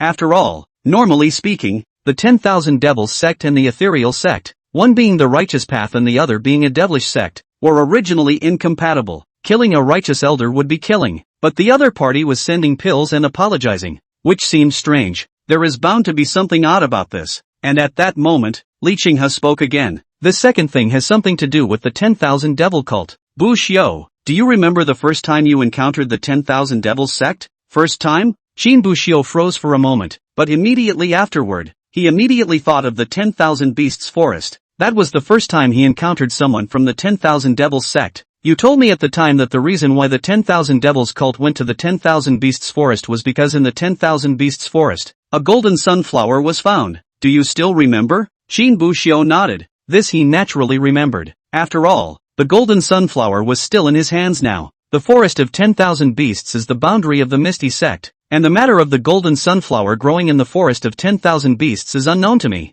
The patriarch, and Luen, the Alchemy Hall's chief elder. Then how did the people of the 10,000 devils sect know about it before us? And the sword embryo thing, if I remember correctly, you shouldn't have told anyone about it. Only the elders in the clan know about it as well. And where did those 10,000 devil sect cultivators learn of this information? Both Yan Qingqing and Qin Bohu were not cuties. Li Qingha has said this, there is no reason why they don't understand. So, what you're saying, patriarch, is that there are undercover agents of the 10,000 demon sect in the sect. And, suddenly, Yan Qingqing stopped talking and didn't say anything further, though Li Qingha had almost nailed it down for them. It was saying that the 10,000 devil cult was undercover in the sect, and it was highly likely that it was an elder with a low status. But Li Qingha didn't care that much. He was the patriarch of the Netherworld sect and was responsible for the entire Netherworld sect. The 10,000 devil sect dared to plant an undercover agent in the Misty sect, and it was still an elder. There was no way he would let the other party go. We're not sure who's undercover yet, so you guys keep it quiet after you get out of here today. Right now, the only one who can be sure that it's not an undercover agent, other than the people in this room, is one Zhang Rulin. Hearing this, Qin Buxiu couldn't help but have the corners of his mouth twitch. Sovereign, there are only 4 people in this room. Adding Elder Zhang Rulin is only 5 people. There are so many elders in the sect. Aren't there a few credible candidates? Qin Buxiu really couldn't help but spit out his words. The elders of the Misty sect, the ones from the outer sect, were hardly considered high level. Only those who entered the inner sect and served in the inner sect were considered high level, and there were not many such elders in the ethereal sect. After all, it was at least a big clan with a long heritage. The high-level elders counted 20 to 30 high and low. As a result, Li Qingha said that there were only these 5 people in total that he could trust. Not counting him and Yan Qingqing, there were only 3 elders. Oh no, it's 2. Li Qingha himself is a patriarch, not an elder. Li Qingha had a look of embarrassment on his face. You think I don't want to find out who's undercover in a hurry? But it is not so simple as that. I've been testing these elders for the past few months, and it seems that Duo Na,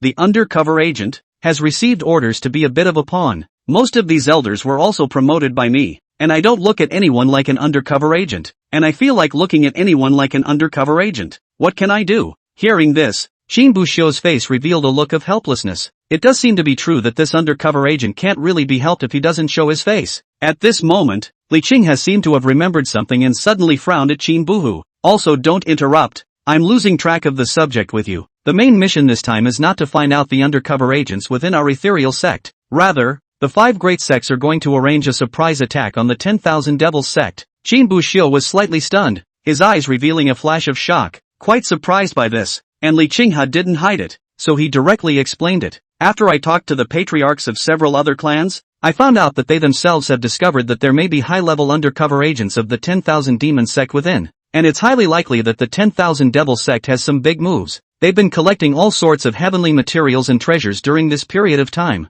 It's also because their movements are so large that all the major sects have more or less noticed it. That's why after discussing it, a few of our patriarchs decided to make a surprise attack on the 10,000 Devils sect and catch them off guard. We can't wait for them to strike at everything and we're responding. That would be too passive. Qin Buxiu sat in place, and at this moment, he only felt that his brain was a bit confused. Such an important plan was revealed to himself. Moreover, if the elders in the sect couldn't be trusted, how would this mission be carried out? After all, if one were to mobilize manpower breath the 10,000 Devils sect, then one would definitely have to let the elders know. And if the elders know, the undercover agent is likely to know. If the undercover agent knows, he'll definitely tip off the 10,000 Devils cult. So how else are you going to make a surprise attack? Unless it was possible to gather a crowd to kill the 10,000 Devils sect while concealing the undercover agent. But such an opportunity. Suddenly, Qin Buxiu seemed to have thought of something, and his pupils lit up violently. Seeing this, Li Qinghe knew that Qin Buhu had already thought of something,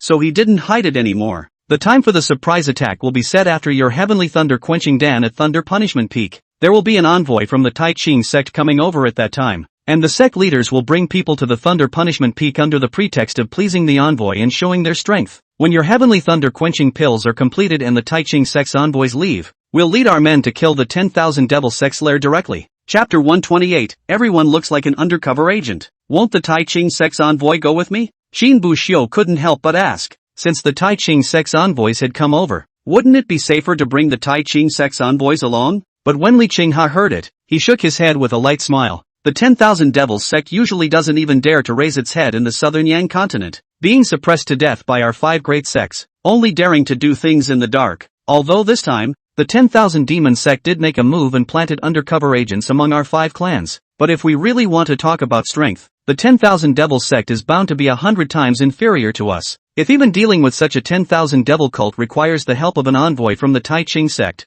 how will it look when it's spread out? Hearing this, Qin Buxiu only felt somewhat speechless. Li Qinghe's meaning was nothing more than not wanting the Tai Ching sect to help underestimate the strength of the southern Yang continent. In addition, if the strength of the 5 sects of the righteous path was 100 times stronger than that of the 10,000 Devils sect, how could this 10,000 Devils sect have the slightest foothold on the Nanyang continent? Still, Qin Buxiu didn't say anything more. After all, Li Qinghe was the patriarch, and it wouldn't be much use even if he convinced Li Qinghe. Li Qinghe alone was unable to dominate this matter, and this answer was obviously given by the 5 sect lords after discussing the matter. Alright, let's just get a word in on this with you two. Don't tell anyone else. After a reminder, Li Qinghe seemed to have thought of something else and looked at Qin Buhu. In addition, Buxiu, you will give the golden sunflower to Elder Luen, so that he can help you refine the 9 revolutions golden sun pill. Qin Buxiu nodded, but he didn't say much. Although Li Qinghe had just said that the heavenly thunder quenching Dan method was able to enhance the quality of the conjugated Dan more effectively than pills, but that doesn't mean the potion is useless.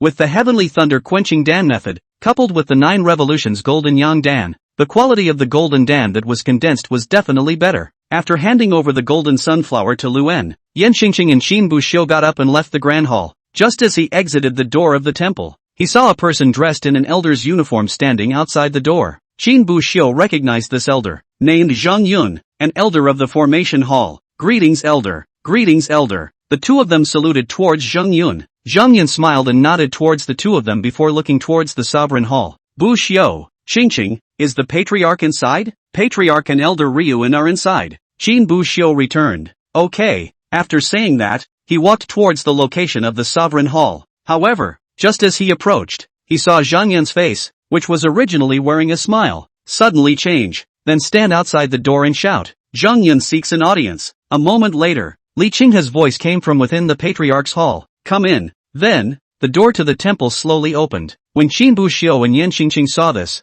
They left. Waiting to walk out for a while, Yan Qingqing glanced behind her and was sure that no one was around before she asked in a low voice, Bu Xiu, do you think Elder Zhang Yun could be an undercover agent? Hearing this, Qin Bu Xiu only felt somewhat speechless. Senior sister, you can't have just heard that there are undercover agents in the clan. Think of the first elder that appears as an undercover agent. Although Qin Bu Xiu himself had such thoughts, after hearing that there was an undercover agent in the clan, he started thinking about who could be the undercover agent, but without evidence. It's as if everyone could be undercover. But even with that thought, he at least didn't say it. When Yan Qingqing heard it, she felt that Qin Bu Xiu's words had some truth to them, but then she added, but don't you think that there was something wrong with his expression when he approached the sovereign hall just now? Qin Bu Xiu naturally found it as well, but he didn't feel that this could be used as direct evidence that Zhang Yun was an undercover agent. Senior sister, the soundproof array on the sovereign hall's side hasn't been lifted yet. When I just went in, I felt the soundproofing array rise and my face didn't look right.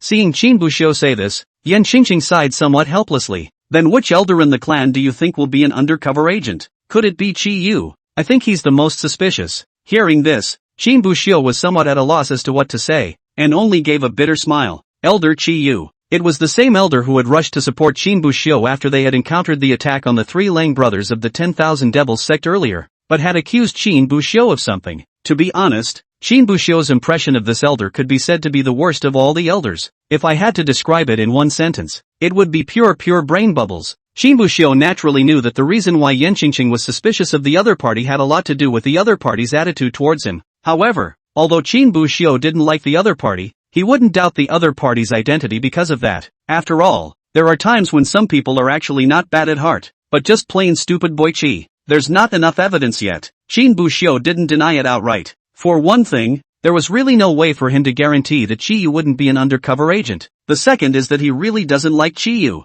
so he doesn't want to defend the other side like Zhang Yun. Yan Qingqing nodded. Then I'll see if I can gather some evidence to go. Hearing this, Qin Bu Xiu shook his head with a bitter smile. Better not, just in case we spook them when the time comes. What's important now is not finding the undercover agent, but the sovereign's plan for them. When the time comes to take down the 10,000 Devils sect, we'll naturally know who our Misty Sect's undercover agent is. After listening to Qin Bu Xiu's explanation, Yan Qingqing nodded, feeling that Qin Bu Xiu had a point. Alright, then I won't beat a dead horse. Then the two of them went back to their respective residences. Qin Bu Xiu returned home and locked the door tightly. With just a wave of his big hand, the spirit beast egg in the small jade bottle appeared in front of him once again. This spirit beast egg just came out, and as if it was a rabbit that broke free from its cage, it kept wiggling. Looking at the spirit beast egg in front of him, a helpless bitter smile appeared on Qin Bu Xiu's face. This spirit beast egg has been making noise since 7 or 8 days ago, and for this phenomenon, Qin Bu Xiu was not surprised. He had read quite a few books about spirit beasts and knew what this was all about.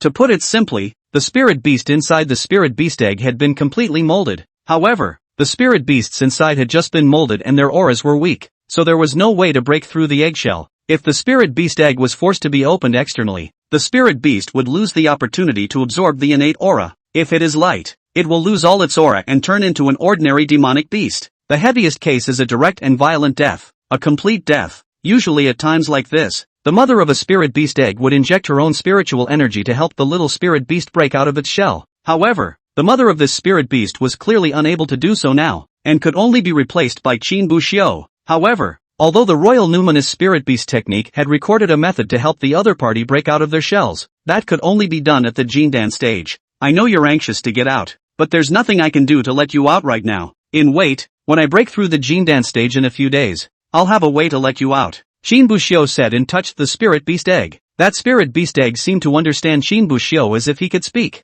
and slowly stopped making noise. Seeing this scene, a faint smile appeared at the corner of Qin Bu Xiu's mouth. Chapter 129, When It's Time to Strike. Strike, but there's still a lot of preparation to be done for this spirit beast to hatch. According to the records of the Royal Numinous Spirit Beast technique, when a spirit beast breaks out of its shell, it will cause a strange change in heaven and earth, and the aura will coalesce towards the location where he was born. Before it breaks out of its shell, it will have to learn the third stage isolation formation again, and find a place to live in an ordinary small mountain village outside of the ethereal sect in the meantime. And there are all sorts of things that have to be prepared in advance for after he strikes. Spirit beast rations, beast milk, all of these have to be there for it to work. Qin Bu Xiu pondered, as if he was a parent preparing clothes and all sorts of baby items for a soon-to-be-born child. Next day, early morning, the sect heads with their disciples gathered one after another outside the 10,000 Pines forest. Wang Gu of the Wood Jade sect had just arrived and immediately ran over when he saw Qin Buxiu, and the other party came over after a sentence.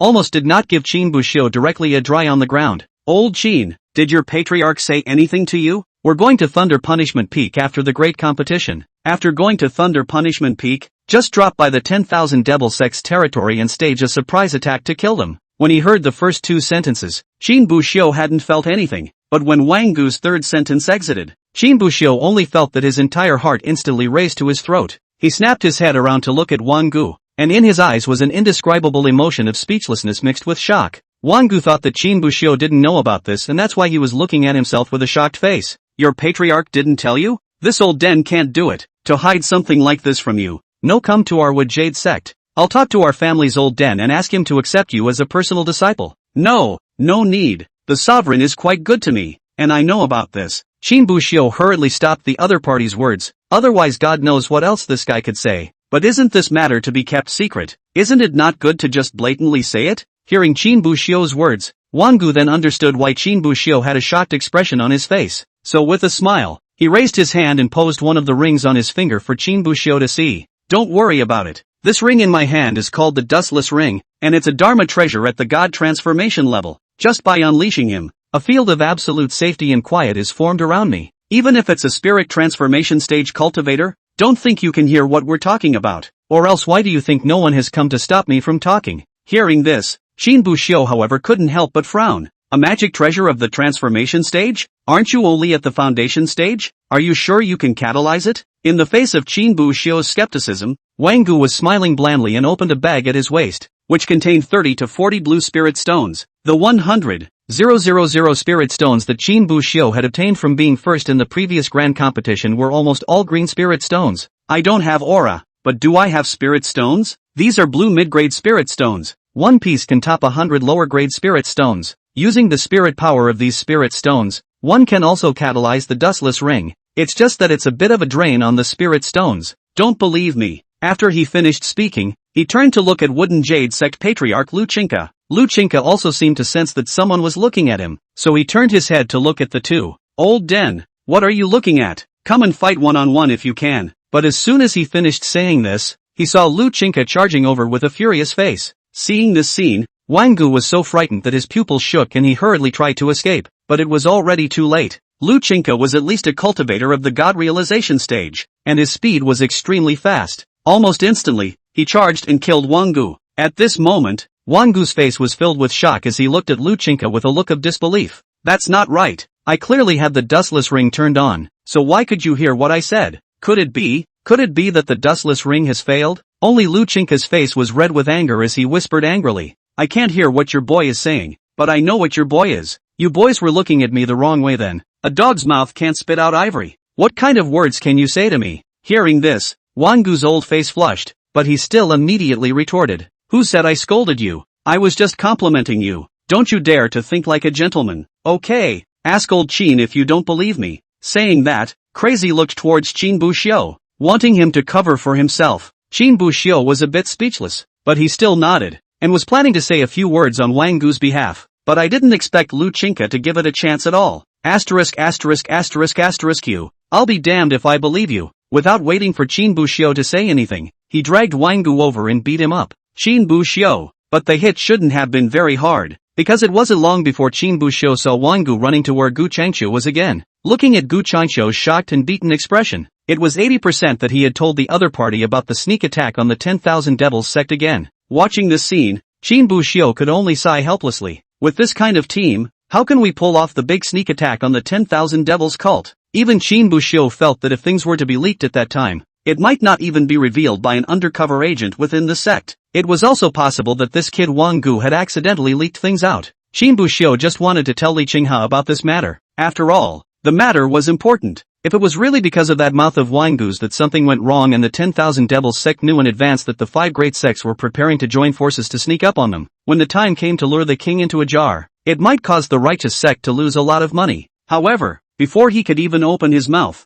Li Qinghe, who was on the side, seemed to have guessed Qin Buhu's thoughts, revealing a smirk as his voice was transmitted into Qin Buhu's mind. Don't worry, although this kid Wang Gu looks unreliable, he won't do anything out of the ordinary. At least you know how to use the dustless ring, you have a good mind. Seeing that Li Qinghe had said so, Xin Buxiu did not talk nonsense. He looked up towards Wang Gu and realized that after finishing with Gu Changqiu, this guy really wasn't pulling anyone and talking to the other party about the sneak attack on the 10,000 demon sect either. Prepare well for the next contest. This is a team competition, but there are no special rules except that you can't use foreign objects. If we run into the Cloud Sea sect at the beginning, we can first make an alliance with them and work together to combat the other sects. And don't trust them all. Beware of their backstabbing. And of course, if the time is right, you learn that you have to strike when it's time. Don't have any mental burdens. Even though we're all righteous sects, underhanded sneak attacks and whatnot are done no less than the devil's way. Hearing this, Xin Buxiu let out a bitter smile, but if it really came down to making a move, Xin Buxiu wasn't hesitant. Chapter 130, There is a Way to Die. For this team competition, the rules are short and simple. 5 clans, 5 teams entered into the 10,000 Pines Forest, hunting demonic beasts while hunting other teams. 2/3 of the demonic beasts hunted and acquired by the defeated team will be handed over to the hunting team.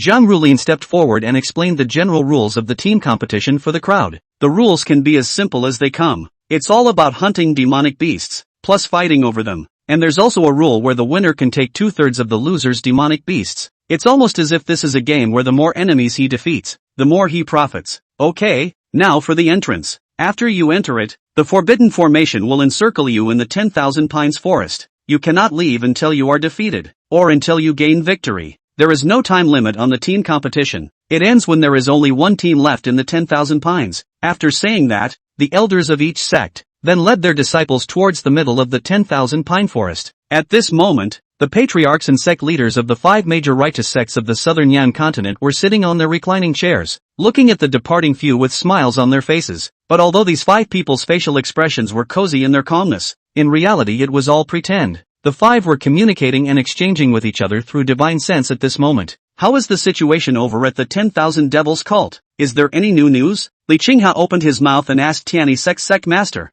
Su Yu. The other patriarchs also looked towards Su Yu, waiting for the other party's response. It couldn't be helped. Although the 5 great sects each had their own undercover agents planted amongst the 10,000 Devils sect. However, these undercover agents, who are mostly from the lowest echelons, are unlikely to have access to any important information. Only someone from the Tianyi sect had made it to the top in the 10,000 Devils sect. This surprise attack on the 10,000 Devils sect, the location of the headquarters of the 10,000 Devils sect was provided by the Tianyi sect. There's no news for now. Su Yu shook his head. Don't expect anything from you guys. Our Tianyi sect's undercover agent in the 10,000 Devils sect is at best a small senior level, not a decision-making level. Even if the 10,000 Demons sect has something to discuss, he doesn't even have the qualifications to stand at the door. It's good enough to know where they're headquartered. Hearing this, several people could only sigh helplessly. But that's normal. Even though the southern Yang continent was not the main base of the righteous path, there were the 5 major sects led by the Cloud Sea sect and the Misty sect underneath, and the 3 upper sects controlling the southern region,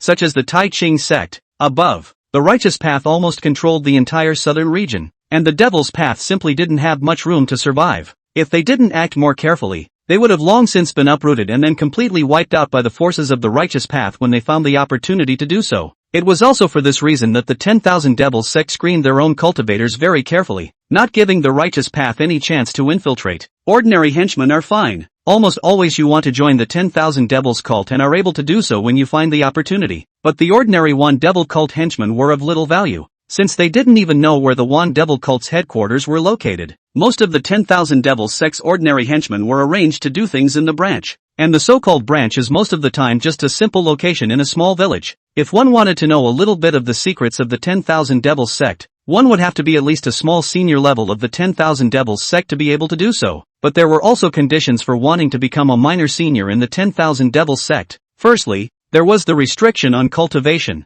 It had to be at least Jin Dan stage. And secondly, it had to go through the questioning pass. And once something was found to be wrong, it would be directly decapitated. And finally, you have to swallow the poisonous elixir to show your loyalty to the 10,000 Devils cult. These poison pills are not yet fixed. They are rotated every so often, and every now and then, some new poison pills would come out. Even if the righteous side wanted to make the antidote pills, they simply couldn't keep up with the progress of the demonic path. It was rumored that there was a special alchemy organization set up within the 10,000 Devils sect, specializing in refining poison pills. This is because all of these poisonous elixirs require only one condition to be fulfilled, namely, death if the antidote is not swallowed within 3 months. That's why it's not very troublesome to refine it, and it's often able to push the envelope. This is only the test that the small hierarchy of the 10,000 Devils sect has to go through. And if one wanted to take it a step further and become a true top-tier member of the 10,000 Devils sect, like Longshur and the others who had chased after Qin Buxiu and the others before, then you need to swallow a magic mist pill. This was a type of elixir that had never been touched on the righteous side. I heard that after swallowing it, it can greatly increase the cultivation level, and it can also comprehend the divine ability of demon mist transformation. However, at the same time, all the meridians in the body would be saturated with demonic mist and completely controlled by the master of the 10,000 demon sect. If the lord of the 10,000 devil sect wanted you to die, he didn't even need to do it himself. He could kill the person who swallowed the devil mist pill with a single movement of his mind. It was even heard that the sect leader of the 10,000 devils sect was able to peek into the heart of the person who swallowed the elixir through the devil mist elixir, and that there were any secrets that simply could not be hidden. This was also one of the reasons why the undercover agents sent over by the righteous path had never really been able to enter the higher echelons of the 10,000 devils sect. Being able to evade the questioning heart pass and accepting the restriction of swallowing poison pills to become a small high leveler was almost the highest level these undercover agents could reach. This was why the 10,000 devils sect had not been wiped out by the righteous path of the southern Yang continent to this day,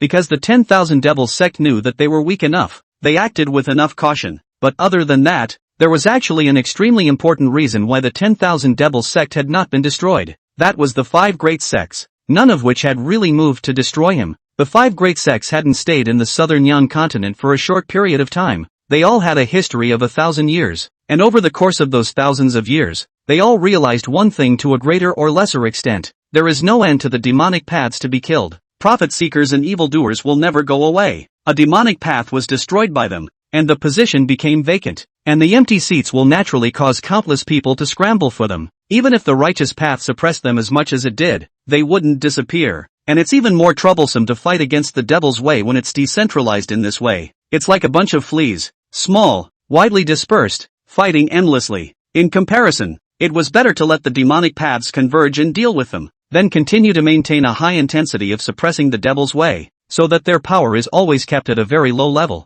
If there was a rise in momentum, then the 5 great sects would not hesitate to strike and cut off their wings. In the previous 100 years or so, the 5 great sects and the 10,000 devils sect had all played this path. If nothing else, both sides should last forever. However, the 10,000 devils cult was very insensitive and moved a red thread that he should not have bothered to move. Plant your own people in the elder layer of each major sect. The moment he did so, he had the way to take his death. Chapter 131, Cursing the Misty Sect and Still Wanting to Leave? Qin Buxiu and the others had entered the 10,000 pine forest. At this moment, he was standing together with Yan Qingqing, and the two of them were standing in the middle of the 10,000 pine forest. As for the disciples of the other 4 sects, they were in other locations, but where exactly? It was naturally impossible for Qin Buxiu and Yan Qingqing to know. Yan Qingqing took out a map. It was a map of the 10,000 pines forest. Each team has a copy. The map is divided into 4 areas from inside to outside: boundary, periphery, inner perimeter, core area. The location they were in now was part of the border zone, where the Netherworld sect had set up a large formation, and there were almost no demonic beasts that dared to approach. Going inward was the outer perimeter, and those who were here were all demonic beasts at the chi refining stage. The inner perimeter was filled with foundation stage demonic beasts, and in the innermost core area,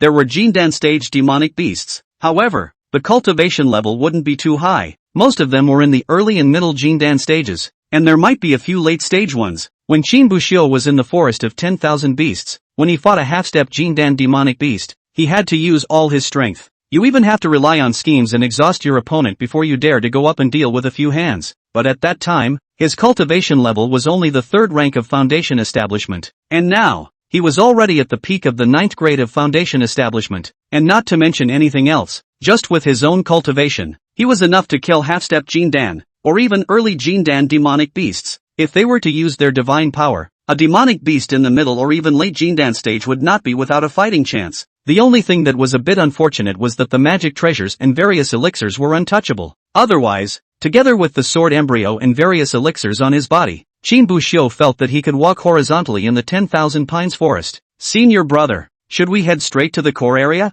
or should we go around the inner perimeter first? Yan Qingqing looked at Qin Buxiu and asked. The cultivation level of the demonic beasts that were killed was different, and in the end, when it was settled, there was naturally a gap. The demonic beasts in the core area were all Jindan stage demonic beasts, and going to the core area would naturally yield the highest returns. However, Qin Buxiu shook his head when he heard it. Senior sister, let's just walk around the periphery first. Hearing this, Yan Xingqing couldn't help but stare, but immediately afterward, Qin Buxiu explained, the points we got during the individual tournament have pushed the ethereal sect to the #1 position among the 5 sects. I think a lot of people have their eyes on us. In case we run to the core area now and run into other people, they might join forces to target us. When the time comes, it's hard to beat 4 hands with 2 fists. It's not good to be the first one to leave the field when you're really being dealt with by a team. Yan Xingqing nodded after thinking deeply for a while. Qin Buxiu did have a point. They now had the highest score and the best chance of winning first place. However, if several other sects united and destroyed them first, they became the first to go out, and their rankings would definitely be unprotected at that time. It might even fall to 3rd or 4th place, which would be a big loss. And for this team competition, we can snatch demonic beasts from other teams. As long as you defeat them, you'll be able to take 2/3 of the demonic beasts in their hands. To put it bluntly, it's still a winner-takes-all competition in the end, and there's no need for us to run towards decapitating demonic beasts from the start. When we bump into other clans, we'll just directly defeat them and snatch their demonic beasts. What Qin Buxiu was saying now was actually, to a certain extent, in line with the inner thoughts of the 5 great sect leaders. In fact, the team tournament was, to put it bluntly, for disciples between clans to have an unrestricted and chaotic fight. You can cooperate with other clans, play dirty tricks, run away, do whatever you want. Whoever wins at the end is #1. As for why the rule of decapitating demonic beasts was set up, the reason is also very simple. It just prevents people from pulling the wool over someone's eyes. In case there was a clash between 4 clans at the same time,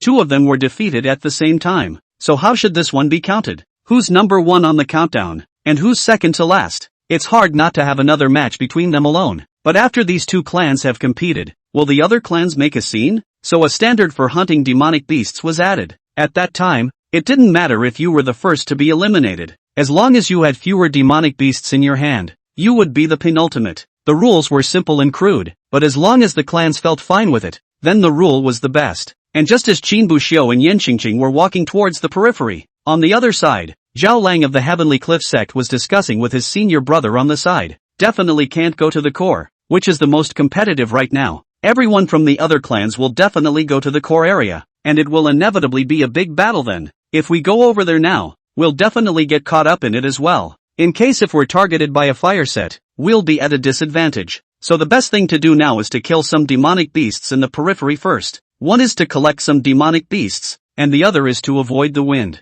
Those of them, they definitely can't look at these chi refining stage demonic beasts in the periphery. So let's just pick up the slack. If they like to fight, let them fight. We'll just wait and pick up the pieces. Anyway, this time, the ranking is based on the number of demonic beasts killed, and there's no time limit. We'll directly hunt the demonic beasts in the periphery for 10 days or so, and in the end, even if we're defeated, we'll still be able to take second place. After listening to Zhao Lang's explanation, the other Tianyi sect disciple next to him immediately had his eyes light up. Senior brother is indeed far-sighted, so let's go to the periphery now. Saying that, the 2 of them rushed together towards the periphery. So 20 minutes later, Qin Buxiu and Yan Xingqing managed to meet up with Zhao Lang and another Tianyi sect disciple. Zhao Lang looked at Qin Buxiu and Yan Xingqing, who had suddenly appeared in front of him, and couldn't help but have the corners of his mouth twitch, his face uglier than if he had eaten a dead rat. Senior brother, didn't you say that the periphery wouldn't run into anyone else? Hearing this, Zhao Lang's face became even more ugly.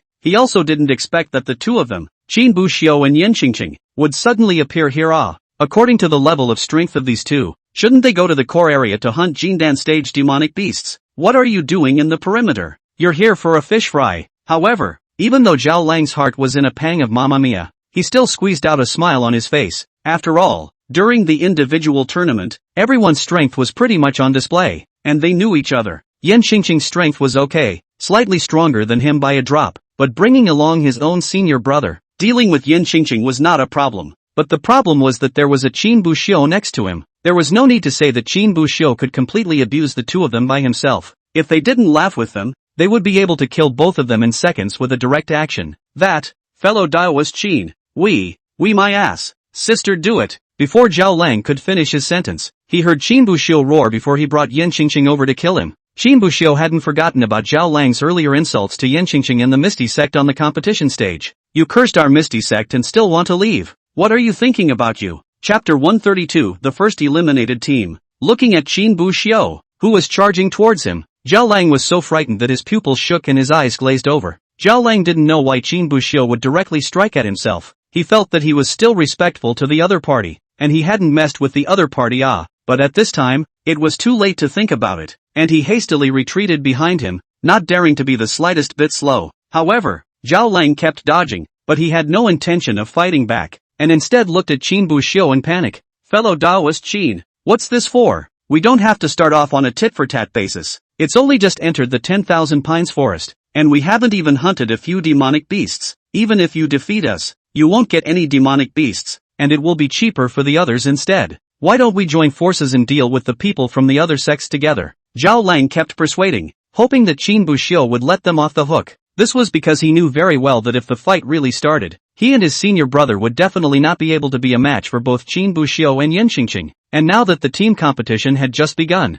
they hadn't even hunted even a single demonic beast yet. If he was eliminated by Qin Buxiu just like that, he was designated to be at the bottom of the team competition. Although they hadn't done so well before when it came to individual races, they did at least take a 4th place. If this team tournament is run properly, I wouldn't dare to say number 1, but a top 3 finish is still possible. But if he was defeated by Qin Buxiu now, I'm afraid I won't even be able to keep 4th place and will have to go straight to 5th. However, in the face of the other party's offer, Qin Buxiu was unconcerned and simply said blandly, "Cut the crap, either you leave or we leave, and that's the only way it's going to end today." After saying that, the long sword in his hand fiercely chopped out a sword chi. Zhao Lang's eyelids jumped wildly when he looked at the sword chi, and he hurriedly got up to dodge it. "Senior, what to do?" The senior disciple of the Tianyi sect on the side looked towards Zhao Lang, his eyes filled with worry. Zhao Lang looked at Qin Buxiu in front of him, who had no intention of letting himself go, as well as Yen Qingqing, who was killing towards him, and instantly turned blue.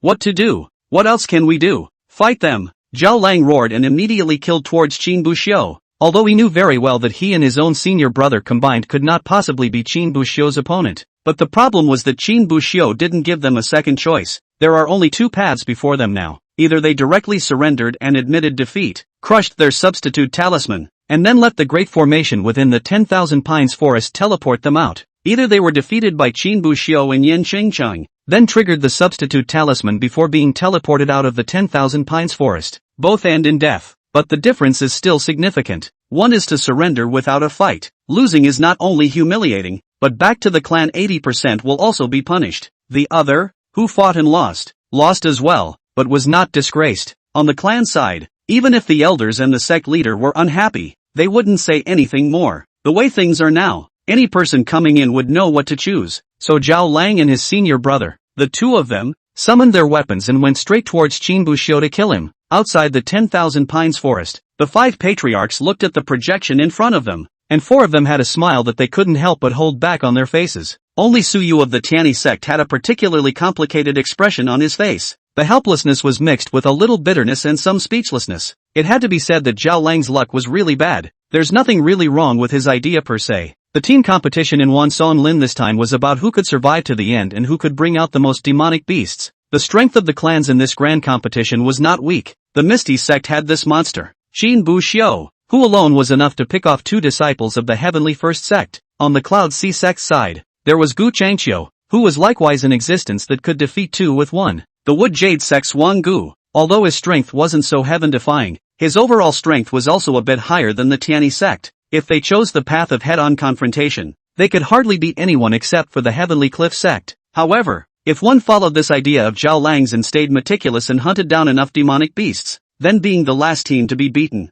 they still have a good chance of taking 2nd place entirely. With those points, a run at the top 3 is entirely possible. But what no one expected was that Qin Buxiu of the Netherworld sect had the same idea. So he also chose to come to the periphery. And to add insult to injury, the periphery is such a big place. It was as if the 2 teams were telepathic, and they were able to successfully rendezvous with each other. If it wasn't for the fact that the entire process, all of it, took place under the eyes of the crowd, Suyu was afraid that he would feel that there was a dark secret in it. Inside 10,000 Pines, Qin Buxiu stabbed his sword at Zhao Lang's heart, and the moment he was about to pierce the skin, a bright silver-white light flashed at the location where Qin Buxiu stabbed. Zhao Lang's substitute talisman was pierced by Qin Buxiu. In the next second, a golden stream of light suddenly swept Zhao Lang away, and without waiting for the crowd to regain their senses, they directly flew away with Zhao Lang. Looking at this scene, the three of them stood frozen in place for a moment, and then as if they had thought of something, Qin Buxiu and Yan Qingqing both looked over towards the disciples of that day's first sect. That disciple's face looked unsightly at that moment. It wasn't that he hadn't expected to lose, and it could even be said that from the moment the fight started, he knew they were sure to lose. It was just that the thing that he didn't expect was that the first person to be defeated was Zhao Lang and not him.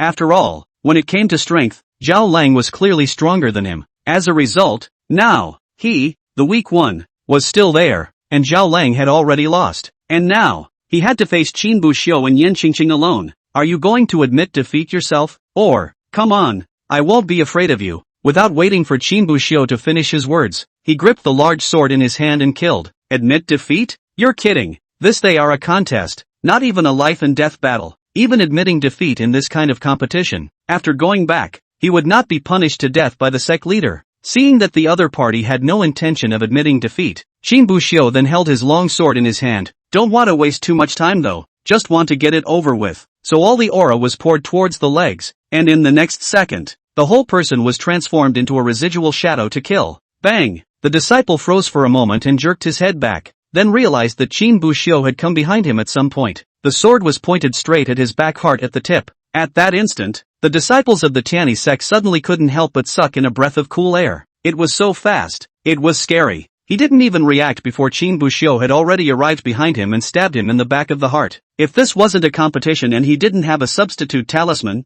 I'm afraid he'd already be dead. In the middle of his thoughts, golden streams of light had already wrapped him up and sent him out of the 10,000 Pines forest. Thus, the first eliminated team in the team competition appeared. Chapter 133, All Brothers. After defeating the duo from the Tianyi sect, Qin Buxiu and Yan Qingqing hunted demonic beasts on the outskirts of the 10,000 Pines forest. The first day of team play seems to be a time when most people don't seem to want to choose to go to war. After all, at this point in time, even if they defeated the other clans, they wouldn't get many demonic beasts. So when the first day ended, there was no news of a second team leaving except for the Tianyi sect's team leaving the 10,000 Pines forest. This situation continued until the third day, when Qin Buxiu and Yan Qingqing were hunting demonic beasts, but they suddenly heard a voice ringing in their heads. Sky Cliff Sect, eliminated. The moment they heard the voice, both of them couldn't help but freeze. Then they turned their heads to look at each other. The Sky Cliff Sect was eliminated? Yan Qingqing, who was on the side, looked at Qin Buxiu with some bewilderment. Qin Buxiu showed a thoughtful expression. He was actually a bit skeptical. They didn't seem to have heard such a sound when they defeated the Tianyi sect in the first place. Then,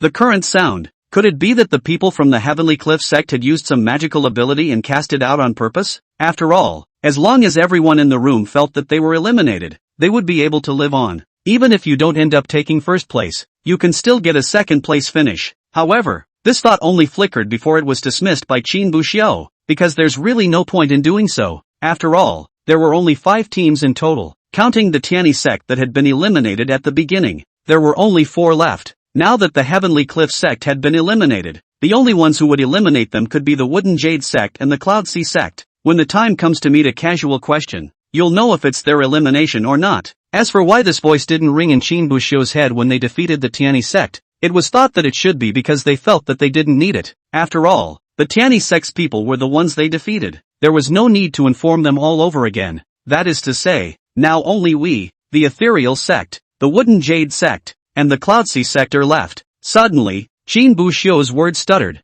and a flash of essence flashed across his eyes, as if he had thought of something extraordinary. He jerked his head up to look at Yan Qingqing. Senior sister, let's head to the core immediately now. Yan Qingqing nodded, having more or less guessed the reason why Qin Buxiu did this. Now there are just 3 teams left on the field, and among them, the strength of their Misty sect was definitely the highest among the 3 teams. There was no doubt about that. The remaining Cloud Sea sect and Wood Jade sect, the gap between their strengths wasn't too small. If these 2 teams met, there were 2 possibilities. Either they would fight one another or work together. However, Qin Buxiu felt that the likelihood of them choosing to kill each other was minimal. After all, if they fought each other, there would be one and only one final result, and that would be the defeat of the Wood Jade sect, becoming the 3rd team to be eliminated, and doing so would mean directly giving the first place position to the Ethereal sect, because on the Cloud Sea sect's side, it was clearly unlikely to be a match for the Netherworld sect. But don't they want to fight for a higher ranking? And for them, there is one and only one way to fight for higher rankings.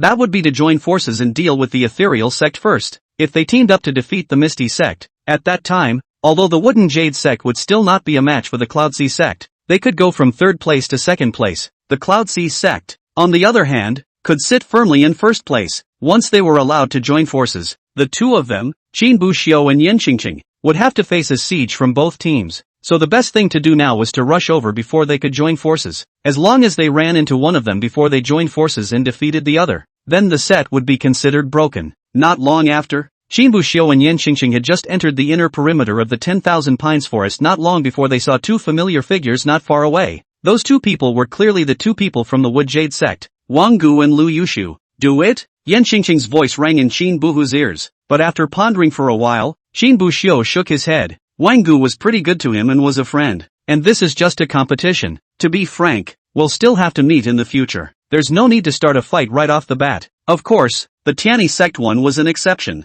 Who let Zhao Lang have nothing to do but enjoy oral sex? Wang Gu seemed to have seen Qin Buxiu and the others as well, and immediately raised his hand towards them to greet them. Lu Yushu, who was on the side, could not help but frown when he saw this. Run or fight? Hearing this, Wang Gu was a bit offended. What are you talking about? Old Qin is my brother. With that, he walked over towards Qin Buxiu. Lu Yushu, who was on the side, was a bit speechless, but still followed. After all, he had seen Qin Buxiu's speed before. Trying to escape from each other? It's simply not possible. The two came before Qin Buxiu and Yen Qingqing with smiles on their faces. The two men's smiles didn't look quite the same, though. Wang Gu was in a relaxed manner, while Lu Yushu, who was on the side, looked a bit restrained and cautious. Qin Buxiu looked at the visitor and after pondering for a while, he didn't waste too much time and opened his mouth very directly. Old Wang, how about we join forces? Upon hearing this, everyone in the room visibly froze for a moment. It seemed somewhat unexpected that Qin Buxiu would take the initiative to propose a joint venture with the Wood Jade sect. However, Qin Buxiu naturally had his own intentions for doing so. Wang Gu was nice to himself, a friend of sorts, but there are priorities. It was natural to be ranked at the front of the clan competition. By taking the lead in proposing to join forces himself, he had given the other party face. If the other party agreed, the Wooden Jade sect would be the second place after they joined forces to defeat the Cloud Sea sect. And if you don't agree, even if you do it yourself, it's still justified and won't cause any disconnect. A thoughtful look appeared on Wang Gu's face, as if he was still hesitating. Lu Yushu, who was on the side, looked a little delighted, and he was about to agree, but he saw Wang Gu shaking his head. Sorry old Qin, I can't agree. Hearing this, Lu Yushu on the side was directly dumbfounded. No, Qin Buxiu and the others were the strongest clan in this grand competition. Teaming up with them would be almost like saying you got the second place. Why did you say no? However, soon after, Wang Gu stated his own reasons with a straight face. There are only 3 clans left on the field now. Joining forces with you guys means we're going to go against the Cloud Sea sect together. I know that this will give us a solid second place, and I appreciate the kind words, but you are my brother. But Gu Changqiu is also my brother. Hearing this, all 3 of them couldn't help but stare at Wang Gu with some surprise. It seemed like they didn't even realize that this guy Wang Gu had such a righteous side.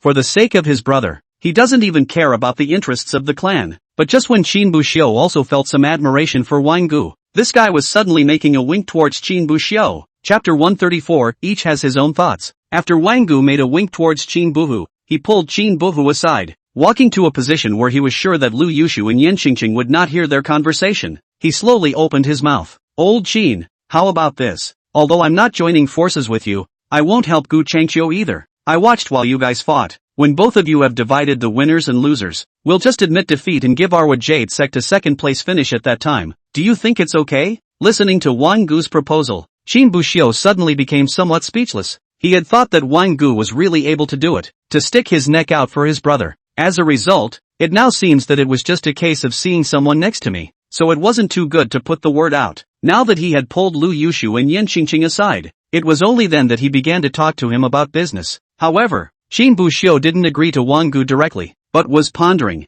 To be honest, he didn't want to agree to Wang Gu's proposal. Wang Gu could indeed be considered a friend, but how the other party was, Qin Buxiu didn't know much. What if, when the time came, he was fighting Gu Changqiu and the others at a critical moment when Wang Gu suddenly struck out? It'll be a real snipe and a clam situation. And Wang Gu seemed to be well aware of Qin Buxiu's concerns. He didn't get angry about it. Instead, a smile appeared on his face as he reached out and pulled out a talisman from his pocket. The moment he saw that talisman, Qin Buxiu visibly froze for a moment, because this talisman was none other than Wangu's substitute talisman, and Wangu had now actually given his substitute talisman to himself. In other words, now if Qin Buxiu wanted Wangu to be eliminated, all he had to do was to gently sip his fingers and sip the substitute talisman, and Wangu would be eliminated. I know, it's normal for you to be uneasy, but what if I give you the double talisman of both Lu Yushu and I? At that time, if any of us dares to make a move against you, all you have to do is to crush these two substitution talismans and we'll be sent straight out.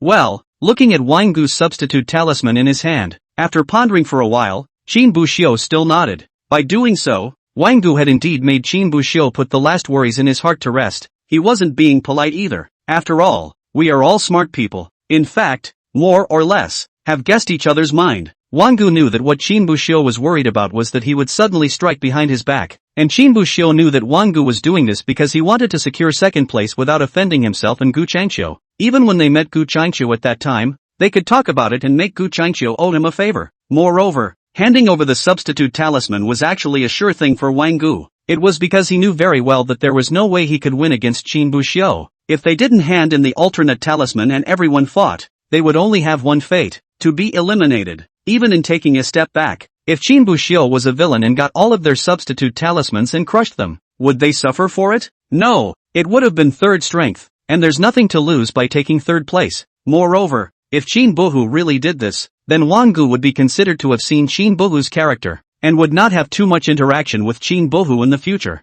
These things were as clear as day to both of them, it's just that neither one of them says it out loud. After reaching an agreement, Wangu brought Qin Buxiu back to Lu Yushu and Yanqingqing. Bring out the substitute talisman. Lu Yushu looked at Wangu's outstretched palm toward him and visibly froze for a moment. However, after glancing at Qin Buxiu, he also seemed to vaguely understand what was going on, and without too much nonsense, handed over his substitute talisman. Then Wangu turned his hand again and handed the substitute talisman to Qin Buxiu. By this time, Lu Yushu had probably guessed the deal between Wangu and Qin Buxiu. 80% of the time, it was at the cost of their substitute talismans, indicating that they were unwilling to join forces with Qin Buxiu and the others to deal with Gu Changqiu. But at the same time, one would also take out a substitution charm to make sure that one wouldn't strike from behind. After thinking carefully for a while, Lu Yushu thought that this method was actually quite good. It's a solid top 2 without even having to put in any effort. Then what we need to do now is to find Gu Changqiu and the others, Yanqingqing said, and she didn't say anything more about what Qin Buxiu did, although in her opinion, it was better to directly defeat both Wangu and Lu Yushu. However, Qin Buxiu thought that he had his own reasons for doing so. With old Gu's character, that guy is 80% in the core right now. We'll just go straight there. Qin Buxiu nodded, but immediately afterward, he seemed to have thought of something and twisted his head to look at Wangu. Right, then again, why are you guys in the inner circle? Hearing this, a smile appeared on Wangu's face, which brings me to my great wisdom. With that, Wangu looked towards Qin Buxiu. The direction you guys just came over, if I'm not mistaken, you should have been hunting demonic beasts in the periphery before. Qin Buxiu nodded. There was nothing to hide about this. When I started out, I also wanted to go to the outskirts to hunt demonic beasts. After all, the demonic beasts in the core area are powerful, and there are definitely more people going there, making it easy for conflicts to break out. It wouldn't be good to get caught in the middle of a conflict and somehow get into a fight. That's why I want to be on the periphery now, hunting some demonic beasts. But, speaking of this, Wangu's words changed. In that moment, a thought struck me. I stayed on the periphery because I didn't want to get involved in the struggles of the core, so I wanted to stay away. So, do you think there will be someone out there who thinks the same way I do? Could it be that they're also hiding out on the periphery? Not wanting to start a conflict with the others right off the bat, trying to pick up the pieces. So when I thought about it that way, I thought the perimeter might not be safe either. You can't go to the core area. You can't stay in the periphery. And you can't even think about the border area without demonic beasts. Thinking about it, it's the only thing left that can still come from the inner circle. After hearing these words from Wangu, Qin Buxiu couldn't help but nod his head. It was indeed as Wangu had said. There are few people who think similarly to him. For example, Qin Buxiu, and also Zhao Lang and the others from the Tianyi sect. And that's why, on the first day of the team competition, Zhao Lang and the others ran into Qin Buxiu and were sent out. If Zhao Lang had thought one more step at that time, he might have been able to get out a few days later. As for Qin Buxiu, he didn't have to think about this step, because his primary purpose of going to the periphery was not to hide from anyone, but to prevent being surrounded by everyone gathering fire. even if there were others on the periphery, as long as the most powerful ones didn't run into each other together and the other party was going to team up against him. With his strength, he wouldn't need to wimp out at all. Chapter 135, Unscrupulous Ways, 10,000 Pines, Core Area. Almost as soon as Qin Buxiu entered, he saw the bloodstains on the ground as well as the severed arms and limbs of the demonic beasts. It could be seen that a lot of demonic beasts had already been hunted here. They also ran into a late Jindan stage rhinoceros demonic beast midway. However, several people had no intention of hunting demonic beasts, so they simply ignored it. The core is so big, where are we going to find them? Yan Qingqing, who was on the side, asked, her gaze constantly looking around. It was a pity that they hadn't learned any tracking techniques, or else they would have been able to track Gu Changqiu and the others along the trail. And just then, a loud noise suddenly came from not far away. Bang! It was as if something had smashed heavily on the ground, shaking the entire ground, and even Qin Buxiu and the others were able to feel it. Looks like they've been found. As Qin Buxiu said that, he led a few people to run towards the place where the sound came from. A few moments later, the four of them arrived at the location where the sound had just been made. He only saw Gu Changqiu and another disciple of the Cloud Sea sect teaming up to deal with a mid-Jindan rhinoceros demonic beast. They came at the right time as Gu Changqiu slashed down with his sword, only with a pfft sound.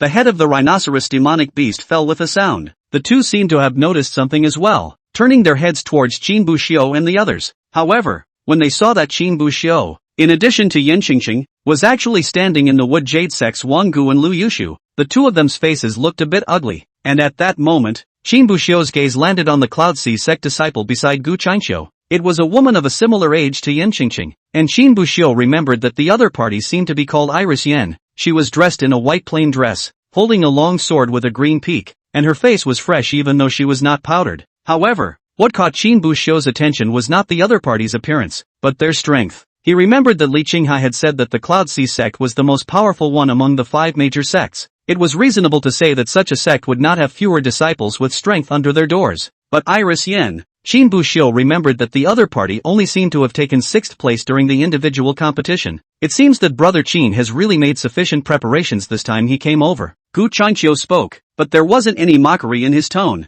just a few moments of helplessness. Qin Buxiu was already a bit stronger than Gu Changqiu. Now that another Wood Jade sect was added next to them, Gu Changqiu didn't think that they could defeat two teams joining forces. Seeing this, Wang Gu on the side immediately stepped forward to explain. Old Gu, don't misunderstand. I made a deal with Old Qin. I won't interfere in the competition between you guys. You guys play your game? I'll just watch from the sidelines. Upon hearing this, Gu Changqiu but could not help but stare, seemingly a bit surprised. He cast a slightly bewildered look at Qin Buxiu, who nodded in response to the other party. Seeing this, Gu Changqiu's face was unable to hold back a bitter smile. Wang Gu has a good idea. Let me and Qin Buxiu fight first, and fight to win or lose out. In this way, in the end, no matter who wins or loses, he will be able to secure the second position. Although Gu Changqiu understood in his heart, he did not say it on his lips, because he was actually quite grateful to Wang Gu for doing so. After all, if Wang Gu really teamed up with Qin Buxiu, he would definitely be no match for them and would only have a way to die. And now,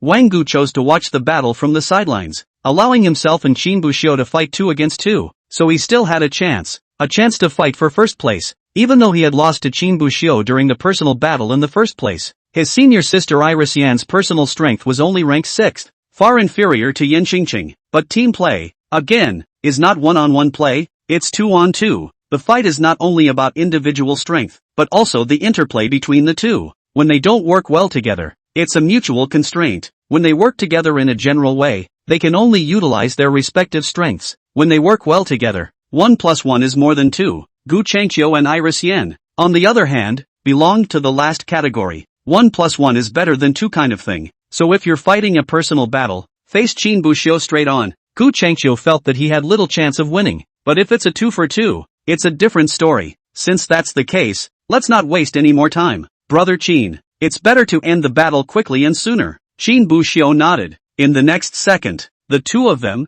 Gu Changqiu and Iris Yan, took the lead and their figures were like a bolt of lightning as they came towards Qin Buhe to kill. Seeing this, Qin Buxiu and Yan Qingqing were not the least bit timid, and gripping their long swords in their hands, they killed over. However, just as soon as they were paired up, Qin Buxiu realized that something was wrong. He found that the two of them, Gu Changqiu and Iris Yan, worked extremely well together. The two stood extremely well positioned. If they attacked one of them, they would be disturbed by the other. although Qin Buxiu and the others also had 2 of them, and Yan Qingqing was also trying her best to stall Iris Yan, but the 2 of them, Iris Yan and Gu Changqiu, were like the left and right legs of a person. If one of them moves, the other will follow. Although both Yan Qingqing and Qin Buhu were not weak, they were even slightly stronger than the other 2, but when it comes to cooperation, it can be much worse than the other side. But you couldn't blame the 2, mainly because they hadn't really trained much in that area at all, and without training, it's good enough to be able to utilize each other's strengths instead of being a liability to each other. Meanwhile, outside the 10,000 Pines forest, looking at the competition in the middle of the 10,000 Pines forest, Li Qinghe had a bitter smile on his face. The yin-yang sword formation, working together so perfectly. I'm afraid it's already at the perfection realm. It seems that Patriarch Li has still hidden his hand. To the side, a smile appeared on Li Templar's face. It can't be helped. If we're really talking about strength, how could Gu Changqiu and Iris Yan be a match for Qin Buxiu and Yan Qingqing? There's only so much you can do to use some of those crooked ways to take some advantage. Li Qinghe, however, laughed lightly and shook his head. If you want to talk about crooked ways, it has to be the Wood Jade sect's Wang Gu. Hearing this, Lu Qingke of the Wood Jade sect on the side immediately frowned. No, why are you guys talking about yourselves and bringing up our clan's disciples? Shen Shan from the Skycliff sect on the side was the one who immediately picked up. This competition is a match for the disciples of our other 4 clans. Only your Wood Jade sect's Wang Gu, who didn't fight a single match, raked in a good 2nd place. What is this if not crooked? Shen Shan was not provoking Lu Qingke, but was somewhat flirting. However, Lu Qingke shook his head after hearing this. Who says Wang Gu will definitely get the 2nd place position? As you can see, Gu Changqiu and Iris Yan aren't weak, and they've also mastered the yin-yang sword formation. If Qin Buxiu was going to lose, wouldn't he have crushed the 2 of them's substitute talismans before falling? Wang Gu, this venture capital, do you understand? What crooked ways? I do not love to hear what you say. Chapter 136, The Way to Break the Situation. Qin Buxiu was already tired and sweating after exchanging blows with Gu Changqiu for a few minutes. It had to be said that Gu Changqiu and Iris Yan's coordination was just too good. Now Qin Buxiu also finally understood why the Cloud Sea sect would arrange for Iris Yan and not other Cloud Sea sect disciples. Other disciples might be able to place higher in the individual competition. However, Iris Yan was the only one who could help Gu Changqiu when it came to team play. The Cloud Sea sect was taking the safest path. One of the most powerful Gu Changqiu was used to compete for the rankings in the individual tournament. It would naturally be great if they took 1st place in the individual competition. At that time, even if Iris ranked lower, it wouldn't affect the Cloud Sea sect's ranking too much. And with the team competition behind them, Iris Yan and Gu Changqiu teamed up and were able to take 1st place again. But if an opponent even stronger than Gu Changqiu popped up in the middle of the individual competition and lost the 1st place, that would allow Iris Yan to cooperate with Gu Changqiu and take 1st place in the team competition, bringing back the gap in points. This is an excellent strategy. And if they sent out 2 disciples who were both strong, but not in coordination, individual matches are fine if you don't have a strong opponent. But once you lose the individual race, and you can't work together, you definitely won't get 1st place in the team race later on. In the end, naturally, he could only obediently give up the 1st place to someone else. Senior brother, how about we withdraw first? Yan Qingqing returned to Qin Buhu's side, her gaze tightly watching Gu Changqiu and Iris Yan. These 2 were too perverse to work together, and they were no match at all. Qin Buxiu looked up with a thoughtful look in his eyes. The 2 do work well together, but not without a crack. At least there were 2 kinds that Qin Buxiu could think of right now. The first is to break by force. The 2 of them, Gu Changqiu and Iris Yan, could not have worked better together. But to put it bluntly, it was just skill. And the best techniques are powerless in the face of absolute power. Qin Buxiu himself is powerful enough to be able to break all laws with one force. However, if he wanted to burst out with such a powerful force, he would have to use the sword embryo in his body. Only with the power of the sword embryo could he explode with such power. However, this competition also happened to stipulate that no magic treasures should be used. Of course, this kind of regulation is actually normal. Otherwise this competition would be meaningless, and the comparison would not be about personal strength, but about whose family is a bit more wealthy. The second method was for Qin Buxiu to utilize his own backhand. Spirit vibrations. Spirit quake was the 3rd divine ability that Qin Buxiu had comprehended in the first place, and it was also the one that he had never exposed so far. After casting spirit shock, it was able to shake away the aura in the opponent's body. Although everyone was at the foundation establishment stage and didn't have a high level of dependence on aura, but there will always be a need for Reiki. Once the aura was dispersed, it would fall into a weakened state in a short period of time. It was just like what Qin Buxiu and Yan Qingqing felt when they were used by the spirit beasts to use spirit shock and shake away the aura in their bodies. Of course, The power of the spirit shock that Qin Buxiu cultivated was naturally not as powerful as the one cast by that spirit beast, but even so, it could at least weaken both Gu Changqiu and Iris Yen for about 10 seconds. And those 10 or so seconds of weakness were more than enough time to be used for a lot of things. At the very least, it was enough for Qin Buxiu to send the two straight out of the 10,000 pines forest with one sword. Only, Qin Buxiu hadn't thought clearly whether to do so or not. After all, once he had performed the spirit shock, there would be nothing left in his hand. To be honest, Qin Buxiu didn't want to expose his bottom card just like that, especially since it's the only card one has, and spirit shock should be one of those that works best when used by surprise. Just as Qin Buxiu hesitated, a roar suddenly came from behind him. Ow! The moment they heard this voice, everyone present couldn't help but stare. Immediately after that, the ground suddenly shook and became more and more intense, as if some huge object was rushing towards them. Qin Buxiu violently turned his head to look behind him, and he saw a huge rhinoceros demonic beast charging towards them. And this rhinoceros demonic beast, coincidentally, was also the same late Jindan demonic beast that Qin Buxiu and the others had encountered before. At this moment, that rhinoceros demonic beast's eyes were angrily red, as if it was enraged. Qin Buxiu was first stunned, then as if he had violently thought of something, his pupils shook and his eyes crossed a color of delight. Senior sister, retreat quickly. Yan Qingqing didn't say anything nonsense and immediately retreated with Qin Buxiu in both directions. As for Gu Changqiu and Iris Yen, their faces instantly darkened when they saw the rhinoceros demonic beast, because they could see that this rushing rhino demonic beast seemed to be in the same family as the middle Jindan stage rhino demonic beast they had just killed. He had killed the family of this rhinoceros demonic beast himself, and the other party was now looking for him to take revenge. If it was in normal times, Gu Changqiu wouldn't have been worried. Although late Jindan stage demonic beasts were powerful, the two of them, he and Iris Yen, joined forces and took some time to kill them. However, now that he was competing with Qin Buxiu and the others, it was obvious that it was more or less inappropriate to make a move now. Run! Gu Changqiu cried out, and then he simply turned around and fled. Iris Yen also intended to follow, but in the next second, Qin Buxiu, who was on the side, suddenly killed out and stabbed a sword towards her. Seeing this, Gu Changqiu, who had already run out, could only kill back in a hurry. Seeing this, Yan Qingqing, who was on the side, also immediately joined the battle. What Qin Buxiu is going to do now is very simple, is to take advantage of the fire. Although that rhinoceros demonic beast looked furious, his eyes were always fixed only on the two of them, Gu Changqiu and Iris Yen. It seemed to be because of the reason that the smell of his family's blood was felt only on the two of them. Ow! The rhinoceros roared and came up towards the two Gu Changqiu. When Qin Buxiu and Yan Qingqing saw this, they retreated with great understanding. Gu Changqiu only had to face the rhinoceros demonic beast. With great difficulty, he barely repelled the opponent and was about to run away when Qin Buxiu and Yan Qingqing came to kill again, waiting until the rhinoceros demonic beast attacked again. This back and forth caused Gu Changqiu to be physically and mentally exhausted. Brother Qin,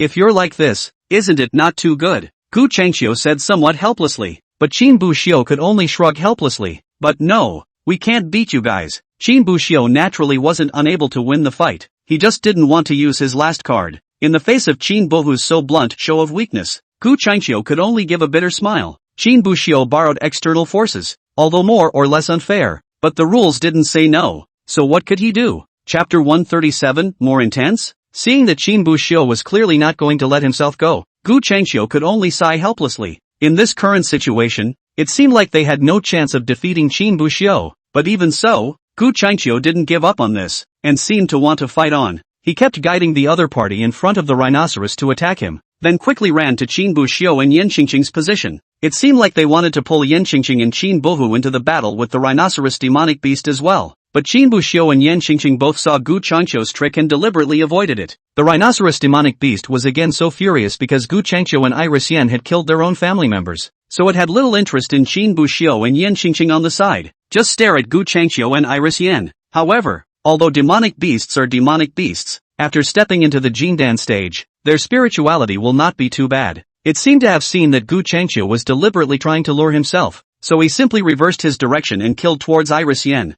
Iris Yen's own strength was the weakest amongst the four, and suddenly being targeted by the rhinoceros demonic beast, it didn't take long for her to reveal her cracks. Ow! With a roar, the rhinoceros demonic beast violently charged towards Iris Yen. Before Iris Yen could react, the huge rhinoceros horn had crashed into her body. Immediately afterward, a white light flashed, and the substitute talisman warded off the powerful blow for Iris Yen. In the next second, a golden stream of light quickly wrapped Iris Yen, and in the next second the entire person was sent out of the 10,000 pines forest. And almost at the same time, Gu Changqiu seized the opportunity to take advantage of the rhinoceros demonic beast's inattention to kill out from his right side, stabbing his sword towards its neck. Put! The long sword pierced into the rhinoceros' neck in response, and as Gu Changqiu gave a twist in his grip on the hilt, blood began to gush out like a fountain. But even so, the rhinoceros didn't die just like that, as he violently threw his head and heavily smashed into Gu Changqiu, sending his entire body directly flying out. But it seemed that the attack wasn't violent enough and didn't allow the substitute charm to be energized. Gu Changqiu was just about to get up when he saw that the rhinoceros was already coming towards him. The huge rhino horn was charging straight at him. But even so, Gu Changqiu still wasn't going to give up, although he knew that even if he persisted, his final outcome would definitely be defeat to Qin Buxiu and Yan Qingqing. But Gu Changqiu still didn't want to give up just like that. He still had the strength to get up and dodge the blow. Maybe winning was hopeless, but surrendering and giving up was definitely not what he was going to do. He can be destroyed, but never defeated. Dang! Suddenly, a crisp sound rang in his ears, and a white shield of light appeared around him in that instant, blocking the deadly blow that came from nowhere for him. Gu Changqiu was first stunned, and then he violently looked behind him. Then he saw that Qin Buxiu had appeared behind him at an unknown time, and the long sword in his hand had already stabbed into the back of his heart. Looking at the scene in front of him, Gu Changqiu suddenly froze. By the time he came back to his senses, golden streams of light had already enveloped him and sent him out of the 10,000 pines forest. Looking at the golden stream of light that wrapped around him, Gu Changqiu's face wore a bitter smile. Looks like I'm not strong enough. Qin Buxiu watched the golden stream of light wrapped around Gu Changqiu leave. He knew that if he didn't make a move, Gu Changqiu was afraid that he would exhaust himself until his last ounce of strength was used up. Of course, Qin Buxiu wasn't saying that he didn't like the spirit of Gu Changqiu. To be honest, he actually admired the other party. But compared to that, he was more interested in ending the fight as soon as possible. Ow! The rhinoceros demonic beast suddenly roared, its voice mixed with anger and unwillingness. It seemed to be a roar of rage for his dead family, but after just a moment, he stopped, then turned his gaze towards Qin Buxiu and Yan Qingqing. The reason it didn't strike at the two earlier wasn't because he knew good from evil and only killed his own enemies. Rather, it was because he was just one person, and there was no way he could take on all four together at once. So he could only pick the two cultivators who had obviously killed their family members to strike first. Now, although Gu Changqiu and Iris Yan are dead, he has no reason to let Qin Buxiu and Yan Qingqing go. In his opinion, the two human cultivators in front of him were not any different from the two just now. Bang! Bang! Bang! The rhinoceros demonic beast's forehooves stepped on the ground, and the ground then trembled slightly as he killed towards Qin Buxiu. However, at this time, the rhinoceros demonic beast had already been seriously injured by the previous Gu Changqiu. The long sword at that neck hadn't even been pulled off yet, and blood was still flowing out, although it didn't gush out like a fountain like it did in the beginning. At this time, the rhinoceros demonic beast, even with its late Jindan cultivation, after being so consumed, I am afraid that it is questionable whether it can exert the strength of a mid-Jindan. How about cutting him down before it's over? Qin Buxiu looked to the side and asked Yan Qingqing. The team competition is basically over now, with the Cloudsea sect defeated. The only ones left were their Misty sect, and the Wooden Jade sect, which was hiding not far away. However, Wang Gu and their substitute talismans were still here with Qin Buxiu, so they were not afraid of them suddenly striking. Seeing this, Yan Qingqing also nodded. It always seemed too tame to end it that way. It's not bad to use this demonic beast to wrap things up, Yan Qingqing said with a smile on her face. Qin Buxiu, who was at the side, also nodded. Indeed, the team game did play a little flat. Just 2 fights in total. One was against the Tianyi sect. That fight, though, was barely even at full strength. Then there was the battle with Gu Changqiu and the others just now, which was really intense at first. But then the rhinoceros beast came out to save the day for them.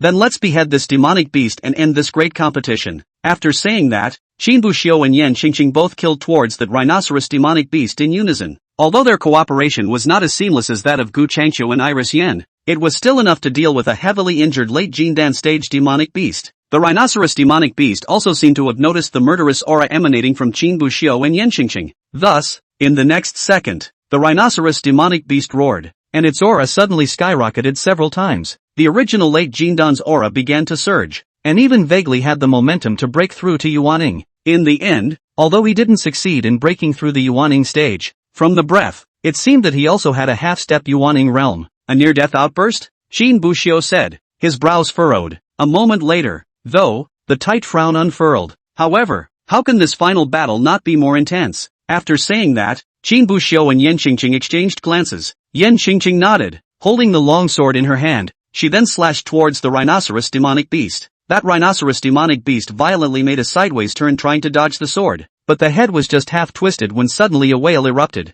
Ow! Only to see the head that had just twisted halfway to the ground suddenly stop, while blood began to spurt out violently from the wound that had been pierced by Gu Changqiu's long sword. Yan Qingqing froze in place all of a sudden, and with a bewildered expression, she twisted her head to look at Qin Buxiu behind her, and at this moment, the rhinoceros demonic beast had already fallen heavily to the ground. The blood from the wound at its neck was like a screwed-up faucet, endlessly flowing out towards the outside, and in just a few moments' time, the blood flowing out had already formed a small blood puddle. The rhinoceros demonic beast, too, seemed to have entered the point of dying, and now even if an ordinary person with no cultivation went over, he would be able to stab him to death with a sword. Crowd. Chapter 138 Very Righteous. After a minute or so, blood no longer flowed from the rhino demonic beast's wound, but at the same time, that rhinoceros demonic beast stopped moving. There was still an extremely weak breath, but it was no different from being dead. Qin Buxiu and the others looked at the scene in front of them, not knowing what to say for a moment. A moment later, only Qin Buxiu walked over to the rhinoceros demonic beast, and after inspecting it, a helpless smile appeared on his face. It had to be said that this rhinoceros demonic beast, dying, was more or less suffocating. The sword that Gu Changqiu had stabbed at his neck earlier had not completely killed the rhinoceros demonic beast, but it had seriously injured it. However, the rhinoceros demonic beast was at least a late Jindan stage demonic beast, and after running the spiritual qi in its body, it stopped the flow of blood and recovered the wound. But then, the rhinoceros demonic beast exploded on the verge of death in order to fight Qin Buxiu and Yan Qingqing. So with this outburst, the blood in his body began to surge wildly. Up to this point, everything was actually pretty good, but the most breathless thing was that this guy turned around violently in order to avoid Yan Qingqing's sword. Then it seemed that because the rotation was too large, when dodging, the blood vessels and meridians in his body and the blade of this long sword came into direct and intimate contact, and so the scene just now occurred. A demonic beast in the late Jindan stage, whose cultivation had reached half-step yuaning after the outbreak,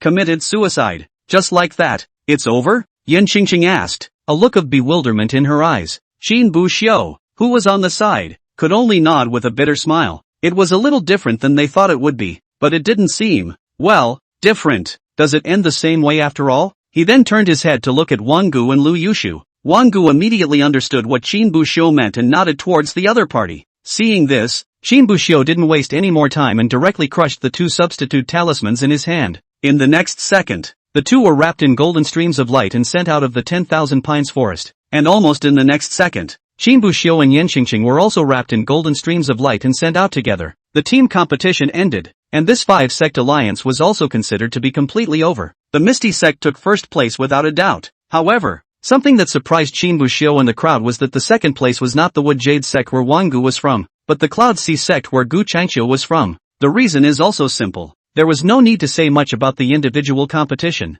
The Cloud Sea sect's points were already more than the Wooden Jade sect's. As for the team competition, since the rule was to calculate the ranking according to the demonic beasts they had killed, it didn't really matter who was eliminated first as a result. In the end, it was still about the demonic beasts that were decimated. The two of them, Gu Changqiu and Iris Yen, had been decimating the demonic beasts in the core area, and the quantity and quality of the demonic beasts were very good. And on the contrary, Wang Gu, previously, they had been beheading demonic beasts in the inner circle, and after the two of them, Gu Changqiu and Iris Yen, were defeated, they didn't say anything about going to behead more demonic beasts to close the gap between the two sides. So as soon as Qin Buxiu crushed the substitute talisman, he directly mailed it. At that time, when he saw that Qin Buxiu was about to crush the substitute talisman, and Wang Gu was still there nodding with a blithe face, Lu Qingke outside almost didn't get so angry that he carried his back on the spot. Can't you get Qin Buxiu to let you stay in there for 2 more days? Feel free to stay for 2 more days to bring up your demonic beast count. By then even if Qin Buxiu kills you and takes 2/3 of the demonic beasts,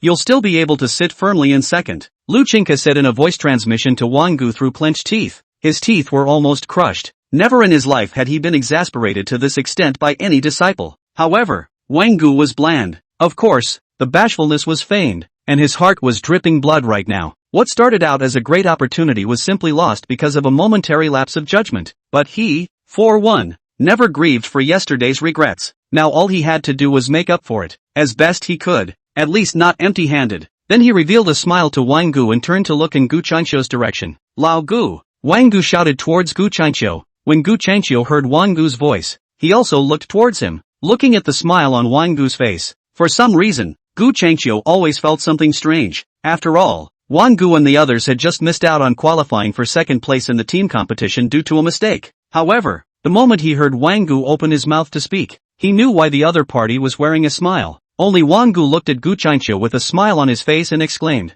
"Old Gu, this second place qualification, it's better for you to take it. I didn't do anything, and I wouldn't be able to live with myself if I just picked up the second place qualification for nothing. Taking advantage of someone's danger is not something I, Wang Gu, do." Gu Changqiu, Lu Qingke, all present, although most of the people present actually preferred that Wang Gu had accidentally forgotten the rules, and that was why he ended up making a mess, but they were never Wang Gu, and they didn't know what Wang Gu really thought. If Wang Gu said so, could they still stand up against it? So after a moment of silence, Gu Changqiu made a bow towards Wang Gu. "Thank you, brother Wang. This favor will be remembered by Changqiu. Where, we are brothers, it would be out of place to say thank you." Wang Gu laughed, but the smile was different now than it had been just now, when it had been faked with forced grief, and the laugh now comes from the heart. After all, even though he had lost second place, he had at least made Gu Changqiu owe a favor, which more or less made up for some of the loss. And just then, a voice rang out in Wang Gu's mind.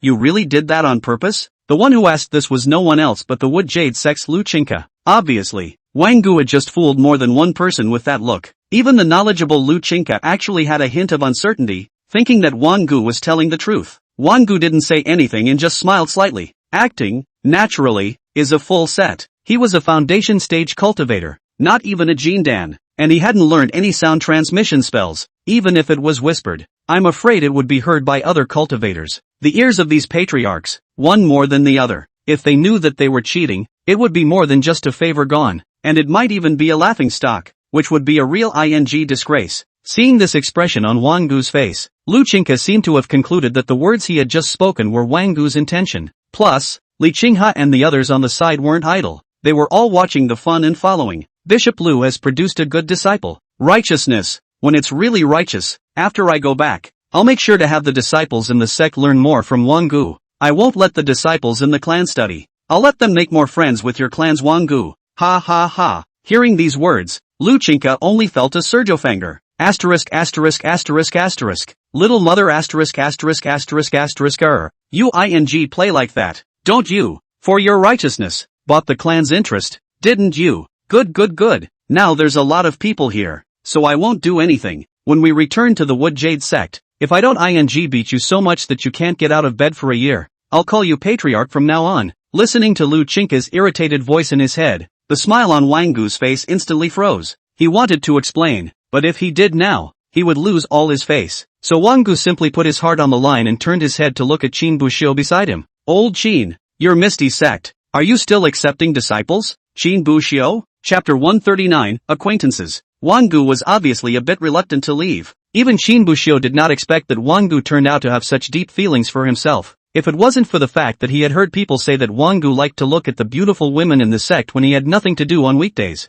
I'm afraid that Qin Buxiu thought that it wasn't Wang Gu's orientation that was a bit of a problem in some way. Old Qin, looking at Wang Gu who was crying with snot and tears, but was still forcefully dragged away by Lu Qingke. Qin Buxiu also raised his hand and waved it towards the other party. Old Wang, have a good trip. He's afraid that he won't be able to walk well, and it's questionable if he can walk back to the Wood Jade sect. Li Qinghe's figure appeared beside Qin Buhu at an unknown time, though I don't know if what Wang Gu just said was meant to be salutary or if he really meant it that way. Anyway, Patriarch Lu must have been infuriated. Beating him up is considered light. Qin Buxiu, but it's not a big deal. The Wooden Jade sect is known for its art of pills. Even if you're crippled today, take a healing holy elixir and you'll be alive and well tomorrow before you take another beating. Qin Buxiu was suddenly a little unsure of what to say. Is this the legendary belt dipped in povidone iodine and disinfected as you fight? At this time, Li Qinghe seemed to have thought of something else and suddenly looked at Qin Buxiu. By the way, in a few days Qingqing and you will be going to Thunder Punishment Peak. Remember to prepare well when you get there. You might run into someone you know. Hearing these words, the Yen Qingqing on the side showed a puzzled expression, as if she was pondering something. But Qin Buxiu simply thought for a while before answering almost instantly. An acquaintance? Could it be Elder Zhuang Qing? The moment she heard this, Yen Qingqing was still a bit bewildered, as if she didn't know how Qin Buhu was sure it was Zhuang Qing. On the other hand, Li Qinghe, who was on the side, had completely frozen. And you guessed that? Li Qinghe asked with a look of disbelief. and Qin Buxiu didn't even know what to say when he looked at Li Qinghe's expression of disbelief. If Li Qinghe had just said those words, not to him and Yan Qingqing, but to Yan Qingqing alone, Qin Buxiu might not have guessed anything. After all, Yan Qingqing had always been the proud daughter of heaven in the sect, and the number of people she knew should not be small. But if it was said to the two of them, the range of speculation was instantly much smaller. After all, Qin Buxiu had either swung for the fences or swung for the fences in the sect before, and there weren't many people he knew. All of these top echelons of the sect had only been gradually exposed to them in the last half a year's time. And if it was an acquaintance that could be encountered in the clan on weekdays, there seemed to be absolutely no need to mention this more than once. Once the people in the sect were eliminated, it seemed that there was only one Zhuangqing left that Qin Buhu knew and was still considered an acquaintance and was worth letting Li Qinghe take out and say something about. Plus, the time before, the patriarch had mentioned that the Tai Qing sect would send someone over that day, and after Zhuangqing left the Misty sect, it was the Tai Qing sect that he went to. There's only one answer, and that's if you can guess correctly. At this time, Li Qinghe seemed to have realized something as well, and a look of embarrassment appeared on his face. Ahem, so what? It's good to know this then yourself. Zhuangqing wrote me about it yesterday. It's not a big deal, but something like revealing the whereabouts of a Tai Qing sect cultivator wouldn't sound good if it got out. Qin Buxiu nodded. He still understood these truths. Alright, I promised you before that if you take the top 3 in this grand competition, I'll let you cultivate in the core area of the sect. Go back and clean up. I'll have Elder Zhang take you to the core area later. After saying that, he let Qin Buxiu and Yan Qingqing go back, returning to the inner sect's residence. Qin Buxiu looked at his slightly empty house, and after searching inside and out for a while, realized that he really didn't seem to have anything to take with him. But this was actually normal. After all, Qin Buxiu had only lived in this house for half a year. When he first lived in the outer gate for 3 years, he didn't even bring anything with him when he entered the inner gate. I'm afraid the elder will have to wait a while before he arrives. Thinking, Qin Buxiu went to take out the small jade bottle from his bosom and took out the spirit beast egg. After breaking through the Jindan, it's time to start preparing for this little guy to break out of his shell. But after this little guy breaks out of his shell, it feels like it will be even more troublesome. If it's just the state of a beast egg, ordinary people aren't feeling anything even if they can tell it's a spirit beast egg. But if it hatches and turns into a spirit beast, that's not a trivial matter. After all, almost all of the cultivation in this world was almost always centered around spirit beasts. After capturing a spirit beast and suppressing it, it is able to provide aura to the cultivator, and when the spirit beast dies, its body is able to be turned into a spirit stone mine and a secret realm with abundant aura. Spirit beasts, the core source of all power. If people knew that they had a spirit beast as a companion, they didn't know what kind of uproar it would cause. This little guy, on the contrary, is really a tricky one. Qin Buxiu let out a light laugh, looking somewhat helpless, but after all, it's too late to regret having promised someone something. And this spirit animal isn't really an entirely bad thing for me. According to the information Qin Buxiu had read from that book, the Imperial Numinous Spirit Beast skill, as long as one made a contract with a spirit beast, one would be able to borrow the aura in the spirit beast's body to feed on oneself, thus increasing one's cultivation speed. In addition to that, allowing spirit beasts to stay at the spirit medicine planting place for a long period of time could also greatly increase the speed of the growth of the spirit medicine. These were still of great help to Qin Buxiu's cultivation. Especially Qin Buxiu also had a hanging system. If he was bringing along a spirit beast's feedback, the cultivation speed would be terrifying just thinking about it. Of course, it's even more horrible what happens when you're found out. A technique that could contract with a spirit beast, the one in Qin Buxiu's hand was probably the only one in existence. Of course, it might not be the only one. Perhaps some hidden sects or clans would have similar feats. However, these types of feats in the hands of hidden sects and families, I'm afraid that ordinary people wouldn't dare to get any wrong ideas. Qin Buxiu was a different story, with absolutely no background to speak of. The only background could be the ethereal sect. However, if it really came to that kind of time, Qin Buxiu felt that the Netherworld sect would not stand behind him. It wasn't that he felt that the ethereal sect was the type of sect that skimmed off when they encountered danger. Rather, once such a feat appeared, the involvement was bound to be immense. If the Netherworld sect dared to stand behind him at that time, 80% of even the Netherworld sect would be exterminated after him. He was just a disciple of the Netherworld sect, and even though he had some talent, as long as the patriarch was a sane person, he wouldn't bury the entire sect just for the sake of one person's existence. Chapter 140, Going to Thunder Punishment Peak. After Qin Buxiu was brought into the inner sect, he lived in peace for a few days. He also didn't bother to cultivate much. After all, at the current cultivation level of 9th grade of Foundation Establishment, the breakthrough would be Jindan. However, relying on oneself to break through the Jindan, I'm afraid that it would be quite difficult to even get to the 5th grade, so it would be better to wait to travel to the Thunder Punishment Peak and go to the Heavenly Thunder to quench the Dan. Time passed. A few days later, Misty Sect, above the inner gate square, nearly half of the sect's elders and inner disciples were gathered. The number of people wasn't that big, just about 200 or so, and among them, the Netherworld sect's crowd of disciples probably occupied less than 2/3 of some. The remaining 1/3 are all elders. However, amongst this portion of elders, most of them were still outer sect elders, and there were only about 20 inner sect elders. After all, this time out, although it was for the purpose of destroying the 10,000 Devils sect, but we can't all come out at once. If we come out, at that time, in case someone is staring at the opportunity to counterattack the Misty Sect, the Misty Sect doesn't even have the ability to defend itself. Wouldn't that be the end of the game? So this time, Li Qinghe only brought half of the inner sect elders with him. The remaining half is for keeping house. Qin Buxiu was standing with Li Qinghe and the others at this time, and he couldn't help but be a bit surprised looking at the battle in front of him. Although the number of people was small, their cultivation levels were not low. Needless to say, the inner sect elders were almost all at the God transformation stage realm, while the outer sect elders were all at the Yuaning stage. Even those inner disciples were specifically picked to step into Jindan. It could almost be said that of the people who had gone over this time,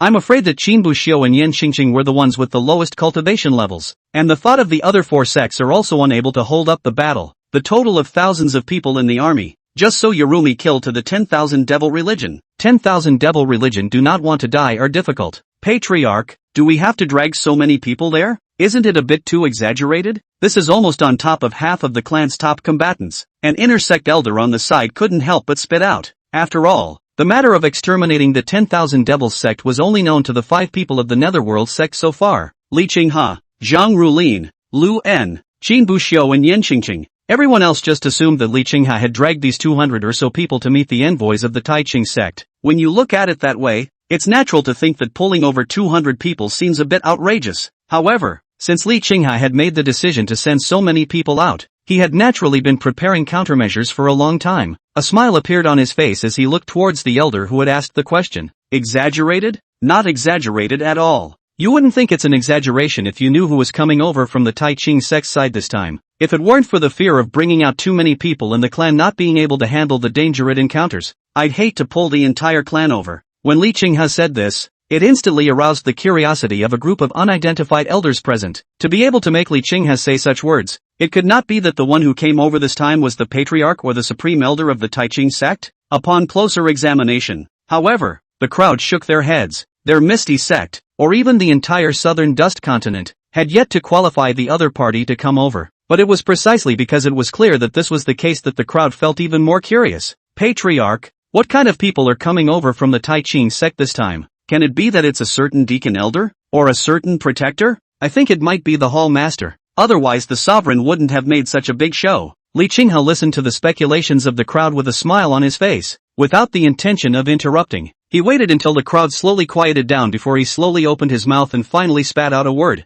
Get out, one and all. Don't pry here. Pry so much for what? When we come back, won't we know all we need to know? Li Qinghe loudly and angrily rebuked, seemingly annoyed by this blind inquisition of the elders. It was only that Zhang Qinghe's angry rebuke fell into the eyes of different people, and then it was interpreted differently. In Qin Buxiu's opinion, this was simply confusing. It wasn't supposed to be about this, so surely you can't have a deep conversation with the crowd, or the more you talk about it, the more holes you'll have. Anyway, when the fight against the 10,000 Devils sect was over, there was no need to be explaining the things that were going on behind the scenes. In the eyes of the other elders, it became a different situation. It seemed that the reason why Li Qinghe said this was because he didn't want to give away too much information, which instead confirmed even more that a big shot might really be coming from the Taiqing sect side. Well, no time to waste, Li Qinghe said, his eyes looking towards Ryuan who was on the side. Elder Lu, during the time I'm not in the sect, I'll be counting on you to take care of the various affairs within the sect. Lu En nodded.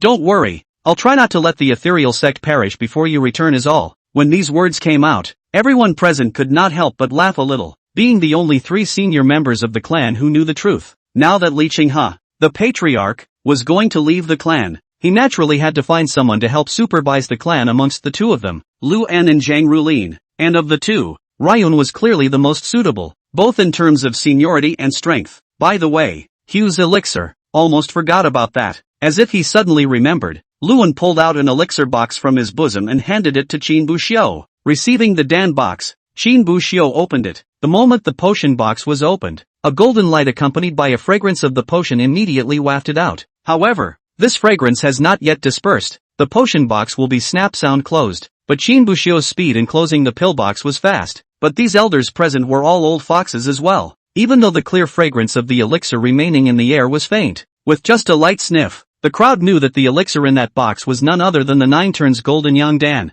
However, Qin Buxiu was actually not worried about this matter being known by other people, and even if someone knew about it, it wasn't a big deal. After all, this 9 revolutions golden yang dan, even how precious it was only useful for cultivators who were preparing to break through the Jindan stage. These elders, each with a cultivation level that had already reached the god transformation stage, naturally could not be used. Even if there are juniors in the family who happen to be breaking through the Jindan stage, then they have to weigh whether their own weight is enough. After all, the current Qin Buxiu had just captured the first place in the 5-sect alliance for the Netherworld sect. If he dared to make a move against him, he was fighting against Li Qinghe. Many thanks to Elder Ryuan. Qin Buxiu accepted the pills and bowed towards Luan. However, Luan only smiled faintly. When you break through the Jindan stage, if you want to improve your alchemy skills a bit more, come over and look for Lao Fu. I didn't mention you when you were in the 2nd grade of alchemy, but you can't be absent when you're in the 3rd grade. Qin Buxiu smiled and nodded. At that time, disciple will definitely come to ask Elder for guidance. Ryun nodded in a rather satisfied manner.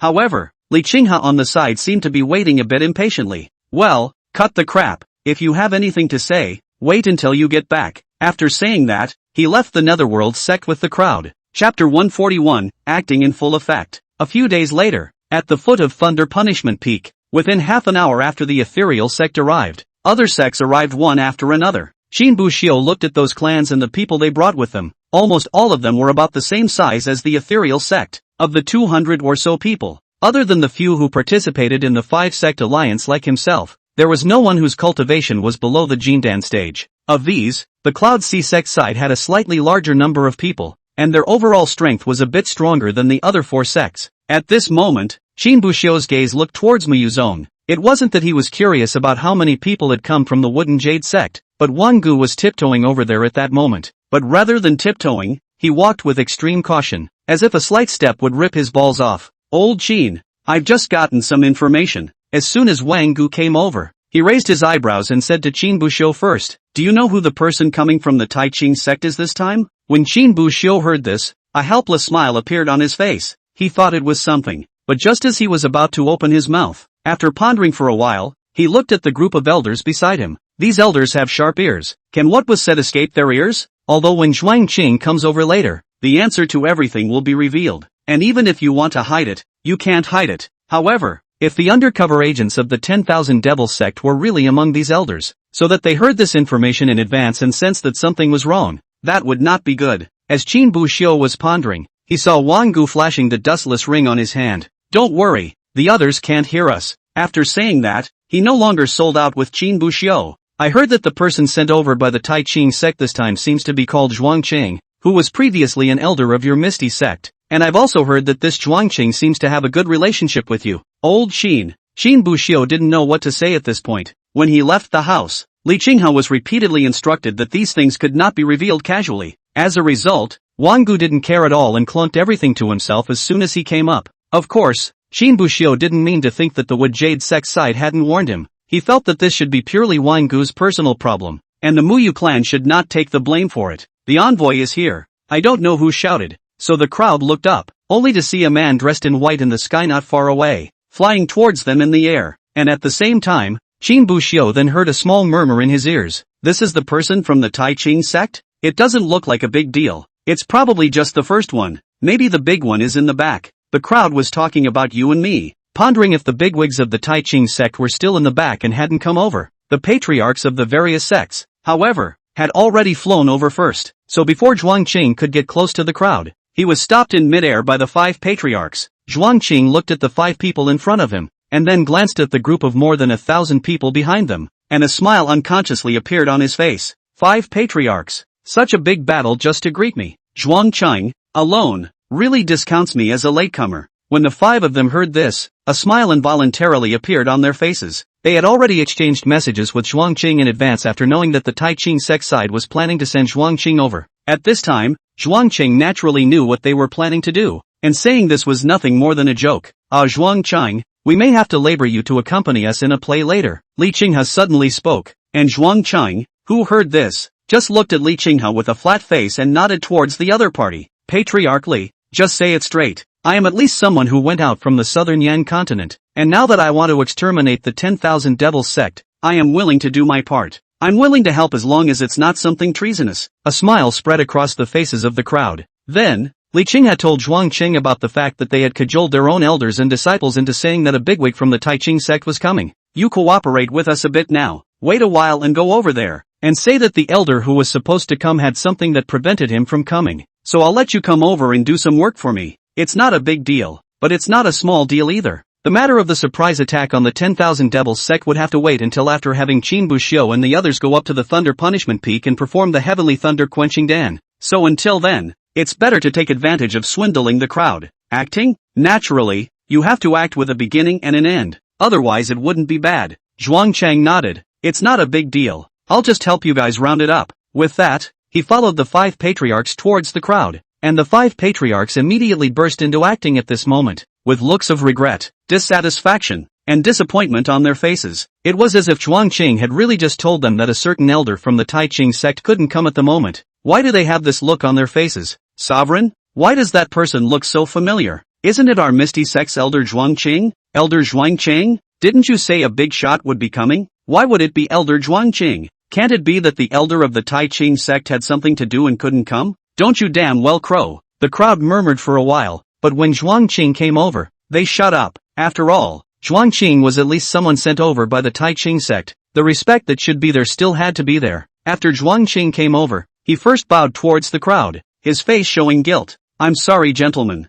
the elder was supposed to arrive in person today, but there's been some accidents over at the Taiqing sect that the elder needs to deal with. The elder was worried that he would have to deal with it for too long, and in turn delay the timing of the disciples' heavenly thunder quenching the Dan. So he asked me to come over first and draw the heavenly thunder to quench the Dan for the disciples. Please bear with me. The several patriarchs were originally pretending to fool the disciples who didn't know the truth. Seeing that Zhuangqing had said so, it was naturally impossible to make things difficult, so smiles appeared on their faces. Where's the word? Who could have predicted such a thing as an accident? Yes, it's a bit regrettable, but it's actually enough for Taoist Zhuang to be able to come over. The elder also did this for the sake of the disciples so as not to delay their heavenly thunder quenching Dan. As the crowd listened to their own patriarch's words, although they felt that it was a bit too flattering, no one said anything more. It couldn't be helped. Who made the Taiqing clan just people? I'm afraid that the 5 clans of the southern Yan continent combined are not even a tenth as big as the others. People can destroy a clan of yours with a single finger of their hand. Not a weighty presence at all. Chapter 142. Who exactly are the elders? Zhuangqing turned around and walked over to Qin Buxiu. Looking at this teenager who had been brought into the Netherworld sect by himself a few years ago, he used to think highly of Qin Buxiu, even though his qualifications were poor, almost the worst of the bunch. But at that time just entered the Misty sect Qin Buxiu. Qualifications. Although it is a little worse, but at least try to get ahead. Cultivation with the same is not want to die. At that time, Zhuangqing felt that effort was more important than talent. As long as Qin Buhu was willing to work hard, future achievements, even if they would not be too high, could not be low. But the result is that this kid just less than a week after the introduction of the work, somehow, completely plunged into the lay-flat and decadent swing life. Until 2 years ago when he left the Misty sect and joined the Taiqing sect, Qin Buxiu was still like this. So when Zhuangqing was in the Taiqing sect and received a letter from Li Qinghe, he was somewhat incredulous. It wasn't until now, when Qin Buxiu appeared in front of his eyes, his aura of peak foundation establishment clearly visible, that he realized that Li Qinghe didn't seem to have lied to him. A smile appeared on Zhuangqing's face as he raised his hand and patted Qin Buxiu's shoulder. It's been 2 years and a lot of suffering, hasn't it? The moment Zhuangqing said this, he directly gave Qin Buxiu dry won't. Has he suffered much? Seems like he's had a pretty good life for the past 2 years, right? On the side, Li Qinghe and Yan Qingqing were also speechless. Qin Buxiu sleeps every day except for sleeping. Sleeping in the martial arts training ground today, sleeping in the formation hall tomorrow, and sleeping in the alchemy hall the day after. How can you call that suffering? If this is considered suffering for him, what kind of life does everyone else lead? Eating? But this couldn't be blamed on Zhuangqing. He didn't know much about the situation. When Li Qinghe wrote the letter, he didn't talk to Zhuang Qing about many details in order to save some face for Qin Buhu, so the details of these things could only be left to Zhuang Qing's own brain. Thus, in Zhuang Qing's eyes, Qin Buxiu's experience changed for the worse. On a certain day after he left the ethereal sect, Qin Buxiu didn't know what he had experienced and came to his senses. Then he began to practice hard, getting up earlier than a pig and sleeping later than a dog every day, practicing hard day and night. Finally, he managed to cultivate to the peak of foundation establishment through his own hard work. In particular, Qin Buxiu's spirit root was nothing more than a miscellaneous spirit root, and to be able to come this far, it naturally seemed to the uninformed that he had suffered a lot. Originally, I wanted to bring you some pills to enhance the quality of the conjugation, but I heard Patriarch Li say that you already have the 9 turns golden yang dan, and that you have to undergo the heavenly thunder quenching dan. Then I'm bringing elixir over to you, and it's not much use. So, saying that, Zhuang Qing took out a small lamp from his bosom and handed it to Qin Buxiu. It looked like an oil lamp, only without the oil, with a yellowish-brown body and a simple pattern carved on top of the lamp. Just after entering his hand, Qin Buxiu felt a powerful aura coming from above this oil lamp, obviously not a mortal object. This object is called the ancient tree lamp. It is built from a 10,000-year-old tree, and it can be catalyzed by injecting spiritual energy. After it is activated, within a radius of 1 mile, evil spirits are not allowed to enter your body, and even if a spirit transformation stage cultivator attacks you with all his might, this ancient tree lamp will be able to block at least a quarter of an hour for you. Hearing these words, Qin Buxiu's hand holding the ancient tree lamp couldn't help but tremble slightly. With the full force of the transformation spirit stage's attack, this ancient tree lamp was able to hold out for a quarter of an hour. This was simply the finest magic treasure for the current Qin Buxiu. After all, the magic treasure he had in his hands now was at most a magic treasure of the foundation establishment or Jindan realm. Zhuang Qing this up as a newbie gift package really let him some surprise. However, immediately after turning his thoughts, Qin Buxiu suddenly thought of the incident a few months ago, when he was chased by the 10,000 devils sect cultivators. The 3 brothers of the Lang family were also spirit transformation stage cultivators, so it couldn't be that Zhuang Qing was aware of the fact that he was being chased in the first place, and that's why he gave himself this ancient tree lamp? Qin Buxiu could not know what was in Zhuang Qing's mind, but he would remember this favor. He owed Zhuang Qing a lot, and before that, he had been posing in the Misty sect but had not been expelled from the sect. And a big reason for that was because Li Qinghe was looking at Zhuang Qing's face. Qin Buxiu did not think that this was a favor that Zhuang Qing should have given him after his original body's parents saved him. In fact, as early as when Zhuang Qing took him and sent him into the Netherworld sect, Qin Buxiu felt that the favor that Zhuang Qing owed him in the beginning had long since been repaid. After that, it had always been Qin Buxiu who owed Zhuang Qing quota. It's getting late. Let's go up the hill. Zhuang Qing opened his mouth and turned his head to look at the crowd on the side. So the sect leaders of the 5 sects, with their respective disciples, headed towards the peak of Thunder Punishment Peak. The remaining elders and disciples were still standing at the bottom of the mountain, and after seeing Zhuang Qing leave, the crowd finally couldn't help but murmur. This Tai Qing sect has not taken us too seriously. We prepared such a big battle, but it turns out they only sent Zhuang Qing alone? It's not like the other elders couldn't come when something came up. It's not like they didn't come on purpose. Besides, they are the Tai Qing sect, one of the 3 great sects in the southern region. Even if they don't come on purpose, what can you do? Hearing this, many people in the room didn't know how to respond, because it really is the truth and they can't change anything. There's nothing they can do about it. The Tai Qing sect was a behemoth, and they were afraid that the 5 major sects joining forces wouldn't be enough for them to look at. What could they do when something like this happened and the patriarchs had to smile alone? Asterisk asterisk asterisk asterisk. Suddenly, an unknown person in the crowd shouted, drawing the crowd's attention over. It was an elder of the Heavenly Cliff sect, a middle-aged old man in his 40s, but at this moment, anger was written all over his face. What the are you smoking? Why are you yelling so loud? The other Heavenly Cliff sect elder hurriedly stopped the other, fearing that the other's voice would be too loud for Zhuang Qing to hear. However, the 40-something-year-old elder shook his head violently before opening his mouth and uttering a sentence that left the crowd somewhat speechless and somewhat helpless. I just remembered. I don't even know which elder is actually coming over. When these words came out, the crowd then snapped to attention. It seemed that up until now, they didn't know who this elder of the Tai Qing sect, who said he was coming, was. At the beginning, several patriarchs were hiding, not giving any news, as if anyone who dared to disclose any news would have to lose his head. Then Zhuang Qing came over and said that the elder couldn't come because of an emergency, but after a set of words, it was hard to mention which elder was coming over, messing with the fact that they are now a whole set down, and as a result they don't even know which elder was supposed to come and then didn't come in the end. Chapter 143. Qin Buxiu and the others went up to Thunder Punishment Peak. At this moment, on the Thunder Punishment Peak, dark clouds covered the area and thunder rolled. Boom! With a loud bang, a blue zephyr-colored thunderbolt flashed through the clouds. A few people stayed a good 3 or 5 meters away from the peak. Zhuangqing, on the other hand, stood alone at the peak with a smile on his face as he looked at the several people. 3,000 years ago, a Thunder Jiao wanted to transform into a dragon here, but in the end, it failed to survive the calamity and fell here. After his death, his body was transformed into this Thunder Punishment Peak, and his obsession with transforming into a dragon never stopped, and thunderbolts fell at the peak day and night, and from time to time, thunderbolts fell into the nearby villages, disturbing the people's peace and quiet. My Taiqing sect ancestor was passing by, and when he saw this, he stepped in to detain the soul of the Thunder Jiao with a secret technique, which made the thunderbolt stop. The remnant soul of that Thunder Jiao is then refined to be Thunder Tribulation Qi, invoking the Thunder Tribulation for the immortal cultivator and cleansing himself. After speaking,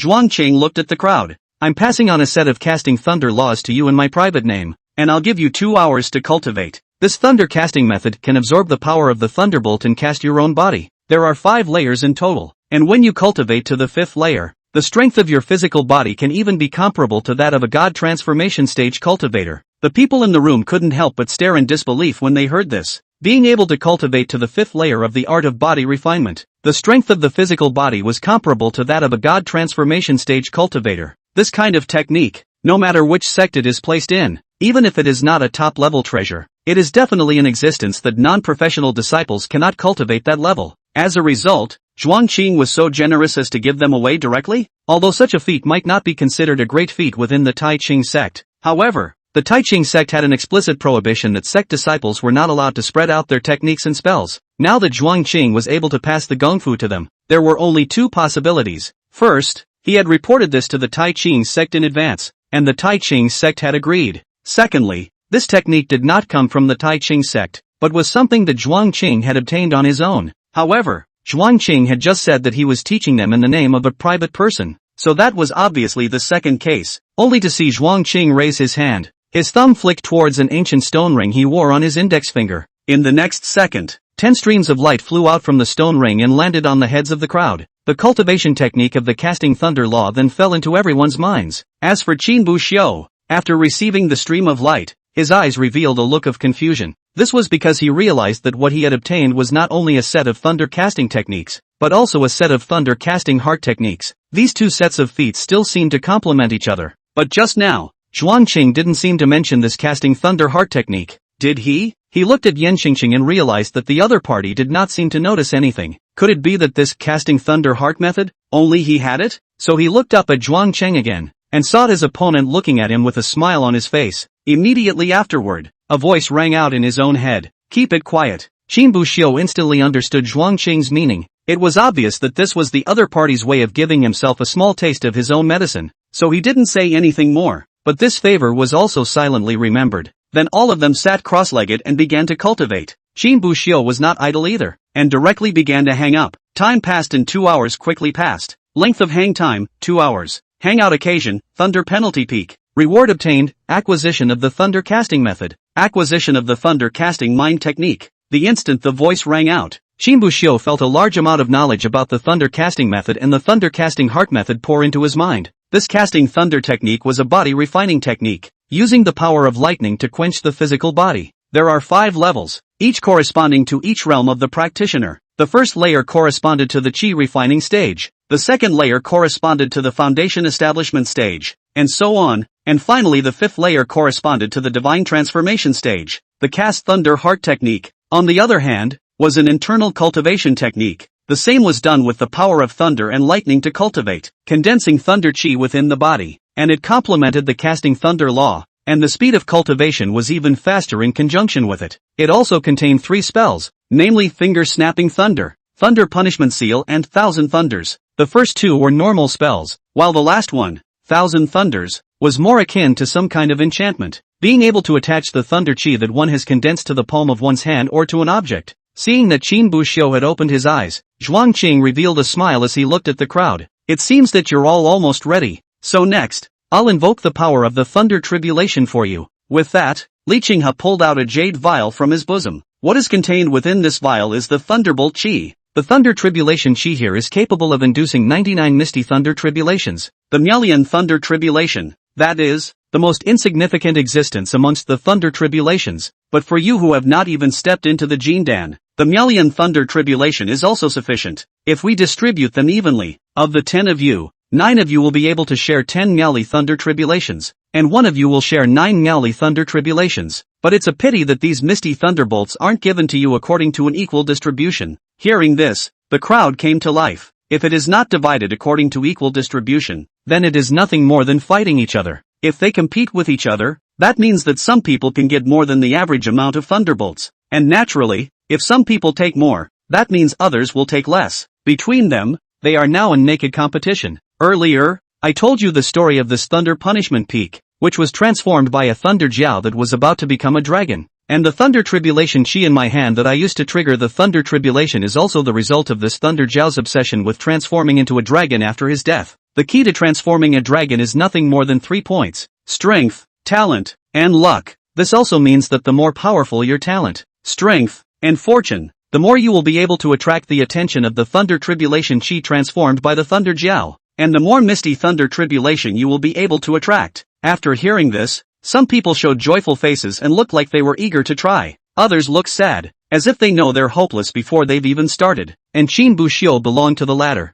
Strength, talent, and luck. Of these 3, the only thing Qin Buxiu possessed was, I'm afraid, a strength. This thing called qi luck was mysterious, and Qin Buxiu never felt that. His own luck was considered good. As for talent, that's not even close. He was a miscellaneous spirit root, and if he didn't have the system, he wouldn't be able to get this far today. All that remains is a strength, but it's like a college entrance exam. You get a perfect score on the language test and fail math and English. You won't go to college just the same. Qin Buxiu didn't think that he would be able to obtain many Miali tribulations with his serious favoritism. Chapter 144, Condensing Thunder Tribulation. Qin Buhu didn't have much confidence in himself, but Zhuang Chang and Li Qinghe were full of confidence in Qin Buhu. This was because Zhuang Qing had only learned about it from a casual conversation with Li Qinghe when Qin Buxiu and the others were practicing the casting thunder method. It turned out that Qin Buxiu didn't start practicing hard after he left the Netherworld sect. Rather, it was only about 6 months ago that it started to come up, and in just half a year's time, he had raised his cultivation level from the original 9th grade of the Qi refining stage to the current 9th grade of the foundation establishment stage. In addition to this, there were also many means of supplemental training, and all of them were cultivated. Previously, when he went to the Hangshan sect to comprehend divine abilities, he even comprehended a full 3 divine abilities in an hour's time. One must know that the extreme wood spirit roots Yanqingqing had only managed to comprehend a divine ability. Thus, in Zhuang Qing and Li Qinghe's opinion,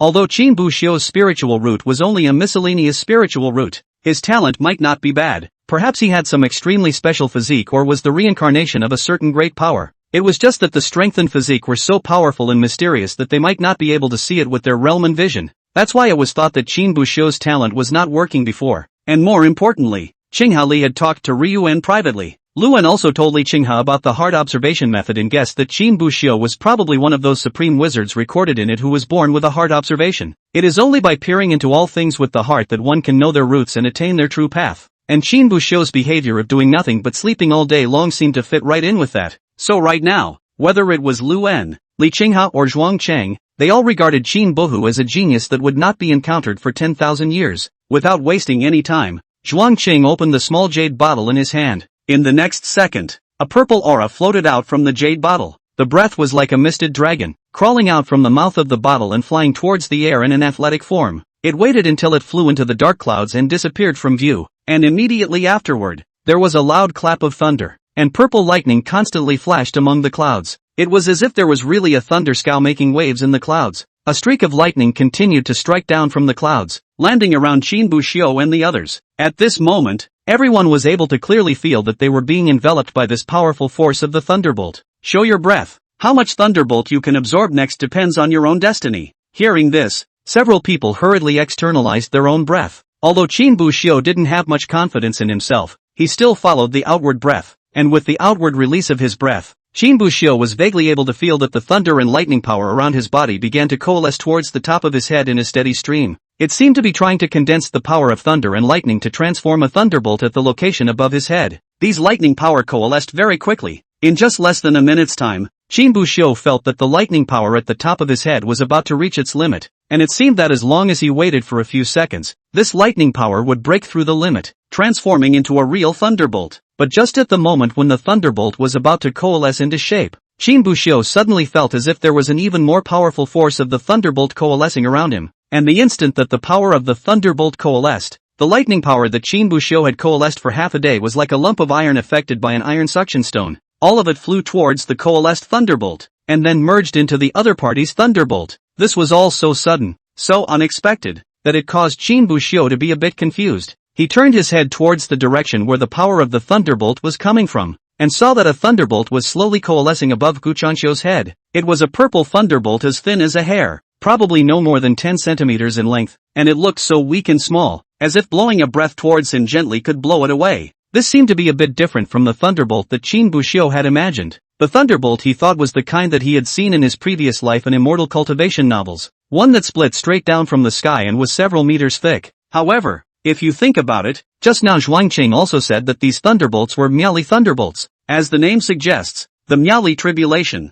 naturally, means small, and although this thunderbolt was small, Qin Buxiu was still able to feel the powerful force contained within it, at least for him at the peak of Foundation establishment. It was definitely not an easy task to take on the power of such a thunderbolt either. If a several meter thick thunderbolt really came down, with Qin Buxiu's cultivation, I'm afraid that they would be directly blasted into dust. But the moody thunderbolt, which was as thin as a hair, drilled into Gu Chanxiu's body from the top of his head at an extremely fast speed. Immediately afterward, the powerful power of the thunder tribulation erupted in Gu Chanxiu's body. Countless tiny lightning rays traveled over his skin. Qin Buxiu could tell that this was the other party running the casting thunder law to quench their fleshly bodies. After freezing for a moment, Qin Buxiu came back to his senses and began to continue condensing his own lightning tribulation. But soon, he realized that it was impossible for him to condense a thunderbolt. Whenever he condensed the power of thunder and lightning above his head, the others were always one step ahead of him and were the first to condense the thunderbolt. And once the other party's thunder tribulation appeared, the power of thunder and lightning at the top of his head would pour into the other party's thunder tribulation as much as it could, becoming someone else's nourishment. He could then only be forced to recondense the power of thunder and lightning,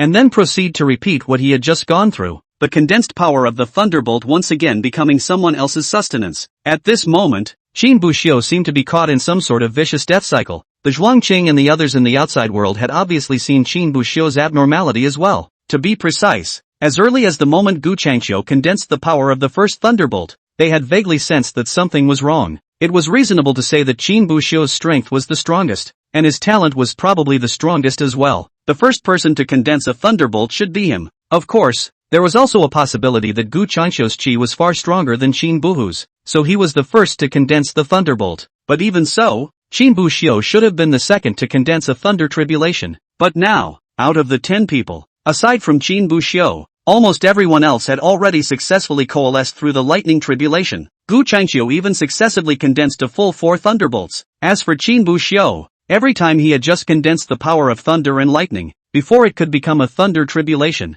it was lured away by the thunder tribulation condensed by others. This condition actually didn't just happen to Qin Buxiu, it was more or less present in other people as well. But when the lightning power they had condensed was absorbed, it wouldn't all be absorbed away at once, it would still leave a part of it behind. This was precisely why they were able to successfully condense the thunder tribulation. As for Qin Buxiu, that was really taken away without a single bit left. That's obviously just not right. Could it be that the remaining 9 people all had stronger qi than Qin Buxiu? Chapter 145, An Unrecognizable Talent. Half an hour later, among the 99 misty thunder tribulations, at least 50 of them had already fallen. Among them, Gu Chanxiu had even gotten a full 13 thunderbolts. As for Qin Buxiu, he didn't even get a single thunderbolt. The crowd naturally noticed this and looked at Qin Buxiu, some with suspicion in their eyes while others were gloating. After all, Qin Buxiu was also in the limelight during the previous 5-clan alliance competition, and when he was defeated, the crowd was naturally happy to see this. However,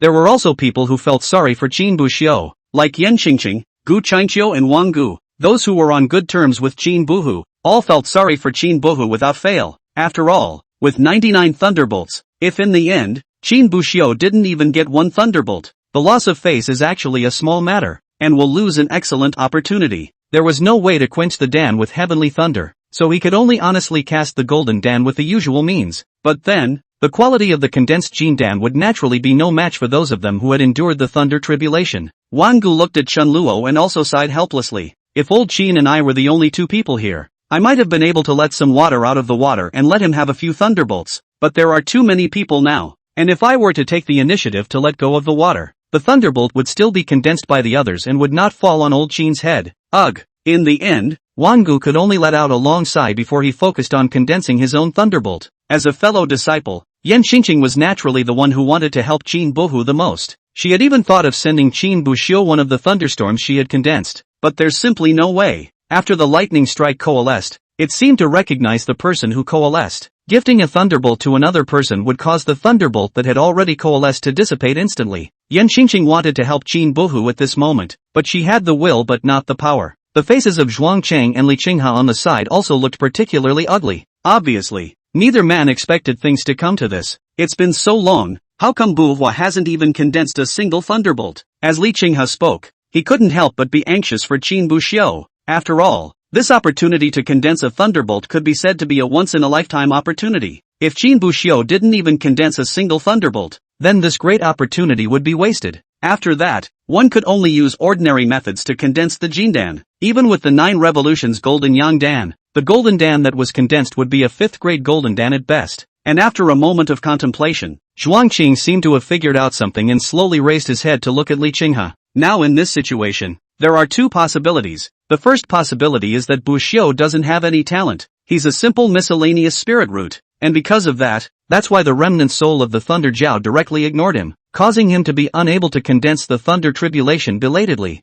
Hearing this speculation, Li Qinghe shook his head. That's unlikely. If Buxiu really only had a miscellaneous spirit root and didn't have any talent to speak of, then it would never be possible for him to cultivate to the peak of foundation establishment in just half a year's time. Not to mention the speed at which he cultivates spells and divine abilities. It's so incredibly fast that even I feel terrified when I look at it. Zhuang Cheng pondered for a while, but then added, could it be that someone high up is behind this and pointing out the unending? When Li Qinghe heard this, he visibly froze for a moment. Is there someone behind it? But after just a moment of pondering, Li Qinghe shook his head once again. There are things that may be able to be improved quickly through instruction, but there are things where one's own qualifications are stuck. Not to mention instruction. Even if there's someone to directly instill them, it may not be that fast. Have you ever seen anyone's pointers that can allow a foundation stage cultivator to cultivate 3 aptitudes to the perfection realm within a month? Hearing Li Qinghe's words, Zhuang Qing instantly widened his eyes. 1 month, 3 divine abilities, all cultivated to perfection? This was not something that Li Qinghe had just told him. However, this also proved side by side that Qin Buxiu's talent was indeed heaven-defying. Zhuang Qing calmed himself. That leaves only one possibility. Buxiu's talent is extremely good, but it's so rare and uncommon that perhaps even the remnant soul of the Thunder Jiao can't perceive his talent. It's like when we tested him back then. We only found his miscellaneous spirit roots and didn't find anything else special. And also because Lei Jiao couldn't sense Buxiu's talent, he ignored him as if he were an ordinary person, making it impossible for him to coalesce a thunder tribulation. Not being able to feel Buhua's talent is the same as having no talent, and since the Thunder Jiao thinks that he has no talent, it won't waste time on him and allow him to condense a thunder tribulation. After listening to Zhuang Qing's explanation, Li Qinghe also fell into deep thought. He still had quite a bit of knowledge about the Thunder Punishment Peak and the coalescing Thunder Tribulation. After all, this wasn't the first time he had brought disciples to Thunder Punishment Peak. The Thunder Punishment Peak was transformed from the corpse of the Thunder Jiao, and the one used to invoke the Thunder Tribulation was also the remnant soul of the Thunder Jiao.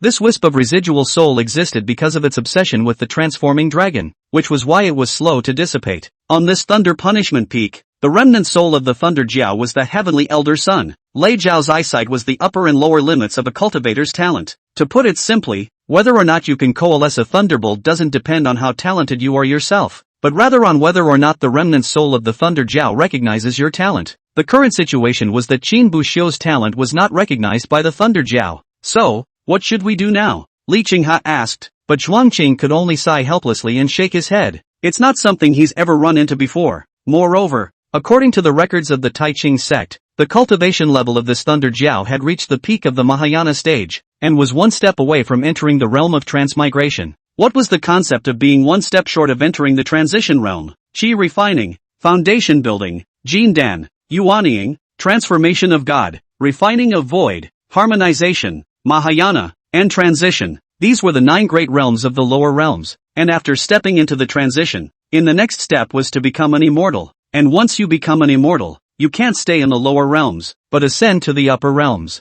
The strongest cultivators in the lower realm were only at the transitional juncture. In other words, Lei Zhao's cultivation level at that time was one step short of the first echelon of the lower realm. Even the 5 great clans of the southern Yang continent were able to come to the Thunder Punishment Peak and use the Thunder Tribulation to quench the Golden Dan for their disciples. It was mainly because the Tai Ching sect had already consumed almost all of the Thunder Punishment Peak's Thunderbolt power, and the remaining Thunderbolt power Tai Ching himself couldn't look at it. So they simply gave favors to the 5 major clans of Nanyang continent and let them use it for their disciples to quench their golden pills. Otherwise the 5 great clans wouldn't even be qualified to come here. And it was such a powerful existence that could once almost be among the first echelon of this side of the world. Now, his remnant soul couldn't even see Qin Buxiu's talent? That Qin Buxiu's talent, just how far had it reached? Chapter 146. Qin Buxiu looked at the thunderbolt that had been slow to successfully coalesce above his head, and couldn't help but reveal a bitter smile on his face. He had almost exhausted all his means, running all the techniques he knew and even utilizing the power of the sword embryo to unleash as much of his talent as possible.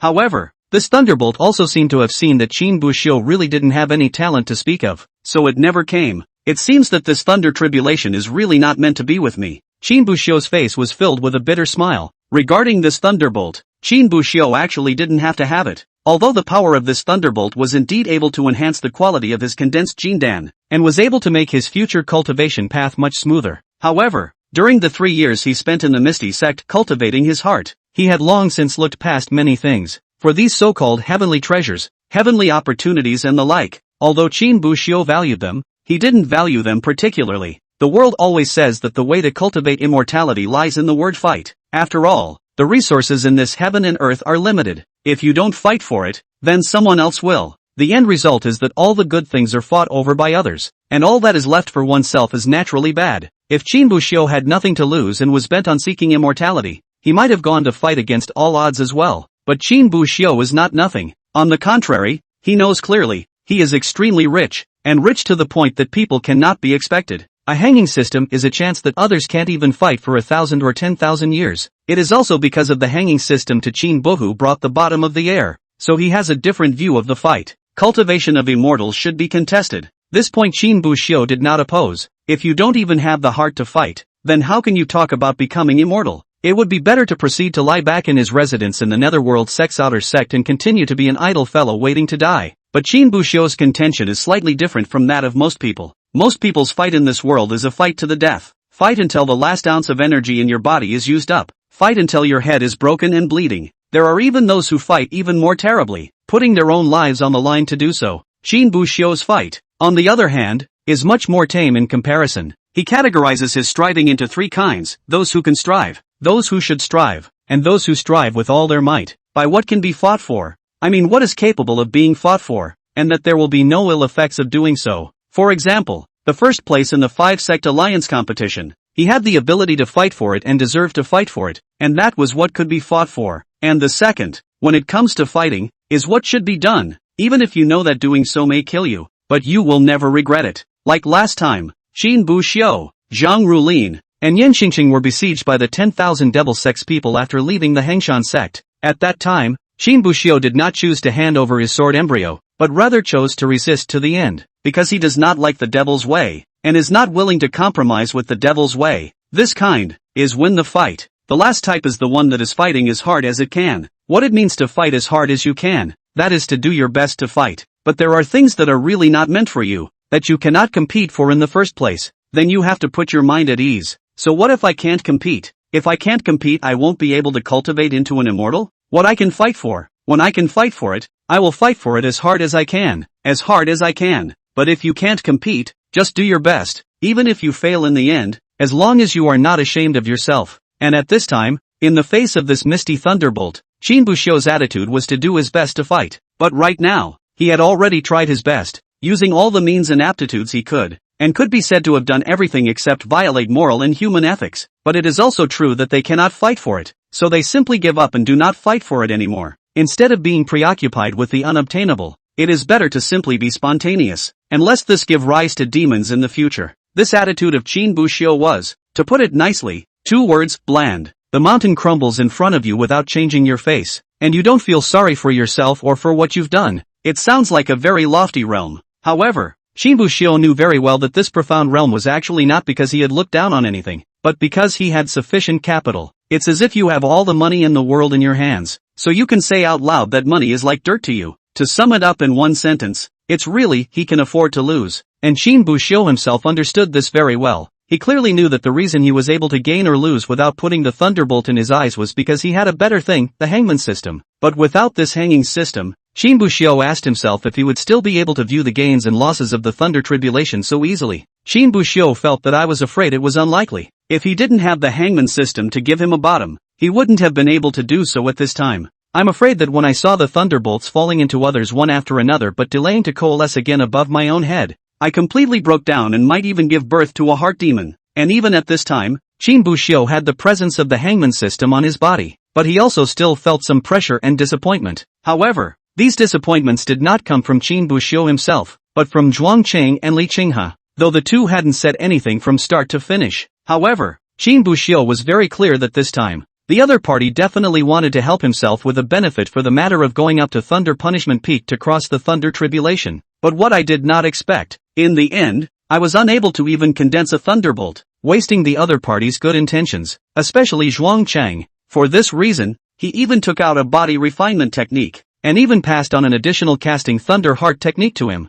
As a result, one's own thunderbolt did not coalesce, and this gong method is also half useless. But exactly at this moment, Zhuangqing seemed to be able to tell what was on Qinbuhu's mind, so a voice transmission immediately entered Qinbuhu's mind. It's okay, Bu-Hu. It's just a few thunderbolts. This Thunder Jiao's remnant soul has eyes that can't recognize the talent in you. It's his eyes that are blind. I'll find another opportunity for you when we're done here. Shinbushio did not know that Zhuangqing and Li Qinghe had already determined that he possessed a rare talent. Therefore, he felt that what Zhuangqing had said, that the remnant soul of the Thunder Jiao had no eyes and could not see the talent in himself or something, was just coaxing himself. But this did ease the pressure on Shinbushio. So in the next second, Shinbushio simply swung completely out of the way and stopped emitting his own aura. The others naturally saw Shinbushio's performance, and Gu Changqiu couldn't help but see a flash of regret in his eyes. However, he couldn't say anything more. After all, Shinbushio had just worked so hard for half a day, but he couldn't even condense a thunderbolt anymore. If it were him,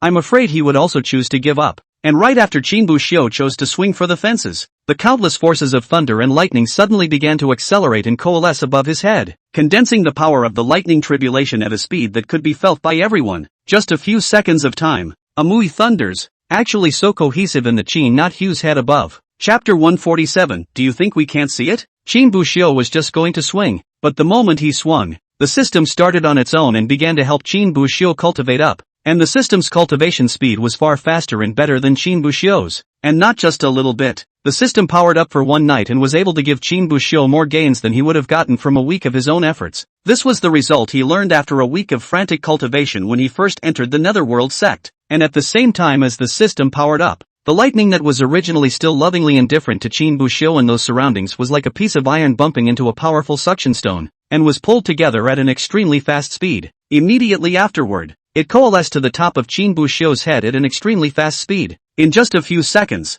a misty thunderbolt was condensed, and the moment this misty thunder tribulation appeared, everyone present froze. He was not only shocked by the speed with which Qinbuhu condensed this thunderbolt, but there was also an extremely important reason why they realized that they were unable to condense the power of thunderbolts. The lightning power that had originally been able to be absorbed over by them in a steady stream suddenly stopped paying attention to them at this moment, and instead surged towards Qinbushio's side in a brainwave, as if they were no longer able to draw the attention of these lightning powers. And at that moment, the first thunderbolt that had coalesced above Qinbushio's head had already fallen. In an instant, the powerful power of the lightning tribulation immediately penetrated his entire body. At this moment, Qinbushio also immediately returned to his senses. He was first puzzled as to why this thunderbolt had suddenly appeared, but it was only a moment's effort to think of the system. But thinking of this, Qinbushio's heart followed with more doubts. These forces of thunder and lightning were forcibly pulled over by the system to condense into a thunderbolt. Or was it the power of lightning that sensed the power of the system and so coalesced over? If it's the former, that means it's all in the hands of the system. But if it's the latter, then that means that the power of thunder and lightning is sensing the presence of the system?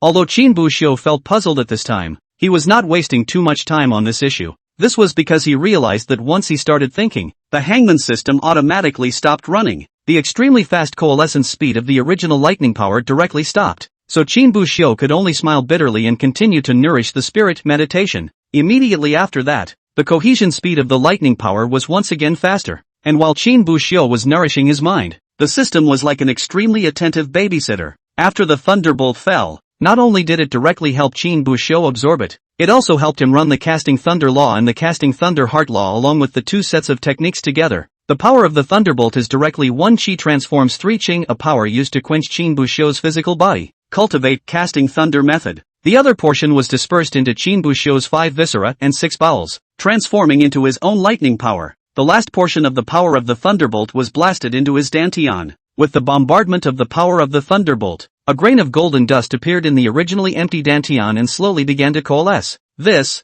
is the heavenly thunder quenching dan. Soon, probably in just a few seconds, the first thunderbolt was consumed. However, in the next second, the second thunderbolt had already finished coalescing and once again fell into Qin Buxiu's body. Immediately after that, the third thunder tribulation, the fourth thunder tribulation, and the fifth thunder tribulation began to fall. These thunderbolts came one after another, and after absorbing one, another followed. Seeing this scene, Li Qinghe and Zhuang Cheng on the side were first stunned, and then a look of ecstasy immediately appeared on their faces. This brat, I thought he was seriously incapable of condensing a thunderbolt. I didn't realize it turned out to be pretending to be a pig and eating a tiger. It made me worry for half a day just now. When the lightning tribulation is over, I'll have to teach him a good lesson, Li Qinghe said with a smile. The expression on his face couldn't be happier. As for Zhuang Cheng on the side, although he was also happy, he was much more restrained than Li Qinghe, and while he was happy, he couldn't help but feel a tinge of doubt in his mind. If Buxiu was able to condense the power of the thunder tribulation from the start, then why didn't he show it before? Why did you wait until the power of the thunderbolt had been condensed by the others for more than half of it before you started to strike? Also, why do I feel that he has that kind of demeanor? Not like he is cultivating, but like he is closing his eyes and resting his mind? Zhuang Cheng looked towards Qin Buxiu with a look of bewilderment in his eyes. Compared to Li Qinghe and Zhuang Cheng's happiness, the faces of the patriarchs of several other clans on the side were relatively not so good. This was because they could all see that compared to Qin Buxiu, who was crazily absorbing the power of thunder and lightning, the other disciples, it seemed, had been abandoned by the power of the thunderbolt. No matter how hard they tried, the power of thunder and lightning did not have the slightest intention of condensing towards their side. The disciples also had no choice but to pitifully turn their eyes towards their own patriarchs one after another. When the patriarchs of the other several clans saw this scene, their faces naturally did not look good. Previously, when Qin Buxiu couldn't condense a thunderbolt, they were naturally somewhat joyful in their hearts. After all, if Qin Buxiu couldn't condense a thunder tribulation, the disciples in their sect would be able to get some more chances to obtain one. However, they did not speak out to taunt Qin Buxiu like the villains in the novel. These lords of one clan, all of them are old men and women, and the relationship between the families is quite good, so there is no need to be this villain. Furthermore, this time Zhuang Qing bestowed the disciples with the casting thunder law, largely because of Qin Buxiu's relationship with the Netherworld sect. It would be inhuman if he still spoke out to taunt people at a time like this. Qin Buxiu's speed of condensing lightning strikes was very fast, and in just under a minute, he had already condensed the 10th lightning strike. At this moment, among the disciples present who had condensed their thunder tribulation, other than Gu Changqiu and Wang Gu, one with 14 thunder tribulations and one with 11, no one was Qin Buxiu's opponent. But everyone could see that Qin Buxiu had no intention of stopping. So after another minute, Qin Buxiu condensed the 20th thunderbolt. This time the patriarchs were somewhat unable to sit still. Seeing this scene, Lu Qinghe from the Wood and Jade sect on the side couldn't hold it in any longer, so he got up and walked over to Li Qinghe. Li Qinghe, was this your idea? When Li Qinghe heard this, he suddenly froze and looked at Lu Qinghe with a blank expression, as if he didn't understand the other party's meaning at all. But Lu Qinghe was the one who continued. This kid's power to condense the thunder tribulation is so strong, but at first it was not shown, even acting like he can't even condense a thunderbolt. You think we're stupid and can't see why he's doing this, right? Hearing this, Li Qinghe was even more bewildered. The other three patriarchs, however, were first stunned and seemed to have understood Lu Qinghe's meaning. Chapter 148, Thunder Jiao Qi. Qin Buxiu's power to condense the thunder tribulation was so strong, so why didn't he show it at the beginning and had to wait until now? The reason was simple. If Qin Buxiu displayed such a powerful talent all at once, it would inevitably draw the attention of others, and even the opposition of other patriarchs. After all, the thunder tribulation is just 99 in total, although it is to rely on the ability to compete, but no one wants to let their own family's disciple blood money. But if Qin Buxiu didn't show his talent in the beginning, but instead put on the appearance of not being able to condense a thunderbolt at all, at this time, it would be fine if Li Qinghe helped Qin Buxiu to open his mouth and say a few words. The other patriarchs were in the way of their respective sentiments and would never refuse Li Qinghe.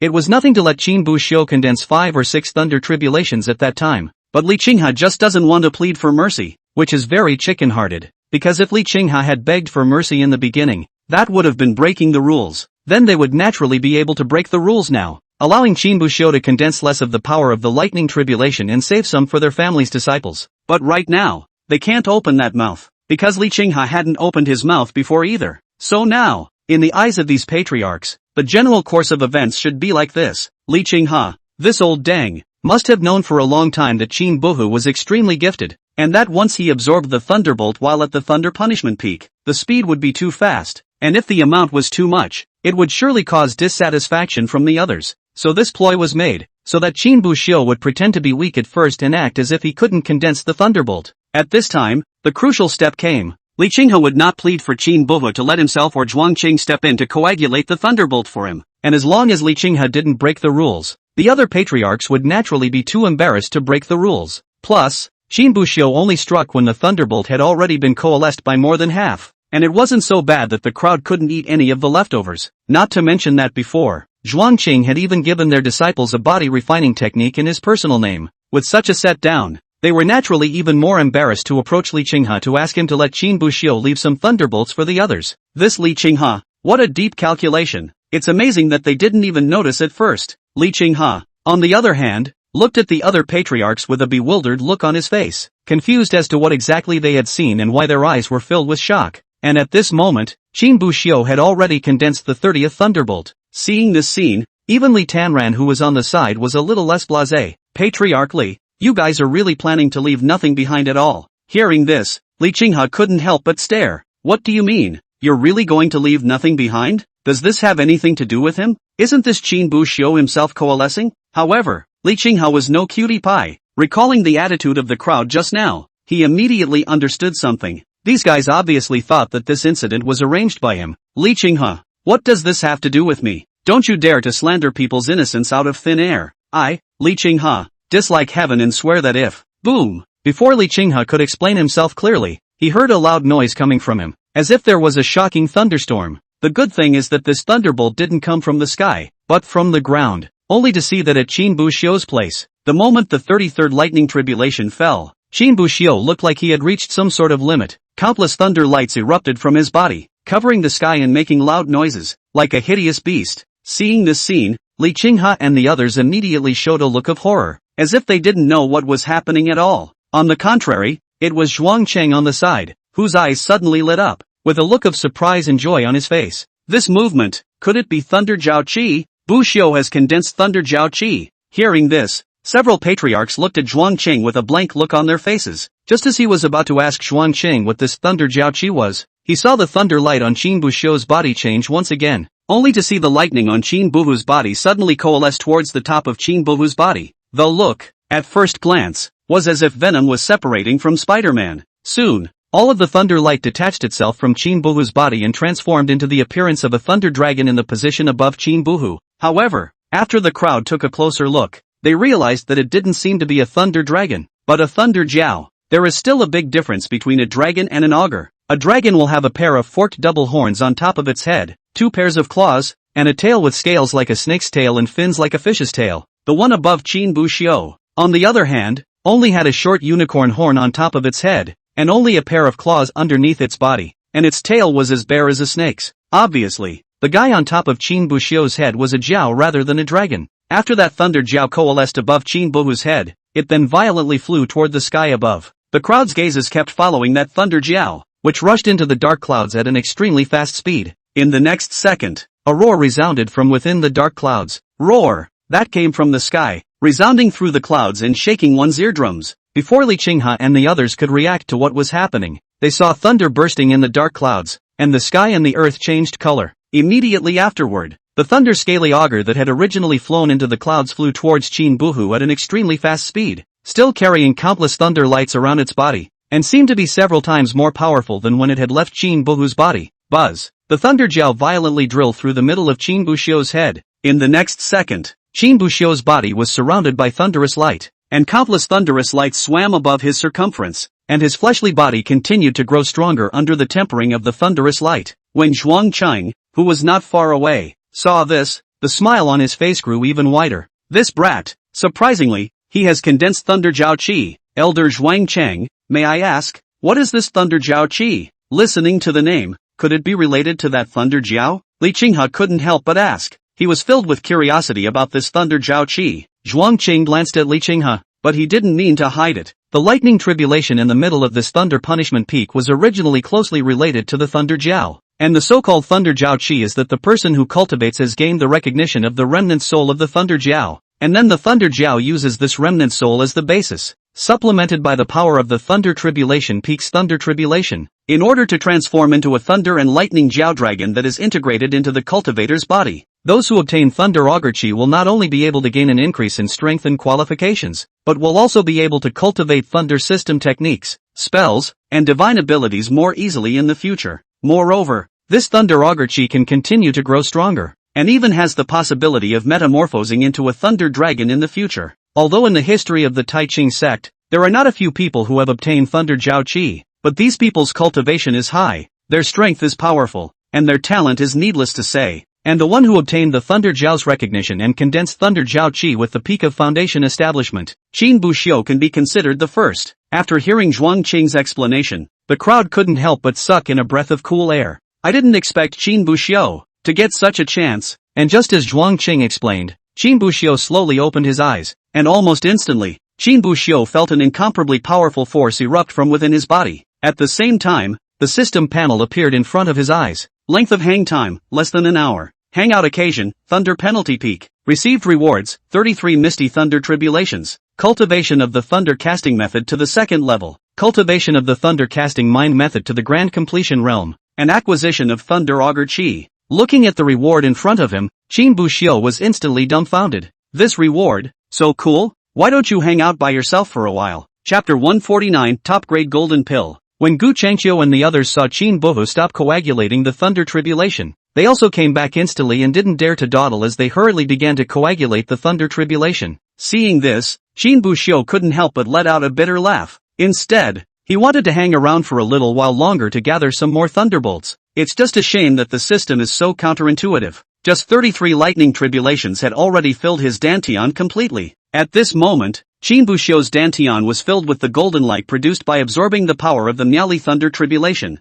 These golden lights almost filled Qin Buhu's dantian. If he absorbed even one more misty thunderbolt, Qin Buhu was worried that his dantian might be squeezed through hard. It seems that one can only be forced to condense the Jindan, Qin Buxiu said with a slightly helpless smile between the corners of his mouth. In the next second, he was seen taking out a Dan box from his arms. The Dan box was opened, and inside was the 9 turns golden yang Dan that Elder Luan had refined for him. In fact, just after experiencing the baptism of the 33 misty thunder tribulations, Qin Buxiu would have been able to condense the Jindan on the spot. The reason why he didn't do that was because he still had this 9 turns golden yang Dan in his hand. As for the other 4 sect lords, their eyes went straight after seeing the 9 revolutions golden yang Dan in Qin Buxiu's hand. 33 misty lightning tribulations, plus a 9 transformation golden yang Dan. This is running towards a jade golden pill. 33 misty thunder tribulation, 9 revolutions golden yang Dan. One of the random categories is enough for other people to condense Jiaping Jindan. This brat is directly a 2-pronged attack. This absolute golden pill is at least 10, if not 90% certain. Asterisk.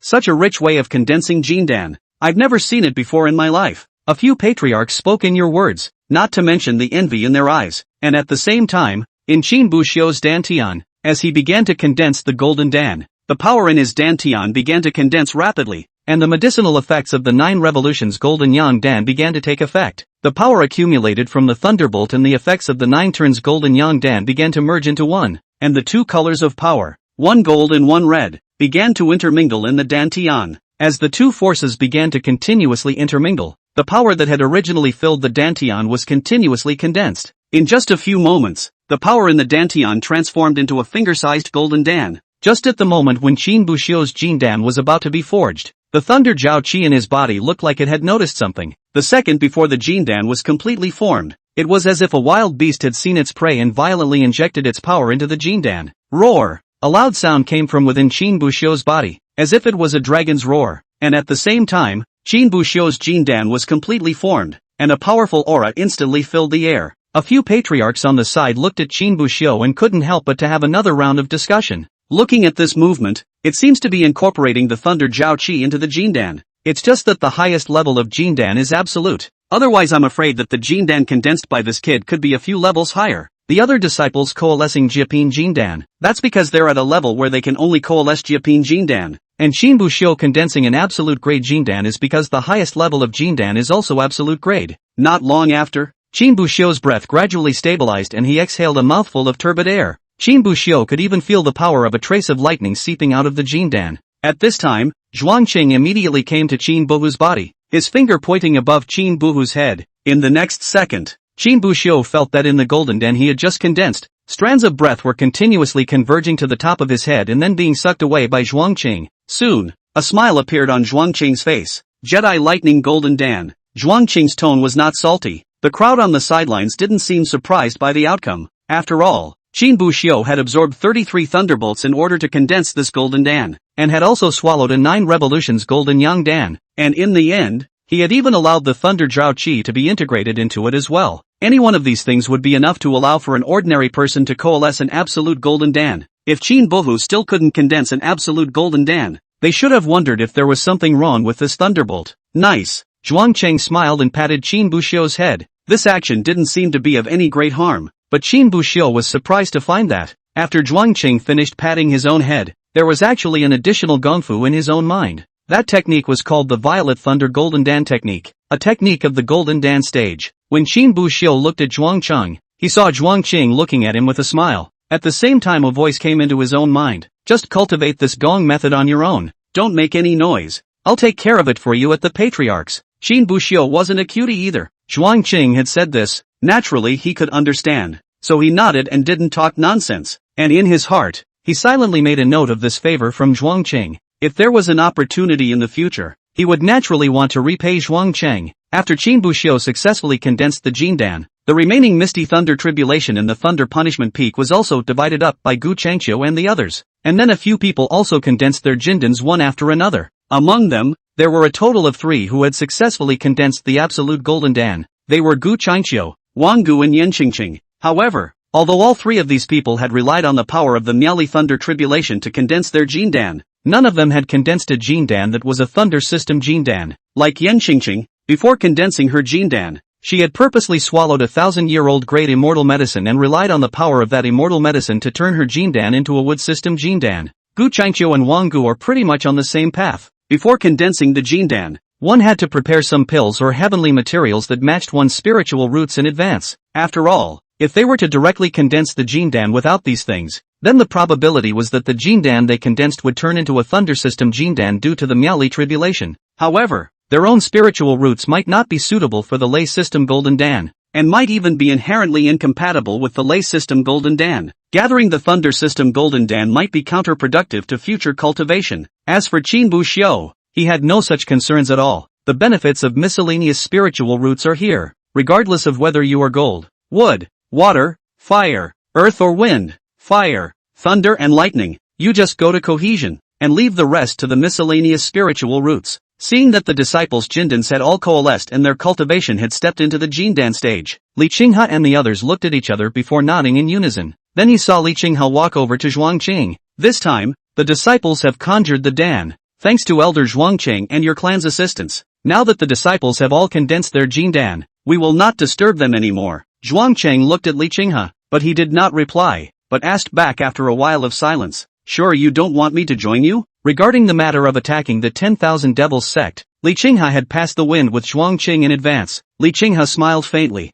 Don't worry about it, it's just a 10,000 Devils cult. We, the 5 great clans of the southern Yang continent, have come together, and if we can't even take down a 10,000 Devils sect, then simply don't mix. Seeing that Li Qinghe had said so, Zhuangqing didn't say anything else and turned to leave after saying goodbye to the crowd. Chapter 150, No Escape. Li Qinghe, several patriarchs, brought Qin Buxiu and the others, who had just finished condensing their Jindan, to the bottom of Thunder Punishment Peak Mountain. Those hundreds of people looked at the fact that there were only Li Qinghe and the others in front of them, and even that Zhuangqing was nowhere to be found. so they were a bit upset. After all, it was said in the beginning that it was a big shot from the Tai Ching sect side that was coming, and that was why they had to make such a big scene. But what I didn't expect was that the big man didn't wait, not to mention that he left them hanging. In the end, that Zhuang Cheng even turned straight around and left, seemingly not putting them people in his eyes at all. It was only for the sake of face that this has not been a rage. Right now, as he watched the various patriarchs finally return,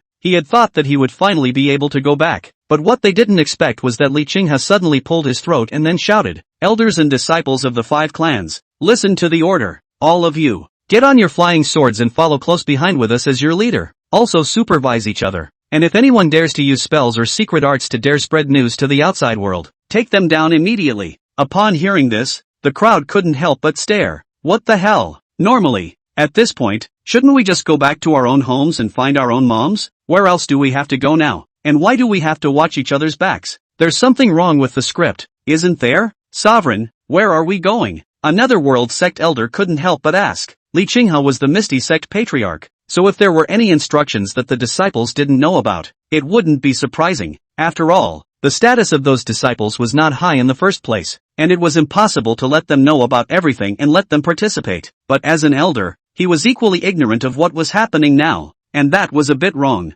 And now that it had come to this, Li Qinghe wasn't going to be hiding it. His eyes coldly swept over the 1,000-man army in front of him, then said in an extremely calm tone, "Destroy the 10,000 devil cult." The crowd was in an uproar at these words. How could they not have expected the script to change so quickly? Obviously, 1 second ago, he had come to Thunder Punishment Peak to work for the welfare of the sect disciples. How come you jumped to exterminate the 10,000 devils cult in the next second? But there is also a smart part of the population that has reacted. They recalled all the things that had happened along the way to Thunder Punishment Peak, and realized that there had already been hints of this. I'm afraid that the previous news of what greeted the Tai Ching sect's bigwigs was a lie from start to finish. There was nothing big at all, just a setup made by the 5 patriarchs in conjunction with Zhuang Qing of the Tai Ching sect. For the sake of it, it was a reason to pull out this foot-long army of 1,000 men without spooking them. Perhaps from the beginning, exterminating the 10,000 devils sect was their true purpose, and having the disciples come to Thunder Punishment Peak to coalesce the Jindan was merely piggybacking on it. It was just confusing as to why Li Qinghe and the others had to go through all the trouble to pull off such a stunt. Some people couldn't understand, but some had already broken out into a sweat the moment Li Qinghe uttered the words, "Destroy the 10,000 devil cult." These people also knew better than anyone else why Li Qinghe and the others were doing this. It's to prevent them from being undercover agents. "Go!" Li Qinghe said, summoning his flying sword and leading the way ahead of the crowd. When the crowd saw this, they just had to follow. Meanwhile, inside the 10,000 devils sect, the 10,000 devil sect master, Duo Qua Ao, sat on top of the main seat with his brows furrowed, and he was empty beside him except for that magic mist. I didn't expect these few plans to move fast enough. There are more than 1,000 people. It seems that this time they are determined to destroy my 10,000 devils sect. The demonic mist on the side let out a cold laugh when he heard this. The calculations are quite deep, and they are finding excuses to mobilize the cultivators, and they are monitoring each other, and they are not allowed to pass information outwards. If it was under normal circumstances, I'm afraid that your 10,000 devils sect would really have to be destroyed by them. It's just a pity that these guys don't know that among their undercover agents, the fog seed has already been planted by me. That is, without using any spells, it can still send us a message. Hearing this, Dekuro Ao did not speak, but continued to sit on top of his main seat, thinking about something. When Devil Mist saw that solitary Ao hadn't made a move yet, he was a bit upset. What are you waiting for if you don't take the men away? Don't tell me you want to fight back? With this number of people you have in your hands right now, not to mention the 5 great sects, even a random one of your 10,000 devils sect is no match. Solitary Ao was silent, which in turn made Demon Mist even more impatient. Don't get carried away. Take the people away first. When a few more months pass and the Darkness Formation is formed, my Demon Mist clan will enter this world. At that time, I, the Demon Mist clan, will assist you in killing whomever you wish. The Devil Mist kept yelling, obviously a little anxious. They'd been plotting for so long, all kinds of layouts. It was so hard to be about to complete the construction of the Spectral Darkness Grand Formation in the southern Yan continent. Once the Spectral Darkness Formation was successfully constructed, their Demon Mist clan would be able to enter this world and then control the entire southern Yan continent. If all the layouts were stirred up now because of Dekuro Ao's momentary whim, then all their previous efforts would have been in vain. However, Duo Qua Ao acted as if he hadn't heard the words of Demon Mist, still sitting on top of that main seat, seemingly thinking about something. Seeing this scene, Demon Mist's killing heart rose. He absolutely could not let this foolish and ignorant human in front of him spoil the great plan of the Demon Mist clan. Since Takuro Ao doesn't want to go, then it's up to him to do it and send him away. As for how the rest of the 10,000 Devils sect would be commanded, it wasn't a difficult task. Solitary Ao had come this far by practicing the power of their Demon Mist clan, and the power of the Demon Mist had long since spread throughout his body. At that time, he could completely control Takuro Ao through the power of the demonic mist that spread throughout his body. But before he could do so, he saw Takuro Ao sitting on top of the main seat and shaking his head as if he had thought of something. No, there's absolutely no escaping now. If we escape, we will definitely arouse the suspicion of the 5 great sects, and it will only be more difficult to act in the future. Hearing this, Demon Mist visibly froze. He thought at first that Doctor didn't want to go because he was intentional, but now it seemed that Dokoroku Ao had other considerations. As you just said, their plan was so meticulous that they blocked out almost every possibility of word getting out.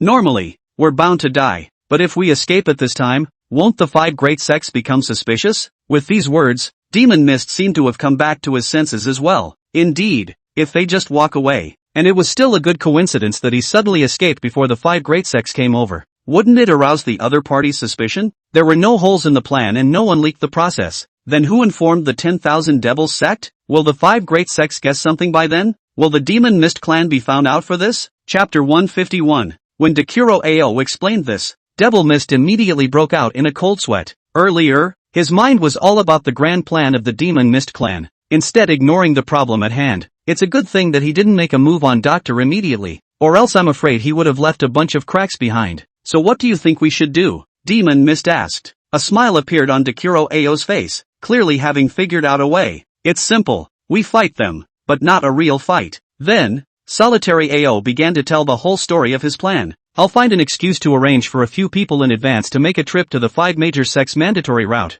When the time comes, I'll be giving one of the cultivators a long-distance recluse magic treasure. So after they see the 5 great clans, they'll be able to run back. Then I can take the opportunity to act like I, coincidentally, crashed the plans of the 5 great sects. Magic Mist couldn't help but nod. So that we'll be able to get out of here without losing anyone? However, after hearing the words of Demon Mist, Takuro Ao shook his head again. No, it would be strange if none were lost, as if we had premeditated it in advance. After all, if it really was an emergency, it would take quite a bit of time to notify the crowd, prepare plans for escape, and so on in such a short period of time. And the patriarchs of the 5 great clans, upon seeing their whereabouts discovered, will surely be the first to break away from the large army and rush up first in an attempt to control us. We've got to leave some people behind, whether they're trash or useful. If we don't, those human elves from the 5 great sects won't believe us. Devil Mist pondered for a while, seemingly contemplating the feasibility of Dakuro's plan, and Dr. Ao then spoke. The matter of the 5 great sects' surprise attack, we have to notify to a portion of the elders. When the time comes, let this portion of the elders evacuate first, while the others only just received the news and panically began to pack up. And I can't go, but we'll stay and compete with them. Wait until you are wounded by them, then flee and leave. By then, all that will be left here will be some insignificant characters and the elders we elected to give up. Upon hearing these words, Demon Mist however seemed to hesitate a bit. It's okay for you to stay, but getting hurt doesn't seem necessary. The patriarchs of the 5 great clans have all come over this time. Who in their right mind wouldn't think of fleeing the first time they look at it? If you stay, I think it will make them feel wrong instead. As Devil Mist said this, there was indeed a part of him that was worried about arousing the suspicion of the 5 great sects. But more than that, they were actually worried about Takuro Ao dying at the hands of Li Qinghe and the others, especially when Daku Ao was even thinking about the idea of escaping after being injured. Fighting with the sect masters of the 5 great sects was not a sparring match, it was a fight for one's life. One carelessness, one's own little life might be lost. This kid even thought of deliberately suffering some injuries at their hands before leaving. If Takuro Ao died, then the Demon Mist clan's plan would be lost, and he didn't want Takuro Ao to take such a big risk. But when Takuro Ao heard it, he just smiled bashfully. I've been extremely well hidden for the past 2 years and have never made a move. In the entire southern Yang continent, almost no one knows that I've stepped into the realm of refined void. Those 5 great sect lords, although they are all at the peak of the transformation god, they are still inferior to me at the refining void stage. Although it's true that I'm no match for the 5 of them when they join forces, but with such a powerful physique, even if I do receive their full force strike, nothing will happen. And there's an upside to doing that. Benefits? Demon Mist visibly froze for a moment, seemingly unable to think of any benefits of being injured for a moment, and Dr. Ao just laughed lightly before explaining. Previously, When we set up the Phantom Darkness Grand Formation, we all had to move carefully. I'm afraid that the people from the 5 great clans will find out what we're doing, but once I've fought with them like this, and I'm obviously injured, it'll be much easier to set up the Phantom Darkness Grand Formation afterward. Demon Mist still didn't seem to understand Takero's logic, and still had a confused look on his face. If the fight goes that far and I'm still obviously injured, think about how the 10,000 Devils sect looked to the outside world at that time. The lair was destroyed. The sect master was seriously injured. The 10,000 Devils sect congregation is leaderless, and there might even be a few hidden branches that were uprooted along with it. When that time comes, if I arrange for the 10,000 demon sect congregations from all over the world to directly start setting up the matter of the Darkness Grand Formation, how do you think such a thing would turn out in the eyes of the 5 great clans that don't know the truth? Magic Mist first froze, followed by what seemed to think of. The heart could not help but secretly said wonderful ah, if everything was really executed as planned by Takero. At that time, the 10,000 demon sect congregations all over the southern Yan continent would be able to carry out the setup of the Spectral Darkness Grand Formation at almost the same time, and without too much explanation, the 5 clans would feel naturally. All of this was because Takero Ao was injured, so there was no way he could be leading the congregation of the 10,000 Devils sect. Thus the congregations of the 10,000 Devils cult everywhere were leaderless and fought on their own. In this way, the Phantom Great Formation,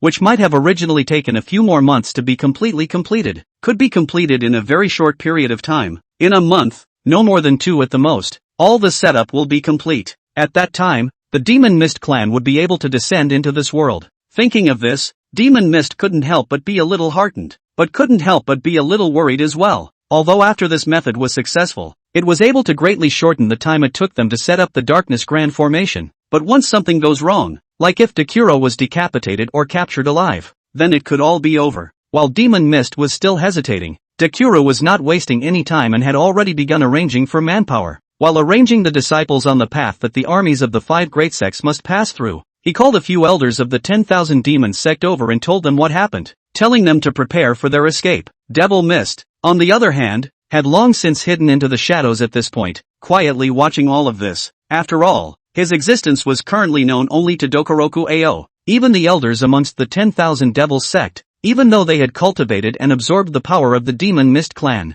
all of them only thought that it was just a forbidden power that Takero Ao had gotten from somewhere. Even the Darkness Grand Formation, Takero Ao only said that it was some sort of grand formation that he had seen from an ancient book. There was no way. The Demon Mist clan was originally a taboo existence in this world. Once the existence was known by others, it would inevitably lead to conquests from all sides. He wasn't afraid to die. After all, he had voluntarily entered this world to carry out his mission. But to die without having done anything would be a worthless death. Chapter 152 Accidental or Tweaking the Tiger Away from the Mountain? How much farther? Li Qinghe looked at Su Yu, the head of the Tianyi sect. After all, the location of this crusade against the 10,000 Devils sect was provided by the Tianyi sect. Su Yu took a look and pointed to a location in front of him. It should be right here in this area. At the current rate, another. Suddenly, Su Yu's words stuttered, as if he had seen something out of place. His face suddenly changed. Seeing this, Li Qinghe and the others turned their heads to look along with Su Yu's gaze. In the next second, they saw several plainly dressed cultivators appear not far in front of them,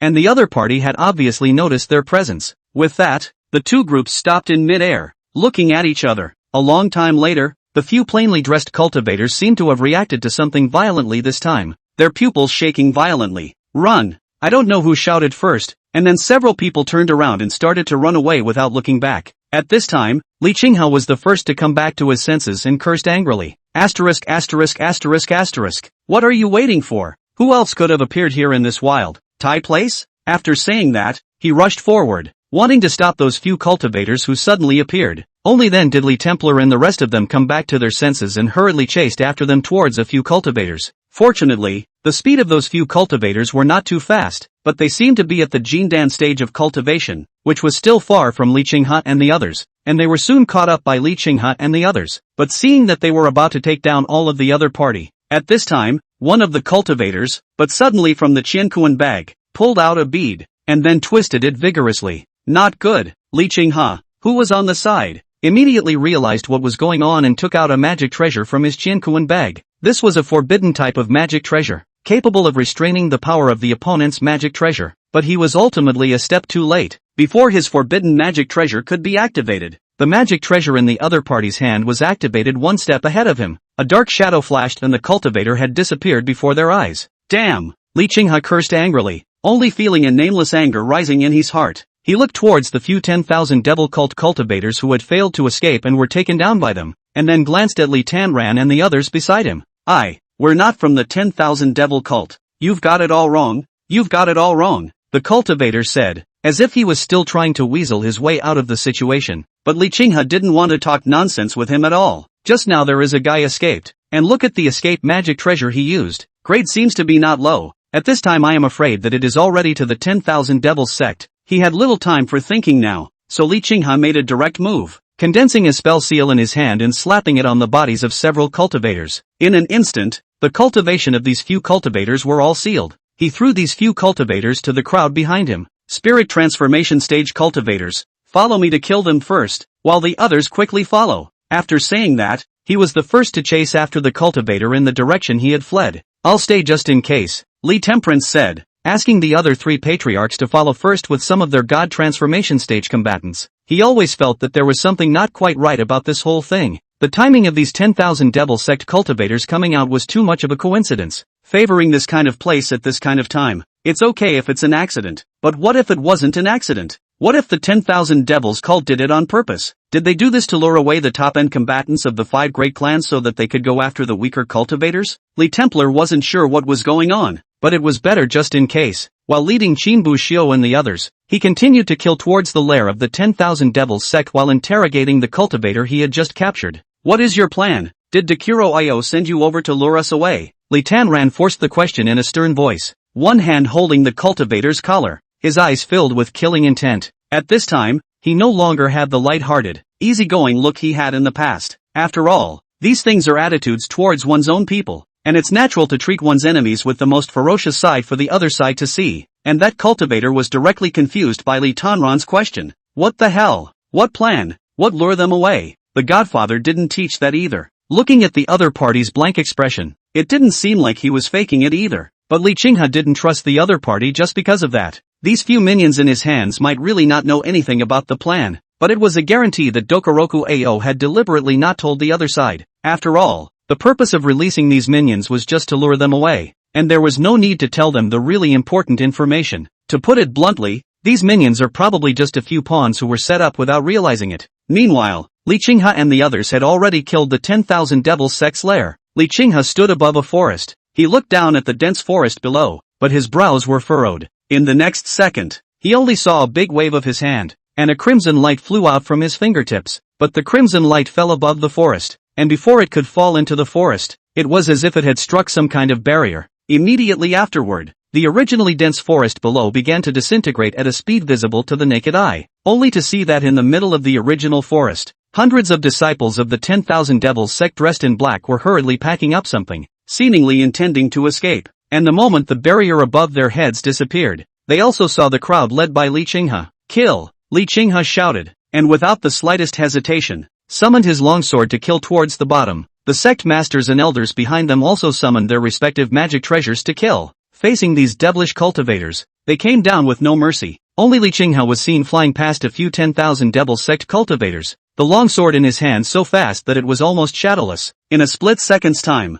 before those few 10,000 devil sect cultivators could react to what was happening, their heads had already fallen off their necks. Some of these 10,000 devil sect cultivators had only just stepped into the chi refining stage. However, in the opinion of Li Qinghe and others, as long as one enters the devil's path, then no matter how high or low one's cultivation level is, there is only one way to die. They are not the kind of righteousness that advises people to be good, but the righteousness that kills and decisively vows to rid the world of evil, the righteousness that kills to stop evil. However, Li Qinghe and the others were only trying their luck in a small way, and before they could go on a killing spree, they saw an extremely conspicuous figure appear in front of them not far away. Li Qinghe, accompanied by a roar, the figure killed towards them at an extremely fast speed. The person who came was no other than the sect leader of this 10,000 devil sect, one of the biggest targets of their action here, Dekuro Ao. Chapter 153 Plans. Dekuro Ao looked at the crowd of the 5 great clans that appeared in front of him, his eyes red with rage and a look of incomparable anger. At first glance, it was as if he really didn't know about the plans of the 5 great sects and simply appeared in anger because the disciples in the 10,000 devils sect had been massacred. As for Li Qinghe and the others, when they saw Dekuro Ao appear, They also immediately abandoned the 10,000 demon sect disciples and turned to surround Dekuro Ao. At this moment, Dekuro Ao still had the same look of anger on his face. Li Qinghe, don't bully yourselves too much. I admit that we were at fault earlier when the elders under my 10,000 devil sect struck out at your sect's disciples, but then I did have someone go and deliver a black snake pill to you to help your elder with the poison. If it wasn't for that black snake pill, I'm afraid that elder of your misty sect would have died long ago. Now you're bringing other sects to kill on my 10,000 devils sect. It's too much of a bully. However, listening to Dekuro Ao's words, Li Qinghe let out a cold snort. Cut the crap. You know why we're here. After saying that, Li Qinghe didn't bother to talk nonsense with the other party, and with his long sword in his hand, he killed towards Doku Ao. Dr. Ao naturally knew why Li Qinghe wanted to kill over. It was simply that the undercover agent had been exposed. This was something he had actually guessed. After all, if the 5 great sects hadn't known that they had planted undercover agents within them, why would such a big operation be hidden from the crowd? Seeing that Li Qinghe took the lead, the others were not idle either, summoning their respective magic treasures and killing towards Dekuro Ao, still putting on that look of incomparable indignation. Dekuro Ao fought with the crowd. At this moment, it was as if he had transformed into a desperate man, losing his mind in fighting with the crowd. While fighting, his mouth was still shouting, the 10,000 devils sect that I worked so hard to build up, I must not let you destroy it like this. Die, death to all of you.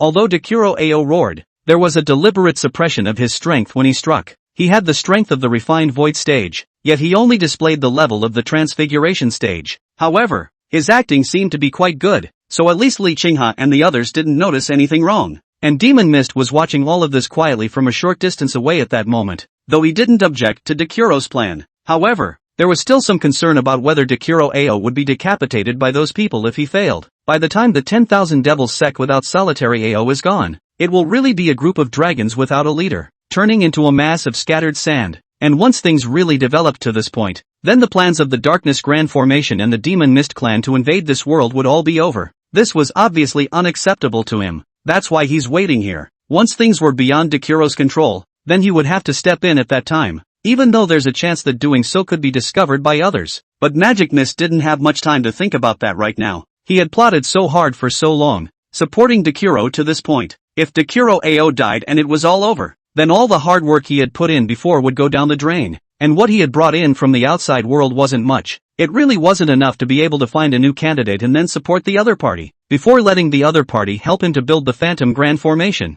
Instead of just wasting your efforts and opportunities, it would be better to just make a move to save him, and then build the Phantom Great Formation in the fastest time possible, regardless of the cost. Luckily, what Magic Mist feared didn't end up happening. Li Qinghe stabbed out a sword. Dokuo Ao careless, above the left shoulder will receive a sword. A burst of blood splash. The next second was slapped on the back again by the Aside Suyu, and another mouthful of blood gushed out. However, the Demon Mist not far away saw this, but did not have the intention to help, because he could see that both of these blows were intentional on Dekuro's part. Otherwise, with Dekuro Ao's cultivation at the void refining stage, he was fully capable of dodging these two moves. Moreover, although Dekuro Ao looked like he was splattering and spitting blood, in reality, this injury was not too serious. But Dekuro seems to be feeling that the act is almost done. If he kept up the act, he feared he would reveal himself. So with a violent retreat, he rushed out from the surroundings of several people. He was seen covering his injured left shoulder, with the expression on his face of a seasoned actor.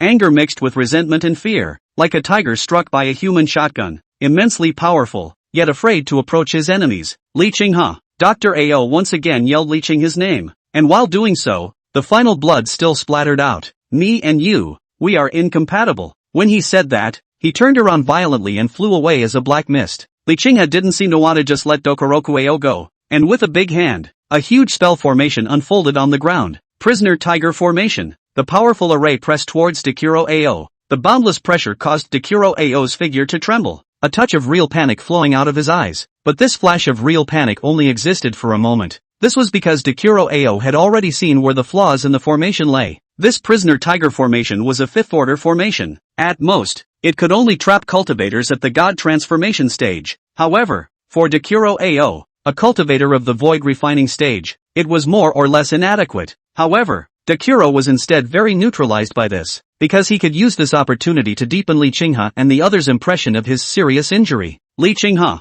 Li Qinghe, Li Qinghe. Solitary Ao roared Li Qinghe's name 3 times in a row, interpreting the word madness to the extreme. Even when the demon mist who was watching the show not far away saw the scene, they couldn't help but have their hearts trembling at the tip. If he hadn't been able to sense Dakuro's current physical condition by virtue of the power of the demonic mist in Dakuro's body, he was afraid that he would have to be fooled by Dakuro's superb acting skills. It seems that in the future, we have to be more on guard against this guy, Magic Mist said silently in his mind. Today, I will die. I will never submit to your hands. Better to be shattered, not fertile. A high and furious roar seemed to express all the dissatisfaction and resentment within Dakuro Ao. In the next second, the black mist he had transformed into directly broke through the prisoner tiger formation. Bang! With a loud bang, the entire prisoner tiger formation was directly broken. Dakuro Ao, who was transformed into a black mist, ran towards the distance, and while running, he angrily roared towards Li Qinghe and the others behind him. If there is a time, if I gain power, I shall call your clan, blood will flow. After saying that,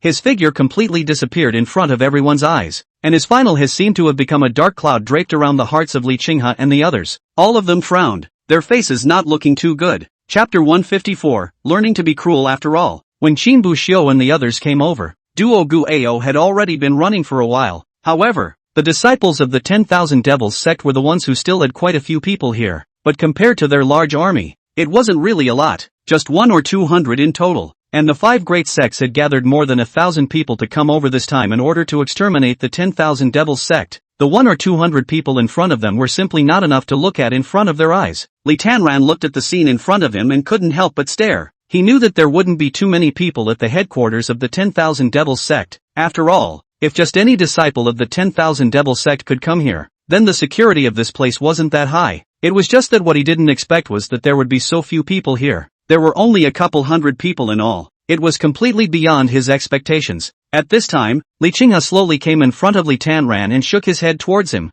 Dakuro Ao ran away. We weren't able to stop him. Hearing this, Li Tanran obviously froze for a moment, revealing an expression of disbelief as he looked at Li Qinghe. What's his strength now? Li Tanran immediately asked. His first thought was that they had underestimated Dakuro Ao's strength. Otherwise at that time, Li Qinghe brought over so many people, not counting the elders, just the 4 sect masters. 4 peaks of the spirit transformation realm were enough to make it difficult for Dakuro Ao to fly, but Dakuro still escaped, which was obviously not right. From the aura on his body, it seems that he is also at the peak of the transformation god. He was stabbed by me with a sword, and then he was hit by Suyu with a palm strike on his chest, swallowing more than blood. It's 80% that he's seriously injured. Later, when he transformed into a black mist and tried to escape, I cast the 5th ranked prisoner tiger formation, thinking I could trap him. But I didn't expect it to be broken through by his critical outburst. After saying that, Li Qinghe shook his head with a helpless beat and couldn't help but sigh. However, Li Tanran's brows frowned even tighter after hearing these words. Exploded in the face of danger and broke through the 5th order imprisoned tiger formation.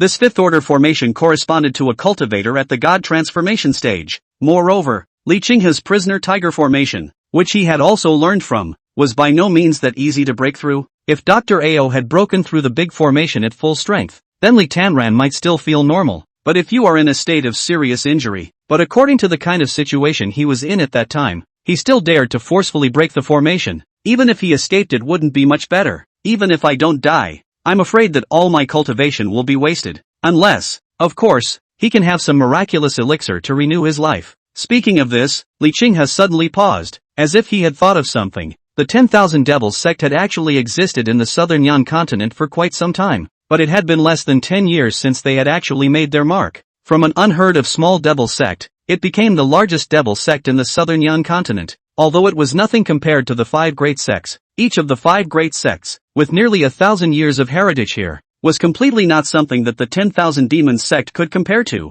The 5 great sects had actually suspected that there was some other existence behind the 10,000 Devils sect a long time ago. The fact that he hadn't made a move against the 10,000 Devils sect before wasn't just because an organized devil sect was better to deal with than a group of unorganized devil sects. There were 2 other big reasons. One reason was that the 10,000 Devils sect was growing so fast that the 5 great sects felt that there might be someone behind it. Wanted to first uncover the person behind the 10,000 Demons cult before going to deal with the 10,000 Demons cult. Another reason was that although the 10,000 Devils sect called itself a devil sect, it had always maintained a sense of caution in its actions. In 10 years, less than 100 civilians were even killed. Less than 100 civilians seems like a lot at first glance. However, Compared to the devil cults and devil sects that used to do wrong in the southern Yan continent in the past, the 10,000 Devils cult was simply the existence of a great benefactor. However, it now seemed that a large part of the reason why the 10,000 Devils sect had acted so carefully could also be attributed to the fact that they had wider plans. The greatest dream of the demon sect of the southern Yan continent was nothing more than to find a righteous sect and then take its place. The 10,000 Devils sect is good. Directly in the 5 big sects all planted undercover. Simply crazy to the extreme. But I've got people looking into it, and I think it won't be long before we find out where he's escaped. I think it won't be long before we find solitary AO. It's not too late to go over there and kill him then.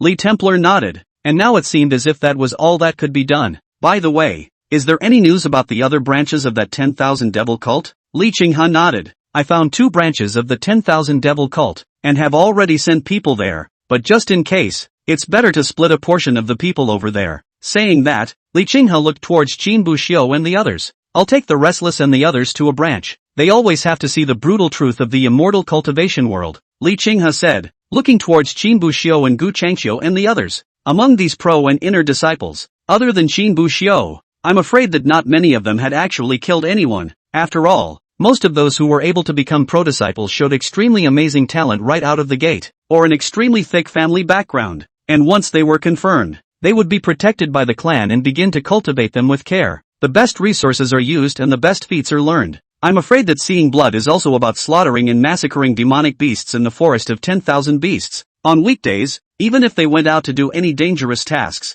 they would still have the elders behind them. Coupled with the fact that over the past 10 years or so, there hadn't been any conflicts between the 5 great sects and the 10,000 Devils sect, and they had always been at peace with each other. This also led to this group of pro-disciples from the 5 great sects to live quite freely. Even if there was a conflict with the same clan, it could not develop to the point of immortality. Although their 5 great clans were considered to be a handful in the Nanyang continent in a sense, but that doesn't mean that these disciples can just keep being raised in a greenhouse. One day of peace did not mean a lifetime of peace, and the sect could not protect them for the rest of their lives. Moreover, many of these pro and inner disciples were going to leave the sect in the future, heading to the Tai Ching sect or something like that, a higher sect to develop. If they hadn't even killed anyone, they wouldn't dare send these disciples out. Isn't this purely sending the sheep into the tiger's mouth? Li Tanran glanced at his own Gu Changqiu and Iris Yen. Both of them were actually not weak, and although Iris Yen was not as good as the other progenitors present, she was just a bit worse than these progenitors. But they haven't actually killed anyone yet. Being able to kill is sometimes far more important than being highly powerful. After all, a martial arts master who showed mercy with every strike. That untalented rogue could kill the martial arts master with just one success.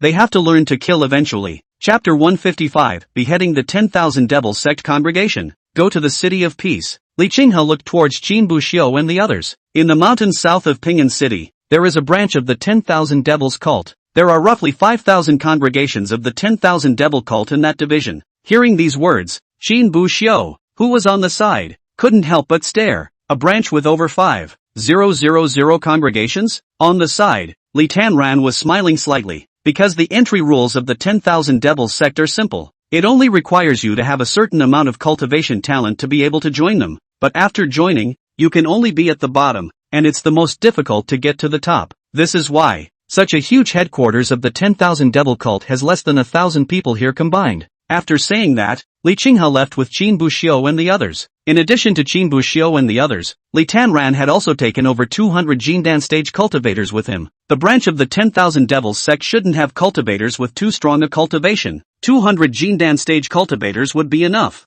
Even if there was one with a higher cultivation level, he was able to step in and protect it from the side. And just as Li Qinghe left with Qin Buxiu and the others, not far away, Dakuro Ao, who had originally fled, then hid a short distance away, quietly watching Li Qinghe and the others who had left. And beside Dakuro Ao, the demonic mist was there. You are ruthless. The 2 largest branches of the 10,000 demon sect. I'm afraid I wouldn't be able to throw them all out if it were me. You just threw them all out at once, and I'm afraid that the congregations of those 2 branches combined are 10,000 people, plus the branches that the 5 great sects have mastered before. TSK,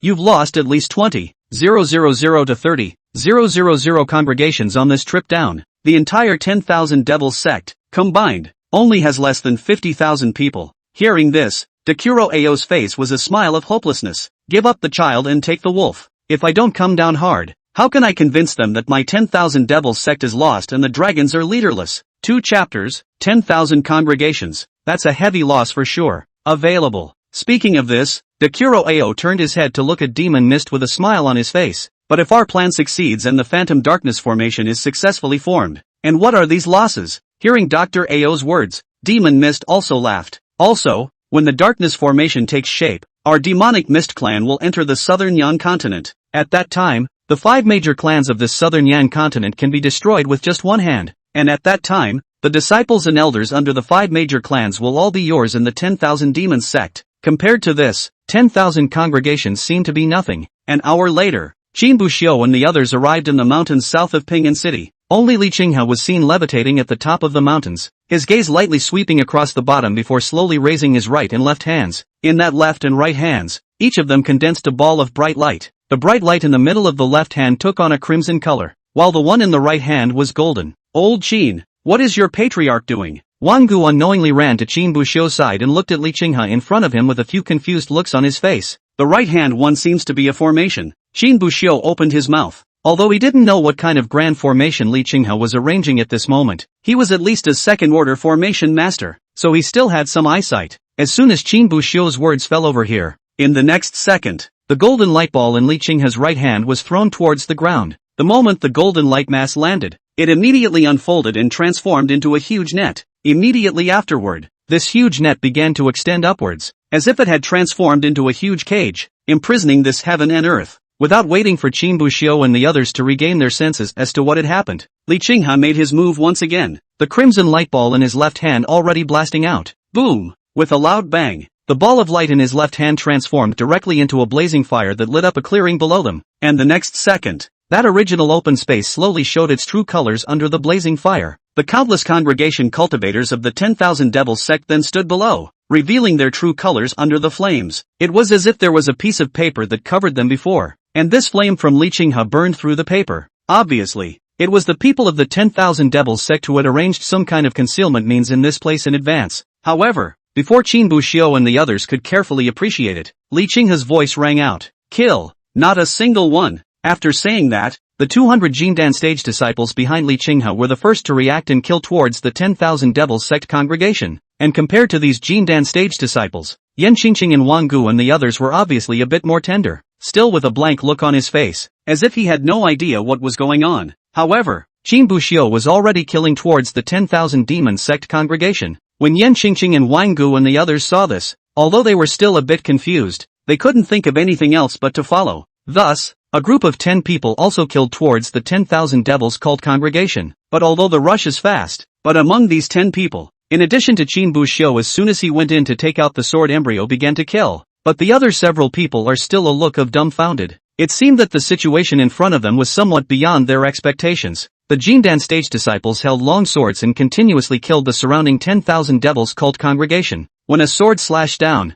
blood splattered, and a life fell. These 10,000 devil cult congregations, although they were numerous, their cultivation levels were all very low. Almost all of them were below the 3rd level of the Qi refining stage, and there were very few who were even at the 4th or 5th level. Facing a Jindan stage cultivator, he appeared to be that unarmed and not an opponent at all. Some of them chose to escape, but they didn't run out very far before realizing that it was like some kind of invisible barrier had appeared around them, and they couldn't leave at all. Immediately afterward, he was decapitated by the cultivators who caught up later. Others chose to resist, but how could a mole cricket shake a tree? And were similarly taken away by the Jindan stage cultivator with a sword. Several people then stood there, listening to the loud screams coming from their ears and looking at the blood that kept splashing in front of them. As Li Qinghe had said before, most of them were flowers in a greenhouse. I'm afraid that the most intense battle I've experienced was the 5-sect alliance competition not too long ago, but as intense as it was, that was just a few wounds and a little bit of blood at best. They had also fought with demonic beasts before, but this and killing, again, were two completely different experiences. Looking at the constantly waving swords in front of him, the constantly splashing blood,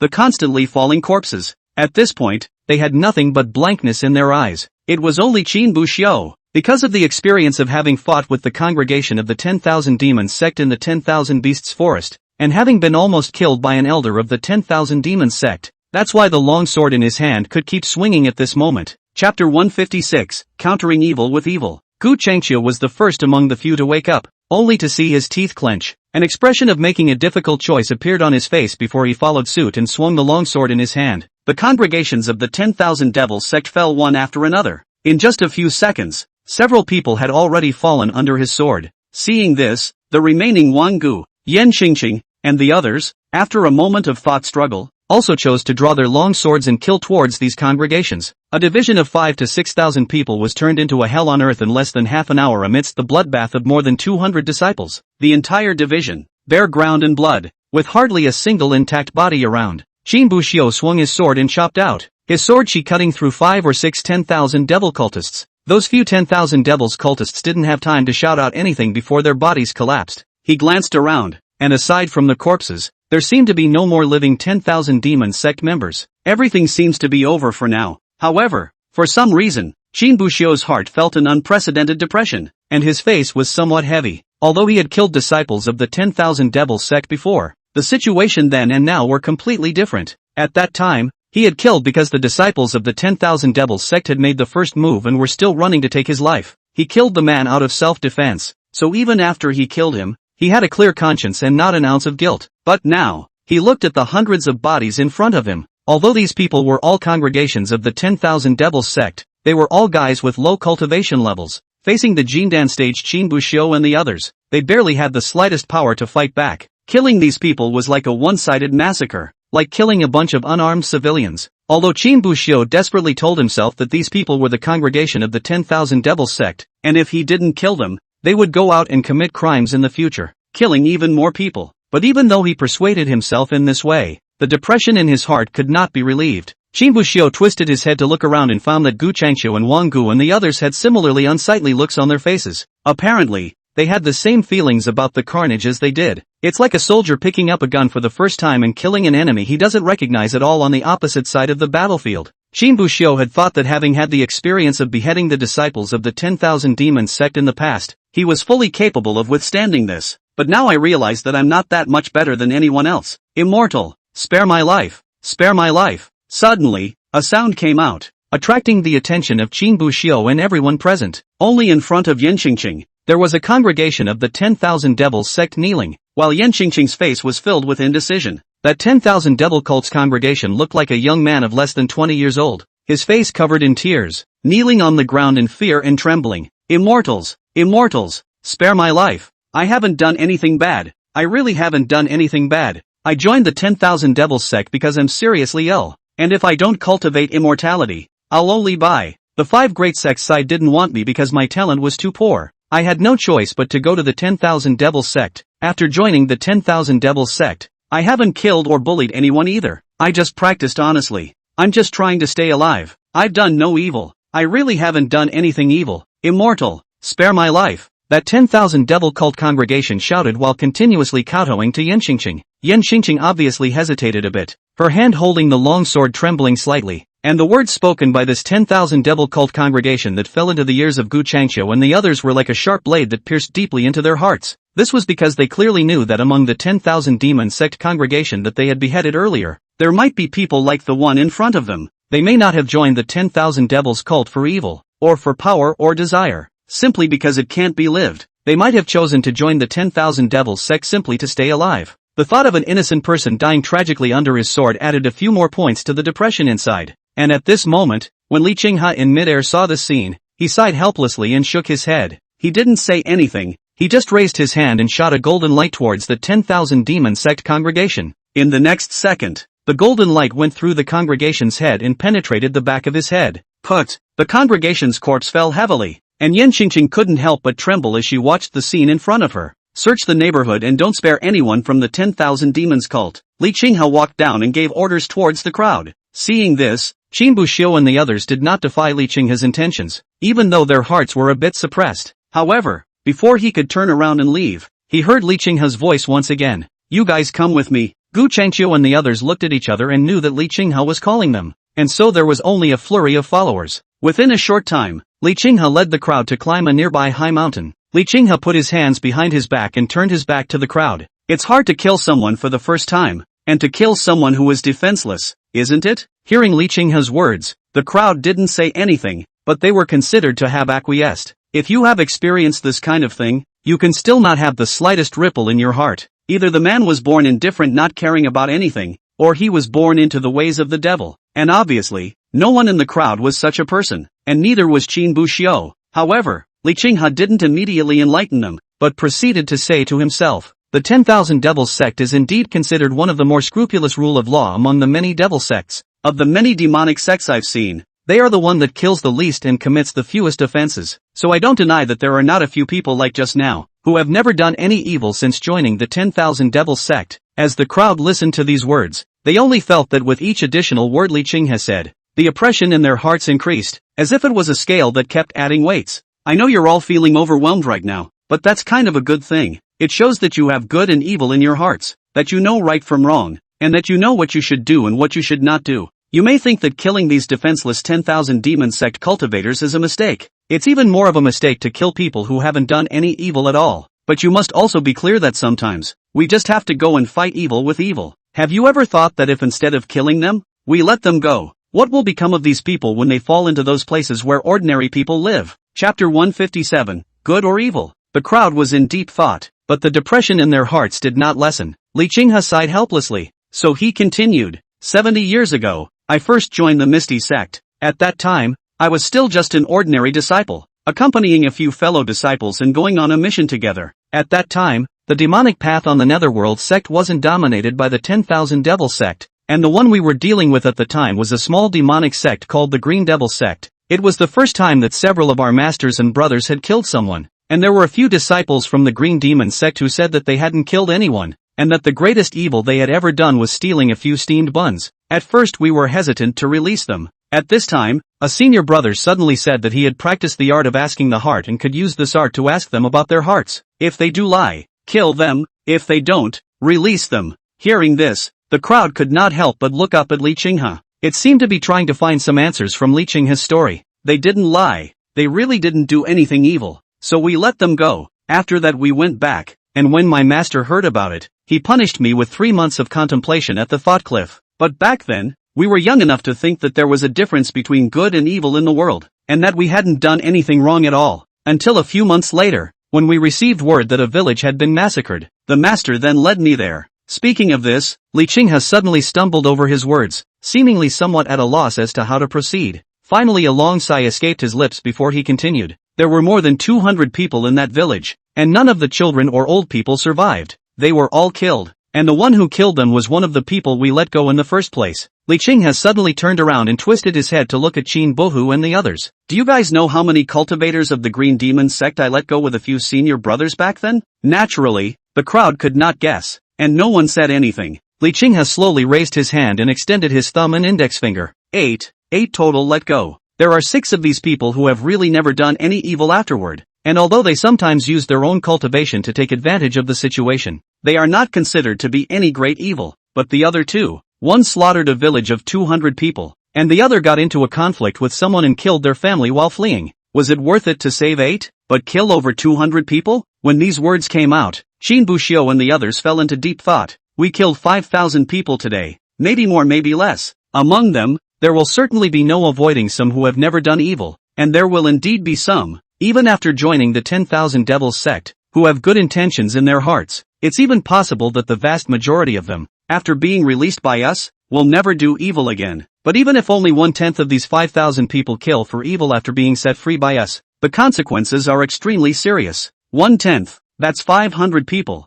500 people, and all of them are also immortal cultivators. Although their cultivation is not very high, but to the people who have not practiced, they are immortals. How many of such 500 men can each kill? 10, 20, or 100? Even more might be killed if there are some tricks and they keep running away without being caught. If we don't kill them now, do we have to wait until they've all killed someone and committed a crime? But if we were to do it then, it wouldn't be 5,000 people who would die. It could be 10, 000 or even 50, 000 or 100, 000 by then. Even if 4,500 out of 5,000 are good, may tens of thousands be killed in order to save those 4,500. And is this good for those who have died? In the face of Li Qinghe's question, the crowd was once again silent. They don't seem to think about them. Well, can't we absorb them? Yan Qingqing suddenly opened her mouth and asked. Li Qinghe, who heard these words, looked towards Yan Qingqing, but a helpless smile appeared on his face. Absorb them and let them join the clan? But who will be left to bear their cultivation resources? And how many congregations are there in the entire 10,000 Devils sect? Do we have the ability to eat them all? Yan Xingqing was momentarily speechless, not knowing what to say. There are no two ways in the world.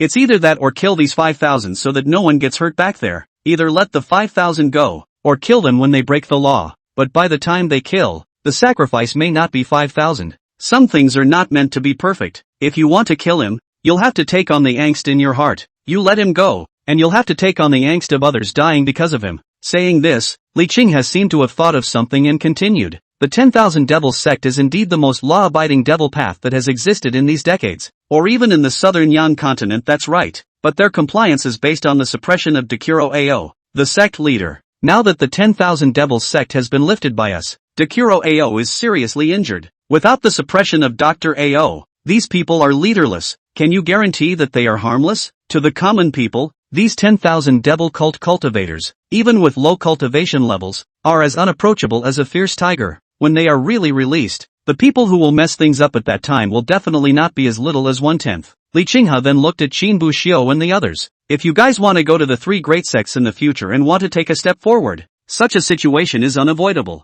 I can say this to you here today, but if you reach the 3 great sects, they won't waste any more time explaining so much to you. The aftermath of a battle between the righteous and demonic paths could reach mortals and kill thousands or even 10,000 people. Is it possible to simply surrender to the devil's way in order to protect these mortals? Cultivating immortality is also cultivating the way, and also cultivating the heart. If the heart is not firm, the way will not go far. Well, go get some rest, and I'll take you back in a little while. With that, he let the crowd leave. Halfway there, Yan Xingqing suddenly looked at Qin Buhu. No rest. Qin Buxiu, who heard the voice, suddenly stopped in his tracks and turned his head to look at Yan Xingqing. The others around them stopped. What we did, was it really right? Qin Buxiu pondered for a while and didn't answer Yan Xingqing immediately. The gazes of the others also fell on Qin Buxiu, as if they were all waiting for him to give an answer. And after a moment of silence, Qin Buxiu slowly raised his head. Good and evil. I cannot tell, right and wrong. I cannot discern. There's only one thing I can do. Saying that,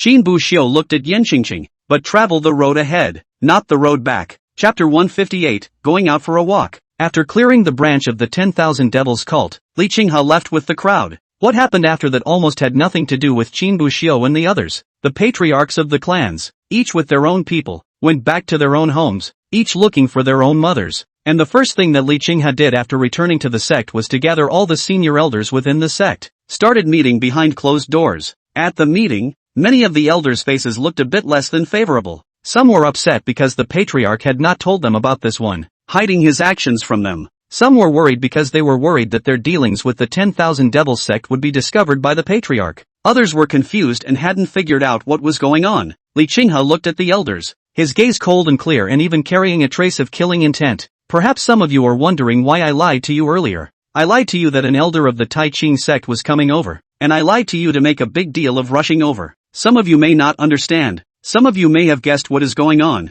but there are others, perhaps more than anyone, who understand what this is being done for. Li Qinghe swept his gaze over the group of elders. However, these elders either had a blank look on their faces, or an angry expression, while others were pondering something. Yet no one showed the slightest bit of timidity. But this was normal. Those who dared to be undercover agents or elders, which one was not a human savant? If they had been swindled out because of a few words from Li Qinghe, it would have been impossible for them to stay hidden until now without being discovered. Daring to meticulously cooperate with the 10,000 Devil cult, truly good guts. When these words came out, they shocked many elders who were instantly dumbfounded. But some of these are genuine accidents and some are faked. Li Qinghe swept his eyes, but he calmed down after a moment. The good thing is that it didn't cause any big trouble. And now that the 10,000 Devils sect has been destroyed, the 10,000 Devils sect master, Dekuro Ao, has been seriously injured, and the 10,000 Devils sect's group of dragons and dragons without a head is completely broken. You're lucky you don't have any leverage on me just yet.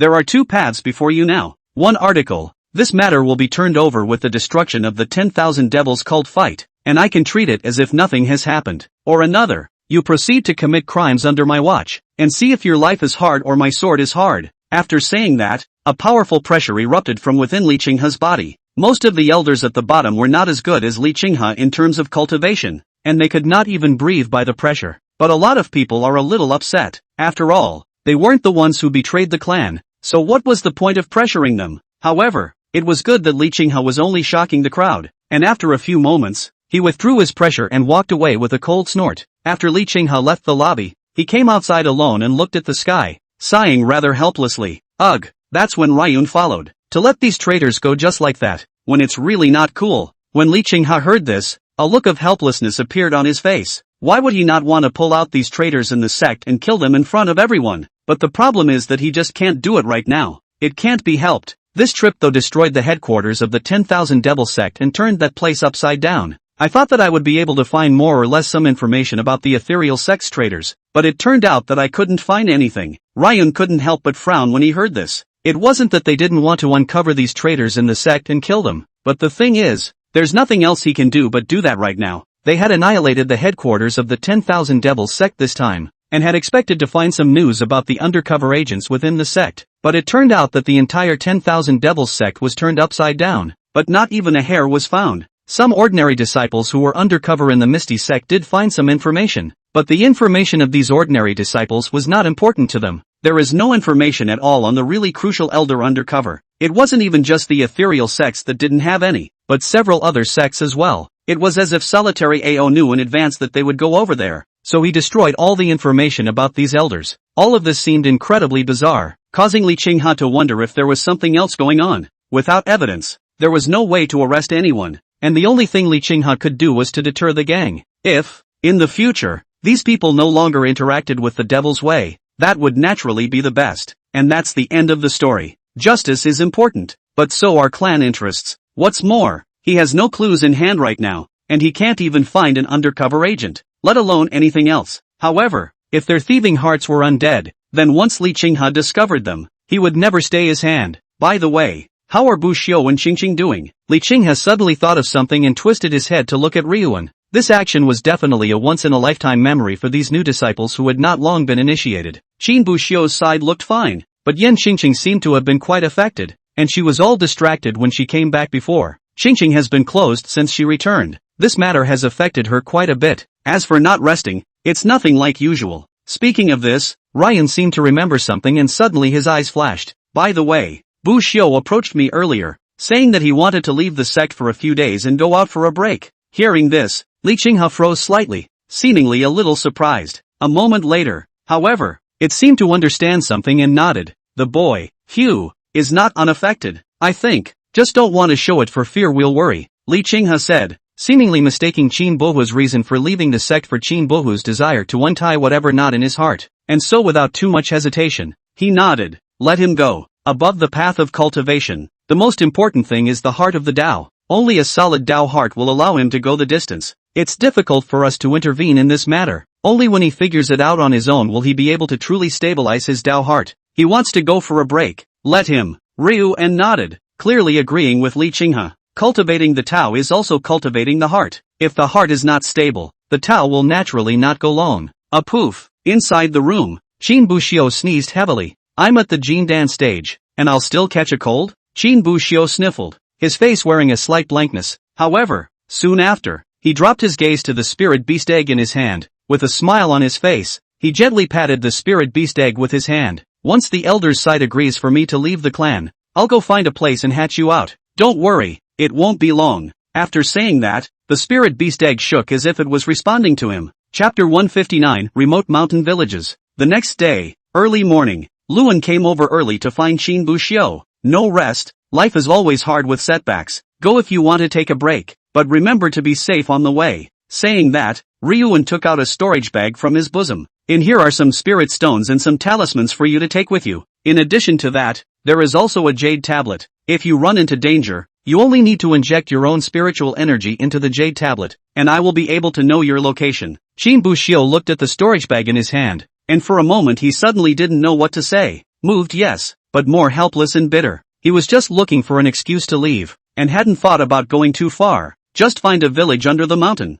and then just hatch out the spirit beasts from the spirit beast eggs. But with all these things that Elder Ryuan had given himself, he seemed to recognize that he was going to pick up his backpack and not return. However, Qin Bu Xiu didn't say anything more. After all, one has to put on a full show. Thanks a lot over there, Elder. With that, Chen Luo took the storage bag. After that, he bid farewell to Luan and left the ethereal sect. Within a short time, Shinbushio arrived at the Lotus Moon town outside the Misty Sect. The Misty Sect was one of the 5 major righteous sects in the southern Young continent, and naturally attracted many people to set up camp near the Misty Sect. And so over time, this section outside the Misty Sect became one of the busiest sections in the entire Nanyang continent. There was a constant stream of pedestrians on the road. Not a few of them were dressed in fancy clothes, and there were all kinds of stores everywhere on both sides of the street. In addition to some normal rice, noodles, oil and tea stores, there were also some stores selling magic treasures and talismans. After all, what was gathered here was not only the various rich merchants of the mortal world, but also quite a number of loose cultivators and capable people. Even if the family was rich enough, even if the family's child didn't get selected by the ethereal sect, they could still send their child to a dispersal sect to learn some spells. Of course, the price for those who wanted to learn the door to cultivate immortality, even if they were casual cultivators, was similarly not low. The starting prices were all at least 70 to 80 spirit stones, and the higher ones could even go up to hundreds of spirit stones. One must know that when Shinbushio was a disciple in the outer sect of the Netherworld sect, he could only receive a monthly payment of 5 spirit stones a month. Even if you counted at the minimum of 70 spirit stones, you would need at least 14 months of monthly payments. For the disciples of the 5 great clans, these spirit stones might be able to come together even if they bit their teeth. But for ordinary people who have no one in their family to cultivate immortality, it is a wealth that is extremely difficult to obtain. Some rich businessmen might still be able to get their hands on some for a lot of money, but if it was an ordinary person, it would be completely hopeless in this life. If it wasn't for Uncle Zhuang who brought him into the Misty Sect, perhaps he wouldn't have come into contact with immortal cultivation in his life. As for that system, I don't know if it can still be activated. Shaking his head, Shinbushio didn't bother thinking about anything else and called for a carriage before taking himself away. He wasn't planning on hatching spirit beast eggs in Lotus Moon Town. This place is crouching and hiding,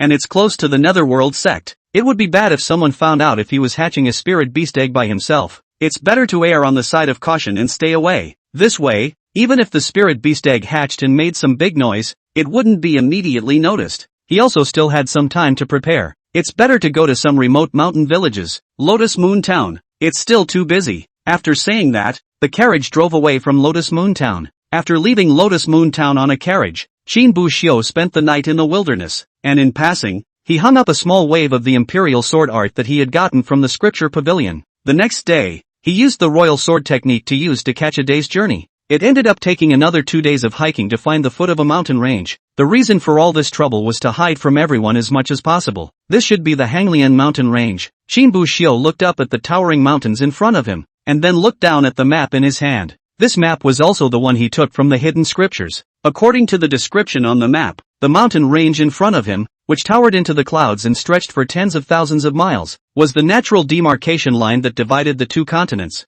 Nanyang continent and Xingyu continent. To the north of the Hanglian mountain range is the Green Jade continent, and to the south is the Nanyang continent. There shouldn't be anyone around here to hatch it, so it's not like anything will happen to it. Then, Shinbushio walked towards the mountain, and when he reached the position halfway up the mountain, he started to cut down the wood to build a house. After all, one couldn't just go hatching spirit beast eggs in the open air. Shinbushio's speed was very fast, and in just 3 days' time, he had constructed the wooden house. And by the way, he had also laid down the large formation needed to incubate the spirit beast eggs. The cabin was simple, and it would not even be an exaggeration to say that it had only a simple frame. There was no bed, no furniture, nothing like that, just a simple, 4-square little box. The main focus is a simple and thrifty, but not that. Chen Luo does not want to live better, except he was only going to be living here for a while after all. I'm afraid he won't be coming over after the spirit beast eggs have successfully hatched. Log cabins are built too well to make much sense. Even if it wasn't for the fear of building the cabin too modestly, a gust of wind might have caused it to fall apart. Otherwise it would only take half a day for Shinbushio to build the wooden house. Everything is ready, except the spirit beast egg. After saying that, Shinbushio sat cross-legged, took out the jade bottle, and removed the spirit beast egg from it. He gently tapped his finger on the eggshell, a smile on his face. Long wait, little one. The spirit beast egg shook once again, responding to Shinbushio. Seeing this, Shinbushio didn't waste any more time. Placing his hands on top of the beast's egg, he began to silently run the royal numinous spirit beast skill, and as the gong method continued to operate, the spiritual energy within Shinbushio's body also began to slowly flow into the spirit beast egg. Incubating spirit beast eggs was not a simple process. Without a month's time, the spirit beasts simply could not break out of their shells. All of these were recorded in the Royal Numinous Spirit Beast technique. But the good thing about hatching Spirit Beast eggs was that one didn't need to stay beside them all the time like an old hen hatching eggs. You only need to inject spirit energy into the spirit animal eggs regularly every day. So relatively speaking,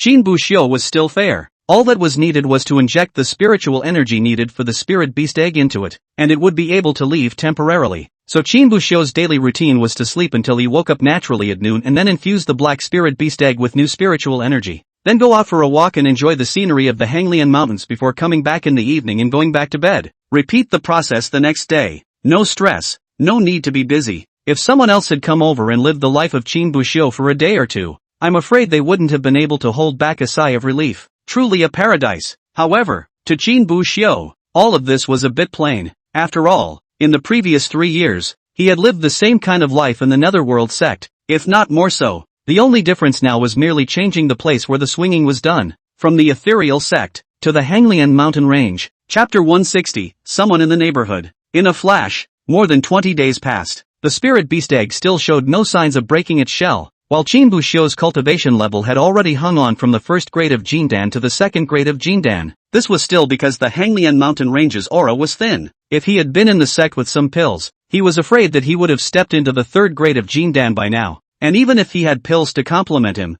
impacting the fourth grade of Jindan would not be a problem. However, regarding cultivation and the like, Qin Buxiu was never in a hurry. Breaking through was as easy as sleeping for him anyway. You be a good hatchling and I'll go out and find a place to hang out for a while. After injecting today's portion of spiritual energy into the spirit beast egg, Qin Buxiu patted the eggshell and got up to leave. Outside the cabin, there was a thick forest. He had purposely built the cabin here to prevent it from being accidentally discovered by people who had mistakenly entered the Hanglian mountain range. After walking for about 10 minutes, Qin Buxiu came to a wider area with a taisher chair on the ground. Taking a few steps to the eunuch's chair, Qin Buxiu slumped down into the eunuch's chair and began today's swinging life. This lying down was straight until the sun set and the moon rose. It wasn't until a cold wind blew into the back of Qin Buxiu's collar, chilling him to the point of shivering, that he was willing to leave that comfortable eunuch chair. Length of hang time, 4 hours. Hanging occasion, Hanglian mountain range. Gained rewards, a small amount of cultivation. Deepened comprehension of the black stone slab.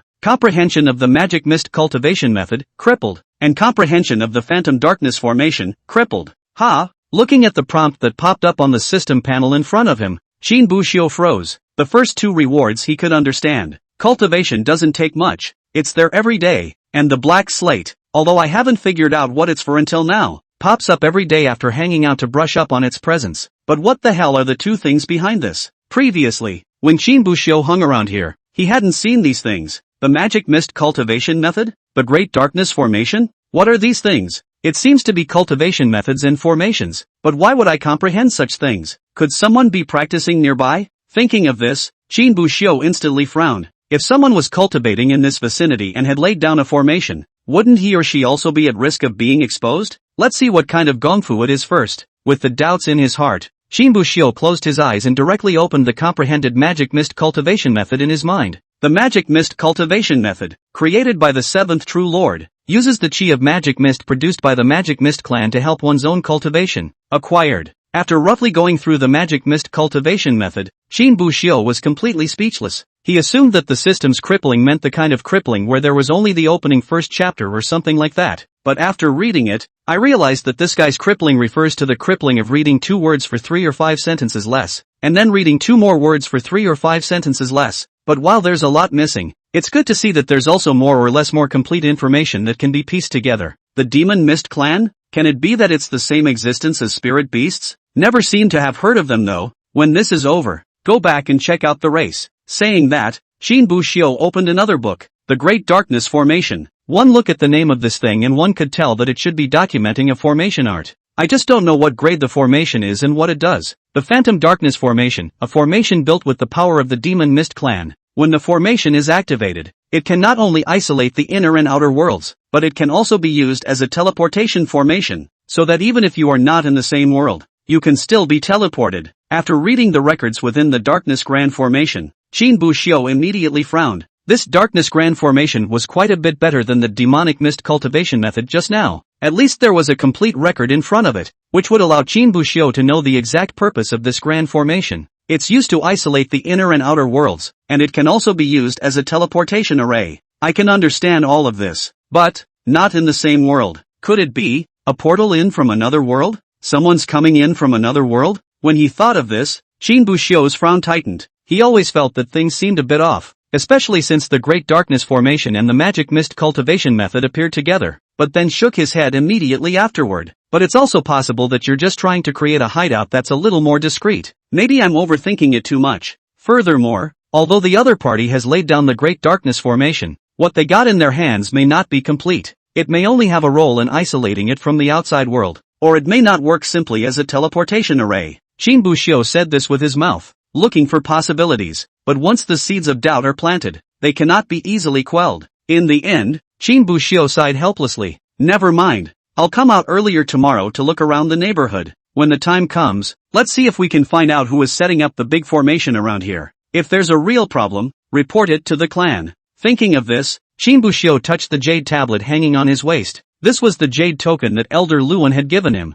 and as long as he injected his spiritual energy into it, Elder Luan would be able to know his location and kill him. However, unless it was a last resort, Qin Buxiu didn't want to use this jade token. After all, the spirit beast egg hadn't hatched yet. If Ryuan killed over at this time, then his spirit beast egg most likely wouldn't be able to be hidden. Go back first, Qin Buxiu said, turning around and walking towards his cabin. Meanwhile, inside the ethereal sect, Li Qinghe and Luan, as well as several other sect elders, were discussing about the 10,000 Devils sect. According to the returns from the spies we've planted everywhere, the actions of the 10,000 Devils cult's congregation have suddenly become more frequent in the past 2 days. It seems like all of these 10,000 Devils cult congregations have all poured out at once, Zhang Rulin said, then turned his head to look at Li Qinghe on the side. Patriarch, do you need me to arrange for disciples to go over and kill them all? The gazes of the elders gathered on Li Qinghe. However, Li Qinghe didn't rush to answer, but was silent. After thinking for a few moments, he slowly opened his mouth to ask, did these 10,000 Devils cult congregation do anything to brutalize innocent people or anything else that would hurt the world?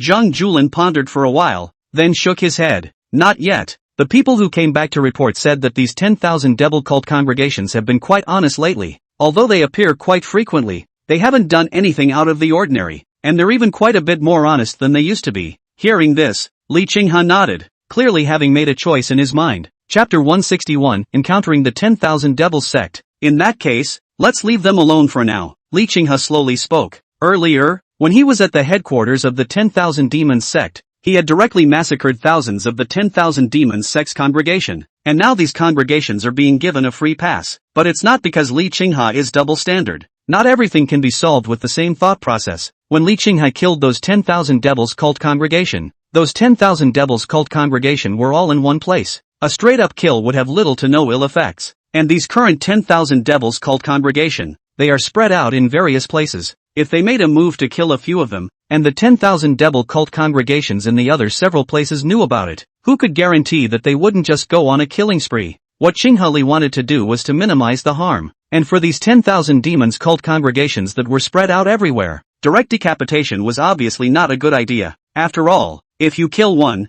the others can all be in an uproar. And if they were willing to just stay quiet and not mess around, Li Qinghe wouldn't mind turning the page and letting them go. After all, there was an undercover agent in the sect that he hadn't uncovered yet either. No need to do anything for now, but keep a close eye on it. If any of these congregations dares to do anything to harm heaven and earth, they will be directly executed, to show them that we have the ability to kill them anytime they misbehave. Zhang Rulin nodded, and had no problem with that. After all, he wasn't a newbie anymore, and he had a better idea of how to handle these things. But these congregations of the 10,000 Devils sect seem to have come out a bit weird this time. Before, there were only 10,000 devil cultists showing up from time to time, but these past 2 days they have begun to appear frequently. It's as if someone arranged for them to travel to various places, Ryun said with a hint of skepticism in his eyes. However, Li Qinghe shook his head. After all, Dekuro Ao is seriously injured, and now the entire 10,000 Devils sect is leaderless. Coupled with the fact that we slaughtered the headquarters of the 10,000 Devils sect before, it's only normal that these 10,000 Devils sect congregations didn't dare to show their faces at first. Now after some time has passed,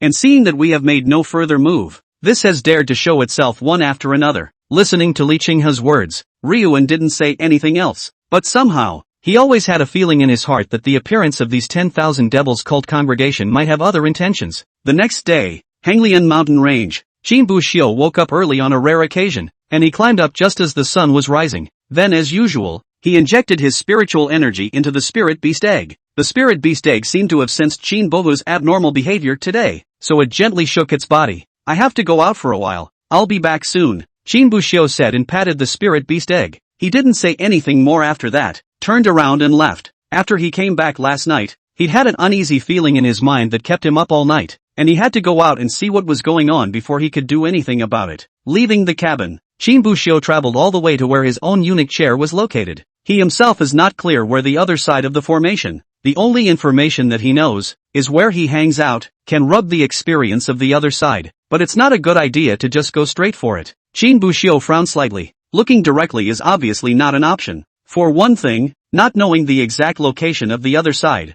you could run all day without the slightest clue, and it's not good to just wander around like that and potentially spook the snakes and have something really go wrong. Suddenly, Chin Buxiu looked like he had thought of something and a smile appeared on his face, only to see him take out a Qiankuan bag from his bosom. This Qiankuan bag was given to him by Luan when he left the Netherworld sect. Inside, there were quite a few talismans in addition to spirit stones. Moreover, Luan was really worried about Chin Bohu getting into trouble outside. All sorts of talismans, and stuffed him with a few of each. Chin Buxiu had taken it out and looked at it before, and remembered that there were a few more tracking talismans inside. Found it. A yellow talisman appeared in Chin Buxiu's hand. As the spiritual chi was injected into the talisman burned up in Chin Buxiu's hands, and after a moment, it transformed into several paper discs that flew off in all directions. Chin Buxiu looked at the paper discs that were scattered in all directions and stood quietly waiting. After about 5 or 6 minutes, a paper disc was seen flying back. Seeing this, Chin Buxiu's face immediately revealed a smile. Hurriedly, he walked towards the paper plate. When it had traveled a certain distance, the paper plate sensed Chin Bohu's proximity, so it turned around once again and led Chin Bohu to start searching for traces in the Hanglian mountain range. Chin Buxiu followed the paper disc while looking down at the ground from time to time. It didn't take long for him to realize that there were traces on the ground. Quite a few of the grasses and branches on the ground had been trampled off or collapsed, and it looked as if someone had walked here. So Chin Buxiu didn't waste any time and immediately took out another hidden breath talisman from his storage bag. As the spiritual energy was injected into the stasis talisman instantly burned out, and then transformed into an invisible layer of gauze that attached itself to Chin Buxiu's body. Although this hidden breath talisman couldn't make Chin Bohu completely invisible, it was able to greatly reduce the leakage of his breath and minimize the sound emitted from his surroundings. As for the kind of talisman that could really make a cultivator completely invisible, Chin Buxiu did know about it, but those talismans were extremely precious, and I'm afraid that Luan might not even have them in his hands, let alone giving them to himself. After following the paper disc for about 10 minutes, an extremely subtle footstep suddenly came. Hearing this voice, Chin Buxiu didn't hesitate for a second, immediately moved his mind and recruited the paper disc that led the way back, then flew above the tree branches in one long leap,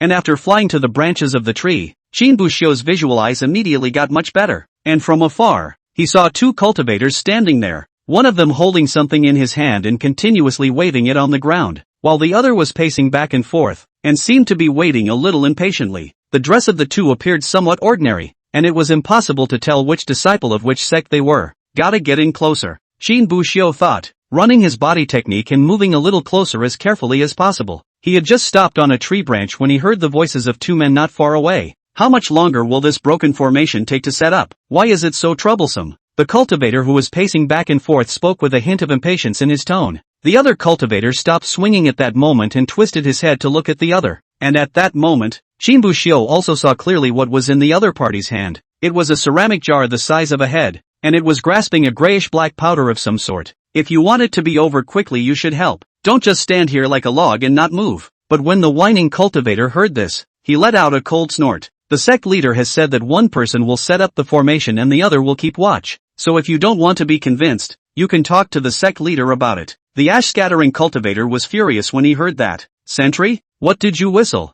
Stand here and don't move a muscle. You may not even be able to see if someone else is touching your ass. The whining cultivator saw this and was equally unwilling to show weakness. Can you blame me? It's not because you're so abrasive. Grating. I'd have gotten it done if I'd done it instead. Then you do it. I'm not coming. The 2 then dropped what they were doing and argued. But Chin Buxiu didn't care about the 2 men's bickering. Compared to that, he cared more about another issue. Earlier their mouths had mentioned the Godfather. But in this southern dust continent, is there any sect gang that is named after a religion? Chin Buxiu pondered for a long time, and there seemed to be only one more that he could think of, the 10,000 Devils sect. Chapter 162 Delay. Could it be someone from the 10,000 Devils sect? But wasn't the 10,000 Devils sect master, Dakuro Ao, seriously injured? Shinbushio's brows furrowed as he looked at the two cultivators with a tinge of contemplation in his gaze. After a moment, he shook his head. It's better to be on the safe side and look around to avoid spooking the snakes. So Shinbushio simply hung out in the tree, with both feet lightly planted on a tree branch,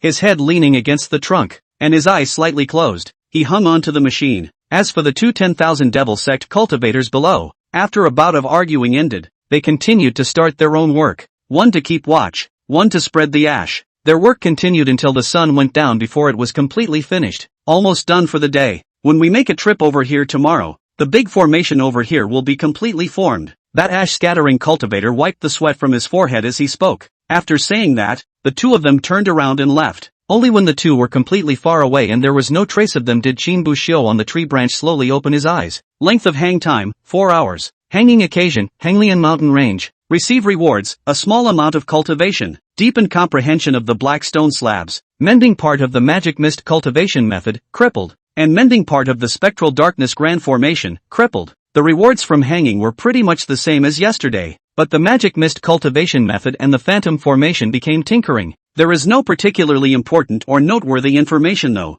The only thing worth saying was that the cultivation method in the first chapter of the front of the magic mist cultivation method had been patched out, but it's only the first half of the chapter. The second half is still missing. The next second Shinbushio leaped and jumped down from the tree. He took a few steps to the location where the two 10,000 Devils cultists had scattered their ashes and leaned down to check it out. Soon, he found some traces on the ground, just above the pitch-black dirt. It appeared that someone had painted over it with a much darker color of paint. It was some rune-like patterns that formed a circular pattern with each other. Moreover, the pattern formed by these runes had a black mist vaguely drifting out from it, only that the mist wasn't very obvious. Plus it was already dark at this time, so it was hard to find out without a closer look. Is this the darkness formation? Shinbushio said, trying to reach over and touch it, but his hand was just halfway out when he stepped back. It's better not to touch it. If they find out tomorrow it won't be good. However, after he finished speaking, Shinbushio looked at the runes and great formations under his feet, but he fell into deep thought. Should we report the situation here to the clan?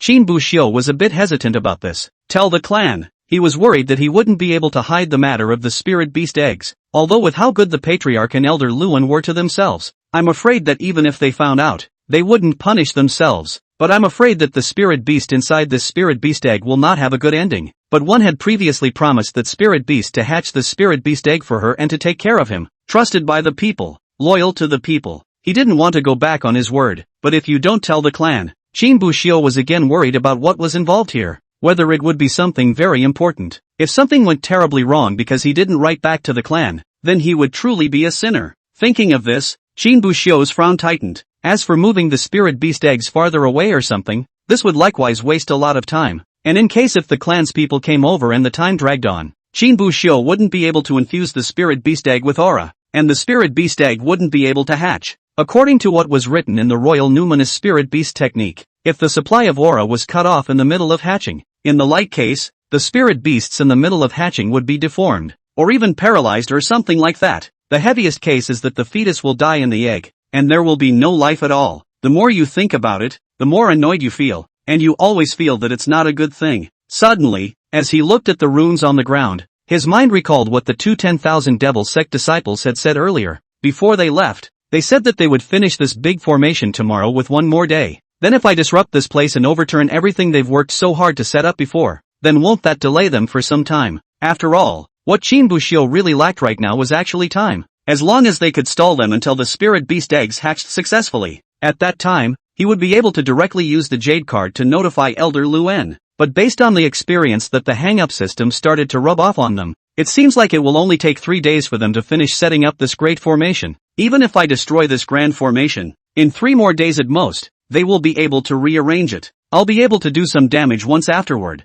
but the second time they vandalize it, I'm afraid they'll more or less think it's fishy, and they might even keep watch all night. Then, full stop, I'll be able to hold them off for only 5 days. Thinking of this, Shinbushio once again fell into deep thought. 5 days is not too long or too short, but he wasn't sure if he could hatch the spirit beast egg in 5 days. According to the records of the Royal Numinous Spirit Beast technique, the normal time for hatching a spirit beast was roughly within a month. 21 days had now passed, 9 days short of a month. subtract the 5 days that could be delayed, and you're still 4 days short. And that was still a prerequisite to ensure that the spirit beasts would hatch on time within a month. If it doesn't hatch in a month, it's more trouble than it's worth. No, let's just kill them both when the time comes, Shin Bushio said, making up his mind. He would not be merciful or have any qualms about killing people of the devil's way. The reason why he didn't choose to kill now was simply because he was worried about spooking the snakes. After all, once these two guys were killed, after a long time, the side of the 10,000 demons sect would definitely be suspicious and might send someone over.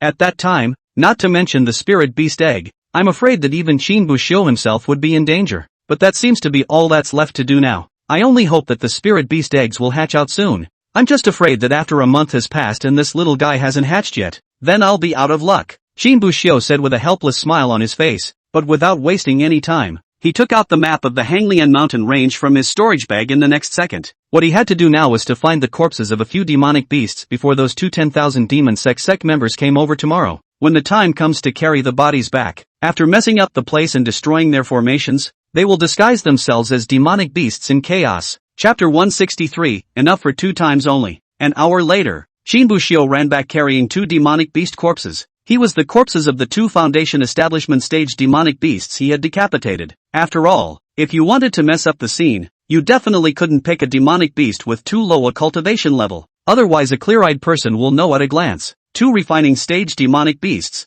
even lifted this place up. Anyone who looks at it will not believe it. I'm afraid. Bang! Only to see Shin Bushio ruthlessly smashing a corpse in his handout, positioned in an unbiased manner on the large formation they had set up. The ground was directly smashed out of a large pit. It was also good that this demonic beast corpse was at the Foundation Establishment stage of cultivation, transformed into other demonic beasts. The bones in its body might have been broken. Then Shin Bushio went over to look at the formation on the ground, and a relaxed expression suddenly appeared on his face. At first, he was worried that there was something special about this formation that couldn't be easily erased, but now it seemed as if he had overthought it. This formation was far less mysterious and powerful than he had imagined. Or maybe the formation was indeed strong after it was molded, but until it takes shape, it's a bit of ghost writing at best. Then, Shin Bushio tore apart another demonic beast corpse in his hand before throwing it all over the ground, in order to create a feeling that there had been more than just 1 or 2 demonic beasts fighting here, and that the fight had been very intense. When it was finally over, Shin Bushio destroyed the surrounding area some more, and finally moved farther away, using a purification talisman to take out the blood and odor from his body before turning to leave. Early the next morning. Your ass. Who the did this? Which beast? Stand out for me if you can. If I don't kill you today, I won't be a member of the 10,000 Devils sect. Early in the morning, a roar resounded through almost the entire Hanglian mountain range, and the one who roared was no one else but the congregation of the 10,000 Devils sect, who had been ruined by Shin Bushio's 2 days of successful endeavors. At this time, Shin Bushio was also staring not far away. Today he came out before dawn in order to come and stare. Logically speaking, a cultivator like him, whose cultivation had reached the Jindan stage, should not be able to feel sleepy, but it seems to be because of the weekdays to swing more, every day to sleep to wake up naturally accustomed to. It was surprisingly uncomfortable and even a little sleepy to get up early this time of year. It was good that the 10,000 Devils cultists' roar just now directly gave Shin Bushio the chance to scare the sleepyhead out of him. Shin Bushio woke up and looked towards the 2. What are you screaming about? Afraid people won't know what we're doing here. Ha! Another sentry of the 10,000 Devils cult said, clearly not liking the yelling, but it was fine if he didn't speak. Once he did, the disciple in charge of spreading the ash seemed to have thought of something and instantly became enraged. Asterisk asterisk asterisk asterisk. You didn't pick the place. Didn't you say there wouldn't be any demonic beasts in this piece? The sentry was a bit dumbfounded when he heard this, because when he chose the place, he really didn't explore it carefully. It was just a matter of coming over and casually looking around the neighborhood, thinking it was a good location and leaving. Otherwise, if he had seriously lined up a circle, whether or not he would have found the demonic beasts was not to be said first, but he would certainly have been able to discover Shin Bushio's cabin not far away. Big deal? It'll take a few more days. Why are you in such a hurry? The disciple on sentry duty knew that he was in the wrong, so he couldn't refute anything. The disciple who scattered the ash was filled with anger, but slowly the anger on his face disappeared. There didn't seem to be much else he could do now except accept reality. There was no place to vent even if you wanted to. You couldn't just have a burst of output at the corpses of these beasts, so also had to honestly take out the jar from within the Chinkuan bag and began to spread ash on the ground. Shin Bushio hid in the distance and watched the 2 of them, his gaze falling back to the disciple who was on sentry duty. That sentry place, although it knew it was in the wrong, still had no intention of going over to help, so it did seem to be quite lazy. But Qin Buxiu kinda liked his opponent's laziness. After all, if the other party hadn't been too lazy to search carefully, they might have found the residence they were in. That sentry disciple didn't know if he had a weak heart or not. Although the disciple who scattered the ashes didn't say anything more, he still couldn't help but glance at the other party every now and then. The whole atmosphere was a little weird and awkward, so after a long period of contemplation, he decided to take the lead in breaking this awkward situation. Luckily, when we came out this time, the patriarch was worried that something would go wrong and purposely gave us more of those. Otherwise, if this great formation is destroyed, we'll have to go back to the sect leader to get new ash, and we'll waste a lot of time again. And at that time, if the sect leader knows about it, there will definitely be good consequences for the two of us. When Qin Buxiu, who was squatting by the side, heard this, his eyes immediately lit up. Those ashes in their hands were only enough to set up the big formation twice. Wouldn't that mean that after destroying the great formation for the second time by themselves, they would have to leave the Hanglian mountain range to get a new ash back? And if one left a locator talisman on the two, one could also find their lair along the way. Thinking of this, Qin Buxiu's heart became even more determined that he wanted to destroy this grand formation once more. But the next moment, he heard some very bad news. For once, we're not going back at night, we're staying here. Hearing these words, Qin Buxiu's heart immediately sank. If they didn't leave, then how else could they destroy the big formation themselves? One couldn't just waltz up to them and go and destroy the big formation. But fortunately, Qin Buxiu wasn't the only one who had a headache about this. The disciple who was on sentry duty immediately revealed a sad expression when he heard this. It's not necessary. The demonic beasts attacking this place is just a coincidence. This won't happen again. There's no point in you being so careful, the disciple on sentry duty said, clearly not wanting to spend the night in this forest. But when the disciple who scattered the ashes heard it, he couldn't help but frown. Now we only have enough ash in our hands to set up a big formation once. The grand formation can't be stabilized until it's completely formed. And if it's in a bit of an accident and destroys the unpainted grand formation, when the time comes to go back to the sect leader, you'll see how the sect leader punishes you. Hearing this, the disciple on sentry duty instantly went silent. Obviously he could tell the difference between 3 days of suffering or a beating, but that wouldn't be good for Qin Buxiu. Listening to them, it seems that after 3 days, when the great formation takes shape, it won't be destroyed anymore. Then I won't be able to destroy it even if I wait for them to finish their array. You can only go and destroy the formation on the next day. But if they keep guarding this place, then we won't have a chance to make a move at all. Could it be? Should we move ahead and kill them? Chapter 164, The One Who Tied the Bell. Qin Buxiu was a bit hesitant, but he didn't rush to make a move. He still wanted to see it, to see if anything would go wrong so he could take advantage of the mess. If it really wasn't possible, it wasn't impossible to wait until the third day to attack and kill them. So Qin Buxiu this squatting, then directly squatting for a full 2 days. During that time, he had barely left except for going back to the cabin to provide spiritual energy to the spirit beast eggs. And those two disciples of the 10,000 Devils sect worked just as hard, really didn't take a single step away, not giving Qin Buxiu the slightest chance to do any damage. At this rate, it looks like we'll have to get our hands dirty and kill someone as well. Qin Buxiu pondered, his brows furrowing slightly. It was a solution that wasn't a solution, but it was one of the few options he had left. Length of hang time, 4 hours. Hanging occasion, Hanglian mountain range. Receive rewards, a small amount of cultivation, deepened comprehension of the black stone slabs, mending part of the magic mist cultivation method, crippled, and mending part of the spectral darkness grand formation, crippled. The system's voice sounded once again, so Qin Buxiu then closed his eyes once again and looked over the feats and grand formations in his mind. With these 2 days of hanging around, the demonic mist cultivation method and the great darkness formation were constantly being replenished by the system. Now that the content of the first chapter of the magic mist cultivation method had basically been completed, it was even possible to start cultivating it. And the great formation of the darkness, which was almost more than half filled in, there are still some remaining elements, and I'm afraid that with just 2 more days, they can be completely filled in as well. The only thing that was a bit unfortunate was that Qin Buxiu didn't know where the Demon Mist clan was either. Otherwise, he would be able to follow the method in the magic mist cultivation method right now and start cultivating directly. Although this gongfu had only made up the first chapter, there were quite a few good things in the first chapter alone. There were a total of 3 magic mist spells recorded inside, and if you wanted to practice these 3 spells, you first had to absorb the power of the magic mist for cultivation and reach the passing mist realm. The first one is called misting, which allows the body to be turned into a mist and maintained for a period of time. During this period of time, unless a god transformation stage powerhouse made a move or used some special magic treasure, otherwise it can't do any damage to the atomized person. The second one is named Phantom Poison. It goes without saying that this stuff is a refined poisonous mist, and it's extremely toxic. At first, Elder Zhang Rulin was poisoned by this kind of poison, and if it wasn't for the 10,000 demons sect sending an antidote later, I'm afraid Zhang Rulin would have died. The third spell, on the other hand, was named Soul Arrow. This was the only offensive spell among the 3 spells that faced the enemy head-on, an arrow condensed with the power of the soul, infused with a small amount of demonic mist chi.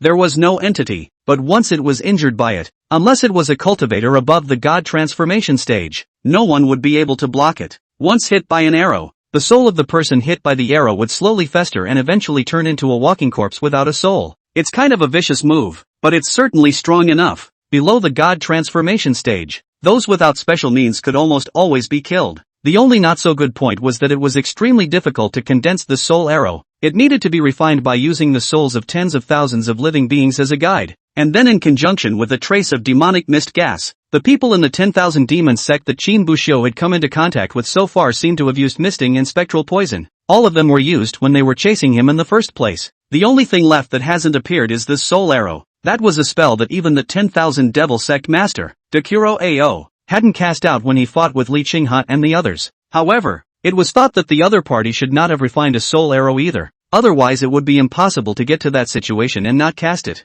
It's also possible that it was intentional. Qin Buxiu looked as if he had suddenly thought of something, and the expression on his face became a bit complicated in this instant. Previously, he also felt that Dakuro Ao should have left with serious injuries, and the entire 10,000 Devils sect was estimated to be in a state of being a group of dragons without a leader. But now, from the information revealed by these 2 disciples of the 10,000 Devils sect, it seemed, this great formation, it seemed, was his plot. And there are only 2 possibilities for doing this kind of scheming at a time like this. First, being seriously injured is a lie, and may just be a cover for the big formation. Secondly, the serious injury is true. After seeing the destruction of the 10,000 Devils sect that he had worked so hard to establish, Dakuro Ao decided to explode with the 5 great sects, and wanted to lay down the darkness array. Moreover, based on the demon mist cultivation method that Qin Buxiu had rubbed off on these 2 disciples, the 10,000 demons sect should have been in contact with the demon mist clan all along. Otherwise, they wouldn't have been able to cast misting and phantom poison. However, what made Qin Buxiu feel a bit puzzled was that he had barely heard anything about the demon mist clan in the Netherworld sect. Even if it wasn't for the system rubbing out a magic mist cultivation method, he was afraid that he wouldn't even know about the existence of the magic mist clan. So what's going on at the clan? Was it that one's identity was not yet in touch with this information? Or was it that even the clan did not know about this demon mist clan? Forget it, this is not the time to think about that. Qin Buxiu shook his head, unwilling to think about these things anymore, and then flipped open the Phantom Grand Formation, intending to see what contents the Phantom Grand Formation had made up for, and not long after turning it over, Qin Buxiu suddenly opened his eyes, a look of delight on his face. It was because he had found a sentence in the middle of the Phantom Great Formation. To set up the Spectral Darkness Grand Formation, one needs to carve formation symbols from the ashes of the demonic mist that the demonic mist clan has been transformed into. The demon mist ash is made by the demon mist clan after they die, and it contains the power of the demon mist, which can be used for weapon refining, array formation, cultivation, and so on. If a large formation is set up, remember not to let anyone cultivate around it. Once someone cultivates a technique related to the demon mist clan and the power of the demon mist in the grand formation is absorbed by them, it will result in the complete failure of that formation. After reading this description, Qin Buxiu was first stunned, then a smile couldn't help but appear on his face. Someone absorbing the power of the magic mist to cultivate in it would cause the formation to fail. Isn't that just pointing at yourself? Absorbing the power of the devil mist. He happened to have the devil mist cultivation method to cultivate. What a sleepy head. Just now, Qin Buxiu was still struggling with what to do in order to keep the spirit beast egg and at the same time tell the sect about what happened here without alerting the 10,000 demons sect. Isn't the answer coming now? He could have waited until the formation was set up and then quietly come over and absorb the power of the demonic mist in it. In this way, there was no way for the 10,000 devil sect side to activate the grand formation, and he would have plenty of time to wait until the spirit beast eggs had completely hatched before telling the clan about it. Thinking of this, the smile on Qin Buxiu's face grew wider. It is true that you have to unring the bell. The method of unlocking the Phantom Grand Formation is written down in the Phantom Grand Formation. At this moment, the two 10,000 Devils sect disciples were unaware of Qin Buxiu's plan, nor did they know that they had been targeted. Chapter 165. The next day, Qin Buxiu still waited in the same place, quietly watching. Those two 10,000 Devils sect disciples didn't stay busy for too long, and the Grand Formation was completely finished by noon. Immediately after that, the disciple who was on sentry duty was seen walking over, taking out a black dagger and rather reluctantly cutting open his palm. Blood flowed out, but it was instantly absorbed by the black dagger again. Not long after, the dagger turned blood red all over, and it seemed to have sucked up that disciple's blood, and with his slashed palm, that disciple tightly gripped the dagger in his hand before violently stabbing it into the large formation on the ground. Boom! The ground shook slightly, and even Qin Buxiu, who was not far away, clearly felt the movement, and at that moment, the disciple with the dagger in his hand began to open his mouth and let out a bizarre sound that was hard to hear, like some sort of incantation. At the same time, the dagger that had been inserted into the large formation began to emit a dark red mist. The mist drifted above the large formation and soon enveloped the entire formation, then slowly coalesced again.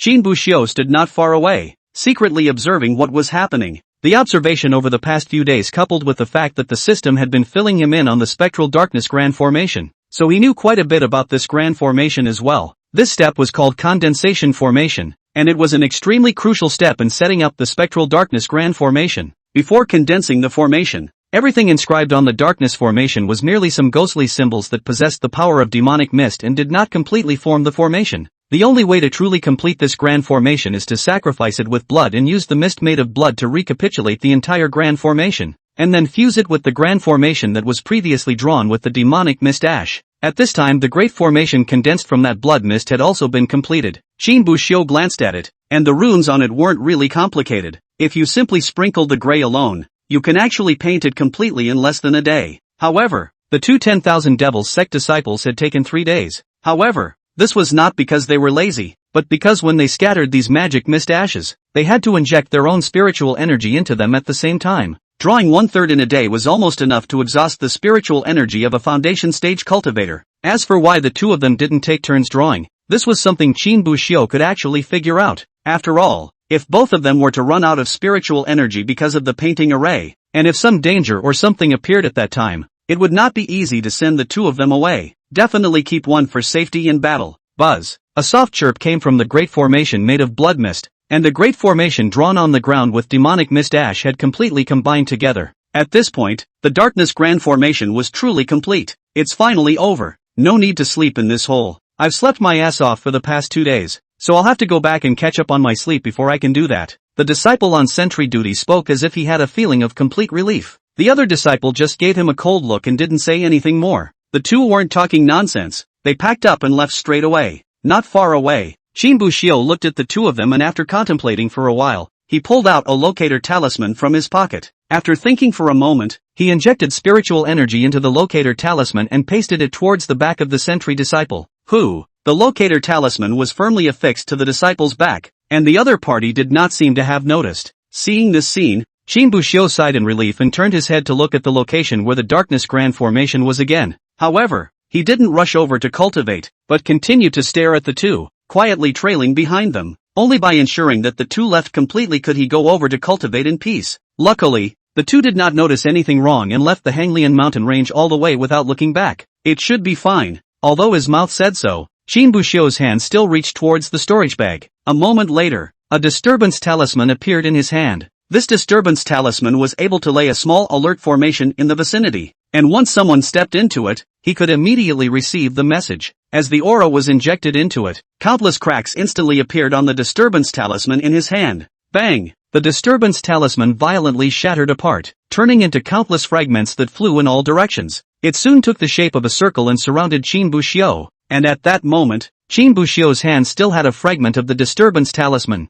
Once someone breaks in, the shard will burn to ashes, and the direction the ashes fly to is the direction of the incoming person. After making all the preparations, Qin Buxiu closed his eyes and began to cultivate the magic mist cultivation method. But just after practicing for less than half a minute, Qin Buxiu seemed to have thought of something and slowly opened his eyes. After a few moments of silence, he suddenly came towards his face and slapped it. Don't you know what level you're on? Cultivation? Wasting magic mist is more like it. What's the point of trying so hard? Just let the system hang up. Having said that, Qin Buxiu did not waste any more time and took out the Taisher chair and small blanket from within his storage bag, so he directly laid down. It seems like I'm trying a little too hard these days, and I'm forgetting that my main job is to be salty. Alas, becoming an immortal is exhausting. After saying that, Qin Buxiu went into sweet dreams. Time passed. and it was another 3 days. Nanyang Continent, a certain hidden place, the 10,000 Devils sect master, Solitary AO, was sitting in a secret room with his eyes closed.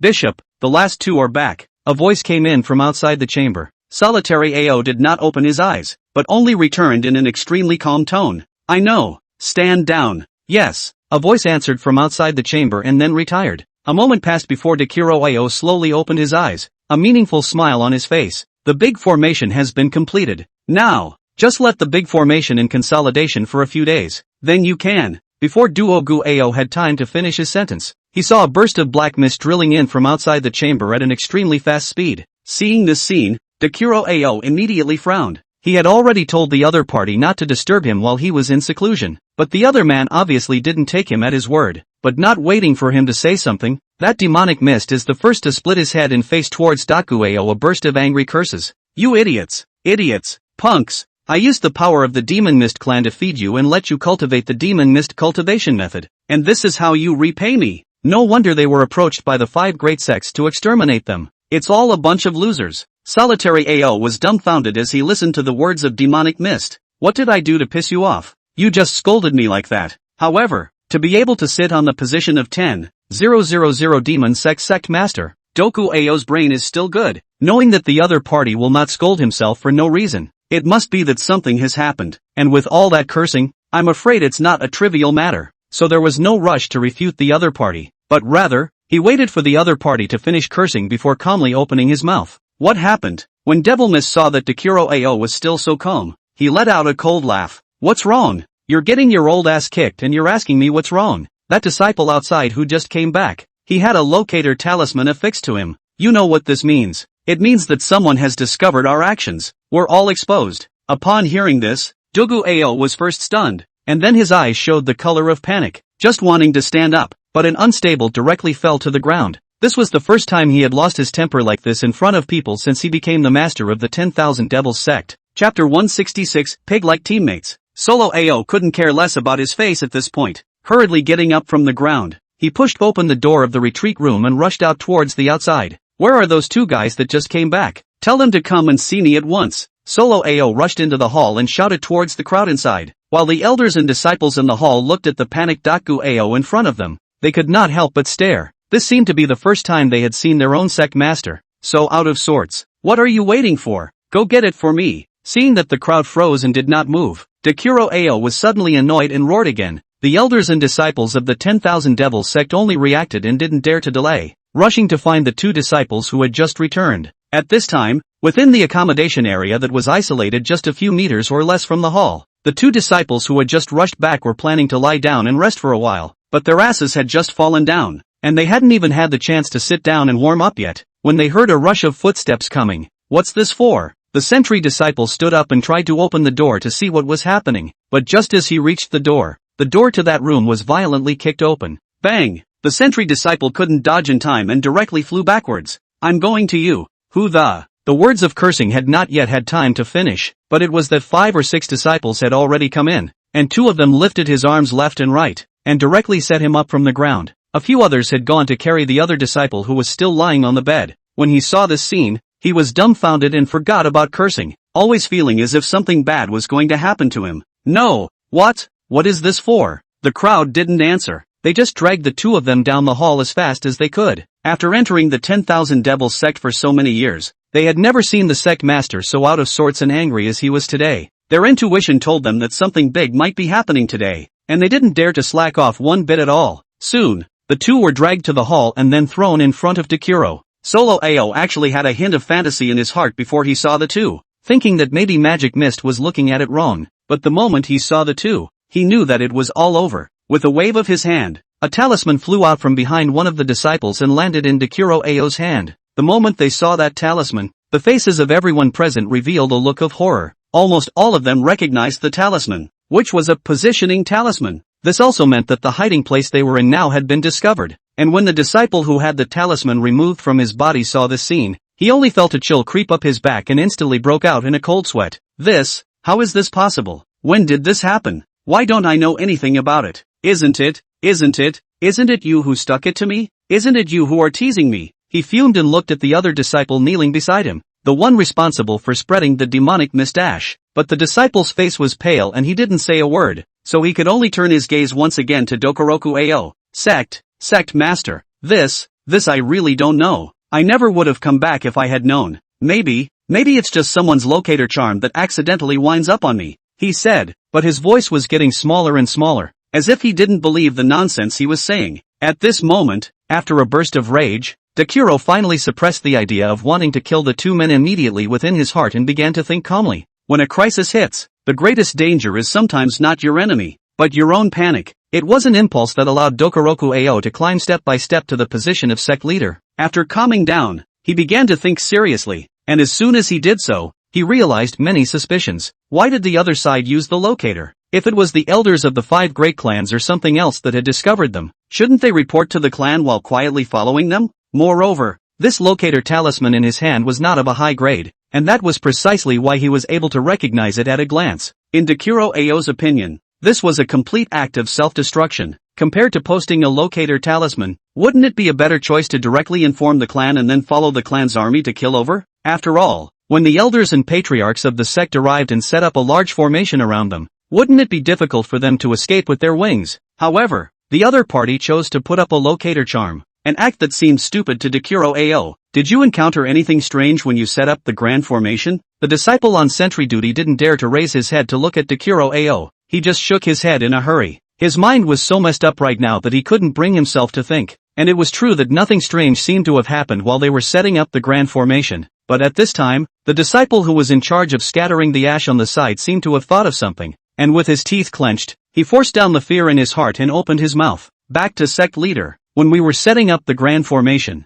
it was once destroyed halfway through. Destroyed? Solitary Ao frowned, immediately smelling a hint of intrigue in it. When that sentry disciple heard this, he was struck by lightning, but in order to survive, he hurriedly nodded his head and grabbed the words. Yes, the big formation had been destroyed at that time. Originally, we were close to setting up the grand formation, but that night it seemed like there were demonic beasts fighting in the place we set up. By the time we got over there, the grand formation had already been destroyed, so we had to rearrange it, which is why we came back a little late. After hearing this account from the disciple, Takuro Ao was immediately furious. Didn't I tell you again and again before you left? Should we thoroughly explore the surrounding situation and make sure there aren't any problems before setting up the big formation? Solitary Ao was almost certain that these two guys definitely hadn't seriously explored the neighborhood. If he had really followed the steps he said, it would have been impossible to set up a formation there after realizing that there were demonic beasts nearby, or perhaps he would have left a backhand behind. And if it had been seriously explored,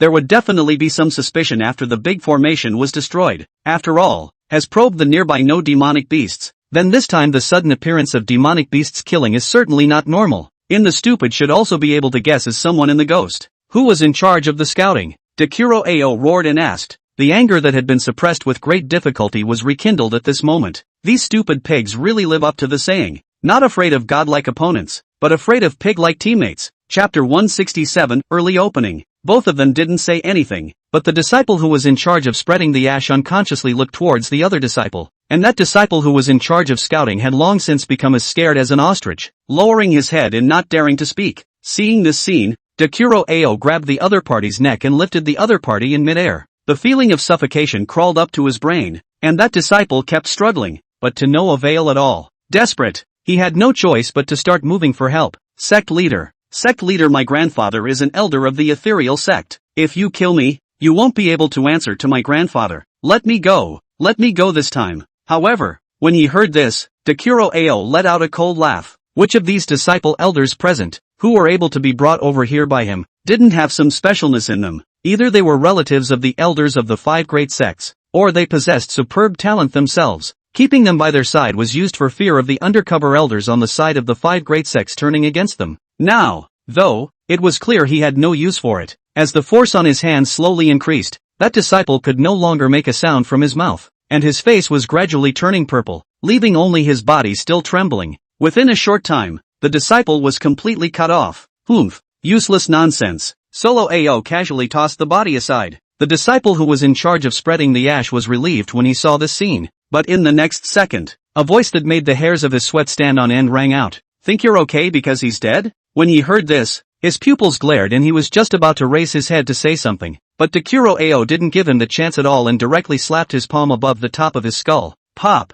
A crisp sound rang out, and that disciple's head looked like a watermelon directly exploded. Many of the disciples and elders present at this scene were chilled to the bone, their eyes revealing a fear of Takuro Ao. However, Takuro Ao just glanced at them coldly and ignored them. Right now, he had more important things to do. According to the information he had received from these two disciples, it seemed that the people who were obstructing them had not notified the righteous sects. Otherwise, when these two idiots came back just now, the people from those 5 great sects would have already fought their way in, and the other party destroys the big formation, presumably because they want to put the big formation to be delayed, or don't want them to set up a big formation or something like that. Although he still didn't know why the other party was doing this, he was giving a signal to Takuro. That is to say, the 5 great clans side may not have gotten the news yet. Even if they got the news, I'm afraid they just got it and haven't had a chance to strike yet. Then if I go over and open the grand formation now, maybe everything will still be in time. Thinking of this, a smile appeared on Takuro Ao's face. According to normal circumstances, after the darkness formation was laid down, one would have to wait for at least 10 days or so before the formation could be activated. These 10 days were to allow the darkness formation to stabilize its foundation and thoroughly integrate into the land of this world, so that it could prepare for the time when it would have to descend. Without these 10 days of waiting,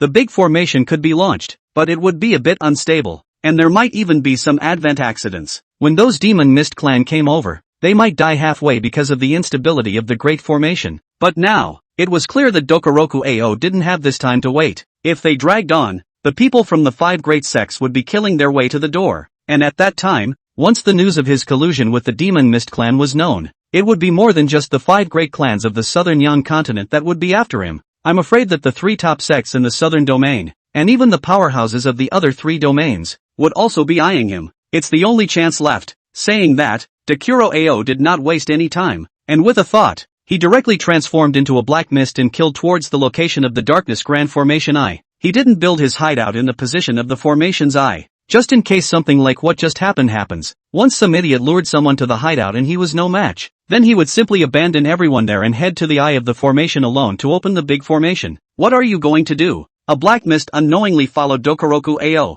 and this black mist was naturally the Demon Mist clan. Solitary Ao glanced at the other party. Go open the grand formation. He didn't mean to hide it from the other side. After all, this time, the great formation was opened in order to allow the other party's people to descend into this world. But when Demon Mist heard that, he immediately frowned. The grand formation hasn't passed its stabilization period yet. If you open it now, it will cause the structure of the grand formation to become unstable. By the time my Demon Mist clan's people shuttle over, they might die violently halfway. Solo Ao glanced at the other party. He had just thought about all of this, so there was already preparation for how to answer the other side. Either we open the big formation early now, and although some people will die, they will still be able to come over, and the plan will still be able to continue. Either that or you're waiting a few days, but it could be tomorrow, or it could be a little later today, when the people from the 5 great clans get to us first. I don't need to tell you more about what to choose. After saying that, he no longer paid any attention to the other party and accelerated his speed towards the position of the array eye. As Devil Mist looked at Takuro Ao's departing figure, he only felt a surge of anger surging through his heart. Asshole, if you hadn't planned poorly, how would things have come to this? After my Demon Mist clan descends into this world, I'll be the first to kill you first. Then, Demon Mist also accelerated to follow Takuro. Obviously, he has made his choice. Meanwhile, the Hanglian mountain range. Length of hang time, 8 hours. Hanging occasion, Hanglian mountain range, next to the darkness grand formation. Received rewards. The cultivation level of the magic mist cultivation method has been raised to the passing mist realm. Comprehending the spell, misting, and the great formation of the darkness has been completed and supplemented. Looking at the rewards he received after 8 hours of hard hanging around, a smile appeared on Shinbushio's face. Finally, we've arrived at the passing mist realm. It's not in vain that I've been hanging around hard for the past few days. Saying that, Shinbushio looked down at the real hair at his feet, only to see that the dark large formation, the formation runes above had become extremely dim at this time. As if just a gust of wind gently blew by, it would be able to completely blow away the runes. This time, this darkness grand formation shouldn't be able to be used. First go back and replenish the spirit beast eggs with spirit energy, then come back and absorb all the remaining power of the demonic mist, just in time to try out the newly realized spells. After saying that, Shinbushio's mind moved, and the power of the demonic mist in his body surged out crazily. In a matter of moments, Qin Buxiu transformed into a cloud of black mist before he flew in the direction where the wooden house was. Chapter 168, The Dragon Nation. Returning to the entrance of the wooden house, Qin Buxiu was just about to go in, but he suddenly stopped in his tracks. He vaguely heard a rustling sound coming from the cabin. Could someone be in there? But just as this thought rose, Qin Buxiu shook his head again. That's not right. I've placed large formations outside, but none of these formations have been triggered. Could it be that the spirit beast egg has hatched successfully? Or is it that someone with high cultivation has crossed these formations? Although Qin Buxiu thought that the former was more likely, some vigilance was always necessary. After all, it was only a short while ago that people from the 10,000 Devils sect had come here. Spiritual energy in his hand, Qin Buxiu slowly walked to the door and lightly pushed it open. He looked toward the door, but suddenly froze, only to see that the spirit beast egg that was originally placed in the center of the room had disappeared. At this instant, Qin Buxiu only felt a chill run down his back. Could it be that someone actually found this place? In the next second, a black shadow suddenly appeared in front of Qin Buxiu's eyes. Qin Buxiu couldn't do any thinking in time, and almost subconsciously shot out a palm. But the moment he made a palm strike, he could see that the black shadow in front of him seemed to be none other than a serpentine spirit beast. Qin Buxiu immediately realized what was going on and hurriedly tried to withdraw his strength, but it was already too late. Just at the moment when that palm was about to land on the spirit beast, that snake-shaped spirit beast was blinking its eyes at Qin Buxiu. The next second, with a sudden movement of his body, he scurried like lightning. Before Qin Buxiu could react, the serpentine spirit beast had already disappeared in place, and his palm slapped empty in the process. At the same time, Qin Buxiu only felt as if his arms were tied by something. Looking down, he realized that the serpentine spirit beast had completely entangled his arm, and at this moment, Qin Buxiu could finally take a good look at the spirit beast in front of him. This spirit beast was said to be a snake, but it didn't quite look like a snake, although the same as the snake has a slender body, but the scales on the body is more brightly colored than the snake bite. The head is much larger than the average snake. The location of the top of the head is also as long as the branch of the horn. Under the body is also 4 small short legs. The tail has a handful of hair on the sea. Looking at the spirit beast wrapped around his arm, Qin Buxiu suddenly froze. The name came to his mind, almost at first, dragon. Hiss. That's not right. Qin Buxiu looked at the little dragon wrapped around his arm, which was completely taut. I remember the spirit beast that the Hangshan sect suppressed. It seemed to be a spirit beast that resembled a tiger. How come his spirit beast egg hatched out as a small dragon? Is it hard to believe that he's holding the wrong child? Qin Buxiu could be certain that the little dragon in front of him was the spirit beast he had hatched could not be wrong, because he had infused the other party with his own spiritual energy every day for the past few days. The other party had already left more or less his mark on him. This was also the reason why Qin Buxiu stopped immediately after seeing this little dragon, because he could feel that the other party and himself seemed to be connected by something.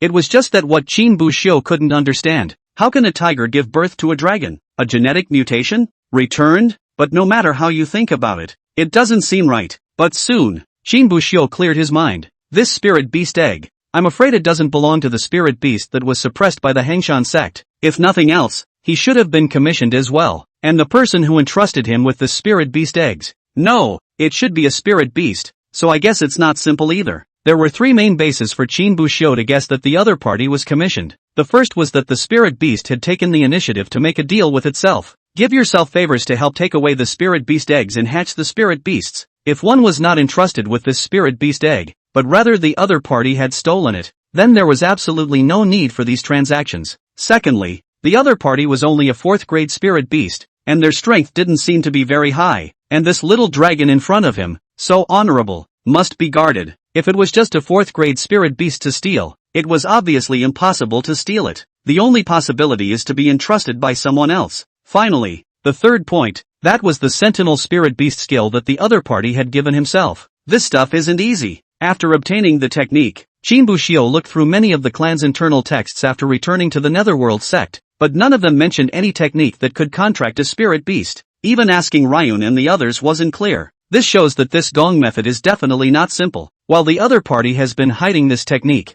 I'm afraid that from the very beginning, they have already thought about the fate of this spirit beast egg, only that something went wrong in the middle and was discovered by the Hangshan sect. However, a dragon spirit beast, it seems like I've earned it anyways. Qin Buxiu revealed a smile and rubbed the head of the little dragon in his hand. It seemed that because it had absorbed a lot of Qin Buhu's aura when it was in the spirit beast egg, this little dragon was extraordinarily close to Qin Buhu. Otherwise, it would not have been possible for him to not have any counterattack even after Qin Buxiu had just struck out at him. just quietly wrapped around his arm. In that case, let the deed be done. With that said, Qin Buxiu bit through his own index finger, and then ran the royal numinous spirit beast skill. Soon, the blood that flowed out of that finger transformed into a tiny rune at Qin Buxiu's fingertip. However, when that little dragon saw that rune, a fierce look suddenly appeared on its originally calm face. Roar! He opened his mouth and let out a low, angry roar from his mouth, a wary look in his eyes. Obviously, he was furious at Qin Buxiu's behavior of indenturing himself. Looking at this scene,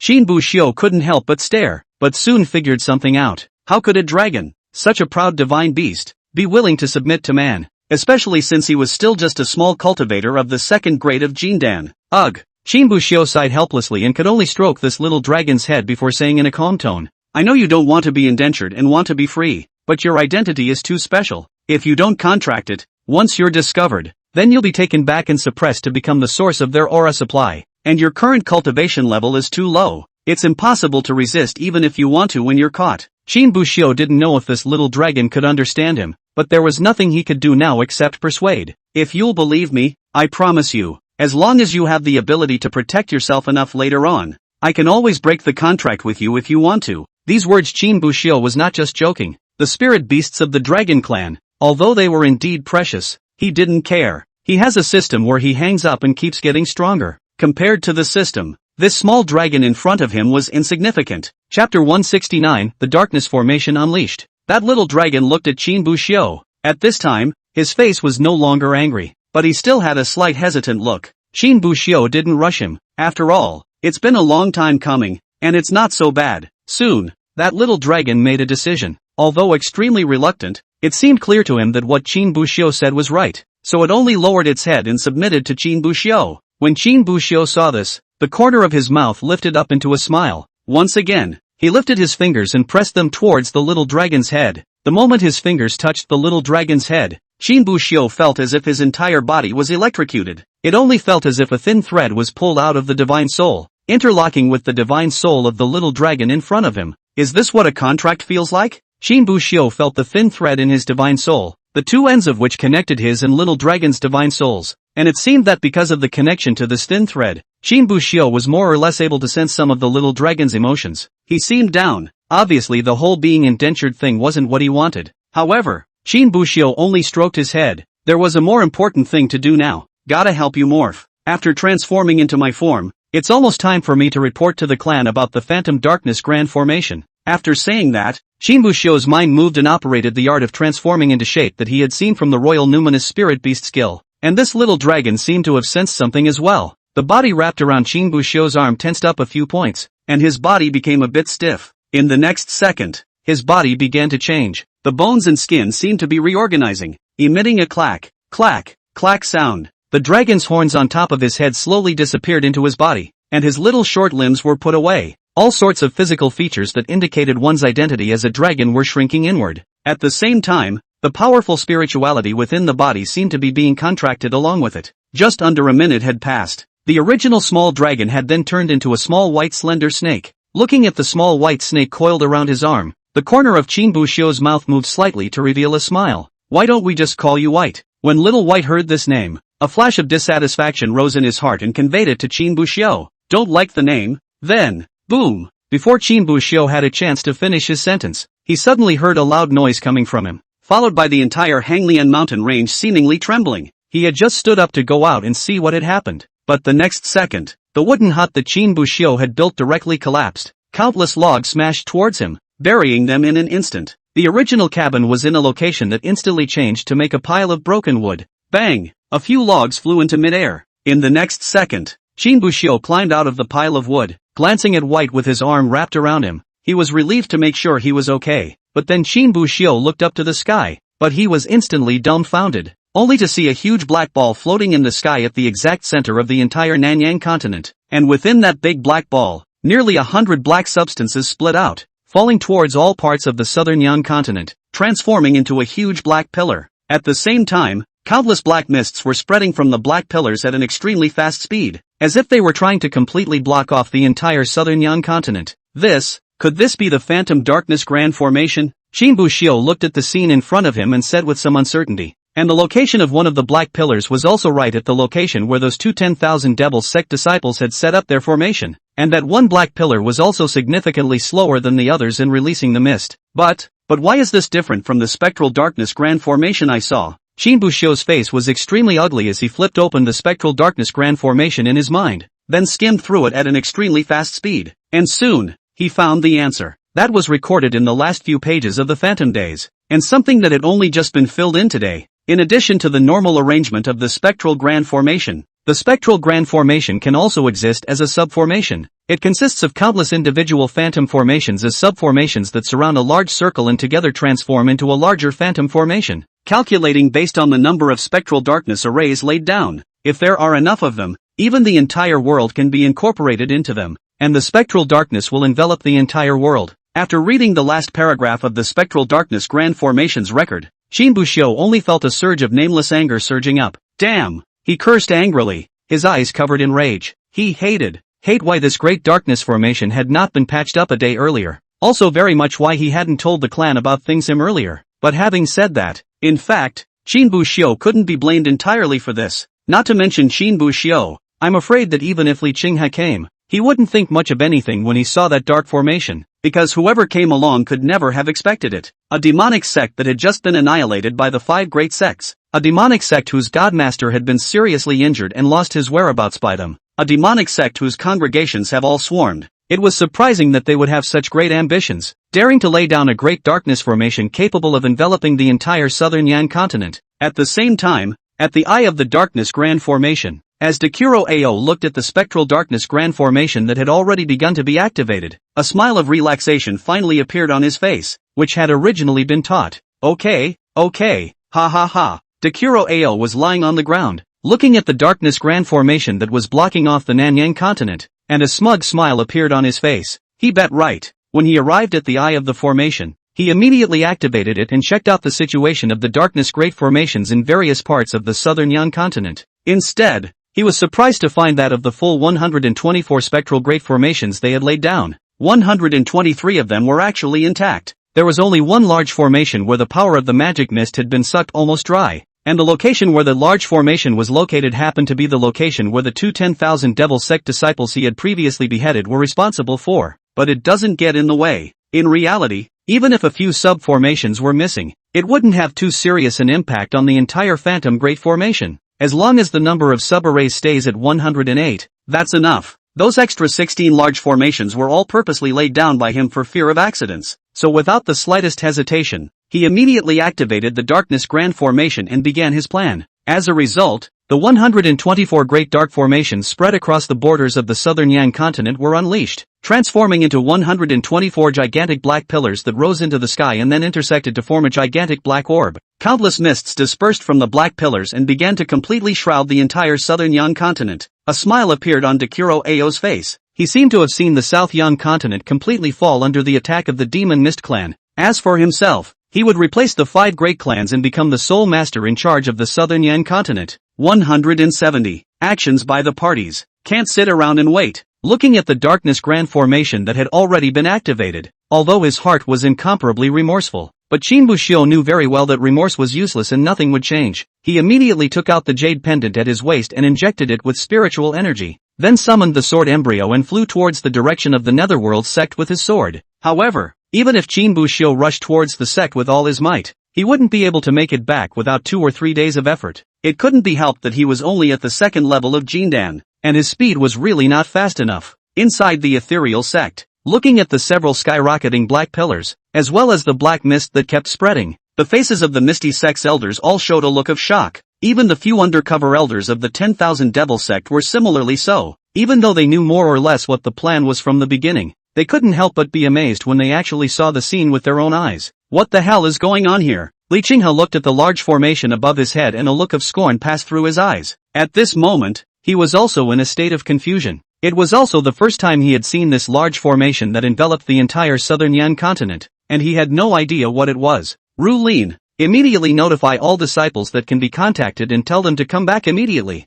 Then immediately open the clan protection formation, and I'll go send a distress letter to the Taiching sect right now. Although he didn't know what exactly this big formation was, Li Qinghe's intuition told him that it was dangerous. and there could be a big battle happening next. Zhang Rulin, who was at the side, nodded and immediately got up to go inform the disciples. And at that moment, Ryun came rushing over. Hugh is still out there. I just got a message from his jade pendant. He's heading back from the Hanglian mountain range side right now. Hearing this, Li Qinghe immediately frowned. He looked up at the large formation above the southern Yang continent. According to the speed at which those gray mists enveloped, I'm afraid that in less than half a day's time, the entire Nanyang continent would be completely wrapped up. If we rush to the Hanglian mountain range now and come back, even at the fastest speed, it will take 2 days to go back and forth. Thinking of this, Li Qinghe simply crossed his heart and clenched his teeth. By the clan. Hearing this, Ryuan froze slightly and looked at Li Qinghe with some surprise. How could he not understand the meaning of Li Qinghe's words? Putting the clan first, isn't this saying that he should give up Qin Buxiu? But in fact, if he had a choice, Li Qinghe wouldn't want to do that. Qin Buxiu was definitely the most outstanding disciple that he, who had been the patriarch for so many years, had ever seen, and it would not be a great loss to even say that it was a rare encounter in 100 years. Although his own spiritual root was the most inferior 5-system spiritual root, regardless of the speed of cultivation or the level of comprehension, it was absolutely superb. Not to mention the fact that he also made the sword embryo recognize its owner and condense the absolute golden Dan on Thunder Punishment Peak. These 2 points, taken out at random, were enough to cause absolute attention amongst the 5 great sects. But no matter how much he likes Qin Buxiu and how much he appreciates Qin Buxiu, there is one thing that cannot be changed. He is the patriarch of the ethereal sect. What is a patriarch? It is to take the entire clan as your own, putting the interests of the clan at the forefront. If you send someone out to find Qin Buxiu, once the great formation overhead was completed and they hadn't returned, what danger had occurred by then? Then the ethereal sect side would lose countless effective combatants. From the perspective of the clan's interests, this was clearly not a good deal, but that's clearly not what Ryan thinks. He was very optimistic about Qin Bohu because he had seen Qin Bohu's talent. Not only was it the sword embryo recognizing the master and condensing the jade golden Dan, but there was also his ability to refine pills simply by observing them once. This kind of ability, not to mention in the southern Yang continent, is the entire southern region, and even the 5 regions are among the top group of geniuses. And more importantly, this kid is not arrogant and has such a smooth mind. His future achievements will definitely not be low. He couldn't leave Qin Buxiu alone. No, I have to go out and find him. However, Luan also knew that Li Qinghe's duties as the sect's patriarch lay in his hands, so before he left, he added one more sentence. I'll just go over there myself. With that, he turned and left. Li Qinghe did not stop him. Although as the patriarch, the most important thing he should do at this time was to retain as much of the high-end combat power within the clan as possible in order to face all the dangers that might happen next. But his heart was actually holding out for a chance. Maybe Qin Buxiu and Luan are very lucky and can come back safely all the way. And at the same time, within the other 4 major sects, something similar to the ethereal sect was also happening. The sect masters had recalled their disciples outside, opened their protective formations, and sent letters of distress to the Tai Ching sect. As for some of the smaller clans and loose cultivators, after seeing the large formation overhead,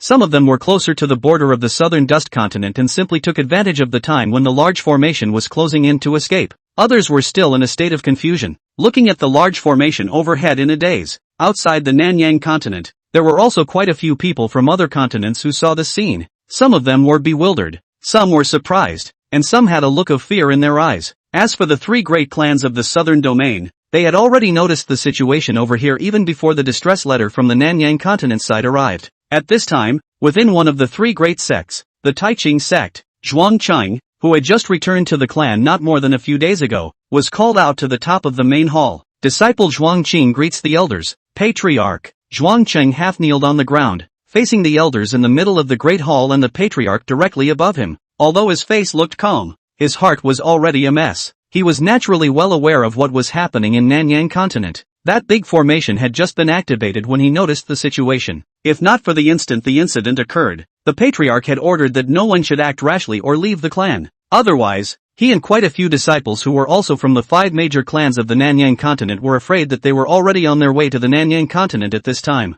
Zhuang Cheng, when you traveled to the Nanyang continent last time, did you ever find anything unusual? A voice came from above, as if the voice contained some kind of powerful force, allowing Zhuang Qing to suppress the uneasiness in his heart for the time being, and his thoughts became much clearer. The one who spoke was no one else but the contemporary patriarch of the Tai Ching sect, Zhou Tiannan. Zhuang Cheng recalled for a while, but shook his head. Reporting back to the patriarch, The last time I traveled to the Nanyang continent was too hasty and failed to detect any abnormalities. The last time he returned to the southern Yan continent, he was naturally referring to the matter of helping the 5 great clans make plans to eliminate the 10,000 Devils sect. It's just that he was afraid that he had only spent a few hours in Nanyangzhou at that time, and then he came back, and didn't find anything unusual at all. Looking back on it now, I can't help but regret it. If I had known, I would have stayed in Nanyangzhou for some time, and I might have been able to find the problem in time. Chapter 171. Zhou Tiannan frowned slightly after hearing Zhuang Qing's words. Everything that happened in Nanyang continent was just too sudden and didn't give them any chance to prepare. It wasn't until the big formation opened that they realized that something had happened in Nanyang continent. Right now there is only one message they can make clear. That was this great formation above the southern Yan continent. A spectral great formation. A great formation forged with the power of the demonic mist of the demon mist clan as its guide. Beyond that, they know nothing. Please also send someone, patriarch, to the southern Yan continent.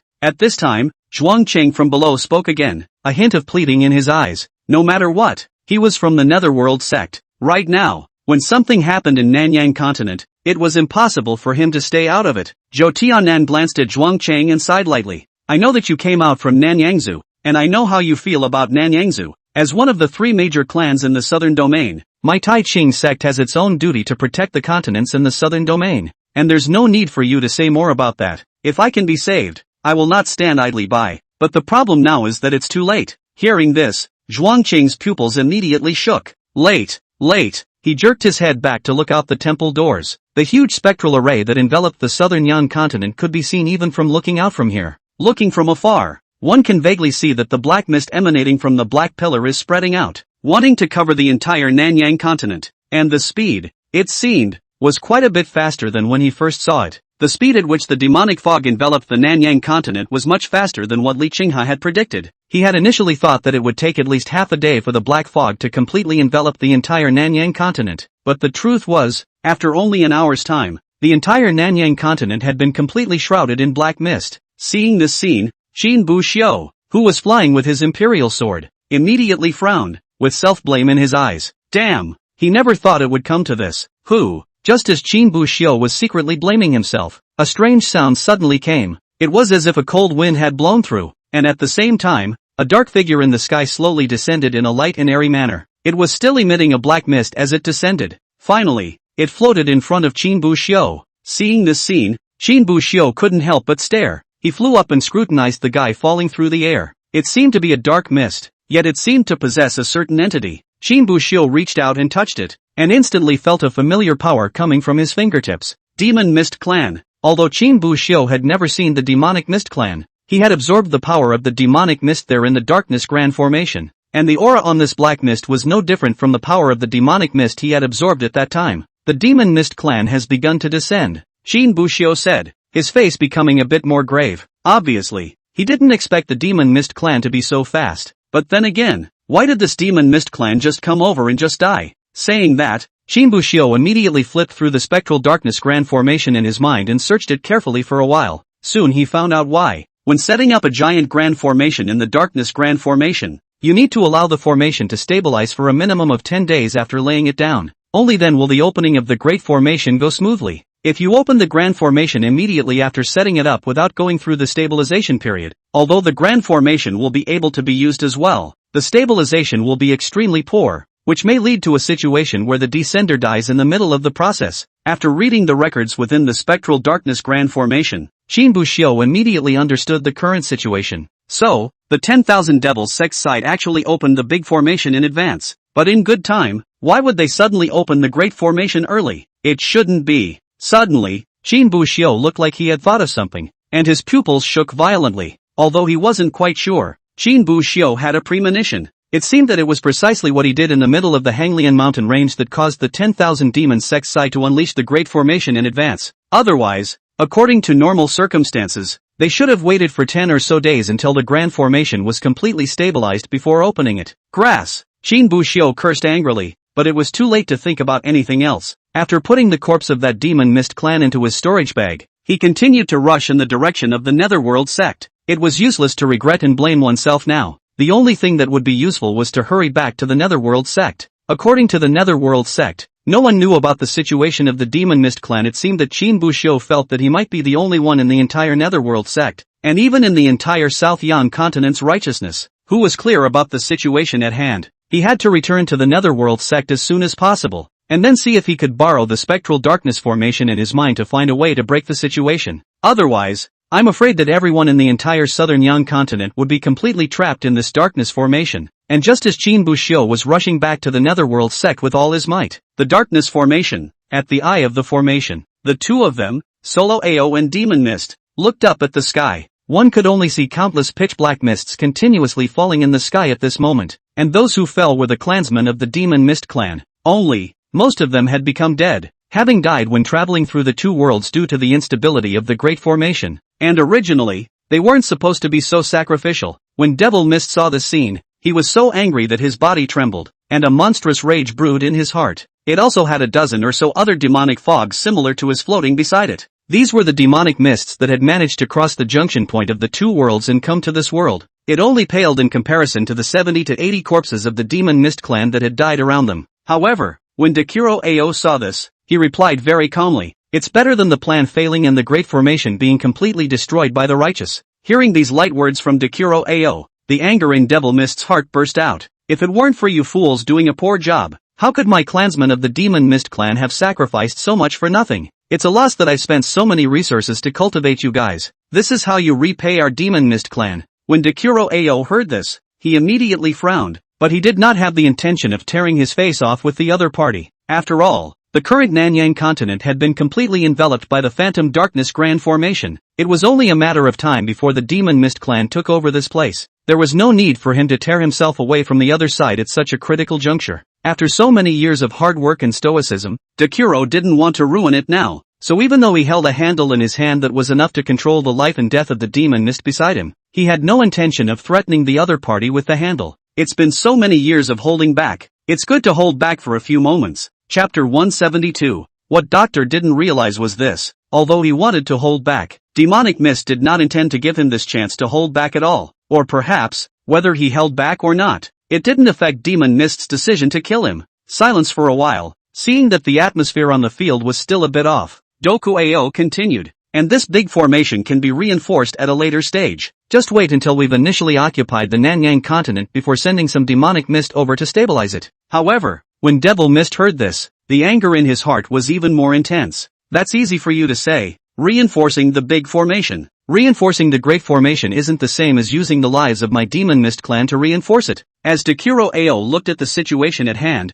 a murderous intent crossed his eyes. He has already endured so much one after another, but this devil fog is still approaching. Is it really not afraid of death? In the end, however, Dekuro Ao clenched his teeth and just pretended that he hadn't heard anything. For one thing, now that the Demon Mist clan had descended upon the Nanyang continent, although he was also a refined Void Mighty, there might not be any among these Demon Mists that had come from other worlds that were higher in strength than him. The second was that he himself knew very well that he had indeed failed in this matter. Right now, there were 70 to 80 corpses of the Demon Mist race that had landed beside them alone. The number of Demon Mist race that descended down from other places might be a bit smaller, not as concentrated as at the Array Eye, but not too little. The corpses of the entire Nanyang continent added up. Then I'm afraid that the entire Demon Mist clan would have to die 300 to 500 people, and that's just the first wave. Together with the ones behind them, it was feared that more than 1,000 Demon Mist clan members would have to die in this trip. After that, let 100 or 10 people go to repair the big formation with their lives. If it were one of his own, Doctor would have to be heartbroken. However, when Demon Mist saw that Dekuro was silent, he did not intend to back down. "That's not talking? Aren't you usually quite articulate? Why don't you talk now? I ask you, the lives of these clansmen of my Demon Mist clan, what will you give back?" Devil Mist said while approaching Dekuro. A powerful mighty pressure undisguisedly pressed towards Dekuro. Seeing this scene, Dekuro Ao, even if he was even more foolish, he should have seen what Demon Mist was planning to do. The other side this was clearly not going to let this matter go. It was quite a gesture to make himself available for death. If we continue to retreat like this, I am afraid that we will really be unable to retreat. So Dr. Ao simply clenched his teeth together and also stopped holding back. "Demon Mist, don't you go too far. This kind of thing isn't what I wanted to see either. But what can I do when it's done? Besides, in order to help your Demon Mist clan descend, my 10,000 Devil sect also sacrificed quite a few people. the entire headquarters of the 10,000 Devils sect was destroyed, and 10,000 Devils sect members were decimated, along with those from other branches. These add up to 10,000 people. If you really want to blame, you should also go and blame the 5 great sects. If it weren't for their repeated provocations, we wouldn't be here. Dekuro Ao spoke loudly, trying to bring himself and Demon Mist back to an equal footing on one side, while on the other side, he hoped to direct the scourge towards the 5 great sects. The Devil Mist, however, suddenly laughed after hearing the words of Dr. Ao, and bursts of eerie laughter came out of his mouth. Giggle, you're right, if it weren't for the 5 great clans, this journey wouldn't have been so difficult, and my Demon Mist clan wouldn't have died so many people. 5 big clans? I said this. The Devil Fog suddenly paused, seems to think of something. It was only after a moment that he then slowly said, no, it is my Demon Mist clan that will surely execute its entire family. Dokoroku Ao, who heard this, was finally relieved, but for some reason, he always felt that what Magic Mist said was strange. What Demon Mist obviously wanted to say at first when he killed the 5 great clans full of people was, I will execute his entire family, but then it was inexplicably replaced. The Demon Mist clan, will surely execute his entire family, but fortunately, it didn't take long for the doubts in his mind to be answered. But you have to die now. Devil Mist suddenly turned his words around, and in the next second, without warning, he killed towards Dekuro. Seeing this scene, Dekuro Ao's pupils immediately shook, disbelief written all over his eyes. However, he was at least a cultivator of the void refining stage, and his reaction speed was extremely fast. With just a wave of his big hand, an invisible barrier came in front of him, stopping the demonic mist. Solitary Ao just stopped the Demon Mist's attack, but did not have the slightest intention of counterattacking, because he knew very well that once he made a move, then there would only be one end left for himself when this Demon Mist clan completely descended upon the southern Yan continent. Moreover, he had the means to be able to directly kill Demon Mist, which was still handed to him by Demon Mist himself. If you really want to make a move, one move is enough. Magic Mist, you're crazy. Did you forget that I still have your life energy? Solo Ao shouted. He hadn't wanted things to come to this, but the Demon Mist had been pushing him. The so-called life chi refers to the chi that the Demon Mist tribe has possessed in their bodies since their birth. This chi is the root of their origin and also their lifeblood. Once the life energy of a Demon Mist clan was extinguished, the Demon Mist would be completely dead. In the beginning, Demon Mist had found Dekuro Ao, hoping that he would help him set up the Spectral Darkness Grand Formation. In return, after the arrival of the Demon Mist clan, Doku Ao will become the true king of men on the Nanyang continent. However, Dekuro Ao wasn't stupid. He wouldn't casually believe the other party's words. Now talk is good, but when the time comes, if he is not allowed to be the king of people, but to call in human death, then it will not be fun. So in order to gain Doctor's trust, Demon Mist gave his vital energy directly to the other party, and after getting the other party's vital energy and confirming its authenticity, Duogu Ao then completely trusted the Demon Mist. Plus, later on, the Demon Mist also provided him with the Demon Mist cultivation method, which caused his cultivation and strength to rise to the next level. It was also for this reason that even though the demonic mist had just kept closing in on him, he didn't feel that the other party was trying to kill him.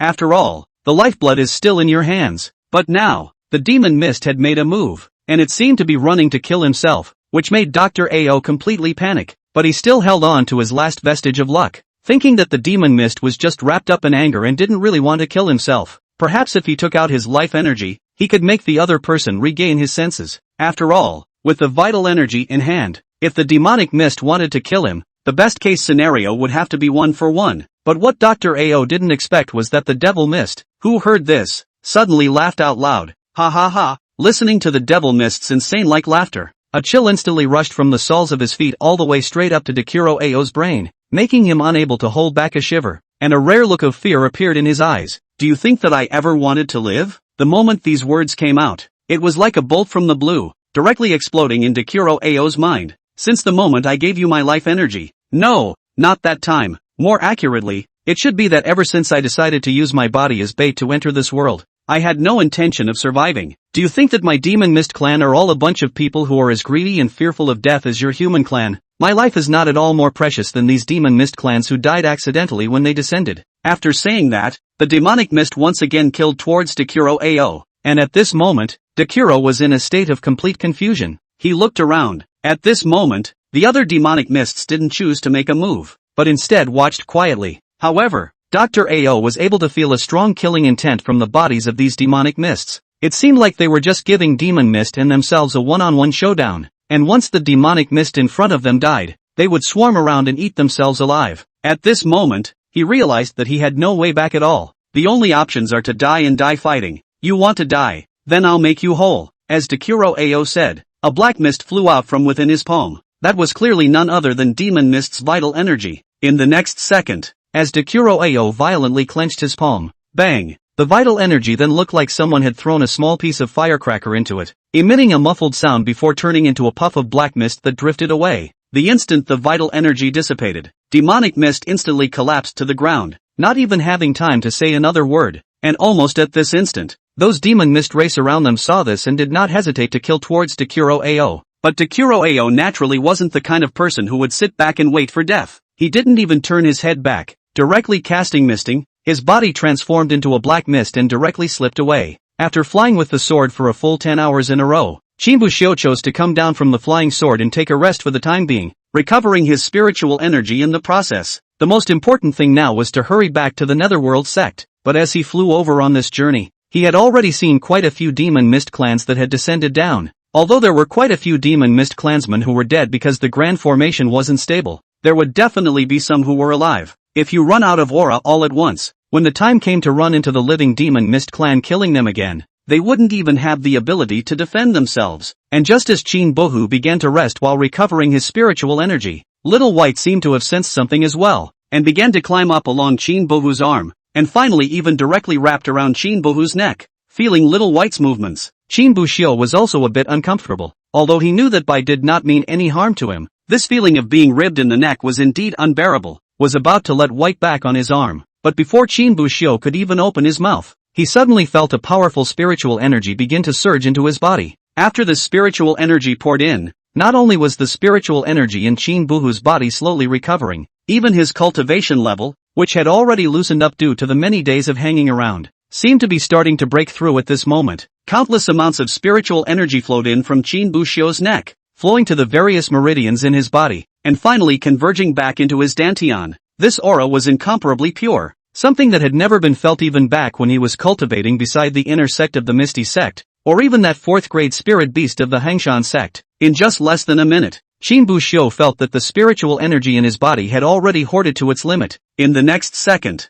the cultivation level broke through in a watery manner. A powerful aura spread out from him. Golden Dan 3rd grade. After the cultivation breakthrough, countless auras that had originally condensed in the dantian began to spread to all parts of Chin Bohu's body. The spiritual energy that had already been mostly consumed was then filled back up again like this. Chin Bushio snapped his eyes open, his eyes filled with an uncontrollable smile. White. He was just about to give Xiaobai a good compliment, but he realized that the force with which Xiaobai wrapped around his neck seemed to have weakened by a few points, as if Xiaobai might fall at any time. Chin Bushio hastily reached out and removed the small White from his neck, and after being taken down, White curled up and balled up. Chin Bushio hurriedly checked Little White's condition through the contract. Well, it soon became apparent that there didn't seem to be anything terribly wrong with White. It was just that he had channeled too much spiritual energy to himself, resulting in some weakness. It just hatched and started transferring spiritual energy to me. It's not even child labor anymore. It's baby labor. Chin Bushio stroked Little White's head with some heartache before he tucked him into his arms. After making sure that he wouldn't fall out later, he summoned his flying sword once again and wrote it.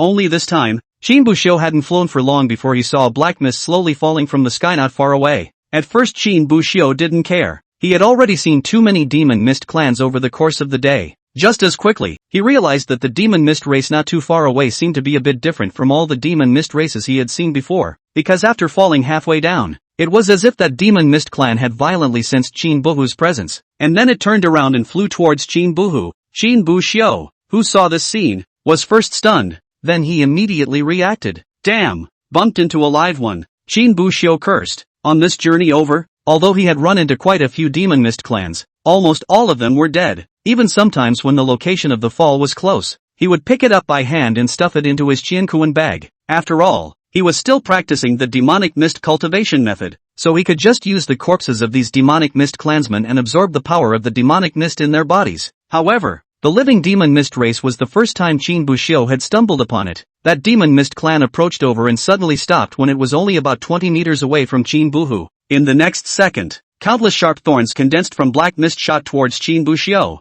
Chin Bushio, who saw the scene, didn't dare to take it hard. After all, he didn't know much about the demon mist race, just some of what he had read above the demon mist cultivation method. But this gong method had lost its place to rub experience and since those two 10,000 demon sect disciples left, and he hadn't been able to make up for it until now. Those fog spikes shot past Qin Buxiu's body, and Qin Buxiu had thought that this would be the end. But the next second, those shot out of the fog thorns suddenly unfolded, turned into a mass of small black fog, and then cohesion together, and finally recohesion, turned into a new magic fog. Chapter 173. Qin Buxiu looked at the demon mist clan who had pinned themselves down one after the other, and immediately frowned. However, the demon mist clan in front of them clearly did not intend to give Qin Buxiu time to think. The two bodies struck out together, charging violently towards Qin Buxiu, and when Qin Buxiu saw this, he didn't dare to slow down and executed a strike of mountainless seal towards each of the two demonic mists in front and behind. However, when the palm prints struck out and landed on the two demonic mists, it was as if they were actually hitting a cloud of mist. The force of the mountainless seal directly passed through their bodies and flew towards the distance. Seeing this scene,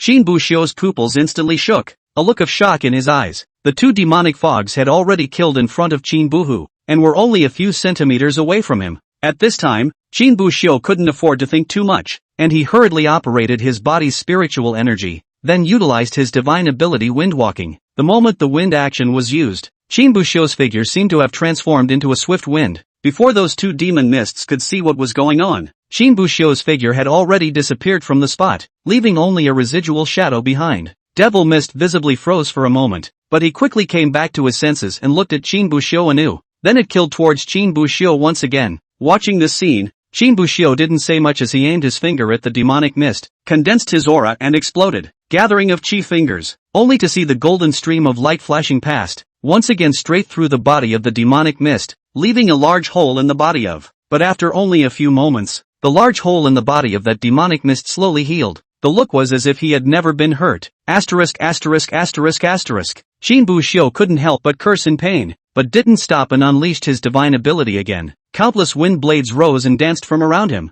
and a moment later, it turned into a powerful tornado. A leaf just happened to fall into it, and in an instant it was twisted into smithereens. The two clusters of demonic mist visibly froze for a moment when they saw the demonic mist that surrounded Qin Buxiu's body. Seeing this scene, Qin Buxiu's eyes lit up. Did they fear the avatar? So without the slightest hesitation, with a wave of his hand, the wind blade roll left his circumference and killed towards the two clusters of demonic mist. The two clusters of demonic mist tried to escape, but the wind blade rolled a step faster. In the next second, the wind blade rolls completely wrapped the two clusters of demonic mist, and then began to tear them apart. The bodies of those two clusters of demonic mist seemed to really be just two clusters of mist, and no matter how much the wind blade rolls cut, they didn't allow Qin Buxiu to see anything. Only under the powerful wind blade roll, the foggy body of the demonic mist was hard cut into countless tiny mists. The look, at first glance, was like black smoke emanating from wood that had just been lit on fire. Not long after, looking at the demon mist's form already fragmented, Qin Buxiu stopped the wind blade roll. Although he still wanted to let the wind blade roll then spin for a while, the spiritual energy in his body couldn't support him to do so. But what Qin Buxiu never expected was, his wind blade roll had just stopped, and in the next second, the demonic mist that had originally been torn into pieces was beginning to merge into one again. Countless mists that had been torn into tiny black smoke kept coalescing together. In just 10 or so seconds, the figure of the demonic mist reappeared in front of Qin Buxiu's eyes. Looking at this scene, Qin Buxiu couldn't help but suck in a breath of cool air. The power of the demon mist was far beyond his imagination. His wind blade rolls were not useless. At least it turned two clouds of magic mist back into one. Moreover, the body of this demonic mist in front of him seemed to have become much more transparent. If he were to cut for a while with a wind blade roll, he might actually be able to completely decimate his opponent. But the problem was that Qin Buxiu didn't dare to be sure. The spiritual energy within one's body was not enough to support the wind blade roll to decapitate the opponent. If you can't kill your opponent, then you're done for. And if one kills the other, one is just as screwed if one runs into some danger at this time. Thinking of this, Qin Buxiu did not hesitate. He turned violently and immediately performed the misting that he had learned from the magic mist cultivation method. Turning into a black mist,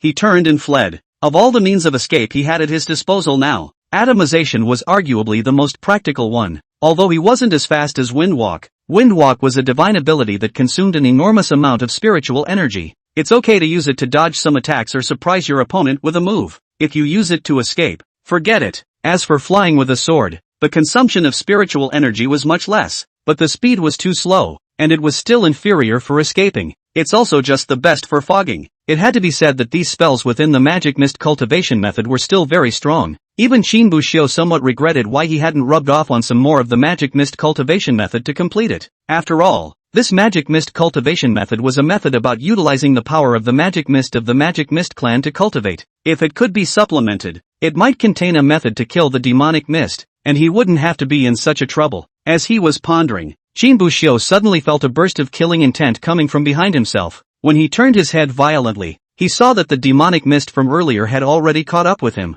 Before he had time to react, his opponent came crashing down with a direct lunge. The mist looked light and airy, without any power, but the moment he was hit, Shinbushio only felt as if he had been viciously knocked away by a maddened bison. The entire person instantly lost their direction and fell violently to the ground, which immediately appeared as a large crater. The body also changed from its atomized form back to its normal state. Shinbushio, who had smashed on the ground, hurriedly climbed up from the ground. Although that hit just now had almost broken several bones in his body, but now if I lie down, I'll really have to sleep here completely. It was just that as fast as Shinbushio's speed was, he was always one step behind that demonic mist. At this moment, the demonic mist directly transformed into the appearance of a misty sword. It came at him just as Shinbushio was halfway up. Looking at the scene in front of him, Shinbushio immediately wanted to execute Windwalk, but it was already too late, because he felt the tip of the misty sword, which had pierced into his chest. It seemed that if only a few moments more passed, the entire chest would be penetrated by it. Even if the wind traveled faster, it was still a matter of pulling one hair to move the whole body. At that time, even if he escaped the fatal blow,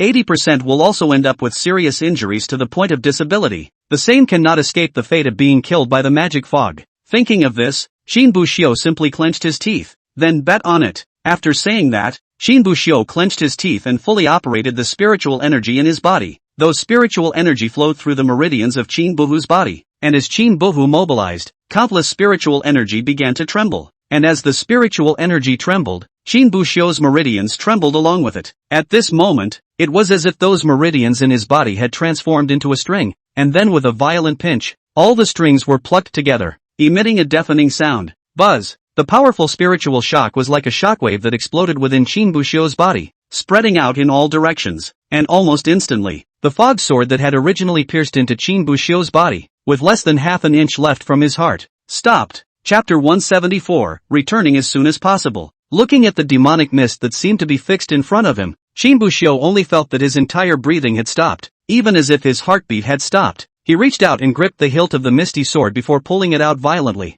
Put! A burst of blood was splattered out along with it, and the pain that drilled into his heart followed and crawled all over Shinbushio's body. The pain and fatigue made Shinbushio just want to lie down immediately and rest for a while, but now was clearly not the time to relax. He didn't know how long spirit shock could make the demonic fog stagnate, but if he wanted to live, he had to hurry up and escape during that time. It was his only chance to live. Then, Shinbushio intended to throw away the fog sword made of demonic mist in his hand, but the moment he was about to fling his hand and throw it out, Shinbushio suddenly saw something, and the movement of his hand gave a slight lurch. Is that? Shinbushio's gaze landed on a wisp of ink-black mist. The location where that mist was located was exactly where the fog sword's lattice was. Unlike the other mists, the wisp of ink-black mist was darker in color and emitted a more powerful aura. What's more, when the fog sword stabbed towards him earlier, Shinbushio clearly remembered that there was no this wisp of ink-black mist at the sword's lattice. Could it be that it was because of the spirit quake that shook out this wisp of ink-black mist? This mist, can it be that it's where his lifeblood is? Shinbushio wasn't sure, but it wouldn't kill him to try. So Shinbushio clenched his teeth and took out 2 talismans and 2 pills from his storage bag. He had just executed spirit shock and had almost exhausted the spiritual energy in his body. Now with the remaining spiritual energy, he couldn't even cast the chi-gathering finger, let alone anything else, and could only rely on the talismans to cast spells, only to see Shinbushio swallowing a spiritual energy restoration pill and a healing pill into his mouth. He picked up another talisman and flicked it towards his wound. In the next second, the talisman transformed into a green light attached to the wound, and the wound healed at a speed visible to the naked eye. However, this healing was only a superficial healing of the skin and flesh, and it would take quite a bit of time for the real injuries to recover, but it's enough to keep the blood from flowing for now. It was at this point that Shinbushio picked up the last talisman and injected a wisp of imperceptible spiritual energy into it. In the next second, the talisman spontaneously combusted in Shinbuhu's hand, finally turning into a ball of fire between his index and middle fingers, and at the same time, Qin Buxiu suddenly felt the misty sword in his hand tremble slightly. Scared? Looks like I guessed it. Thinking of this, a smile appeared on Qin Buxiu's slightly pale face due to his injuries. Without hesitation, he moved his fingertips, and the fireball instantly flew out, killing straight towards the ink-black mist at the fog sword's lattice. Bang! The fireball collided with that ink-black mist and erupted in a burst of fire. In the next second, Qin Buxiu felt as if the fog sword in his hand had suddenly lost its vitality. The ability to transform into shape also disappeared, changing back to its original form in Qin Buxiu's hands. Seeing this scene, Qin Buxiu was finally relieved. I didn't think that I could kill him by relying on spirit shock and a fireball talisman. Then what was I doing wasting so much effort and exhausting my spiritual energy before? Qin Buxiu just wanted to laugh at himself, but he ended up pulling the wound and couldn't laugh anymore. We have to find a place to treat the wounds and recover some spiritual energy in the meantime before we can do that. Otherwise, if we were to run into a demon mist, we'd really have to end up here. The sword that stabbed in after the demonic mist transformed into a sharp sword earlier seemed to be tainted with some of the power of the demonic mist on top of the wound. It also leads to extremely slow recovery from wounds. Otherwise, with the cultivation of the Jindan stage of Qin Buxiu, this wound, although not dare to say instantly good, but a few minutes of time, but also enough to be good for a 5 or 6%. It was a good thing that the power of these demonic mists weren't a big deal to Qin Buxiu. He had already cultivated the magic mist cultivation method, and absorbing the power of the magic mist wasn't a big deal. It was just that Qin Buxiu was just about to find a safer place to hide when he suddenly heard a sound of breaking air coming from him. A sense of foreboding instantly surged through his mind. He looked up and his face clouded over, only to see another cloud of demonic mist coming in his direction. Qin Buxiu held the storage bag in his hand. This was his last resort, but there was nothing left of the talismans in this storage bag that was usable. The spirit power in his body was exhausted, and there was no way to activate Spirit Quake again. It was impossible to kill the opponent just by relying on talismans. Just as a hint of despair arose in Qin Buxiu's heart, a voice suddenly rang out. No rest. The moment that voice came, Qin Buxiu only felt that his originally taut nerves suddenly relaxed. He looked up in the direction the voice came from and saw that Ryuan was standing in midair with a long sword in his hand. And at this moment, Luan naturally also noticed the mass of demonic mist that was heading towards Qin Buxiu to kill him, and a murderous intent immediately crossed his eyes. My misty sex people, and it's you and other evil things that can move them. Saying that, Ryuan condensed a red-colored flame in his hand. That was the Dan fire that he had condensed to use for refining pills. But even though it was a Dan fire, Luan was at least a 5th-grade alchemist, and the ones he refined were not ordinary and unusual pills, so the Dan fire was naturally not weak. Only to see Luan strike out the Dan fire in his hand with a palm and fly towards the demonic mist. That demonic mist obviously sensed the terrifying power coming from the Dan fire and wanted to escape. But before he could turn around, the Dan fire had already landed on his body. That Dan fire didn't go straight through the body of the demonic mist like Qin Buxiu's attack did, but directly ignited the demonic mist instantly. In the next second, the crimson flames directly engulfed the demonic mist. That demonic mist kept fluttering around, and a weird low roar seemed to come out of its mouth. But after only a few seconds, that demonic fog stopped roaring and scurrying around, for he had been reduced to a black mass of ashes. Looking at the scene in front of him, Qin Buxiu suddenly fell into deep thought. Is this the difference between strength? Qin Buxiu wanted to kill a cloud of demonic mist, and it took all his strength to do so. As for Ryuan, he just threw out a ball of Dan fire and directly burned his opponent into ashes. Fu Hu, are you okay? As he was pondering, Luan had already arrived in front of Qin Buxiu at that moment. With just one glance, he could tell that Qin Bohu was depleted of his aura at the moment and was also heavily injured. He just wanted to restore Qin Bohu's injuries, but just before he could make a move, Qin Bohu was the one who immediately opened his mouth. Elder Ryuan, we must go back quickly. At this moment, Qin Buxiu didn't care about his wounds at all. It's not going to die anyway. As long as it doesn't, it's not a big deal. The priority now was to quickly return to the ethereal sect, tell the patriarch and the others everything he knew, and then make plans as early as possible while the darkness formation had not yet stabilized. Chapter 175 Understanding the Situation. On the way back to the sect, Qin Buxiu told Luan all the news he had gotten, but the matter about the spirit beast eggs and the dragon race was hidden from him, because he had a hunch. If we really want to look into it, I'm afraid that the problem of this dragon race can be much bigger than the problem of the darkness formation. Disciple thought at the time that they had just set up a large formation, so then it was thought that you could put a long line in, wait until they're gone, then put the locator charm on them. At that time, not only will we be able to obtain the 10,000 demon sects hideout, I'll also be able to destroy the grand formation in the process, so it's the best of both worlds. I just didn't realize,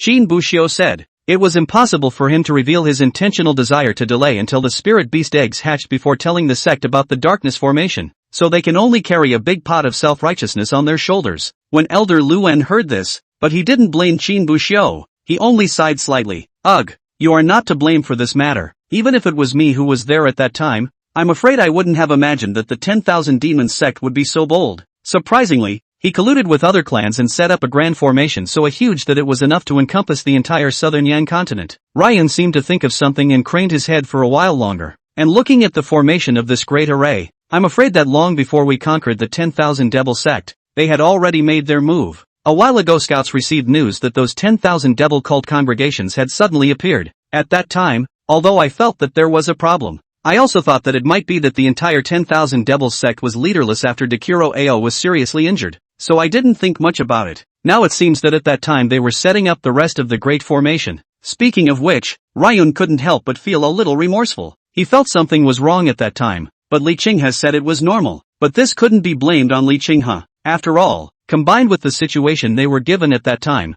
I'm afraid that anyone who looked at it wouldn't think much of it. By the way, you said that this Grand Formation is still unstable now, right? Ryun asked again. Right now, in the entire southern Yang continent. I'm afraid that Qin Buxiu was the only one who knew anything about the Darkness Grand Formation. Yes, according to the records in the Spectral Darkness Grand Formation, there should be a stabilization period after the Grand Formation is set up, but before this stabilization period had passed, the 10,000 Demon sect side unleashed a Grand Formation, causing the Darkness Grand Formation to not be stable. These dead demon mist corpses we've come across along the way are the best proof of that. Also the Darkness Formation there in the Hanglian mountain range, where I practiced the magic mist cultivation method for a while. The formation there is the weakest of all the darkness formations. Qin Buxiu didn't mean to conceal the Phantom Darkness Grand Formation and the Demonic Mist Cultivation method. Mostly, these two things are just not good to hide. If one were to conceal the Phantom Formation, there would be no way to explain the reason why one knew so much about the Phantom Formation, and no way to make others believe their words. As for the Magic Mist Cultivation method, it was not good to conceal it. After all, after practicing this technique, the body was already tainted with breath. Ryun had asked him when he first came over. Qin Buxiu's explanation for this was that he had followed the two 10,000 demons cultivators, then took their storage bags while they were sleeping, and found the jade slips that described the magic mist cultivation method and the darkness formation from inside. But in order not to scare the snakes, so he just copied it in his mind and didn't take it away. Elder Ryuan was not skeptical about this claim, mainly because he felt that Qin Buxiu didn't have the need to lie to himself either. While the two of them, Qin Buxiu and Luwen, were rushing towards the Netherworld sect. On the other side, Dekuro Ao had gone through a lot of trouble and finally got rid of the group of demonic mist behind him. A careful journey to an extremely secluded residence. After making sure that no one was following him, Solo approached the door of the room and knocked on the door. A moment later, a female voice came from the door. Who? The moment he heard this voice, Dokoroku Ao looked like he was relieved. Luna, it's me, Dekuro Ao softly said. His tone so gentle that it was completely different from his previous face, and as soon as the woman inside the door heard Dakuro's voice, she didn't think twice and immediately opened the door to the room. Only a young girl in her early 18s stood behind the door. That young girl was dressed in a black dress, her face carried a bit of ing chi, but her eyes, which were as deep as an abyss, carried a touch of doubt. Dad, this young girl was none other than Dugu Ao's daughter, Dugu Lan Yu. As Dekuro Ao looked at the Dekuro Lan Yu in front of him, he was also instantly relieved. When the headquarters of the 10,000 Devils sect was attacked, he sent his daughter here alone. It was just in case. If the Grand Formation didn't work and their hiding place was discovered, Dokoroko Ranua would be able to guarantee safety. He hadn't even told Demon Mist, and now it seemed that the decision was incredibly correct. Father, why have you come alone? Isn't the Grand Formation open? Magic Mist and the others didn't come along? Solitary Orchid Moon glanced behind Solitary Ao with a touch of doubt in her eyes. She was one of the few people in the 10,000 Devils sect who knew about the entire Devil Mist program. After all, it was his own daughter, Dekuro Ao trusted, so there was nothing to hide from her. It was only at this moment when he heard Dugu Lanua's words that the look on Dugu Ao's face became a bit complicated, and Dokoroku Ranua keenly noticed the change in her father. In just a moment, she guessed what was going on. The Demon Mist clan, backpedaling? It wasn't a surprise that Dokoroku Ranua guessed this result. After all, she could see what was happening now.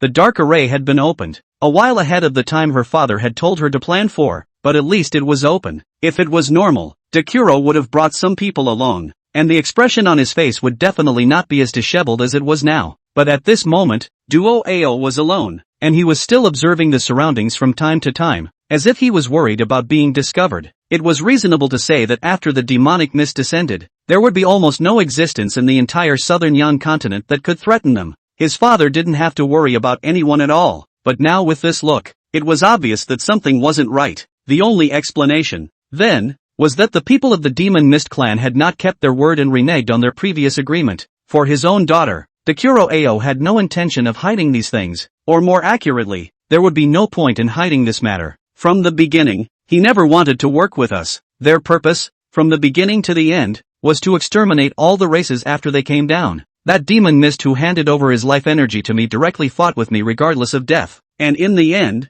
I crushed his fame and died. Now, we become prey to those demonic mists as well, Solo Ao said, his words as concise as possible without wasting too many words. And when Dokoroku Ranue heard this, she obviously froze for a moment, seemingly slightly surprised. Soon, though, she shook her head. Now is not the time to be shocked and surprised. Things have happened. Then the next most important thing should be to think about how to solve the problem is. Father, do you have any plans now? Dakuro Ao shook his head helplessly when he heard his daughter's words. I don't know, but right now this place can't stay. Magic Mist was aware of that when I set you up here. I'm also not sure if he passed this information to the other demon mists through any means before he died. That's why it's necessary to leave this place as soon as possible, including those hideouts we set up in Nanyang continent. None of them can go anymore. Speaking of this, Dakuro couldn't help but frown and finally couldn't help but let out a long sigh. In the past, he had trusted Demon Mist too much. After all, the other party had given him all of his vital energy, so for almost everything he did, he brought the magic mist with him. This led to the fact that almost all of the 10,000 devil sects hiding places were all known to the devil mist, messing with the fact that it's all a bit of a dead end now. So,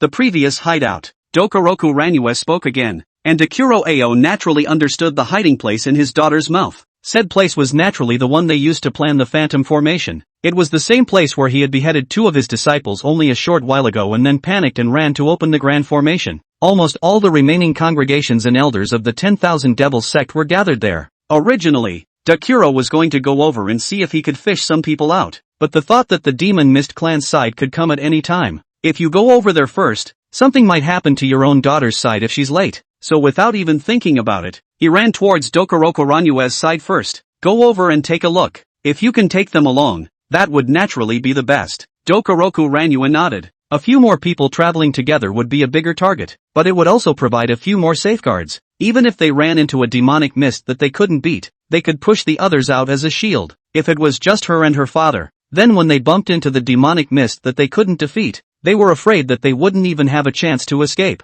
The 2 hideouts weren't that far apart. In just an hour and a half's time, they arrived at another hiding place. Just after arriving at the place, Dugu Ao pulled Dugu Lanyu and immediately hid. The 2 of them looked up, only to see that the exit of the hideout looked like it had been smashed open by someone from the outside, and the boulder that was used to cover the entrance had shattered into countless small pieces of stone. And at the exit, there are also several corpses lying horizontally and vertically, not even a complete one. Some are just missing arms and legs, while some were were dismantled in 8 pieces. Fresh blood flowed all over the place, and when it blew with the wind, the rich bloody odor was immediately blown into the mouths and noses of the 2 men. Looking at the scene in front of them, both of them couldn't help but suck in a breath of cool air. By the looks of those bodies, they've been killed for at least an hour, Solo Ao said, his brows furrowed. This time, it was almost as if they had just come out of Dokoroku Ranue's hiding place not long ago. In other words, if they set out a little later, they might run into another batch of demonic mist that had come to kill Dokoroku Ranue.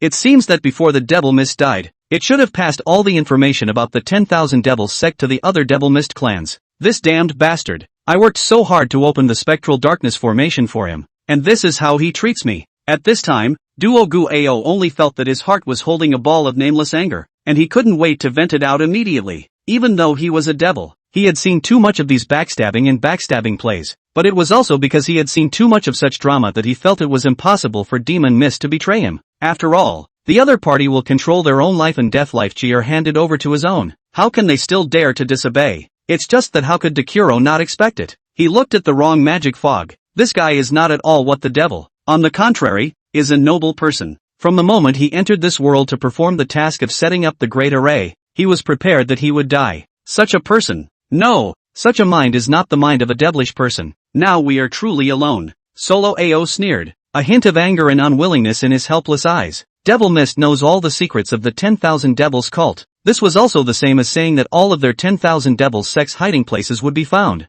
And I'm afraid that all those remaining sect disciples of the 10,000 Devils sect will also be killed by the Devil Mists. In the entire 10,000 Devils sect, nowadays, only Dugu Ao and his daughter, Dugu Lanyue, were left. Must leave Nanyangzu. Dekuro Ao opened his mouth and said, a touch of determination in his eyes. When he had discussed the spectral darkness grand formation together with demonic mist, he had once talked about the idea about the southern Yan continent. According to the original conception, after the darkness formation was completely formed, the demon mist clan would slowly descend, their strength ranging from low to high, and continuously enter this world, incidentally bringing the entire southern Yan continent under their rule. After completely controlling the Nanyang continent, after waiting for the opportunity to launch an erosion to the Great Zhou around the Nanyang continent, little by little, and finally completely erode the entire southern region. But according to the current situation, Dekuro felt that he was afraid that he wouldn't even be able to wait for the demonic fog to encroach on the other continents. Sooner or later, those demonic mists would find themselves in Dugu Lanyue, and they definitely wouldn't let them go when the time came. So the only way out for them now was to leave Nanyang continent. The only way to have a chance of survival was to leave Nanyang continent. Father,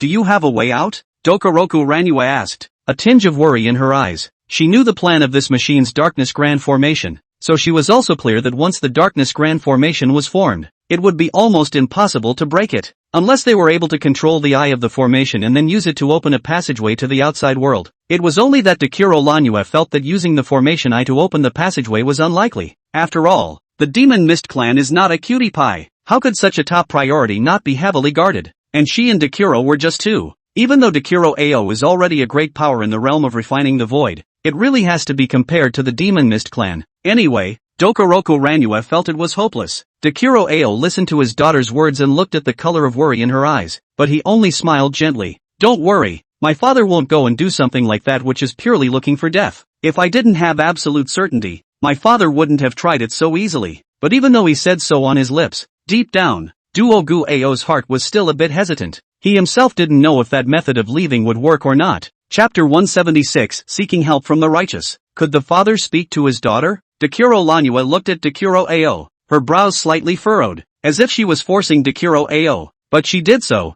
in truth, because she feared that her father would do something impulsive for his own sake. Dekuro Ao looked at his daughter and sighed slightly helplessly. This daughter of his was born with a stubborn temper since she was a child, and when she decides something, she can't be pulled back by 10 oxen. This darkness grand formation was opened in advance. You should have seen this matter as well. Dokoroku Ranyue nodded. This was something she could naturally see. The grand formation opened early because among the disciples of the 10,000 Devils sect, 2 of them were targeted. The place where they were at the phantom grand formation arrangement was discovered by someone, and a locator talisman was put on them. Hearing this, Dugulan Yu sort of understood why the grand formation was opened early. It's no wonder he's so fired up when he's been spotted. After all, if it was a few steps at night, it was possible that the 5 great clans would have brought people to kill them. However, if they really killed over, Dokoroku Ranyue felt quite good about it. At least this way, she and her father could still run. The 5 great clans had joined forces and might not be able to capture the Dekuro Ao at the void refining stage. But now, the darkness formation had been established, so none of them could get out. Shaking her head,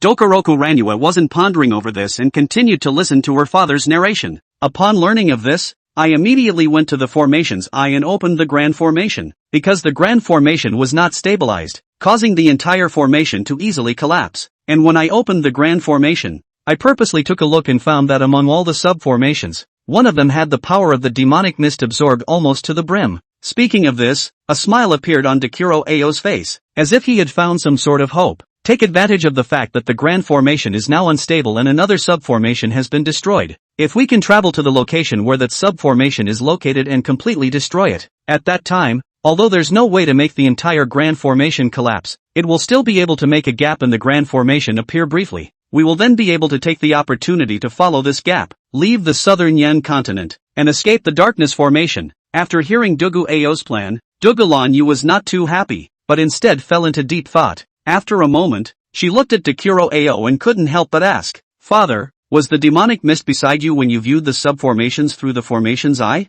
Dekuro Ao was slightly stunned, but he quickly understood what his daughter meant. The face that had been wearing a hint of a smile slowly stiffened. Right, Demon Mist was also watching from the side at that time, and was bound to be aware of the problem with that subformation. And did he tell the other magic mists about it? If told, I'm afraid there would be quite a bit of demonic mist guarding that place right now. Even if they hadn't been told, the Demon Mist clan would have sent other demon mists to stabilize the big formation. And once the big formation is stabilized, this problem will surely be discovered. Thinking of this, the smile on Dekuro Ao's face completely disappeared, and his face gradually became gloomy. All hope seemed to be completely dashed in this instant. But at this time, Dugu Lanyue, who was on the side, looked at Dugu Ao as if she had suddenly thought of something. Father, perhaps we are not without life. There's another way to try. Hearing this, Dekuro Ao froze slightly and looked at his daughter with some confusion. And at that moment, Dugu Lanyu just opened her mouth and faintly spat out 6 words. Go seek help from the righteous. Seeking the help of the righteous? Dr. Ao instantly frowned, seemingly feeling not very optimistic about this plan. After all, the two paths of righteousness and devilry have been opposing each other since ancient times. It wasn't long before the 5 great sects sent someone to destroy his 10,000 devil sect headquarters, slaughtering thousands of sect members. Granted, he doesn't really care about that stuff. After all, those congregations were mere tools to him. But the thing is, he was able to let go of those prejudices. Can the righteous side put it down? Don't forget, there are still undercover agents of his 10,000 devils cult on the righteous side. Moreover, the side of the righteous path has 80% already known that it was him who laid down this darkness formation. Can this group believe him? If he goes over there now, isn't he just shooting himself in the foot? Dokoroku Ranyue was naturally aware of the worries in her father's heart, so she immediately explained. Father, right now the righteous path is on the same rope as us. Perhaps they already know that it was you who set down the phantom formation, but that's not really a bad thing for us.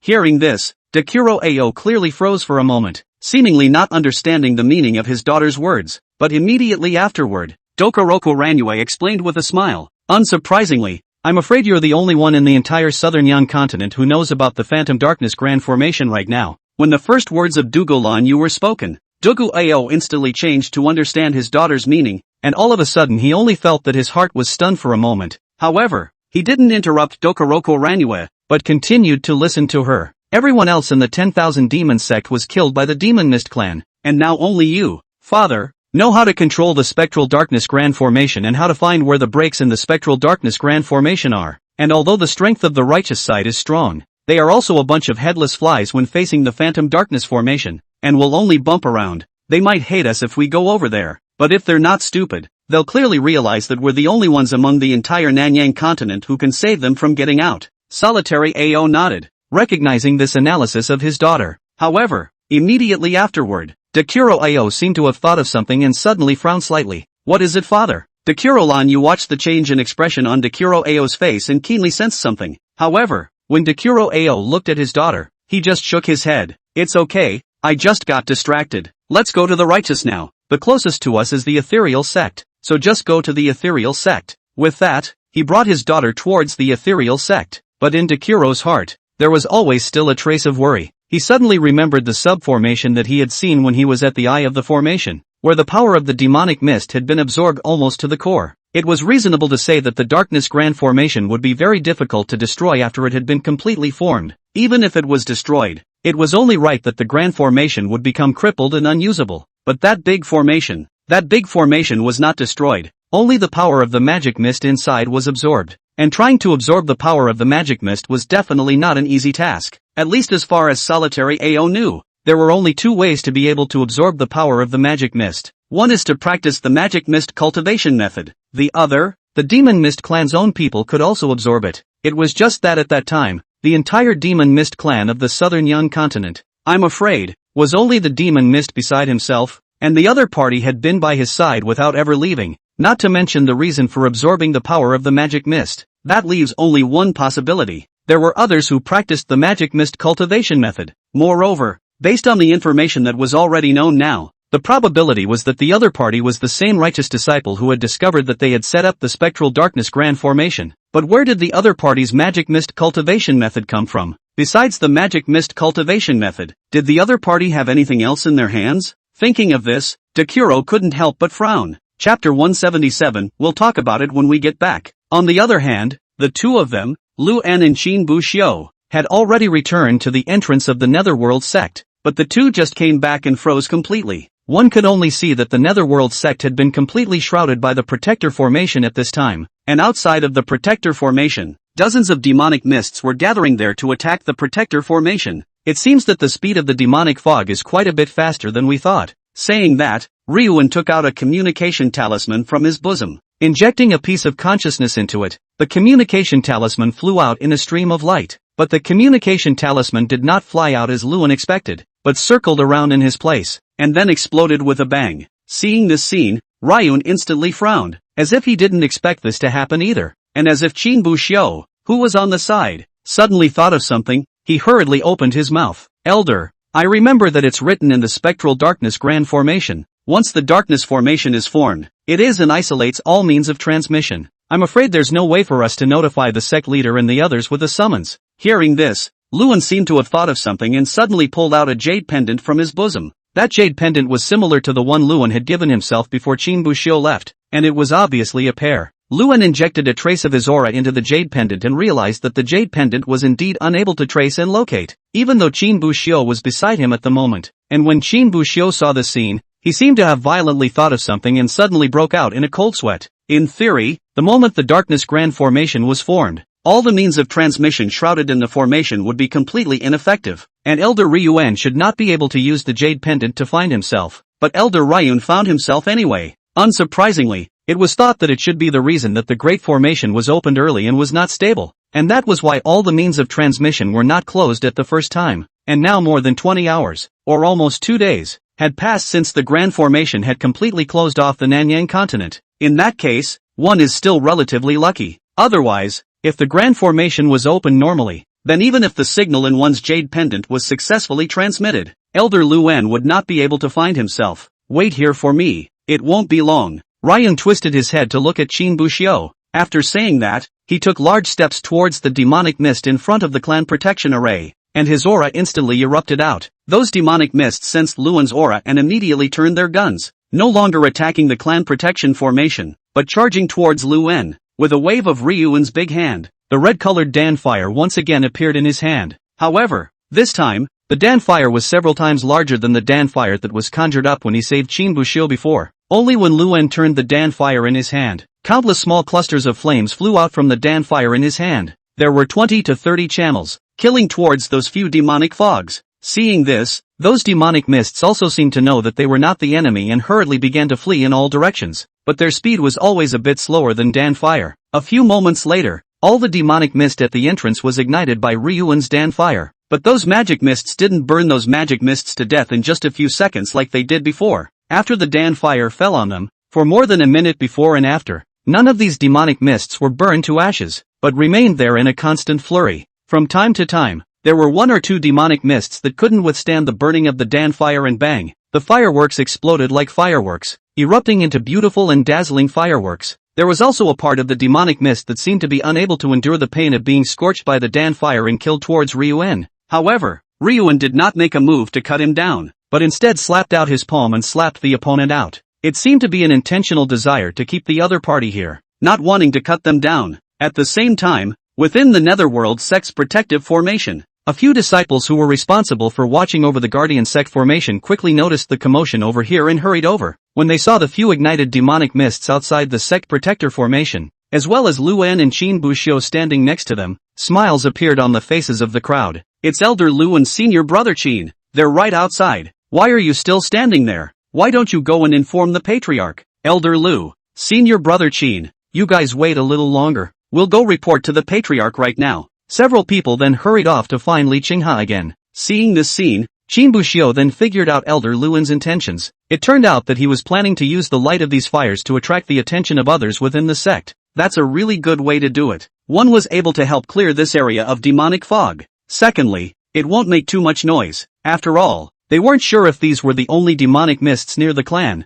or if those demonic mists were dispersed throughout the various locations of the clan protection formation. If they made too much of a commotion, before the patriarch and the others had time to come over, the demonic fog from other places would take the first step to surround them, and that wouldn't be fun. Although the darkness formation had just been opened for only 2 days, the strength of the demonic mist that came down wasn't too strong, but who knows if there will be accidents. Within a short time, Li Qinghe arrived at the site of the clan protection formation. After seeing Luan and Qin Buxiu outside, Li Qinghe didn't have any waste and directly took out a formation disc and flicked his finger above. In the next second, the original sect protector formation ripped open in front of Qin Buxiu and Luan. "Come in quickly," Li Qinghe shouted in a hurry, his eyes looking outside the patriarchal formation from time to time, wary of any other demonic mist that might appear at any time. Luan and Qin Buxiu immediately ran inside, and before they left, they also wiped out all of the several clusters of ignited demonic mist in their hands. After the two of them entered the clan protector formation, Li Qinghe instantly controlled the formation disc in his hand again, and the opening that had originally been torn open closed again at an extremely fast speed. Only then did Li Qinghe turn his gaze to the two of them, Qin Buxiu and Luan,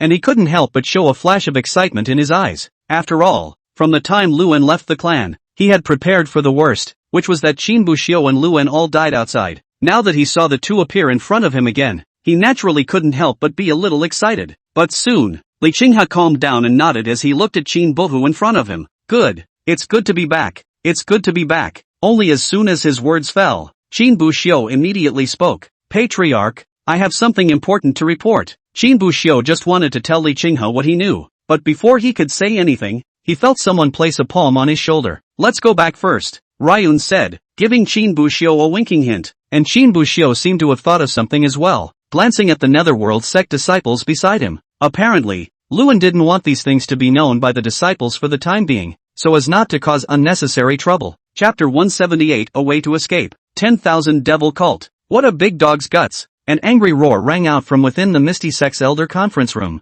Zhang Rulin and a group of Li Qinghe's trusted elders sat in the conference room. They had just learned from Qin Buxiu about the matters concerning the Darkness Grand Formation, the 10,000 Demons sect, and the Demon Mist race. Almost everyone's face was blue with complex expressions and a slight tinge of anger in their eyes. "Colluding with foreign races, plotting against my Nanyang continent. This offense is not enough to cut off his head 10 times, an elder angrily rebuked, itching to capture Dekuro Ao and the crowd of 10,000 Devil sect right now and execute them on the spot. "All right, all of you, knock it off." Li Qinghe stopped the crowd, although he harbored the same anger in his heart. This was clearly not the time for anger, and anger would not solve anything. He twisted his head to look at Qin Buxiu and asked after pondering for a while, "Buxiu, you've read the formation book of the Darkness Grand Formation, so do you know any way to break open this Grand Formation?" Qin Buxiu nodded, but his face was looking a bit grave. On the way back, he flipped through the Great Darkness Formation in his mind several times and found a way to break the formation in it. It's just that the way to break the big formation is a bit. According to the account on the Darkness Grand Formation,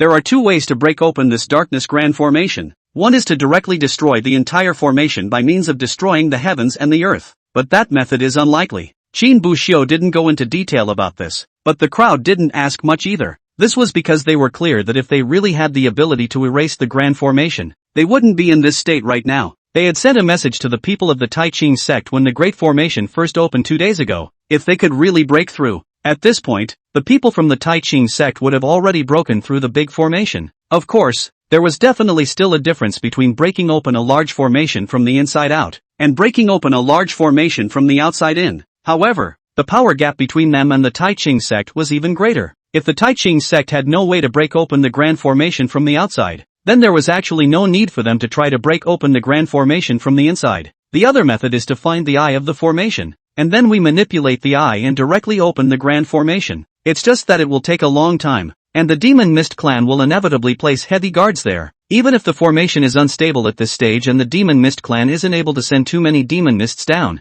the number of Demon Mists guarding the eye of the formation will definitely not be small. And if we go over there with a large number of people, although we can defeat them, after the Demon Mist clan sees that they're not their opponents, they'll definitely destroy the formation eye and prevent us from getting our hands on them. Of course, destroying the eye of the formation would destroy the big formation. Only, speaking of this, Qin Buxiu paused, his face showing a difficult expression, and as the crowd saw this, they also vaguely realized that this great formation was afraid to be far more difficult to crack than they had imagined. It's just that there's something special about this phantom formation. It's not enough to destroy the formation eye on our side alone, but at the same time, we have to destroy the formation eye on the other side. When these words came out, everyone present couldn't help but stare. What the hell? The eye of the formation on the other side? Qin Buxiu didn't care about the puzzled expressions on the faces of the crowd as he continued to explain. As I said before, the essence of this Darkness Grand Formation is actually a combination of a trap formation and a teleportation formation. Besides being able to trap us, It is also a teleportation array that connects the two realms, and once the Great Formation is formed, it means that the two realms' darkness formations are then connected and can transmit power to each other. So even if the eye of the formation in this world is destroyed, the Grand Formation won't be completely dismantled because the remaining sub-formations can still be maintained through the eye of the formation in another world. If you want to completely break open the Grand Formation, you must break the eye of the formation in the other world as well. After saying that, Qin Buxiu looked at the people in front of him, and Li Qinghe and the others fell into silence. It was a long time before a voice slowly sounded. Then, can we utilize this Grand Formation to teleport to another world? The one who asked the question was Zhang Rulin, who looked towards Qin Buxiu with a touch of gravity between his brows. Instead, Qin Buxiu just shook his head helplessly. No, this big formation is a one-way teleportation formation that can only teleport from that world to ours. There's no way for us to go over there. After saying that, Qin Buxiu looked at Zhang Rulin. He was actually more or less able to guess what was on Zhang Rulin's mind. So he continued. Moreover, the world where Demon Mist and the others are located is definitely as strong as the clouds, and there won't even be fewer existences that are more powerful than the Sovereign. Even if we were able to get over there, I'm afraid we'd be obliterated by them before we could even find the eye of the formation. After hearing Qin Buxiu's words, the crowd fell into silence. Is it hard to believe that there is really no way for them to survive? Actually, there is another way. Once these words came out, the crowd's eyes that had already dimmed once again revealed hope. Although Qin Buxiu hadn't yet opened his mouth to voice out the plan, they all knew that it was definitely feasible. Otherwise, there was no need for Qin Buxiu to suddenly say it at this time. After I found those two 10,000 Devil Sect disciples in the Hanglian mountain range earlier, I stole their Great Darkness Formation and Devil Mist cultivation method. When they left, they put locator talismans on them, then sat down at the location where they had set up the Spectral Darkness Grand Formation and began practicing the Magic Mist cultivation technique, wanting to directly disintegrate the Grand Formation by way of absorbing the power of the Magic Mist. Although it didn't work out in the end, the power of the Demonic Mist was absorbed by me a lot in the location where that big formation was located, and the whole big formation was very weak. And on the side of the 10,000 Devil Sect, it was precisely because they had discovered my little maneuver that they had to open the Grand Formation ahead of time before the entire formation had been stabilized. Speaking of this, Qin Buxiu looked up at Li Qinghe,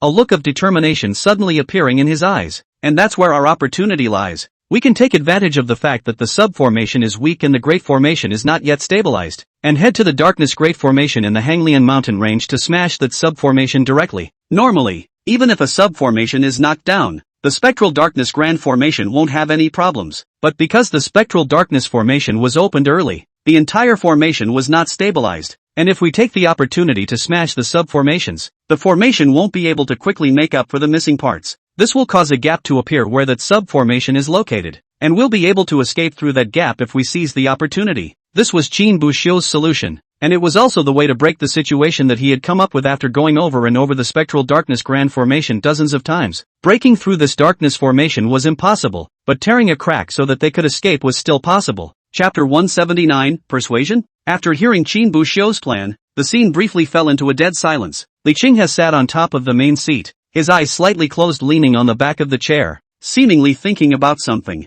It was only a moment later that Li Qinghe slowly opened his eyes and looked at Qin Buxiu. Then, in your opinion, when is the best time for us to make our move? The faster the better. Qin Buxiu barely thought. Now that the Spectral Darkness Formation is unstable, the survival rate of the demonic fog that descends down is very low, and under these circumstances, they shouldn't send too strong a demonic fog down. If it drags on until later, and they repair the Grand Formation and stabilize the Darkness Grand Formation completely, the demonic mist that comes down will become more and more numerous and stronger, and our situation will become worse and worse. Li Qinghe was in deep thought, seemingly thinking about something. After a long time, he frowned and looked at Qin Buxiu once again. At the latest, how much time do we probably have left? Hearing this question, Qin Buxiu was slightly stunned, but it was only for a moment before he probably understood something. Right now, in the entire southern Yang continent, no one had the strength to be able to break through this Darkness Grand Formation. As the Demon Mist clan slowly repaired the Spectral Darkness Formation,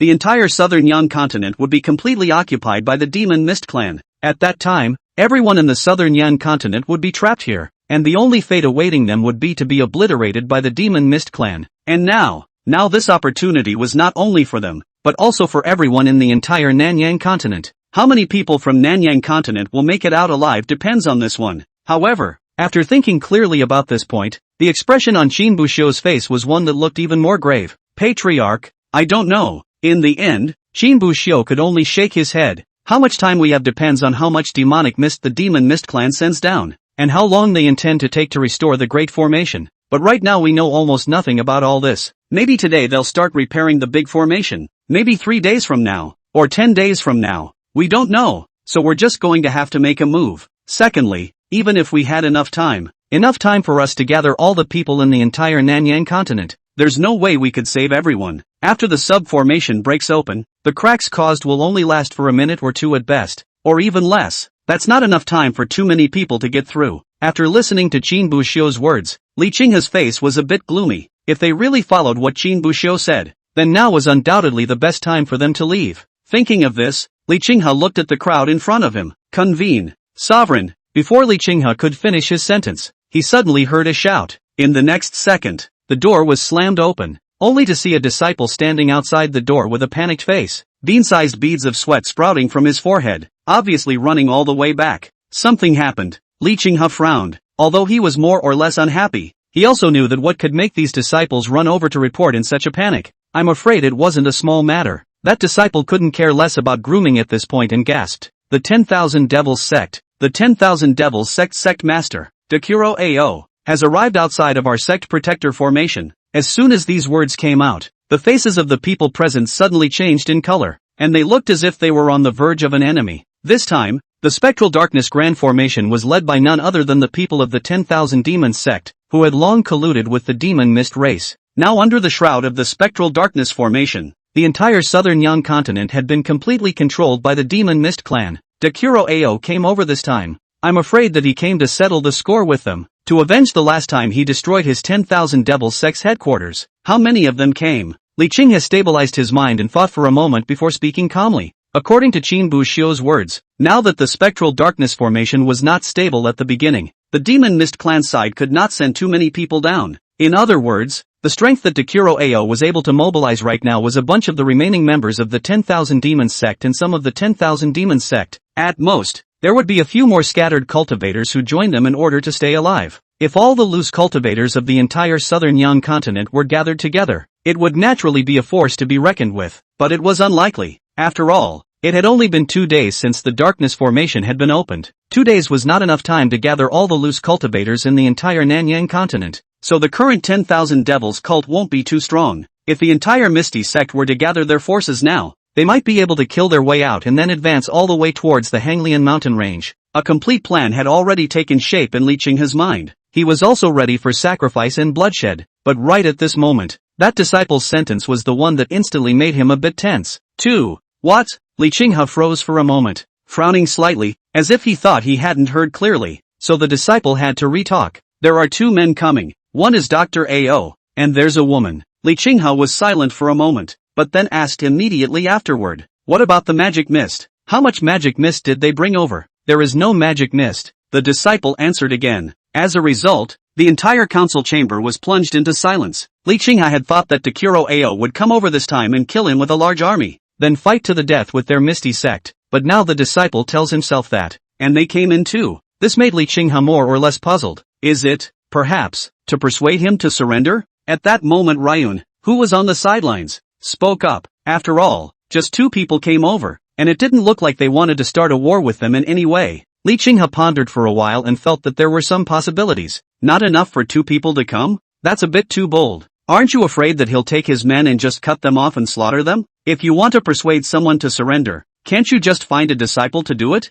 Thinking of this, Li Qinghe suddenly had an intuition in his heart. Perhaps, Doctor has other plans? So he looked at the disciple. Did Doctor say anything? The disciple nodded. Dakuro Ao said that if Patriarch wants to escape from the Darkness Formation, then it's best to go over to him now. When these words came out, surprise was written all over the faces of the people present. Escape from the Darkness Formation? Dakuro Ao came to them to talk to them about this? But weren't they the ones who opened the Darkness Formation? Shouldn't they be in league with the Demon Mist clan? Li Qinghe frowned and sighed after thinking for a while. Looks like things are more complicated than we thought. Go over there first. After saying that, he let the disciple lead them over. He wanted to see what kind of medicine Dakuro Ao was selling in his gourd. Chapter 180, same plan. When he saw Dakuro Ao and the woman beside him outside the clan protection formation, Li Qinghe almost understood one thing. Solo Ao was definitely not here to persuade them to surrender. Nor was he here to fight them to the end in a bloody battle. It was because he recognized the woman beside Dekuro Ao as Dekuro Lanyu, Dekuro Ao's daughter, who has nothing better to do than to persuade a surrender to bring his own daughter with him. Do you want to get killed together when there's a clash? As for the real purpose of the two, Li Qinghe had more or less guessed some of it. He was alone with his daughter and asked them if they wanted to escape the phantom formation. This behavior is not like coming to persuade to surrender, but like coming to defect. It was thought that there should be some irreconcilable conflict between them and the Demon Mist clan. Does Patriarch Li want to escape? When Dekuro Ao saw Li Qinghe, he opened the door and asked, obviously not wanting to waste too much time. But Li Qinghe let out a cold laugh after hearing this. Oh, sect leader Dekuro went to such great lengths to open the spectral darkness formation just to let us escape? As soon as these words came out, the two of them, Dekuro Ao and Dekuro Lanyue, immediately changed their faces. Soon enough, however, the two men's expressions calmed down again. After all, that was something they had guessed long before they came over. Li Qinghe wasn't speaking, quietly looking at the Dekuro Ao father and daughter in front of him. He informed the other party of this matter for one purpose only, so that the other party would not fool himself. Since you want to defect, you must show enough sincerity. Although at this time he treated Dekuro Ao, the anger in his heart was no less than anyone else's, but he had to put the clan first, and the lives of more people. If the information brought by Dekuro Ao could allow them to take more people from the southern Yan continent, then he had to curb the anger in his heart. Seeing this, Dekuro Ao sighed rather helplessly. However, now that he was under offense, if he wanted to get help from the Netherworld sect, he had to give enough sincerity. Not bad, we opened this big formation. We collude with the Demon Mist clan, and there are undercover agents of ours among the elders of your 5 great clans. The last time you attacked the headquarters of the 10,000 Devils sect, we actually got the news a long time ago, but purposely didn't leave, and I even stayed behind in order to create the illusion that the sect leader was seriously injured and that the 10,000 Devils sect had no one to lead them. In this way, we can allow the congregation of the 10,000 Devils sect to recklessly set up the spectral darkness formation all over the southern Yan continent. After saying that, Dekuro Ao looked up at Li Qinghe and the others on the other side of the patriarchal formation, only to see that the elders present had already been staring at themselves in anger. And if it wasn't for the protective clan formation blocking both sides, they were afraid that they would have already rushed up to tear him apart. Even Li Qinghe's face was gloomy, his fists clenched with a cackle. However, Dekuro Ao seemed as if he didn't see it and just continued. Originally, according to the agreement between Demon Mist and I, after I helped lay down the darkness formation, when the Demon Mist clan descended and captured the entire southern Yan continent, they would hand over all the clans to me to rule. But they unilaterally tore up the covenant and killed the few remaining congregants and elders of my 10,000 Devils sect. Nowadays it's just the two of us, my daughter and I, who have survived. If what Dekuro Ao had just said was a crazy dance towards the ethereal sect's minefield, then what was being said now was undoubtedly sending the two of them, himself and Dugu Lanyu, into a minefield together. Acknowledge your dealings with the Demon Mist. Tell the other side that your relationship with the Demon Mist has broken down and that you are now a loner. If it was a normal time, Dokoroku Ao saying this would definitely be tantamount to suicide. But the situation was different now. The phantom darkness formation was laid down, and everyone was left to die. The only key to unlocking the door to life is now in his hands. And even if Dokoroku Ao didn't say these things, Li Qinghe and the others would be able to figure it out just by using their brains, instead of hiding these things that will be seen sooner or later, making it so that there is always a veil between the two parties and they can't trust each other. It would be better to put this information to good use to gain more leverage for yourself. It couldn't really impress the other party, but it was a way of giving his sincerity. Li Qinghe looked at father and daughter Dugu Ao and Dugu Lanyu. After contemplating for a while, he took out the array disc from his bosom. In the next second, the sect protector formation slowly opened a crack, and the two immediately walked in without the slightest hesitation. Only just coming in, he was instantly surrounded by the Misty Sect's elders. Those eyes were dead set on them, as if they couldn't wait to eat them alive right now. And in the face of all this, solitary Ao appeared very calm. Neither showed caution nor were they blinded by the fact that they held the secret that could lead the crowd away. Dr. Ao knew very well that he could neither anger the Misty Sect nor did he have to think about pleasing them. Now that he was in the Misty Sect, if he pissed them off, he might cause a lot of unnecessary trouble, just to please each other? Dekuro didn't feel that the relationship between the two sides could be completely alleviated by just pleasing himself. To curry favor with them is like pouring water inside a sieve to try to fill him up. It's totally unnecessary. You have a way to get us out? Li Qinghe looked at Dekuro. Although he had already gotten a way to leave from Qin Buxiu, but Qin Buxiu's method could only take some of them, and Qinghe Li wanted a better way to take more people. And he had an intuition in his heart that the method that Dekuro Ao was talking about might be the method that Qin Buxiu had said before. Solo Ao smiled faintly. This darkness grand formation was not yet stabilized when it was set up,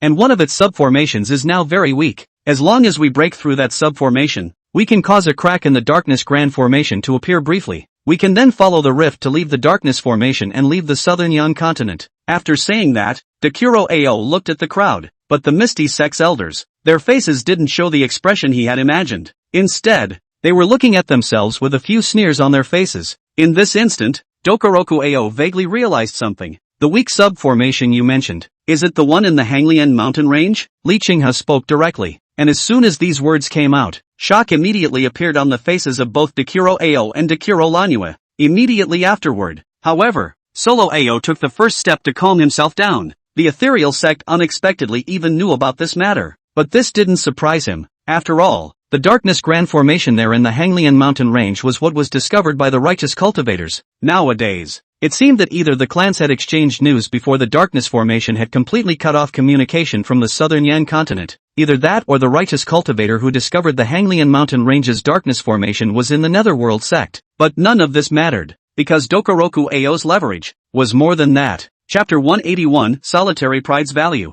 We also have a copy of your Great Darkness Formation. Without waiting for Dekuro Ao to go on to state his advantages, Li Qinghe spoke up first. He didn't want to waste his time listening to Dokoroku Ao talk about information that had no use. And after hearing this, the two of them, Dugu Ao and Dugu Lanyu, finally stopped being as calm as before. For the first time, a look of shock and fear appeared in their eyes. The shock this incident brought to them was far greater than the sum of all that had gone before. No way! It's never going to happen. How could you possibly have the Great Darkness Formation? Dekuro Ao looked at Li Qinghe, unbelievability written all over his face. But more than that, it was actually questioning. The Great Darkness Formation was not some ordinary immortal cultivation technique. This thing was given to him by Devil Mist himself, and according to Devil Mist, it was brought over from the world he was in. And Duokwa Ao had never passed on this Great Darkness Formation to anyone, even for those disciples who went to set up the Grand Formation. He had only given each other the formation diagram and the method of casting the formation, but the complete Phantom Grand Formation, he had never passed it out. Dekuro Ao dared to say that in the entire southern Yan continent, other than himself and those Demon Mist clan, there would definitely be no one else who possessed the Great Darkness Formation. But now, Li Qinghe was telling him that the Netherworld sect had a copy of the Great Darkness Formation in their hands? This is never going to happen. And when Qin Buxiu, who was on the side, saw this scene, he only felt his heart tighten. He told Li Qinghe and the others that he had stolen the Spectral Darkness Formation from that disciple. But now, judging by Dekuro's reaction, it seemed unlikely that this Great Darkness Formation would appear on a disciple. His own lies, it seemed, were about to be punctured. Li Qinghe and Luan and the others naturally realized this. A hint of skepticism arose towards what Qin Buxiu had said earlier, but now was clearly not the time to question Qin Buxiu. Of course, Li Qinghe wouldn't take Qin Buxiu's claim and tell Duo Guao about it, or else the other party might not believe it either. So Li Qinghe looked at Dekuro Ao and sneered. Ha, it seems that you have no knowledge of the depths of our righteous sect, not to mention the Great Darkness Formation. We also have the Magic Mist cultivation method. It's just that this world's magic mist has long been extinct, and these things have almost all become useless and have long since fallen into dust. If you hadn't colluded with the Demon Mist clan, we'd have forgotten all about this stuff. Li Qinghe's words were purely a scam to defraud Dokoroku Ao. If they had really known about the demonic mist race long ago, when they saw the people of the 10,000 Demons sect perform misting, they would have been able to see it in the first place and report it to the Tai Ching sect. Naturally, things would not have gone as far as they did. However, it was obvious that Dekuro would not believe Li Qinghe just because of so 3 or 2 words. Li Qinghe is naturally aware of this point. If you cannot come up with some solid evidence, just based on 2 or 3 sentences, how can people be convinced? He then looked towards Qin Buxiu with a smile on his face. Buxiu, let sect leader Dekuro see how well you've cultivated the magic mist cultivation method. Qin Buxiu nodded his head, and although there was some apprehension in his heart, he did not hesitate. Immediately, he cast misting and transformed into a black mist in front of the crowd. A few moments later, it was back in the flesh. After seeing this scene, Dekuro Ao instantly turned ashen, as if someone had taken the anger out of him. How he did not expect. The Devil Fog swore to himself to ensure that the entire South Yan continent will not have other people know the magic fog cultivation method and the darkness array. The righteous hands have always been there. Originally, what he thought was the bottom of the barrel was something someone else had already possessed. When he had just decided to head to the Netherworld sect before, Dekuro Ao had actually had some doubts more or less when he remembered the dark formation that had been absorbed with the power of the demonic mist. It just certainly seems unlikely. But what he didn't expect was that it ended up being really what he feared. Although there was some despair in his heart, Dakuro quickly forced himself to calm down. Though what was happening now was far beyond his expectations, but if he dared to come to the Netherworld sect, he was bound to be well prepared. He still had enough value to make the ethereal sect believe in him. Since you already have the Great Darkness Formation and the Demonic Mist Cultivation method, yet you didn't kill me, then I guess I should still be of some use to you. And according to what you guys said, although you have the Great Darkness Formation and the Demonic Mist Cultivation method in your hands, but because there was no demonic mist present in the southern Yang continent before, these things have all fallen into dust. That means that even though you have them, you are not skilled at them, and may not even have used them before. As for me, I might just be the only one in this entire southern Yang continent who has experience in setting up and casting the Phantom Darkness Grand Formation. Speaking of this, a smile appeared on Dakuro's face. This was the last thing he relied on. If you let your own people go to the subformations in the Hanglian mountain range to break open the subformations, the cracks opened by that darkness formation would only be able to support 10 or so breaths at most. But if I'm allowed to go and precisely control the location of the broken subarray, I can keep the crack open for as long as half a tea. When these words came out, the people in the room were all visibly frozen for a moment. Half a cup of tea, or almost 5 minutes. If we could actually get the rift to rip open for 5 minutes, it would definitely allow more people to escape. Looking at the shock in the eyes of the crowd, Solitary Ao's heart was relieved, so then proceeded to release some more chips. On top of that, I can also give you all the information about the Misty Sect's undercover elders. These undercover elders, it's better to hand them over as soon as possible. 1. In exchange for the Misty Sect's trust, and 2. To prevent them from jumping over the wall. It's better to clean them up a step ahead of time than it is if they get a head start in counterattack. Information and such is worthless once it's spoken, but with different capabilities. Ability is something that no one else can take if you tell them. They can only rely on you. This was the biggest undercurrent of Dakuro daring to come to the ethereal sect. Li Qinghe looked at Luan, and the two of them communicated briefly with their divine sense for a while, and quickly came to a conclusion. When's the latest you can do it? Li Qinghe opened his mouth and asked Dakuro. Solo Ao just wanted to answer, but just as he opened his mouth, he vaguely felt as if the question was a bit off. When's the latest you can do it? Shouldn't it be the earliest time you can do it? However, looking at the appearance of Li Qinghe and a few other elders, it seemed that there was no intention to correct them. You guys want to bring someone from another clan? Dokoroku Ranyue, who hadn't said much, suddenly opened her mouth. It was obvious that he had already seen Li Qinghe's intentions, and after hearing this, Dakuro's expression became a bit gloomy. 182. List of undercover agents. Nice. I'm going to take the other 4 major clans, along with them. Li Qinghe didn't deny it. That's the biggest reason I let you in. We don't know when the Demon Mist clan will start moving, what their exact plans are, and how long it will take to stabilize the Spectral Darkness Formation. Without knowing all of this, we'll have no choice but to immediately set off for the Hanglian mountain range and then destroy the Darkness Grand Formation there. Speaking of this, Li Qinghe suddenly paused, his eyes looking towards Dokoroku Ao. Dakuro's gaze met with Li Qinghe's, and for some reason, he saw a touch of extremely deep killing intent in Li Qinghe's eyes. If you can't tell us anything, just tell us to get going as soon as possible. That means that with or without you, it doesn't make that much of a difference to us, and I have no need to keep you alive. It's almost a naked threat with no veil. This was Li Qinghe's attitude and the attitude he had to show. He knew very well that if he didn't show such a tough, even unafraid to kill Dakuro's father and daughter, then Dakuro would definitely tell them to pack up their things now and depart immediately. Solitary Ao came to defect to the Misty Sect, not with a clear conscience. Simply wanting to use the power of the Netherworld sect to leave together was all that mattered. He didn't care about the deaths of others, so it had to threaten Dakuro's life before he would help them. Dakuro's brows furrowed, and a hint of killing intent likewise brewed in his heart. But in the end, Dakuro gritted his teeth and endured. There's no way around it. Now that people are under the roof, they have to keep their heads down. Even though he was at the refined void stage of strength, and the Li Qinghe in front of him was not enough for the transformation of God stage, the remaining few elders' cultivation levels were also almost all at the God transformation stage. In a real fight, he still had a pretty good chance of winning. However, the reason why the ethereal sect was able to become one of the 5 major sects of the southern Yang continent's righteousness was not just by those disciples who traveled to the upper sects, as well as these God transformation stage patriarchs and elders. Those old monsters that had long since ceased to exist were also the Netherworld sect's underpinnings. There was no shortage of void refining stage cultivator powers among them. At that time, after luring these old undead void refining stage out, it would be impossible for him to escape even if he wanted to. Not to mention this Netherworld sect's protector formation. I have heard that this clan protection array, that is, the harmonized stage cultivator came, may not be able to easily break the existence of. He wanted to kill Li Qinghe and the others back here, avoid the pursuit of the hidden ancestors of the ethereal sect, and then break through the protective formation to escape.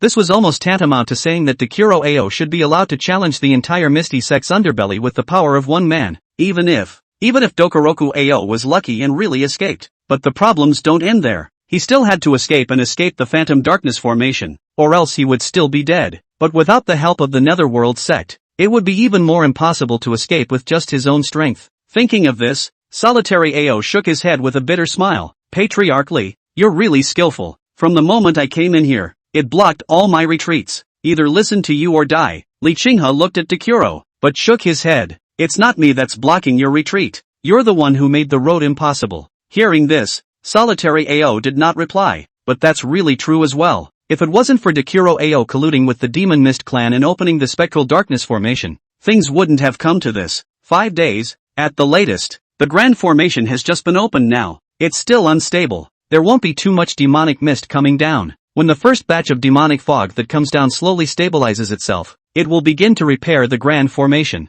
I talked to demonic mist before the Grand Formation opened, but at that time we didn't think that the Grand Formation would open early. Now that the situation has changed, I'm not sure exactly how, but 5 days should still be possible. Dekuro Ao looked at Li Qinghe and opened his mouth. But the Phantom Formation will cut off all means of communication. Whether it's sending messages to the outside world or communicating internally with each other, it can't be in use. That is to say, there is no way for you to directly notify the other clans, and if you must bring along the various other clans, you will have to make a trip over there on your own. There may also be various dangers on the way. After hearing these words, the faces of the crowd were not very nice. They were naturally aware of the fact that communication had been cut off within the Darkness Formation. This was something that Ryuan and Qin Bushio had talked to them about when they returned. After pondering for a while, Li Qinghe once again looked at Dokoroku Ao. Give me the information on the undercover agent. The matter of going to the other clans could be put aside for a while, but the undercover agent in the clan must be dealt with as soon as possible.